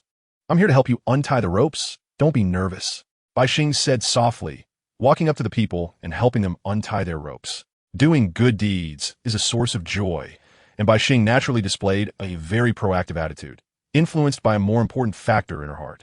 This has been the direction that her mother, Princess E.G., has been striving for, to change the future of Mermaid Island and create a world where humans and mermaids can coexist. Untying the ropes should have been a multiplication problem of 1 becoming 2. and 2 becoming 4. However, because of the identity of the White Star Mermaid and her overly cute and beautiful appearance, everyone refused the kind offer of help from those who had already been untied, lining up to wait for the White Star to assist them, which extended the time significantly. Is your name White Star? What a beautiful name, and you are so pretty. Thank you, White Star. This is the first time I've met a mermaid. Little White Star is so cute. The enthusiastic demeanor of the crowd nearly overwhelmed White Star. After experiencing a treatment akin to a celebrity signing event, White Star finally untied the last person. Watching White Star finish her task, it was finally time for Mo.By to make his appearance. After a simple inquiry about everyone's hometowns, Mo.By waved his hand and opened spatial passages to various places. Such a magical ability naturally eliciting unanimous gasps of astonishment from the crowd. You must be careful from now on. Don't let bad people catch you again. Goodbye. White Star waved her arm, bidding farewell to each person entering the spatial passage. After the last person disappeared into the passage, White Star finally lowered her arm, her bright eyes never dimming for a moment. Originally, White Star had only wanted to step out of Mermaid Island to see those worlds she had only heard about in stories, but had never seen. After this experience, she found her new goal and saw hope for success. Every race has its good and bad. As long as there is goodwill and mutual understanding for a period of time, the so-called barriers between humans and mermaids can surely be broken. At that time, the residents of Fishman Island could walk out of the sea freely to bask in the sunshine, and interested humans could happily explore the underwater world. Mo.By, do you think mermaids and humans can coexist peacefully? Although White Star was asking Mo.By, her small face was full of certainty, her bright eyes radiating intense light. Confidence finally appeared on the face of this previously timid child. Of course, Mo.By said firmly, not wanting to dampen White Star's confidence. He casually arranged his cultural artifacts and looked seriously at White Star. Change means. I made up my mind, Mo.By. My mother said, we will stand together under the sun. White Star replied, her fervent gaze showing no hesitation. Her life experiences, apart from the 8 years in the Shell Tower, were most influenced by the late Princess E.G. That gentle, strong, and loving woman worked until her death to promote letting go of hatred and fighting for a better future for the children of Mermaid Island. Now, White Star resolutely took on her mother's dream. I believe in you. To accomplish this dream, you need strength. You must work even harder now. Mo.By had nothing but support for White Star's choice. Next, Mo.By took White Star to the seabed. In front of a sea king creature about 100 meters long. There are many kinds of sea kings, known for their long lifespans and gigantic sizes. A 100-meter sea king is considered to be at the lower tier in the deep sea. As soon as Mo.By and White Star appeared, this 100-meter sea king was immediately drawn to them, or more accurately, to White Star. The pupil of this sea king was 2 meters in diameter, shining with an eerie glow in the dimly lit deep sea. Its large mouth gently opening and closing as if silently saying something. White Star, can you communicate with the Sea King in front of you? Mo.By asked. The strength of the tide, calling mermaid, is not top tier within the Alliance. But circumstances create heroes. In this sea-dominated world, the ability to control water is certainly a nightmare for everyone, but White Star can become even stronger. As a king of the Sea Kings who appears once every few hundred years, possessing the ancient weapon Poseidon, White Star has the ability to communicate with the Sea Kings. When controlling the water to stir up waves, if she were to summon a group of super giant Sea Kings measuring 5,000 meters to ride the waves, even the largest beast in the plot would not be able to stand for even a second before White Star. It seems like it's calling me. White Star looked at the Sea King in confusion, feeling a sense of familiarity despite not knowing it. Having gained strength and established confidence, White Star's timid character was gone. She directly swam in front of the Sea King and stroked its smooth skin with her hand. White Star concentrated, finally sensing the faint sounds coming from her ears, and as her focus sharpened, the unique frequency of the Sea King's voice became clearer. King, this child says, I am their king. They have been waiting for hundreds of years. White Star said, her small hands patting the head of the Sea King, seemingly sharing in the joy of Mo.By's cultural artifacts. Can I hear you? MHM. White Star nodded, saying, it seems we have known each other for a long time. Mo.By nodded knowingly and said to White Star, then we could try the next training. While you control the currents to create huge waves, let these Sea Kings ride the waves forward. Even if your enemies can withstand millions of tons of water crashing down when they're dizzy from the waves, they will face the subsequent attacks from the Sea Kings. As Mo described the plan, White Star listened attentively, her water-blue eyes shining brightly as if she had heard an unparalleled martial arts manual. Mo, let us start training, White Star said excitedly, unable to wait to try such an interesting idea. In a sea area of the New World, on a small island about 100 meters square, once protected by the Whitebeard pirates, the sounds of battle, screams, and the clashing of blades echoed for several minutes before finally subsiding.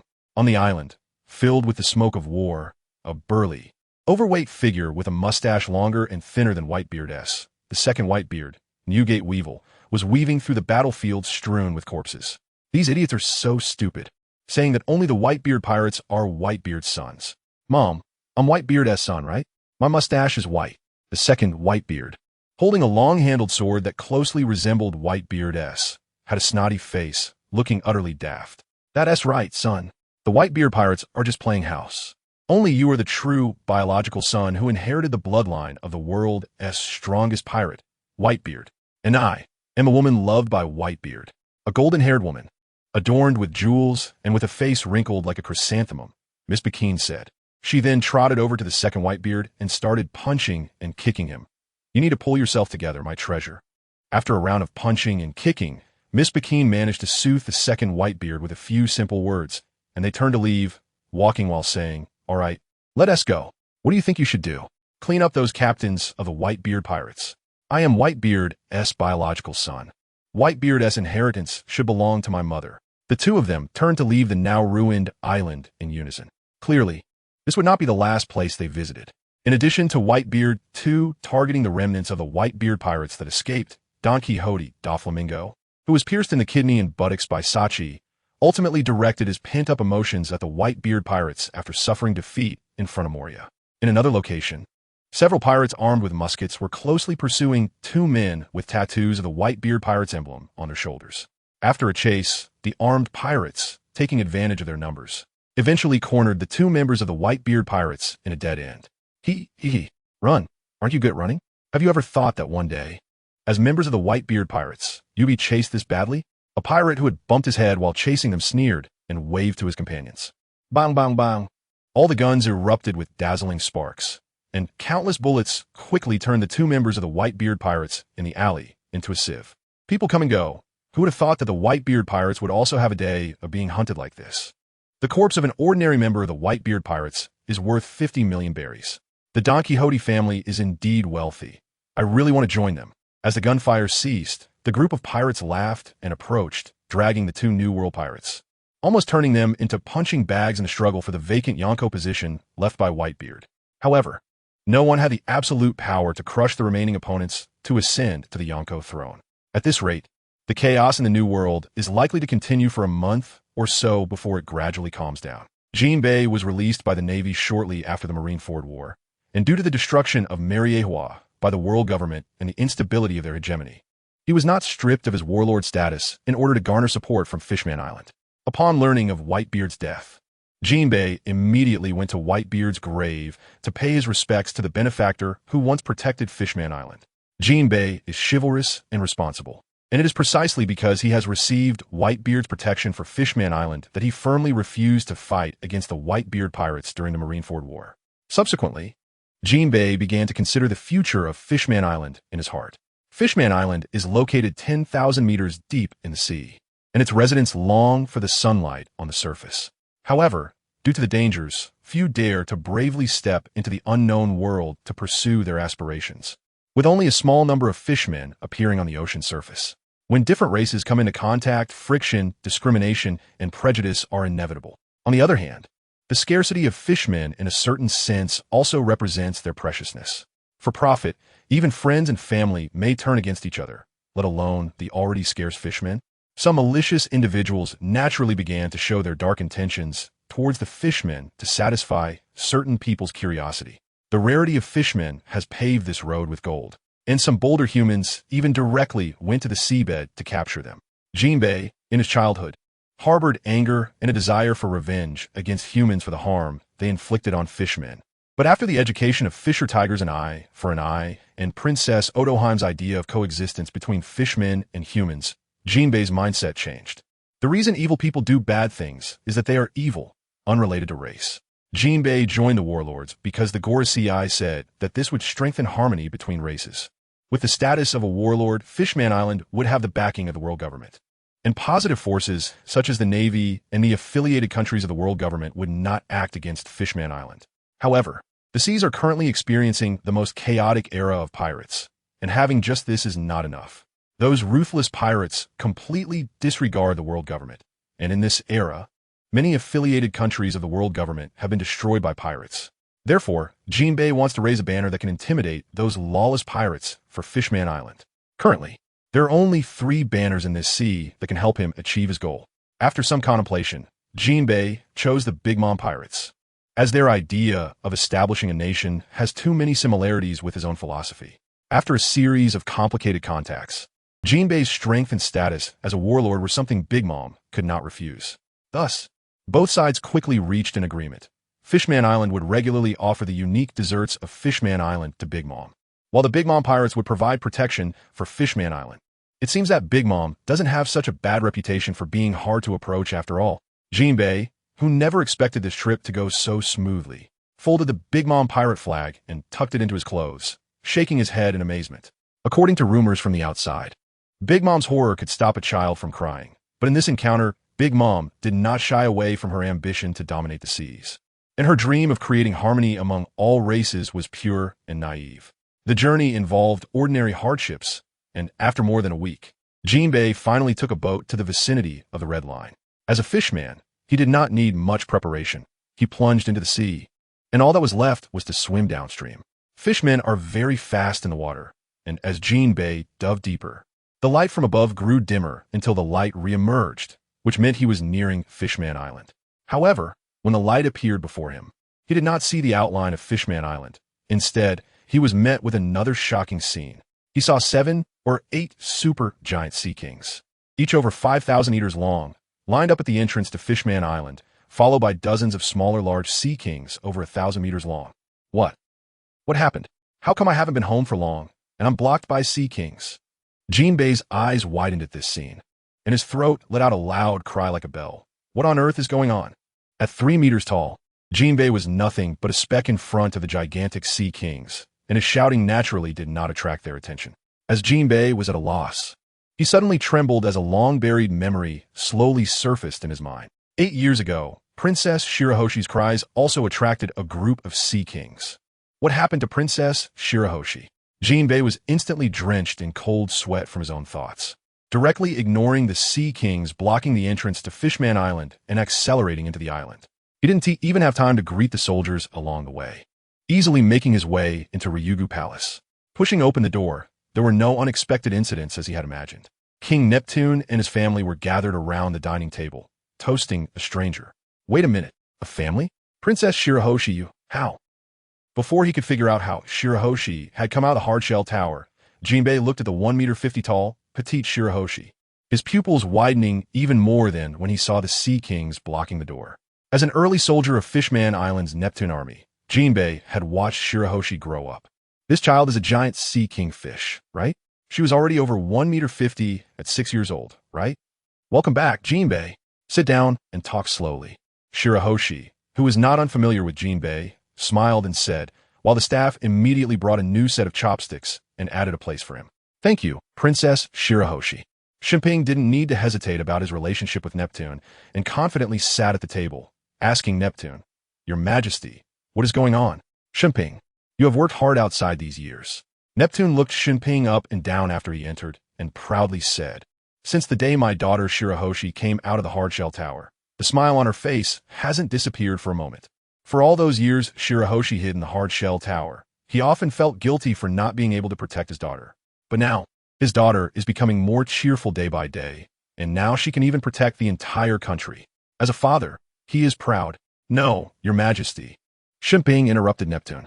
Although he wanted to hear the story in detail, the questions in his heart were scratching at him, making him eager to know the answer. I want to ask why Princess Shirahoshi has become so small. Shimping said, opening his arms and gesturing towards Shirahoshi. Oh, you mean this? Neptune pursed his lips, just about to speak, when Shirahoshi swallowed her food and answered, It's magic, a transformation magic. Shimping looked at Shirahoshi with disbelief. After years of adventuring on the seas, his first reaction was to think of it as a devil fruit power. However, for a mermaid, eating a devil fruit has both pros and cons, and for Shirahoshi, as the Sea King, it would definitely be more detrimental than beneficial. Did Princess Shirahoshi eat a devil fruit? Shinping asked nervously, fearing the answer he imagined. Don't worry, Shinping. Shirahoshi hasn't eaten a devil fruit. Neptune understood Shinping's concern and then remembered that Shinping did not know the ink-white figure at the table, introducing him. This is Ink-White, a friend of Shirahoshi. The changes in Shirahoshi during this time are largely thanks to him. Then he smiled and introduced Shinping to Ink-White. Ink-White, this is the sea hero Shinping, our hero of Fishman Island. I've heard a lot about you. The name of sea hero Shinping is quite impressive. Thank you for taking care of Princess Shirahoshi during this time. The two greeted each other, marking their acquaintance. After several rounds of food and drink, the banquet was enjoyable for both hosts and guests. Shinping hesitated, took out a flag from his chest, and spread it out on the table, saying, previously, I wasn't clear about the situation on Fishman Island, so I made an agreement with the Big Mom pirates. Shinping, Neptune sighed, his eyes gradually filling with sand. The power of Fishman Island is not weak, but in this chaotic era of great pirates, it still cannot withstand too many storms. Over the years, Shinping's contributions to this country are not less than those of him as the king. Neptune got up and patted Shinping on the shoulder, saying, as the hero of Fishman Island, you can fully represent this country when you are outside. What conditions does Big Mom need? Neptune asked. The flag of Big Mom has already been brought back, and if the agreement cannot be fulfilled, it will naturally lead to enmity with this Yonko. Although Shirahoshi has awakened the Sea King, Fishman Island is not afraid to face the Yonko now, but as the ruler of a nation. Neptune does not want to easily create enemies. Pirates only seek some treasures and riches, and as mermaids who can freely swim in the sea. The treasures collected in the Dragon Palace over the years are quite a lot. I'll pay, you provide protection. For Neptune, who is wealthy, things that can be settled with money are not a problem at all. Every 3 months, Fishman Island has to provide a batch of underwater specialty desserts to the Big Mom pirates. Shinping said, is that it? Neptune asked, puzzled. After all, he is a Yonko of the New World. Is the protection fee just a batch of desserts? Big Mom must be a great philanthropist like Whitebeard, right? In the New World, in a certain sea area, smoke signals rose and sunken ships floated. Many pirates drifted on the surface of the sea, with blood staining large areas of the water, and countless fish swam among the bodies, feasting on the banquet. In the center of the battlefield, 5 or 6 giant ships crashed into each other, and the sounds of fighting among the pirates echoed in the sky. You little ones, kill, defeat them, and the Yonko position will be ours. The fierce-eyed, one-eyed pirate Captain Lumbia shouted to his subordinates behind him, immediately receiving a large response. In an instant, amidst the clang of steel and the cries of pain, the chaos intensified. Lumbia looked at the opponents who had fallen into a disadvantage and grinned with a fierce smile, revealing a row of blackened teeth. This time he had gathered an entire fleet of 17 pirate ships to block the 14 ships of the David Pirates and engage in a brutal battle for survival. All because he received a piece of news. A piece of news he could not refuse. The David Pirates had obtained a relic of the world's strongest man, Whitebeard. Normally, anyone who got Whitebeard's tremor fruit would be eager to eat it themselves. However, the captain of the David Pirates, David, had already eaten a devil fruit. Moreover, their large pirate crew was composed of interests, with various suspicions and conflicts among members, so David would naturally not give this tremor fruit to his subordinates. And this gave Lumbia an opportunity, a chance to gain Whitebeard's power and become the new Yonko. Lumbia scanned the battlefield. At this moment, the brutal fighting seemed so beautiful in his eyes. Every splash of blood between pirates was so beautiful, like a red carpet laid out on his path to kingship. Not far from this sea area, on a small island, a strange Navy ship was hiding entirely in the natural bay with the wind at its back. It was called strange because its flag was different from other navies. It had an inverted Navy emblem, representing the pirate skull pierced by a golden sword. Teacher Zephyr, it seems the battle over there is about to end. More than 30 ships have been reduced to just 3. How deep is this grudge among these pirates?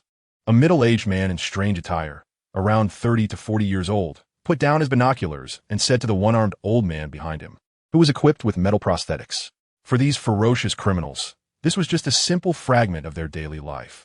They wouldn't settle down until they completely closed their eyes. Zephyr, with his sharp purple short hair and wearing upward-turned triangular sunglasses, spoke, appearing even more heroic and powerful. As time passed, the sounds of fighting among the pirates gradually subsided. By sheer numerical advantage, Lumbia ultimately caused the David pirates to lose all resistance. Ha ha! Lumbia's laughter gradually became maniacal, with large pools of blood and corpses on the deck beneath his feet, resembling a long carpet for his ascension. David, it has been proven that there can only be one alpha wolf in a team. Your pirate fleet is not weak, but did you see it during the battle? In a fight to the death, you were still wary of each other. You lost without injustice. Lumbia pointed at the heavily injured David leaning against the ship's board, with a face full of satisfaction as he described the situation. David's elite fleet is widely regarded as stronger than him, and he used to think so too. Whenever there was a conflict of interest with the David pirates, he would often be the first to back down and make concessions. If it weren't for the news about the tremor fruit in David's possession, he might not have had the resolve to confront the David pirates.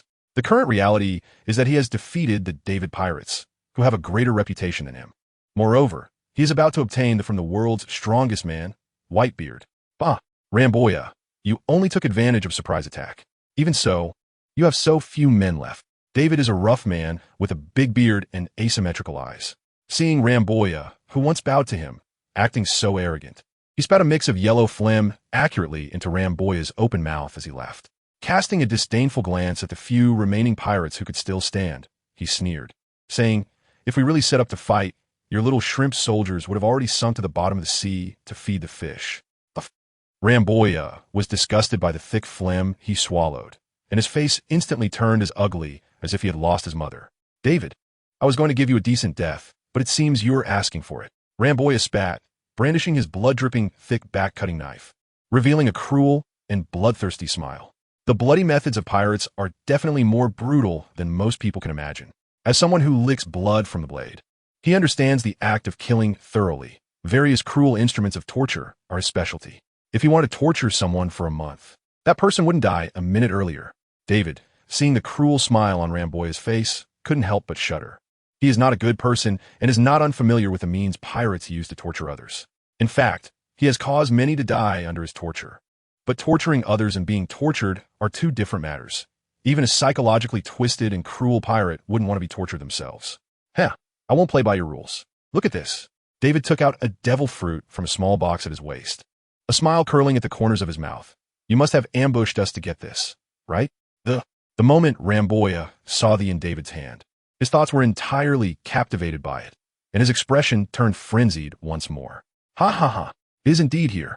David, when I become the Pirate King with the power of the, I won't forget you as a stepping stone.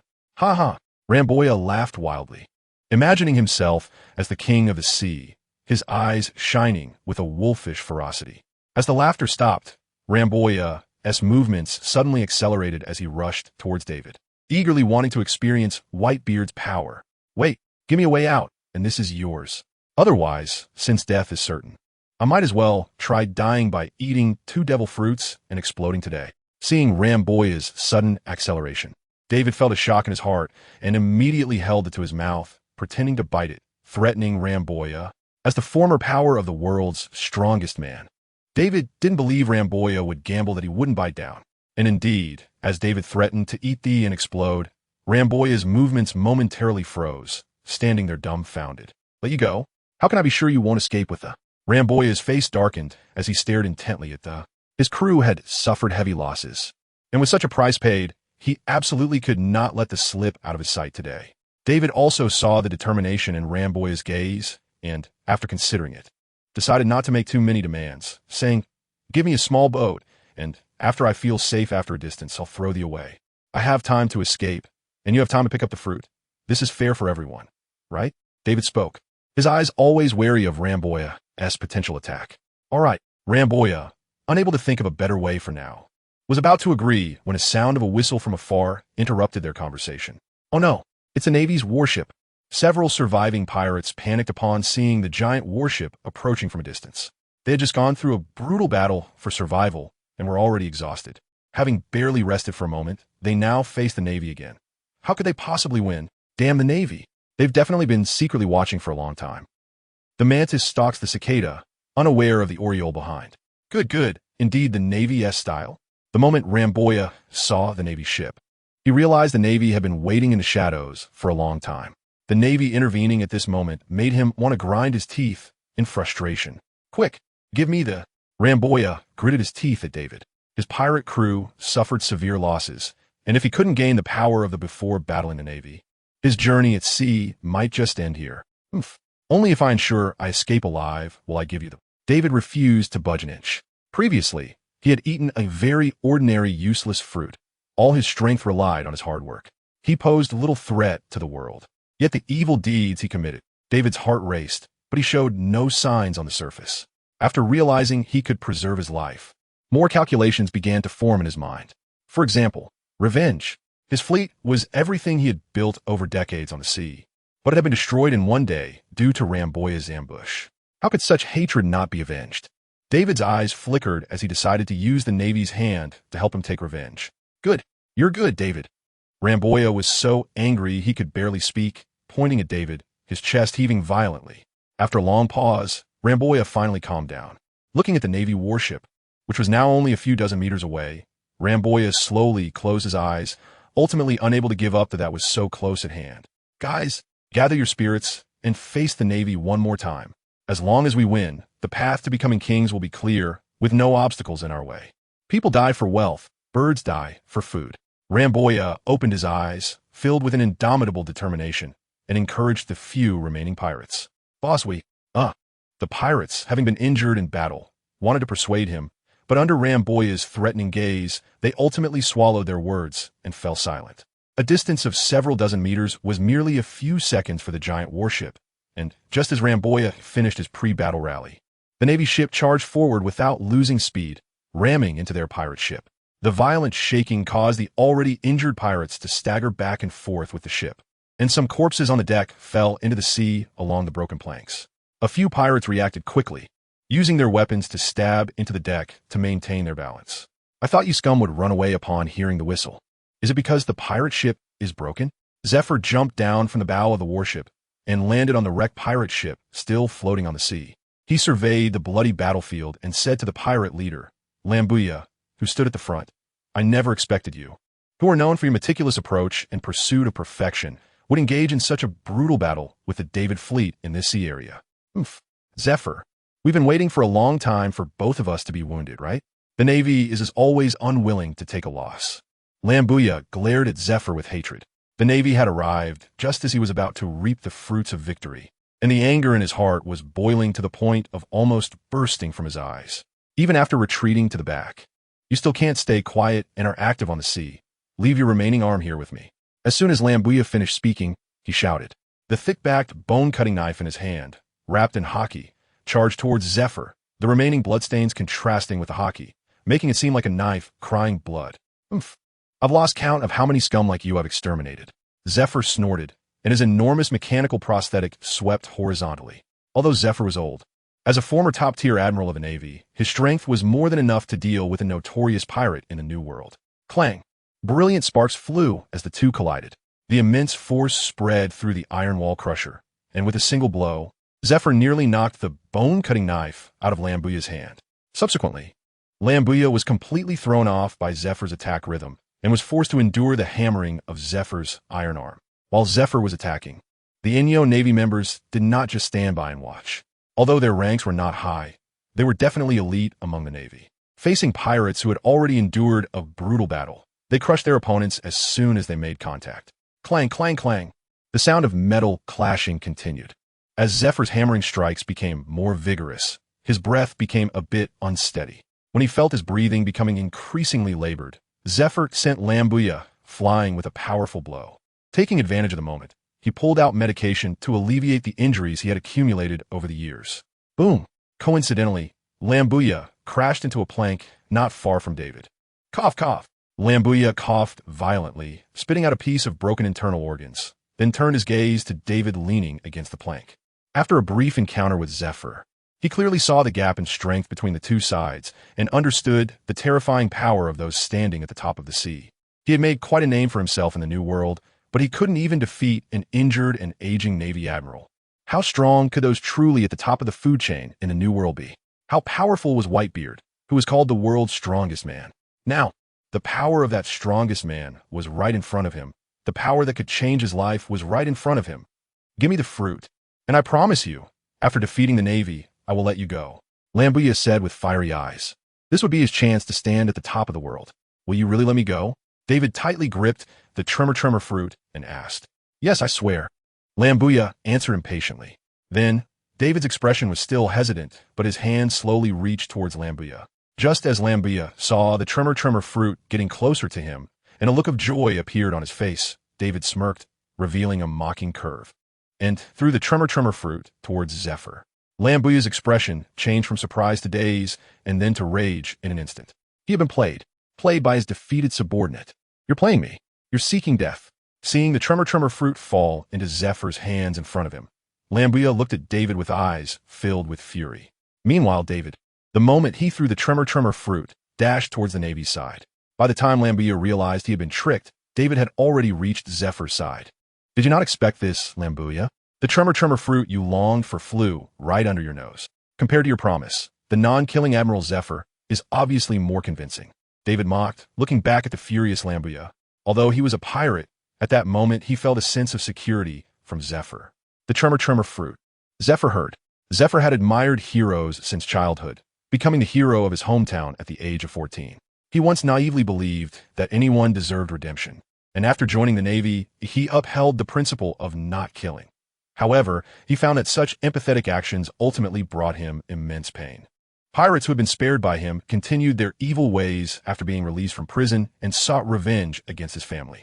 As a middle-aged man who had lost his wife and son, Zephyr began to lose hope in his unrealistic childhood ideals and grew to hate pirates. He initially intended to resign, but after being persuaded by his superiors, he began to retreat to the background, serving as a Navy instructor, still holding on to some hope for the Navy. Year after year, a new generation of Navy soldiers grew up under his guidance.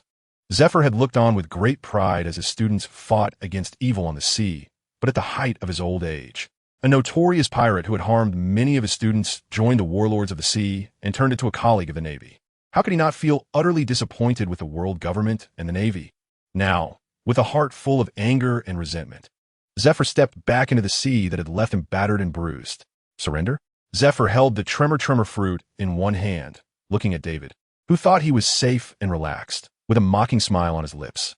It was unclear whether he was mocking the once non-killing admiral or the self-righteous David. Evil must be punished, Zephyr shouted, and the massive crusher on his right arm suddenly grabbed David in midair. Crushing short strike. In David's expression of disbelief and stiffness, the explosives hidden in the crusher suddenly detonated. Boom! The powerful explosion instantly turned David into a pile of bones and ashes, completely drowning out the bloody remains of the human body with thick smoke. Ha ha ha! David is indeed a fool.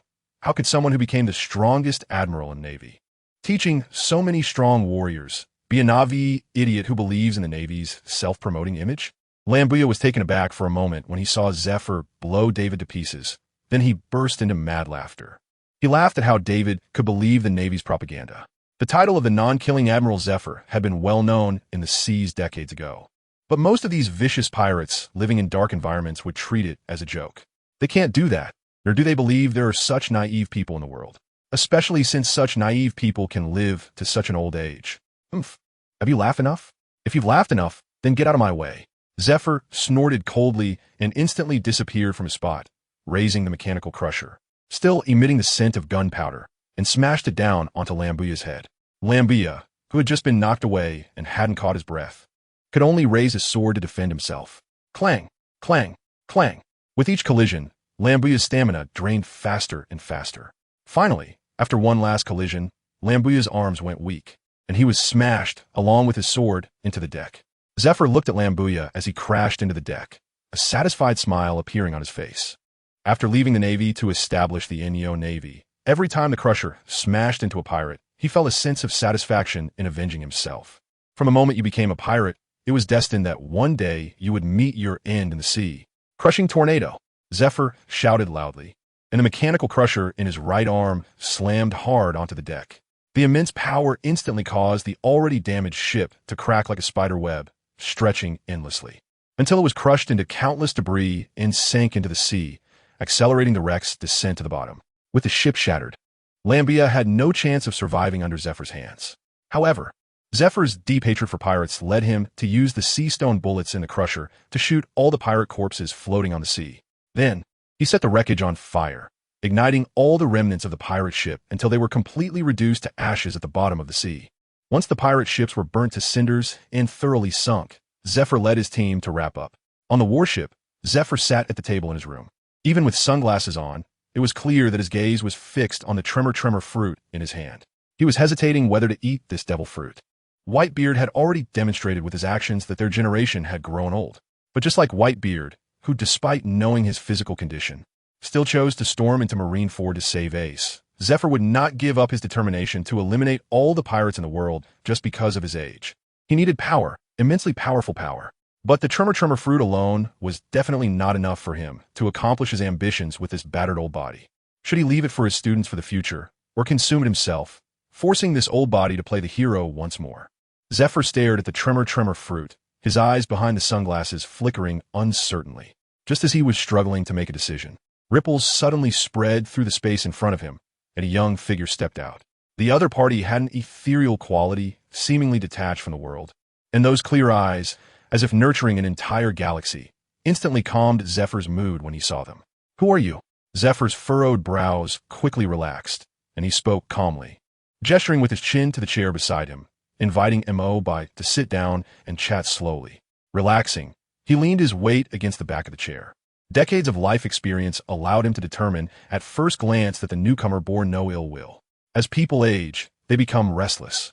Since the other party had no malice, he could naturally engage in a relaxed conversation. "You can just call me Mo. Strength is a person's confidence." And Mo sat down next to Zephyr without hesitation, casually pouring himself a cup of hot tea from a teapot on the small table. He didn't expect this sturdy and upright Zephyr to be so approachable. Shouldn't instructors be fierce?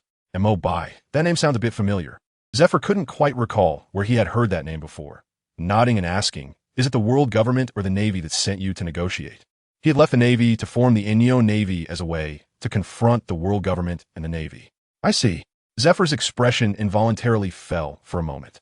He had thought that his diligent service in the Navy for decades would lead the world government and the Navy to send someone to comfort him the moment he left. Given those years of connections, if they just revoked Whitebeard II's warlord status, perhaps he could grit his teeth and pretend this incident never happened. But in these days, he felt as if he had been forgotten by everyone. Zephyr quickly snapped out of his daze, poured himself a cup of hot tea, took a small sip, and asked, "Mo. Do you need my help with something? If there were pirates causing trouble, it would be more convenient to seek help from the local Navy." Zephyr looked at Mo. with confusion. He felt a fondness for this uniquely poised younger generation who seemed out of place in this chaotic world. He could see in Mo. the image of a person living in a peaceful world. Come to see the former heroes should not fade. Mo. looked at Zephyr, dressed in black light armor, and said seriously, "Aside from childhood fairy tale heroes having a happy ending, growing up, reality was filled with the great desolation of heroes. Such endings did not befit the heroes who should shine. Now, Mo. had the ability to change Zephyr's ending, to change his lamentable fate. Crocodile." Hearing the name of the role he had played in his childhood from Mo's mouth, Zephyr's pupils shrank, instantly pulled back into memories of the past. It was his naive thoughts back then that ended up costing his family. What hero Z? Just a self-righteous little brat. If you want to talk about these things, you might as well read some unrealistic fairy tale books. Zephyr's brow furrowed as he spoke to Mo. When his family died at the hands of a pirate he had spared, he had begun to waver in his previous beliefs and was naturally unwilling to discuss those matters further. Zephyr's sudden rise in tone startled those outside the door. Except for Zwishio, who had other tasks, the sea blue-haired beauty Ein and that guy Benzi pushed the door open and entered directly. Seeing the unfamiliar figure in the room, Ein and Benzi quickly positioned themselves in front of Zephyr, watching Mo. warily. "Teacher Zephyr, are you okay?" Ein asked worriedly, while Benzi, dressed in a strange ninja outfit, was fully focused on guarding against Mo. "I'm fine, I just got a bit emotional," and raised my voice. "Step back, he means no harm." Zephyr shook his head and said, watching his students worry about him so much warmed his heart, and he felt even more hatred toward Whitebeard II, who had harmed many of his students. Hearing this, Ein and Benzi obediently stood behind Zephyr, one on each side, but their gazes were filled with confusion as they glanced at Mo. They had been guarding the door out of concern for their teacher's well-being, but had not noticed how he had entered. All right, Mo, bye. If you have something to say, hurry up. If not, don't disturb this old man. No matter how much he liked Mo Bai's calm demeanor, Zephyr's patience waned once his two students arrived. And he said impatiently, Mo Bai naturally sensed the obvious dismissal, raising his teacup and finishing it in one go. Getting up and looking at the in Zephyr's hand, I couldn't help but exclaim, I never expected Whitebeards would appear here. In the original storyline, that was obtained by Blackbeard. But Blackbeard was tricked by all the way to impel down, so this fruit naturally fell into the hands of others. Of course, the main reason he ended up here was that the scumbag was busy accompanying his beautiful and foolish wife. A stroke of luck. Zephyr was very satisfied with reaction to the showing no greed. He tossed the in his hand and asked with a smile, what's wrong? Don't you want to grab it? This is the ability of the world's strongest man, Whitebeard. Even if you sell it, it would fetch a sky-high price. Mr. Zephyr, do you want me to do that? Countered, extending his hand, and in the next moment, that was still in Zephyr's hand was instantly grabbed by. Zephyr, who was still in the act of tossing it, was momentarily stunned, and behind him, Ein and Binz also stared blankly at the now in's hand. Before they could say anything, it was tossed back into Zephyr's hand. All right, it's getting late. We should get down to business, said, and a jade-green light appeared in his hand, spreading and climbing up Zephyr's body. Mr. Zephyr. X2 Ein and Binz were shocked, and were about to launch an attack on when Zephyr called out to them. Stop. Has no ill intentions, Zephyr said to the two, then closed his eyes to carefully feel the changes within his body. The jade-green light spread over him, seemingly directly penetrating the deep-seated illness, making him feel very relaxed. With every cell in his body rejoicing at the revival of life, Ein and Binz stood in place, worriedly watching Zephyr. 1 second, 2 seconds. Their expressions gradually shifted from worry to astonishment. In their line of sight, the scars visible on Zephyr's exposed skin were noticeably disappearing, his skin becoming smooth and unblemished. And that right arm, which had been replaced with a mechanical prosthetic, began visibly regrowing. In just a moment, the right arm that Zephyr had lost while protecting his students reappeared whole and intact, the original mechanical arm falling to the ground. When stopped, Zephyr, who was over 70 years old, looked as if he had returned to his prime due to the infusion of life energy. Hey, Ein, pinch me, am I dreaming? Binz said, his eyes wide like saucers, patting Ein beside him. You're not dreaming.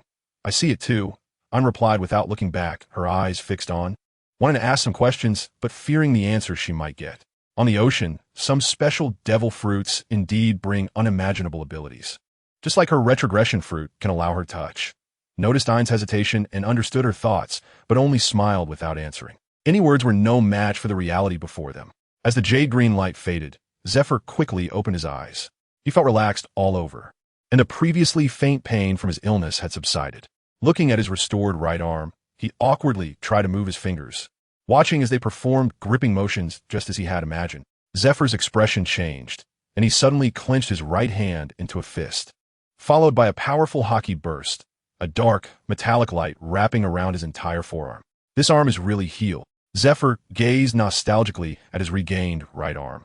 It's back, but my students can only remain on that ship from back then. Mr. Zephyr, the chaos on the sea isn't over yet. Don't get too sentimental too soon.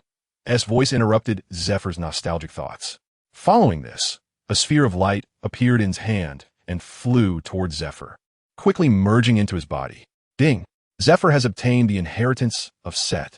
After the war with Noxus, the underground kingdom of Ionia began to rise, and Set emerged as a dominant figure, defeating all local fighters and taking control of the blood-soaked fighting arena he once battled in. As the white light entered his body, Zephyr was momentarily stunned, then felt his blood roaring with immense power. What a wonderful feeling, what is this? Zephyr asked, clenching his fist, looking at the bulging veins and muscles on his arm, puzzled. Using this ability will inevitably affect the user, but now, Mr. Zephyr can ignore this issue. Simply said, without further explanation, before coming here, had thought about giving Zephyr the inheritance of Swain, the leader of Noxus. After all, the hand of the demon could perfectly replace Zephyr's lost arm, and with Swain's abilities, Zephyr could also use the shadowy raven to uncover the secrets of corpses, thus better dealing with the pirate menace. But after seeing Zephyr, he realized that Zephyr was not suited for Swain's abilities. Although Zephyr was extremely disappointed with the world government and the Navy and completely denied his previous naive ideas, he still harbored the shadow of heroes deep within. He was not suited for convoluted tricks. He simply wanted to strike at evil with his fists. Ha ha! Kid, I appreciate your feelings. If you encounter any difficulties in the future, just come to me. I will definitely help. Zephyr laughed heartily, patting shoulder, gratitude and joy evident on his face. To eradicate pirates from the world, one must have strength, and now not only restored his lost arm, bringing him back to his peak, but also allowed him to ignore the side effects of using this ability. Now, his ambition to eradicate pirates from the world was no longer just an idea. With his admiral-level strength, plus the so-called strongest paramecia, he was confident he could challenge any famous pirate on the seas. To eradicate all pirates from the world and restore order to the world. This was a future that was very likely to be realized in his hands. I hope Mr. Zephyr doesn't find me a bother, said politely with a smile. With his strength, there would naturally be no need to trouble Zephyr. But in terms of human relations, aside from Akainu, everyone understands. Having completed the tasks at hand, opened a spatial portal in front of him, preparing to leave, but accidentally caught sight of a rather unflattering scene. Ain's long and slender, beautiful legs, usually highlighted by her vibrant shorts, were marred by a scar from a cross knife, ruining what should have been a picturesque view. Miss Ain, hello, my name is, stepped forward to greet her. You know me? Ain, who was called by name upon their first meeting, felt quite puzzled, examining while trying to recall where they might have met. Of course, I know all the pretty girls, replied, and Ain's eyelids involuntarily twitched. This kind of dialogue, full of pitfalls, was last heard by her at the Navy headquarters, when Rear Admiral Kaki confessed to Rear Admiral Momotaro. Do you need something? Ain asked, tilting her head, because Mo-Bai had restored Zephyr's lost arm. Her first impression of him was quite good. You just saw how I helped Mr. Zephyr recover. Do you need assistance? Mo-Bai pointed at the rather unsightly scar on Ain's thigh and asked, Recover the scar? Ain's eyelashes fluttered as her fingers brushed over the rough scar on her otherwise smooth leg. Earlier, she had been solely focused on Mr. Zephyr's condition, and it was only this reminder that made her think of her own scar, and Mo-Bai was just the one to solve her problem. Then I'll trouble you, Ain said, biting her lip. Not a bother, not a bother. Mo-Bai maintained a calm exterior, but inside he was already drooling, with emerald light appearing on his hands as tendrils extended up Ain's delicate leg. Unlike the remote treatment used on Zephyr, this time Mo-Bai pressed both hands directly onto Ain's leg, rubbing the smooth artwork back and forth. Montak Bai, Ain murmured softly. A hint of unnatural blush appeared on her face, tagging her with the label of lecher in his initial impression. Meanwhile, Zephyr, who had just consumed the shock fruit, was different. Seeing Mo-Bai bully his student and take advantage of the situation made his short purple hair stand on end. Ulila Mo-Bai, taking advantage of my student in front of me, Zephyr growled, glaring with a stern expression. At that moment, Zephyr's fist swung toward Mo-Bai's head. The punch, lacking the armed color and the downward striking style, clearly resembled Karp's iron fist of love. Sensing the wind from above, Mo-Bai reluctantly put down the artwork in his hands. With a thought, his body instantly appeared in front of the spatial passage, dodging the punch.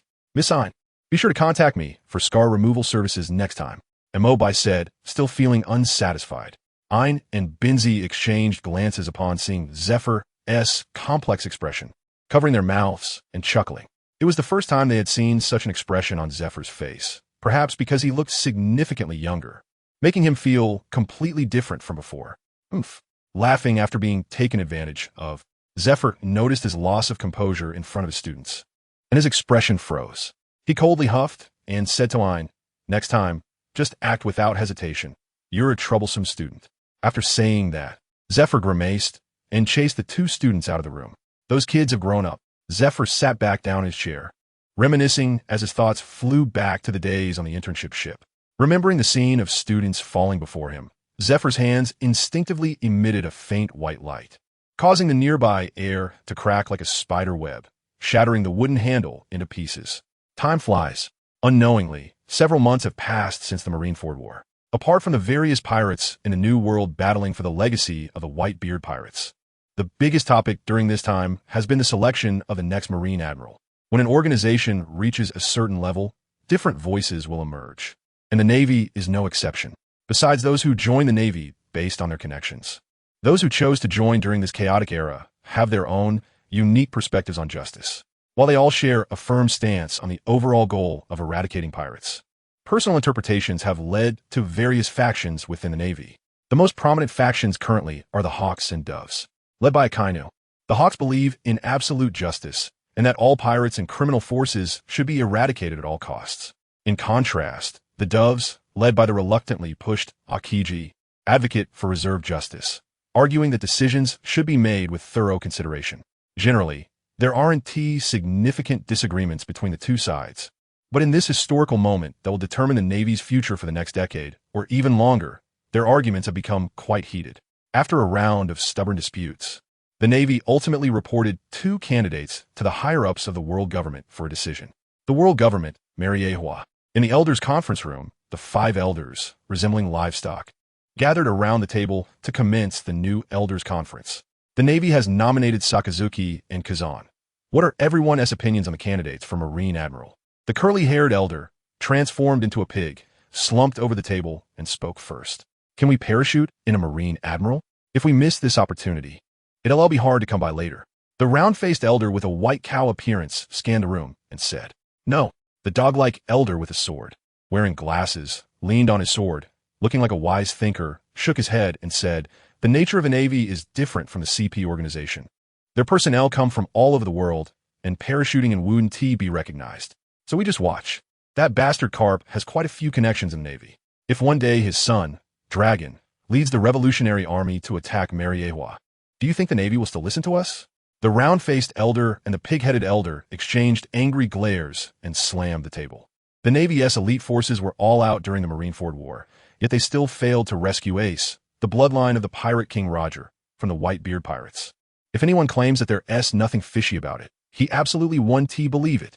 The Navy eliminated Whitebeard and gained great momentum. But that is not what the world government wanted. They wanted to announce Ace's identity to the world and execute him, using the momentum from annihilating the Whitebeard pirates to severely intimidate those ambitious individuals lurking in the shadows against the world government. It could be said that the world government gained no advantage during the Marineford War, and Ace's rescue by the Whitebeard pirates forced them to consider the threat of the monkey family and how to tightly control the Navy. Carp. Akiji is Carp's disciple. He had followed Carp for a while. The curly-haired elder recalled some information about Akiji and spoke up, Let Akainu be the Marine Admiral. Everyone should be clear about his style of action over the years. He will not refuse any orders from above. The elders had all witnessed Akainu's performance over the years. His iron-blooded military demeanor and willingness to fulfill orders at any cost pleased them greatly. Apart from the failure at Sabaody, Akainu's record before them could be considered spotless. At a time when the world government faced setbacks, a compliant Marine Admiral was what they needed. Akainu, that's fine. The sword-wielding elder nodded, agreeing with the curly-haired elder's recommendation, then added, We need to act on Zephyr's side in a timely manner.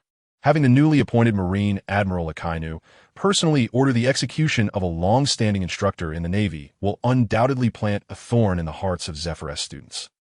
In the end, Akainu will have to lean towards us, the sword-wielding elder said, pushing his glasses with his paw. Since the moment they invited Edward Weeble, the second Whitebeard, to become a warlord of the sea after the Marineford War, they had already discussed this plan. Zephyr was a teacher to most of the middle management of the Navy, a person whose connections spanned the entire naval organization. If he had even a little ambition, he could easily split the Navy from under the world government. As long as he lived, the world government would have to guard against him every day.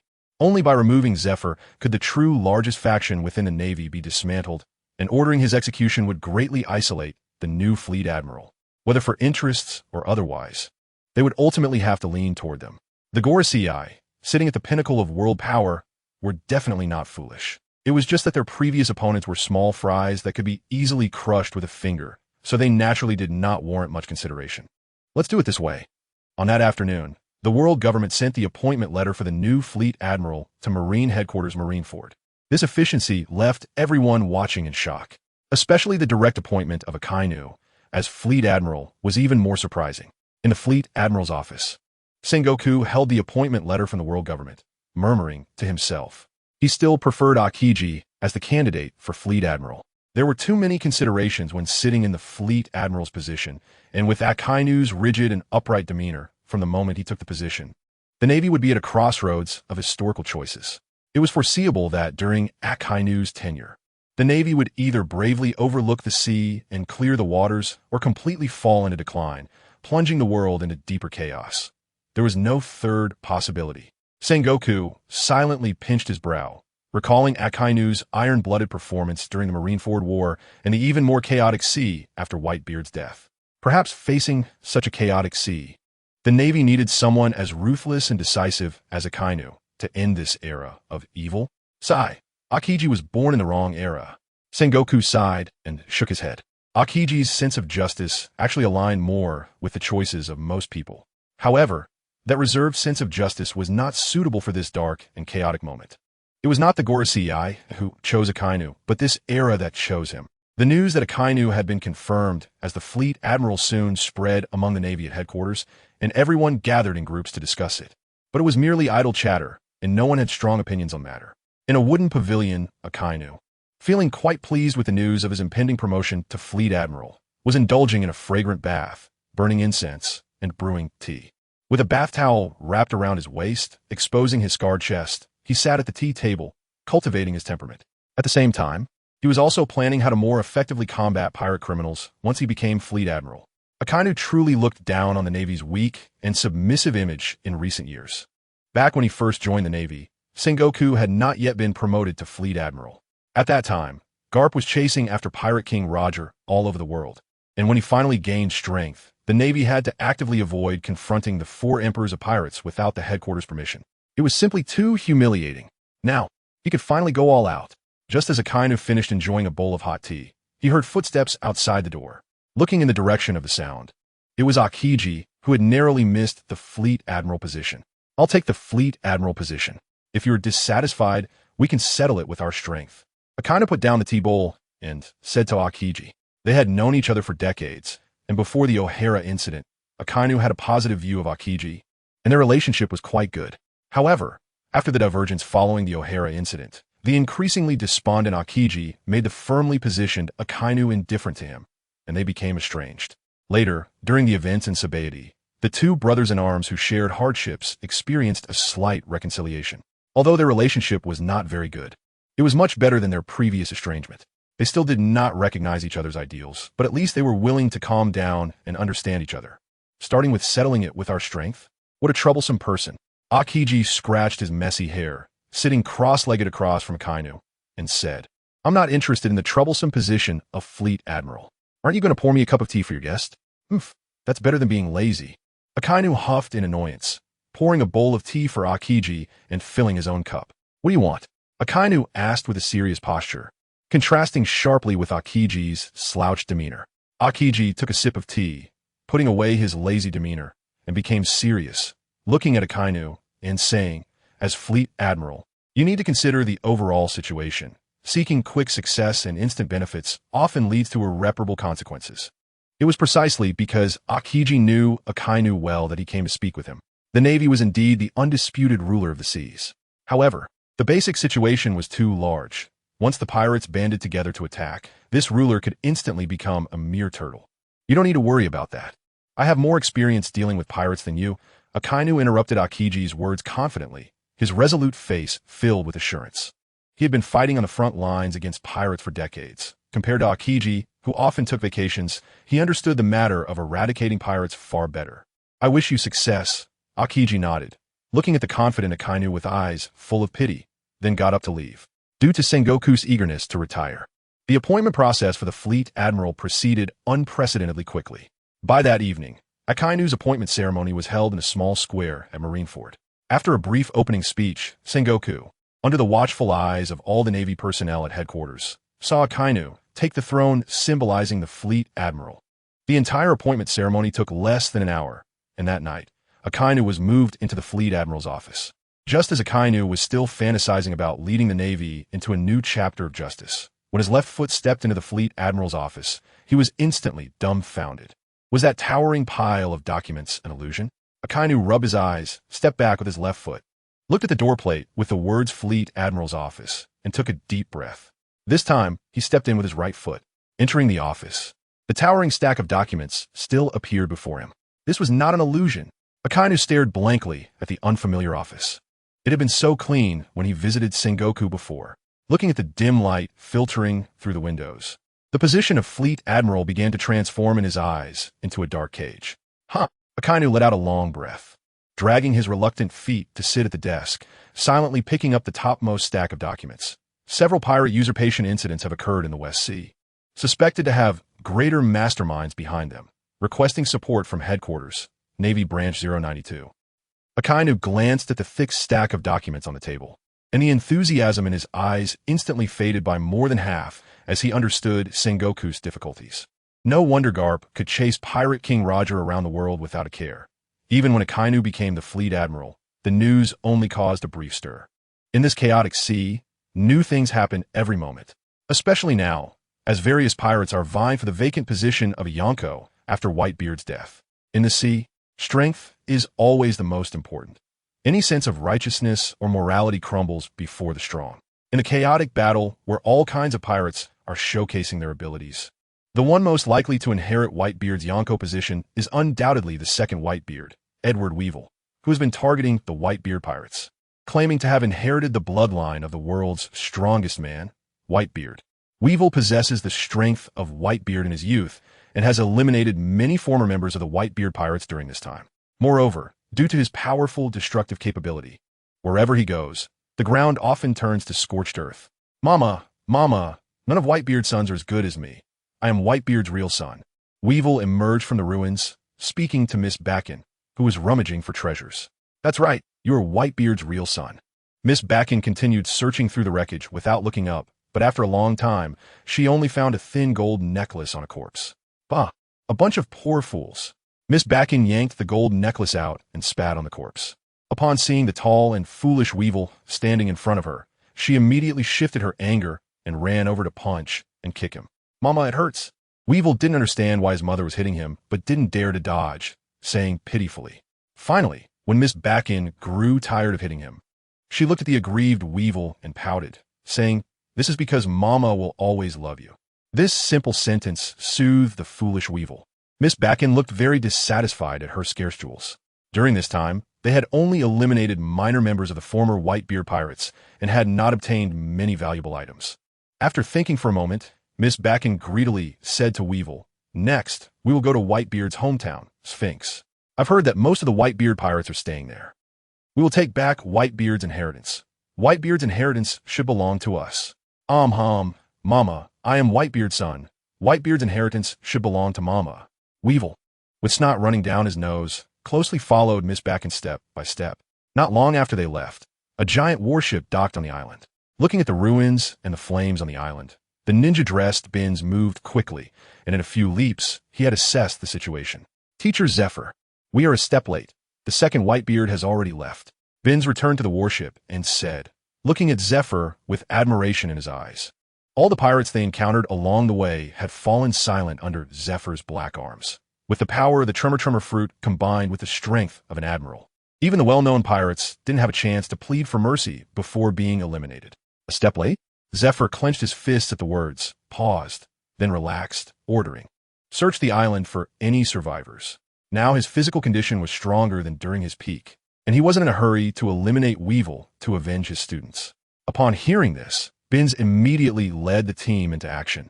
His flourishing fruit was very suitable for digging through the ruins to search for life. Whitebeard's hometown, Sphinx. Except for some who were unwilling to be pirates and return to farming, the remaining members of the Whitebeard pirates temporarily settled near Marco's small clinic. They usually helped Marco find herbs, assisted the local residents in reclaiming wasteland, and did some odd jobs like fetching water, integrating quite well. One day, the members responsible for fishing by the sea were dragging their nets onto the ship. Unintentionally, they caught sight of a medium-sized sailboat approaching the island from afar. The pirate who noticed it immediately took out a telescope and looked through it. Upon a glance, his jaw dropped. Standing at the bow of that ship, wielding a large sword, was none other than the most talked-about Edward Weevil, the second Whitebeard. And Weevil had recently made a name for himself by stepping on the backs of the Whitebeard pirates, disgracing our father's reputation. How could such a person be our father's real son? The pirate gritted his teeth and said, quickly rowing the boat ashore, running back to report the news. "Captain Marco, Captain Ace." While running and shouting, the pirate finally reached Marco's clinic, and several captains inside also came out upon hearing the commotion. "Slow down and tell me what's going on." Marco, having been a doctor for a while, looked much more refined and handed over a cup of water, asking, "Thank you, Captain Marco."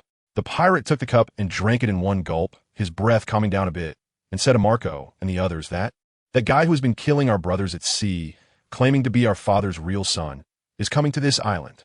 That guy's coming? Captain Marco, is he really our father's real son? Ace asked, his expression stern as he sought confirmation from Marco. The members of the Whitebeard pirates treated each other as siblings, and Weevil's actions would naturally provoke their hatred. However, since they all owed Whitebeard a favor, if Weevil were truly Whitebeard's biological son, they wouldn't deal with him harshly for the sake of Whitebeard. How would I know about matters between men and women? Marco shrugged casually, saying, in any case, we can't let him continue attacking the Whitebeard pirates. All right, then let's control him first. Ace nodded. During this time, Weevil had attacked many members of the Whitebeard pirates. However, they were still the targets of public criticism and couldn't intervene to stop him. Now that Weevil was actively seeking them out, Ace and the others naturally wouldn't miss this excellent opportunity. Let's go meet this guy who claims to be our father's real son, Ace said as the waves crashed against the beach. Weevil and Miss Backen's medium-sized sailboat successfully docked on the shore. The immortal bird Marco, Fire Fist, Ace, Diamond Jaws. It seemed that the remnants of the Whitebeard pirates were all gathered here.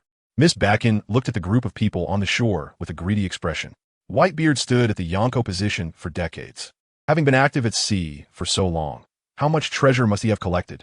Now, as long as we take care of these remnants of the Whitebeard pirates, no one can snatch Whitebeard's inheritance from me. Hey, old lady, is this guy really our father's son? Ace on the shore looked at Weevil's long white beard and believed some of the rumors from outside, asking Miss Backen on the ship for confirmation. Old lady? Miss Backen was instantly furious when she heard Ace calling her that. As a woman, no one is indifferent to their age, especially someone like Miss Backen, who, despite being quite old, was still keen on decorating herself with various treasures. Miss Backen's old face tightened even more as she pointed at the Whitebeard pirates on the shore and said, "You people from the Whitebeard pirates are really rude. So, go show them your strength." "Okay, Mom." Seeing Miss Backen angry, Weevil immediately took action. With his eyes wide open like a bull, he jumped off the ship with a large sword in hand, landing right in front of the Whitebeard pirates. "How dare you make Mom angry?" Weevil shouted, spinning his sword in his hand and swinging it toward the crowd in front of him with great force. "Let me handle this." A deep voice rang out. Jozu stepped forward from the crowd, his burly body instantly covered in a dazzling layer of diamond, crashing into Weevil's large sword without flinching. Bang! Weevil's sword collided with Jozu's, producing a loud sound. Neither side was willing to give way, entering a stalemate. Weevil, surprised that his attack was blocked, looked at the diamond Jozu in front of him. With the strength of Whitebeard in his youth, he rarely encountered anyone who could withstand his attacks at sea. "I am Whitebeard's biological son," Weevil shouted again, putting more strength into the hilt of his sword, pushing Jozu back a few steps. How is this possible? Jozu, who could lift a giant peak, was taken aback. The members of the Whitebeard pirates looked on in disbelief as they saw Jozu struggle in the contest of strength. Jozu was the only one in the crew who was second only to Whitebeard in strength. This guy is indeed strong. Ace observed Weevil with a serious expression. He initially thought Weevil was just a person living off Whitebeard's reputation, but realized his strength was not to be underestimated. "Let's all attack together. We can't let anything go wrong in Dad's hometown," Ace said to Marco and Vista. Marco and the others nodded in agreement. If this weren't Whitebeard's hometown, they might have engaged Weevil in a fair fight. But since Weevil came here to cause trouble, they couldn't be blamed for not adhering to the rules of combat. Just as Weevil was gaining the upper hand over Jozu and preparing to defeat him, the other members of the Whitebeard pirates began to take action. The fastest was Marco, who could fly. As soon as he decided to strike, he transformed into his hybrid form. His arms transformed into wings of blue flames, and he swept low at high speed. Phoenix Strike. Marco's feet, shaped like bird claws, intertwined to unleash a powerful shockwave toward Weevil. Although Weevil was foolish, he was still skilled in combat. The moment he sensed the attack from the surrounding Whitebeard pirates with his observation hockey, he pushed Jozu back with his sword. Facing Marco's rapid attack, Weevil immediately blocked with his sword. With a loud bang, Weevil reacted too quickly. Although he managed to take Marco's Phoenix Strike, he was still forced back a distance. Immediately after, a symphony of gunfire erupted as some members of the Whitebeard pirates fired their guns, burying Weevil's figure in a cloud of smoke. After a round of ammunition, the smoke lingered, and Weevil's voice emerged from within. "Mom, it hurts. I'm in so much pain." Weevil's silly, aggrieved cries came from the smoke. Hearing no sign of weakness in his voice, Ace and Vista exchanged glances and acted simultaneously. "Firefly fire." Ace spread countless green glowing fireballs around him. As his voice fell, the fireballs immediately gathered toward the smoke. "Rose dance." Vista leaped into the air, swinging his twin swords, showering a large number of red rose petals down into the smoke below. Their attacks almost landed in the smoke simultaneously. Boom! The red rose petals, accompanied by the green fireballs, exploded the lingering black smoke, revealing a battered and disheveled Weevil. "Mom, it hurts! It hurts!" Weevil cried out, rolling on the ground. Try to extinguish the flames stuck to him. Seeing Weevil being targeted by the Whitebeard pirates and becoming so miserable, Miss Backen couldn't help but panic. Wasn't it said that the Whitebeard pirates had been reduced to a broken army by the Marines and were no longer a threat? How could they still have such strength? Miss Backen's heart was in turmoil, but she maintained her composure and shouted to Weevil, "My dear son, if you defeat them, the whole world will know you are Whitebeard's only biological son. They have taken our inheritance left by your father. Go, take back what belongs to us." As the flames on Weevil's body were nearly extinguished, hearing Miss Backen's words, the pain in his body was completely suppressed by the anger in his chest. "That's right. I am Whitebeard's only son. I will kill all of you bastards who stole what should belong to us." Weevil roared, his eyes blazing with fury. "Damn it. What do you mean the remnants of the Whitebeard pirates have become a broken army after Whitebeard's death? The Marines don't tell the truth." Miss Backen's face turned ugly as she rowed the boat with all her might, cursing under her breath. The reason she dared to attack the Whitebeard pirates' crew so recklessly with Weevil after Whitebeard's death was not only because she coveted the treasures left by Whitebeard, but also because the staff she interacted with when invited to become a warlord of the sea had inadvertently revealed that the Whitebeard pirates had become a disbanded group. She initially thought that with Weevil, who inherited Whitebeard's strength in his youth, she could easily deal with the remnants of the Whitebeard pirates. But the reality slapped her in the face. Their strength was still formidable, and perhaps with just one powerful leader, they could instantly reassemble a Yonko-level pirate crew. All that S left is these things. How miserable will my life be? Miss Backen thought about the treasures collected on the ship, a hint of despondency appearing on her face. She could change into a completely different set of jewelry every few days, but without Weevil as a powerful enforcer, her quality of life would undoubtedly plummet. She feared she would no longer be able to buy new jewelry in the future. How could she live such a poor life? But at least she had escaped. Miss Backen sighed as she looked out at the sea, just as she was feeling grateful for escaping from the Sphinx. A shadow suddenly blocked the sunlight above her head. Miss Backen instinctively looked up and saw Marco and his phoenix form hovering tightly above her. "The Phoenix Marco!" Miss Backen exclaimed in shock, her hands moving the oars furiously. The little old lady, despite her small stature, was using a more than a meter long or to maneuver a medium-sized sailing boat across the sea in a way that defied physics. "Hey, Miss Backen, stop. You can't escape," Marco said, easily keeping pace with her by gently flapping his wings. Watching the busy old lady below, he advised her. But Miss Backen didn't think so. After commanding Weevil to sail the seas for so many years, she knew pirates too well. The inhumane torture methods would be unbearable, not just for an old lady like her, but even for a pervert. Thus, Miss Backen rowed even faster. Marco trailed behind her for over 10 minutes until the old lady finally exhausted her strength, her arms trembling like noodles. "No more running, no more running." Miss Backen sat weakly on the deck, panting heavily. "What a hassle. It would have been better if you had done this earlier," Marco said as he grabbed her shoulders with his claws. Just as he was about to take her back to the island to discuss how to deal with the situation, Miss Backen suddenly let out a pig-like scream and started flailing her arms. "Bring me the jewels on the ship. That's all my savings from all these years." Miss Backen was hitting and making a fuss. Given her possible connection with Whitebeard, Marco had no choice but to pinch his nose and tie her up, rowing back to Sphinx with her and her treasure. After securing Miss Backen and Weevil, the members of the Whitebeard pirates gathered to discuss how to handle the two. "So, what's the deal? Did you find out anything? Is Weevil really Dad's biological son?" Ace asked Marco, who had just come in after questioning Miss Backen. "Still the same as the previous intel. Miss Backen insists that Dad once loved her, and Weevil is the product of their love. But Weevil is so daft that we couldn't get much out of him," Marco said, hands in his pockets, looking helpless. "After realizing that we had no intention of killing them due to Dad, Miss Backen has been clamoring for us to hand over Dad's inheritance. But Dad wasn't he interested in treasures that others sought after? What could he possibly leave behind, no matter how we say it? She doesn't believe us and insists that we want to swallow Dad's inheritance." Marco shook his head helplessly. In fact, he had more to say. Miss Backen had been leading the conversation with various rhetoric, attempting to gain command of the Whitebeard pirates. The issues between men and women can really be troublesome. And Dad left behind this mess. Ace said, since we can't reason with them, we definitely can't let them go free. Just look at Miss Bard.As' obstinacy. If she can't get Whitebeard's inheritance, letting them go would only lead to further attacks on the Whitebeard pirates. The key is that Whitebeard has been searching for familial bonds at sea. How could he leave behind any inheritance? Ace pondered. Let's find 2 devil fruits for them to eat and get 2 sea stone handcuffs to control them. No problem. I'll have the men below gather news about devil fruits. As for the sea stone, we still have some stock in the warehouse. So making 2 pairs of handcuffs mixed with sea stone powder shouldn't be an issue, Jozu replied, nodding. With Miss Bard.As' restless demeanor, they couldn't feel at ease without controlling them, especially since Weevil was very strong. If something went wrong, it would definitely cause trouble. Using the combination of devil fruits and sea stone to weaken them was indeed a good plan. Then it's settled. Ace clapped his hands, confirming the method to deal with the 2. As night deepened and the stars and moon hid behind the clouds, Weevil was snoring softly in the dark woodshed.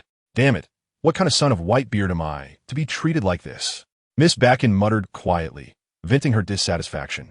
When she saw that the Whitebeard pirates hadn't been too harsh on them, Miss Bard.As guessed that they still held feelings for Whitebeard. She had intended to leverage her identity as Whitebeard's lover to gain influence in the crew, but that guy Marco didn't give her a chance at all. No matter what she said, he ignored her completely. With a series of slaps, Weevil was suddenly awakened from his sleep by his dear mother. Unable to make a sound due to the cloth stuffed in his mouth, he could only emit some helpless whimpers. Once the cloth was removed, Miss Bard.As said, "You're not allowed to speak without my command. Did you hear me?" Seeing Weevil nod, Miss Bard.As removed the cloth from his mouth and said, "Just break free yourself. Do you think these iron chains can hold you? They're a bunch of hopeless fools." Weevil possessed the strength of Whitebeard in his youth, and these iron chains were as weak as soft noodles in front of him. Following Miss Bard.As' command, Weevil tensed his muscles and forcefully pushed, causing the iron chains that bound him to snap in several places and fall onto the pile of straw. Miss Bard.As looked at Weevil and nodded in satisfaction. Although he looked dirty and somewhat disheveled, he had clearly recovered. If I can't get it, I'll destroy it. Since the Whitebeard pirates are guarding against me seizing power, they can't blame me for being ruthless. A ruthless glint flashed in Miss Bard.As' eyes as she took out a special phone bug that could directly connect to the Gorosei and dialed. After a busy signal, the phone bug was quickly answered. "What is going on at this hour? You better give me a reasonable explanation." The irate voice of the Gorosei, disturbed from a pleasant dream, came through, and he was clearly in a bad mood. If it weren't for Miss Bard.As quickly wrapping the phone bug in her clothing, it would surely have attracted attention. "Please calm down, Gorosei. I have important matters to report," Miss Bard.As said with a very low attitude, flattering him. From her attitude towards Whitebeard's inheritance, it was clear that she was someone obsessed with money and power to the point of madness. "I have successfully infiltrated Whitebeard's hometown, Sphinx, where the remnants of the Whitebeard pirates are located. To prevent any of them from escaping, I kindly request that the Gorosei send some support." Even though they were communicating over the phone bug, Miss Bard.As maintained a submissive demeanor. After all, this was the world government's powerful ally. Just a little benefit would be enough for her to live luxuriously for the rest of her life. Remnants of the Whitebeard pirates? The Gorosei on the other end of the phone bug paused upon hearing this.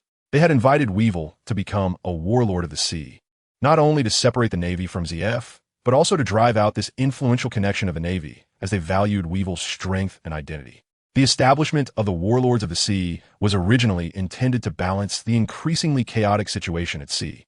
Weevil's strength is formidable, and his relationship as Whitebeard's biological son gives him a legitimate opportunity to inherit Whitebeard's legacy, especially since he can command the dim-witted Miss Bard.As, who is also a vain person. Those with desires are the easiest to control, and the 5 elders have taken notice of Miss Bard.As' greedy nature, which is why they hinted at the substantial inheritance left by Whitebeard when inviting them to become warlords of the sea. Now, this net can be harvested. The location of Sphinx is quite poor. Even sending troops from the nearest Navy base requires a day's journey. When will you start acting? The 5 elders asked with a frown. Sphinx is located in the territory that Whitebeard controlled while he was alive. Before the Marineford War and the final battle with the Whitebeard pirates, the Navy had always adhered to a strategic policy of not provoking the 4 emperors. They only established observation points far outside the 4 emperors' territories, which is why there are currently no forces available for support. "We will act in 1 hour," Miss Bard.As replied fiercely. "It sounds nice to say it's stealthy, but the reality is they have already been caught. they are just temporarily escaping. Once it drags on until dawn, they will inevitably be discovered by the white-beard pirates. The 5 elders on the other end of the transponder snail fell silent for a moment and then replied, "If it's in 1 hour, only Admiral Kizaru of the Navy can make it. Deploying an admiral for support. Make sure to thoroughly eliminate the white-beard pirates. I hope you won't let the world government down." After finishing, the 5 elders hung up the transponder snail. The highest combat power of the Navy, Admiral Kizaru. Upon hearing about the support sent by the 5 elders, Miss Backin's old face immediately revealed a joyful smile. The Navy is undoubtedly the ruler of the seas, and an admiral, as the highest combat power of the Navy, is a top-tier character on the sea, with an admiral and Weibel, who possesses the strength of Whitebeard in his youth. How can the Whitebeard pirates stand against them? Marine Headquarters, Marineford. Since Whitebeard's death, the increasingly chaotic sea has turned the tasks of everyone in the Navy upside down. In this environment, Kizaru, as the most mobile and used for emergency firefighting, has seen a geometric increase in temporary tasks. Not to mention being so busy that he can't catch a fish in a day, at least he can't touch one. Normally, such a situation would gradually calm down with time, and being busy would just be for a while. But just at this time, Fleet Admiral Sengoku retired, and Akainu was promoted to the new Fleet Admiral, which meant that a portion of the Admiral's workload would be redistributed. Thus, Kizaru, the Navy's top slacker, instantly transformed into the Navy's top workhorse. It sounds nice to say he is a free person with no fixed working hours, but to put it bluntly, he is working 24 hours a day without rest. Kizaru returned to his residence under the stars, dragging his tired body and barely sitting on the bed when the transponder snail on his chest suddenly rang. Brew, brew, brew, brew, moshi, moshi. What task does Lord 5 Elders have? Kizaru answered the transponder snail expressionlessly, his voice filled with the grievances of a worker. Yes, there's a new task that requires you to go. The 5 elders on the other end of the transponder snail was very pleased with Kizaru's insight. Having a subordinate who knows there's a task without being told is truly useful. Prepare to head to Sphinx and cooperate with the warlord Edward Weibel to deal with the remnants of the Whitebeard pirates. Lord 5 Elders. Kizaru's life as an admiral is truly miserable. It is becoming increasingly meaningless. Kizaru sighed helplessly, dragging his tired body and transforming into a beam of light, swiftly flying into the night sky, quickly departing Marineford. An hour is quite tight and doesn't allow for any waste. A dazzling light sped through the night. Such an eye-catching movement attracted the attention of many people. However, this unique way of traveling made it immediately obvious that it was Admiral Kizaru of the Navy, so no one sought trouble. The unhidden direction of his march made it easy to guess that Kizaru's target this time was the Whitebeard pirates. At this moment, when the Whitebeard pirates are facing overwhelming odds, everyone was watching Kizaru's actions with a sense of amusement. The Pika Pika no Mi is said to possess the speed of light. In this magical world, the concept of light speed may be somewhat diluted, but it still does not hinder the representation of extreme speed. Kizaru traveled smoothly until he approached the area controlled by the Whitebeard pirates, where he slowed down. The task was to cooperate with the warlord Weibel. If he went over so conspicuously, wouldn't he become a main force? Arriving early, he could rest for a while. Kizaru took out his wristwatch, checked the time, and breathed a sigh of relief, stretching his body and then relaxing. Although he's been very busy recently, one must still steal a moment of leisure. Kizaru transformed into light particles and disappeared into the air, landing on a small island near Sphinx. Just as he was about to find a place to rest for a while, he glanced around and exclaimed. Rows of graves surrounded him. Has he landed in a cemetery? Whitebeard's grave. Kizaru looked around and saw the sword embedded in the gravestone, the distinctive weapon and cape proving the identity of the grave's owner. If Akainu, who harbors extreme hatred for pirates, were to come here, there would surely be destruction, but Kizaru clearly wouldn't do that. He'd find it troublesome. I'll borrow your grave for a bit. Forgive me. Kizaru muttered softly as he approached the grave. In this cemetery, others had dirt mounds, but Whitebeard's grave was made of stone. If he could choose, he would certainly choose the best place to rest. Kizaru brushed off the dust on the ground and leaned against the gravestone to take a nap. Nighttime is when insects are most active. It seems the heavens are against Kizaru, just as he relaxed into a light snore and impatiently swatted away a few biting mosquitoes. A small centipede crawled into the back of his shirt and bit him with its pincers. Hiss! Kizaru inhaled sharply, the pain jolting him awake. He lifted his shirt and pulled out the centipede, intending to check the wound. But as he moved, his rear accidentally brushed against a dark spear he hadn't noticed before beneath the gravestone, cutting him and leaving a wound. Hiss! Kizaru's eyes bulged. Under the dual stimulation of physical and spiritual pain, he instantly became alert, standing up straight while clutching his backside and turning to look at what had injured him.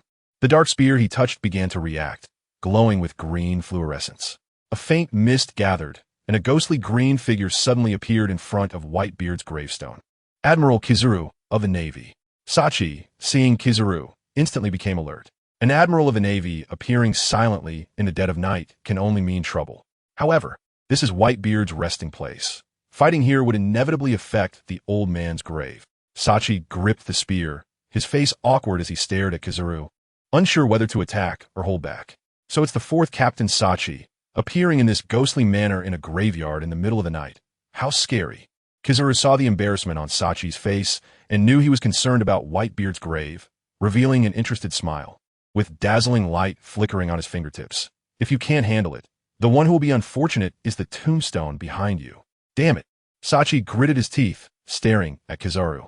Seeing the brewing attack on Kizaru's finger, he was ready to take the hit with his body, but at that moment, a large fire suddenly ignited on Sphinx Island nearby. Has it started? Kizaru glanced at his watch, shaking his head with regret at Sachi. What a pity. Then, Kizaru abruptly withdrew his attack and transformed into a beam of light, flying towards Sphinx. That guy. Sachi breathed a sigh of relief, watching Kizaru's retreating figure, unsure of how to describe his terrible personality. Looking at the blazing Sphinx, Sachi gripped his spear and quickly followed Kizaru. Dad's grave is important, but the hometown is equally important. Sphinx is on fire. Hurry and put it out. Someone is killing people. Amidst the blazing fire, countless figures darted about, and the noisy shouts shattered the tranquility of the night. Countless villagers, carrying water buckets from their homes, rushed to join the firefighting efforts. But Weevil wielded a large knife, dealing with the fleeing villagers and the Whitebeard pirates. Meanwhile, Miss Bakken nimbly moved around, setting fire to various houses, intensifying the chaos and making the flames burn even stronger. Damn it, it's Miss Bakken and Weevil. They VE come out to cause trouble. They actually brought chaos to Dad's hometown. This can't be forgiven. The members of the Whitebeard pirates were instantly enraged upon seeing this scene. They had promised to protect Dad's hometown, but now such a scene unfolded. How could the loyal Whitebeard pirates tolerate this? Ace, I'll go help the injured villagers. You guys deal with Miss Bakken and Weevil. We can't let them continue their destruction. After Marco finished speaking, he spread his wings to look for injured villagers. Jozu and I will stop Weevil. Vista, you catch Miss Bakken. Everyone else go put out the fire. Ace issued the command and then rushed towards Weevil's direction with Jozu. As they walked, the burning buildings on both sides made Ace's expression grow increasingly grim. Dad Whitebeard died to save him at Marineford, and with the encouragement of his brothers on the ship, he stepped out of his guilt. Shut up, you imposters. I am Whitebeard's biological son. Hearing Ace's words, Weevil immediately roared in anger. Not very bright and foolish, Weevil cared the most about being recognized as Whitebeard's biological son, aside from following Miss Bakken's commands. In his fury, Weevil's large knife was enveloped in armament hockey, striking fiercely at Ace, who stood in his way. Fire Fist. In the face of such a powerful blow, Ace's arm transformed into a giant flame with extremely high temperature, extending as he met Weevil's large knife with his flaming fist. Boom! The shockwave of the flaming punch collided with the wind pressure generated by the large knife. Although Weevil claimed to possess the strength of Whitebeard in his youth, he only had strength. His hockey, swordsmanship, and other skills were lacking, making his attack power evenly matched with Ace solely based on his outstanding strength. The wind pressure from the collision swept Ace's flames towards the surrounding buildings, causing Ace's expression to change, and he quickly retracted the flames, dodging backward. Boom! Weevil's large knife, carrying residual power, slammed into the ground where Ace had just stood, kicking up countless fragments. Seeing that this attack did not hit Ace, Weevil became even angrier, swinging his large knife in a dense barrage, relentlessly pursuing Ace. But no matter how hard he tried, Ace always managed to evade him with agility. You jumping monkey, I'm gonna kill you, Weevil shouted in frustration, unable to land a hit on Ace. Weevil's eyes gradually turned red, completely entering a berserk state, swinging his large knife madly and destroying everything around him to vent his anger. Ace, wary of the destruction Weevil was causing, shouted to Jozu, "Change the battlefield. Drive him to the shore." Jozu nodded in understanding.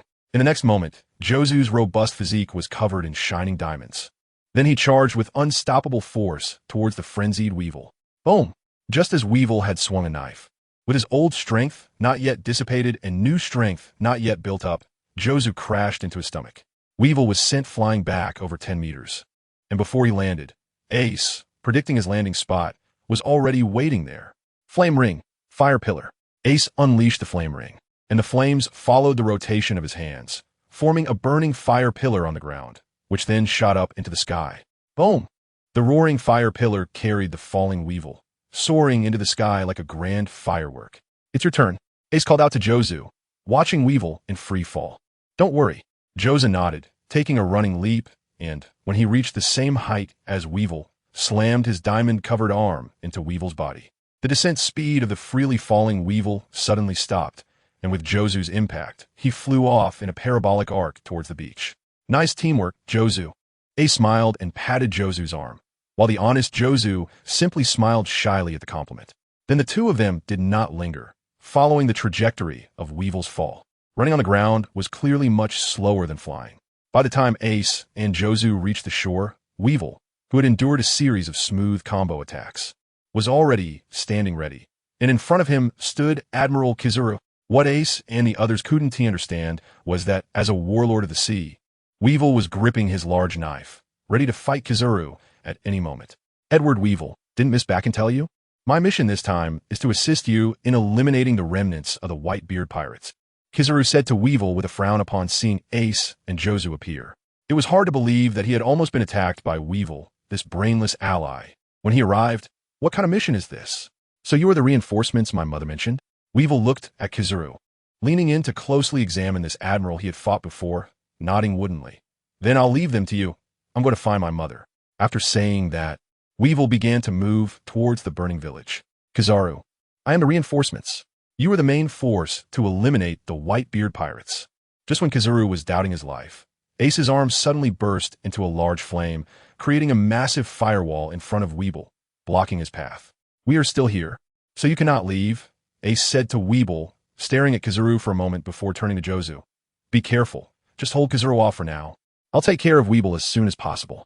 Weevil's only standout feature was his strength, and compared to the similarly strong tank Jozu, it would be much easier for him to deal with Weevil. The honest tool, Jozu grinned at the words and stepped forward to face Kizaru. So terrifying. 3rd Division Captain, Diamond Jozu. Kizaru looked at Jozu expressionlessly, clearly not seeing him as a worthy opponent. His teasing words and relaxed demeanor reflected that.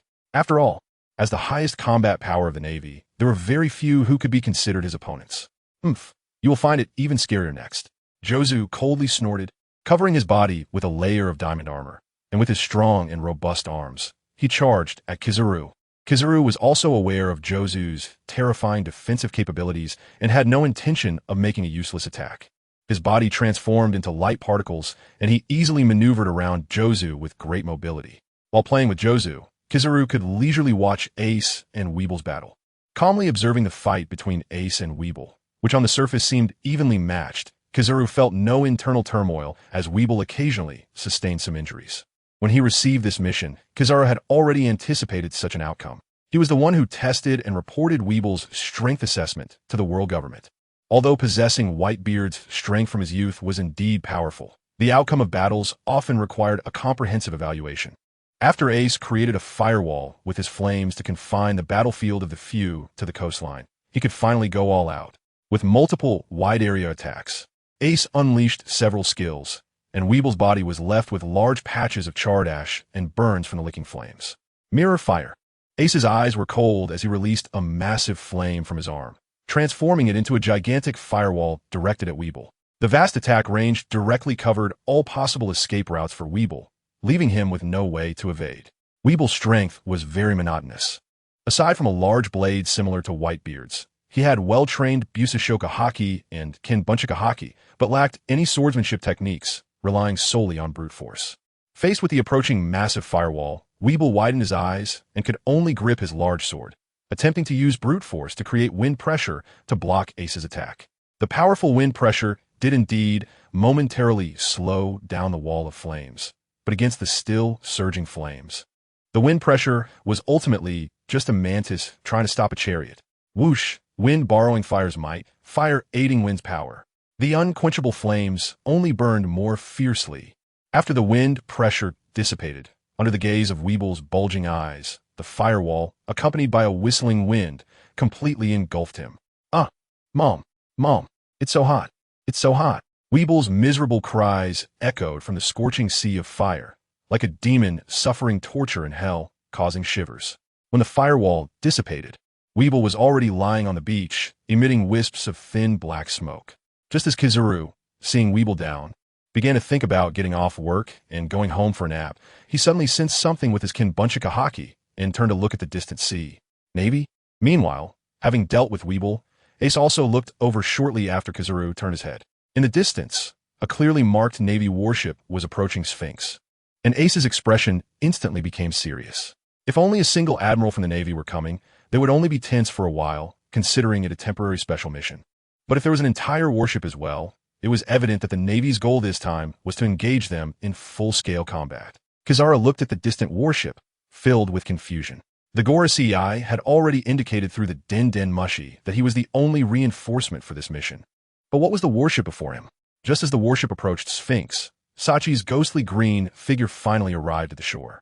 Ace, quickly organize everyone to evacuate. Navy instructor Zifa is on that warship. Sachi shouted at Ace as soon as he landed. Originally shocked to encounter an admiral at Sphinx, he was puzzled about Kizaru's purpose for being there. But upon seeing Zifa on the warship during the journey, his brain instantly exploded with shock. An admiral, a fully equipped warship, plus the former Admiral Zifa. Even if Zifa was getting old with such a lineup, if they engaged in battle here, Sphinx would definitely face a crisis of destruction. What? The one leading is Zifa. Ace and Jozu were equally shocked upon hearing this news. And then the same thought as Sachi arose in their hearts. They had to evacuate quickly. Oh, so it's Teacher Zifa? Then I can't let you leave so easily. Kizaru said slowly. Upholding the ambiguous justice, he often chose to give up just before a mission succeeded. But he also had things he was enthusiastic about, like catchphrases and pre-battle banter. The person leading on that warship was Zifa, who often lectured him. The one he got along with least. If he didn't show off a bit, wouldn't that be like returning home in glory, while secretly being dressed in fine clothes at night? Besides, if he let the pirates go in front of him, Zifa's lecture later would be even more endless, giving him a headache and causing trouble. Jata no Kagami. Kizaru's expression became slightly serious as he placed his hands in front of his chest and released countless dazzling light bullets towards the three in front of him. The rain-like light bullets instantly illuminated the area as bright as day. Finally going to use his true power. Ace and the others watched the sky-darkening light bullets with serious expressions. In their previous encounters with Kizaru, he had always maintained a carefree demeanor, seeming indifferent to everything. Regardless of who he faced, anyone standing opposite Kizaru could fight evenly with him for a while, and they all knew he was hiding his strength. Was what they saw now truly his real power? Mirror Fire. Ace fully activated his fruit ability, releasing a massive firewall in front of the three, preparing to meet the onslaught of Yada no Kagami. Boom, boom, boom. The endless light bullets fell into the firewall, instantly smashing it beyond recognition. From time to time, light bullets that landed very close took advantage of the gaps created by the preceding bullets to penetrate the firewall and explode on the beach behind. Quick, go organize everyone to evacuate. Ace gritted his teeth as he watched the firewall quickly become riddled with holes, while replenishing flames to the firewall. He spoke to Jozu and Sachi. If Kizaru's Yada no Kagami fell without obstruction, its terrifying destructive power would likely be on par with his most powerful attack. The Great Flame Ring. Flame Emperor capable of destroying a city. Even if they ultimately couldn't avoid a battle with the Navy, it absolutely couldn't happen on the land of Sphinx. Ace, Captain Marco. Just as Jozu and Sachi were about to say something, they suddenly saw Marco flying towards them and shouted in unison. Immortel Bird Marco. The yellow monkey murmured as he saw Marco's figure, redirecting his light projectile to attack Marco's silhouette in the sky. Marco did not pause for a moment, charging towards the yellow monkey with incredible speed, using the inertia from his rapid flight to deliver a powerful kick. Crane Claw. With tremendous inertia, Marco's sharp bird claws aimed directly at the yellow monkey's face. A kick.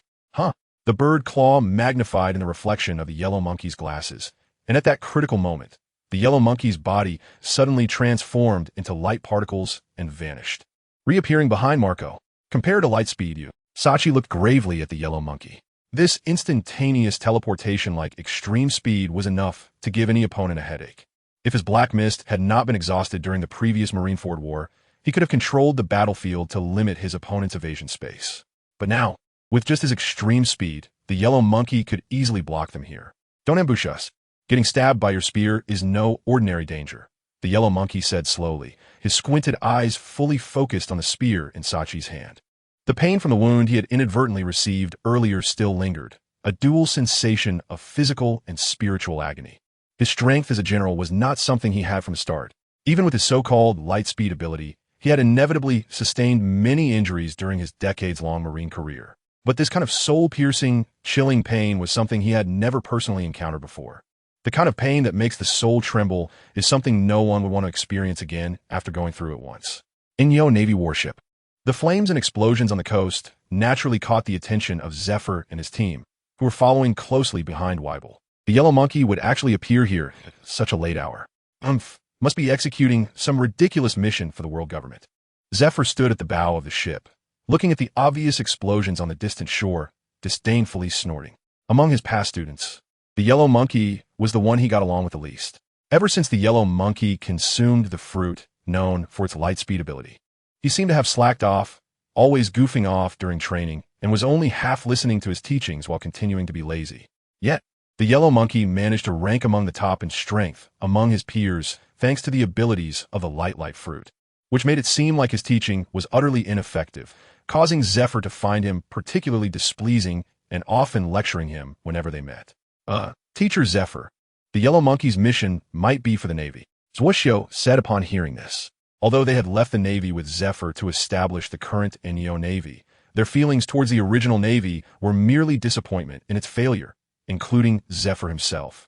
Even if they had criticisms, they were directed at the world government that enacted the Warlord of the Sea policy, just like their current mission to eliminate all pirates. In their hearts, they saw no difference between themselves and the Navy. They were still eliminating pirates, and the yellow monkey remained their senior.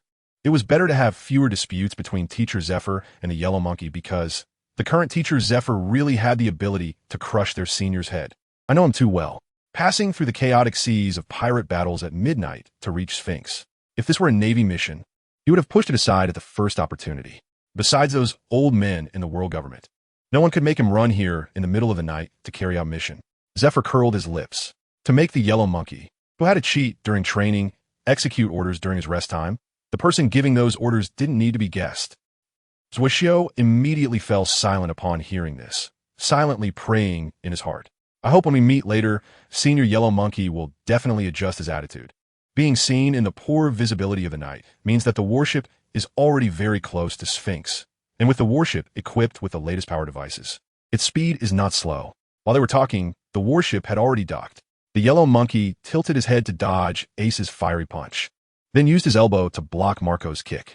Just as Sachi's spear was about to stab him, he transformed into light particles and vanished, flashing to the other side. A brilliant laser was about to shoot from the yellow monkey's fingertip when a strong voice suddenly came from behind. Yellow monkey, I should have advised you not to rely too much on the abilities of the light fruit.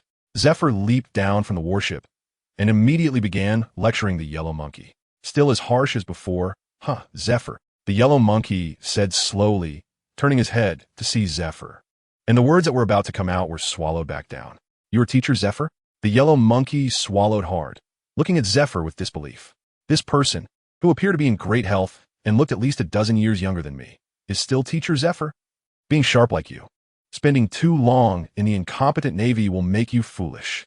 Zephyr smiled mockingly at the yellow monkey. Then his expression changed as he noticed Weibel lying on the ground. I have waited too long for this day, Whitebeard too. Zephyr's eyes were filled with anger, regret, and self-blame, looking at Weibel as if he were trash, raising his right foot to stomp hard on his head. The yellow monkey immediately realized upon seeing Zephyr's movement. As a warlord of the sea, Weibel was under the world government's command. He could leave without any psychological burden after Weibel fell. Even if Weibel died at the hands of the Whitebeard pirates, it wouldn't concern him at all, but he absolutely could not die at Zephyr's hands. Killing a warlord of the sea means declaring war on the world government. It also means Zephyr would stand in opposition to the Navy. Do you understand the significance of killing a warlord of the sea, Teacher Zephyr? The yellow monkey flashed and intercepted Zephyr's kick, solemnly saying to him, even if he and Zephyr did not get along, he did not want to see a day where they would stand opposed to each other with swords drawn. I certainly know better than you what it means. Just how hypocritical is the world government that grants pirates the legal right to plunder? The Navy, which shouts justice, still complacently lets it happen, can be so incompetent and degenerate, Zephyr said indignantly, looking at the yellow monkey in front of him with a face full of disappointment. Teacher Zephyr, no matter how you put it, as your student, I will do my best to prevent you from walking down a path that leads to a predictable dead end, the yellow monkey said, feeling quite a headache as he looked at Zephyr, feeling regretful. Previously, he only thought that Zephyr would deal with the Whitebeard pirates upon his arrival, forgetting the deep enmity between Whitebeard II and him. This is troublesome. Prevent me? Zephyr responded, finding it amusing, a smile curling at the corners of his mouth. It seems there are problems within the Navy. We must stop them from fighting here. Ace looked at the brawl between Zephyr and Kizaru, rubbing his forehead with his right hand, feeling quite a headache. If you want to fight among yourselves, go do it somewhere else. Running here in the middle of the night and sinking the island. Who are we supposed to reason with? Isn't this just bullying honest people? Zephyr and Weibel have a grudge. Maybe we can take the chance to deal with Weibel and see if we can send them away? Honest man Jozu said, his eyes eagerly fixed on the corpse of Weibel. Previously, they had hesitated to go all out against Weibel because he might be the biological son of their father. But when Weibel destroyed their father's hometown, that hesitation was completely torn apart. If he dies, it has nothing to do with them. Idiot. Marco looked at Jozu with disdain. Sachi smiled and explained to the confused Jozu, are you saying that without Weibel, will they team up to fight us? Upon hearing Sachi's explanation, honest man Jozu suddenly realized. Ace looked at the three of them present. Sachi's spirit was elusive, so safety was not a concern. If things went smoothly, Marco could take him and leave directly. Jozu's strong physique could become a burden in this situation. Ace said to Jozu, you go back and organize the brothers to retreat. We will find a way to handle things here. The moment Zephyr decided to strike, his arms were already enveloped in black arm hockey, and he threw a hook punch at Kizaru. It seemed that, still in the mindset of a teacher guiding a student, Zephyr did not use the power of the tremor fruit right away. Kizaru, facing Zephyr, did not choose to evade the attack with speed. Instead, he created a light sword with his fruit ability and swung it at Zephyr's hook punch. Clang, clang, clang. In the blink of an eye, the two clashed a dozen times. The shockwaves from the collisions created large, deep pits on the sandy beach, causing sand to fly everywhere. Zephyr Sensei's arms have recovered quite well. After one collision, the two separated, and Kizaru said, pointing his fingertips at Zephyr to shoot a laser. At first, he thought Zephyr's recovery was just superficial. A simple exchange would make Zephyr recognize reality and not take a path of no return. However, through these clashes, every time he thought the power he used could handle Zephyr, he was instead suppressed by Zephyr. This happened several times in a row. The power Zephyr exhibited was not a superficial display. Each attack was heavy and powerful, absolutely the strength he should have had in his prime. TSK. Becoming a Marine Admiral in a demoralized Navy. Isn't that a bit too proud? Zephyr smashed the incoming laser with a punch and said, in our exchanges, I've noticed Kizaru has been holding back, clearly looking down on me. As a frog in a well, don't think too highly of yourself. Zephyr roared, stomping the ground and rushing towards Kizaru. As he got closer, a ball of white energy appeared on his hockey-wrapped arm, and the moment the energy appeared, the surrounding atmosphere began to crack. This is the tremor fruit. Ace and the others, who were limiting the shockwave's range and waiting for a chance to strike, turned their heads in surprise at this familiar scene, looking at Zephyr with complex expressions. The appearance of the tremor fruit's ability inevitably reminded them of their father, Whitebeard, especially since this was Whitebeard's hometown. As the main protagonist, Kizaru's pupils suddenly constricted, panicking inside. But the light sword in his hand had already been swung out, leaving him no time to hold back. Crack! At the moment of collision, Kizaru's light sword shattered. Zephyr's fist struck Kizaru's head, which had only transformed halfway into an elemental state. Boom! Under the powerful force, Kizaru's body was sent flying into the air, and, after traveling a distance, he turned into light particles and returned to the shore. Not only has he recovered his arm, but he also gained the tremor fruit's ability. I'm really envious of your luck, Zephyr-sensei, Kizaru said, awkwardly covered in blood, revealing a smile with a missing tooth. At this moment, he finally experienced what a Kainu felt when Whitebeard smashed his head. Do you still want to say anything to stop me? Seeing Kizaru's disheveled appearance, Zephyr smiled and said, the Kizaru, who possessed light speed and understood that those who know their place are wise, had not been this disheveled in over a decade. If Zephyr-sensei knew that this would make him an enemy of the world government and still insisted on doing so, as a student, I could only pretend not to see it. Kizaru raised both hands, signaling his exclusive ceasefire signal. This really fits your character. Zephyr was used to Kizaru's actions and said impatiently. Ignoring the others present, he walked up to Weibel. Zephyr's right fist, wrapped in haki and the tremor fruit's ability, struck down on that face that had appeared countless times in his dreams. Boom! The unconscious Weibel's head was instantly smashed under Zephyr's attack, and a murky mixture of red and white splattered everywhere. He's dead. Zephyr quietly stared at Weibel's headless corpse, his chest rising and falling violently. He had seen this scene countless times in his dreams, and now it had finally come true. The murderer who killed many of his students had finally died at his hands. With the great revenge accomplished, the pent-up feelings in Zephyr's heart dissipated. Even seeing Kizaru, who was least compatible with him, felt a bit more amiable. You actually didn't take the opportunity to escape. This really surprises me. Is it because the island beneath your feet is Whitebeard's hometown? Zephyr turned to look at Ace and the others. His goal was to eliminate all pirates in the world, and the Whitebeard pirates were naturally included. There are still many villagers living on this island. If you have the ability, let's fight somewhere else. Ace nodded without hesitation, his gaze cold as he looked at Zephyr, and said, as a member of the Whitebeard pirates, we are well aware of the tremor fruit's power.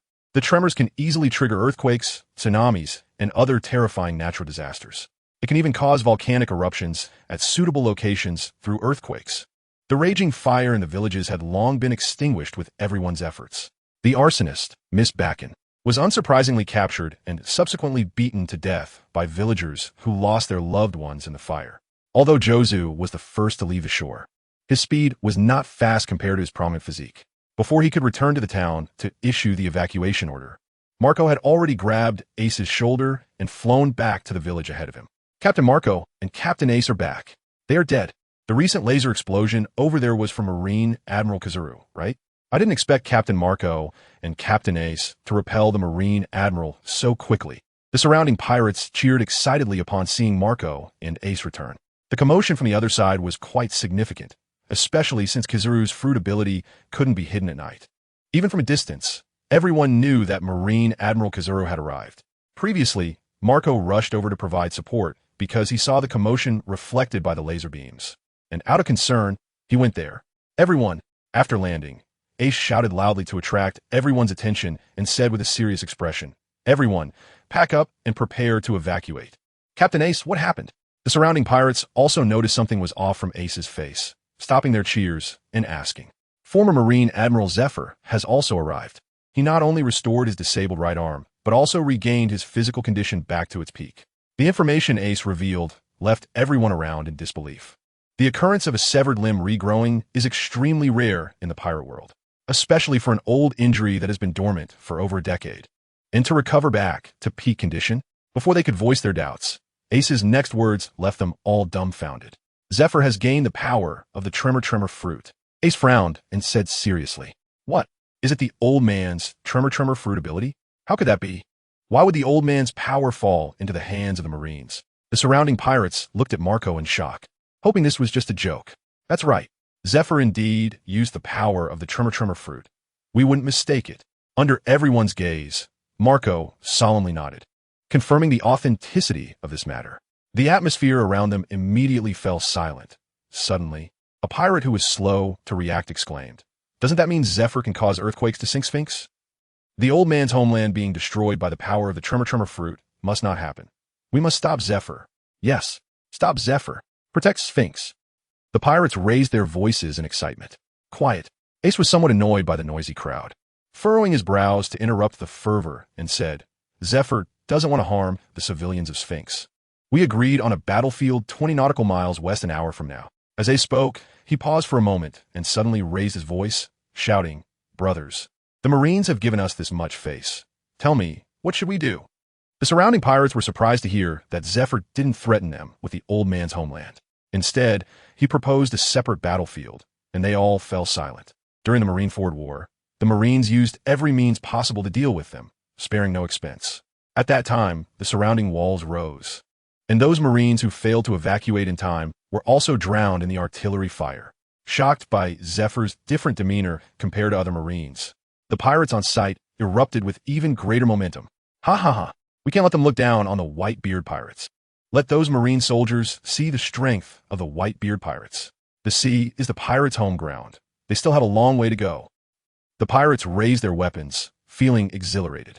Faced with a respectable opponent, the only thing they could offer in return was a battle with all their might. Ace looked at the high-spirited crowd, a smile appearing on his face. Everyone pack up and prepare to head to the battlefield. In the waters 20 nautical miles west, a massive black warship quietly floated on the sea. Kizaru blocked the gap in his front teeth with his tongue. Looking at Zephyr, standing at the bow, gazing at the crimson dawn with the expression of a wronged little wife. The dramatic facial expressions made the Neo-Marine soldiers on duty around him recall their painful moments, struggling to control the corners of their mouths that wanted to fly freely. Normally, a lazy person like Kizaru should have gone home to catch up on sleep the moment Task Force leader Weibel died. But he had too many questions he wanted answers to.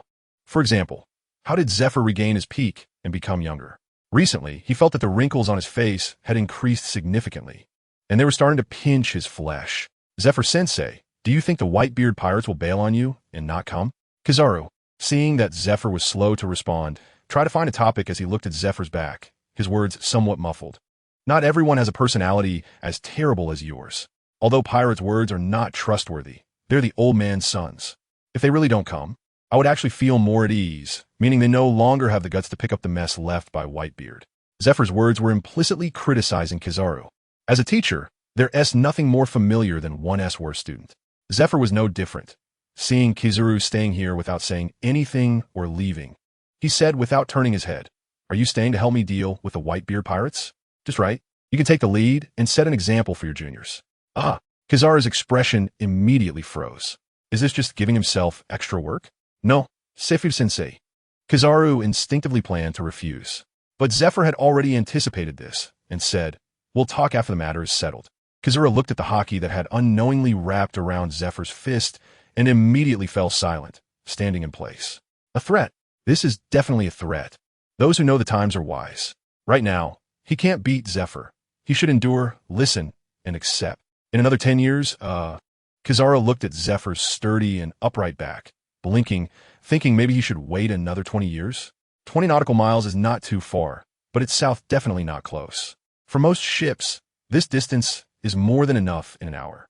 When the sun peeked out from the crimson mist at the horizon, the Whitebeard pirate's large ship slowly revealed its true form from a distant blackta. They're here.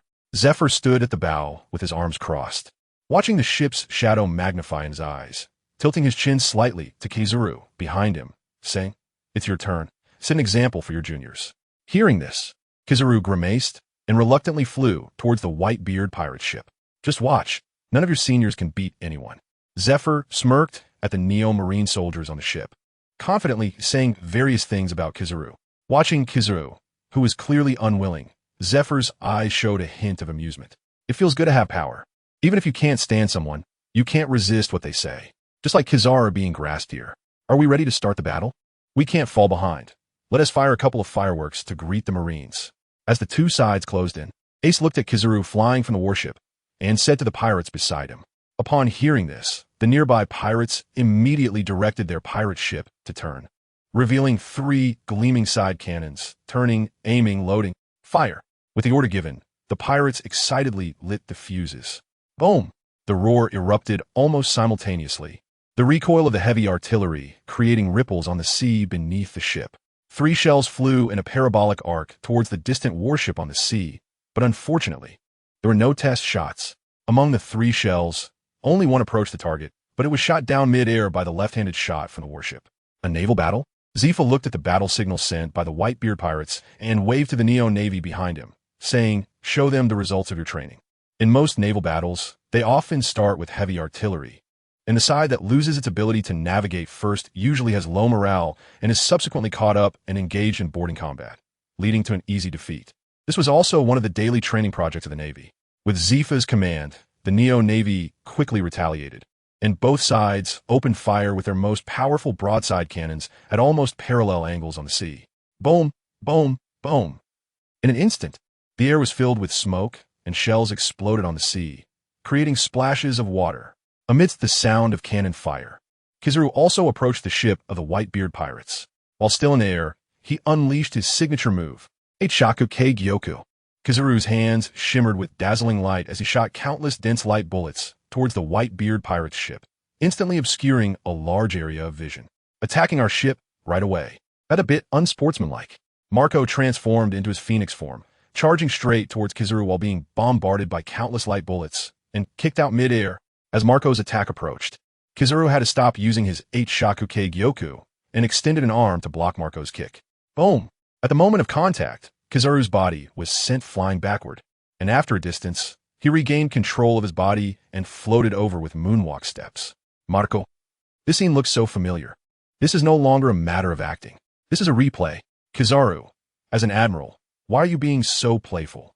Marco questioned, engaging in a balanced struggle with Kizaru in the air.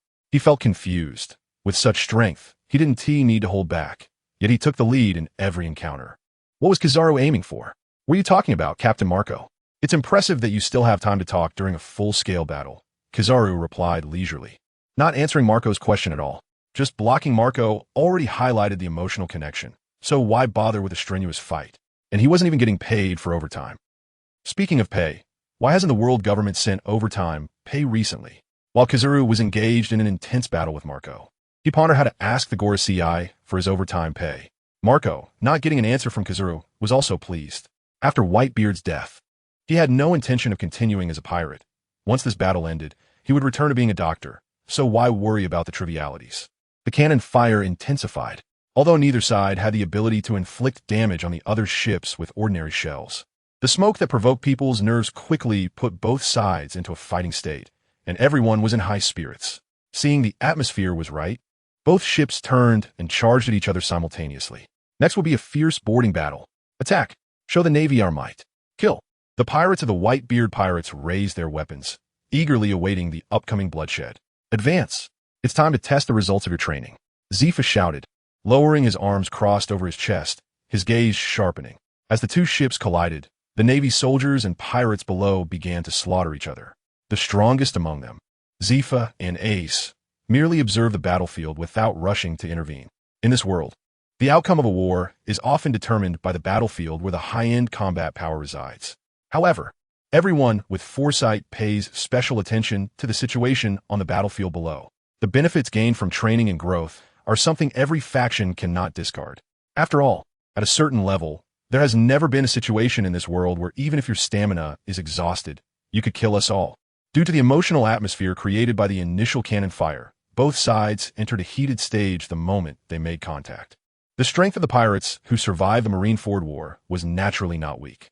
However, the Neo Navy was also composed of elite Navy members, and with the devil fruit abilities of Ein and Binz, who were very troublesome for Luffy's crew even after 2 years of training in the original story.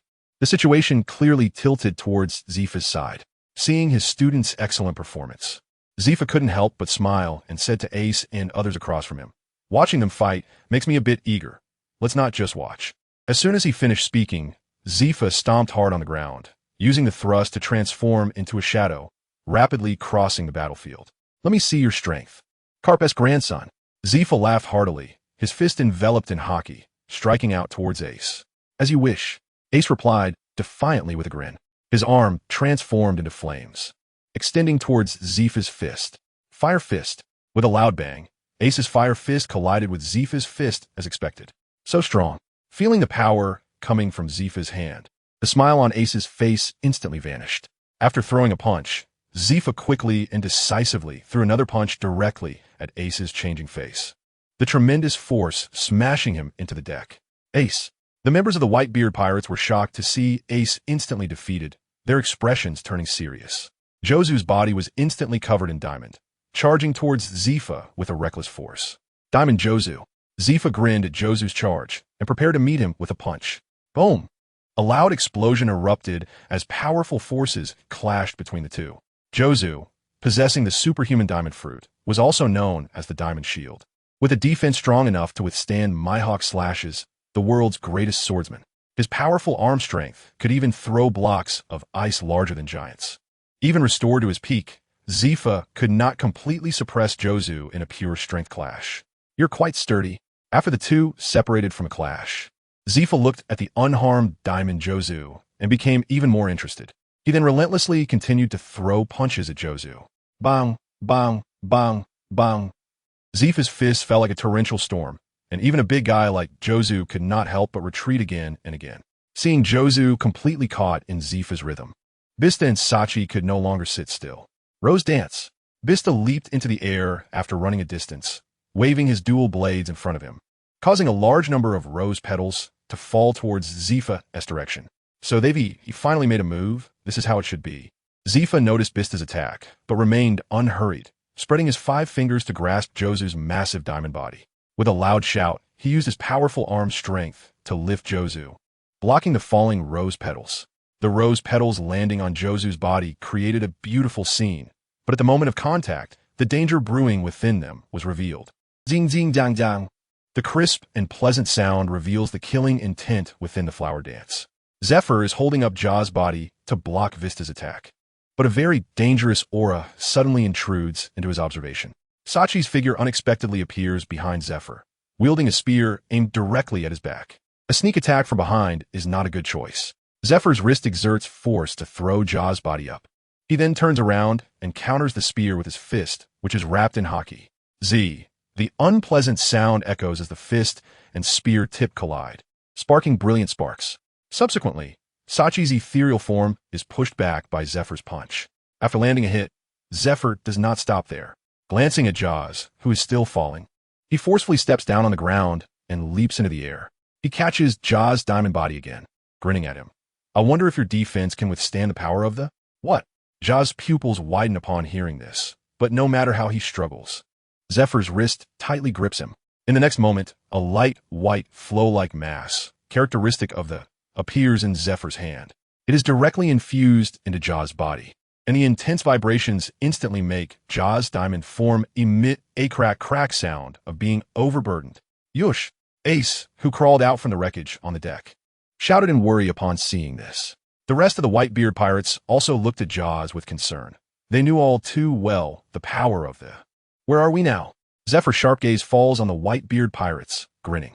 With the acceleration of free fall, his hands gripping Ja's body forcefully drive down to the ship below. Smash!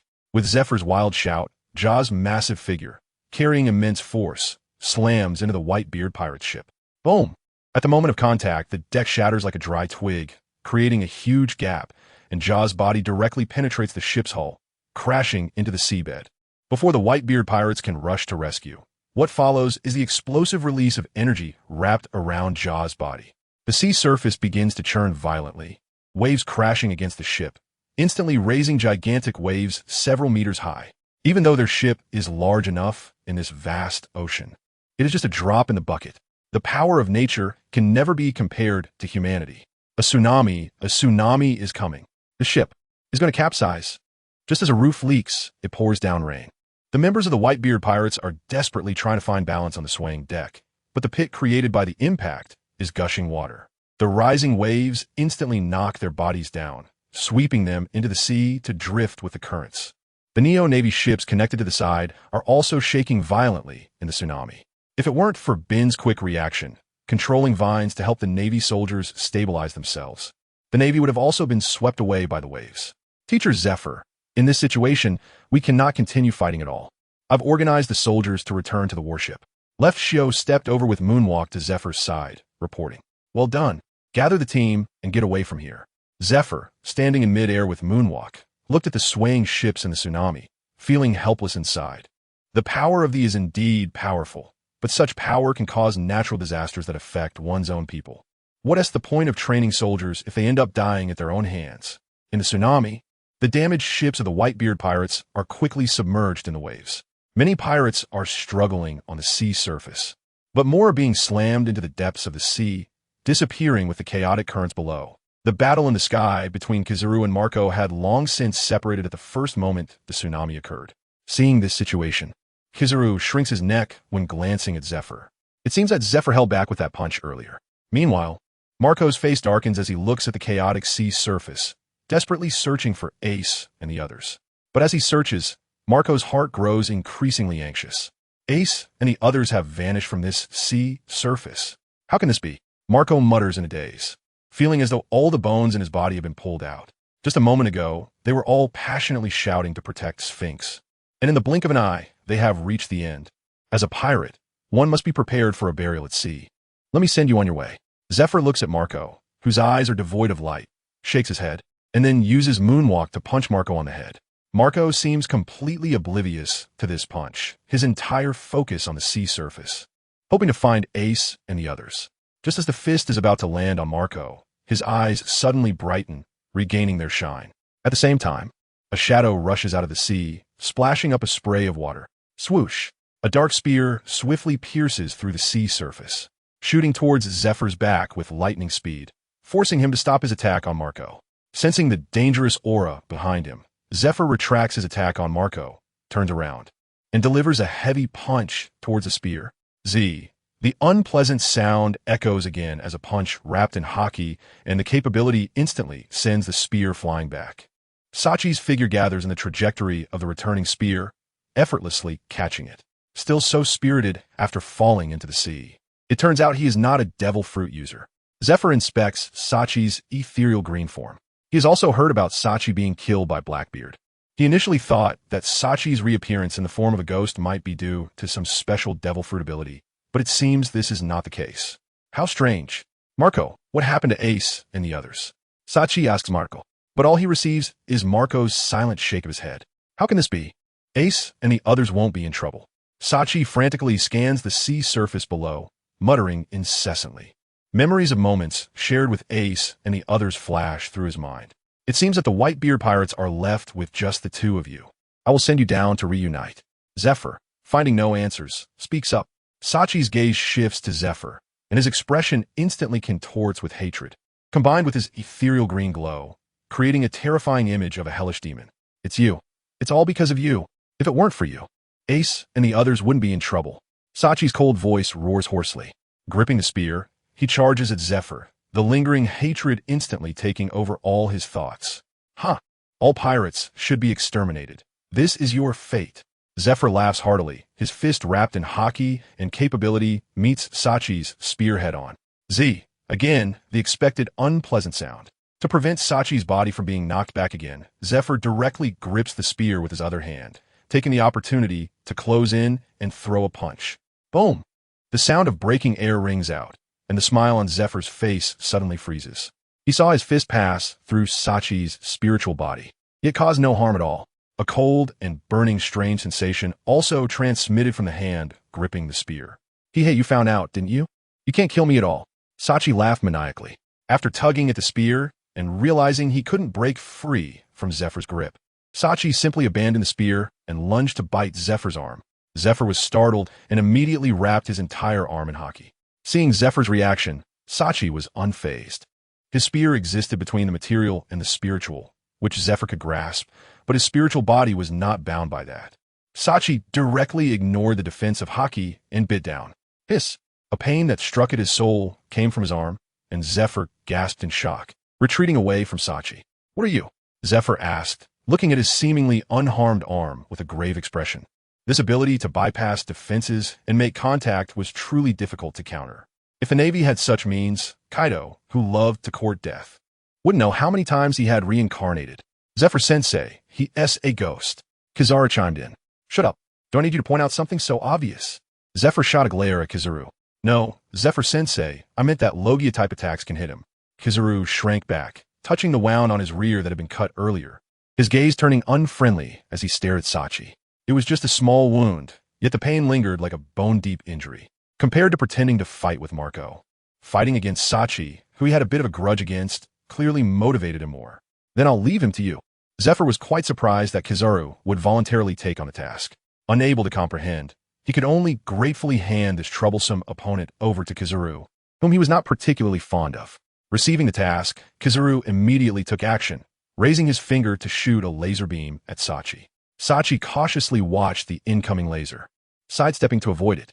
Then, with a flick of his hand, the spear in Zephyr's grasp transformed into a cloud of black mist, flying back to his hand.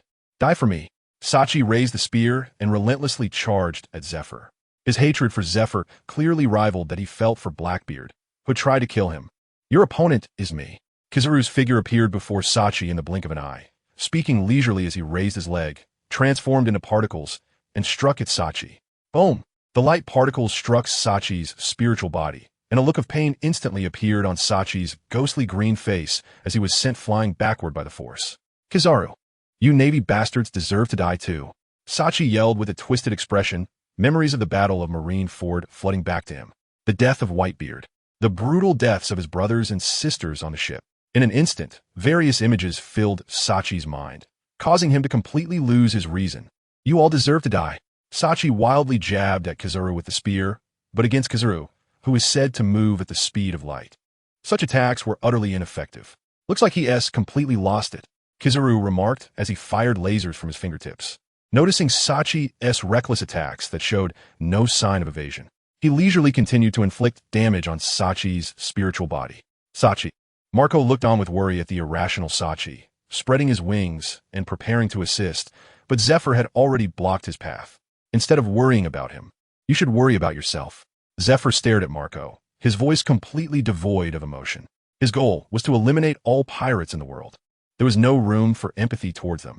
Zephyr. Marco looked at Zephyr, his fists tightening, his expression shifting from sorrow to sharp intensity. Good eyes. This is how a pirate should be. Are you ready to be eliminated? Zephyr grinned. Only serious battles with opponents hold value. Phoenix Mark. Marco, in his hybrid form, glared sharply and immediately launched an attack at Zephyr, a powerful shockwave sweeping forward.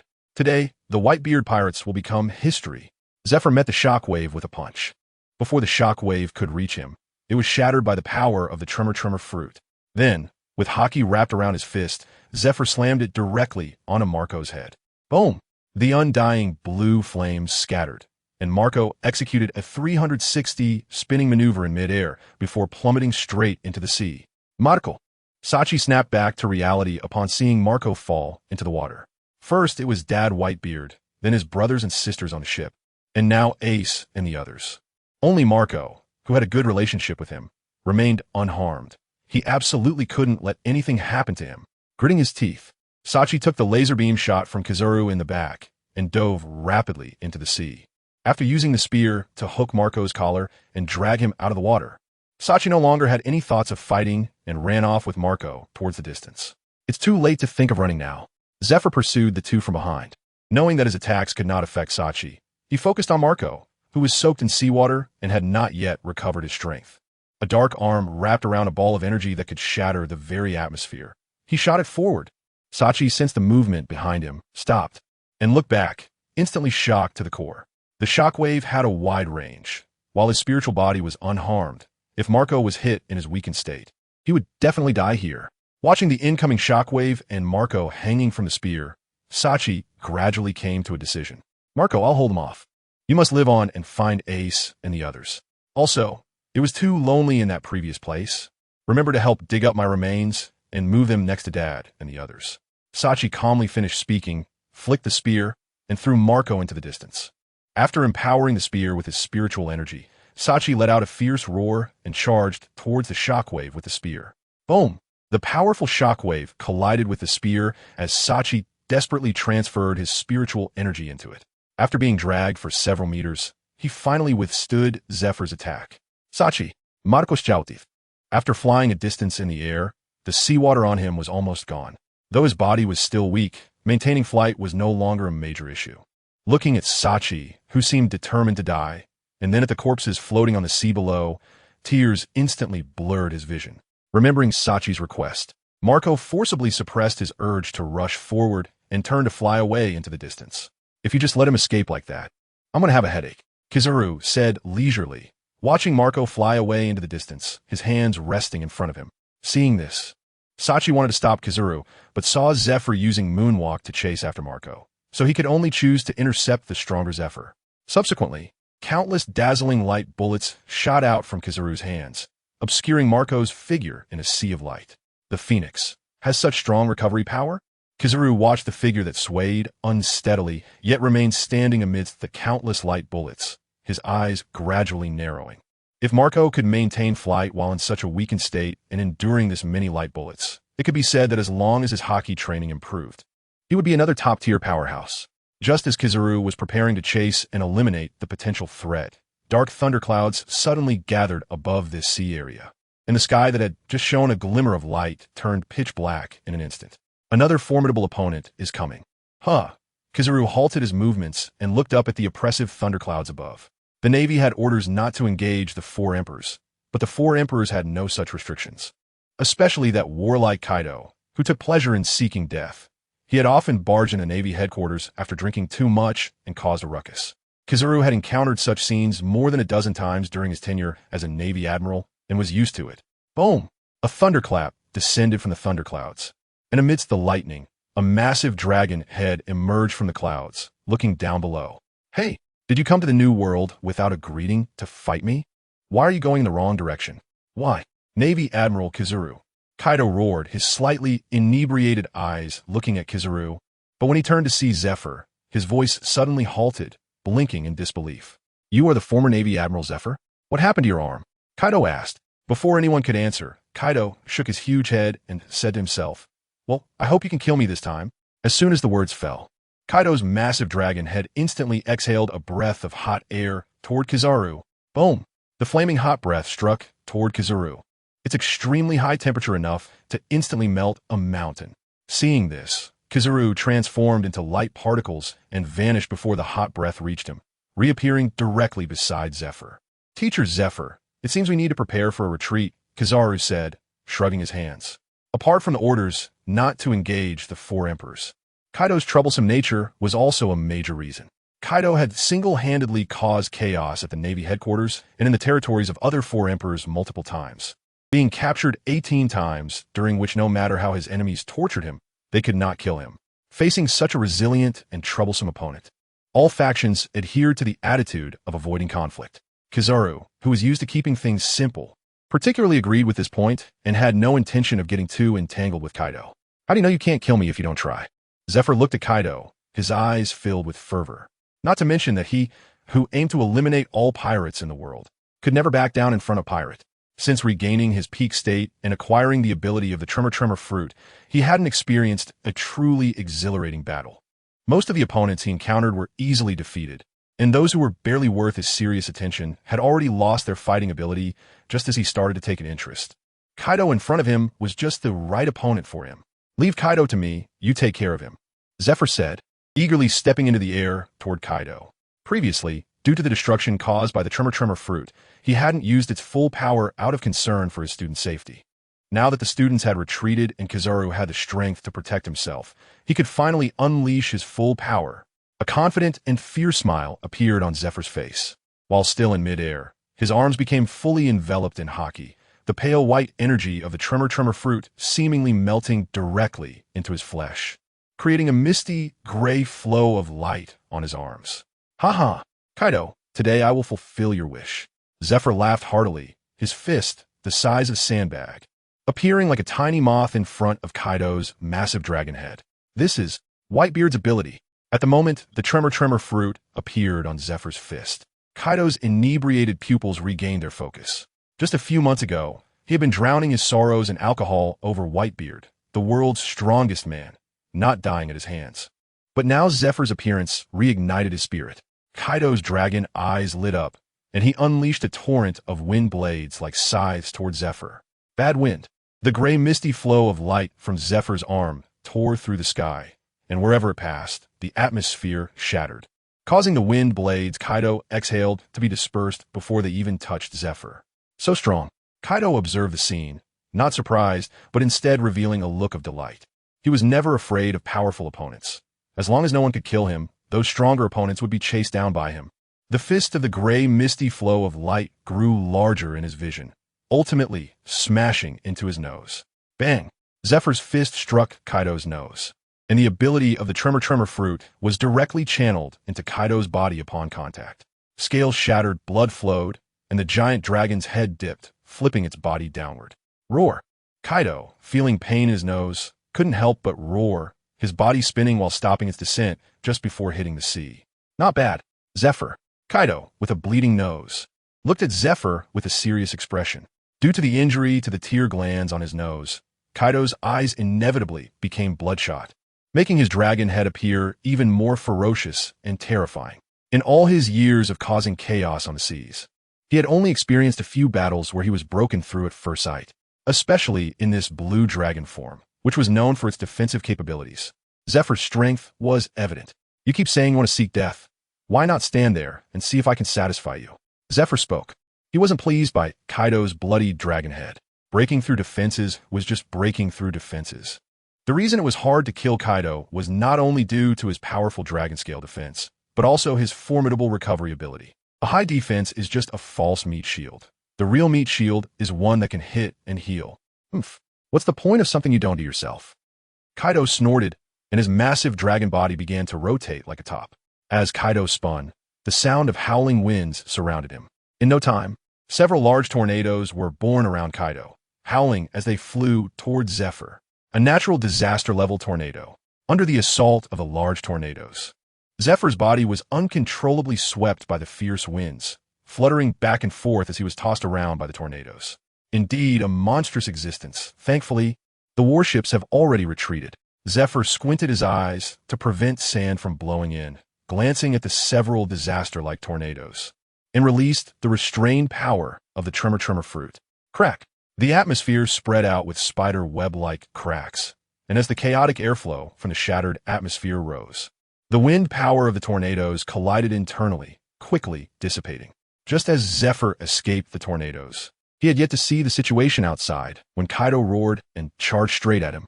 Roar! Kaido opened his massive mouth, and a scorching breath was unleashed towards Zephyr. It's clear that none of the four emperors have achieved their current status without being formidable. Zephyr watched the continuous wave of attacks and couldn't help but sigh. Feeling the searing breath hitting his face, Zephyr stomped on the air, instantly rising several levels to evade Kaido's dragon breath attack. As Kaido approached, Zephyr spun in the air and landed on Kaido's enormous dragon body. It's my turn to attack. Zephyr would certainly not miss such a perfect opportunity. He ran along the winding dragon body towards the dragon's head, bent down, and punched down with force. Bang! The fist, infused with haki and the power of the tremor fruit, instantly smashed into the hard dragon scales on the head, creating a dent, and the shockwave energy directly surged into Kaido's body, causing fine cracks to appear on the dragon scales. Roar! Kaido let out a cry of pain, his massive body sinking down but quickly stopping itself. Bang, bang, bang! Zephyr did not stop there, raining punches like a storm on a single point, causing the dragon scales to shatter and blood splattered down from Kaido's dragon head. One wonders whether the dragon blood from a devil fruit user would be a great supplement for the fish and shrimp below. Roar! Damn it! Get down! Kaido roared in anger, swinging his head and spiraling his body in midair, trying to shake Zephyr off. The image of being ridden like this was undoubtedly a disgrace, especially with Zephyr attacking from the blind spot above his head, forcing him to passively take hits, and the sea below offered no foothold as a devil fruit user. He had to maintain his Azure Dragon form to retain his combat power. After a series of spins failed to shake Zephyr off, the pain became unbearable for Kaido, and he let out a dragon roar, diving towards the distance. He urgently needed to find a place to land. Where'd he go? The yellow monkey, who had already pushed Sachi to the brink, glanced at the departing Kaido and lost the mood to continue toying with his opponent. With a slash of his sword of light against the spear, he spun and kicked Sachi in the abdomen, sending him flying back several meters. Before Sachi could regain his balance, the yellow monkey unleashed countless light bullets from both hands. Shaku Kg. The yellow monkey squinted at Sachi, and each light bullet from the Shaku Kg struck accurately at Sachi's spiritual body. The dazzling light instantly engulfed Sachi. Boom, boom, boom, boom. Sachi's spiritual body retreated repeatedly amidst the explosions. The ghostly green spiritual body gradually faded under the bombardment of the light bullets, eventually becoming transparent and disappearing. It seems that natural-type attacks are indeed peculiar. The yellow monkey watched Sachi vanish expressionlessly, quickly catching the dark spear that fell down. Feeling the eerie, cold yet burning sensation from the spear, he touched the still painful wound on his backside, his eyes spinning around. Kaido, carrying Zephyr, flew into the thunderclouds. No matter how the lightning struck, Zephyr remained unfazed. Clinging tightly to Kaido, his fists, like a torrential storm, had already pierced through flesh. Landing on a hard skull. Damn! Kaido's heart was filled with anger, and murderous intent brewed within him, his eyes turning red from the pain. Finally, a small, uninhabited island appeared in his line of sight. Roar! Kaido excitedly roared towards the sky. As he flew above the island, he instantly retracted his massive azure dragon form, transforming into his dragon-human form. In his dragon-human form, his agility would greatly increase, and his attack methods would become more flexible and varied. TSK, didn't we agree on seeking death? Just a bit more fighting would fulfill your wish, right? Zephyr said as he landed gracefully on the ground, still feeling the thrill of the previous encounter. That massive azure dragon target never fought back, only howled in pain, making it an absolutely desirable training tool. What a pity it's gone. That must have been quite enjoyable. In his dragon-human form, Kaido wiped the blood and flesh from his forehead, veins bulging, his gaze coldly fixed on Zephyr. Nobody would feel good about being forced to take hits. Kaido's expression darkened as he stared at Zephyr, the veins on his prominent head throbbing, making it clear to anyone that he was furious. The sky seemed to respond to his rage, with rolling purple lightning brewing in the dark clouds, and arcs of electricity danced around his dragon-human body. I hope you can give me more thrilling sensations, Zephyr. In this oppressive atmosphere, Kaido shouted loudly and jumped into the air. The spiked club Hachikyu in his hand crackled with black and red arcs of electricity as he swung it, launching a sword-like long-range attack. Of course, I came here with the intention of killing you, Zephyr said, delivering an uppercut that sent Kaido's distant attack flying into the sky. The purple strike soared, and the energy within erupted violently, tearing a hole in the pitch-black thunderclouds. Zephyr closed in, undaunted, and engaged Kaido in a fierce exchange. Clang, clang, clang, clang. Each collision between the two produced brilliant sparks. Both were at the level of Admirals, their mastery of Haki being on par with each other. However, Kaido wielded a spiked club as a weapon, and Zephyr, using only his fists, could still feel some pain from the impact. Not bad, Zephyr. Kaido grinned, lowering the three realms, summoning the abyss. Kaido roared, leaping into the air, and as he swung his spiked club, he switched to a two-handed grip, smashing down towards Zephyr. Powerful Haki overflowing with thick black and red lightning. As expected, a monster with incredible vitality. Zephyr's expression changed as he watched Kaido's increasingly formidable aura. The attack he had delivered while riding on the dragon's head had left some cracks in Kaido's hard skull. An injury that could nearly be fatal to an ordinary person seemed to make Kaido even more vigorous. Truly a born monster.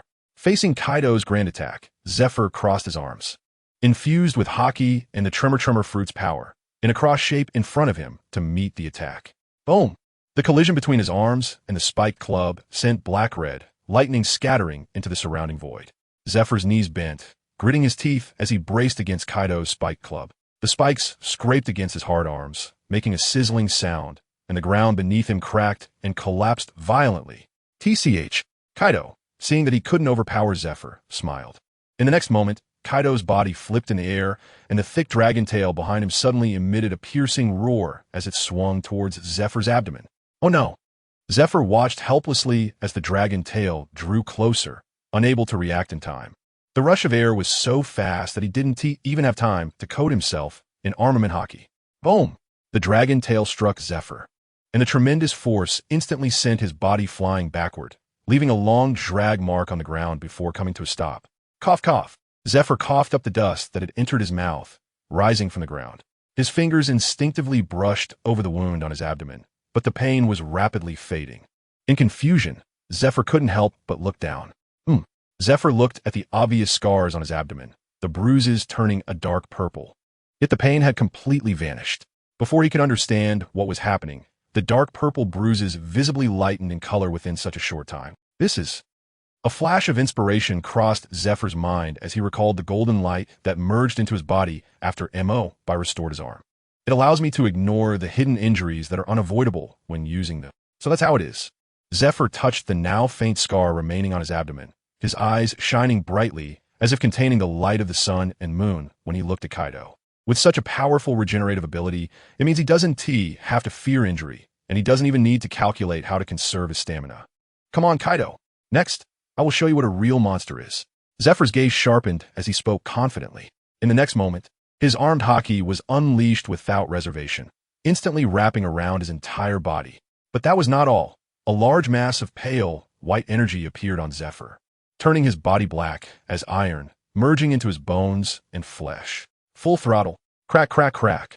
The ground beneath his feet began to crack, and the air around them shattered.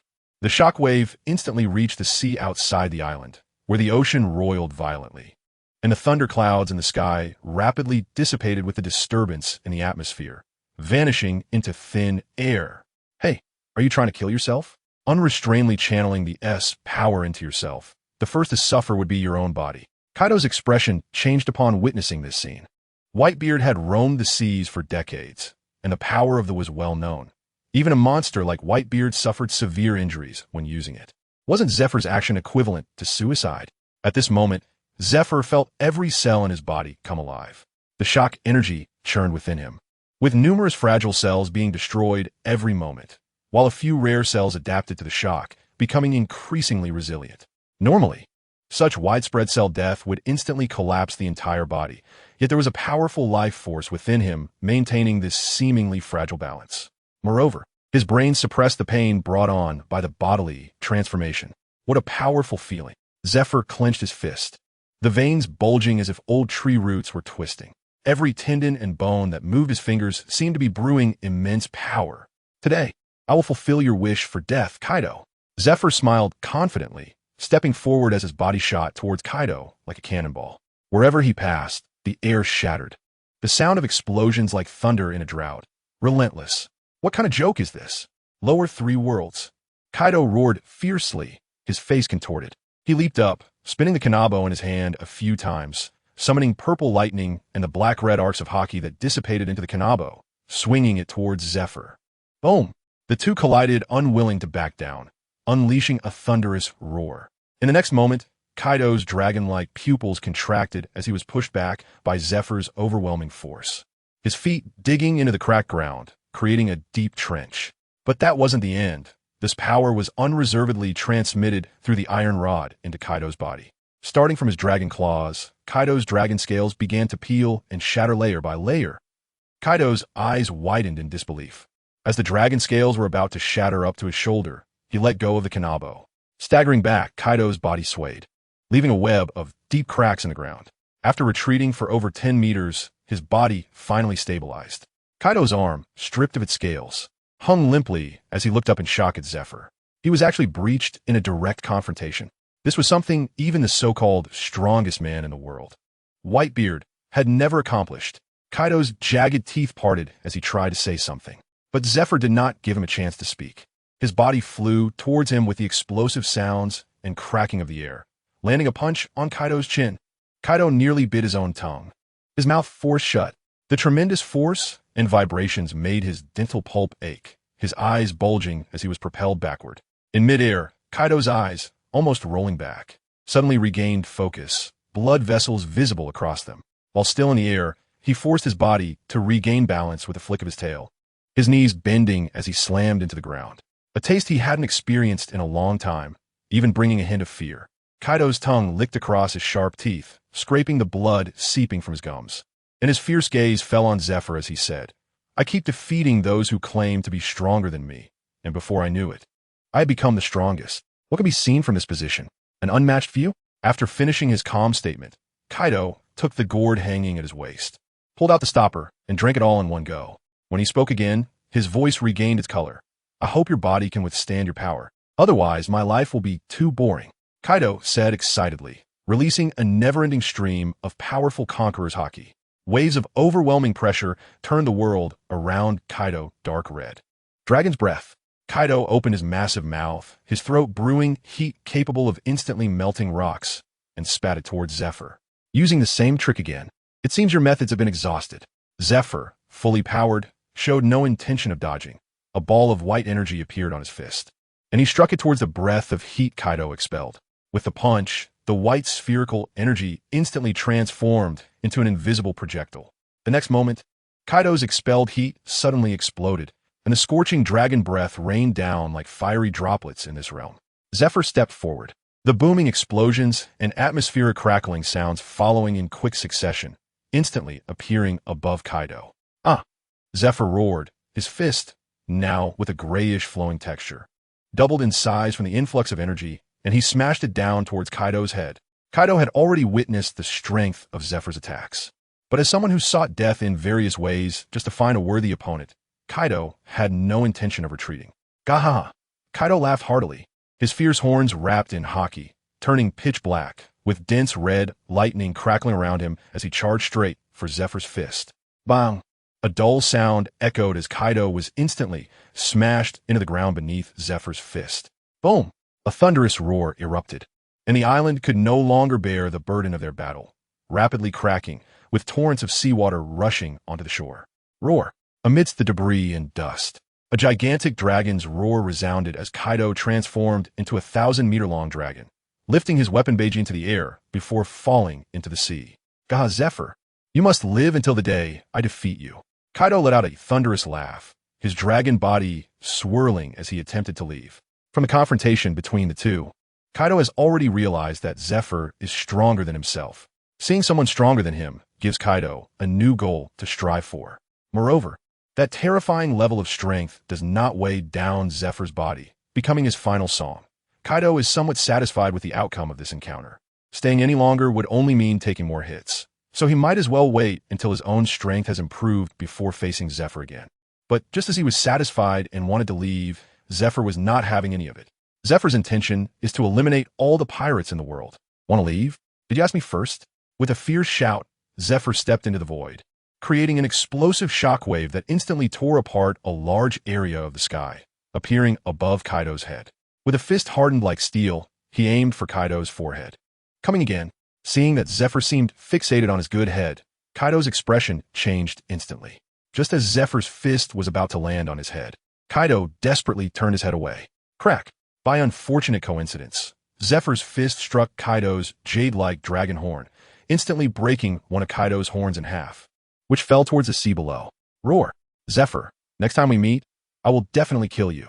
With a broken horn, Kaido's dragon eyes turned a deep crimson. However, knowing he is not Zephyr's opponent right now, he dared not stay a moment longer and quickly flew away. The progress of battles among strong beings is the fastest. After this battle, Zephyr's mastery of armament haki finally made a significant leap. A sphere of light, the same color as his fist, began to form on Zephyr's gray. Flowing fist.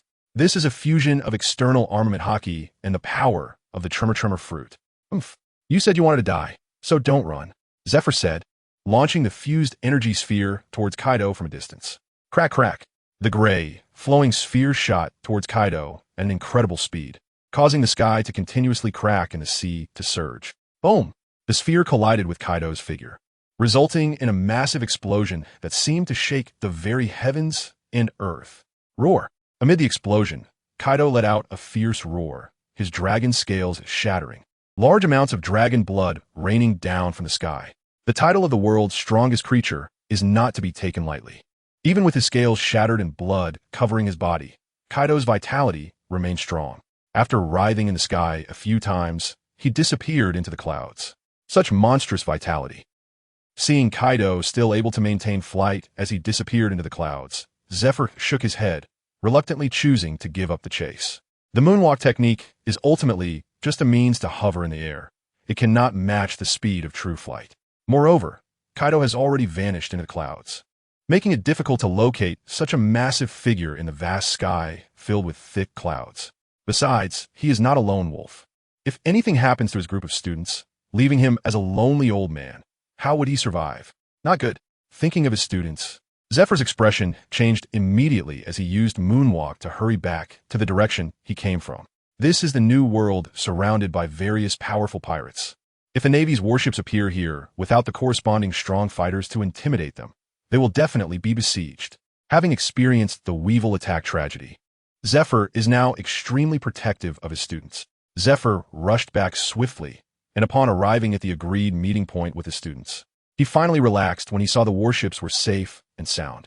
Back on the deck, he saw Kizaru walking towards him, and Zephyr raised an eyebrow, asking Kizaru, "You didn't let Sachi escape this time, did you?" It's no wonder he would think this way. Kizaru's past is well known. Teacher Zephyr, Am I really that untrustworthy in your eyes? Kizaru shrugged, flipping the spear he had taken as a trophy, and after showing off, he looked at Zephyr with a somewhat cheeky expression and said, "So, how did it go with Kaido? Is he taunting him for not dealing with Kaido?" Hearing Kizaru's teasing words, Zephyr's expression darkened, and he unconsciously wrapped his fist in armament hockey. "What? Do you want to say something?" Zephyr said in a calm tone, but the menacing aura surrounding him carried an undeniable threat. Sensing the unfriendly atmosphere, Kizaru shrank his neck, immediately putting his hands behind his back, standing straight, and adopting a demeanor of a good person. Seeing this, Zephyr couldn't help but laugh in anger. If he had this kind of strength back when he was teaching Kizaru, Kizaru probably wouldn't have gone through a rebellious phase and become the way he is today. "All right, put away your pretentious act." Zephyr released the armament hockey wrapped around him and waved his hand, saying now, "Tell me, what's the problem with staying here?" He knows Kizaru too well. If there was nothing going on, this guy would have long since gone home to lie down and sleep. So how could he be kind enough to stay and help? That would be wishful thinking. And indeed, as soon as Zephyr spoke, Kizaru's demeanor immediately changed. Kizaru approached Zephyr with a fawning smile, saying, "Teacher Zephyr, has I made progress in developing her devil fruit abilities? You see, I've been so busy lately that I can barely keep my eyes open, and even yawning feels like I might crush a fly. What do you think? Can we have Ein help me out with this?" Kizaru looked at Zephyr's face, which seemed decades younger, filled with envy. He had never felt age anxiety before, but seeing Zephyr, who is over 70 yet looks younger than him, caused those thoughts to inevitably arise. Unfortunately, whenever he tries to approach Ein privately, she always pushes him away with a guarded look, refusing to communicate. Can I be blamed for looking sleazy? With no other option, Kizaru could only take a roundabout way to discuss this matter with Zephyr. Zephyr looked at Kizaru expressionlessly. This sleazy face seems to have been prematurely aged with wrinkles since his 20s, right? Also, when did you start caring about your image? Ein's fruit abilities are still the same, unrelated to my changes. Zephyr shook his head in frustration.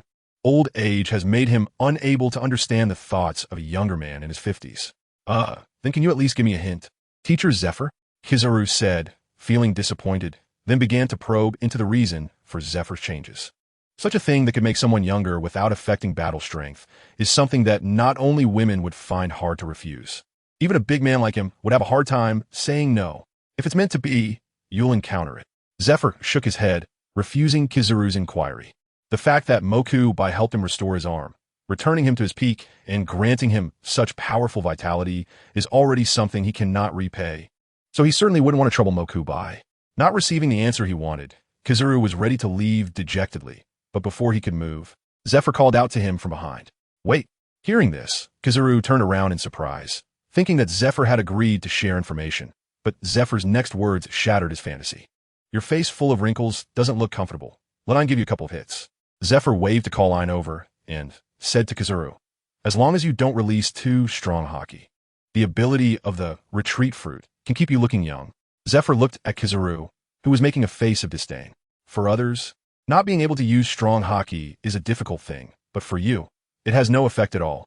Akainu, Akiji, and Kizaru, the three Logia users, are the highest combat power of the Navy.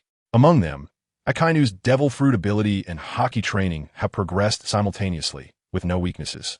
Akiji, in his youth, adhered to burning justice, training relentlessly and mastering hockey and martial arts, which were even stronger than his fruit development. Only Kizaru, after obtaining the so-called light-speed Pika Pika no Mi, became overly reliant on the devil fruit's abilities and became exceptionally lazy in training.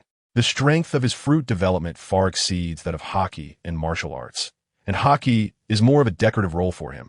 Kizaru silently looked at Zephyr, speechless. After thinking for a moment, Kizaru felt that Zephyr was not without reason and gladly accepted his suggestion. After being regressed by Ein for 24 years, Kizaru, now looking 32, appeared much more spirited. As Kizaru felt the changes in his body, he was very satisfied. But when his fingers touched the still obvious wrinkles on his face, he suddenly froze. Kizaru stared blankly at Zephyr, swallowed, and said with difficulty, "Teacher Zephyr, I think I can come back again. I would look more mature at 20, in the depths of the new world." After waiting for several months, Moria finally completed this unpleasant transaction with the Vinsmoke family. What a complete bastard. They claim to be a killing family. What a load of crap about being an evil legion, and the quality of the corpses sent over is so poor that not a single one is commendable. Moonlight Moria grumbled while stuffing shadows into the corpses of the clone soldiers. He had placed a hopeful order with the Vinsmoke family, thinking that this notorious war profiteer would deliver a batch of high-quality goods. But unexpectedly, apart from a few ordinary corpses, the rest were all biotechnological clone soldiers. Although clone soldiers are stronger than ordinary humans, their main strength lies in absolute loyalty and lack of pain perception. This is of no help in creating zombies. As materials for making zombies, these clone soldiers have life experiences that are far less autonomous than ordinary people. You must know that when Vinsmoke ignited wars around the world, the corpses were worthless byproducts of war. He spent a lot of money purchasing these worthless scraps from the Vinsmoke family, only to end up with these tasteless products that are a pity to discard. Holding back his impatience, Moria finally completed the last zombie soldier. Looking at the densely packed zombie soldiers before him, Moria's resentment suddenly dissipated, replaced by a strong sense of accomplishment. This will be his capital to take revenge on Doflamingo and embark on the path to becoming a king. So many zombie soldiers. Doflamingo will definitely be shocked when he sees them, right? Moria looked at his zombie soldiers, feeling ambitious. Tens of thousands of zombie soldiers. This is enough military strength to destroy a country. Moria stood high, surveying all his assets. Waving his cloak, he turned to prepare to give orders to the three freaks to launch an attack, but suddenly felt a stirring in his heart. The painful experience of losing companions resurfacing in his mind. To be alive is to lose, Moria murmured. His gaze suddenly sharpened and became resolute, saying to the three freaks, "You three stay here." Lord Moria, the transparent Absalom, was about to say something when a cry from beside him interrupted the words stuck in his throat. Is Lord Moria going to encounter some danger this time? Don't leave us behind, Wu. Perona, with one arm clutching a teddy bear, was crying and wiping her tears. She had been picked up by Moria when she was young and regarded him as a fatherly figure. Now seeing Moria preparing to leave them behind, she naturally couldn't accept it. Don't worry, Perona. The reason I'm leaving you behind is that I have a more important task for you. Moria spread his fingers and smiled broadly. The shadow beneath him stood up under his control, splitting into several black shadow boxes from above, which he handed to the three freaks. As soon as there is danger, I will instantly switch places with my shadow and body. The area in the fog has yet to be fully explored by anyone, ensuring safety.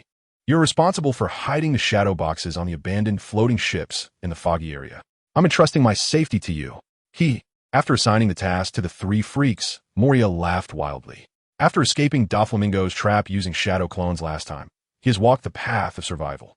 Now, many places have shadow boxes he left behind in secret. Most people only have one chance to make mistakes in their lives. But now, he has countless opportunities to make mistakes. I ask, who else has the qualification to compete with him for the title of Pirate King? In the increasingly changing environment, fresh events happen every moment.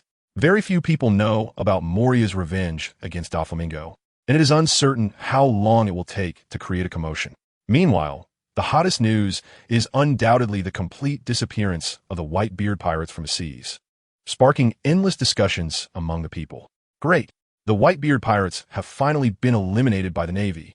I hope the Navy continues to work hard and eliminate the remaining pirates.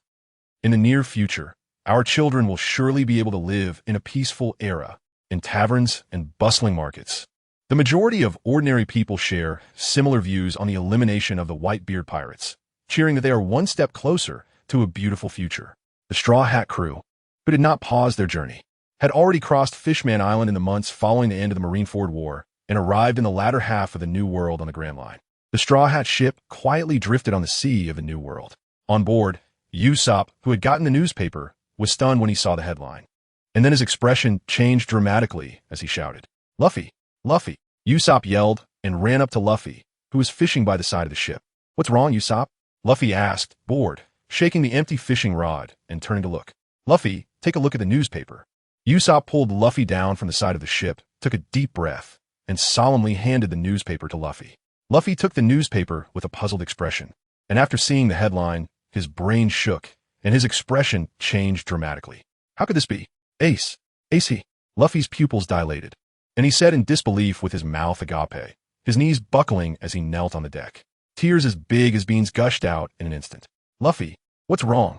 Zoro, hearing the commotion, came down the stairs, picked up the newspaper from the ground, and his expression also changed after reading the contents. During the Marineford War, They had witnessed the strength of the Whitebeard pirates. But how could such a powerful pirate crew come to an end so quickly after losing Whitebeard? If they, who were far weaker than the Whitebeard pirates, were to face the same fate, where would their journey end? Zoro calmed his swirling thoughts for a moment, focused on the newspaper, and finally found a glimmer of hope. Luffy, your brother is very likely still alive. As the 2nd Division commander of the Whitebeard pirates, if he were dead, the Marines would definitely make a big deal out of it. Right now, no news is the best news. In the New World, the various pirate factions, upon receiving this news, were first shocked beyond belief and quickly ceased their conflicts. This was definitely not a trivial matter.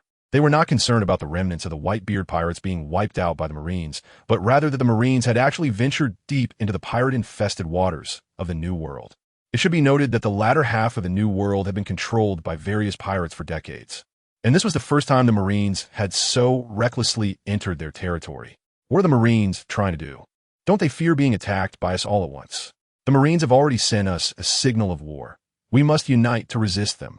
The chaos in the New World subsided, and the pirates reached an unprecedented consensus to prepare against the full-scale war that the Marines might initiate. Although anyone with keen eyes could see that they all had their own hidden agendas, the United Front quickly awakened everyone's unrealistic fantasies. This was indeed the most chaotic era of great pirates on the seas. At Marine headquarters, Mariewa, in the foggy office of the Admiral, Akainu, who had never smoked before becoming Admiral, was now a seasoned smoking buddy of Smoker due to the piles of documents weighing heavily on him. The voices of pirates in the New World uniting against the Marines were also stirring up a commotion within Navy. Reports of attacks on isolated bases serving as lookout posts in the New World kept coming in, making Akainu feel increasingly powerless. He set down a file he had just reviewed, tiredly pinched the bridge of his nose, straightened his back, and stretched, producing a series of cracking sounds. Remembering the plan for nationwide conscription he submitted a month ago, Akainu couldn't help but sigh. The efficiency of the world government. I wonder if they will agree. In Mariewa, the Holy Land, the chain reaction caused by Zifa's actions in the New World to eliminate the Whitebeard pirates forced the 5 elders to convene a meeting to discuss countermeasures. Inside the conference room, the thunderous arguments of the 5 elders could be heard outside. How dare Zifa do this? Edward Weevil, the son of Whitebeard, is a member of the Warlords of the Sea invited by the world government. He is openly defying the world government. The angry, round-faced, mustached elder's face was clearly visible as a scowl, with thick lips spewing saliva as he complained. As he expressed his grievances, it became evident that what truly angered him was not the increasingly chaotic situation at sea, but Zifa's attack on the Warlords of the Sea under the world government. The legal right to plunder granted to the Warlords of the Sea was issued by the world government, and the forces under the world government were not allowed to act against them. Zifa's actions were undoubtedly a slap in their faces. Well, this incident gives us a reason to issue a bounty for Zifa, but what we should discuss now is not the issue of Zifa. The knife-wielding elder banged the hilt of his sword on the ground, interrupting the round-faced elder's complaints.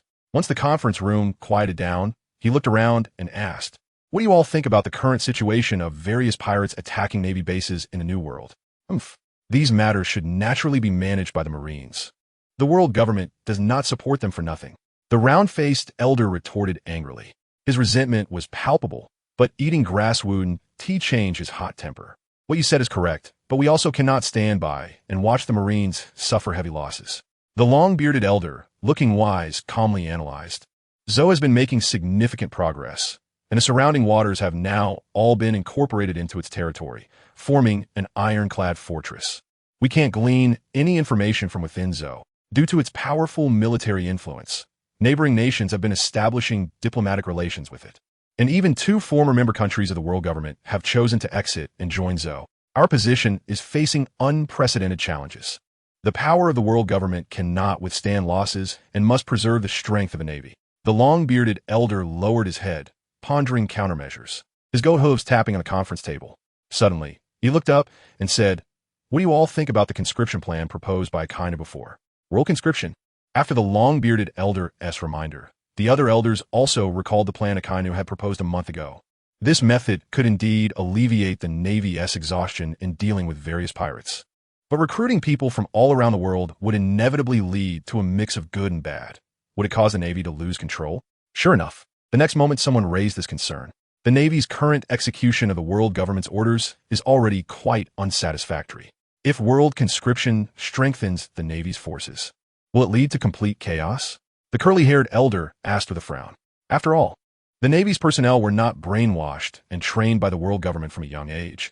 Most of those joining the Navy were passionate individuals with a sense of justice. In recent years, the Navy had made mistakes in carrying out the world government's tasks 9 times out of 10. Aside from being somewhat reliable when dealing with pirates, the other missions were truly unsatisfactory. Don't worry, strengthening the Navy's power is also strengthening our own strength. For those ordinary people below, military orders are like mountains. As long as we can keep the high ranks of the Navy in our hands, the Navy will forever be shackled by the dog collar around its neck. The knife-wielding elder was speaking earnestly when he suddenly realized how his current image sounded, and his dog-like face turned green. After a while of facial twitching, he calmed his mixed emotions and continued. The chaos in the New World is also not a problem. We can spread the news that Zephyr has betrayed the Navy and killed the warlord Weevil, shifting the blame for the Whitebeard pirates' issues onto Zephyr. Once the pirates in the New World realize it's just a farce, the chaos will soon settle down. What? Have you considered the consequences of doing this? The round-faced elder with a mustache angrily slammed his hand on the table, his large bull-like eyes shooting sparks as he glared at the knife-wielding elder. He indignantly said, "The former admiral of the Navy openly rebels against the policies of the world government, and once the news of killing the warlord of the sea spreads, it will be a slap in our own face in front of the whole world." Just as the round-faced elder said, the news of Weibel being killed by Zephyr has not been leaked until now because it was suppressed to maintain the face of the world government. Now, they want to actively release this embarrassing news? The Holy Land Mary Geos has already been destroyed once. Is there still a need to consider face? As long as the world government can maintain its highest power, even if the 5 of us go out looking like this, we will still receive all the flattery we deserve. The knife-wielding elder snorted. This world is ultimately based on strength. As long as they can stay at the pinnacle of world power, even bad things can be spun into good. Everyone present was a cunning fox and naturally understood this logic. Thus, the world government quickly agreed to Akainu's request for conscription and utilized all its channels to assist in promoting the Navy's world conscription plan. At first, when Akainu received this news, he was very excited, thinking about how to make a big move after the conscription. However, upon seeing the wanted notice for Zephyr that was sent along with the approval documents for the conscription plan, Akainu's excited expression instantly faded. Zephyr Sensei killed Weibel. Akainu looked at the contents of the wanted notice, his mind suddenly shaken. Like most of the Navy, he also wished to eliminate the warlords of the sea as soon as possible. But as a typical Iron Blood soldier, obeying orders outweighed his personal thoughts. His first feeling about Zephyr killing Weibel was one of relief. However, killing a warlord of the sea also meant becoming an enemy of the world government. The Navy, as a force under the world government, naturally stood on the opposite side of Zephyr. On one side was his teacher, and on the other was the order from his superiors. Akainu tightly gripped the document. The cigarette clamped in the corner of his mouth burned quickly. After a long time, when the cigarette, but had already burned out, Akainu mixed a mouthful of saliva with the ash that fell into his mouth. He exhaled a long plume of swirling smoke, called the soldier on duty at the door, and handed him the document in his hand. "Take the new wanted notice to the communication room and distribute it." "Yes, Marshal." The duty soldier stood straight and saluted, taking the wanted notice and turning to leave the marshal's office. It wasn't until he ran to the communication room that the duty soldier finally let out a breath, his tense body relaxing. Phew. The pressure from Marshal Akainu is much stronger than when he was an admiral. It must be due to his rapid improvement in strength, causing his aura to be hard to contain. The duty soldier muttered quietly, finally having time to satisfy his curiosity and look at the second-hand content of the wanted notice. But once he looked, his expression instantly froze. How could Zephyr Sensei appear on the wanted notice? The duty soldier said incredulously. Zephyr had been a Navy instructor for decades. It could be said that 80 to 90% of the current Navy were his students. How could such a person end up on a wanted notice? What happened to Zephyr Sensei? The duty soldier's words attracted the attention of those around him, and a large group of people gathered around. Upon seeing the contents, they all wore expressions just like the duty soldiers before. The communication room fell silent at first, then erupted into an even louder commotion. This must be a fake wanted notice, right? It looks fake at first glance. Whose prank is this? To put Zephyr Sensei, who dedicated his life to fighting criminals, on a wanted notice is absolutely an insult. If I find out who did this, I will definitely smash their head. The Navy in the communication room surrounded the duty soldier, their eyes blazing with anger, ready to demand an explanation. Don't get excited, everyone. Let's talk this over. The duty soldier shrank his neck, making a gesture of weakness exclusive to Kizaru, and explained reluctantly. I was a soldier on duty in the marshal's office today. This was personally handed to me by Marshal Akane. There has to be a limit to lying. If you say it was done by Admiral Kizaru, who has the worst relationship with Zephyr-sensei, we might believe you. But how could Marshal Akainu play such a prank? It seems you won't tell the truth unless we beat you down. Beat him, someone in the crowd shouted. And the Navy in the communication room instantly swarmed the duty soldier, punching and kicking him. In just 2 to 3 minutes, the duty soldier was beaten black and blue, huddled on the ground with his head held. Everyone stop! Stop! The duty soldier's eyes were swollen into slits, and when he saw the surrounding people had reduced their movements significantly, he hurriedly held out the document with both hands. This is really a document that came from the marshal's office. Besides Marshal Akainu, I am the second person to handle it. Look at the world government seal on it. The duty soldier explained tearfully, full of grievances. Seeing that the duty soldier insisted on this explanation, the surrounding Navy exchanged glances and eventually took the document from the duty soldier's hands, flipping through it. As they looked through the contents, they finally confirmed the authenticity of the matter and the reason Zephyr was wanted. Zephyr-sensei did well. A pirate who attacked the Navy's rookie training ship can still be invited to become a warlord of the sea, proving that these warlords are a bunch of scum. A communication Navy exclaimed after reading the contents of the wanted notice, feeling invigorated. A pirate is still a pirate. What kind of legitimacy is that? It's simply trampling on justice. But then his mood sank again. The Zephyr, who dedicated his life to justice, was actually wanted for punishing evil and promoting good. Is the so-called justice really what they think it is? The news of Zephyr being wanted by the world government quickly spread across the seas, and the various big pirates in the New World, who had originally united to resist the Navy, instantly fell apart. Those who could mix in the sea with a reputation were all cunning foxes, fearing that Zephyr was a trap set by the Navy. They chose to observe for the time being and did not continue the previous chaotic offenses.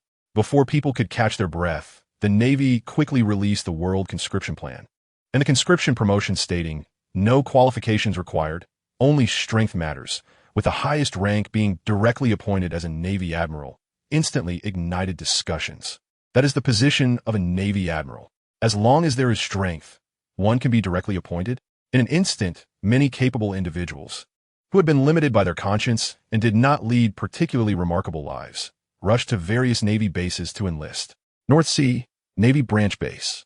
The middle-aged base commander searched the entire base town's casinos with the World Conscription Notice and finally found his target in a tavern. Mr. Smile, what are you doing here? I've searched every casino in town and couldn't find you. The base commander called the bartender for a glass of rum and sat down next to Mr. Smile, complaining, Colonel, just call me by my name. I'm just a Navy second lieutenant now. With a smile, he threw the 3 dice in his hand, turned back to the base commander with a grin, and said, I'm just betting a drink here. It won't break the discipline. I'm not here to talk about that. The base commander took a swig of rum, shook the recruitment notice in his hand, and then began to read beside the smile. Approved by the world government. Starting today, the Navy launches a 3-month global recruitment plan. This is a direct opportunity to become a Navy Admiral. The base commander shook his head and sighed. Such a position is something he could only aspire to, after struggling for most of his life to become a base commander of a branch. That might be the highlight of his life. So what do you think? Are you interested? I've seen your strength and envied it. The base commander nudged the smile with his shoulder and asked with a grin. God knows how shocked he was when he first saw the smile in action. That meteorite came crashing down from the sky, and the pirate crew, with a bounty of billions, was instantly reduced to mere scraps floating on the sea. The speed at which he eliminated pirates was faster than a dream. Having someone so powerful under his command made the base commander feel both delighted at finding treasure and guilty for letting the treasure gather dust. With dragons soaring across the seas and phoenixes singing in the skies, his achievements could only increase like this, compared to letting the treasure gather dust in his hands. The smile's strength clearly deserved to go to a broader world. So, upon seeing the global recruitment news, he immediately sought out the smile. After hearing the base commander's words, the smile was also quite moved. If he wanted to change the rules, he had to reach a suitable height, and the global recruitment was a great opportunity laid out before him. However, Colonel, I've already joined the Navy. Can I still participate in the recruitment? The smile furrowed his brows and asked his doubts. Of course, recently, Allied forces at various bases have been extremely busy, and your title is only on our branch's list. It hasn't been submitted to the headquarters yet. The base commander patted the smile on the shoulder, cautiously looking around, and said earnestly, "Only our brothers at this base know about this. When you get promoted, don't forget to help everyone." The smile was not a rigid person unaware of adaptation. With the base commander's support, he re-entered the global recruitment under the guise of an ordinary person. The recruitment activities were in full swing across the land, and the number of people signing up at the Navy base reached a historical high in nearly a decade. The recruitment system involved local competitions where the strongest would proceed to higher bases for further contests. Eventually, after determining the top contenders from each major region, they would gather at the Navy headquarters for the final competition. The competitive scenes across the regions were incredibly grand, with stunning battles frequently occurring on the arena, making people speculate on who would ultimately take the top spot. However, in the North Sea, no one participating in the global recruitment had the desire to compete for first place. Anyone who witnessed the meteorite falling from the sky would tremble in fear, and this was merely a casual strike from that person. The Navy had recently devoted almost all its energy to the global recruitment. In the absence of particularly dire situations, the Navy forces across various regions maintained their routine patrols without specifically pursuing pirates. This naturally had no impact on the powerful pirates. But for those weaker pirates, who might go hungry for 3 days or whose minds weren't focused on plundering, it was truly a grand celebration.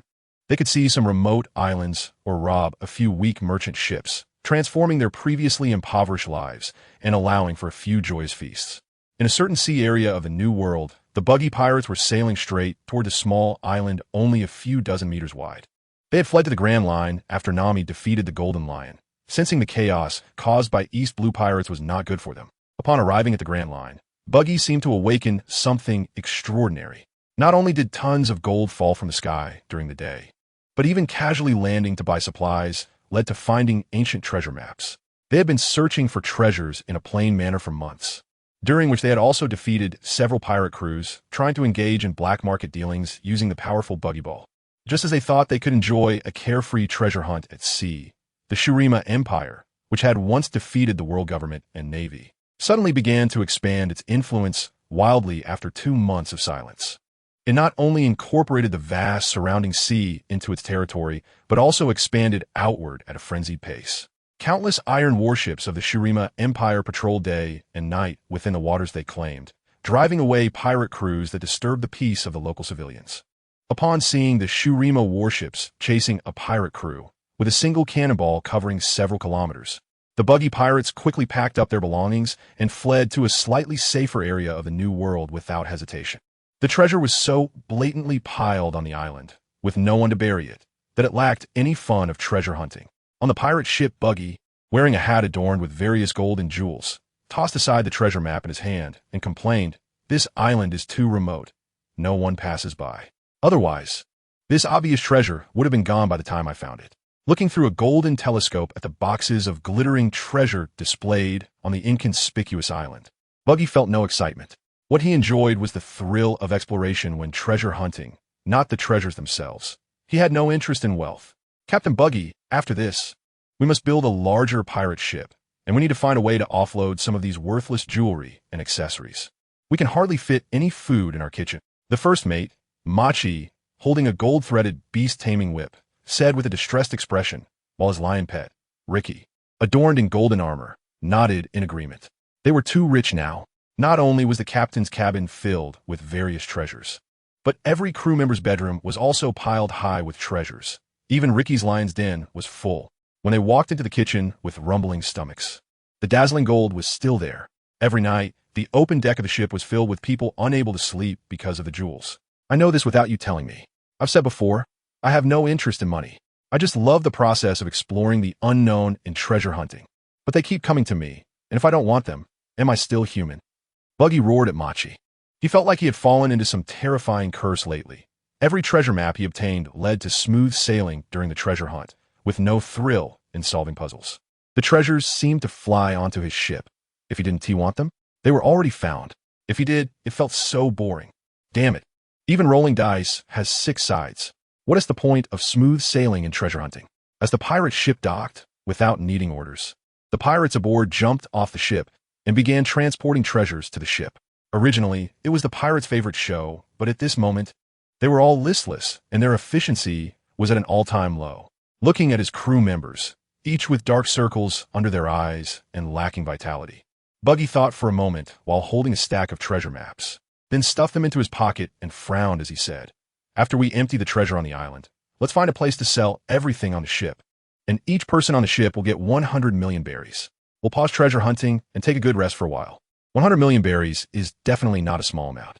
Normally, the crew members, who were very interested in splitting money, did not show much excitement in the face of such a large sum. They had become somewhat immune to wealth, but instead expressed great enthusiasm for Buggy's final statement about pausing treasure hunting to rest. "Long live Captain Buggy. Once we sell everything on the ship, we can lie on soft beds. I've been sleepless for over half a month." "Just over half a month? You've only been sleepless these past few windy days on deck, right?" "I've been sleepless for several months, relying on napping during the day." The pirates voiced their complaints one after another, and their spirits noticeably improved. They started moving treasure chests in pairs.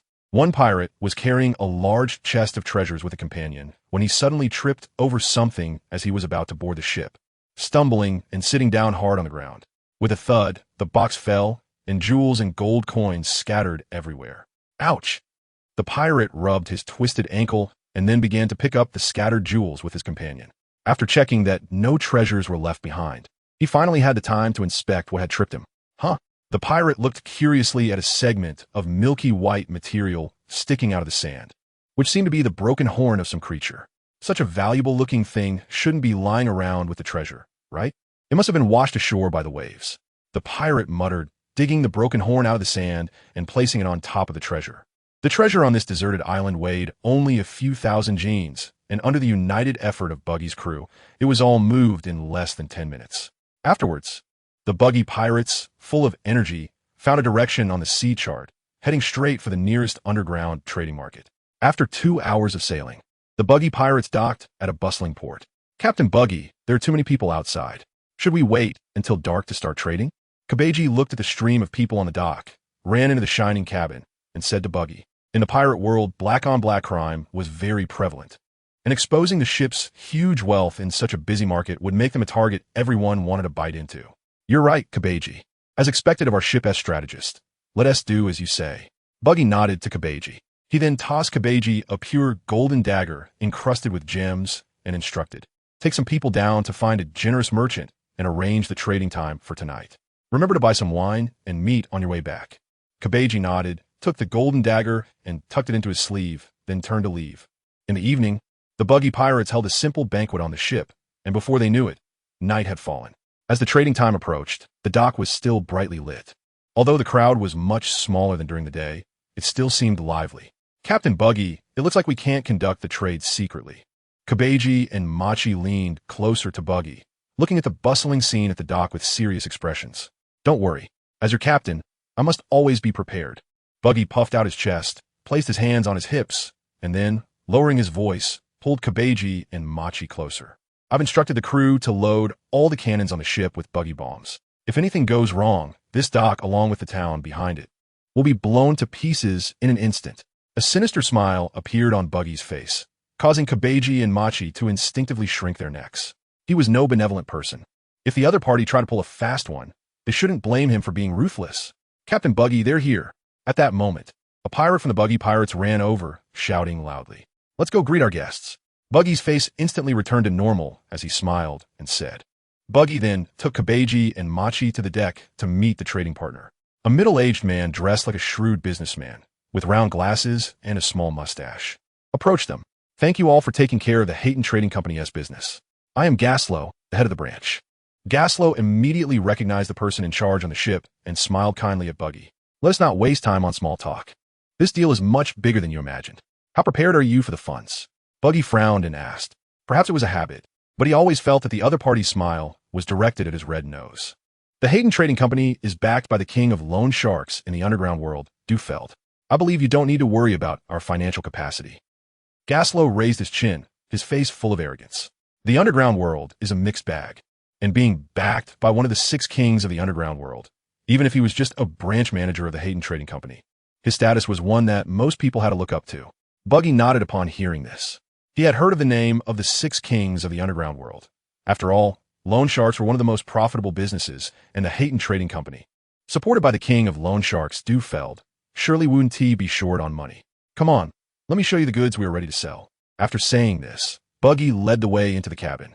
Gaslow followed Buggy, and as soon as he stepped into the cabin, he was immediately dazzled by the piles of gold and silver treasures lining the path. 1 chest, 2 chests. Gaslow's calm expression instantly disappeared. As he walked along, the number of treasure chests increased, and the greedy light in Gaslow's eyes grew stronger. He had initially thought this was just a group of inconspicuous pirates who had made a little money and were in a hurry to sell. But it turned out that they were not just a little wealthy. They had stumbled into a gold mine.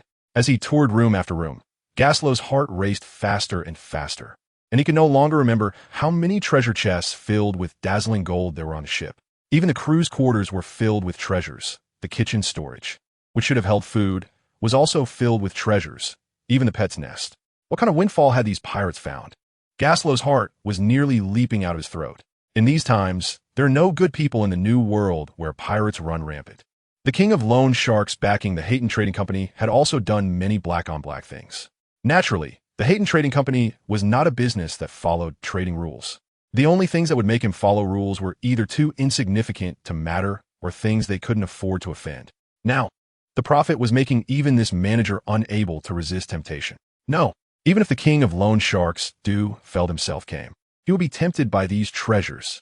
Just as Gaslow was about to press the communication signal hidden in his sleeve to call for help to devour this fat piece of meat before him, when a pirate from Buggy's crew opened the treasure chest and personally checked the loot, his heart instantly sank when he saw the first item on top, a piece of milky white broken horn. A broken horn. Gaslow sat down on the ground, his forehead instantly drenched in cold sweat. He pointed at the broken horn on top of the treasure and, in fear, looked at Buggy, stuttering. What do you want to trade? Working in the underground world, he was well informed. Not long ago, he had seen a photo of the Emperor Kaido with a broken horn in the New World. The level and position of that broken horn matched perfectly with the one in front of him. It was indeed a broken horn. Buggy looked at the terrified Gaslow, puzzled, and frowned, saying, the total value of the treasure on the ship is no less than 8 billion berries. I wonder how you want to trade? But this simple frown seemed like a disaster to Gaslow. In front of him was the ruthless person who had broken the horn off the Emperor Kaido. How could a small branch manager like him encounter such a fierce person? Why you want to trade how? Gaslow stammered, terrified, afraid that he might provoke this ruthless individual with any wrong words. Let's do a one-time deal to avoid future trouble, Buggy said, frowning. He couldn't understand why the once proud Gaslow had suddenly become like this. Could it be that he was taken aback by my dominating aura? Buggy scratched his head, puzzled. See, can we trade half first? That's already the maximum we can handle. Gaslow said quietly, his face pale as he stared at Buggy, fearing that his words would anger the fierce person before him. 8 billion berries was almost comparable to the bounties of 2 emperors. It was definitely not a small sum. Even the Hayton Chamber of Commerce, backed by the loan shark King Duffeld, couldn't produce such a massive cash flow in a short time. Even taking half of the goods would require clearing out all the cash flow in his branch, and even pledging many items to some decent partners in town to scrape together enough berries. Half, huh? Buggy pondered. He knew that the treasure he had was indeed quite a lot, and it was already good that the other party could take half at once. It's inconvenient for us to go to sea with these items. You help me contact some trading partners. We need to sell all the goods on the ship here. Buggy said, and his expression suddenly turned fierce. Coupled with his red nose and clown makeup, he looked like a paranoid madman. Trading must follow the rules. If I find out you are playing tricks. Buggy leaned his face almost nose to nose with Gaslow, threatening in a dark and terrifying voice. This town will be sent flying into the sky in an instant. Although he didn't understand why Gaslow's attitude had changed so quickly, he was very familiar with the expression on Gaslow's face. It was a look of fear, an expression of terror. He couldn't figure out why Gaslow was so afraid of him. But as long as it could ensure that the other party completed the transaction smoothly, there was no need to think too much about it. I will do as you say. Gaslow, scared to death, sat on the ground and nodded repeatedly. He had no doubt that Buggy could indeed send the entire town into the sky. After all, he was the person who had broken the horn off Emperor Kaido. Destroying a town was as simple as drinking water, right? Go get it done, Buggy said with satisfaction, nodding. He put away his threatening expression and turned to leave Gaslow with a back that made him unable to stop daydreaming. Hearing Buggy's words, Gaslow felt as if he had been bathed in spring breeze and rolled down from Buggy's ship, running back to the Hayton Chamber of Commerce without daring to stop for a moment. Upon seeing the familiar environment, he finally felt a little relief. After taking a sip of the now-cold tea, Gaslow hurriedly summoned the staff in the chamber. You guys take a few people with my identity badge to the Slave Resource Auction House on E Street to borrow some cash. Borrow as much as you can. Tell them to lend it for a day and give them some interest. Gaslow tossed his identity badge to 2 managers and waved them away impatiently. Then he turned to 2 other managers and said, "You go contact the red light district across the street and the storage insurance company. Tell their manager that there's a big deal that we need to partner on to handle. Have them prepare cash and talk to me in person." Gaslow counted the nearby forces and sent out all the managers before finally letting out a long sigh of relief. In this way, after Gaslow contacted a large group of people and explained the entire process, he finally gathered enough cash to handle the 8 billion berries worth of treasure on Buggy's ship. During the transaction, the group of people Gaslow contacted also noticed that exquisite broken horn. They all became as respectful as Gaslow, showing utmost deference and fear when facing Buggy. After emptying the treasure from the ship, everyone insisted on leaving the broken horn behind with Buggy's crew. What a joke! If one day Kaido came to them with a spike club, how wronged would they be? Thus, a massive property transaction worth the bounties of 2 emperors was successfully completed with both parties maintaining a friendly attitude. On the sea under the night sky, the pirate ship of Buggy's crew, which had been quite heavily loaded upon arrival, now sped away much faster. The numerous crew members on board also seemed more spirited, as if they had shed a heavy burden. 8 billion berries sounded like a lot, but when packed into boxes, compared to the previously heavy and shiny gold and silver treasures, not only had the weight reduced significantly, but the occupied space was also cleared out by more than half. The treasures that had originally filled almost all the rooms in the ship's cabin were now only enough to fill the ship's warehouse when converted into berries. The piles of treasures that had once crowded the crew's rooms were now replaced by a decent-sized suitcase, and they finally had beds to sleep in. Having become accustomed to dazzling jewels, the dark-colored paper bills in the boxes now appeared even more precious in the eyes of Buggy's crew. "Hey, tell me, what do you all want to do?" Buggy stood at the bow of the ship, looking at his subordinates on the deck. His cape fluttered in the sea breeze, making him look extraordinarily imposing. Party! Party! The members of Buggy's crew shouted with raised arms. Having made a fortune and being able to sleep in beds, such a celebratory occasion certainly deserved a grand party. "Yash, I've already had the cook prepare a feast. No one gets to leave tonight without getting drunk." Buggy shouted loudly, waving his arm. As soon as he finished speaking, a group of people from the kitchen beamed with smiles as they brought out tables full of food and drink, showing no signs of resentment despite being the only ones busy on the ship. Just for today, even the kitchen staff received 100 million berries each, and they were convinced they would follow Captain Buggy for the rest of their lives. Before long, as the food and drinks were served, the Buggy Pirates began an incredibly grand celebration party. While the Buggy Pirates were reveling, the underground world was already ignited by a piece of news. In order to meet Buggy's demand to clear the payment, Gaslow contacted everyone he could reach, and during the transaction, all these people saw that crystalline jade-like broken horn. That was the broken horn of the Yonko Kaido. Naturally, those who were qualified to be contacted by Gaslow were individuals with some standing in the underground world. And behind these people stood no few powerful figures. When they saw that broken horn, it was already destined that this matter would spread to the ears of everyone famous in the underground world. The person who broke a horn off the Yonko Kaido has been found. That very night, all members of the Buggy Pirates had their information turned upside down by people in the underground world. Some of the clearer data even revealed how many ant nests he urinated on as a child. And this is the terrifying channel power of the underground world. Breaking a horn off Kaido's head. So that's how it is. I never expected that the crew member of the Pirate King Joe LD, Roger, would hide so deeply. The only rumor exposed over the years was the Navy's laughable bounty of 15 million berries. A person who has gone to such lengths to conceal himself is now exposed. Is it for the vacant position of Yonko left by Whitebeard? Don Quixote Doflamingo looked seriously at the information returned by his subordinates. His pupils behind the sunglasses shrank in shock. Since he lost his celestial dragon identity and had nothing, he established the Don Quixote family in the North Blue, and now, on the surface, he is one of the warlords of the sea invited by the world government. But secretly, he is one of the largest intermediaries in the underground world. Such achievements have always made him very satisfied with his abilities, and he is convinced that he will eventually sit on the empty throne and become the only king of this world. But looking at it now, this sea is not as simple as he previously thought. A pirate with a bounty of only 15 million berries in everyone's eyes can suddenly add an indelible shame to the seemingly invincible Yonko Kaido, who has survived decades of reckless behavior. Who can guarantee that there is only one such hidden existence? Doflamingo's body suddenly trembled, feeling angry at himself for doubting himself just now, and casually threw Buggy's information into the trash bin. Hee. The more chaotic this world is, the more fun it is. What? The person who broke a horn off the Yonko Kaido has been found. The former crew member of Pirate King Gold, Roger, the clown Buggy with a bounty of only 15 million berries. The Navy has really made a huge mistake. Mistaking a tiger for Morgans, the president of the World Economic News, was not at all affected by the nighttime ruckus. Instantly, he flipped over and sat up, not even bothering to put on his shoes as he rushed to the brightly lit work area with the speaking snail. Big news. Big news. Everyone, get your spirits up. Our newspaper will definitely sell like hotcakes tomorrow.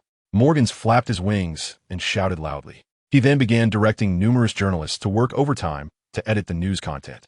None of the journalists sitting in front of Morgans were mediocre. As soon as they received such explosive information, their brilliant thoughts poured out from their minds like a fountain. After more than 10 minutes of busy writing and drawing, several high-quality short autobiographies of Buggy, which even he himself did not know, sprang to life on the paper. Boss, what should we use as a catchy headline? A literary guy wearing thick glasses approached Morgans and asked. Of course, we need a sensational title. One of the main characters has caused a ruckus at the Navy headquarters and other Yonko territories multiple times. A monster who can't be killed even after facing execution dozens of times. Morgans exclaimed with an exaggerated expression, holding the several autobiographies created by his subordinates. Morgans thought for a moment and said, tomorrow's newspaper headline will be the new Yonko has appeared, the man who crushes the world's strongest creature. To leave such a disgrace on Kaido, who has been seeking death for decades, Buggy's strength definitely ranks at the top of the Yonko. Perhaps Buggy can take over the title of the world's strongest man from Whitebeard. We need to print more copies of tomorrow's newspaper. Perhaps this is the moment history turns. And we are witnessing history. The more Morgan spoke, the more excited he became, already imagining the shocked expressions on people's faces when they saw the news in the newspaper after dawn. Thus, after Morgans confirmed the layout, the World Economic News began printing the latest edition of the newspaper in a high-end suite in the red light district. Stussy, the queen of Happy Street, naturally learned about this news from her subordinates. After spending some effort to collect all the information about the Buggy pirates, Stussy first analyzed it herself and, after coming to a conclusion, dialed a small white speaking snail. Elder Stars, I apologize for disturbing you so late. After the call was connected, Stussy held the speaking snail and respectfully spoke.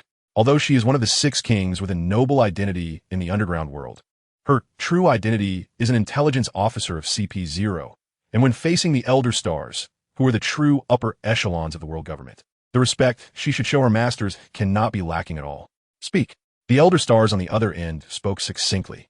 The voice did not fluctuate violently as it did when Blackbeard was disturbed. Although CP0 and the Warlords of the Sea are both under the world government's banner, the dogs they raise differ in proximity, and CP0, which has been nurtured from a young age, is clearly more trusted and close to the Elder Stars. Elder Stars, I received intelligence from below that the person who broke Kaido's horn has been found. Stussy's voice flowed smoothly, and at this point, it finally piqued the interest of the Elder Stars on the other end of the snail. Oh, who is it? For the first time, the voice of the Elder Stars had a fluctuation, inquiring curiously. The captain of the Buggy pirates, the clown Buggy, a pirate with a bounty of only 15 million berries. His true identity is a former crew member of Pirate King Gold, Roger. Stussy respectfully replied. What? The Elder Stars on the other end suddenly raised his voice, and the speaking snail imitated a loud curse. What is the Navy doing? How can such a dangerous person have a bounty record of only 15 million berries? If it weren't for this matter, would they have to wait until Buggy becomes the Pirate King for the Navy to realize he has hidden strength? Even though Stussy knew that the Elder Stars were not scolding her, she hurriedly knelt on one knee as the Elder Stars became angry. Finally, after a tirade of curses, the Elder Stars' anger gradually subsided. After a moment of silence, he asked Stussy, do you know the other party's location? in a remote sea area within the former Whitebeard pirates' territory. I had people closely monitor their movements at the first opportunity. Stussy nodded and replied, "You sent someone to extend an invitation to the warlords of the sea. Regardless of whether they agree or not, do not provoke them for now," the 5 elders commanded. The current situation facing the world government is quite dire. Not only is the entire ocean in chaos due to pirates, but the Sea of Shurima has also carved out a large area in the first half of the Grand Line where they cannot gather any intelligence. Just a few days ago, some CP informants from the East Blue reported that in all the countries that have experienced a change of power in the past year, they have seen the shadow of the long-lost Revolutionary Army. This calamity comes not alone, and as they face a tumultuous season that directly threatens the power of the world government, they are unable to pay attention to the chaos on the sea. The feast of the rich buggy pirates last night was absolutely luxurious, with rare delicacies that ordinary royal nobles seldom encounter being served in unlimited quantities at their banquet. The entire event was filled with joy, lasting well into the night. The elated buggy and his crew were all drunk, staggering back to their rooms to share a heartfelt reunion with their warm beds. Only a group of kitchen staff remained to clean up the mess, along with Ricky the lion, who was on lookout duty, gnawing on a broken horn as a toothpick. They slept soundly until the sun was high in the sky, and only then did the buggy pirates regain their usual energy. Bathed in the sunlight streaming through the window, Buggy gradually shook off his drunkenness. He pushed open the door and walked to the bow to enjoy the wet, salty sea breeze, and felt a jolt of energy as he recovered from his hangover. Before he could ask what the kitchen was preparing for lunch, a terrified shout came from the lookout tower. "Captain Buggy, it's bad. A ship flying the world government flag has appeared on our flank and is approaching us." The lookout's throat rolled as he shouted in panic. "At the speed they're showing, we won't have time to shake them off." "What were you doing as a lookout? Why did you only notice now?" Buggy roared in anger. The good mood he had about partying for several days was instantly shattered by this news. Buggy's upper body split and flew up to the lookout tower, snatching the telescope from the lookout's hands and began to observe. In the distance, near the horizon, a small boat flying the world government flag was speeding towards them at an incredible rate. Normally, it would be easy to escape from such a distance, but the problem lay in their unreasonable speed. It was as if the power of a steel giant ship had been packed into that small boat, which sped like it was flying, leaving 2 high waves in its wake. Their target was clearly us. Buggy's gaze turned cold and sharp as he looked at the approaching boat through the lens. After Roger's death, he had tried to avoid trouble, rarely clashing with the Navy and world government, and focused solely on finding treasure. But the ship before him was clearly targeting them, and Buggy, who had never had contact with the world government, would not believe they came with good intentions. "Gunners, prepare. Blow that ship up with my buggy bombs." "Oomph. Do you really think I'm made of mud?" Buggy shouted loudly to the pirates on the deck. His own people knew their own business. Right now, his crew was the batch he had brought from the East Blue, and while they could handle ordinary civilians, it would be far better to use cannonballs than to let them take action in the new world, known as the Sea of Strong. After all, the power of the buggy bombs he had developed could destroy half a town, even in this place filled with strong people. He could handle the vast majority of opponents with his buggy bombs. "Understood, Captain Buggy." Several gunners among the pirates smiled confidently, calculating the direction and distance of the target with their fingers. With practiced skill, several cannonballs marked with skulls were rapidly fired from the cannon, flying in a parabolic arc towards the small world government ship in the distance. "The buggy pirates are attacking us. It seems they likely have no intention of joining the warlords of the sea." On the small boat, which was like a big horse pulling a small cart, a masked CP member calmly said to his companion as he watched the incoming cannonballs. The information indicated that the other side had even broken the horns of that monster Kaido. With the right intentions, they could instantly become the new emperor. Such a deeply hidden existence would not be easy to recruit, but the order from above had been given, and all they had to do was execute it. Perhaps the other side was just greeting us. Some strong people always have unique quirks. A CP member completely wrapped in a huge tarpaulin replied, then said, "Let's execute the mission." As soon as he finished speaking, their figures instantly vanished from the ship, and when they reappeared, they were already in midair. Flying finger gun. X2, the two pointed their fingers at the incoming cannonballs, rapidly firing air bullets that accurately struck the cannonballs marked with skulls. The cannonballs instantly emitted a brilliant light upon the impact of the air bullets. Not good. These are not ordinary cannonballs. The two CP members, seeing the cannonballs produce a light so bright it illuminated the world, felt their voices tremble. Their bodies tensed, not daring to relax for a moment. quickly stepping on the air to distance themselves from the explosion range of the cannonballs. Boom! Amidst the intertwined explosions, several dazzling fireballs connected on the distant sea surface, completely engulfing the small world government ship in the flames. The power of the buggy bombs developed by the captain was not to be underestimated. Thinking they could intercept, it was nothing but a dream. So what if it was the world government? Captain Buggy was a man who aimed to become the pirate king. The members of the Buggy Pirates cheered and celebrated upon witnessing this scene. In their minds, there was no one who could survive within the explosion range of the buggy bombs. Amidst the cheers, a pirate accidentally caught sight of the two figures approaching in the air, and when he rubbed his eyes to see them clearly, his expression instantly turned to one of terror. That is, the world government people are still alive. The pirate pointed fearfully at the two figures wrapped in tattered cloth flying in the sky. What? Still alive? At this pirate's exclamation, the others also noticed the two figures flying in the air. The members of the Buggy Pirates were instantly drenched in cold sweat, tightly gripping their swords, hoping to draw some courage from their weapons. Finally, amidst the tense atmosphere, the two CP members landed on the ship of the Buggy Pirates. So this is the Buggy Pirates, huh? You certainly made quite a commotion with your greeting. The masked CP member spoke, seeing the Buggy Pirates members looking like they were facing a great enemy. He was about to show the pride of a celestial dragon's guard when his gaze suddenly caught sight of Ricky in the corner, using that broken horn to pick his teeth, causing him to be shocked. Hiss! What did I just see? A pet lion is using Kaido's horn as a teething stick? Could it be that Buggy broke Kaido's horn because the pet on the ship needed a suitably sized teething stick? Thinking of this, the CP members wearing masks suddenly froze. The members of the Buggy Pirates gripped their weapons. Their nervous and fearful expressions in his eyes turned into the idea that the Buggy Pirates were desperately suppressing their brutal thoughts of tearing them apart. That's right. We are the Buggy Pirates. If there's a fight, let's fight. Other pirates may fear your world government, but we are not afraid. First mate Machi tightened his grip on the whip and shouted loudly, taking a deep breath. One must not show fear before battle among pirates. There's no such thing as surrendering and losing half. In a life-and-death struggle, what you need is courage. Buggy felt half-hearted when he saw that the Buggy Ball couldn't take care of these two CP members, and when he saw his first mate being so brave. The other half of him completely cooled down. Does he not know his own strength? They can survive in front of the Buggy Ball, and with his crew of weaklings. Wouldn't they just be easily taken care of? Buggy, feeling chilly, prepared to retreat behind the others, but his unique red nose was instantly caught by the gazes of the two CP members. Captain Buggy of the Buggy Pirates, former intern of the Roger Pirates. The CP members stared at Buggy, confirming some of his information. And this information caused a huge stir among the Buggy Pirates. Captain Buggy is actually a crew member of the Pirate King Roger. No wonder we've been sailing smoothly under the captain's leadership. He must have secretly helped us solve many troubles. It must be so. Captain Buggy always likes to stay in his room, claiming to study treasure map routes. It's all an excuse. Captain Buggy cares too much about us.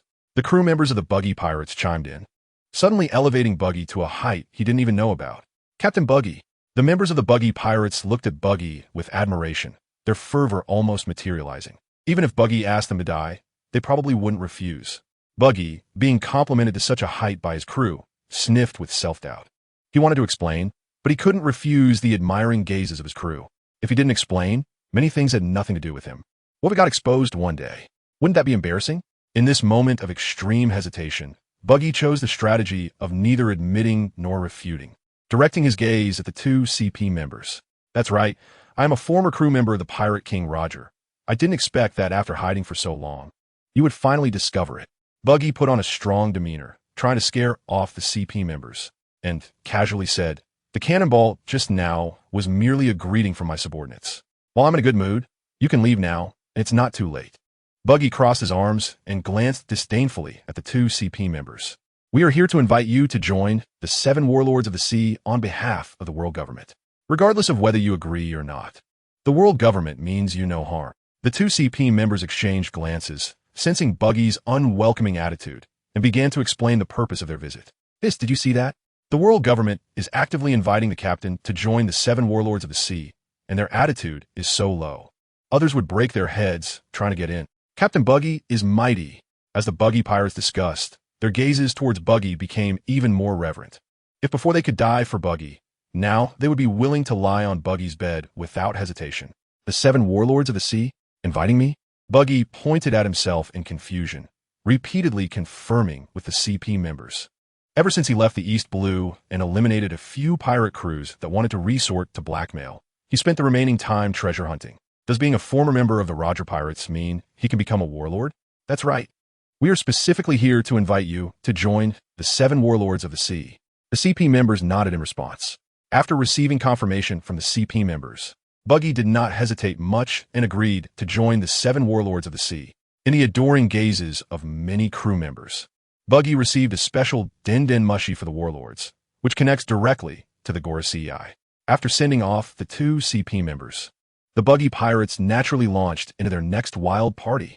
Last night's banquet celebrated their wealth, and now they celebrated Captain Buggy's promotion. Ha ha ha! Captain Buggy has joined the 7 Warlords of the Sea. From now on, we could be considered a legitimate pirate crew. Legal plunder rights. We won't have to be chased by the Navy anymore. We can take a stroll in front of the Navy base. The members of the Buggy Pirates clinked cups, drinking merrily, while the ship was left with only the busy figures in the kitchen. Because they had just experienced a hangover. The crew on board were not drunkenly intoxicated. The strong liquor was merely a decoration to enhance the atmosphere. After a party that replaced lunch and lasted for over 3 hours, it finally came to an end. Buggy stood at the edge of the ship, enjoying the sea breeze while sobering up, thinking about how he had become a warlord of the sea, something countless pirates yearned for, as if in a dream. Before he could make sense of it, the head chef found him in that moment of silence. Captain Buggy, the consumption of ingredients during the banquet was too great. Under normal circumstances, the food on the ship would last for 2 more days. The head chef looked down slightly, gazing at Buggy's majestic back as if looking at a deity. He was originally a chef at a small restaurant in a remote village in the East Blue. After his business failed, he joined a pirate crew to make a living, not expecting that joining this pirate crew would be the best decision of his life. Captain Buggy, with his excellent leadership skills, has kept them safe on the seas. They have just begun to reveal their unparalleled treasure hunting talents, making a fortune. And now he has also promoted them to an officially recognized pirate crew. The head chef firmly believed that as long as they followed Captain Buggy's lead, they would definitely walk a more legendary path. Following me, of course, you won't have to suffer. The helmsman turned the ship towards the nearest island to procure supplies. Buggy shouted, 1 foot on the edge of the ship. The evening banquet will go on. Drinks will flow. The one thing Buggy, have in abundance is money. He had previously sold treasures worth 8 billion berries. Including what he had given to his crew, he still had nearly 5 billion berries in hand. There are no big eaters like Luffy on the Buggy pirate ship. Even if they let loose at a banquet, they couldn't eat 100 million berries worth of food, so Buggy truly didn't lack money. With song and dance, the Buggy pirates docked at a bustling trade island before they could disembark to procure goods. The workers at the dock, upon seeing the red-nosed pirate flag hanging on the Buggy pirate ship, pointed at their ship and screamed in terror. The Buggy Pirates! It's the Buggy Pirates! What? The Buggy Pirates are here! Is it the Buggy the Clown's crew from a newspaper?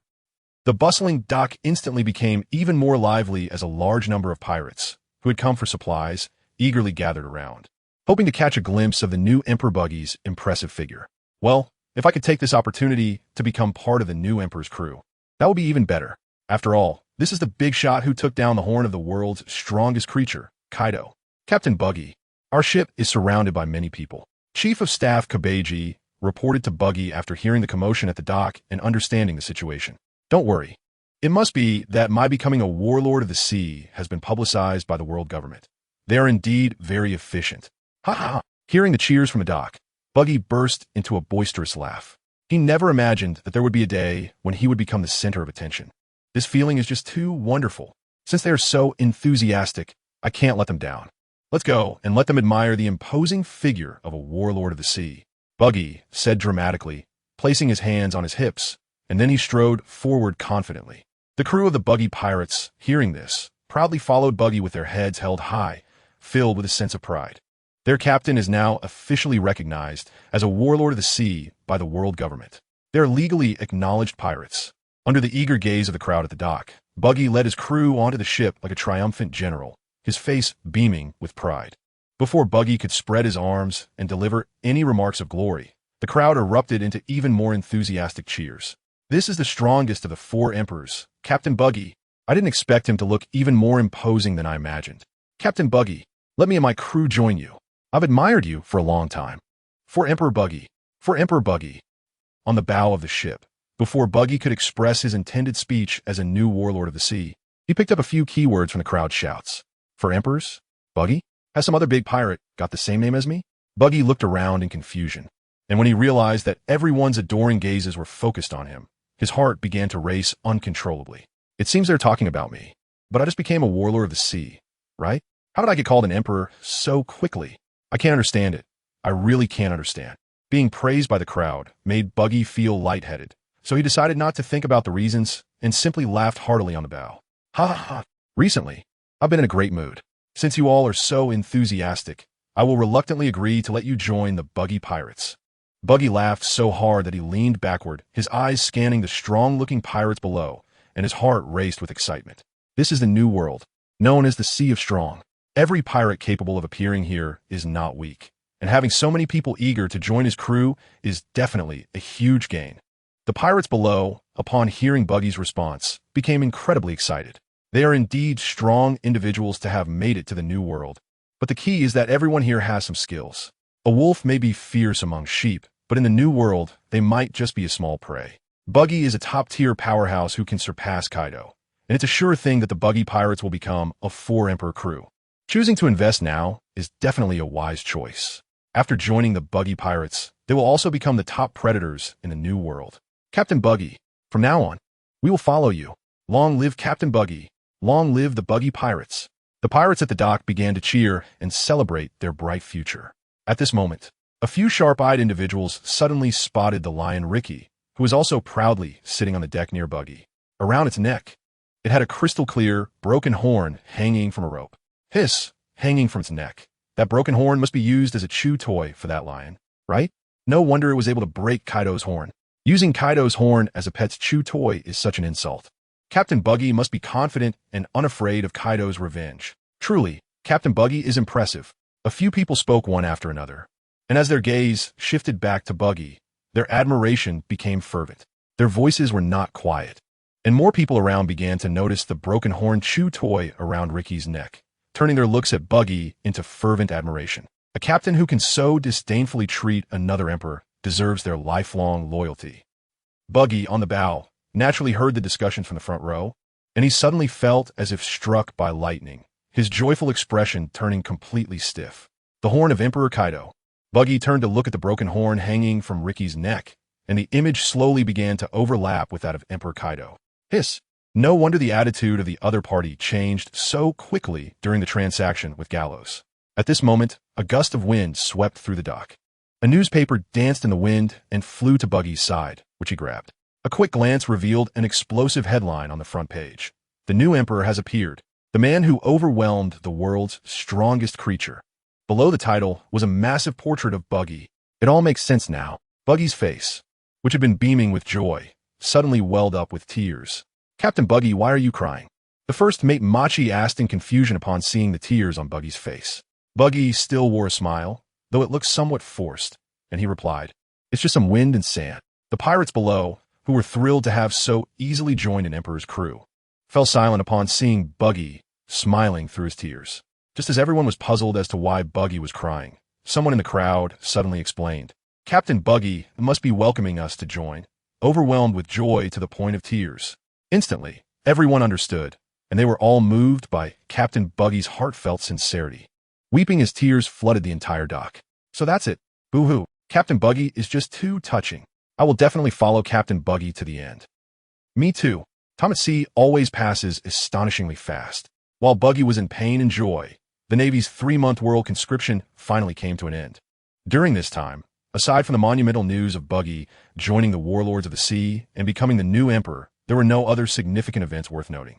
Even the fact that the former Shichibukai, Gecko Moria, challenged the Shichibukai, Don Quixote, Doflamingo, and failed, only received a slight attention locally.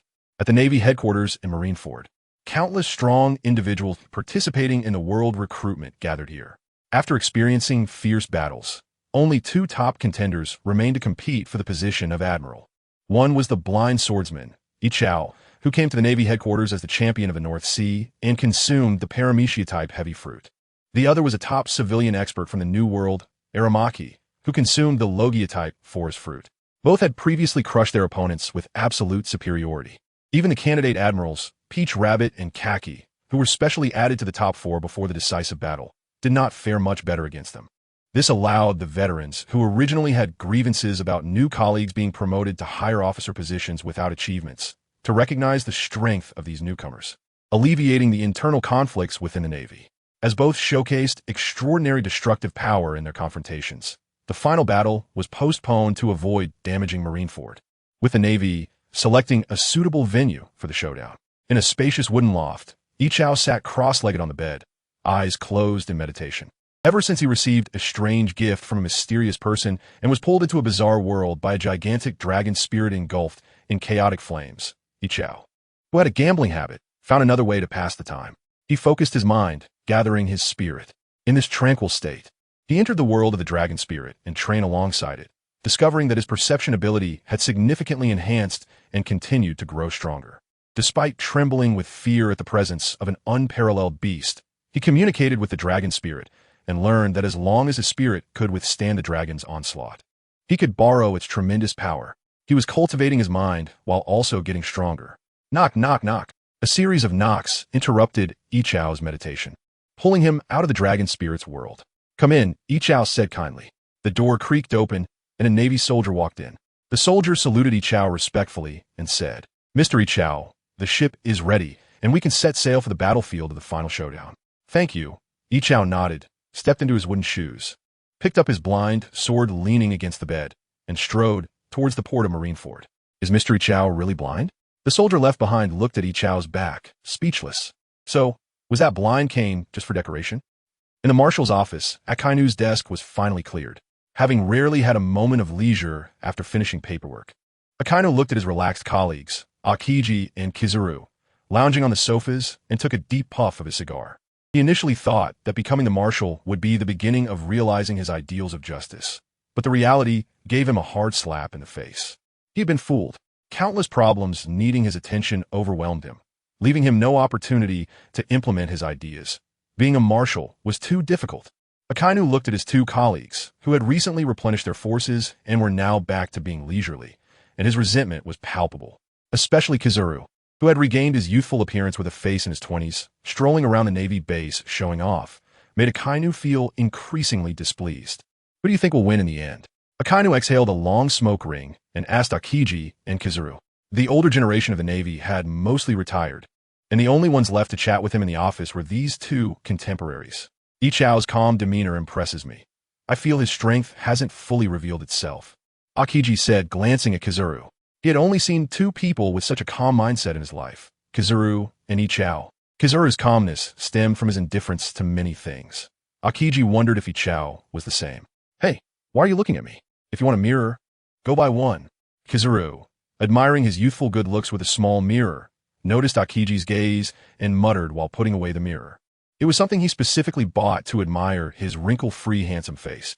After putting the mirror in his chest pocket, Kizuru took out his long-time nail clippers from his pants pocket and started trimming his nails, showing that he had been completely absorbed in his beauty. Not hearing a word of Akainu's comments, Akainu silently observed Kizuru. After working together for many years, he understood this colleague's terrible personality. So he didn't say much and turned to Akiji, the only one he could communicate with, saying, I believe Aramaki can win. His commitment to justice is thorough enough. And at a certain level of strength, a person's character often influences the outcome of the battle. Maybe. Akiji shrugged, appearing indifferent. He understood that Akainu's real concern was not about the outcome between Ichao and Aramaki, but rather about the position of marshal. He feared that Akainu would feel dissatisfied for not having achieved it through fair competition and being directly appointed by the Gorosei. But he truly didn't care about this matter. He had seen Akainu's struggles lately and felt a sense of schadenfreude. No wonder Kizuru, who frequently entered the marshal's office, had no interest in the marshal position. It turned out that this job was so difficult. The final battleground selected by the Navy for Ichao and Aramaki was Punk Hazard Island, an uninhabited island that became a battlefield due to the fierce battle between Akainu and Akiji in the original story. Punk Hazard Island had once experienced a terrifying incident, releasing large amounts of corrosive substances that turned the entire island into a deserted land.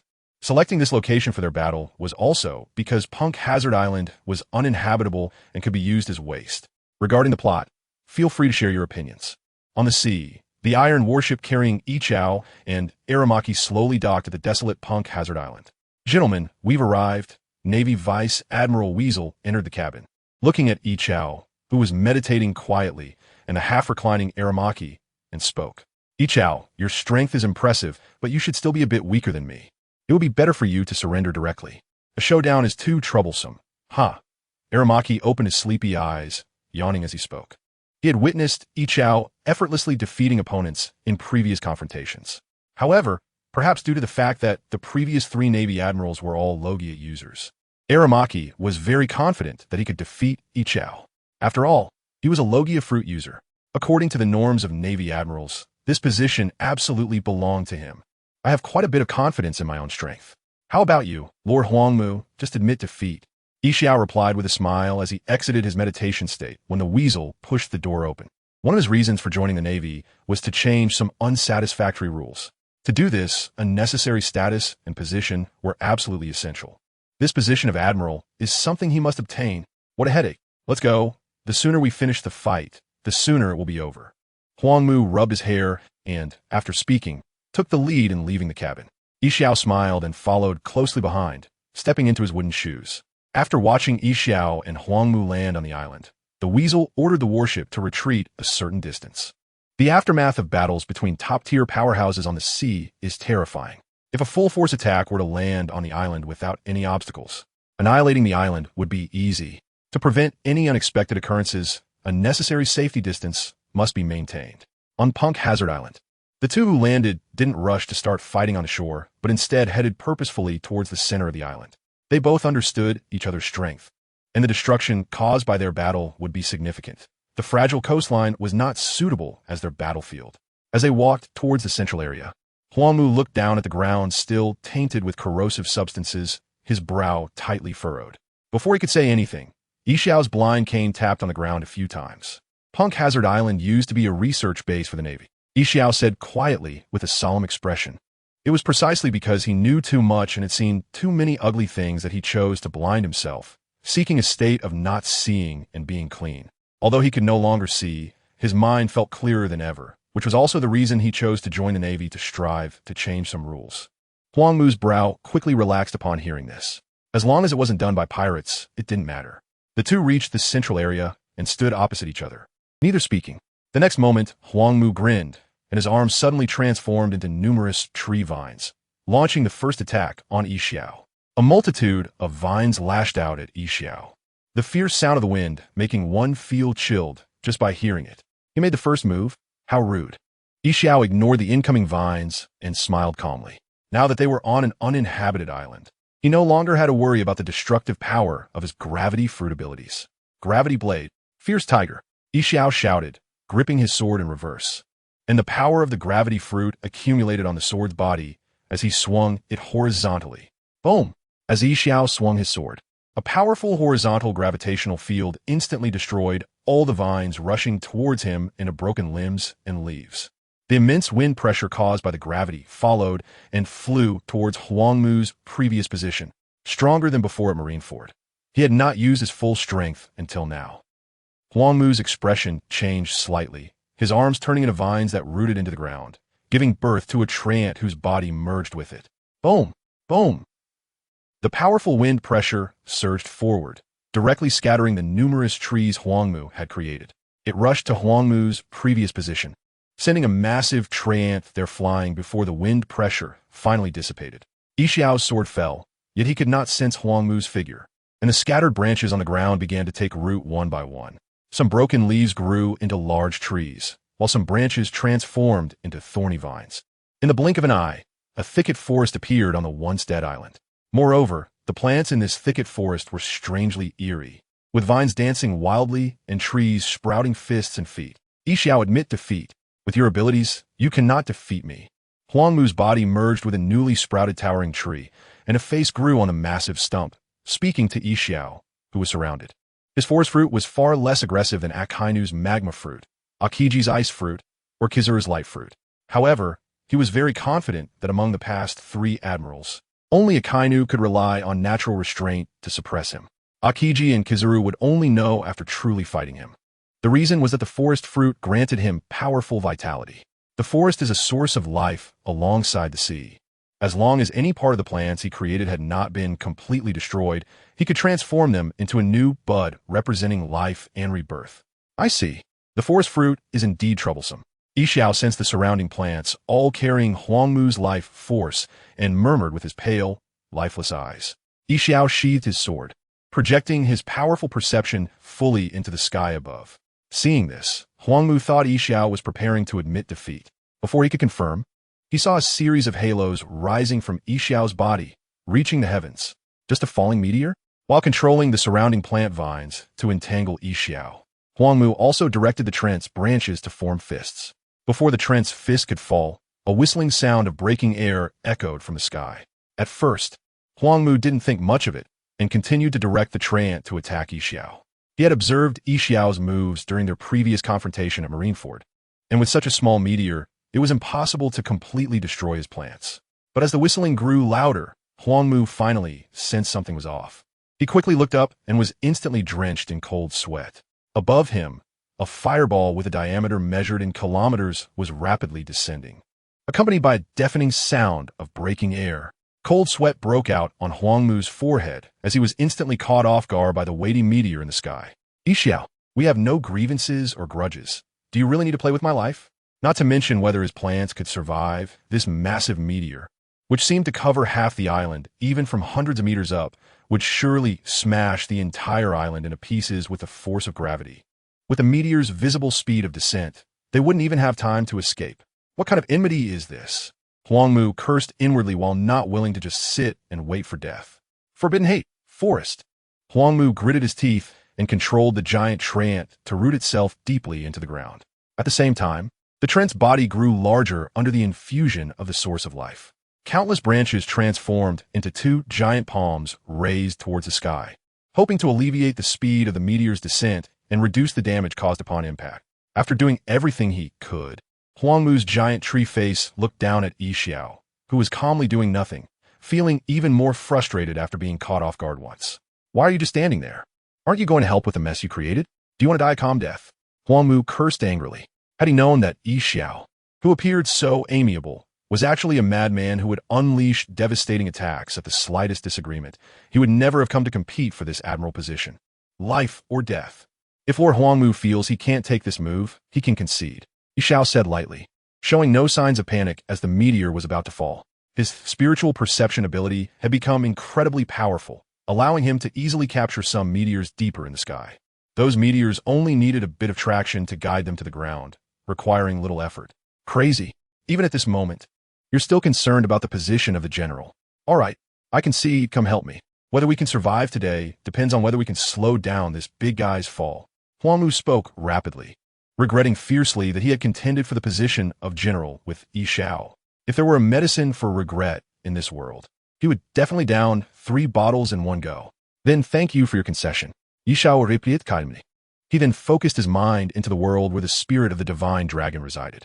It didn't take much effort to draw meteors from the sky, but he couldn't resolve the rapidly falling meteor that was already under the influence of gravity. When Yixiao exited the spiritual world, the world in his eyes had transformed into one composed of endless chaotic flames.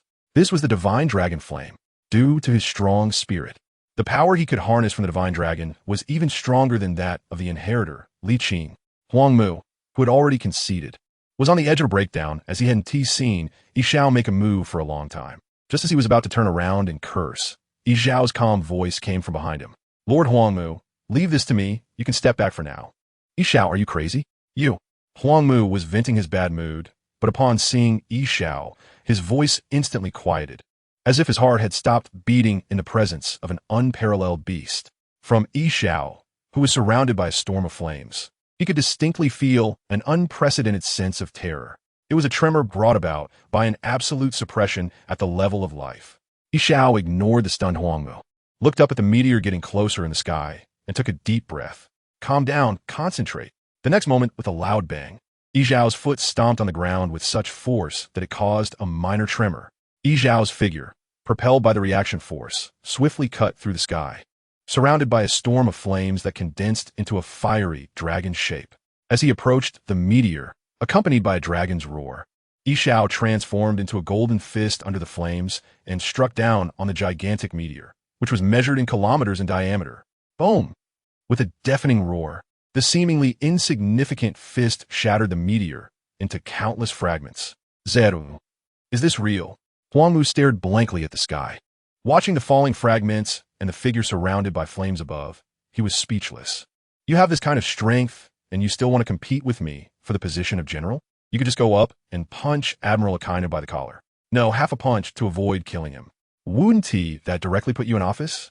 A purple halo ascended, and under the influence of gravity, Xiao transformed into a fire dragon-like shadow that quickly landed, returning to his ordinary appearance.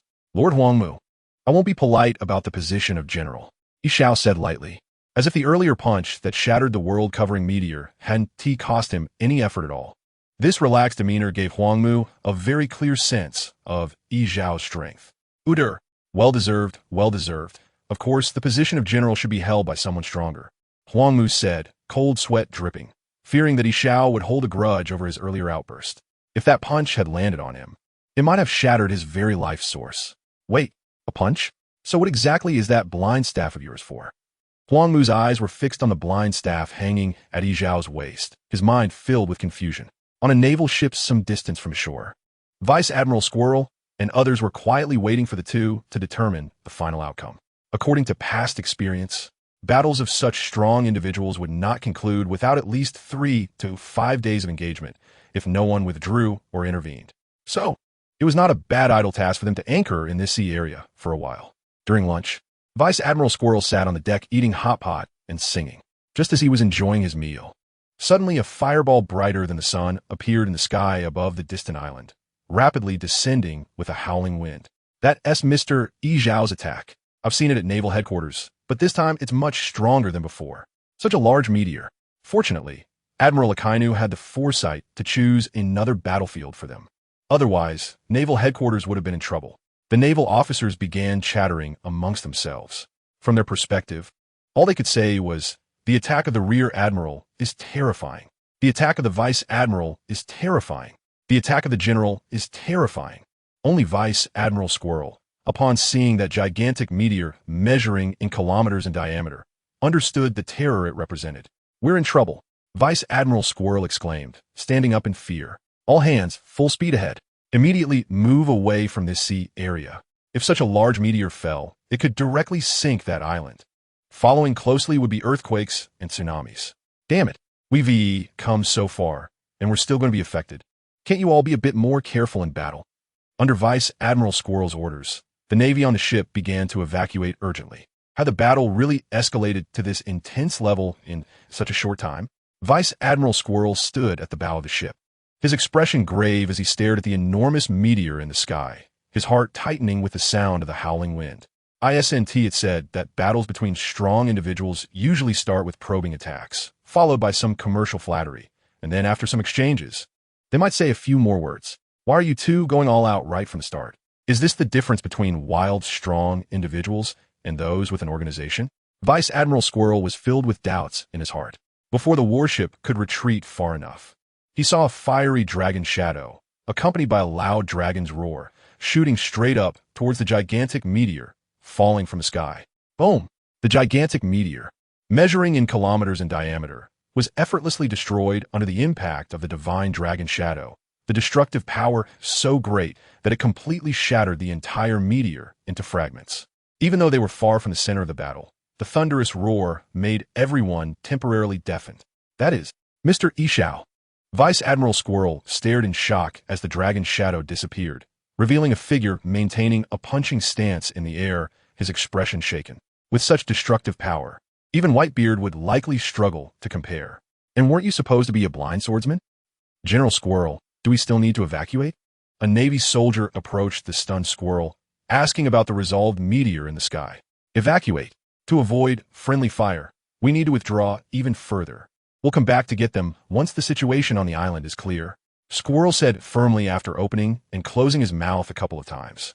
With his rich experience at sea over the years, he knew that such a large-scale battle between two parties must be due to their understanding of each other's strength. A battle between top-tier powerhouses definitely wouldn't be resolved in less than the time it takes to eat a meal. Absolutely. Thus, Squirrel, due to his extensive experience, was forced to stay on Punk Hazard Island to join the fasting diary of the Wasteland Shepherd. In the first half of the Grand Line, there lies Shurima. After nearly a year of constant irrigation from the water of life, the once arid and hot desert has sprouted into a lush forest, with only a few beaches remaining along the coastline. Countless plants cover the land, and the vibrant green on the sturdy branches seems to symbolize the powerful vitality of the nation of Shurima.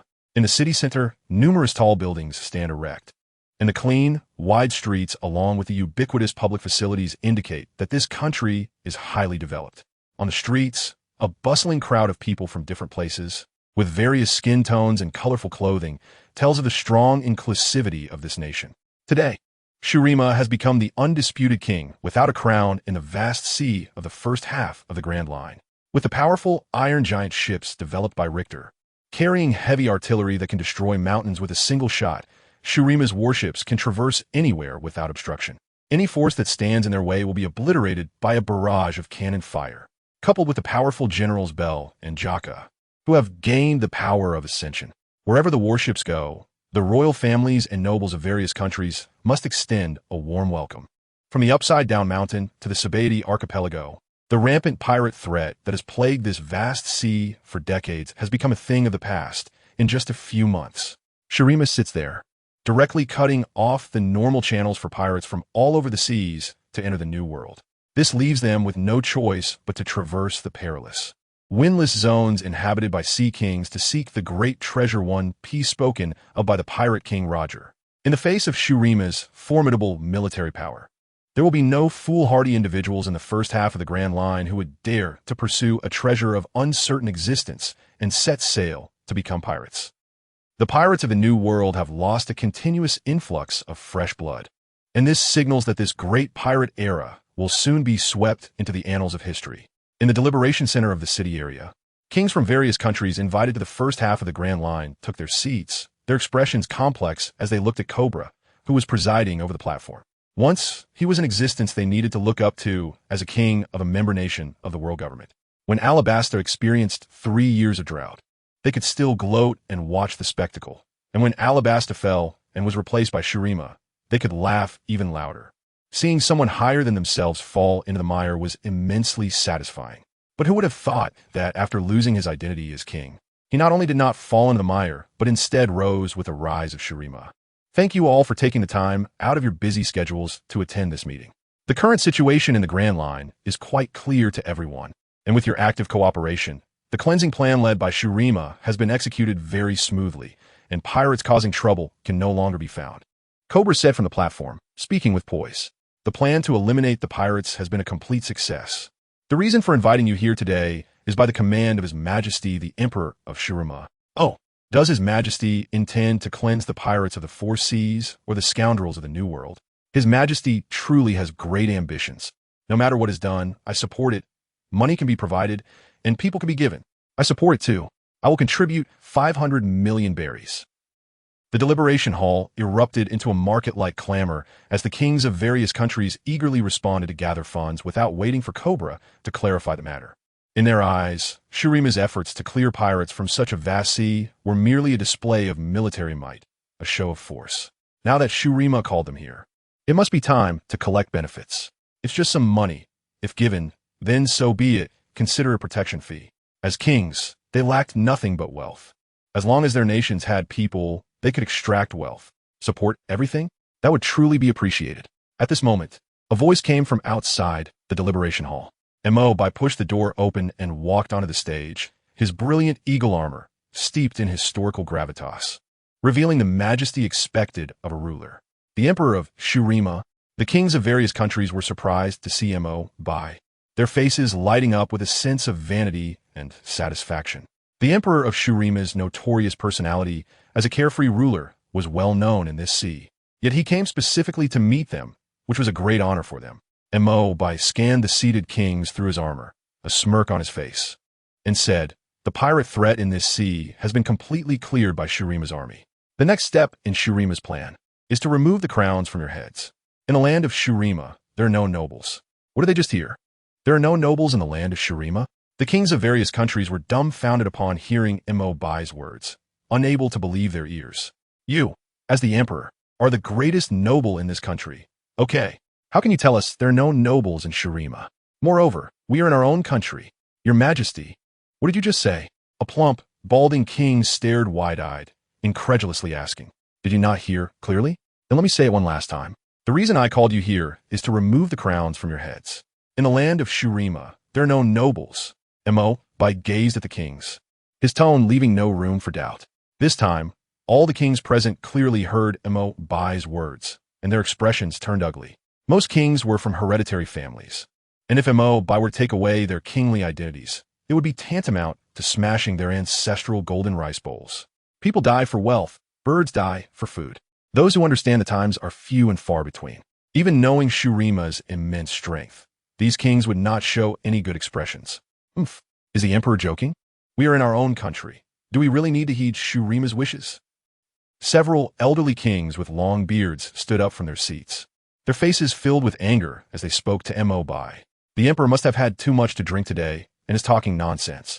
Yes, we will pretend we did not hear anything this time. With a few old allies taking the lead, more kings stood up from their seats, expressing their displeasure.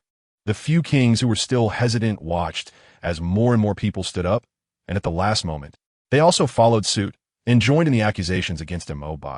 Meanwhile, the old kings who had taken the initiative cleverly hid behind the crowd. TSK. Faced with the commotion of the kings from various countries, Mo shook his head and clicked his tongue, lamenting their lack of brains. He then raised his hand, and dozens of sand soldiers suddenly materialized behind the kings, pressing their spears against the kings' lower backs. I am not asking for your opinions, but informing you. From now on, everything in the sea area on the map belongs to Shurima. Mo gestured on the map, extending one hand towards the kings, and asked, is there anything you don't understand? Feeling the sharpness pressing against their backs, the kings tensed up, their hearts racing in their throats, and facing Mo's indication. They all shook their heads furiously with their mouths shut. Only when faced with death do these greedy individuals regain their sanity. After the soldiers outside subdued these kings, Kabura approached Mo and reported, Your Majesty, so far people have taken over 7 countries, and without the king's orders. The armies of these countries have not resisted. After taking over, policy reforms will be implemented swiftly. Based on our experience, it will take about a month for the residents of these places to initially accept our policies. Well done. Mo nodded at Kabura's words, fully aware of his governance capabilities as a hands-off manager.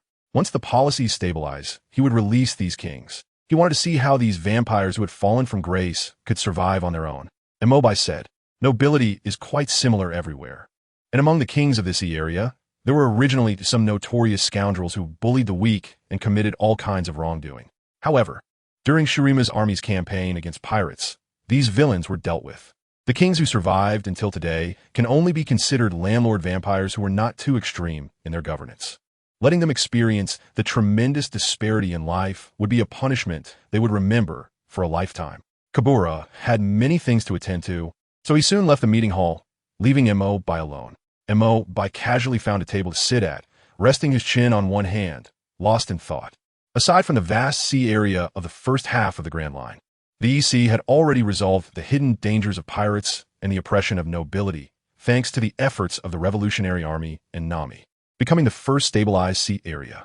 Recently, when communicating with Liu Qi, he also learned about the general situation in the South Sea. During this time, his companions had been continuously hunting down infamous pirate gangs in the South Sea, becoming synonymous with death. Fearing the Grim Reaper's gaze, no one dared to brazenly commit heinous acts in the South Sea for a while.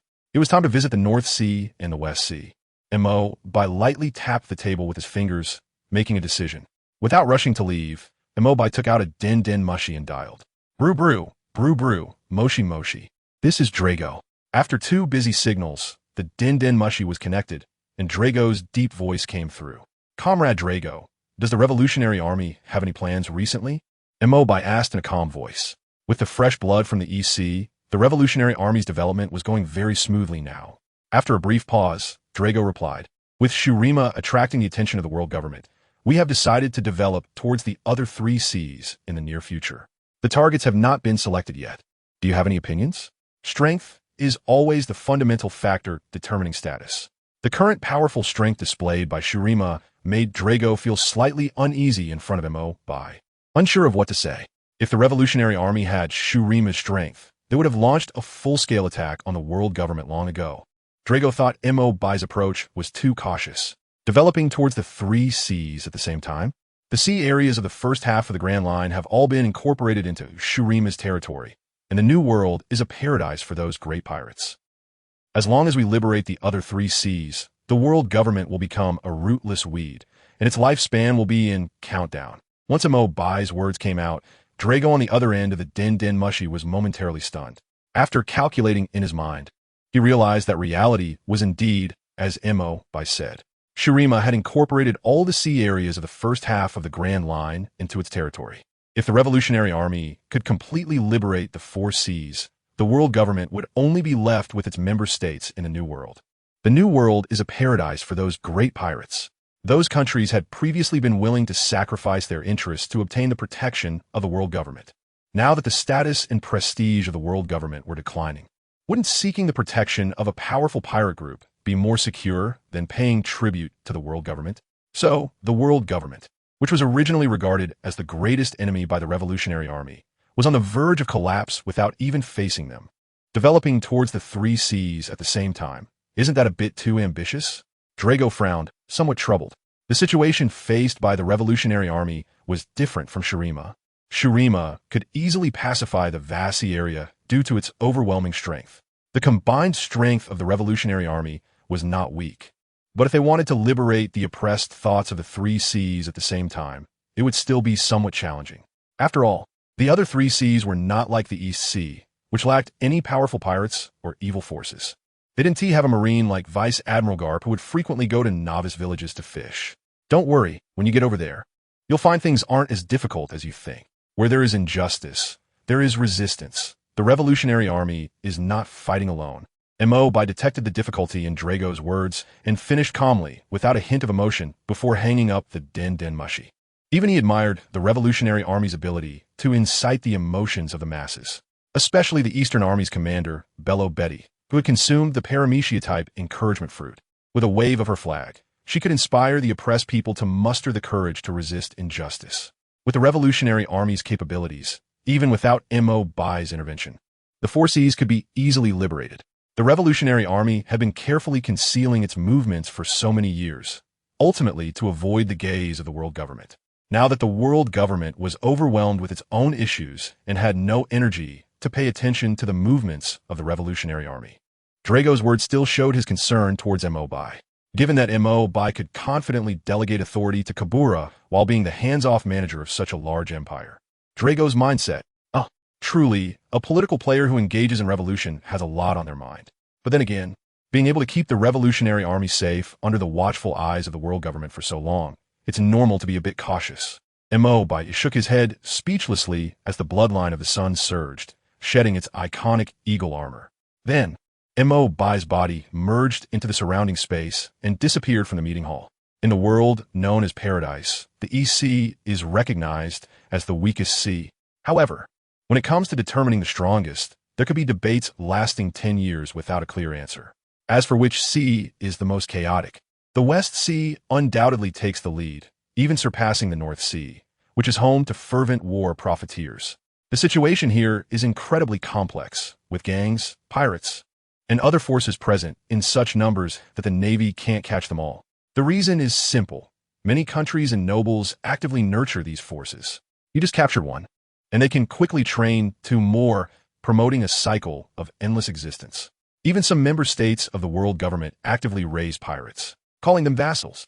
When they go out to sea, they are thieves.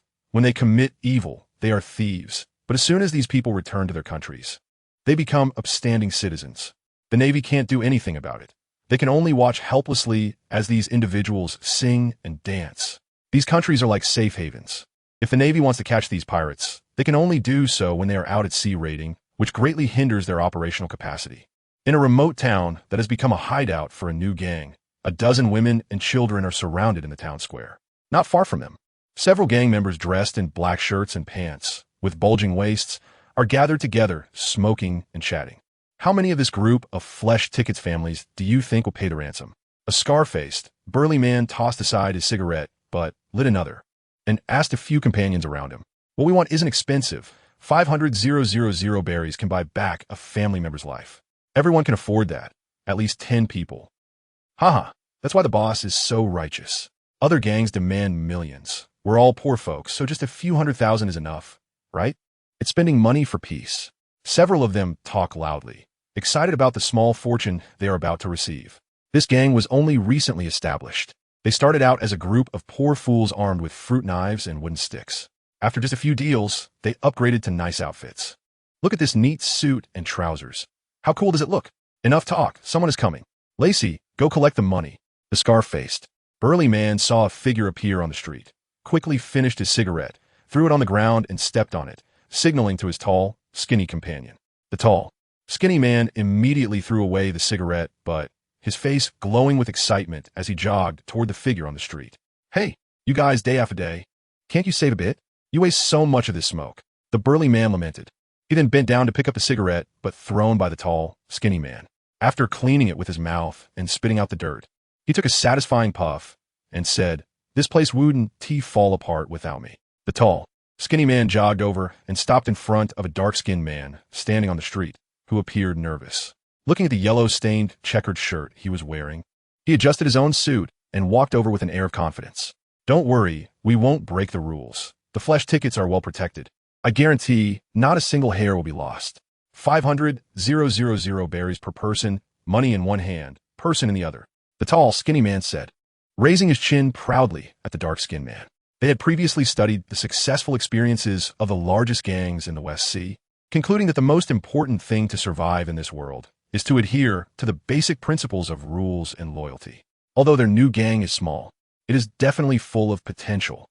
Brother, I've borrowed from everyone I can, and I've managed to gather 746,000 berries. Can you make an exception and let me redeem my wife? The dark-skinned man opened the cloth bag in his arms, revealing the berries inside, and pleaded with a bitter expression.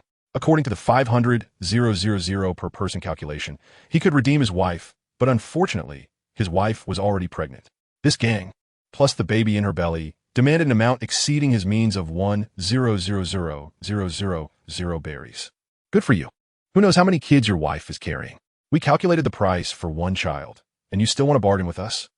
Upon mentioning money, the tall, skinny man's proud expression instantly changed to one of petty calculation, his face turning fierce. We are rule-abiding people, and you must also follow our rules. According to the rules, the money you brought is only enough to redeem one person. Your child is already 8 months along, right? So we can only take out your child. You have to choose between your wife and your child. The tall, skinny man said harshly, causing the dark-skinned man to break down mentally. As always, they wanted to grow stronger, and rules couldn't be ignored. Even if God came, it wouldn't help. Brother, please, let me take my wife and child. I will find a way to make up the rest of the money. The dark-skinned man, hearing the tall, skinny man's words, plopped down onto the ground, tears streaming down his face as he grabbed the tall, skinny man's pant leg, pleading, "Bah, poor fool. Go on, for the sake of the extra money. You could take away the body of another person." The tall, skinny man snatched the cloth bag full of cash from the man's hands, shaking off the grip on his pant leg with disdain. Even as a kidnapper, he looked down on a man who couldn't even come up with 1,000,000 berries to protect his wife and children. Poor? No wonder you're poor. A month ago, he was also a destitute fool.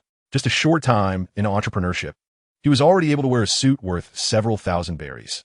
People must work hard to improve. The tall, skinny man cast a disdainful glance at the man as he walked toward the center of the square. Seeing the man he had shaken off following closely behind, the tall, skinny man shouted to the burly man, "Brother, the money he brought is not enough. It only covers one person."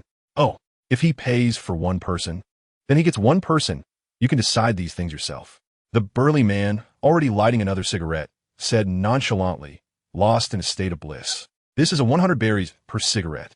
It tastes much better than the leaves they pretended to roll before." With the burly man's permission, the tall, skinny man no longer hesitated. Amidst the terrified cries of women and children, he pulled out a very pregnant woman and said to the dark-skinned man, who was stumbling along, "So, who do you want to redeem?" Seeing the man hesitating to speak, the tall, skinny man licked his lips and said with a cruel smile, "Don't worry, the ones who should live won't die. The ones who should die won't live. If you don't choose, I'll choose for you." He brandished the dagger in his hand against the pregnant woman's belly. looking at the man drenched in sweat and in a desperate state, his eyes filled with mockery. A month ago, he was a homeless man fighting with wild dogs for scraps. Today, he could control the life and death of others.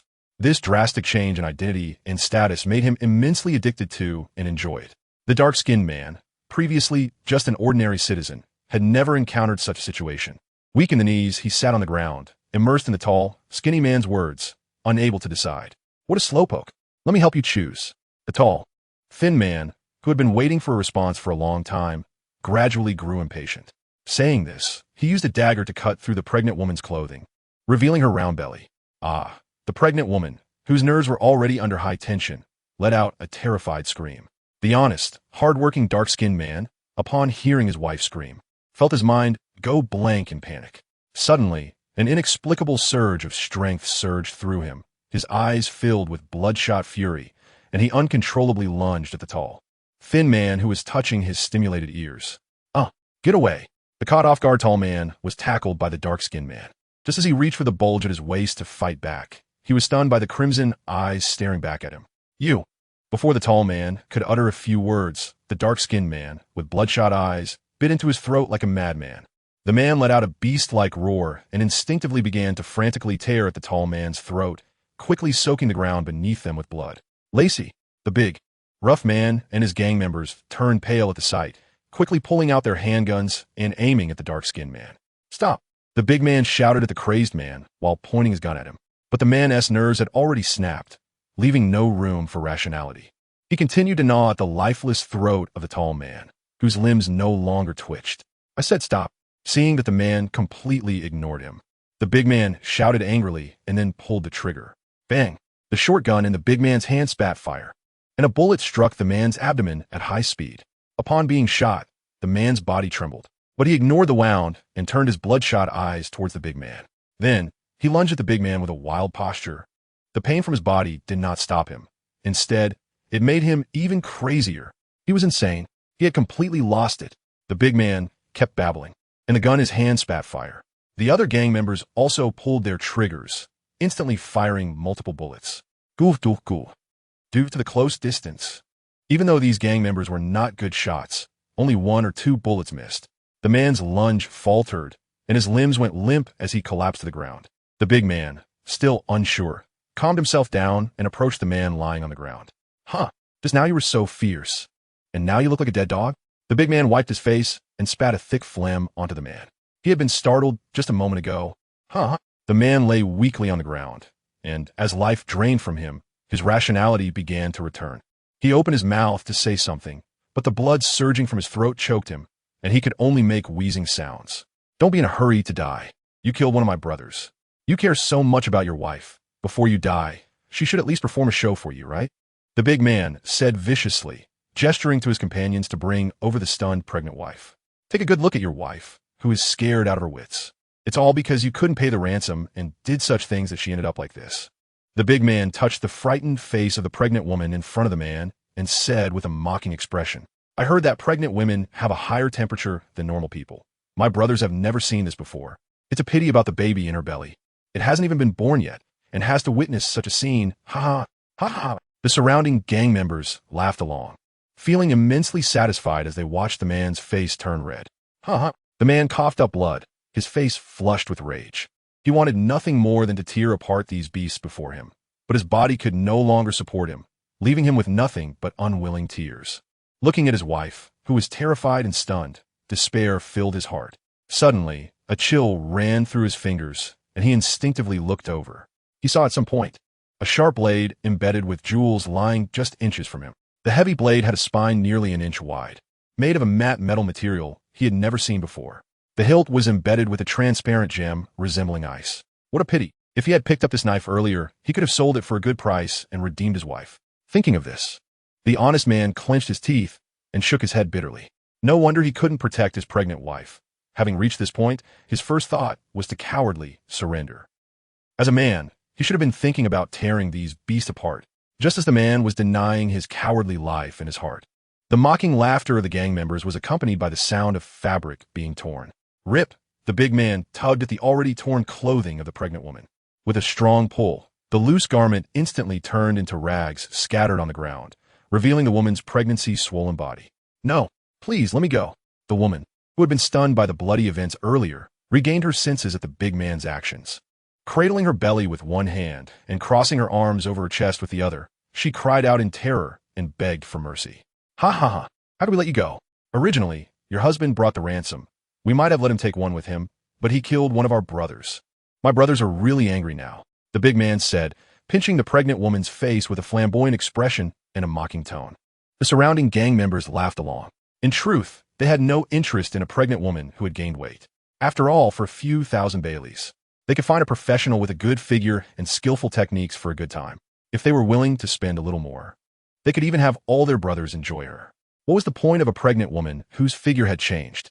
They were just thinking of putting on a big show in front of the dark-skinned man, killing two birds with one stone. The psychological satisfaction was what truly delighted them. Hearing his wife's cries, the bloodshot veins in the man's eyes rose again, and the blood in his throat surged even faster. The man struggled desperately to move his body, his furious red eyes fixed on the group of beasts before him, and his fingers accidentally brushed against the hilt of the knife that was just inches away from him. Instantly, a mysterious power surged through the hilt and into the man's body. The man felt the anger in his chest, rising uncontrollably, as if it would burn him alive. In an instant, the fire of rage coalesced into a tangible flame in his eyes, like a fierce beast ready to pounce. As the anger surged, the man's gradually fading vitality seemed to trigger some switch, beginning an eerie rebound. The several bleeding bullet holes in his body were recovering at a terrifying speed. "Huh, are you entertaining us? The more you suffer, the happier we feel." The gang members ignored the dying man making a scene, and instead, their excitement grew even brighter, like they had been injected with adrenaline. After all, with such severe injuries, he couldn't possibly do anything that warranted their attention. "You guys, bring him over here. How can we not let him enjoy this wonderful show up close?" The leader, a burly man with a rough face, said as he squeezed the soft flesh of a pregnant woman without looking back. It hurts." The pregnant woman cried out in agony as she felt the pain in her body. The cries of pain and the fearful expression on the woman's face ignited a spark in the burly man's heart. But before he could act, a sound of rushing wind suddenly rang out beside him. Following that, a sticky liquid splattered on his head, drenching him thoroughly. "What are you doing? Didn't I tell you?" The burly man wiped his face and turned to curse at the position where the others had been. However, when he looked up, all that remained were a few broken bodies, leaving him stunned. Dead? The burly man instinctively looked at his hand, which he had just wiped his face with, confirming his worst fears. The sticky liquid on his hand was the blood of his companions. The burly man's body trembled uncontrollably, fear taking root in his heart. Those who take pleasure in evil only truly understand the taste of fear when such things happen to them. At that moment, the burly man suddenly noticed a figure appearing in front of him. Swallowing hard, he looked up in terror, only to see the previously completely mad dark-skinned man. The difference was that the anger in the man's eyes had now turned into tangible flames, and in his raised hand was a heavy, sharp blade. "No." The burly man trembled and pleaded for mercy as he looked at the blade's gleam. In response, there was only the clean and decisive sound of slicing wind. Ding! Jackson Wilkins has received the legacy of the barbarian King Tydamil. The rebelliousness and endless rage drove Tydamil to sweep through Freljord. He openly challenged the greatest warriors of the North, preparing himself for the darker days ahead. In the restaurant, Mo, waiting for his meal, was unfazed by the system's notification sound. He had already approached the end of his discovery of the Gangtown situation and was ready to take action himself. But seeing the previously weak and honest man show a fighting spirit when his wife was in danger, he decided to leave behind a legacy as a favor, deepening the couple's bond. As for the pregnant woman being startled, that was another matter of optimization. Mo would not leave any unexpected risks. The speed of service during mealtimes was surprisingly fast. Perhaps due to the overall chaotic environment, the food here focused on one word: fast. Some vegetables were simply blanched in water and drizzled with sauce to count as a meal. While dealing with the food, Mo pondered the situation in the West Sea. With the legacy of the Celestial Wanderer Bard, Mo quickly grasped the general situation in the West Sea. As always, it was too chaotic here. If Nami were to come here, it would be a day of inhumane 24-hour work shifts, and that might not even be enough. Of course, if she wanted to stir up a storm and cleanse the entire West Sea, that would require a different discussion. Ugh, why am I thinking about these things? A country as large as Shurima. I've let others handle it. Shouldn't someone else worry about these matters? Emo scratched his head and, after coming to this realization, relaxed. Let others do the work. I'll just show my support from behind. West Sea. Between the islands of Olivia and the Flower Kingdom, a gang of pirates who had hijacked a passing merchant ship was rushing ahead. A few hundred meters behind them, a medium-sized naval warship was in hot pursuit, its main cannon booming occasionally, attempting to force the two ships in front to stop. But in the vast ocean, trying to accurately strike a moving target without calibration was purely a matter of luck. Unfortunately, the Navy was not lucky today. Crocodile. The Scarlato pirate group has landed and entered the territory of the Flower Kingdom. Should we continue to pursue? A naval lieutenant asked Colonel Tina, the highest-ranking officer on the ship. Based on past experiences in the West Sea, he wouldn't normally ask this. However, the Scarlato pirate group was a tool cultivated by the Olivia Kingdom to handle affairs they couldn't intervene in, and the Flower Kingdom had no reason to provide shelter to these foreign pirates. It was infuriating for a Navy officer to ask such a question. Tina was very angry. Standing at the bow of the ship, her eyes fixed on the Scarlato pirate group, running towards the island, she said firmly, "Capturing pirates is our job. Follow them." "Yes." Colonel Tina. The naval lieutenant stood at attention, saluting as he accepted the order. On shore, the members of the Scarlato pirate group, led by Captain Blake, were running along the street towards the Flower Kingdom. "Captain, do you think the Flower Kingdom will provide us shelter?" A one-eyed, lean pirate asked anxiously. These pirates raised by the state were merely dogs of various interest groups. Even their own masters might abandon them, let alone rely on a neighboring country. Don't worry. Remember the dispute between Olivia and the Flower Kingdom over the underwater mineral-rich sea area? Of course I remember. At that time, the Flower Kingdom seemed to have divine assistance, ambushing the kingdom army sent by Olivia and easily achieving victory. Could it be? As the one-eyed pirate spoke, he suddenly realized the implication of Captain Blake's words. Looking at his stout, bushy-browed captain in shock. Our seemingly harmless captain can actually do such shameless things? Blake turned to look at the one-eyed pirate and then surveyed his crew, nodding as he said, "At this point, I won't hide it from my brothers anymore." Long before we joined Olivia, the 12th-generation pillar of the 8th Treasure Navy, Lord Greenpepper, had contacted me. We are merely undercover agents in Olivia. Our true identity is that we are part of the 8th Treasure Navy, and from now on, we can walk around outside as members of the Greenpepper family. Blake said with a proud expression. Being a dog of the Olivia nobility is nothing compared to joining the 8th Treasure Navy and becoming part of the Greenpepper family. The 8th Treasure Navy has a history of hundreds of years, and its leader, Lord Greenpepper, can speak on behalf of the Flower Kingdom's royal family. And he holds a very high position. By joining the Greenpepper family, they could finally shed their identity as dogs and directly ascend to the privileged class. The other members of the pirate group showed excited expressions upon hearing Blake's words. Now, they not only could escape the Navy behind them, but they could also transform and hold a significant position in the Flower Kingdom. Blake and the crew were running when they were stopped by the 8th Treasure Navy stationed at the city gate of the Flower Kingdom. "Halt! You are the Scarlato pirate crew, right? This is not your..." Before the member of the 8th Treasure Navy could finish his sentence, Blake pulled out a golden iron token from his chest pocket. Upon seeing the words on it, the member's expression instantly softened. "So it's a guest of Lord Greenpepper. I'll let you pass." The 8th Treasure Navy members stepped aside, speaking amicably. "We're being pursued by the Navy. Please help us deal with the Navy behind us." Blake turned to look at the Navy that was fast approaching and spoke hurriedly. "If we're caught by the Navy, how can we continue to live freely on the sea? The Navy has chased us to the Flower Kingdom." The member of the 8th Treasure Navy's expression changed drastically upon hearing this. Following Blake's gaze, he indeed saw a squad of Navy officers approaching. This group of Navy officers really has guts. Don't worry. Let me show you how to deal with them." The member of the 8th Treasure Navy confidently patted his chest and said to Blake and the others, "Colonel Tina, they have indeed been stopped at the city gate." A Navy lieutenant pointed excitedly at Blake and the others of the city gate. "Are we finally going to catch the first group of pirates this month?" Tina felt that something was off. She narrowed her eyes, observing Blake and the others of the city gate, who showed no signs of panic and instead seemed to be enjoying the spectacle. The situation was clearly not as the lieutenant described. Sure enough, when the Navy reached the city gate and the lieutenant was about to lead the team to capture Blake and the others, the members of the 8th Treasure Navy appeared to block the Navy's path. "Lieutenant, in broad daylight, why is your Navy trying to capture ordinary civilians of the Flower Kingdom? Is the justice behind your Navy meant to oppress ordinary civilians?" "I'm sorry. Your actions do not apply to our Flower Kingdom. The 8 Treasure Navy member stood confidently in front of the Navy, speaking with righteous indignation. Behind him, Blake and the other members of the Crocodile pirate crew looked on with admiration, feeling a surge of warmth in their hearts. Back in the Olivia Kingdom, they often saw loyal dogs abandoned by their masters. Where could they find such confidence? At this moment, they were incredibly grateful to have joined the 8 Treasure Navy and become part of the Green Pepper family. For the honor of the Green Pepper family, they were willing to shed their blood. Ordinary civilians? The Navy lieutenant's eyes widened in disbelief, pointing at Blake and the others.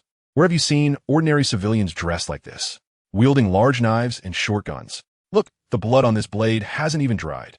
Upon hearing this, Blake and the others felt a sudden panic, sensing that their lies were about to be exposed, only to see the 8 Treasure Navy member give them a reassuring look. You mean this? The member of the 8 Treasure Navy casually took a bloody machete from Blake and the others, saying, "Isn't this your Navy's fault? You couldn't protect our fishing boats, so our fishermen had to rely on themselves for protection. It's normal to carry some weapons, right? Look, the blood on this blade is a testament to the bravery of our fishermen fighting against those pirates, incomparable to your Navy's neat uniforms of justice. You're grasping at straws." The Navy lieutenant was angered by the 8 Treasure Navy's unreasonable argument and took out the pirate flag he had previously pulled down from the pirate ship on the shore, angrily saying, "This is the pirate flag from a pirate ship on the shore. As a member of the world government, are you sure you want to protect this group of pirates? Oh, so the lieutenant is here to return the spoils left behind by our fishermen. I must say, Lieutenant, you are truly noble. If this pirate flag had been picked up by someone else, they might have taken it back as their own achievement." The 8 Treasure Navy member's expression was filled with mockery, clearly trying to fool the Navy with nonsense. The environment in the West Sea was like this. In some stronger member countries of the world government, even if pirates from these countries were caught red-handed by the Navy, as long as someone was willing to speak up for them, they could use their connections with the world government to pressure the Navy to release them. Thus, the long-standing members of the 8 Treasure Navy had long been accustomed to looking down on the Navy, especially since this group of Navy officers dared to come to their territory to capture people. Wasn't that just asking to be slapped in the face? Why would you? The Navy lieutenant was infuriated, his face turning red from humiliation as he pointed at the 8 Treasure Navy, unable to speak. At this moment, Tina, who had remained unmoved in the back, could no longer stand by and stepped forward. Crocodile pirate crew, Captain Blake, bounty of 76 million berries. Tina held up a wanted poster in front of the 8 Treasure Navy and waved it. In the next moment, long bars suddenly emerged from her sleeves, attacking Blake and the other members of the Crocodile pirate crew from both sides. Tina's sudden move caught everyone off guard. The previously capable Blake and others were directly captured by Tina in one fell swoop. What does the Navy want? Let them go. Attacking our ordinary citizens within the Flower Kingdom is outrageous. If we don't get an explanation, you won't be leaving today. The 8 Treasure Navy member was shocked and immediately blew the whistle, drawing his long knife to block the Navy. He never expected the Navy would dare to capture people within the Flower Kingdom. The 8 Treasure Navy, which combined military and piracy, had existed in the Flower Kingdom for hundreds of years. Its strength was well known in the West Sea, and it had always been responsible for the security of the Flower Kingdom. The Navy rarely appeared within the Flower Kingdom, and especially to act against the 8 Treasure Navy in the Flower Kingdom was something that hadn't happened in nearly a decade. Tina was very displeased. The Navy has already confirmed Blake's identity clearly. Tina looked at the 8 Treasure Navy member in front of her. She then chose to ignore him and order the Navy to capture all of Blake and the other members of the Crocodile pirate crew that she had subdued. Hearing the command, the Navy members were all excited and swiftly took action. The commanding officer's strong approach was so charismatic. Tina looked at her Navy subordinates, feeling nothing but disappointment towards the situation in the West Sea. She had been dispatched to the West Sea for some time and felt utterly helpless about the circumstances there. The chaotic environment in the West Sea had formed long ago. Even she, a commander transferred from the Navy headquarters, sometimes had to adapt to the local customs. For example, dealing with the troublesome 8 Treasure Navy in front of her, even though they knew the other party was a pirate. And many of the high-ranking members of the 8 Treasure Navy had bounties on their heads, they still could not take action to capture them. You paid the price of dozens or hundreds of casualties this morning to capture the pirates, and tomorrow you will have to release them yourself. This is reality. The Skardu pirates hail from the neighboring Olivia Kingdom, which is why Tina chose to act within the Flower Kingdom. After all, the Olivia Kingdom never offends others without a conflict of interest, and the Skardu pirates would definitely be actively distanced by the other party. Logically, The Flower Kingdom wouldn't overly pursue the Navy's actions in capturing a pirate crew from a neighboring country with whom they have had disputes. Moreover, they have chased them down. The current Admiral of the Navy is Akainu, and even if the Flower Kingdom caused a ruckus at the Navy headquarters, Akainu wouldn't think they did anything wrong. This is also one of the reasons Tina dared to act in the Flower Kingdom. A leader with a tough approach often gives their subordinates a strong sense of confidence. Let us go. We are from the Green Pepper family. This is the Flower Kingdom. You can't arrest us. Blake and the others, being detained, were not quiet and began to struggle and shout. The earlier incident where a member of the 8 Treasure Water Army dared to tease and slap the Navy in the face made them realize the strength of the Green Pepper family, boosting their inner confidence significantly. Shut up, you scum of the sea. Prepare to spend your life in prison. After the Navy captured Blake and the others, their pent-up frustration was finally released. They glared fiercely at the group of pirates, kicking anyone who dared to struggle. They felt a sense of relief and joy, completely ignoring what the pirates were saying. Just as the Navy was escorting Blake and the others and hadn't gone far, a group of 8 Treasure Water Army members, having heard the news from the whistle, started to gather one after another on the streets of the Flower Kingdom. Seeing the Navy escorting a group of people, they exchanged glances and quickly followed, surrounding the Navy tightly in just a few minutes. Colonel Tina, why did your Navy come to the Flower Kingdom to arrest people? With orange long hair and a few missing teeth, Abu stepped out from the crowd of the 8 Treasure Water Army. He glanced at the Navy squad and asked Tina, who held the highest rank present. As an elite Navy officer from headquarters, Tina already had quite a reputation in the West Sea. Abu. Before Tina could respond, a member of the 8 Treasure Water Army on duty at the city gate squeezed in front of Abu, wanting to narrate the situation, but was stopped by Abu's glance. The on-duty member immediately understood, leaned close to Abu's ear, and recounted the events in a voice only they could hear. After learning the reason for the situation from the on-duty member, Abu nodded, glanced at Blake and the others captured by the Navy, and turned to Tina, saying, Colonel Tina, I think this is a misunderstanding. These people are our invited friends, not the pirates you Navy claim. Hearing Abu's response, Tina looked at Blake with surprise. Could it be that this group of pirates really joined the Green Pepper family's 8 Treasure Water Army? Tina presented Blake's bounty notice to Abu, unyieldingly stating, whether they are pirates or not is not up to you to decide, nor is it for the Navy to decide. This bounty notice describes it clearly.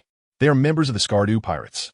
Colonel Tina, the sea is so vast, it should be normal for there to be people who look alike, right? Abu's face stiffened, but he quickly regained a polite smile and added, as the most intelligent person of this generation in the Green Pepper family, even if he looked down on the Navy of the West Sea, he didn't want to offend them too much. After all, the West Sea is just a branch of the Navy. The overall strength of the Navy is undoubtedly one of the top forces on the sea. Blake had already obtained the identity token of the Green Pepper family, and he was considered one of them. If it didn't rescue him, it would obviously tarnish the reputation of the Green Pepper family. But no matter how Abu tried to justify, Tina kept her gaze fixed on Abu, showing no intention of letting him go. Although Tina often said that Smoker was the one with the worst character among her generation of the Navy, it didn't mean she was easy to talk to either. During the time when Admiral Sengoku was in power, she had to maintain the old order in the West Sea for the sake of stability. However, with the current Admiral Akainu actively promoting the World Conscription campaign, it was clear he was preparing for a major move. Thus, to keep pace with the times, the old order of the West Sea needed to change. Is the Navy determined not to release them? Seeing that persuasion was ineffective, Abu felt a surge of anger. As he spoke, his hand reached for the axe tied behind his back. Why not just say you want to fight? Seeing Abu's actions, Tina smiled confidently. Then, she quickly extended a black bar-like iron rod from her hand and launched the first attack towards Abu. Colonel Tina, you need to have some restraint, Abu shouted, as the axe in his hand was wrapped in hockey, swinging down towards the incoming iron rod. Crack! Upon contact, the heavy axe instantly severed the iron rod, and then the axe heavily struck the ground. After the strike, before Abu could assess Tina's movements, a pink figure rapidly charged towards the area below his side. Not good. Cold sweat instantly broke out on Abu as he abandoned the heavy axe in his hand, heavily stomping on the ground and leaping into the air. While still in the air, Abu quickly grabbed another axe behind him and swung it at Tina, who had passed through where he was before. Whoosh! In a rush of wind, Tina, taking advantage of the initial move, quickly reacted, swiftly turning around and releasing a large amount of black iron bars from both hands. Crack! Crack! Abu's heavy axe once again severed several iron bars, But at this moment, a rapid pink figure surged past him once more, using the same trick again. With one step faster, Tina took advantage of the moment when Abu was airborne and unable to gain leverage, quickly passing through Abu. Suddenly, an incredibly tight iron bar firmly locked Abu's body, slamming him down into the ground. Abu. The surrounding members of the 8 Treasure Water Army were shocked by Tina's strength as they saw Abu defeated in just a few moves. Although Abu's strength was not considered strong among the main members of the Green Pepper family, he could often resolve most issues just by showing up. It seems that this Tina, who has quite a reputation in the West Sea, really has some skills. Surrounding members of the 8 Treasure Water Army raised their swords and firearms, pointing them at the encircled navy. This is the Flower Kingdom. They can't let the navy bully them on their own turf. The surrounded navy also resolutely raised their weapons, pointing them at the surrounding 8 Treasure Water Army. In this era, those who joined the navy did so either out of hatred or a strong expectation of justice. Now that their captain had taken the lead in being tough, they couldn't act like cowards. Just as this tense situation unfolded, a loud shout suddenly came from behind the outer camp of the 8 Treasure Water Army. What happened to Abu? The voice came from behind before the person had even arrived. The leader of the 8 Treasures Navy, Qingjiao, arrived at the front of the crowd alongside old Kai. Qingjiao of the 12 generations of the 8 Treasures Navy. Tina and the other Navy personnel were taken aback upon seeing Qingjiao's figure. Who would have thought that capturing a pirate crew from a neighboring country would attract someone like Qingjiao? Upon seeing the Navy and the imprisoned Abu, Qingjiao's expression changed instantly. His heart could perceive both great and small things. After his proud conical head was dented by carp, he developed a sense of malice towards the entire Navy. The Navy often faced attacks while on duty near the Flower Kingdom, and everyone in the West Sea knew who the mastermind was. However, due to the relationship with the Flower Kingdom, such matters ultimately ended without resolution. Over time, the Navy rarely appeared near the Flower Kingdom. Now that he saw the Navy in the Flower Kingdom, Qingjiao's temper flared. How dare the Navy come to the Flower Kingdom to bully my grandson? Isn't this too much? Qingjiao said with a face full of anger. As he spoke, Qingjiao joined his hands together, and his powerful conqueror's haki spread recklessly throughout the area. The Navy personnel, surrounded in the middle, quickly fainted under the intimidation of Qingjiao's haki, leaving only Tina still standing. The surrounding 8 Treasures Navy members also couldn't escape the effect. Soon, only a few remained standing. What a strong momentum. No wonder he is a legendary figure. Tina gritted her silver teeth, determined to withstand Qingjiao's conqueror's haki. As a Navy officer, she had her own sense of justice to uphold. 8 punches. Martial head. After demonstrating his powerful aura with conqueror's haki, Qingjiao shouted loudly. He jumped into the air and used his flat head to perform a headbutt aimed at Tina below. Grandpa, stop. Abu, who was locked on the ground, panicked and shouted at the sight of Qingjiao's attack. As a colonel dispatched to the West Sea, Tina might not hold the highest rank, but she was definitely the highest-ranking Navy officer in the West Sea. If something happened to Tina in the West Sea, the Navy headquarters would undoubtedly divert more resources to the West Sea, while they might not encounter trouble due to the protection of the Flower Kingdom. The days of being under the Navy headquarters scrutiny would surely be difficult. This would be a classic case of losing more than gaining. So strong, Tina was very worried. She looked at the overwhelming might of Qingjiao and anxiously scanned the unconscious Navy personnel around her. Gritting her teeth, Tina quickly extended curved black iron bars from her hands, layering them in the air at high speed in an attempt to catch Qingjiao's attack in this manner. Crack, crack. The iron bars, unable to bear the weight and force of Qingjiao's strike, made a sound of breaking. In an instant, several layers were pierced through. Below, Tina heard the continuous sound of iron bars breaking, gritting her silver teeth while continuing to release more iron bars. After all, Qingjiao was an established, legendary pirate. Even though Tina was an elite Navy officer from the headquarters, facing someone like Qingjiao made her seem quite inexperienced. Crack! The sound of iron bars breaking above her head grew closer, and Tina gritted her teeth, pressing her hands against the now solid iron bars, already feeling the tremendous force coming from above. Finally, amidst the relentless sound of breaking metal, through the gaps in the iron bars, Tina could see Qingjiao's approaching figure. What a strong offensive! In Tina's unwilling gaze, Qingjiao's headbutt broke through layer after layer of iron barriers and heavily struck the ground. Boom! The moment Qingjiao's head made contact with the ground, it created a deep pit. Cracks and debris flew in all directions. Tina, caught in the powerful attack of Qingjiao, was inevitably thrown back by the shockwave tumbling several times on the ground before finally coming to a stop. Due to being closest to Qing Jiao's attack, Tina suffered significant injuries and lost consciousness. Oomph. Even Carp didn't show up, yet they dared to capture my grandson in the Flower Kingdom. The Navy is too overconfident. After knocking Tina out, Qing Jiao's anger had not yet subsided. As he spoke, he walked towards Tina, preparing to strike again. Meanwhile, Abu, who had regained his freedom after Tina lost consciousness, rushed to stop Qing Jiao before he could act. Grandpa, stop. Abu hurriedly grabbed Qing Jiao's arm, preventing him from continuing. The Navy came here to capture the Skardu pirate crew. Abu pointed at the already unconscious Black and others on the ground, advising, the Navy's world conscription has just ended, and their forces have been greatly reinforced. There will definitely be significant actions coming up. If we intrude on the Navy's site now, it will surely be a case of losing more than gaining.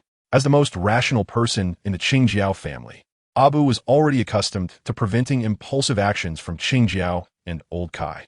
And Qing Jiao, who could be considered the pillar of the Eight Treasures Navy for hundreds of years, was not someone who couldn't listen. After hearing Abu's advice, Qing Jiao's anger began to dissipate. Abu, do you think the Navy's world conscription will have any impact on our Eight Treasures Navy? Hearing about the world conscription that had caused quite a stir globally, Qing Jiao couldn't underestimate it and asked with a serious expression. As the current pillar of the Eight Treasures Navy, Qing Jiao naturally valued the inheritance of the Eight Treasures Navy. If the Navy in the West Sea remained the same as before, he wouldn't be worried. But now the Navy had grown stronger after the world conscription. They were now entering the Flower Kingdom to capture pirates, and various signs indicated that the Navy had undergone significant changes without anyone noticing. Even with the protection of the Flower Kingdom, they still identified as pirates, which naturally put them in opposition to the Navy. They could not afford to treat the Navy's growth lightly. Don't worry, Grandpa. The Navy's focus is all on the New World, the Sea of Strongmen. And this world conscription is also aimed at dealing with the increasingly chaotic New World. As long as nothing major happens in the West Sea, their attention won't shift there, Abu said confidently. That area, which gathered powerful pirates from all over the world, was enough to give the Navy a headache. How could they have the energy to pay attention to the West Sea? Upon hearing Abu's explanation, Qing Jiao nodded in understanding. Then, Qing Jiao stepped forward to the unconscious Black and others, delivering 2 heavy slaps to the dazed Black. Slap, slap. After the 2 loud slaps, the unconscious Black was jolted awake by the pain. Qing Jiao. When Black woke up and saw Qing Jiao for the first time, he was startled and raised his voice. After processing it, his expression quickly turned to one of respect. Previously, when he was an undercover agent in the Kingdom of Olivia, both sides communicated in writing. This was his first time facing the famous Green Pepper in person. This was a legendary figure. The reason such a big shot appeared was actually to save them. Blake looked at Green Pepper, tears welling up in his eyes. Previously in Olivia, he had seen violent organizations serving the nobility being abandoned one by one, and this encounter filled him with a sense of belonging and honor for the Eight Treasure Navy. You're Blake, right? Green Pepper assessed Blake, searching his memory for this little pirate he had encountered a few years ago by chance. He had thought that planting a seed in the Kingdom of Olivia might yield decent profits in the future, but he never expected that this seed planted years ago would bear such a rotten fruit today with the Navy at their doorstep. Yes, Lord Green Pepper, it is my honor to be recognized by a figure like you, Blake said, looking at Green Pepper with admiration and a flushed face. Well, now that the Navy has bitten you and chased you to the Flower Country, even if you return to Olivia, you won't gain their trust again. In that case, you should stay in the Flower Country. Green Pepper nodded at Blake and arranged. After all, this was someone who had made a name for himself in the West Sea worth 70 million berries. Keeping him around could still have some effect. Otherwise, wouldn't it have been pointless to fight the Navy? It's just a pity that the seed planted in Olivia didn't yield the large fruit he wanted. Green Pepper glanced at the unconscious members of the Eight Treasure Navy and the Navy and said to Abu, "You handle things here." After speaking, Green Pepper did not linger and turned back the way he came. "Help out a bit?" Abu asked Old Kai, who had been watching from the side. Kaka, this is something your grandfather entrusted to you. I'm leaving first," Old Kai said with a smile, then quickly caught up with Green Pepper and left together. Abu looked around at the unconscious comrades and Navy members, scratching his head. He didn't think much about it and skillfully walked over to one of his crew members, giving him a kick on the backside. Bang! The attacked Eight Treasure and Navy members quickly woke up, having long been accustomed to this treatment, and soon joined Abu's ranks. They began to administer the kick-on-the-butt therapy to those lying on the ground.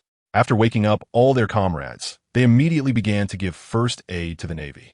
However, during the process of administering first aid to the Navy, some personal emotions inevitably mixed in, resulting in slightly misplaced treatment. A Navy warship slowly sailed away from the Flower Country, contrasting sharply with the speed it had arrived at. The atmosphere on the warship was extremely oppressive, and even the flags seemed affected by the mood on board, drooping on the mast. They only swayed weakly in the sea breeze. Coupled with the red sunset on the horizon, it formed a mournful picture of the setting sun. In one of the ship's cabins, Tina, whose head and ribs were wrapped in bandages, slowly regained consciousness. This is the room on the warship? How did I end up here? Tina placed her right hand on her throbbing head, looking at the familiar yet strange scene with confusion. She clearly remembered being defeated. How could she be back in her room? With a heart full of questions, Tina endured the pain in her head and ribs and slowly walked out of the room. As soon as she stepped out, she bumped into the ship's doctor, Rosania. Crocodile, how did you get out of bed? Quick, lie back down. Your ribs are fractured in 2 places, and if you're not careful, the bones that haven't healed yet could become misaligned, and if they pierce your organs, it would be even more troublesome. Dr. Rosania hurriedly supported Tina and insisted on taking her back. Tina didn't resist, and it wasn't until she lay back down that Rosania breathed a sigh of relief. At which point Tina finally voiced her confusion. Dr. Rosania, how did I get back on the ship? I only remember being unable to catch Green Pepper's attack, getting knocked away by the aftermath, and then I lost consciousness. Do you know what happened afterward? Tina asked, puzzled. Rosania, as a logistics personnel, had been left on the warship earlier. She might not be clear about what happened at the front line, but she must know how Tina returned to the ship. Colonel Tina, you were carried back by the soldiers on the ship. I'm not very clear about what happened to you in the Flower Country, Rosania said, while taking out prepared bandages from the medical kit at her waist to change Tina's dressing. I was carried back by the soldiers? Upon hearing this, Tina's confusion only deepened. Why was she carried back by the soldiers when they had lost consciousness before her? Crocodile, Tina, do you want me to call someone in to ask? Rosania, having finished changing the dressing smoothly, asked upon seeing the look of confusion on Tina's face.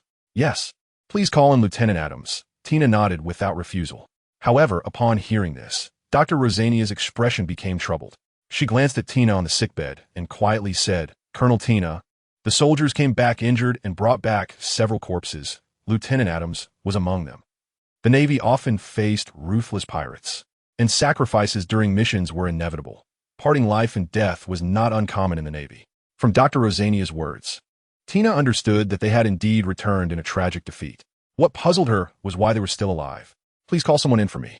Tina closed her eyes and, after a moment of silence, said to Rosania, Okay, Colonel Tina. Rosania nodded and left the room with the medical kit. It wasn't long before Tina was visited by a Navy soldier who walked in with an exaggerated gait, his face alternating between blue and purple.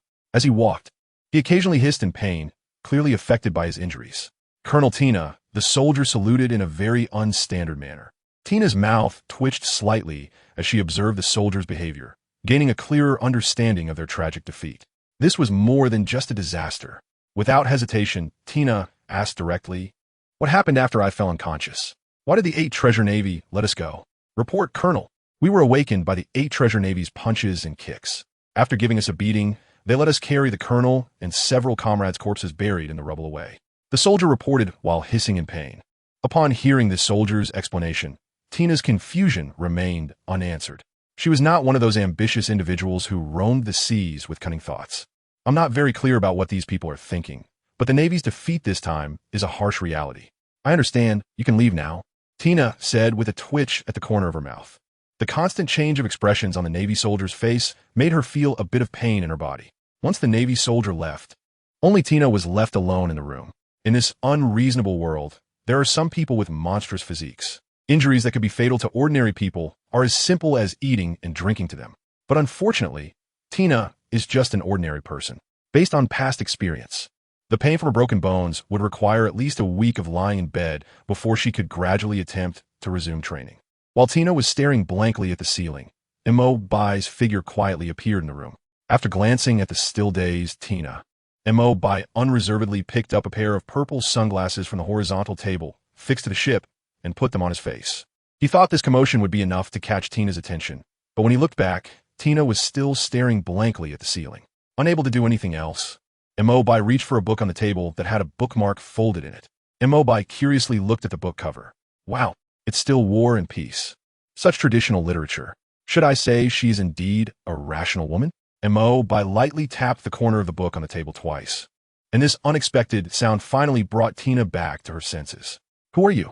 Tina noticed Bai standing by the table and immediately looked at the man who had suddenly appeared in her room, as if facing a great enemy. Just as she wanted to prop herself up to defend herself, Tina's gaze towards Bai suddenly turned shocked. It felt as if her body was sinking into a deep swamp, rendering her incapable of any reaction. What have you done? Tina stared warily at Bai. Not only was she physically injured, but her body was also under the control of the other party through some mysterious means, leaving her utterly powerless to resist. The feeling of being at the mercy of someone else is truly unbearable. Hey, don't look at me with that scum-like gaze. Bai was very displeased with Tina's expression and pushed the borrowed purple sunglasses on his face, saying, "Do I look like a bad person to you? A person who barges into someone else's ship without permission and takes action without explanation can't possibly be a good person, right?" Tina glared at Bai with a grim expression, her eyes filled with seriousness. The fact that he could silently appear on their ship and silently control her body with unknown means indicated that he was not simple. Given the current situation of their ship after a crushing defeat, they were utterly powerless to resist. "Oh," Bai pushed down his sunglasses, looking at Tina with a smirk. "Well then, congratulations, you got it right. I am indeed not a good person." As he approached Tina step by step, a bad smile on his face amidst her complex expression of struggle, Tina's expression changed dramatically. After years of frontline combat at sea, Tina had seen too much of the ugliness of the ocean. The darkness of humanity was unleashed without restraint in this area where the law was extremely thin. Now her body could not even move. What kind of unbearable treatment would she face next? As Bai drew closer, Tina's heartbeat quickened. Don't get too complacent. Our defeat does not mean that justice will not prevail. In this helpless waiting, Tina trembled and closed her eyes, yet still gritted her teeth and spoke. Truly worthy of being an elite from the Navy headquarters, even in such a situation, she still had the spirit to speak harsh words. Bai walked to the front of Tina's bed, watching her trembling eyelashes filled with fear, the bad smile on his face unchanged. While speaking, Bai took off the purple sunglasses and returned them to Tina's face. "Are you humiliating me?" Sensing the movement on her face, Tina's trembling eyelashes stopped, and after mentally preparing herself, she reopened her eyes, glaring at Bai with gritted teeth. It was just returning what belonged to her. Bai looked Tina up and down again, and to be honest, with those little sunglasses on, her cool vibe really came through.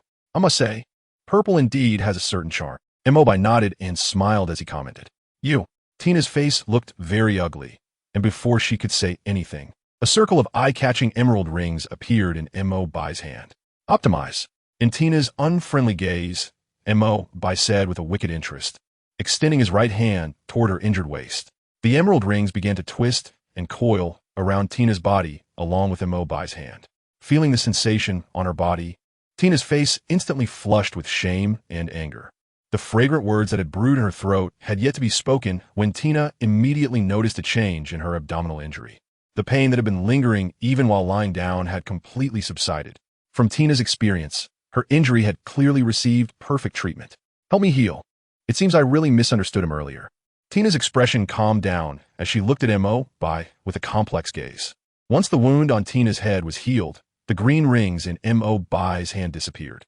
However, Bai's hand did not move away. It still clung to Tina's firm waist, rubbing gently. Tina's face, which had just calmed down, changed again. Shameless.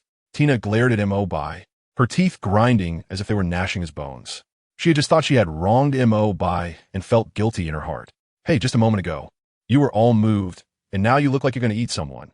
You really are changeable." Bai leaned closer to Tina's face, grinning as he said, "But even if I were to eat, it should be me eating you." Feeling the warm breath on her face, Tina's heartbeat quickened. Was this really going to happen? Her strength still couldn't maintain the justice in her heart. Bai looked at Tina, who was lost in her thoughts with a complex expression and had no intention of continuing to tease her. Instead, he reached out and gave her a loud slap on her white forehead. Bang! With Bai's action, a sound only produced by a good head echoed from Tina's head. The pain on her head made Tina let out a cry, instinctively covering her forehead with her hand. After rubbing it a couple of times, Tina quickly reacted. I can move. Tina looked at her palm in surprise. In the next moment, Tina sprang up from the bed, releasing 2 black iron bars from her palms and launching a left and right attack towards Mo Bai. Got you. Tina looked at Mo Bai, who stood still, and her face brightened. It would undoubtedly be the best outcome to take down such a tricky opponent of unknown strength in one move. But immediately, Tina's expression changed. She saw the 2 iron bars passing right through Mo Bai's body as if he were nothing. They then crashed into each other, entangling and locking each other. Mo Bai remained still in place, a calm smile on his face as he watched this scene. Who are you? Tina stared at Mo Bai with a serious expression. She currently knew nothing about him. In a situation where she couldn't attack, the circumstances were undoubtedly terrible for her. Once a conflict arose, she would be the one to lose. Therefore, communication became the best solution. I'm a good person. You could just call me Mo Bai. Mo Bai replied calmly. Good person? Hearing this response from Mo Bai again, Tina's face turned slightly angry. Yes, isn't it a good thing to help you heal? Mo Bai shrugged and said earnestly. Good person. Upon hearing heal, Tina's face flushed. Recalling the scene of Mo Bai's hands moving on her waist during the healing, she couldn't help but scoff. So, what are you here for? Don't tell me you came just to heal me, Tina said to Mo Bai. She couldn't even touch him with her confident attacks. So it was clear that his strength was beyond their capacity to confront. A person with such strength appearing here must have a purpose. Can I say it's for lust? Mo Bai said as he casually sat on the edge of the bed. Tina silently stared at Mo Bai's face for a moment. I believe this, and it's the kind of lust without the courage to act, Tina said, nodding in agreement. Tina then got off the bed, poured a glass of water from the kettle on the table, and handed it to Mo Bai, saying, if you have something to say, just say it. If not, you should leave as soon as possible. A worship is not a place where a good person can come uninvited. Through simple communication, Tina also saw Mo Bai's frivolous personality. When dealing with such a person, if you can't meet face to face, it's better to be straightforward about serious matters and directly show the intention to refuse to entertain him. It must be said that Tina indeed grasped Mo Bai's character flaw. As soon as the refusal was mentioned, Mo Bai immediately put away his frivolity. All right, there is indeed something serious, but it's true that it started with lust. Mo Bai shrugged unabashedly, saying, he firmly believed that sincerity is always a killer move. As long as he dares to admit he is a lecher, he can ignore the gaze of the world and openly be a lecher. Then let's get to business. Tina sat at the other end of the bed and nodded at Mo Bai. She didn't mind telling Mo Bai that she was motivated by lust. In the Navy, there were plenty of men who had pursued her madly after just one meeting. She had long since gotten used to men being driven by lust. A violent organization of a country can blatantly stop the Navy's law enforcement. This is something unimaginable in other places. You also want to change the situation of the Navy in the West Sea, right?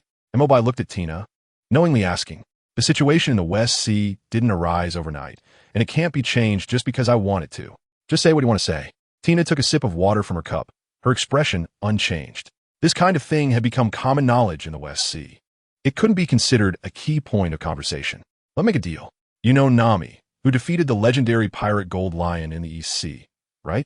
I can give you the power to realize your ideas, enough to change the situation in the West Sea. When Mo Bai said this, Tina's expression instantly changed.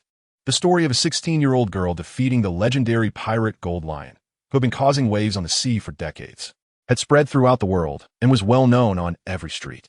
Apart from the extremely loud name of one of the protagonists, Gold Lion, another hot topic was Nami's age. Being able to defeat a contemporary top-tier legendary pirate at the age of 16, even in recorded history, one couldn't find traces of predecessors. No wonder Nami was recognized with a divine name. And now, this uninvited person actually said he could give her the powerful strength to be known by such a divine name like Nami.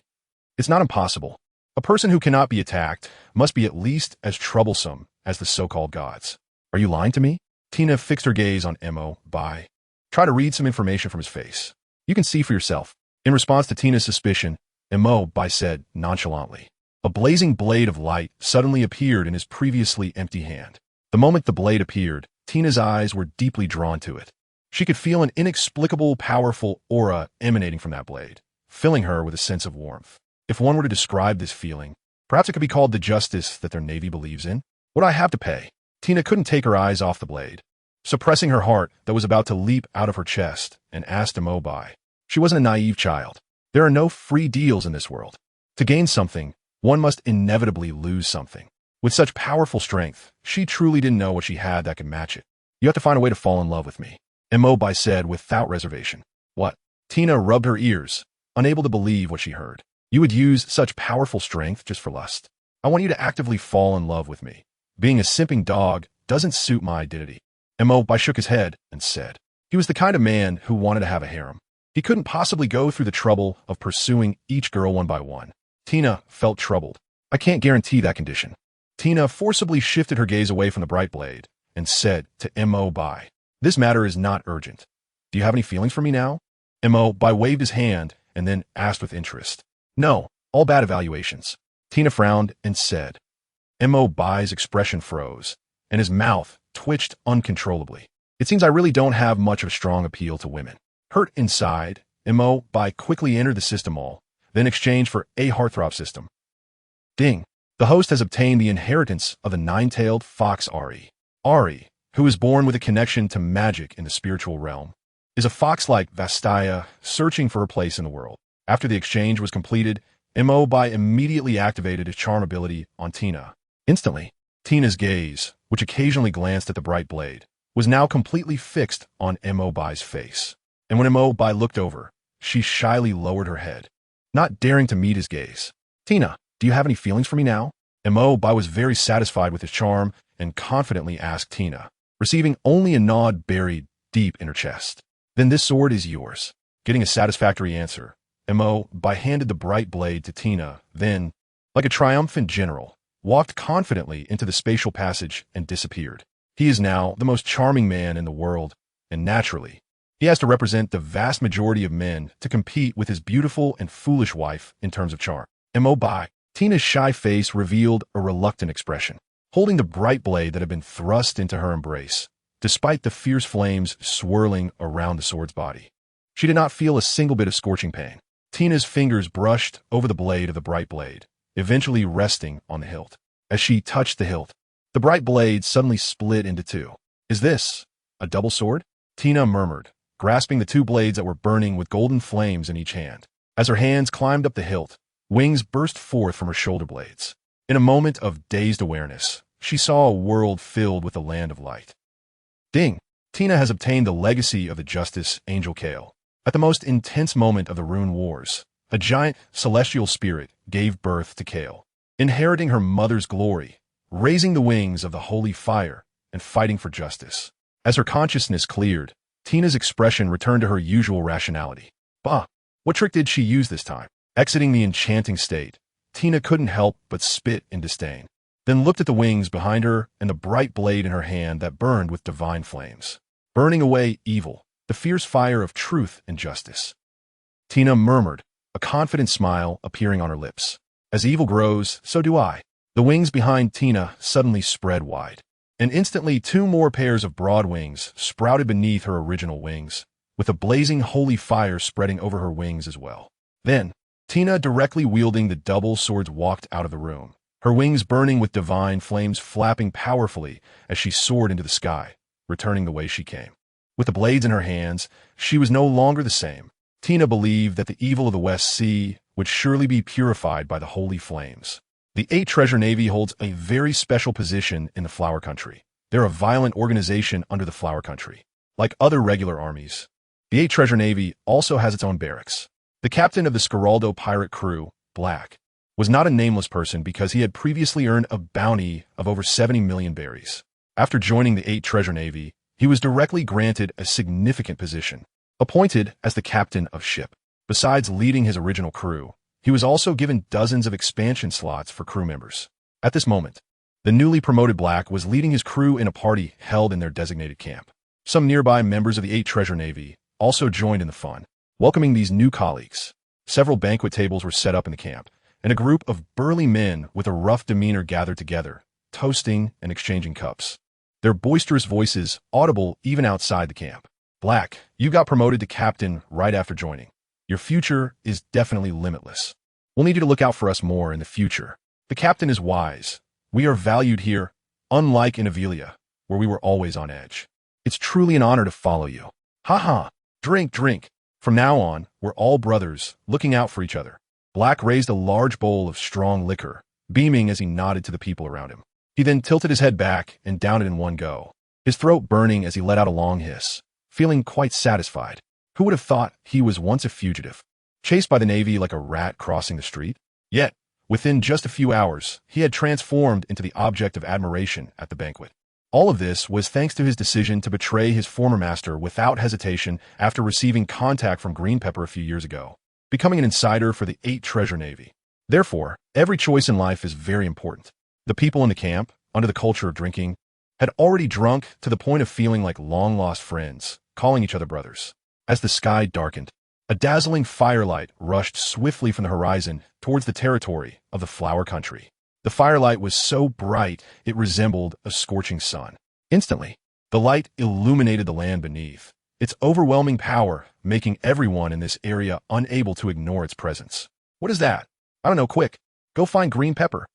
The crowd, somewhat unsteady from the alcohol, looked in terror at the firelight racing across the sky, their hearts rising with a deep sense of awe and a hint of fear. The firelight moved quickly before they could run out of the camp. It was already hovering above them. Once the firelight stopped, everyone finally saw the figure within it. That was the naval officer Tina, who had been defeated by Green Pepper this afternoon. We let them go, so why is she back? She seems different from before. What a powerful presence.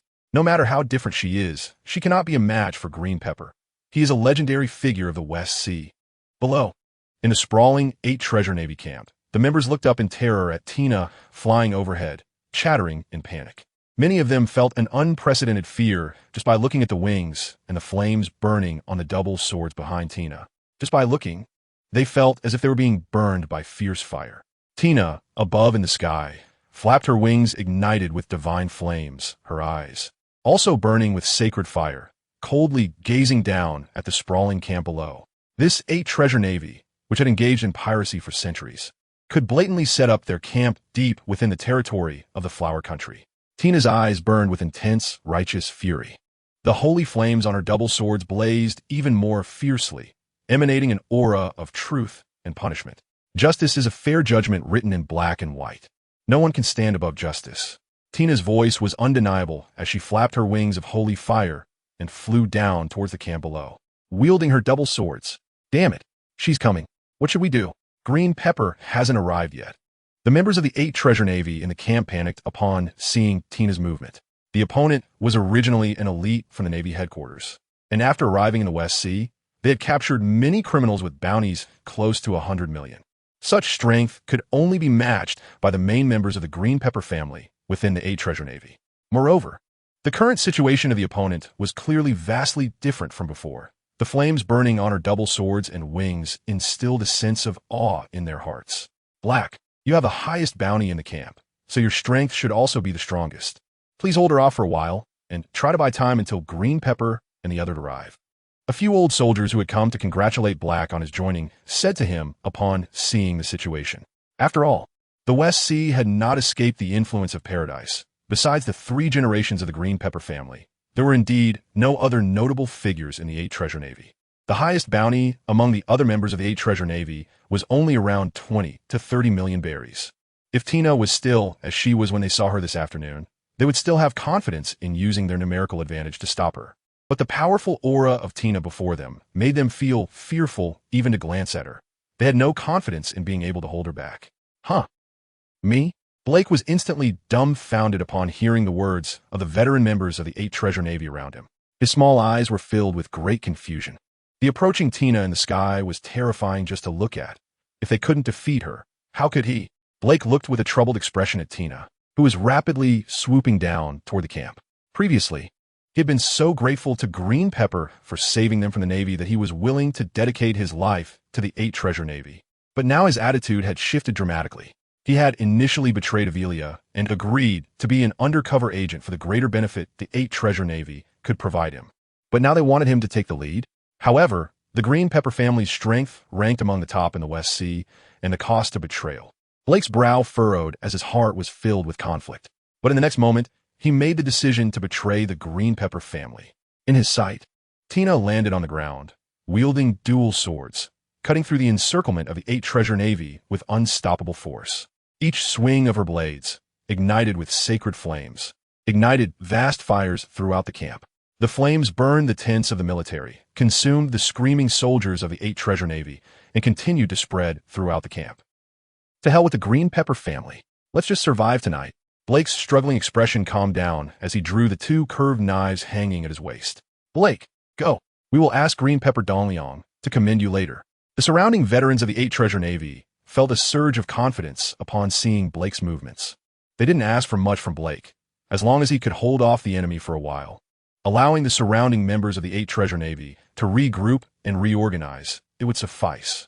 This way, they could systematically halt Tina's unstoppable assault, which would surely reduce the losses of the 8 Treasure Navy and buy time until Green Pepper Dongliang arrived. Thank you all. Blake showed a sincere smile, but his gaze secretly glanced at his former crew nearby. Without any warning, Blake's dual knives swiftly slashed, knocking down the unsuspecting veterans. The pirates, who had been unclear about their captain's intentions, quickly realized what was happening and drew their daggers to finish off the fallen and wailing soldiers of the 8 Treasure Navy. Captain, what should we do next? After confirming there were no survivors, the pirates gathered around Blake and asked. They didn't understand why their captain did this, but they had witnessed his brilliance before. Obedience could never be wrong. We must leave the Flower Kingdom as soon as possible. The situation here is very wrong. Blake looked at the distant flames where no enemies stood, a flicker of fear passing through his eyes. The 8 Treasure Navy was doomed, and the Green Pepper family wouldn't survive until tomorrow. The West Sea was probably about to undergo a change. Our only way out is to head to the New World. Blake dared not stay any longer as he ran in the opposite direction of Tina while speaking. The New World. The pirates following Blake changed their expressions upon hearing this. Captain, the waters of the Shurima territory have long covered half of the Grand Line. With their tyrannical actions against pirates, we will likely be wiped out as soon as we leave the Upside-Down Mountain. A one-eyed pirate said to Blake. This news has been well known. We will take another route, the Calm Belt. Blake hesitated not at all, clearly having a plan, and without looking back said, rather than waiting here for fate to decide, we might as well choose our own destiny. In the camp of the 8 Treasure Navy, the flames illuminated the night sky, making the 10-mile camp appear as bright as day.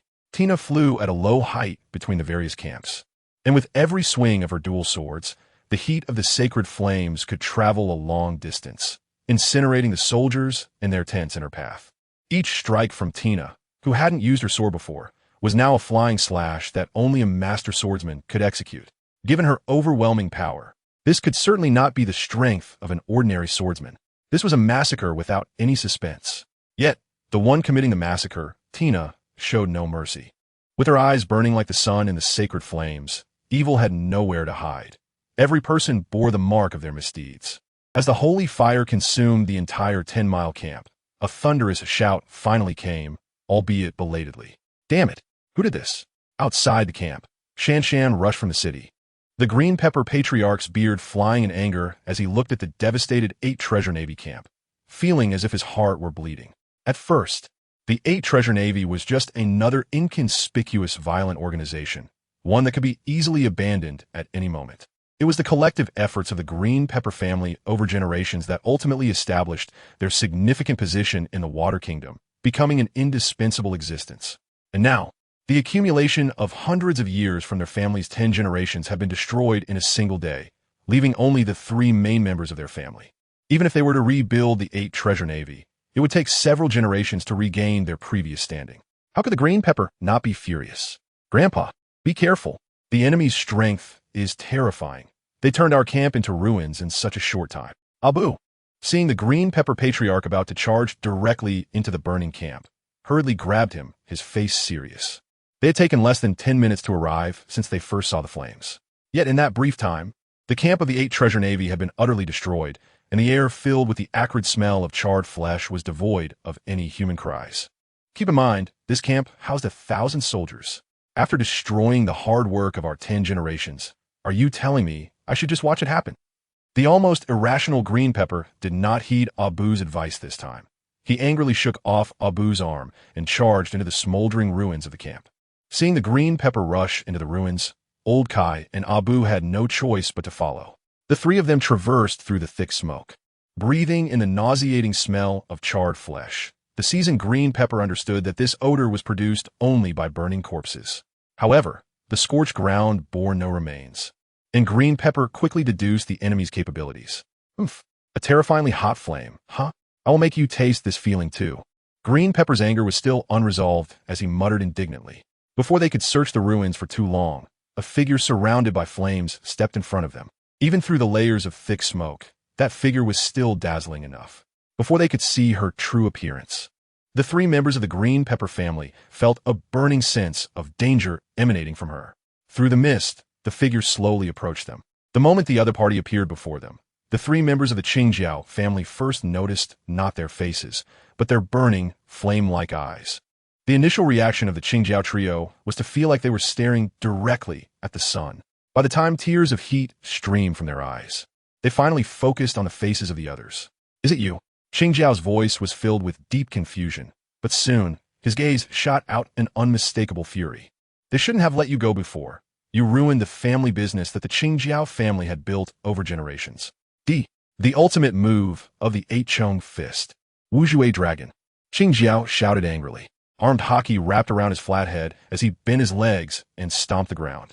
Soaring into the air, he unleashed the shockwave of the Eight-Chong Fist that had been passed down through his family, directly using his strongest attack, similar to the attack method from their first encounter. It was also a descending attack. The difference was that the Qingjiao, using the ultimate move of the Eight-Chong Fist with armed haki and the family's ancient techniques, looked even more terrifying. However, Tina was no longer the one who had been defeated in one blow before. Flames of righteous anger blazed in Tina's eyes, and her wings behind her flapped fiercely as she flew upwards to meet Qingjiao.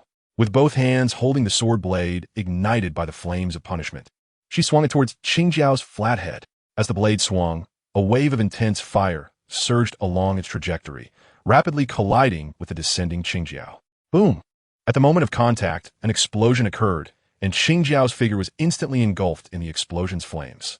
The scorching fire of punishment climbed onto Qingjiao's body without hindrance, burning wildly. The flames are so hot. It hurts. Qingjiao's heart, full of anger, was completely consumed by the flames, and the offensive he had prepared could no longer be maintained. With a twisted face, he screamed and fell from the sky to the ground. Grandpa! Lao Kai and Abu were shocked by the overwhelming defeat of Qingjiao and were filled with concern as they rushed to where he was falling. So hot, so hot. Qingjiao, who smashed into the ground and created a small pit, screamed as he rolled back and forth, continuously slapping his arms against the fiercely burning flames on his body. This technique, which was normally effective against ordinary flames, was utterly useless at this moment, as the fire continued to burn Qingjiao's body recklessly. Grandpa, we are coming to save you. Seeing Qingjiao's miserable state, Lao Kai and Abu, without a moment to think, rushed to his side and began to stomp on the flames burning on him. But the flames consuming Qingjiao were not ordinary flames. The moment Lao Kai and Abu joined in to extinguish the fire, the flames on Qingjiao found new targets to spread to, quickly climbing onto the bodies of the two. Hiss, so hot. What's going on? Lao Kai and Abu soon found themselves in the same predicament as Qingjiao, constantly screaming in agony as the holy fire burned them. Their confidence and hard-earned strength were rendered useless under the holy fire. At the very least, their strong vitality allowed them to experience the endless pain of the punishing flames better than ordinary people. Under the blazing fire, the screams of the three members of the Qingjiao family sounded like tortured demons in hell. It was so tragic that anyone who heard it would remember it for eternity. The holy fire burned for less than 10 seconds, but for the Qingjiao trio, it felt as if they had experienced centuries. After burning away the sins, the rootless flames on the ground were finally quelled. The main members of the 8 Treasure Water Army, the 3 generations of the Qingjiao family, had been reduced to ashes without even being able to withstand the fiery wave unleashed by Tina. Your sins have been atoned for. Tina looked at the few wisps of black smoke rising in the air, her tone showing no signs of fluctuation. After doing all this, Tina did not leave. Her bright eyes turned towards another direction in the Flower Kingdom. The pirate forces nurtured by the Flower Kingdom were not limited to just the 8 Treasure Water Army. The 3 pairs of wings behind Tina flapped violently, and she shot off like an arrow towards another location. That night, the flames on the ground of the Flower Kingdom did not cease for a moment. The fire from all directions turned the entire country into a land of eternal night. Amidst the flames, the sounds of twisted wails echoed. Yet, as if it were an illusion, the chaos would restore to calm within seconds. Because Tina had witnessed a place of justice and glory when she held her sword, her conviction in the righteousness within her became even stronger. And even the royal palace of the Flower Kingdom did not escape the baptism of the holy fire. In this earth-shattering change in the Flower Kingdom, there were indeed those who chose to take risks and join the chaos to seek their own benefits. However, what awaited them in the end was only a gaze filled with burning wrath and the purification of flames. The ordinary people of the Flower Kingdom felt powerless and anxious amidst the fiery upheaval of their country. But when a noble figure, dignified and sacred, soared through the city with the light of dawn, the radiance that fell from the sky quickly calmed them down. Tina flew above the city, her wings of holy fire showering down a pure light that could quell fear and warm the hearts of the people. Tina landed before the remnants of the palace, looking at the statue of the king triumphantly riding a horse, which was meant to showcase his achievements, and with her burning blade, she severed the statue of the king on the horse. Tina pointed the burning blade at the statue's forehead, and the flames and radiance immediately gathered along the blade, completely enveloping it. Under the influence of the radiance and flames, a pair of golden wings sprouted from the back of the stone horse, which let out a cry and came to life. Hiss, hiss. The resurrected flying horse trotted up to Tina, resting its head against her palm, nuzzling against its creator while neighing. Tina stroked the flying creature she had created for the first time, a bright smile appearing on her face. She was confident that she could cleanse all the sins within her sight with the holy fire. The flying creature born from her hands would protect the beautiful homes rebuilt from the ashes of evil. Tina turned to look at the girl who was crouching in the ruins, hiding behind the debris, peeking at her with a timid gaze, her face covered in dirt.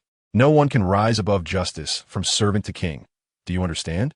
Tina's eyes returned to their original form as she looked at the ruins where the girl was hiding, her voice flat as she spoke. The girl hiding behind the rubble felt her heart skip a beat. After a moment of silence, she understood that she had indeed been discovered by this beautiful yet terrifying person who had destroyed the palace and killed her father and brothers. I understand.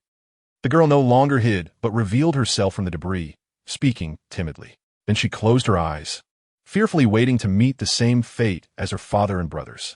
But after a long wait, the imagined death did not come. The girl opened her eyes in confusion. The figure that had ruthlessly slaughtered in the palace before still comforted the sacred Pegasus in front of her, not making a move against it. You won't kill me? The girl asked with a trembling voice. Given the other party's previous merciless behavior, it seemed impossible that she would be spared. Tina patted the Pegasus on the head. The Pegasus, understanding, returned to its original position and transformed into a stone statue. I only kill those who deserve it. Let's rebuild a brand new nation from the ashes of the old society with the people here, Tina said to the girl, meaningfully patting the stone statue of the Pegasus and adding, remember, light will favor every person who holds justice in their heart. The West Sea is not large, and news travels quickly. The pirate forces of the Flower Kingdom and a large number of royal nobles were annihilated overnight in a raging fire, leaving only the lowly royal side girl to rebuild her homeland from the ashes. This news spread throughout the West Sea by the next day. Instantly, the entire West Sea was in an uproar. The strength of the Flower Kingdom ranks among the top in the West Sea, and the 8 treasures navy within the pirate forces was a powerful presence with a prominent reputation. How could the news of such a historically significant member of the world government being suddenly destroyed not attract attention? Those who were curious and lived nearby set out to gather information about the Flower Kingdom. But the people that were busy rebuilding their homes and had no time to deal with such matters. The most they could find out was that a noble figure, majestic and sacred, surrounded by raging flames, was responsible for all of this. As more people gathered, it was inevitable that some with ulterior motives would appear. For them, a once powerful nation, now reduced to a royal side girl rebuilding her homeland, was an invaluable opportunity. When it comes to wealth, anyone's first thought would point to the royal treasury of this country. These people with ulterior motives were not fools. They directly set their sights on the ruins of the palace. Even scavenging in the palace would yield far more than robbing the frugal commoners. The ones who could arrive at the Flower Kingdom the fastest were undoubtedly from the nearby territories. Among these people with ulterior motives, the strongest were the violent organizations sent by the neighboring Avelia Kingdom, which was just separated by a stretch of territorial sea, the Withered Wood Pirate Group. Captain Harper, isn't it bad for us to swagger in like this? A hesitant pirate said to the thin, shriveled old man leading the way, resembling a withered tree. Their captain, Harper, had obtained a paramecia-type disease devil fruit a few months ago greatly increasing his strength, allowing him to successfully join the Avelia Kingdom. Under Captain Harper's leadership, they had always operated in the shadows, poisoning their opponents to make them ill before easily defeating them one by one. Now, walking under the sunlight made these unscrupulous pirates feel quite uncomfortable. What's there to be afraid of? The Flower Kingdom only has that royal side girl left.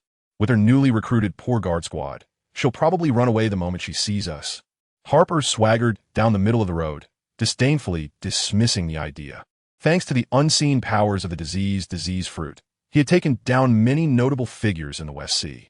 Now a fallen royal girl, along with a newly recruited guard squad from ordinary people, thought they could stop them? That was ridiculous. The crew of the pirate group agreed with his statement. However, they still felt uneasy walking in the sunlight, their brows furrowing uncomfortably. The surrounding citizens had already spontaneously organized to clear the ruins and ashes left by last night's fire. And the newly recruited guard squad was also cleaning up the remains of the palace, so no one stopped the Witheredwood pirate group. It wasn't until they boldly entered the palace, which had no doors, that they were discovered by the guard squad and the royal orphan girl who were clearing the ruins. "Who are you? What are you doing here?" The royal girl, who had gotten herself dirty while clearing the ruins with the guards, immediately questioned the Witheredwood pirate group with vigilance upon seeing them. It was no wonder the girl was cautious. The members of the Witheredwood pirate group did not look like good people at first glance. Each of them was dressed in black, their eyes darting around with a furtive glint, making others instinctively avoid their gaze. What do we want? Of course, it's to take advantage of others' misfortunes and make a fortune. Ha ha! Harper did not hide their intentions, openly stating their purpose and laughing confidently. Such opportunities to directly and openly defeat opponents were rare, and this feeling filled him with excitement and adrenaline. Seeing the Witheredwood pirate group, who did not conceal their intentions and acted recklessly, the girl recognized their confidence and quickly turned to the newly recruited guard squad amidst the ruins, shouting, "We can't handle them. Everyone hide." The newly recruited guards were just ordinary people from the area, here to earn some money to support their families. Upon hearing the girl's voice, they immediately fled in all directions without hesitation. "Ha ha! Captain, you're right. These newly recruited guards will only run when they see us. Hee hee. We're going to get rich. Look, the sculptures in the palace courtyard are adorned with such large amounts of gold." One pirate pointed at the stone horse sculpture among the ruins. The dazzling golden wings on the horse were very eye-catching, and the gold used by the royal nobles was undoubtedly gold. This pirate naturally assumed it was gold. "Jiahaha! Once we make this haul, we won't have to follow that stingy king of the Avelia Kingdom anymore." Hearing his crew's words, Harper's gaze was drawn to the stone horse statue standing amidst the ruins. The glaring golden wings instantly ignited a greedy fire in his eyes. Such wealth displayed openly had not been taken, so the royal treasury of the Flower Kingdom must still be intact. A royal treasury from one of the leading powers in the West Sea. They were about to make a big score. Leave a few people to take the gold off the statue. The rest follow me to search for the treasury in the palace. Harper completely ignored the girl's presence and waved his hand, ordering his crew to prepare to plunder the wealth here. Meanwhile, the girl, who had been overlooked, had already approached the stone horse statue. Remembering the words of that graceful yet terrifying figure at dawn, she clasped her fingers tightly in front of her chest and prayed to the stone horse, which she had seen transform into a living being. "I will lead the people to act with virtue and honor. I will hold justice in my heart, and I will strive for it. May the light bless this land," the girl said solemnly. Having witnessed the miraculous scene of the stone horse turning into a living being, she firmly believed in Tina's words, her attitude extremely sincere. As the girl prayed devoutly, before the Witheredwood pirate group could act, the stone horse statue emitted circles of golden holy light. In the astonished gaze of the members of the Witheredwood pirate crew, the sculpture let out a shriek, and the Pegasus came to life. Hiss! The Pegasus neighed loudly, its wings igniting in golden flames. As it flapped its wings, heat waves rippled, and the Pegasus dashed through the void towards the pirates. The sculpture came to life. A monster! This is a monster! The members of the Witheredwood pirate crew stood frozen in place, horrified, as they saw the Pegasus charging towards them, screaming in terror. "What are you panicking about? There are so many of us." Harper, though equally panicked, could only force himself to remain calm as the captain of the pirate crew. Facing the galloping Pegasus, Harper's arms suddenly swung under his robe, scattering a large amount of invisible powdery substance around. This was a power he developed based on the paramecia type disease fruit. It could create a field of toxic miasma in the vicinity, causing any creature that entered it to suffer from an uncontrollable disease and lose their combat ability in a short time. Harper often used this technique to defeat stronger opponents, as he couldn't use hockey or physical combat, making it his best move. Harper watched as the Pegasus charged straight into the miasma area without any sign of slowing down, a mocking smile naturally forming on his lips. He confidently counted the beats, but as the numbers slowly surpassed his knowledge, the Pegasus's speed showed no signs of diminishing. Harper's expression darkened. How is this possible? My poison has taken down characters with bounties over 100 million. Harper shouted in disbelief, staring at the Pegasus's figure.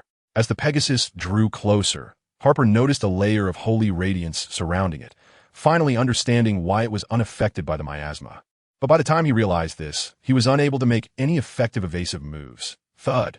The Pegasus, enveloped in golden holy light, charged forward, its iron hooves striking Harper's decayed body, and the sound of cracking bones echoed instantly. Under the powerful stomp of the holy Pegasus, Harper's body lay still from the moment it hit the ground. As Harper's life force faded, a flame erupted from the hooves of the holy Pegasus, burning Harper's emaciated corpse.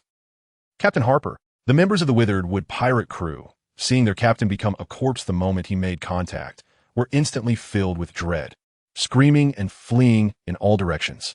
Hiss!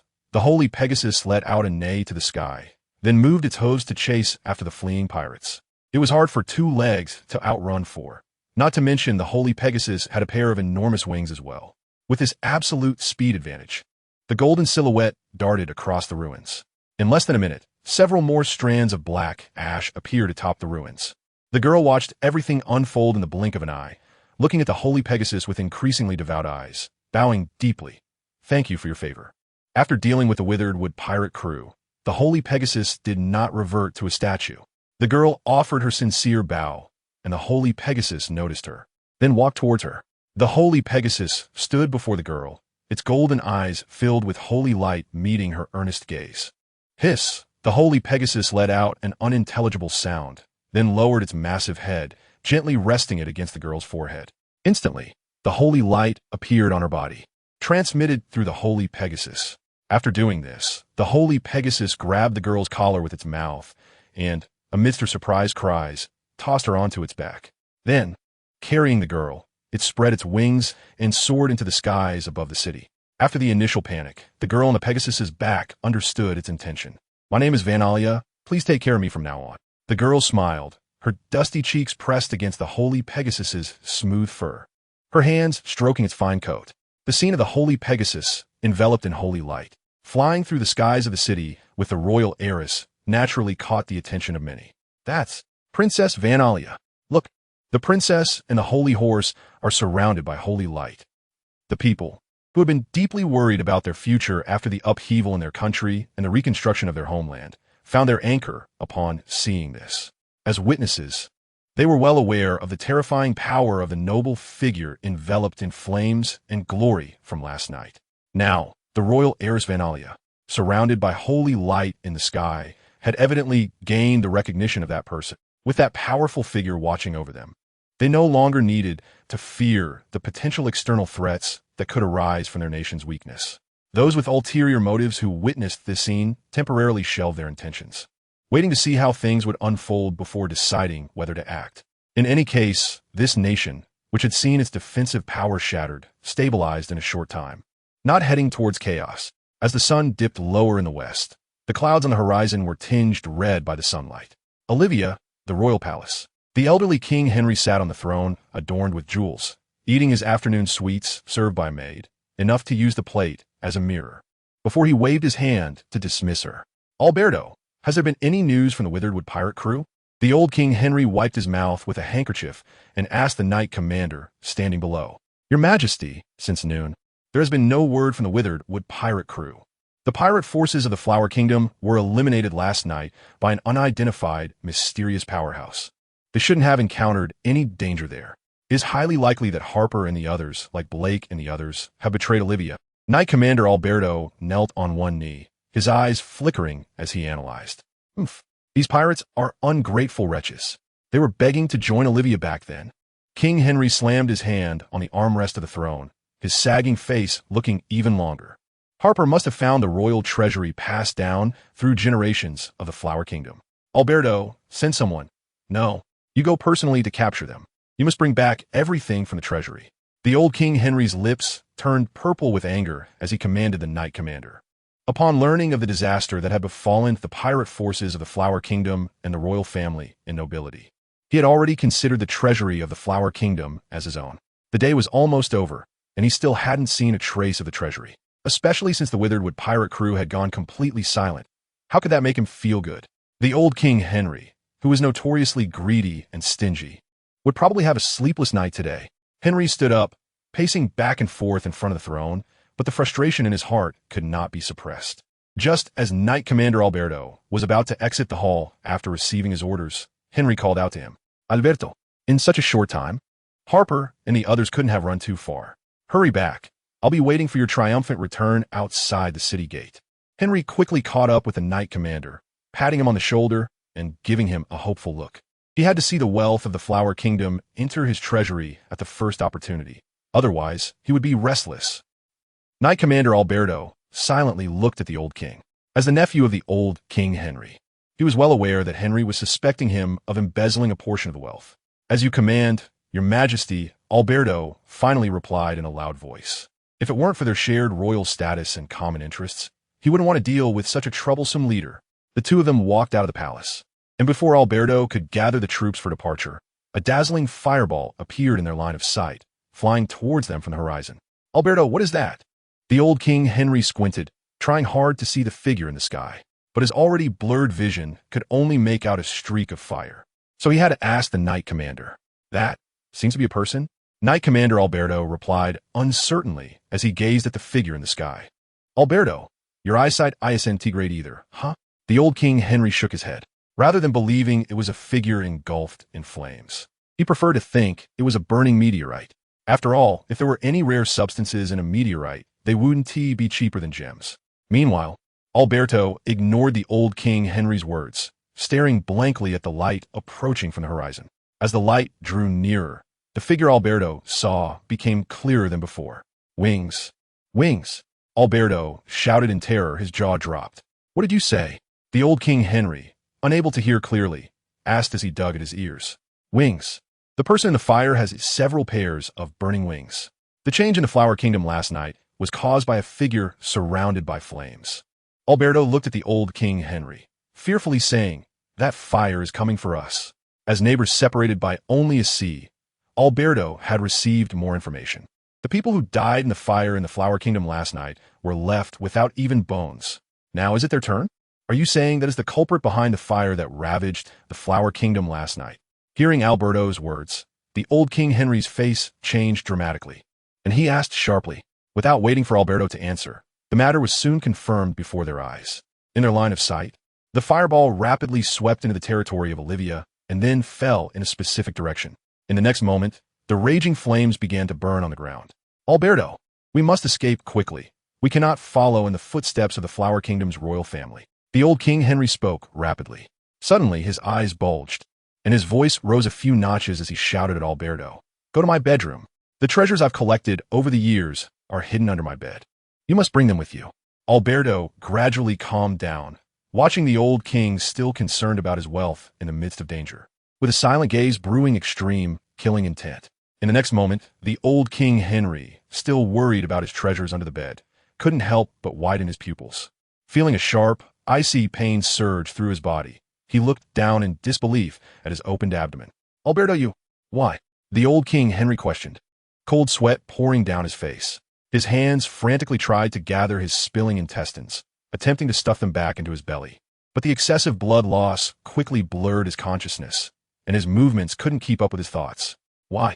Alberto replied flatly, wiping the blood from his sword, his expression growing angry. I was clearly lucky enough to be born into royalty, but because of you, this stingy king, I've lived over the years worse than some young noblemen. Look, you've been stingy for so many years. The royal family has been pinching pennies for so long, and now isn't the entire royal family at its end? Huh. A royal family that has never indulged for a day. Alberto, with his icy blade, slowly approached the old King Henry, revealing a mocking smile. The cautionary tale of the Flower Kingdom is right before us. Resistance is meaningless. However, it seems the other party needs a compliant royal family to do their bidding. Without changing his expression, Alberto thrust his sword into the old king's chest and sincerely said, "I want this opportunity to live." After killing the old king, Alberto glanced at the raging fire in the distance and ran into the palace with his sword. He wanted to be the Venelia of Olivia. This position, he would not allow anyone to snatch away. The geographical area of Olivia is much smaller than that of the Flower Kingdom, and most of the pirate forces raised are well-known pirate crews recruited from the outside, with very few stationed within. Therefore, this fire only burned for less than 10 minutes before it had already ignited some notorious nobles who acted with impunity and were immune to legal punishment due to their status and power. With the cautionary tale of the Flower Kingdom in mind, no one dared to take advantage of the chaos this time. Before the sky was fully dark, the flames on the ground had completed their mission and subsided.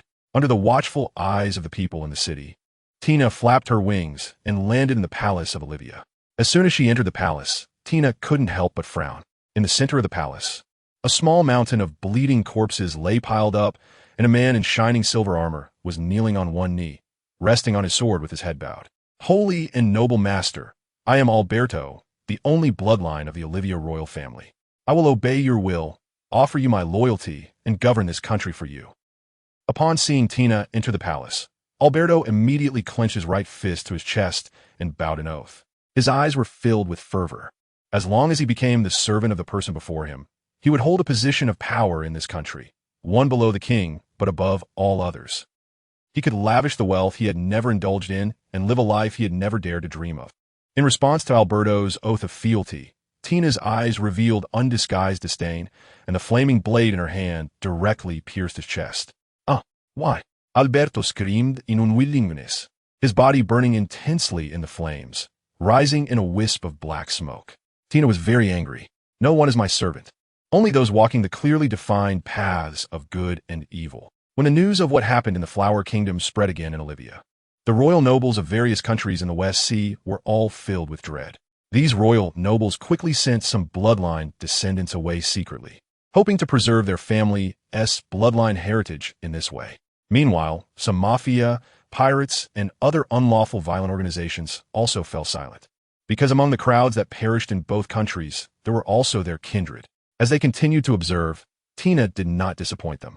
At the moment when dawn rises from the sea level, the purifying holy fire representing judgment also appears in the sky above the West Sea, continuing her acts of judgment, whether it is a cruel tyrant or an unjust villain. Under her fearful gaze, no evil can escape her judgment. No identity can be exempt. When Tina appears in various places of the West Sea, using fire to carry out her judgment, no hidden identities go unnoticed. The royal nobles, who once held immense power in the West Sea, suddenly find a blade hanging over their heads, ready to fall at any moment, making their recent days quite restless. Upon learning that all of this is being done by a colonel from the Navy headquarters, they immediately contacted each other. "Damn it, a mere Navy colonel dares to openly target us, the member states of the world government. What does she want? With such terrifying strength. We can't deal with her at all. At this time, we must put aside our differences, unite, and jointly urge the world government to pressure the Navy." After some discussion, all the prominent royal nobles contacted the world government through Den Mushi to express their dissatisfaction with the situation. The continuous calls overwhelmed the staff at Mariewa, who frantically called for reinforcements, exclaiming they couldn't handle it. Mariewa, elders' conference room.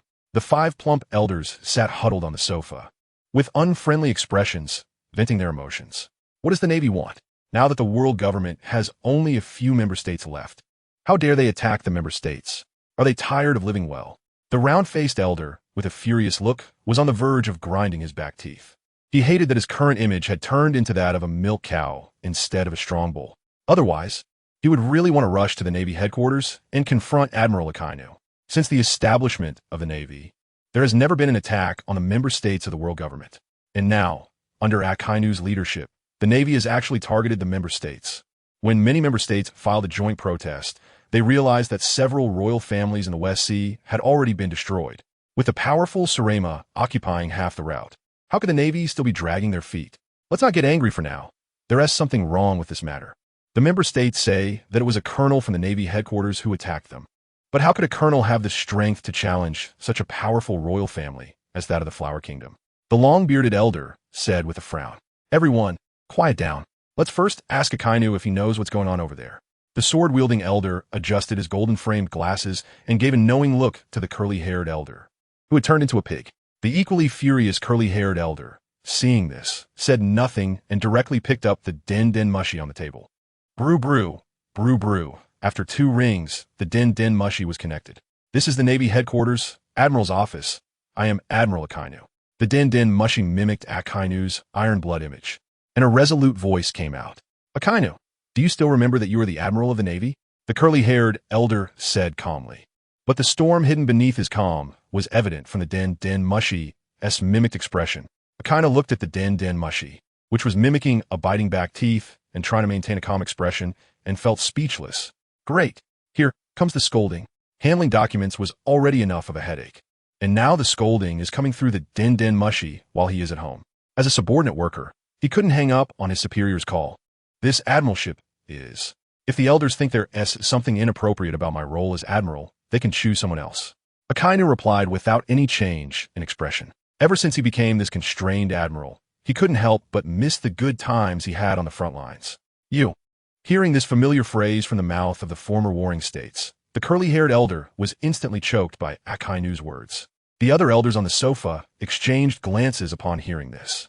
The Navy is becoming increasingly disobedient. Some matters need to be expedited. You know what's happening in the West Sea, right? The Navy has performed unexpectedly well. Today, dozens of member states have sent joint letters to protest against the Navy through the world government. The curly-haired elder calmed down a bit and, after slightly regaining composure, angrily said to Akainu, West Sea. Upon hearing the elder's words, Akainu was puzzled and frowned as he spoke to the den mushi. The recent reports from the West Sea have all been good news, with many wanted criminals eliminated and orders to withdraw those bounties sent to headquarters. Hearing Akainu's reply, the curly-haired elder exploded and roared at the den mushi. What? Are you trying to take credit with me? Didn't they tell you over there that, besides those pirates, they have already eliminated several royal families of the world government member states? How are you leading this Navy? The curly-haired elder cursed. If it weren't for the fact that this was done by someone with the rank of colonel, which was too absurd, he would suspect that Akainu was putting on show for them. What? The Navy of the West Sea has already destroyed several member states' royal families? On the other end of the phone, Akainu's face went blank upon hearing this news. He had been feeling extremely pleased with the efficiency of the West Sea Navy's work during this time. In just over a month, so many bounties had been revoked, accumulating amounts comparable to 1 or 2 of the pirate emperors. How much enthusiasm and unwavering commitment to justice would it take to achieve such efficiency? But now, his heart was filled with the sound of shattering. The West Sea Navy targeting the member states of the world government means they are ready to rebel against the Navy and become enemies of the world government. Upon realizing this, a suspect popped into Akainu's mind. The revolutionary leader, Monkey D. Dragon, who had defected from the Navy 20 years ago and became the world's most notorious criminal. Oof. Watching the den mushi mimic Akainu's dumbfounded expression, the curly-haired elder sneered and continued. Now do you understand what's happening? Stop sitting in the office handling those trivial documents. One day, you might find yourself as the only remaining commander of the Navy and not even realize it. The curly-haired elder, with a face full of disappointment, expressed his frustration. It was only because Akainu's character was sufficiently iron-blooded and upright, without any convoluted party schemes, making him easy to control, that they chose to appoint him as Admiral of the Navy. One could only say it was a loss on one side, a gain on the other. Each had its pros and cons. I will handle the matter in the West Sea. Akainu clenched his fists, his eyes ablaze with anger. Convinced that he had been undermined by the Revolutionary Army, Akainu's hatred for dragons surged, wishing he could feed him magma directly. At this point, it was too late to rush. The curly-haired elder and the other elders exchanged glances and said to the den mushi, the Navy has more important matters to address now. The situation in the West Sea is concerning, but what's more noteworthy is the situation within the Navy regarding Zifa's defection. I'll give you 3 days to resolve this, so send someone as soon as possible. After speaking, the curly-haired elder didn't give Akainu any chance to refuse and directly hung up the den mushi. Do you think Akainu will obey? The curly-haired elder asked, glancing around at the others. We chose him to be the fleet admiral because we thought he would obey. On the other side, at the Navy headquarters in Marineford, Akainu, who was already in a bad mood due to the situation in the West Sea, instantly calmed down upon hearing the elder's last words. Zifa was also his mentor. And the only thing Akainu, who was not good at expressing emotions, excelled at was bottling up all his feelings inside. He silently placed 2 cigars at the corners of his mouth. And only after nearly being blown out by the wind did he take a long drag on the last bit of the cigar. The swirling smoke did not ease his mood this time. Akainu shook his head and chose to set this matter aside for the time being. But the more he tried to put it down, the harder it became to let go, with his mind filled with worries. Akainu could only choose to focus on the issues in the West Sea to distract himself. He picked up the din mushi on the table and dialed the number for the West Sea base. Beep beep, beep beep, this is the West Sea Navy Base 106. I am Base Commander Romeo. How may I assist you? A deep male voice came through the din mushi. This is Fleet Admiral Akainu. Major Romeo, I remember you. You're doing well. I'm aware of what is happening in the West Sea. Have the person in charge over there talk to me. Akainu suppressed the rage building within him as he spoke. In his logical reasoning, Major Romeo had already led the entire West Sea Navy to defect and joined the Revolutionary Army, which was wanted by the world government, so naturally, he would show him any good face. In fact, Akainu rarely showed a good face to anyone. Major Romeo, who was unaware of Akainu's thoughts, shrank back at his words. He didn't want to hide the situation in the West Sea from Akainu, but he really didn't know how to start. The chaotic old order that had existed for hundreds of years in the West Sea was something that every Navy officer stationed there felt immensely frustrated about. Now that Colonel Tina had directly dealt with the masterminds who sheltered pirate criminals and fostered violent organizations, it was incredibly uplifting for every Navy officer in the West Sea. Therefore, even though they knew that some of the targets Colonel Tina dealt with were affiliated with the world government, they chose to conceal it and did not report it to their superiors immediately. After all, there were far too many examples in front of them. Those who were born of the common people and joined the Navy with a sense of justice did not have enough trust in the world government. Thus, everything that happened seemed so natural. Fleet Admiral Akainu, I can handle things here. I was the one who mainly kept this from you. Major Romeo replied. Feeling anxious, he knew that concealing military information was a serious crime. In order not to implicate others, he chose to take all the blame upon himself. However, what Romeo said only reached Akainu's ears as something else. Well then, you can still handle things over there. The next time we meet, I will definitely let you taste what magma is like. Believing that Romeo had betrayed the Navy due to the Revolutionary Army's temptation, Akainu's anger boiled over, and he said indignantly, in his mind, the most important thing for the Navy was to uphold justice. A person like Romeo, who betrayed the Navy for personal gain and turned to the Revolutionary Army, was clearly beyond redemption. On the other side, Romeo's expression instantly fell upon sensing Akainu's fury through the din mushi. No, Fleet Admiral Akainu. The punishment for concealing military information is clearly a minimum of 10 years, capped at life imprisonment. We have no enmity between us. You can't vent your anger on me, Romeo said, his lips trembling and speaking rapidly. Having witnessed the horrific scenes of people being burned alive while following Colonel Tina recently, he had no desire to experience Akainu's magma at all. Concealing military information? You still want to deceive me now? I already know about your defection from the Navy. Upon hearing this, Akainu's anger surged even higher. Even the din mushi, mimicking him, began to imitate the scene of magma surging above. Fleet Admiral Akainu, please understand. Only Colonel Tina has defected from the Navy, and she is the only one who has acted against the world government's member nations. We simply couldn't keep up with Colonel Tina and were unable to stop her. We were truly powerless. Romeo began to cry out with a mix of truth and exaggeration, shouting his grievances. When Colonel Tina judged and executed those unjust royal nobles and pirate gangs, they had laughed joyfully. For Akainu, who had already determined that he joined the Revolutionary Army, he naturally did not believe Romeo's words. However, from what Romeo said, Akainu also deduced some facts. If Romeo, who had defected from the Navy, said that Colonel Tina had betrayed the Navy, then the real situation in the West Sea was likely that Tina was courageously and actively resisting the Revolutionary Army. It must be this way. Confident in his analysis, Akainu immediately hung up the din mushi, no longer wanting to listen to Romeo's nonsense. He flipped through the phone book that recorded the numbers of the elite Navy and found Tina's number, then dialed it. Beep, beep, beep, beep.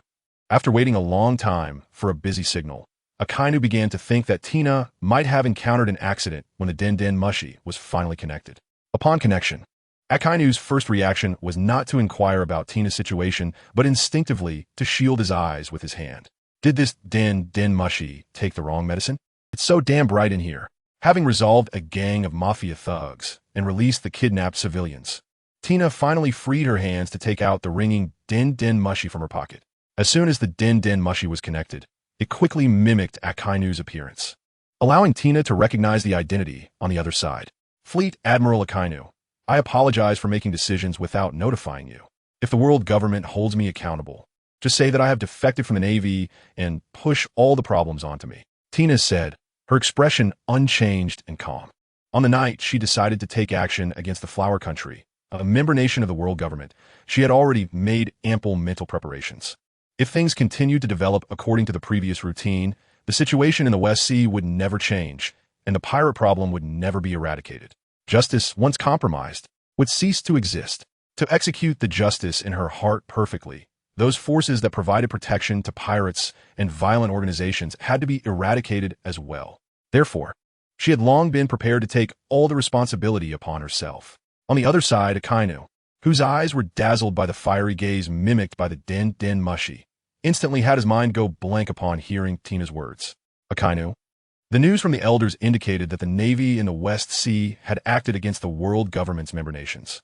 The 5 elders would never deceive him about such matters, so the Navy in the West Sea must indeed be in serious trouble. The head of the West Sea base, Romeo, claimed they did not betray, but that Tina had betrayed them, which was definitely problematic. Tina, who was labeled a traitor by the betrayers, should be fine. Yet, the seemingly fine Tina claimed she had betrayed the Navy. All the clues piled up in Akainu's mind, turning into a tangled mess, leaving him utterly confused about what was happening in the West Sea. Stop, stop, stop. With a headache, Akainu rubbed his temples, furrowing his brow, and asked Tina, let's not get caught up in who betrayed the Navy. First, tell me clearly what you know. Although he had some doubts about Tina now, having information from multiple sources was better than believing a single statement. Too many words can lead to mistakes. The more he understood, the more he could analyze something useful from the existing information. Does Admiral Akainu still not know? Tina asked, puzzled. The phone call had reached her, which should have been the affiliated countries in the West Sea pressuring the Navy headquarters through the world government for accountability. This should have happened after they could no longer hide the situation from Romeo and the others. Why did Akainu still look so bewildered? Tina maintained a positive view of Admiral Akainu. There are no best choices, only the most suitable ones. In this chaotic era of rampant crime, having someone with a firm attitude, who views evil with hatred and will stop at nothing to eliminate criminals, become an admiral, is definitely something that can inspire the faith of the entire Navy. Tina did not dwell on this matter and directly recounted the recent events in the West Sea to Akainu. This included the Navy's initial frustration and later, after she gained her inheritance, her rapid increase in strength, directly storming into the Flower Country to deal with those officially nurtured violent organizations and executing the unjust royal nobles. Listening to Tina's account, Akainu felt a sense of familiarity wash over him. The elite Navy, with only the rank of colonel, could suddenly possess the power to easily eliminate legendary pirates. He knew several templates for such stories. It started with a 16-year-old girl from the East Sea. Then there were the 2 so-called descendants from Shura who beat him and Akiji up. Now, someone in the Navy had also gained such miraculous powers. Why was it that such good fortune never fell to him? This thought lingered in Akainu's mind for just a moment before he quickly brushed it away. Tina's logical and coherent narrative, which connected with what others had said, dispelled his doubts. Soon, Akainu became excited. Tina, what level do you think your current strength can reach? He asked eagerly, filled with anticipation. Nami's first battle had defeated the legendary pirate Golden Lion, who was on par with Pirate King Roger and the world's strongest man, Whitebeard. He had personally experienced the formidable strength of Shura's Bell and Gaka, the kind of terrifying physical body that could devour his magma, which neither he nor Akiji could break through, was enough to deter anyone from thinking of fighting. Now, how strong would Tina, who had also gained such miraculous abilities, be? What level? Tina thought for a moment. Under the radiance of the holy light, her face appeared incredibly sacred and noble, and a familiar confident smile crept onto her lips as she said, Tina is invincible. Akainu looked at the phone bug in his hand, reflecting the intense confidence on her face, and felt an unbearable toothache. However, having been beaten by Bell and Gaka, he did not doubt Tina's current strength. Akainu's heart surged with passion as his fingers tapped on the table, filled with lofty ambitions. With such a powerful figure in their navy, the days of rooting out evil from the seas could not be far off. What nonsense about the 4 emperors of the sea. The Navy is invincible. Please don't mention anything about betrayal from the Navy anymore. You did the right thing regarding the West Sea, and those who harbor and protect pirates deserve to die. I will handle the accountability from the world government. By the way, make time to return to headquarters for your appointment ceremony, General Tina. Akainu excitedly finished speaking, not giving Tina any chance to refuse, and directly hung up the phone bug. Having understood the situation, Tina was now a treasure in his eyes. Just as the West cannot lose Jerusalem, the Navy cannot lose Tina. Even if he were not to remain as Admiral, he must keep Tina in the Navy. This was the perfect path laid out before him to quell this chaotic era. He thought about whether he could add a general position to the Navy with the 5 elders. If not, he would consider which of Aokiji and Kizaru could step down. Akainu felt very pleased with his thoughts. To retain powerful individuals, mere faith and empty promises were not enough. Tina, who had gained mysterious powers, was absolutely qualified to become an admiral. Currently, one of the 3 admiral positions had been promised to the victor of the World Recruitment Event, a smile. With such a large force, there was no reason to retract the promised rewards. If he could not add another admiral position, he would have to consider his old friends Aokiji and Kizaru. If it came to that, even his position as admiral could be up for negotiation. No, the position of admiral was not worthy of such a powerful leading figure like Tina, who should stand at the forefront of justice. Without hesitation, Akainu dialed the number for the 5 elders. Buru Buru, Buru Buru, Akainu. Why are you calling instead of busying yourself with the tasks assigned by the world government to the Navy? The phone bug connected, and a familiar voice, in a familiar tone, came through. The familiar 5 elders shouted in an impatient tone. Not long had passed since they last hung up the phone. Now receiving Akainu's call, the 5 elders naturally assumed he was going to refuse to execute their previous orders. Your Excellencies, I have understood the situation in the West Sea clearly. There are some discrepancies. Akainu began to explain the information he had gathered. He emphasized throughout that the Navy had been enduring humiliation in the West Sea, and how the affiliated countries that harbored and protected pirates and other violent organizations had been so arrogant and despicable. In short, he summarized that the Navy had been enduring again and again until they could no longer tolerate it and were forced to take action against those affiliated countries. There had been no so-called rebellion. Are you joking with me? I am increasingly doubting whether the world government's decision to make you the Navy Admiral was correct. Without the assistance of other forces, do those West Sea Navy forces have the capability to deal with those powerful affiliated countries that have lasted for hundreds of years? The 5 elders exclaimed in anger. They were beginning to doubt whether Akainu's mind was normal. Those affiliated countries that had problems were very strong, especially the Flower Country. Any faction of the 8-tribe pirate army had the strength to confront some of the weaker affiliated countries' entire royal armies. Just based on the Navy forces in the West Sea, it was a delusion to think they could deal with them. Do you still remember Nami, who defeated the Golden Lion in the East Sea, and those 2 self-proclaimed ascenders from Shirima? The excited Akainu ignored the words of the Gorosei and said to himself, there are also people in the Navy who have obtained this mysterious power. What did you say? Upon hearing this news, the Gorosei were instantly shocked, quickly piecing everything together. No wonder they hadn't connected this matter with the mysterious power appearing in the sea right away. The occurrences of this mysterious power were simply too rare, with no discernible pattern. Compared to such a rare occurrence, they preferred to attribute it to the machinations of hidden ambitious figures. This matter ends here. We can overlook the Navy's actions against the world government member countries. The Gorosei exchanged glances with the others around them, calming themselves, and spoke to Akainu on the other end of the Den Mushi. According to their past character, Tina, who acted against the world government member countries, should have been wanted and rewarded. But now the situation for the world government was very dire. The former Gorosei, who once held the highest power in the world, now had to temper their tempers based on the circumstances. Gorosei, I think the Navy should add a new admiral position and provide corresponding treatment. Akainu's voice came through again. You just take care of this matter. By the way, regarding Zephyr, the Navy needs to act quickly. Eager to discuss the issue, the Gorosei directly agreed to Akainu's request and urged him about Zephyr's matter before hanging up the Den Mushi. In Mariewa, the atmosphere in the Gorosei meeting room was exceptionally tense. Let's share our views. The curly-haired Gorosei looked around and spoke. The moment the other party gained the mysterious power, they ignored the orders of the world government and acted against the member countries. This isn't a trivial matter. It wouldn't be surprising if they acted against the world government one day. The goat-bearded Gorosei pondered for a moment and then spoke. The news of the Navy unexpectedly obtaining this mysterious power should have been good for them. But judging by the other party's actions, it was clearly someone like Carp, who gave them headaches. No, it's even worse than Carp. At least Carp hasn't directly eradicated the regime of a world government member country. First, stabilize the other party. Try to get more information about the mysterious power from them, and see if we can control this power ourselves. If that doesn't work, then quickly eliminate the other party. Sigh, why wasn't it one of our people who obtained this power? At Navy headquarters, Akainu's excitement over the Navy's increased power gradually calmed down, and he let out a long sigh. The Gorosei's urging made Akainu realize that avoiding the issue of Zephyr was futile. Ding!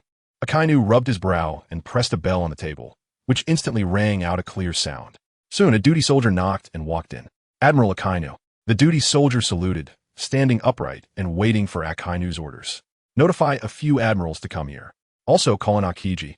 Akainu waved his hand and issued the command. Although Akiji had lost in the final battle and missed out on the admiral position, his strength had already been recognized by a large portion of the headquarters Navy in previous confrontations. It was just that there weren't enough admiral positions available. The duty soldier quickly took his orders, and Akainu waited in his office for less than a quarter of an hour before Kizuru and others arrived one after another. I called you all here for a task handed down by the world government. Akainu first glanced at Kizuru and Akiji, who were seated before continuing. We must resolve the issue of Zephyr defecting from the Navy within 3 days. This is the area of recent activities of the Neo Navy collected by the world government. Akainu took out a recently faxed, still warm, circle map and placed it on the table. Upon hearing Akainu's words, Kizuru and Akiji, who had originally looked relaxed, instantly became alert and fell silent.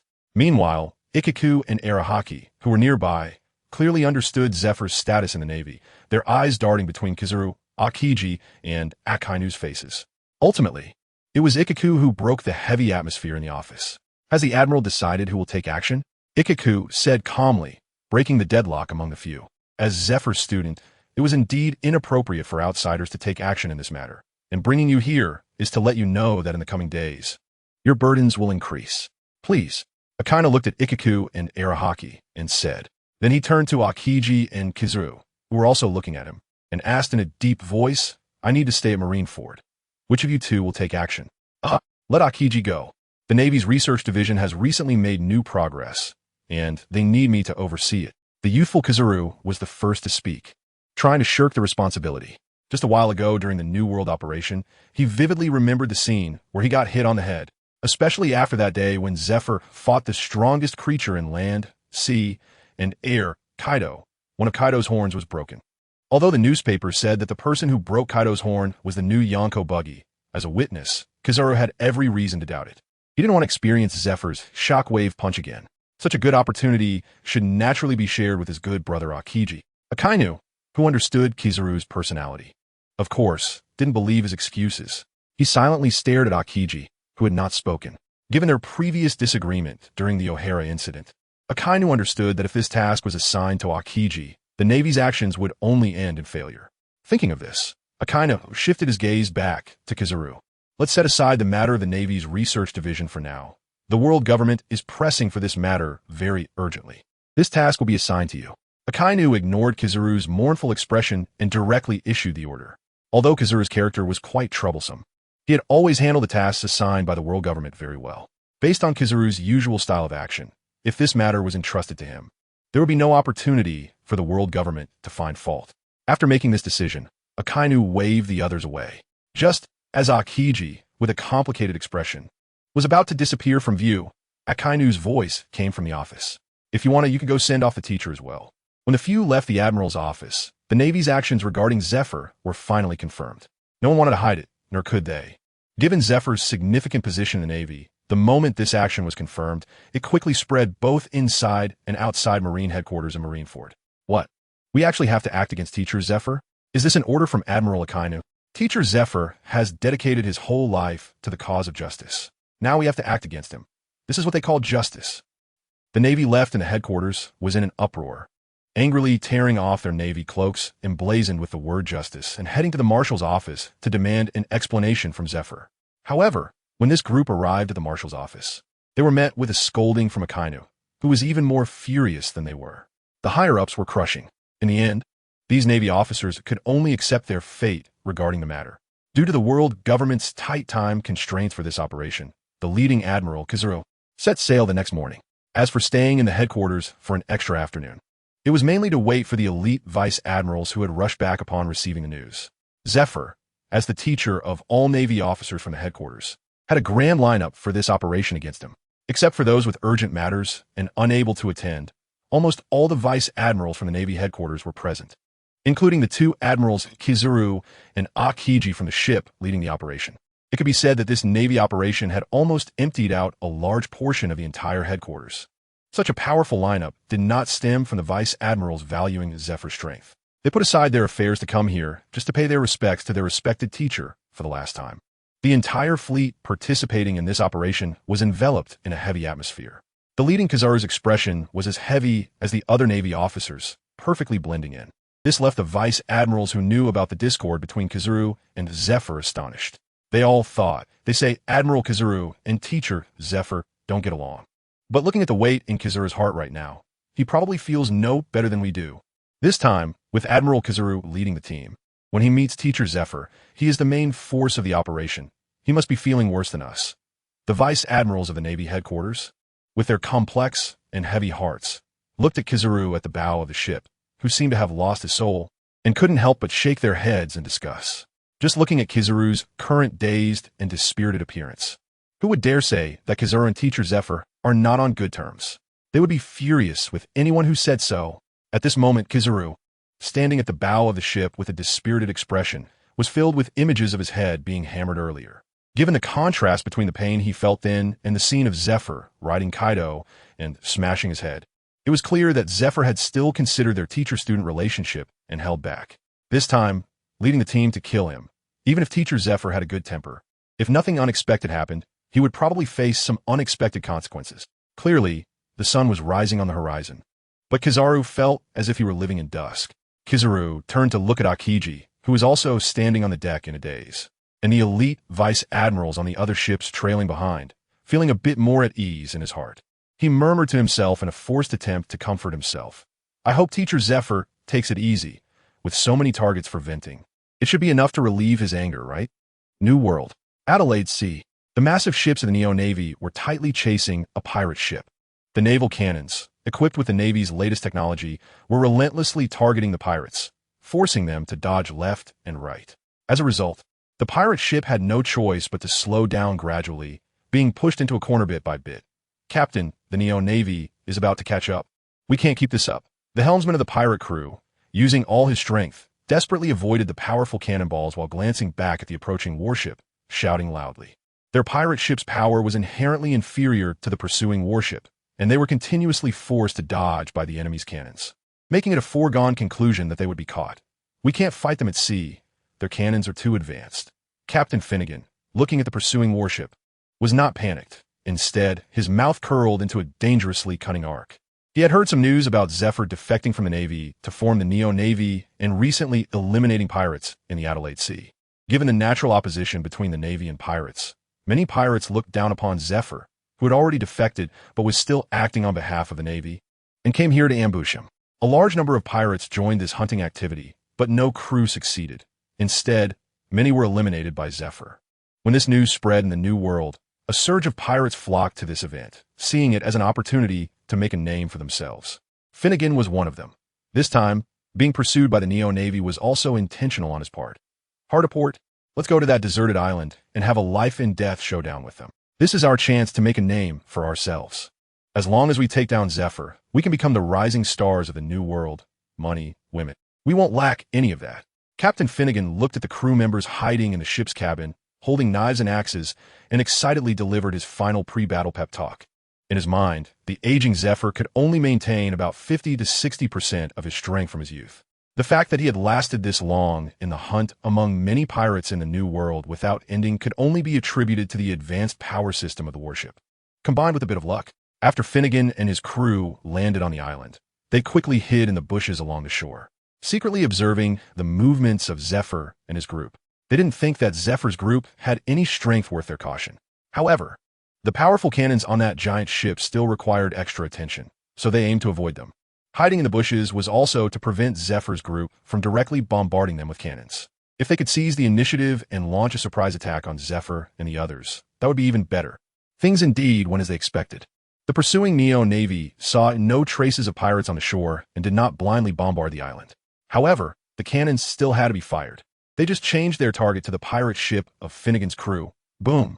With a loud bang, the massive cannon on the base fired flames, and Finnegan's pirate ship instantly disappeared from the shore amidst the roar of cannon fire, turning into a sea of debris. Just wait for how proud they are now. They will be just as tragic later. Boys, soon we'll take their warship and leave. Finnegan snorted, lowering his voice, and said to the hidden pirates behind him. They didn't have to wait long. After destroying the pirate ship on the shore, the Neo Navy quickly disembarked from their warship and began searching for traces of the pirates on the island. Watching the Neo Navy teams search deep into the island, Finnegan did not urge his crew to launch a surprise attack. What a bunch of brainless Neo Navy. That old man Zephyr can't be doing much better either. It wasn't until the Neo Navy completely disappeared from sight that Finnegan spoke up. Catch the thief first, catch the king. Let's take over this warship first and cut off the retreat of that group of Neo Navy on the island. Such a big piece of meat is right in front of us. If we don't eat it, what kind of pirates are we? Finnegan looked at the massive warship docked on the shore, his eyes gleaming with desire for its firepower, and said with a smile. This time, encountering him, Zephyr's good luck was at an end. As long as we take over this warship, the Neo Navy on the island will have no ships leaving this lonely island, and they can only become the cattle and sheep raised by us, waiting for us to slaughter them. Thinking of the scene where he would take Zephyr's head and become famous in the New World, becoming a hotshot, Finnegan's heart became even more excited. Little ones, charge with me. Fame and fortune await us today. Finnegan jumped out of the bushes, holding his flintlock and shouting loudly. The pirates hiding in the bushes responded to his command, jumping out and charging towards the warship on the shore with their weapons drawn. Zephyr, who remained on the ship, heard the shouts from the shore and walked to the bow, looking down in confusion. Seeing dozens of pirates rushing towards the warship led by Rob, Zephyr instantly understood everything. Recently, how has Sousa been training the soldiers? This group of pirates managed to succeed with such a simple scheme. Zephyr frowned and said, as a former naval instructor, Zephyr placed great importance on fresh blood. Even in the dangerous New World, he did not give up on training. Whenever there was a suitable opportunity, he let the Neo Navy soldiers take action. But the answer presented by the Neo Navy this time clearly did not satisfy him. Captain Finnegan of the Red Lotus Pirates, bounty of 310 million, cunning, uses flintlock pistols, but his combat ability is stronger than his marksmanship. Zephyr watched as Finnegan, who had unknowingly fallen to the back of the charging pirates, was in the pirate squad on the shore. With the information he knew in mind, he turned to the fighter bins beside him and said, "This group of pirates isn't strong. I'll leave them to you." "Yes, Teacher Zephyr." Bins nodded, receiving the task and quickly leaping down from the warship. Just before landing, Bins threw a sphere to the ground, which instantly exploded into a cloud of white mist, causing a vine plant to grow rapidly. Bins stepped on the vine and used its elasticity to leap again, landing directly among the group of pirates. The New World pirates reacted quickly.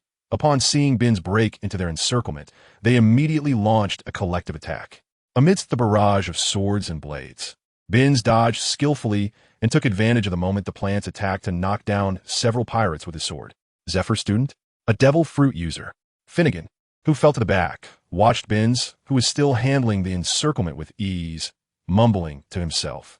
Finnegan took out a sea stone bullet from his pocket and loaded it into his flintlock. He aimed and fired. Bang!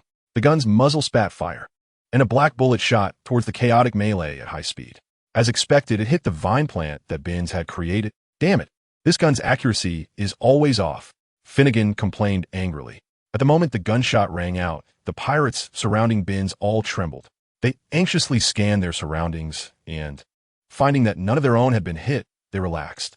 Subsequently, amidst the sporadic gunfire, these pirates attacking Bins were unable to focus on their enemy, constantly on guard against potential hidden shots. Before long, a dozen pirates had fallen at Bins's feet. A few unlucky ones even fell to the gun. TCH, this group of subordinates is indeed unreliable, Finnegan said with a sneer. The flintlock in his hand continued to spray flames at Bins, but the accuracy could only be described as hit or miss, barely satisfactory. After dealing with the other pirates, Bins quickly rushed towards Finnegan. Using the ability to rapidly grow dense plants to conceal his movements, Binns approached Finnegan smoothly.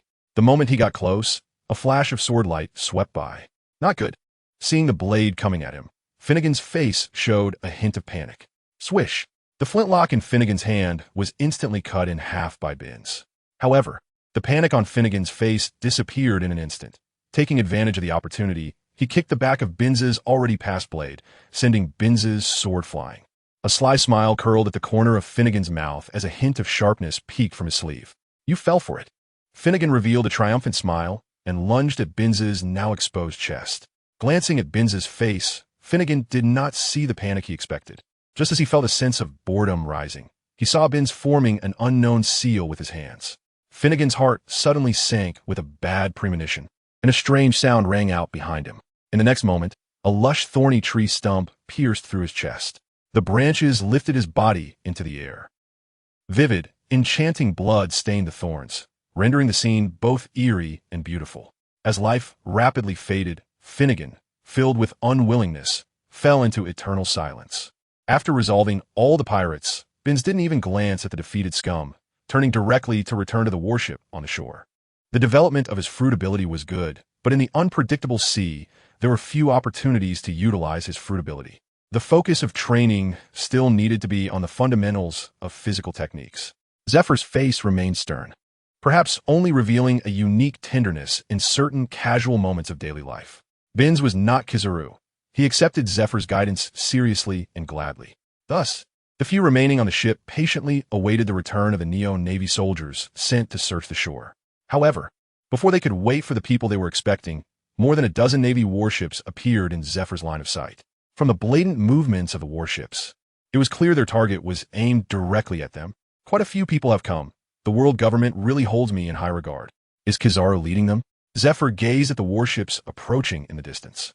Upon seeing Kizaru's figure appear at the bow, a hint of disdain flickered in his sharp eyes behind his sunglasses. That's just his character. He is still maintaining that flashy look. The lesson from last time didn't seem to do him any good. He is still relying on his devil fruit ability, as always. Zephyr said with a sneer. When they parted last time, out of gratitude for Kizaru's help, he reluctantly agreed to his request to let Ayn use her ability to regress his appearance by 36 years. The side effect was that once Kizaru used his powerful haki, he would break through the limits of the ability and revert to his original appearance. Unexpectedly, Kizaru had really not used haki during this time to maintain his youthful look. At this age, why is he still so vain? Teacher Zephyr, it seems that the seniors are here this time on the world government's orders. Ayn and Binns said worriedly as they looked at the warships approaching in the distance. Since the world government issued a bounty for Zephyr for ignoring the 7 warlord system and killing the warlord Whitebeard too, Weeble. This Neo-Navy had drawn a clear line with the Navy and turned against the world government, while the Navy still belonged to the world government. Now, Kizaru is bringing a dozen warships, and the expression on his face clearly shows that the intentions of the newcomers are not good. Ayn and Binns are not worried about their own safety. Instead, they are concerned about the seniors who have come here under the orders of the world government to deal with their teacher, Zephyr. The Neo-Navy has been traveling from the New World, and aside from occasionally facing weaker pirates to let the soldiers practice, their main opponent has always been Zephyr. They have become accustomed to Zephyr unleashing his full firepower, dispatching enemies swiftly and decisively. Every attack from that stunning gray figure is a full-out move.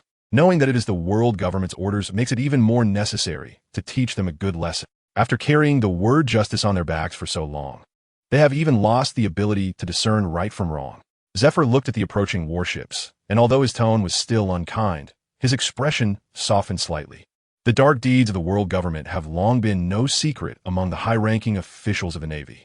Those within the Navy who harbor a sense of justice are naturally very displeased with some actions of the world government.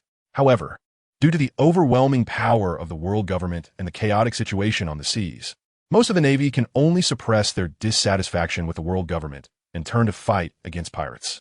Originally, he was one of them. If it weren't for the invitation of Whitebeard II, Weevil, who had attacked his students to join the 7 warlords, he probably wouldn't have lost faith in the world government and the inaction of the Navy, and wouldn't have established the current Neo-Navy. But now, the world government has shown signs of decline, reaching its weakest influence in hundreds of years, unable to even stop the rampant expansion of the Shura Sea. Yet the Navy still blindly follows its orders, and now they have come to deal with him. The teacher, how can Zephyr not be angry? Such unfilial disciples. What use are they if they're not beaten up? The dozen warships, led by Kizaru, slowly approached, and the Akiji and those elite admirals on board also saw Zephyr standing at the bow of the ship. Upon seeing him for the first time, they all instinctively rubbed their eyes and began to discuss among themselves. Is Teacher Zephyr's arm healed? Teacher Zephyr looks younger than I do. Is it because Ein's fruit ability has advanced? After a brief discussion among these elite admirals, they quickly returned to their original solemn expressions. With the lineup they had this time, even just Kizaru's intervention should easily take down the elderly Teacher Zephyr. They had come this time to send Teacher Zephyr off for the last time and bid him farewell. Akiji, who was on the same boat as Kizaru, was only slightly surprised at seeing Zephyr, who had recovered his arm and looked decades younger. They all knew Ein's retrogression fruit ability once a serious battle occurred. Such a superficial change in appearance would be of no use. Akiji looked up at Kizaru, who seemed to have undergone a facelift, looking 20 years younger. Yes, I'm talking about him. The ships from both sides eventually stopped a few dozen meters apart.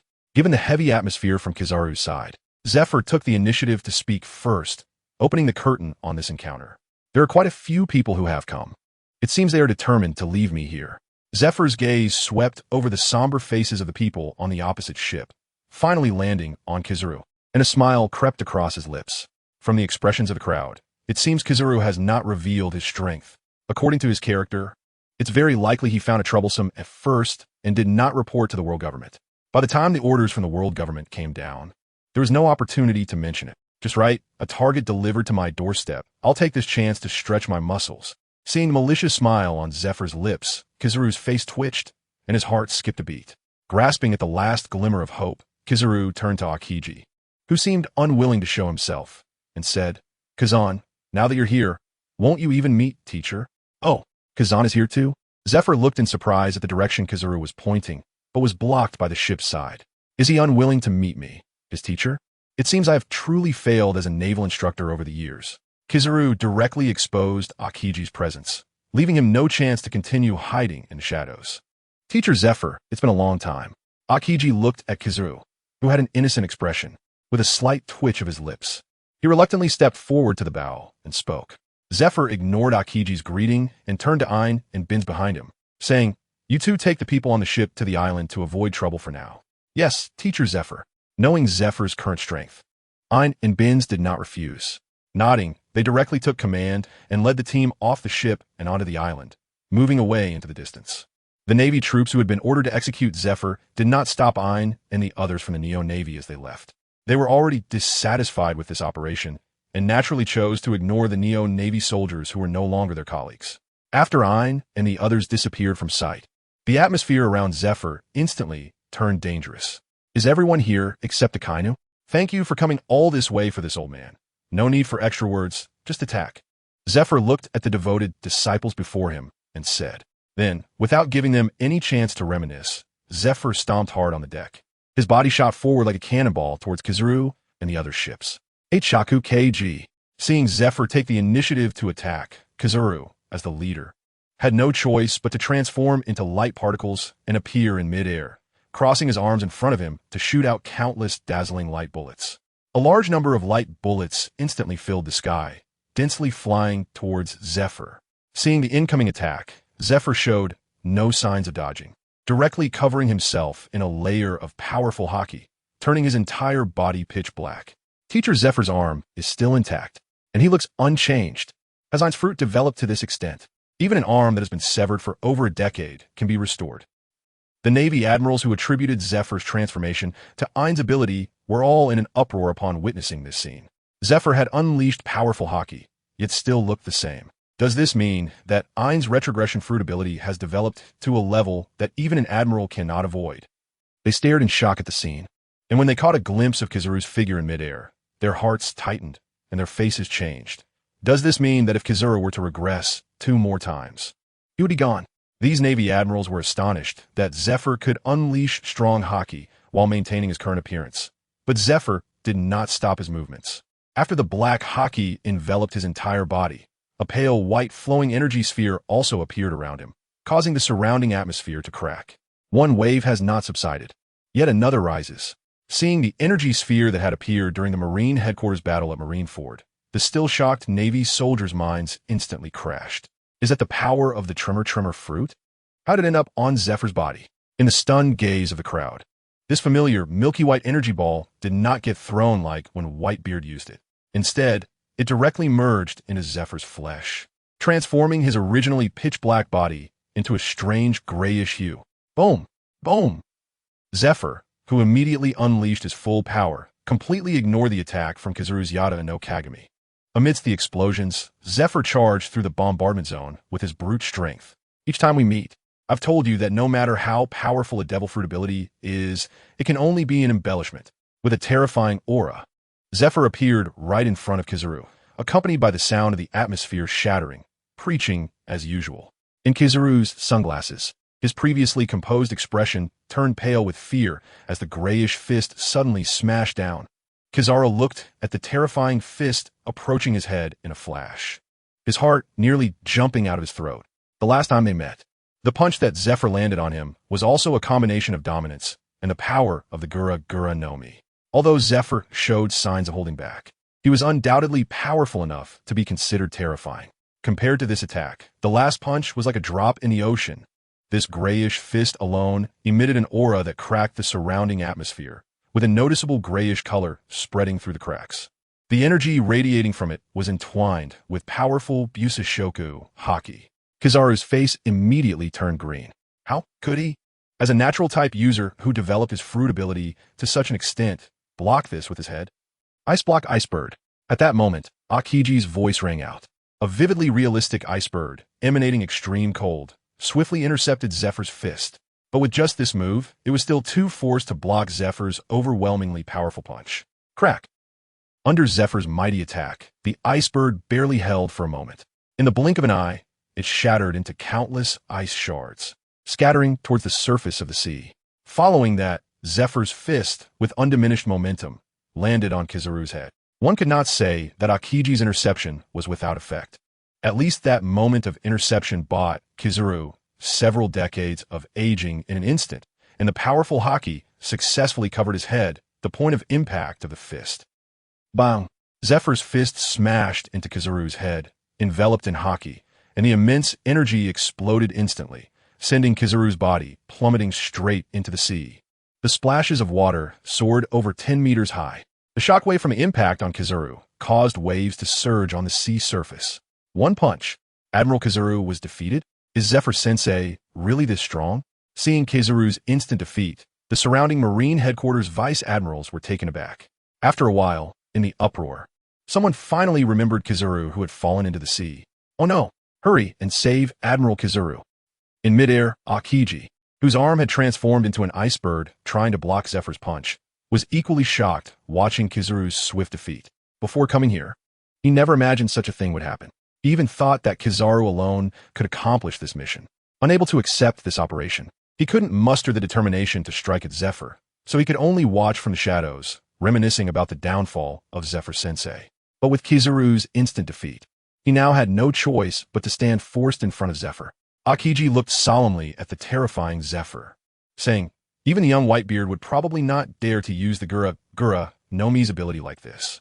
Zephyr-sensei, how long can you maintain this state of harming the enemy 800 while injuring yourself 1,000?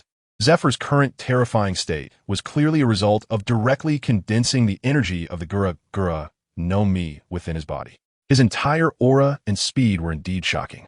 However, all the energy that could have caused widespread disaster was contained within his body, and the first one to suffer was himself.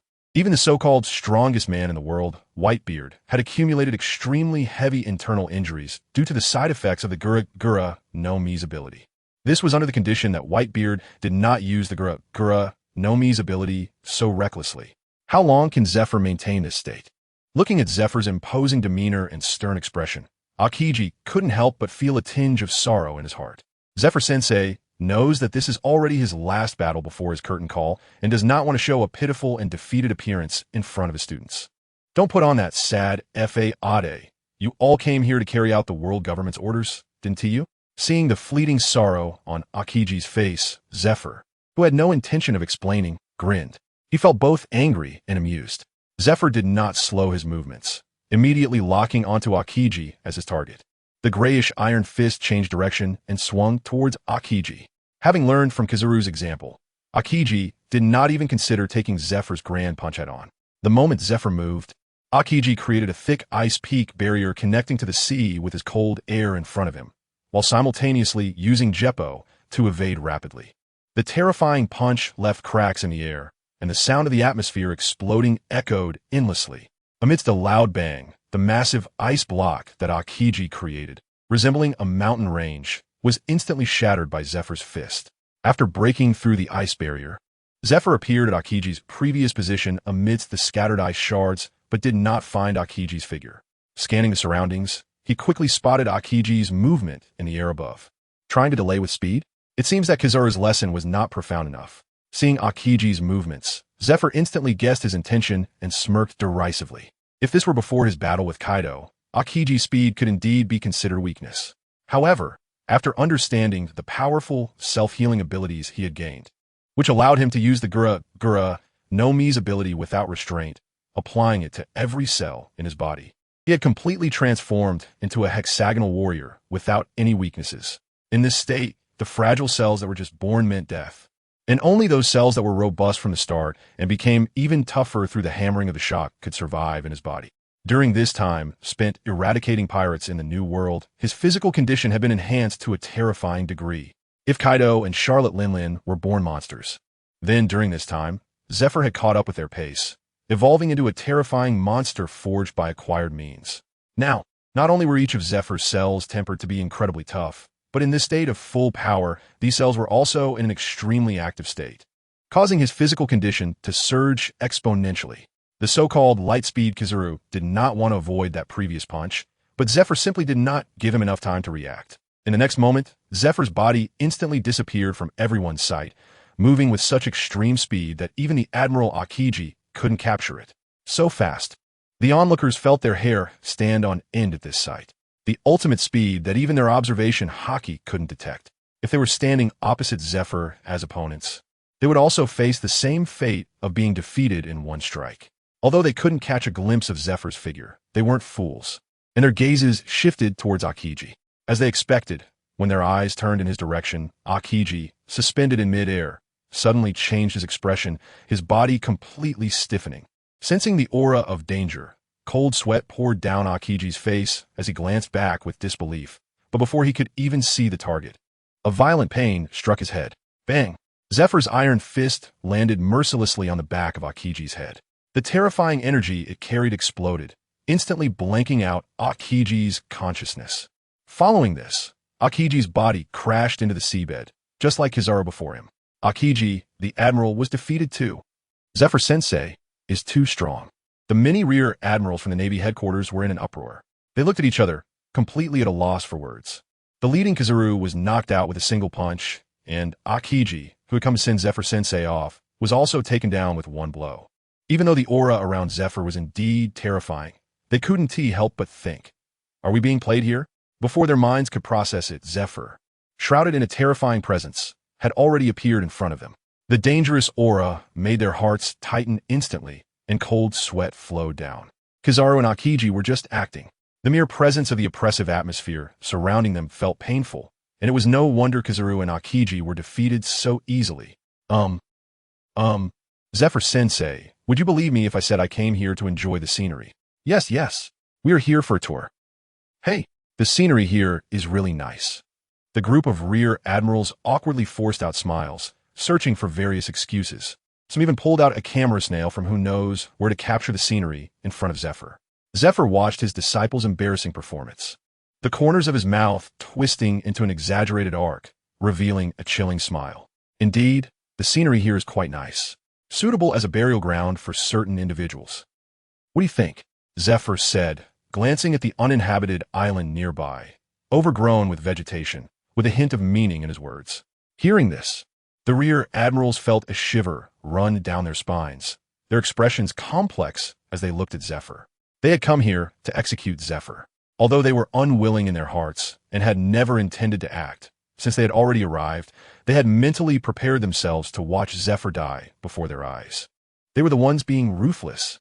What reason did they have to use these clumsy excuses to soften Zephyr's heart and hold back? With this in mind, the rear admirals sighed deeply, fell silent, and quietly awaited their fate. But Zephyr did not attack them. Instead, he retracted his terrifying aura and withdrew from his fully offensive state. Go fish Akiji out as well. If we wait any longer, who knows where he'll be carried off by the sea. Zephyr shook his head and said, Zephyr-sensei. Upon hearing this, the surrounding rear admirals' eyes suddenly turned misty, their eyes reddening as they looked at Zephyr. Even knowing that they had come to kill him, their teacher still showed compassion. What on earth had clouded their judgment before, making them think they could come to personally send off their teacher? Should they express strong dissatisfaction with this mission and raise protest banners? Even force the world government to withdraw this order? Looking at the red-eyed disciples, Zephyr's expression suddenly turned stern. He raised his fist before everyone, a cruel smile curving at the corner of his mouth, threatening, "From now on, you are all prisoners of the Neo-Navy. If you want to escape under my nose, you can ask my fist whether it agrees." After all, the one going down to rescue him is an elite rear admiral from the Navy headquarters. Not long after, Akiji was brought back to shore, just like Kizaru, who had been fished out earlier, lying on the beach and spitting out seawater. Both of them were admirals with considerable strength, and relying on their powerful vitality, they quickly regained consciousness after expelling the seawater from their stomachs. However, considering the force of Zephyr's punch, it would likely take some time for them to fully recover. Still alive, Kizaru clutched his painfully throbbing head, gasping for breath while feeling fortunate that he had managed to cover himself with a layer of haki at the critical moment. Although his haki training was only mediocre, it was still better than directly taking that punch. Meanwhile, Akiji beside him lay silently on the shore, wincing in pain. Zephyr's speed was so fast that he hadn't even had time to react. He had completely taken that punch with his head. "Are you all awake? Then don't just lie there. Hurry and join the team over there." Zephyr's voice slowly came, prompting Kizaru and Akiji to instinctively look in the direction of the sound. The sight before them made their mouths twitch violently. They saw Zephyr sitting leisurely in front of a lush grove, rocking in a reclining chair.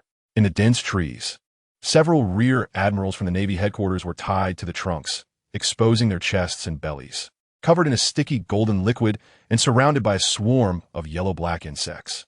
"You are all going to kill me. I merely imposed a slight punishment. Isn't that excessive?" Zephyr asked Kizaru and Akiji with a particularly friendly expression.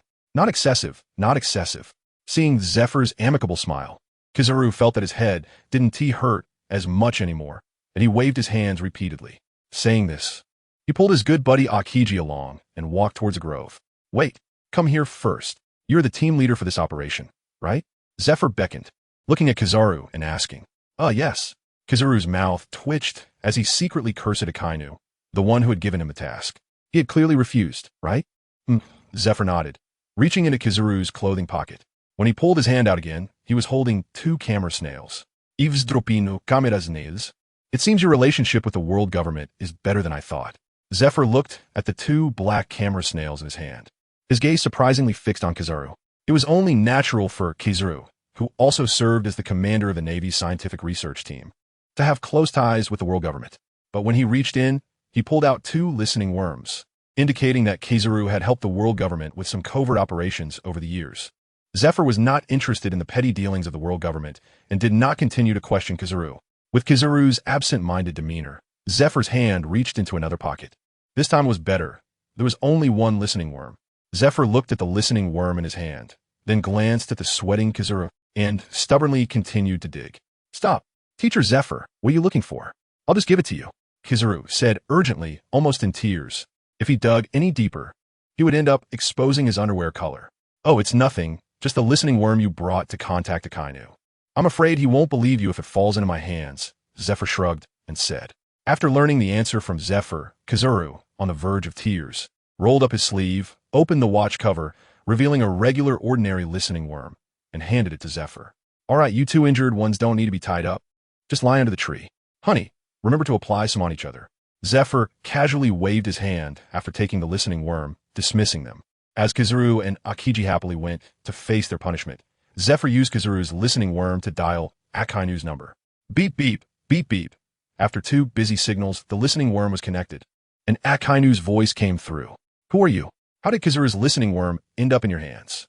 Akainu asked with an unfriendly tone, looking at the listening worm that didn't resemble Kizaru at all. Long time no see, Akainu. What, have you forgotten what I look like? Zephyr said, feeling quite good as he admired the scene of his disciples being punished in the woods ahead. Teacher Zephyr, upon hearing that familiar voice. Akainu's memory of the listening worm's appearance quickly aligned with the figure in his mind, and a tinge of guilt arose within him. But then, he recalled the younger appearance of Zephyr from decades ago and linked it with Kizaru's previous youthful appearance, coupled with the fact that Kizaru's listening worm was in Zephyr's hands. And considering Zephyr's advanced age, he deduced that the truth was clear. Kizaru had betrayed them. Where's Kizaru? Have him talk to me. Akainu, convinced of his conclusion, felt the guilt of ordering an attack on Zephyr dissipate. Burning with anger, he spoke in a deep tone, with Kizaru's betrayal leading the way. Akiji and the other rear admirals who followed were also highly likely to have betrayed as well. Wouldn't that mean the Navy headquarters had suddenly lost more than half of its elite combat power? As a qualified soldier known for his iron-fisted approach, Akainu placed great importance on obeying orders.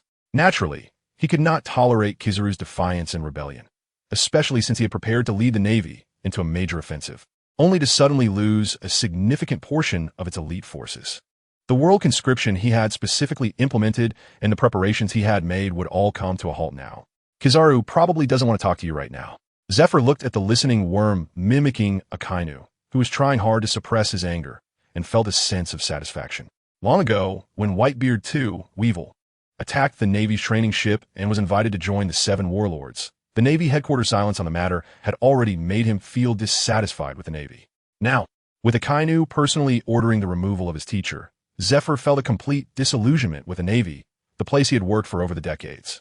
The more displeased Akainu became as the fleet admiral, the happier Zephyr felt. Hearing Zephyr's response, Akainu also confirmed in his heart that Kizaru and the others had indeed betrayed them, clenching his fists tightly. Without the earlier world conscription plans, wouldn't he have already become an empty commander after this wave? He now only wanted to directly question Kizaru and Akiji, not wanting to pay too much attention to Zephyr, who he felt was showing off and mocking him. Akainu's face twitched as he looked at the listening worm mimicking Zephyr's relaxed demeanor, feeling as if he was silently ridiculing him. Struggling to bite out a few words through gritted teeth, he asked, "Where's Akiji?" "Akiji is with Kizaru right now." "Oh, and those who came along with them. It seems they're doing quite well with me," Zephyr said vaguely, glancing at the many disciples being punished in the woods ahead. From Akainu's angry expression, it was easy to see his inner thoughts. Zephyr was also planning to make Akainu's thoughts a reality. After all, the Navy under the world government could not uphold the banner of justice. Very good. Very good. You all did very well." Akainu's furious voice came from the other end of the listening worm, mixed with the clear sound of his teeth grinding and cracking knuckles. "Is this call specifically meant to humiliate me?" Akainu asked angrily. "If you want to think of it that way, you're not wrong." Zephyr shrugged indifferently. "I'm just here to inform you that true justice does not cower. The Neo-Navy will execute the justice that the Navy cannot reach in the New World. All evil within sight falls within the scope of the Neo-Navy's eradication. Justice is not something that certain people can define at will." Zephyr's words contained dissatisfaction with the world government, and he made no effort to hide it. Finally, with a smirk, he seemed to look through the connection of the listening worm and directly into Akainu's eyes, saying, "The Neo-Navy welcomes all who share a common goal and a sense of justice to join. If this fleet admiral isn't doing well, you can come see us." After saying that, Zephyr directly ended the call, looking at his adorable students, who were enduring the itchy pain without a sound.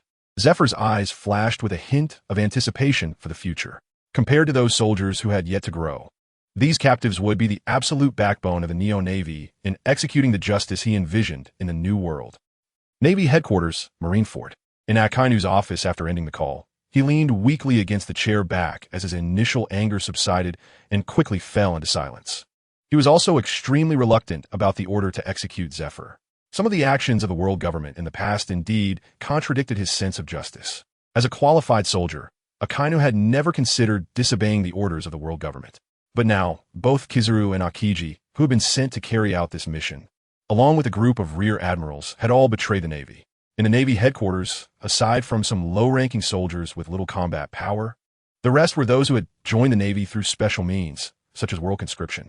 The only people left who were of his rank and had the proper qualifications were those closely related to the older generation like Sengoku, Garp, and Crane, along with a few of their aides. All his comrades who had fought alongside him for decades were gone. And then there was Zephyr's final remark. Justice is not defined at will by certain people. So, has he been wrong all these years?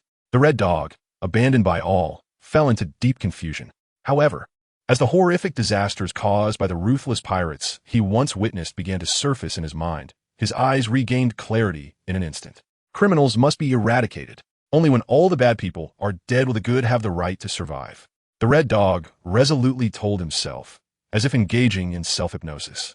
But whenever certain actions of the world government appeared in his mind, Zifa's words would echo in his heart. In the New World, in a very remote sea area, a pirate ship flying the Jolly Roger of the Clown Skeleton drifted on the surface of the sea. Buggy, who had inexplicably joined the Shichibukai, was forced to recruit a group of capable subordinates after being thrust onto the throne of one of the four emperors.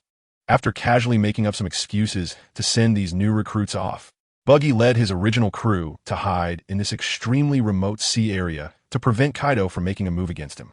Captain Buggy, we've been drifting in this sea area for several months now. What exactly are you looking for? One of the pirates asked dully while fishing, addressing Buggy, who was standing at the bow enjoying the breeze. It was clear that their captain had joined the Shichibukai and also held the title of a four-emperor. During such a joyous time, instead of letting them enjoy life, he denied the previous promise of living lavishly with money, and they had been stuck in this desolate sea for months. To say they had no complaints would definitely be a lie. However, facing the recent booming reputation of Buggy, they certainly didn't dare to voice their grievances. Why are you asking? It's none of your business. What the captain is after must be a treasure that even the four emperors can't refuse. Don't forget, the captain was once a crew member of Pirate King Roger. Perhaps the captain is following the path of Roger, looking for the one piece to lead us to the pinnacle of the sea. Chief of Staff Kabaji glared at him sharply, saying this while also flattering Buggy. Kid, something's a not for you to question. Buggy's cape crackled in the sea breeze as he shot a defiant glance at the questioning pirate, continuing from Kabaji's words. Then, under the adoring gazes of many crew members, he entered the cabin with Kabaji and Machi. The aura of strength around Captain Buggy is getting stronger, they exclaimed. We're so lucky to join Buggy's pirate crew. Once they were inside, Machi swiftly closed the door and windows. However, as the light in the cabin dimmed, Buggy's strong demeanor faltered for a second. Kabaji, have you found out Kaido's whereabouts? Buggy asked sternly, slumping directly into a chair, wiping non-existent cold sweat from his forehead. After learning the reason he was forced onto the throne of a four-emperor, Buggy was genuinely afraid that Kaido would indiscriminately attack them, bringing about an unwarranted disaster. But he had already been thrust into this position, and the news of him having Kaido's broken horn had spread across the sea. Even if he vehemently denied it, or even disposed of the broken horn in his hand, it would not change anything. Kaido would definitely know the truth of the matter. But he certainly wouldn't be in the mood to promote or explain this embarrassing situation to others. People at sea would still believe that he was the one who broke Kaido's horn. If he were to unfortunately run into Kaido one day, it was certain that Kaido would be more than willing to beat them up. Perhaps for this reason, or perhaps due to his vanity, Buggy ultimately chose to tacitly accept this matter. Among all the crew members on the ship, only Vice Captain Machi and Chief of Staff Kabaji knew the truth of the matter. Captain Buggy, there have been no sightings of Kaido recently on the sea. According to reports from our scouts, Kaido has been holed up on Onigashima for the past few months. As for more information, they couldn't find out anything further. Kabaji replied, leaning closer. Captain, it's not sustainable to keep deceiving like this. Shouldn't we seek peace with the beast pirates? Vice Captain Machi said with worry. Apart from the Shichibukai and four emperor identities brought by the Wulong incident, they were just an ordinary pirate crew that had come from East Blue.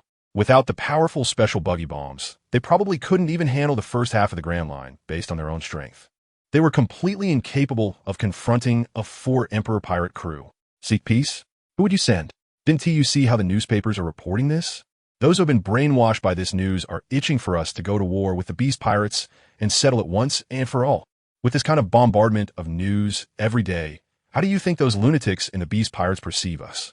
Just not getting into a fight when we meet would be a miracle. And you think they'd give us a chance to explain seeking peace? Buggy shouted from atop his chair, jumping up in anger. If he could, he wouldn't want to provoke anyone he couldn't afford to offend, especially those from the beast pirates who had been abnormal since their captain. But reality was such that even if they had no other connection besides picking up Kaido's broken horn, just the promotion by the World Economic Journal could make the relationship between the two crews very unusual. Even within his weak pirate crew that came from East Blue, there were some subpar members who would talk about how strong their captain was and how he could easily defeat Kaido. If the same were to be said among the lunatics of the Beast Pirates, the first thing that would happen when the two sides met would probably be a conflict. Upon hearing this, Machi couldn't help but shrink his neck, immediately becoming as quiet as a little chick, casting a pleading glance at Kabaji. Understanding Machi's gaze, Kabaji quickly got the hint. Captain Buggy, Kaido hasn't made any moves for months. It's meaningless for us to continue hiding here. Besides, we need to resupply some essential items. We can't let everyone go to a deserted island every day to find fruits, catch wild beasts, and fish, right? Kabaji said to Buggy. Even though they had a fortune in hand, hiding here and living frugally was not enjoyable for him either. Fine, we'll resupply and then come back. Ultimately, unable to go against the will of the crew, Buggy had no choice but to agree to leave and resupply. They were worried that the Beast Pirates would act against them. The Buggy pirate crew set sail at full speed, completing the resupply in less than half the time it used to take them. They didn't dare to linger for even a moment, returning to that remote sea area at the same speed they had left. Because of the remoteness of this sea area, by the time they returned, night had already fallen. The gloomy sky did not dampen the good spirits of the pirates who had finally resupplied after months. They immediately found a deserted island to land on, eager to start a joyful party to celebrate this momentous occasion. Kabaji, Machi, you two take some men to the shore to catch some wild beasts. Due to the difficulty of preserving meat, we didn't purchase any on the ship, Buggy said, looking at everyone who had already lit a bonfire. In the joyful atmosphere before the party is about to start, Kabaji and Machi are also in a good mood and agree to lead the team deep into the jungle to hunt for meat. Once they enter the jungle, everyone splits up. Leaky, quickly find where the scent of prey is. We're having a party tonight. Machi patted his pet lion Leaky and confidently said, with Leaky's help, he would definitely become the one who captures the most prey. Hearing this, Leaky's eyes brightened and he immediately wagged his tail energetically, sniffing around the jungle. Suddenly, Leaky's paw stopped in front of a pile of poop that weighed at least 10 pounds, and he quickly covered his nose. Oh, whoa. Leaky's eyes sparkled with excitement, and fearing to disturb the prey, he gently called out to Machi before running ahead, following the traces left by the prey deep into the jungle. Hey, slow down. Wait for me. Machi watched Leaky dart away and immediately sprinted after him. Meanwhile, on the other side of the forest, the polar bear Beepo, who has been missing for nearly a year, sat beside a roaring campfire, with various fruits piled up in the tree hole behind him. After falling from the Sky Island with the martial arts dog Saint, he began the journey to find the Heart Pirates on the sea. However, it was frustrating that he was originally just a mascot in the Heart Pirates, and Saint was merely a priest pet. Neither of them knew how to sail. They drifted aimlessly on the sea, relying on the feed from animal protection organizations and kind-hearted people. Ultimately, they overcame numerous difficulties, defeating wave after wave of villains who coveted their flesh, only to find their ship broken. So, they received a wilderness survival mission on this deserted island. Due to Beepo being a member of the Mink tribe, he was responsible for cooking, maintaining the campfire, crafting tools, and a series of tasks that Saint could not handle. Meanwhile, the martial arts dog Saint was in charge of hunting. Introduction. The ink-white character who has entered the pirate world has obtained a system, starting with the ability of the astral traveler Bard. As long as there is influence value, he can summon the powers of heroes from the past League of Legends into the sea. Golden Lion Shiki, let's go. I didn't expect to fail twice in the storm. I'm done with Crocodile. The opponent is full of sand fruit users. Enel, and I'm a god. As soon as the words fell, a thunderous roar came. Your god fears me.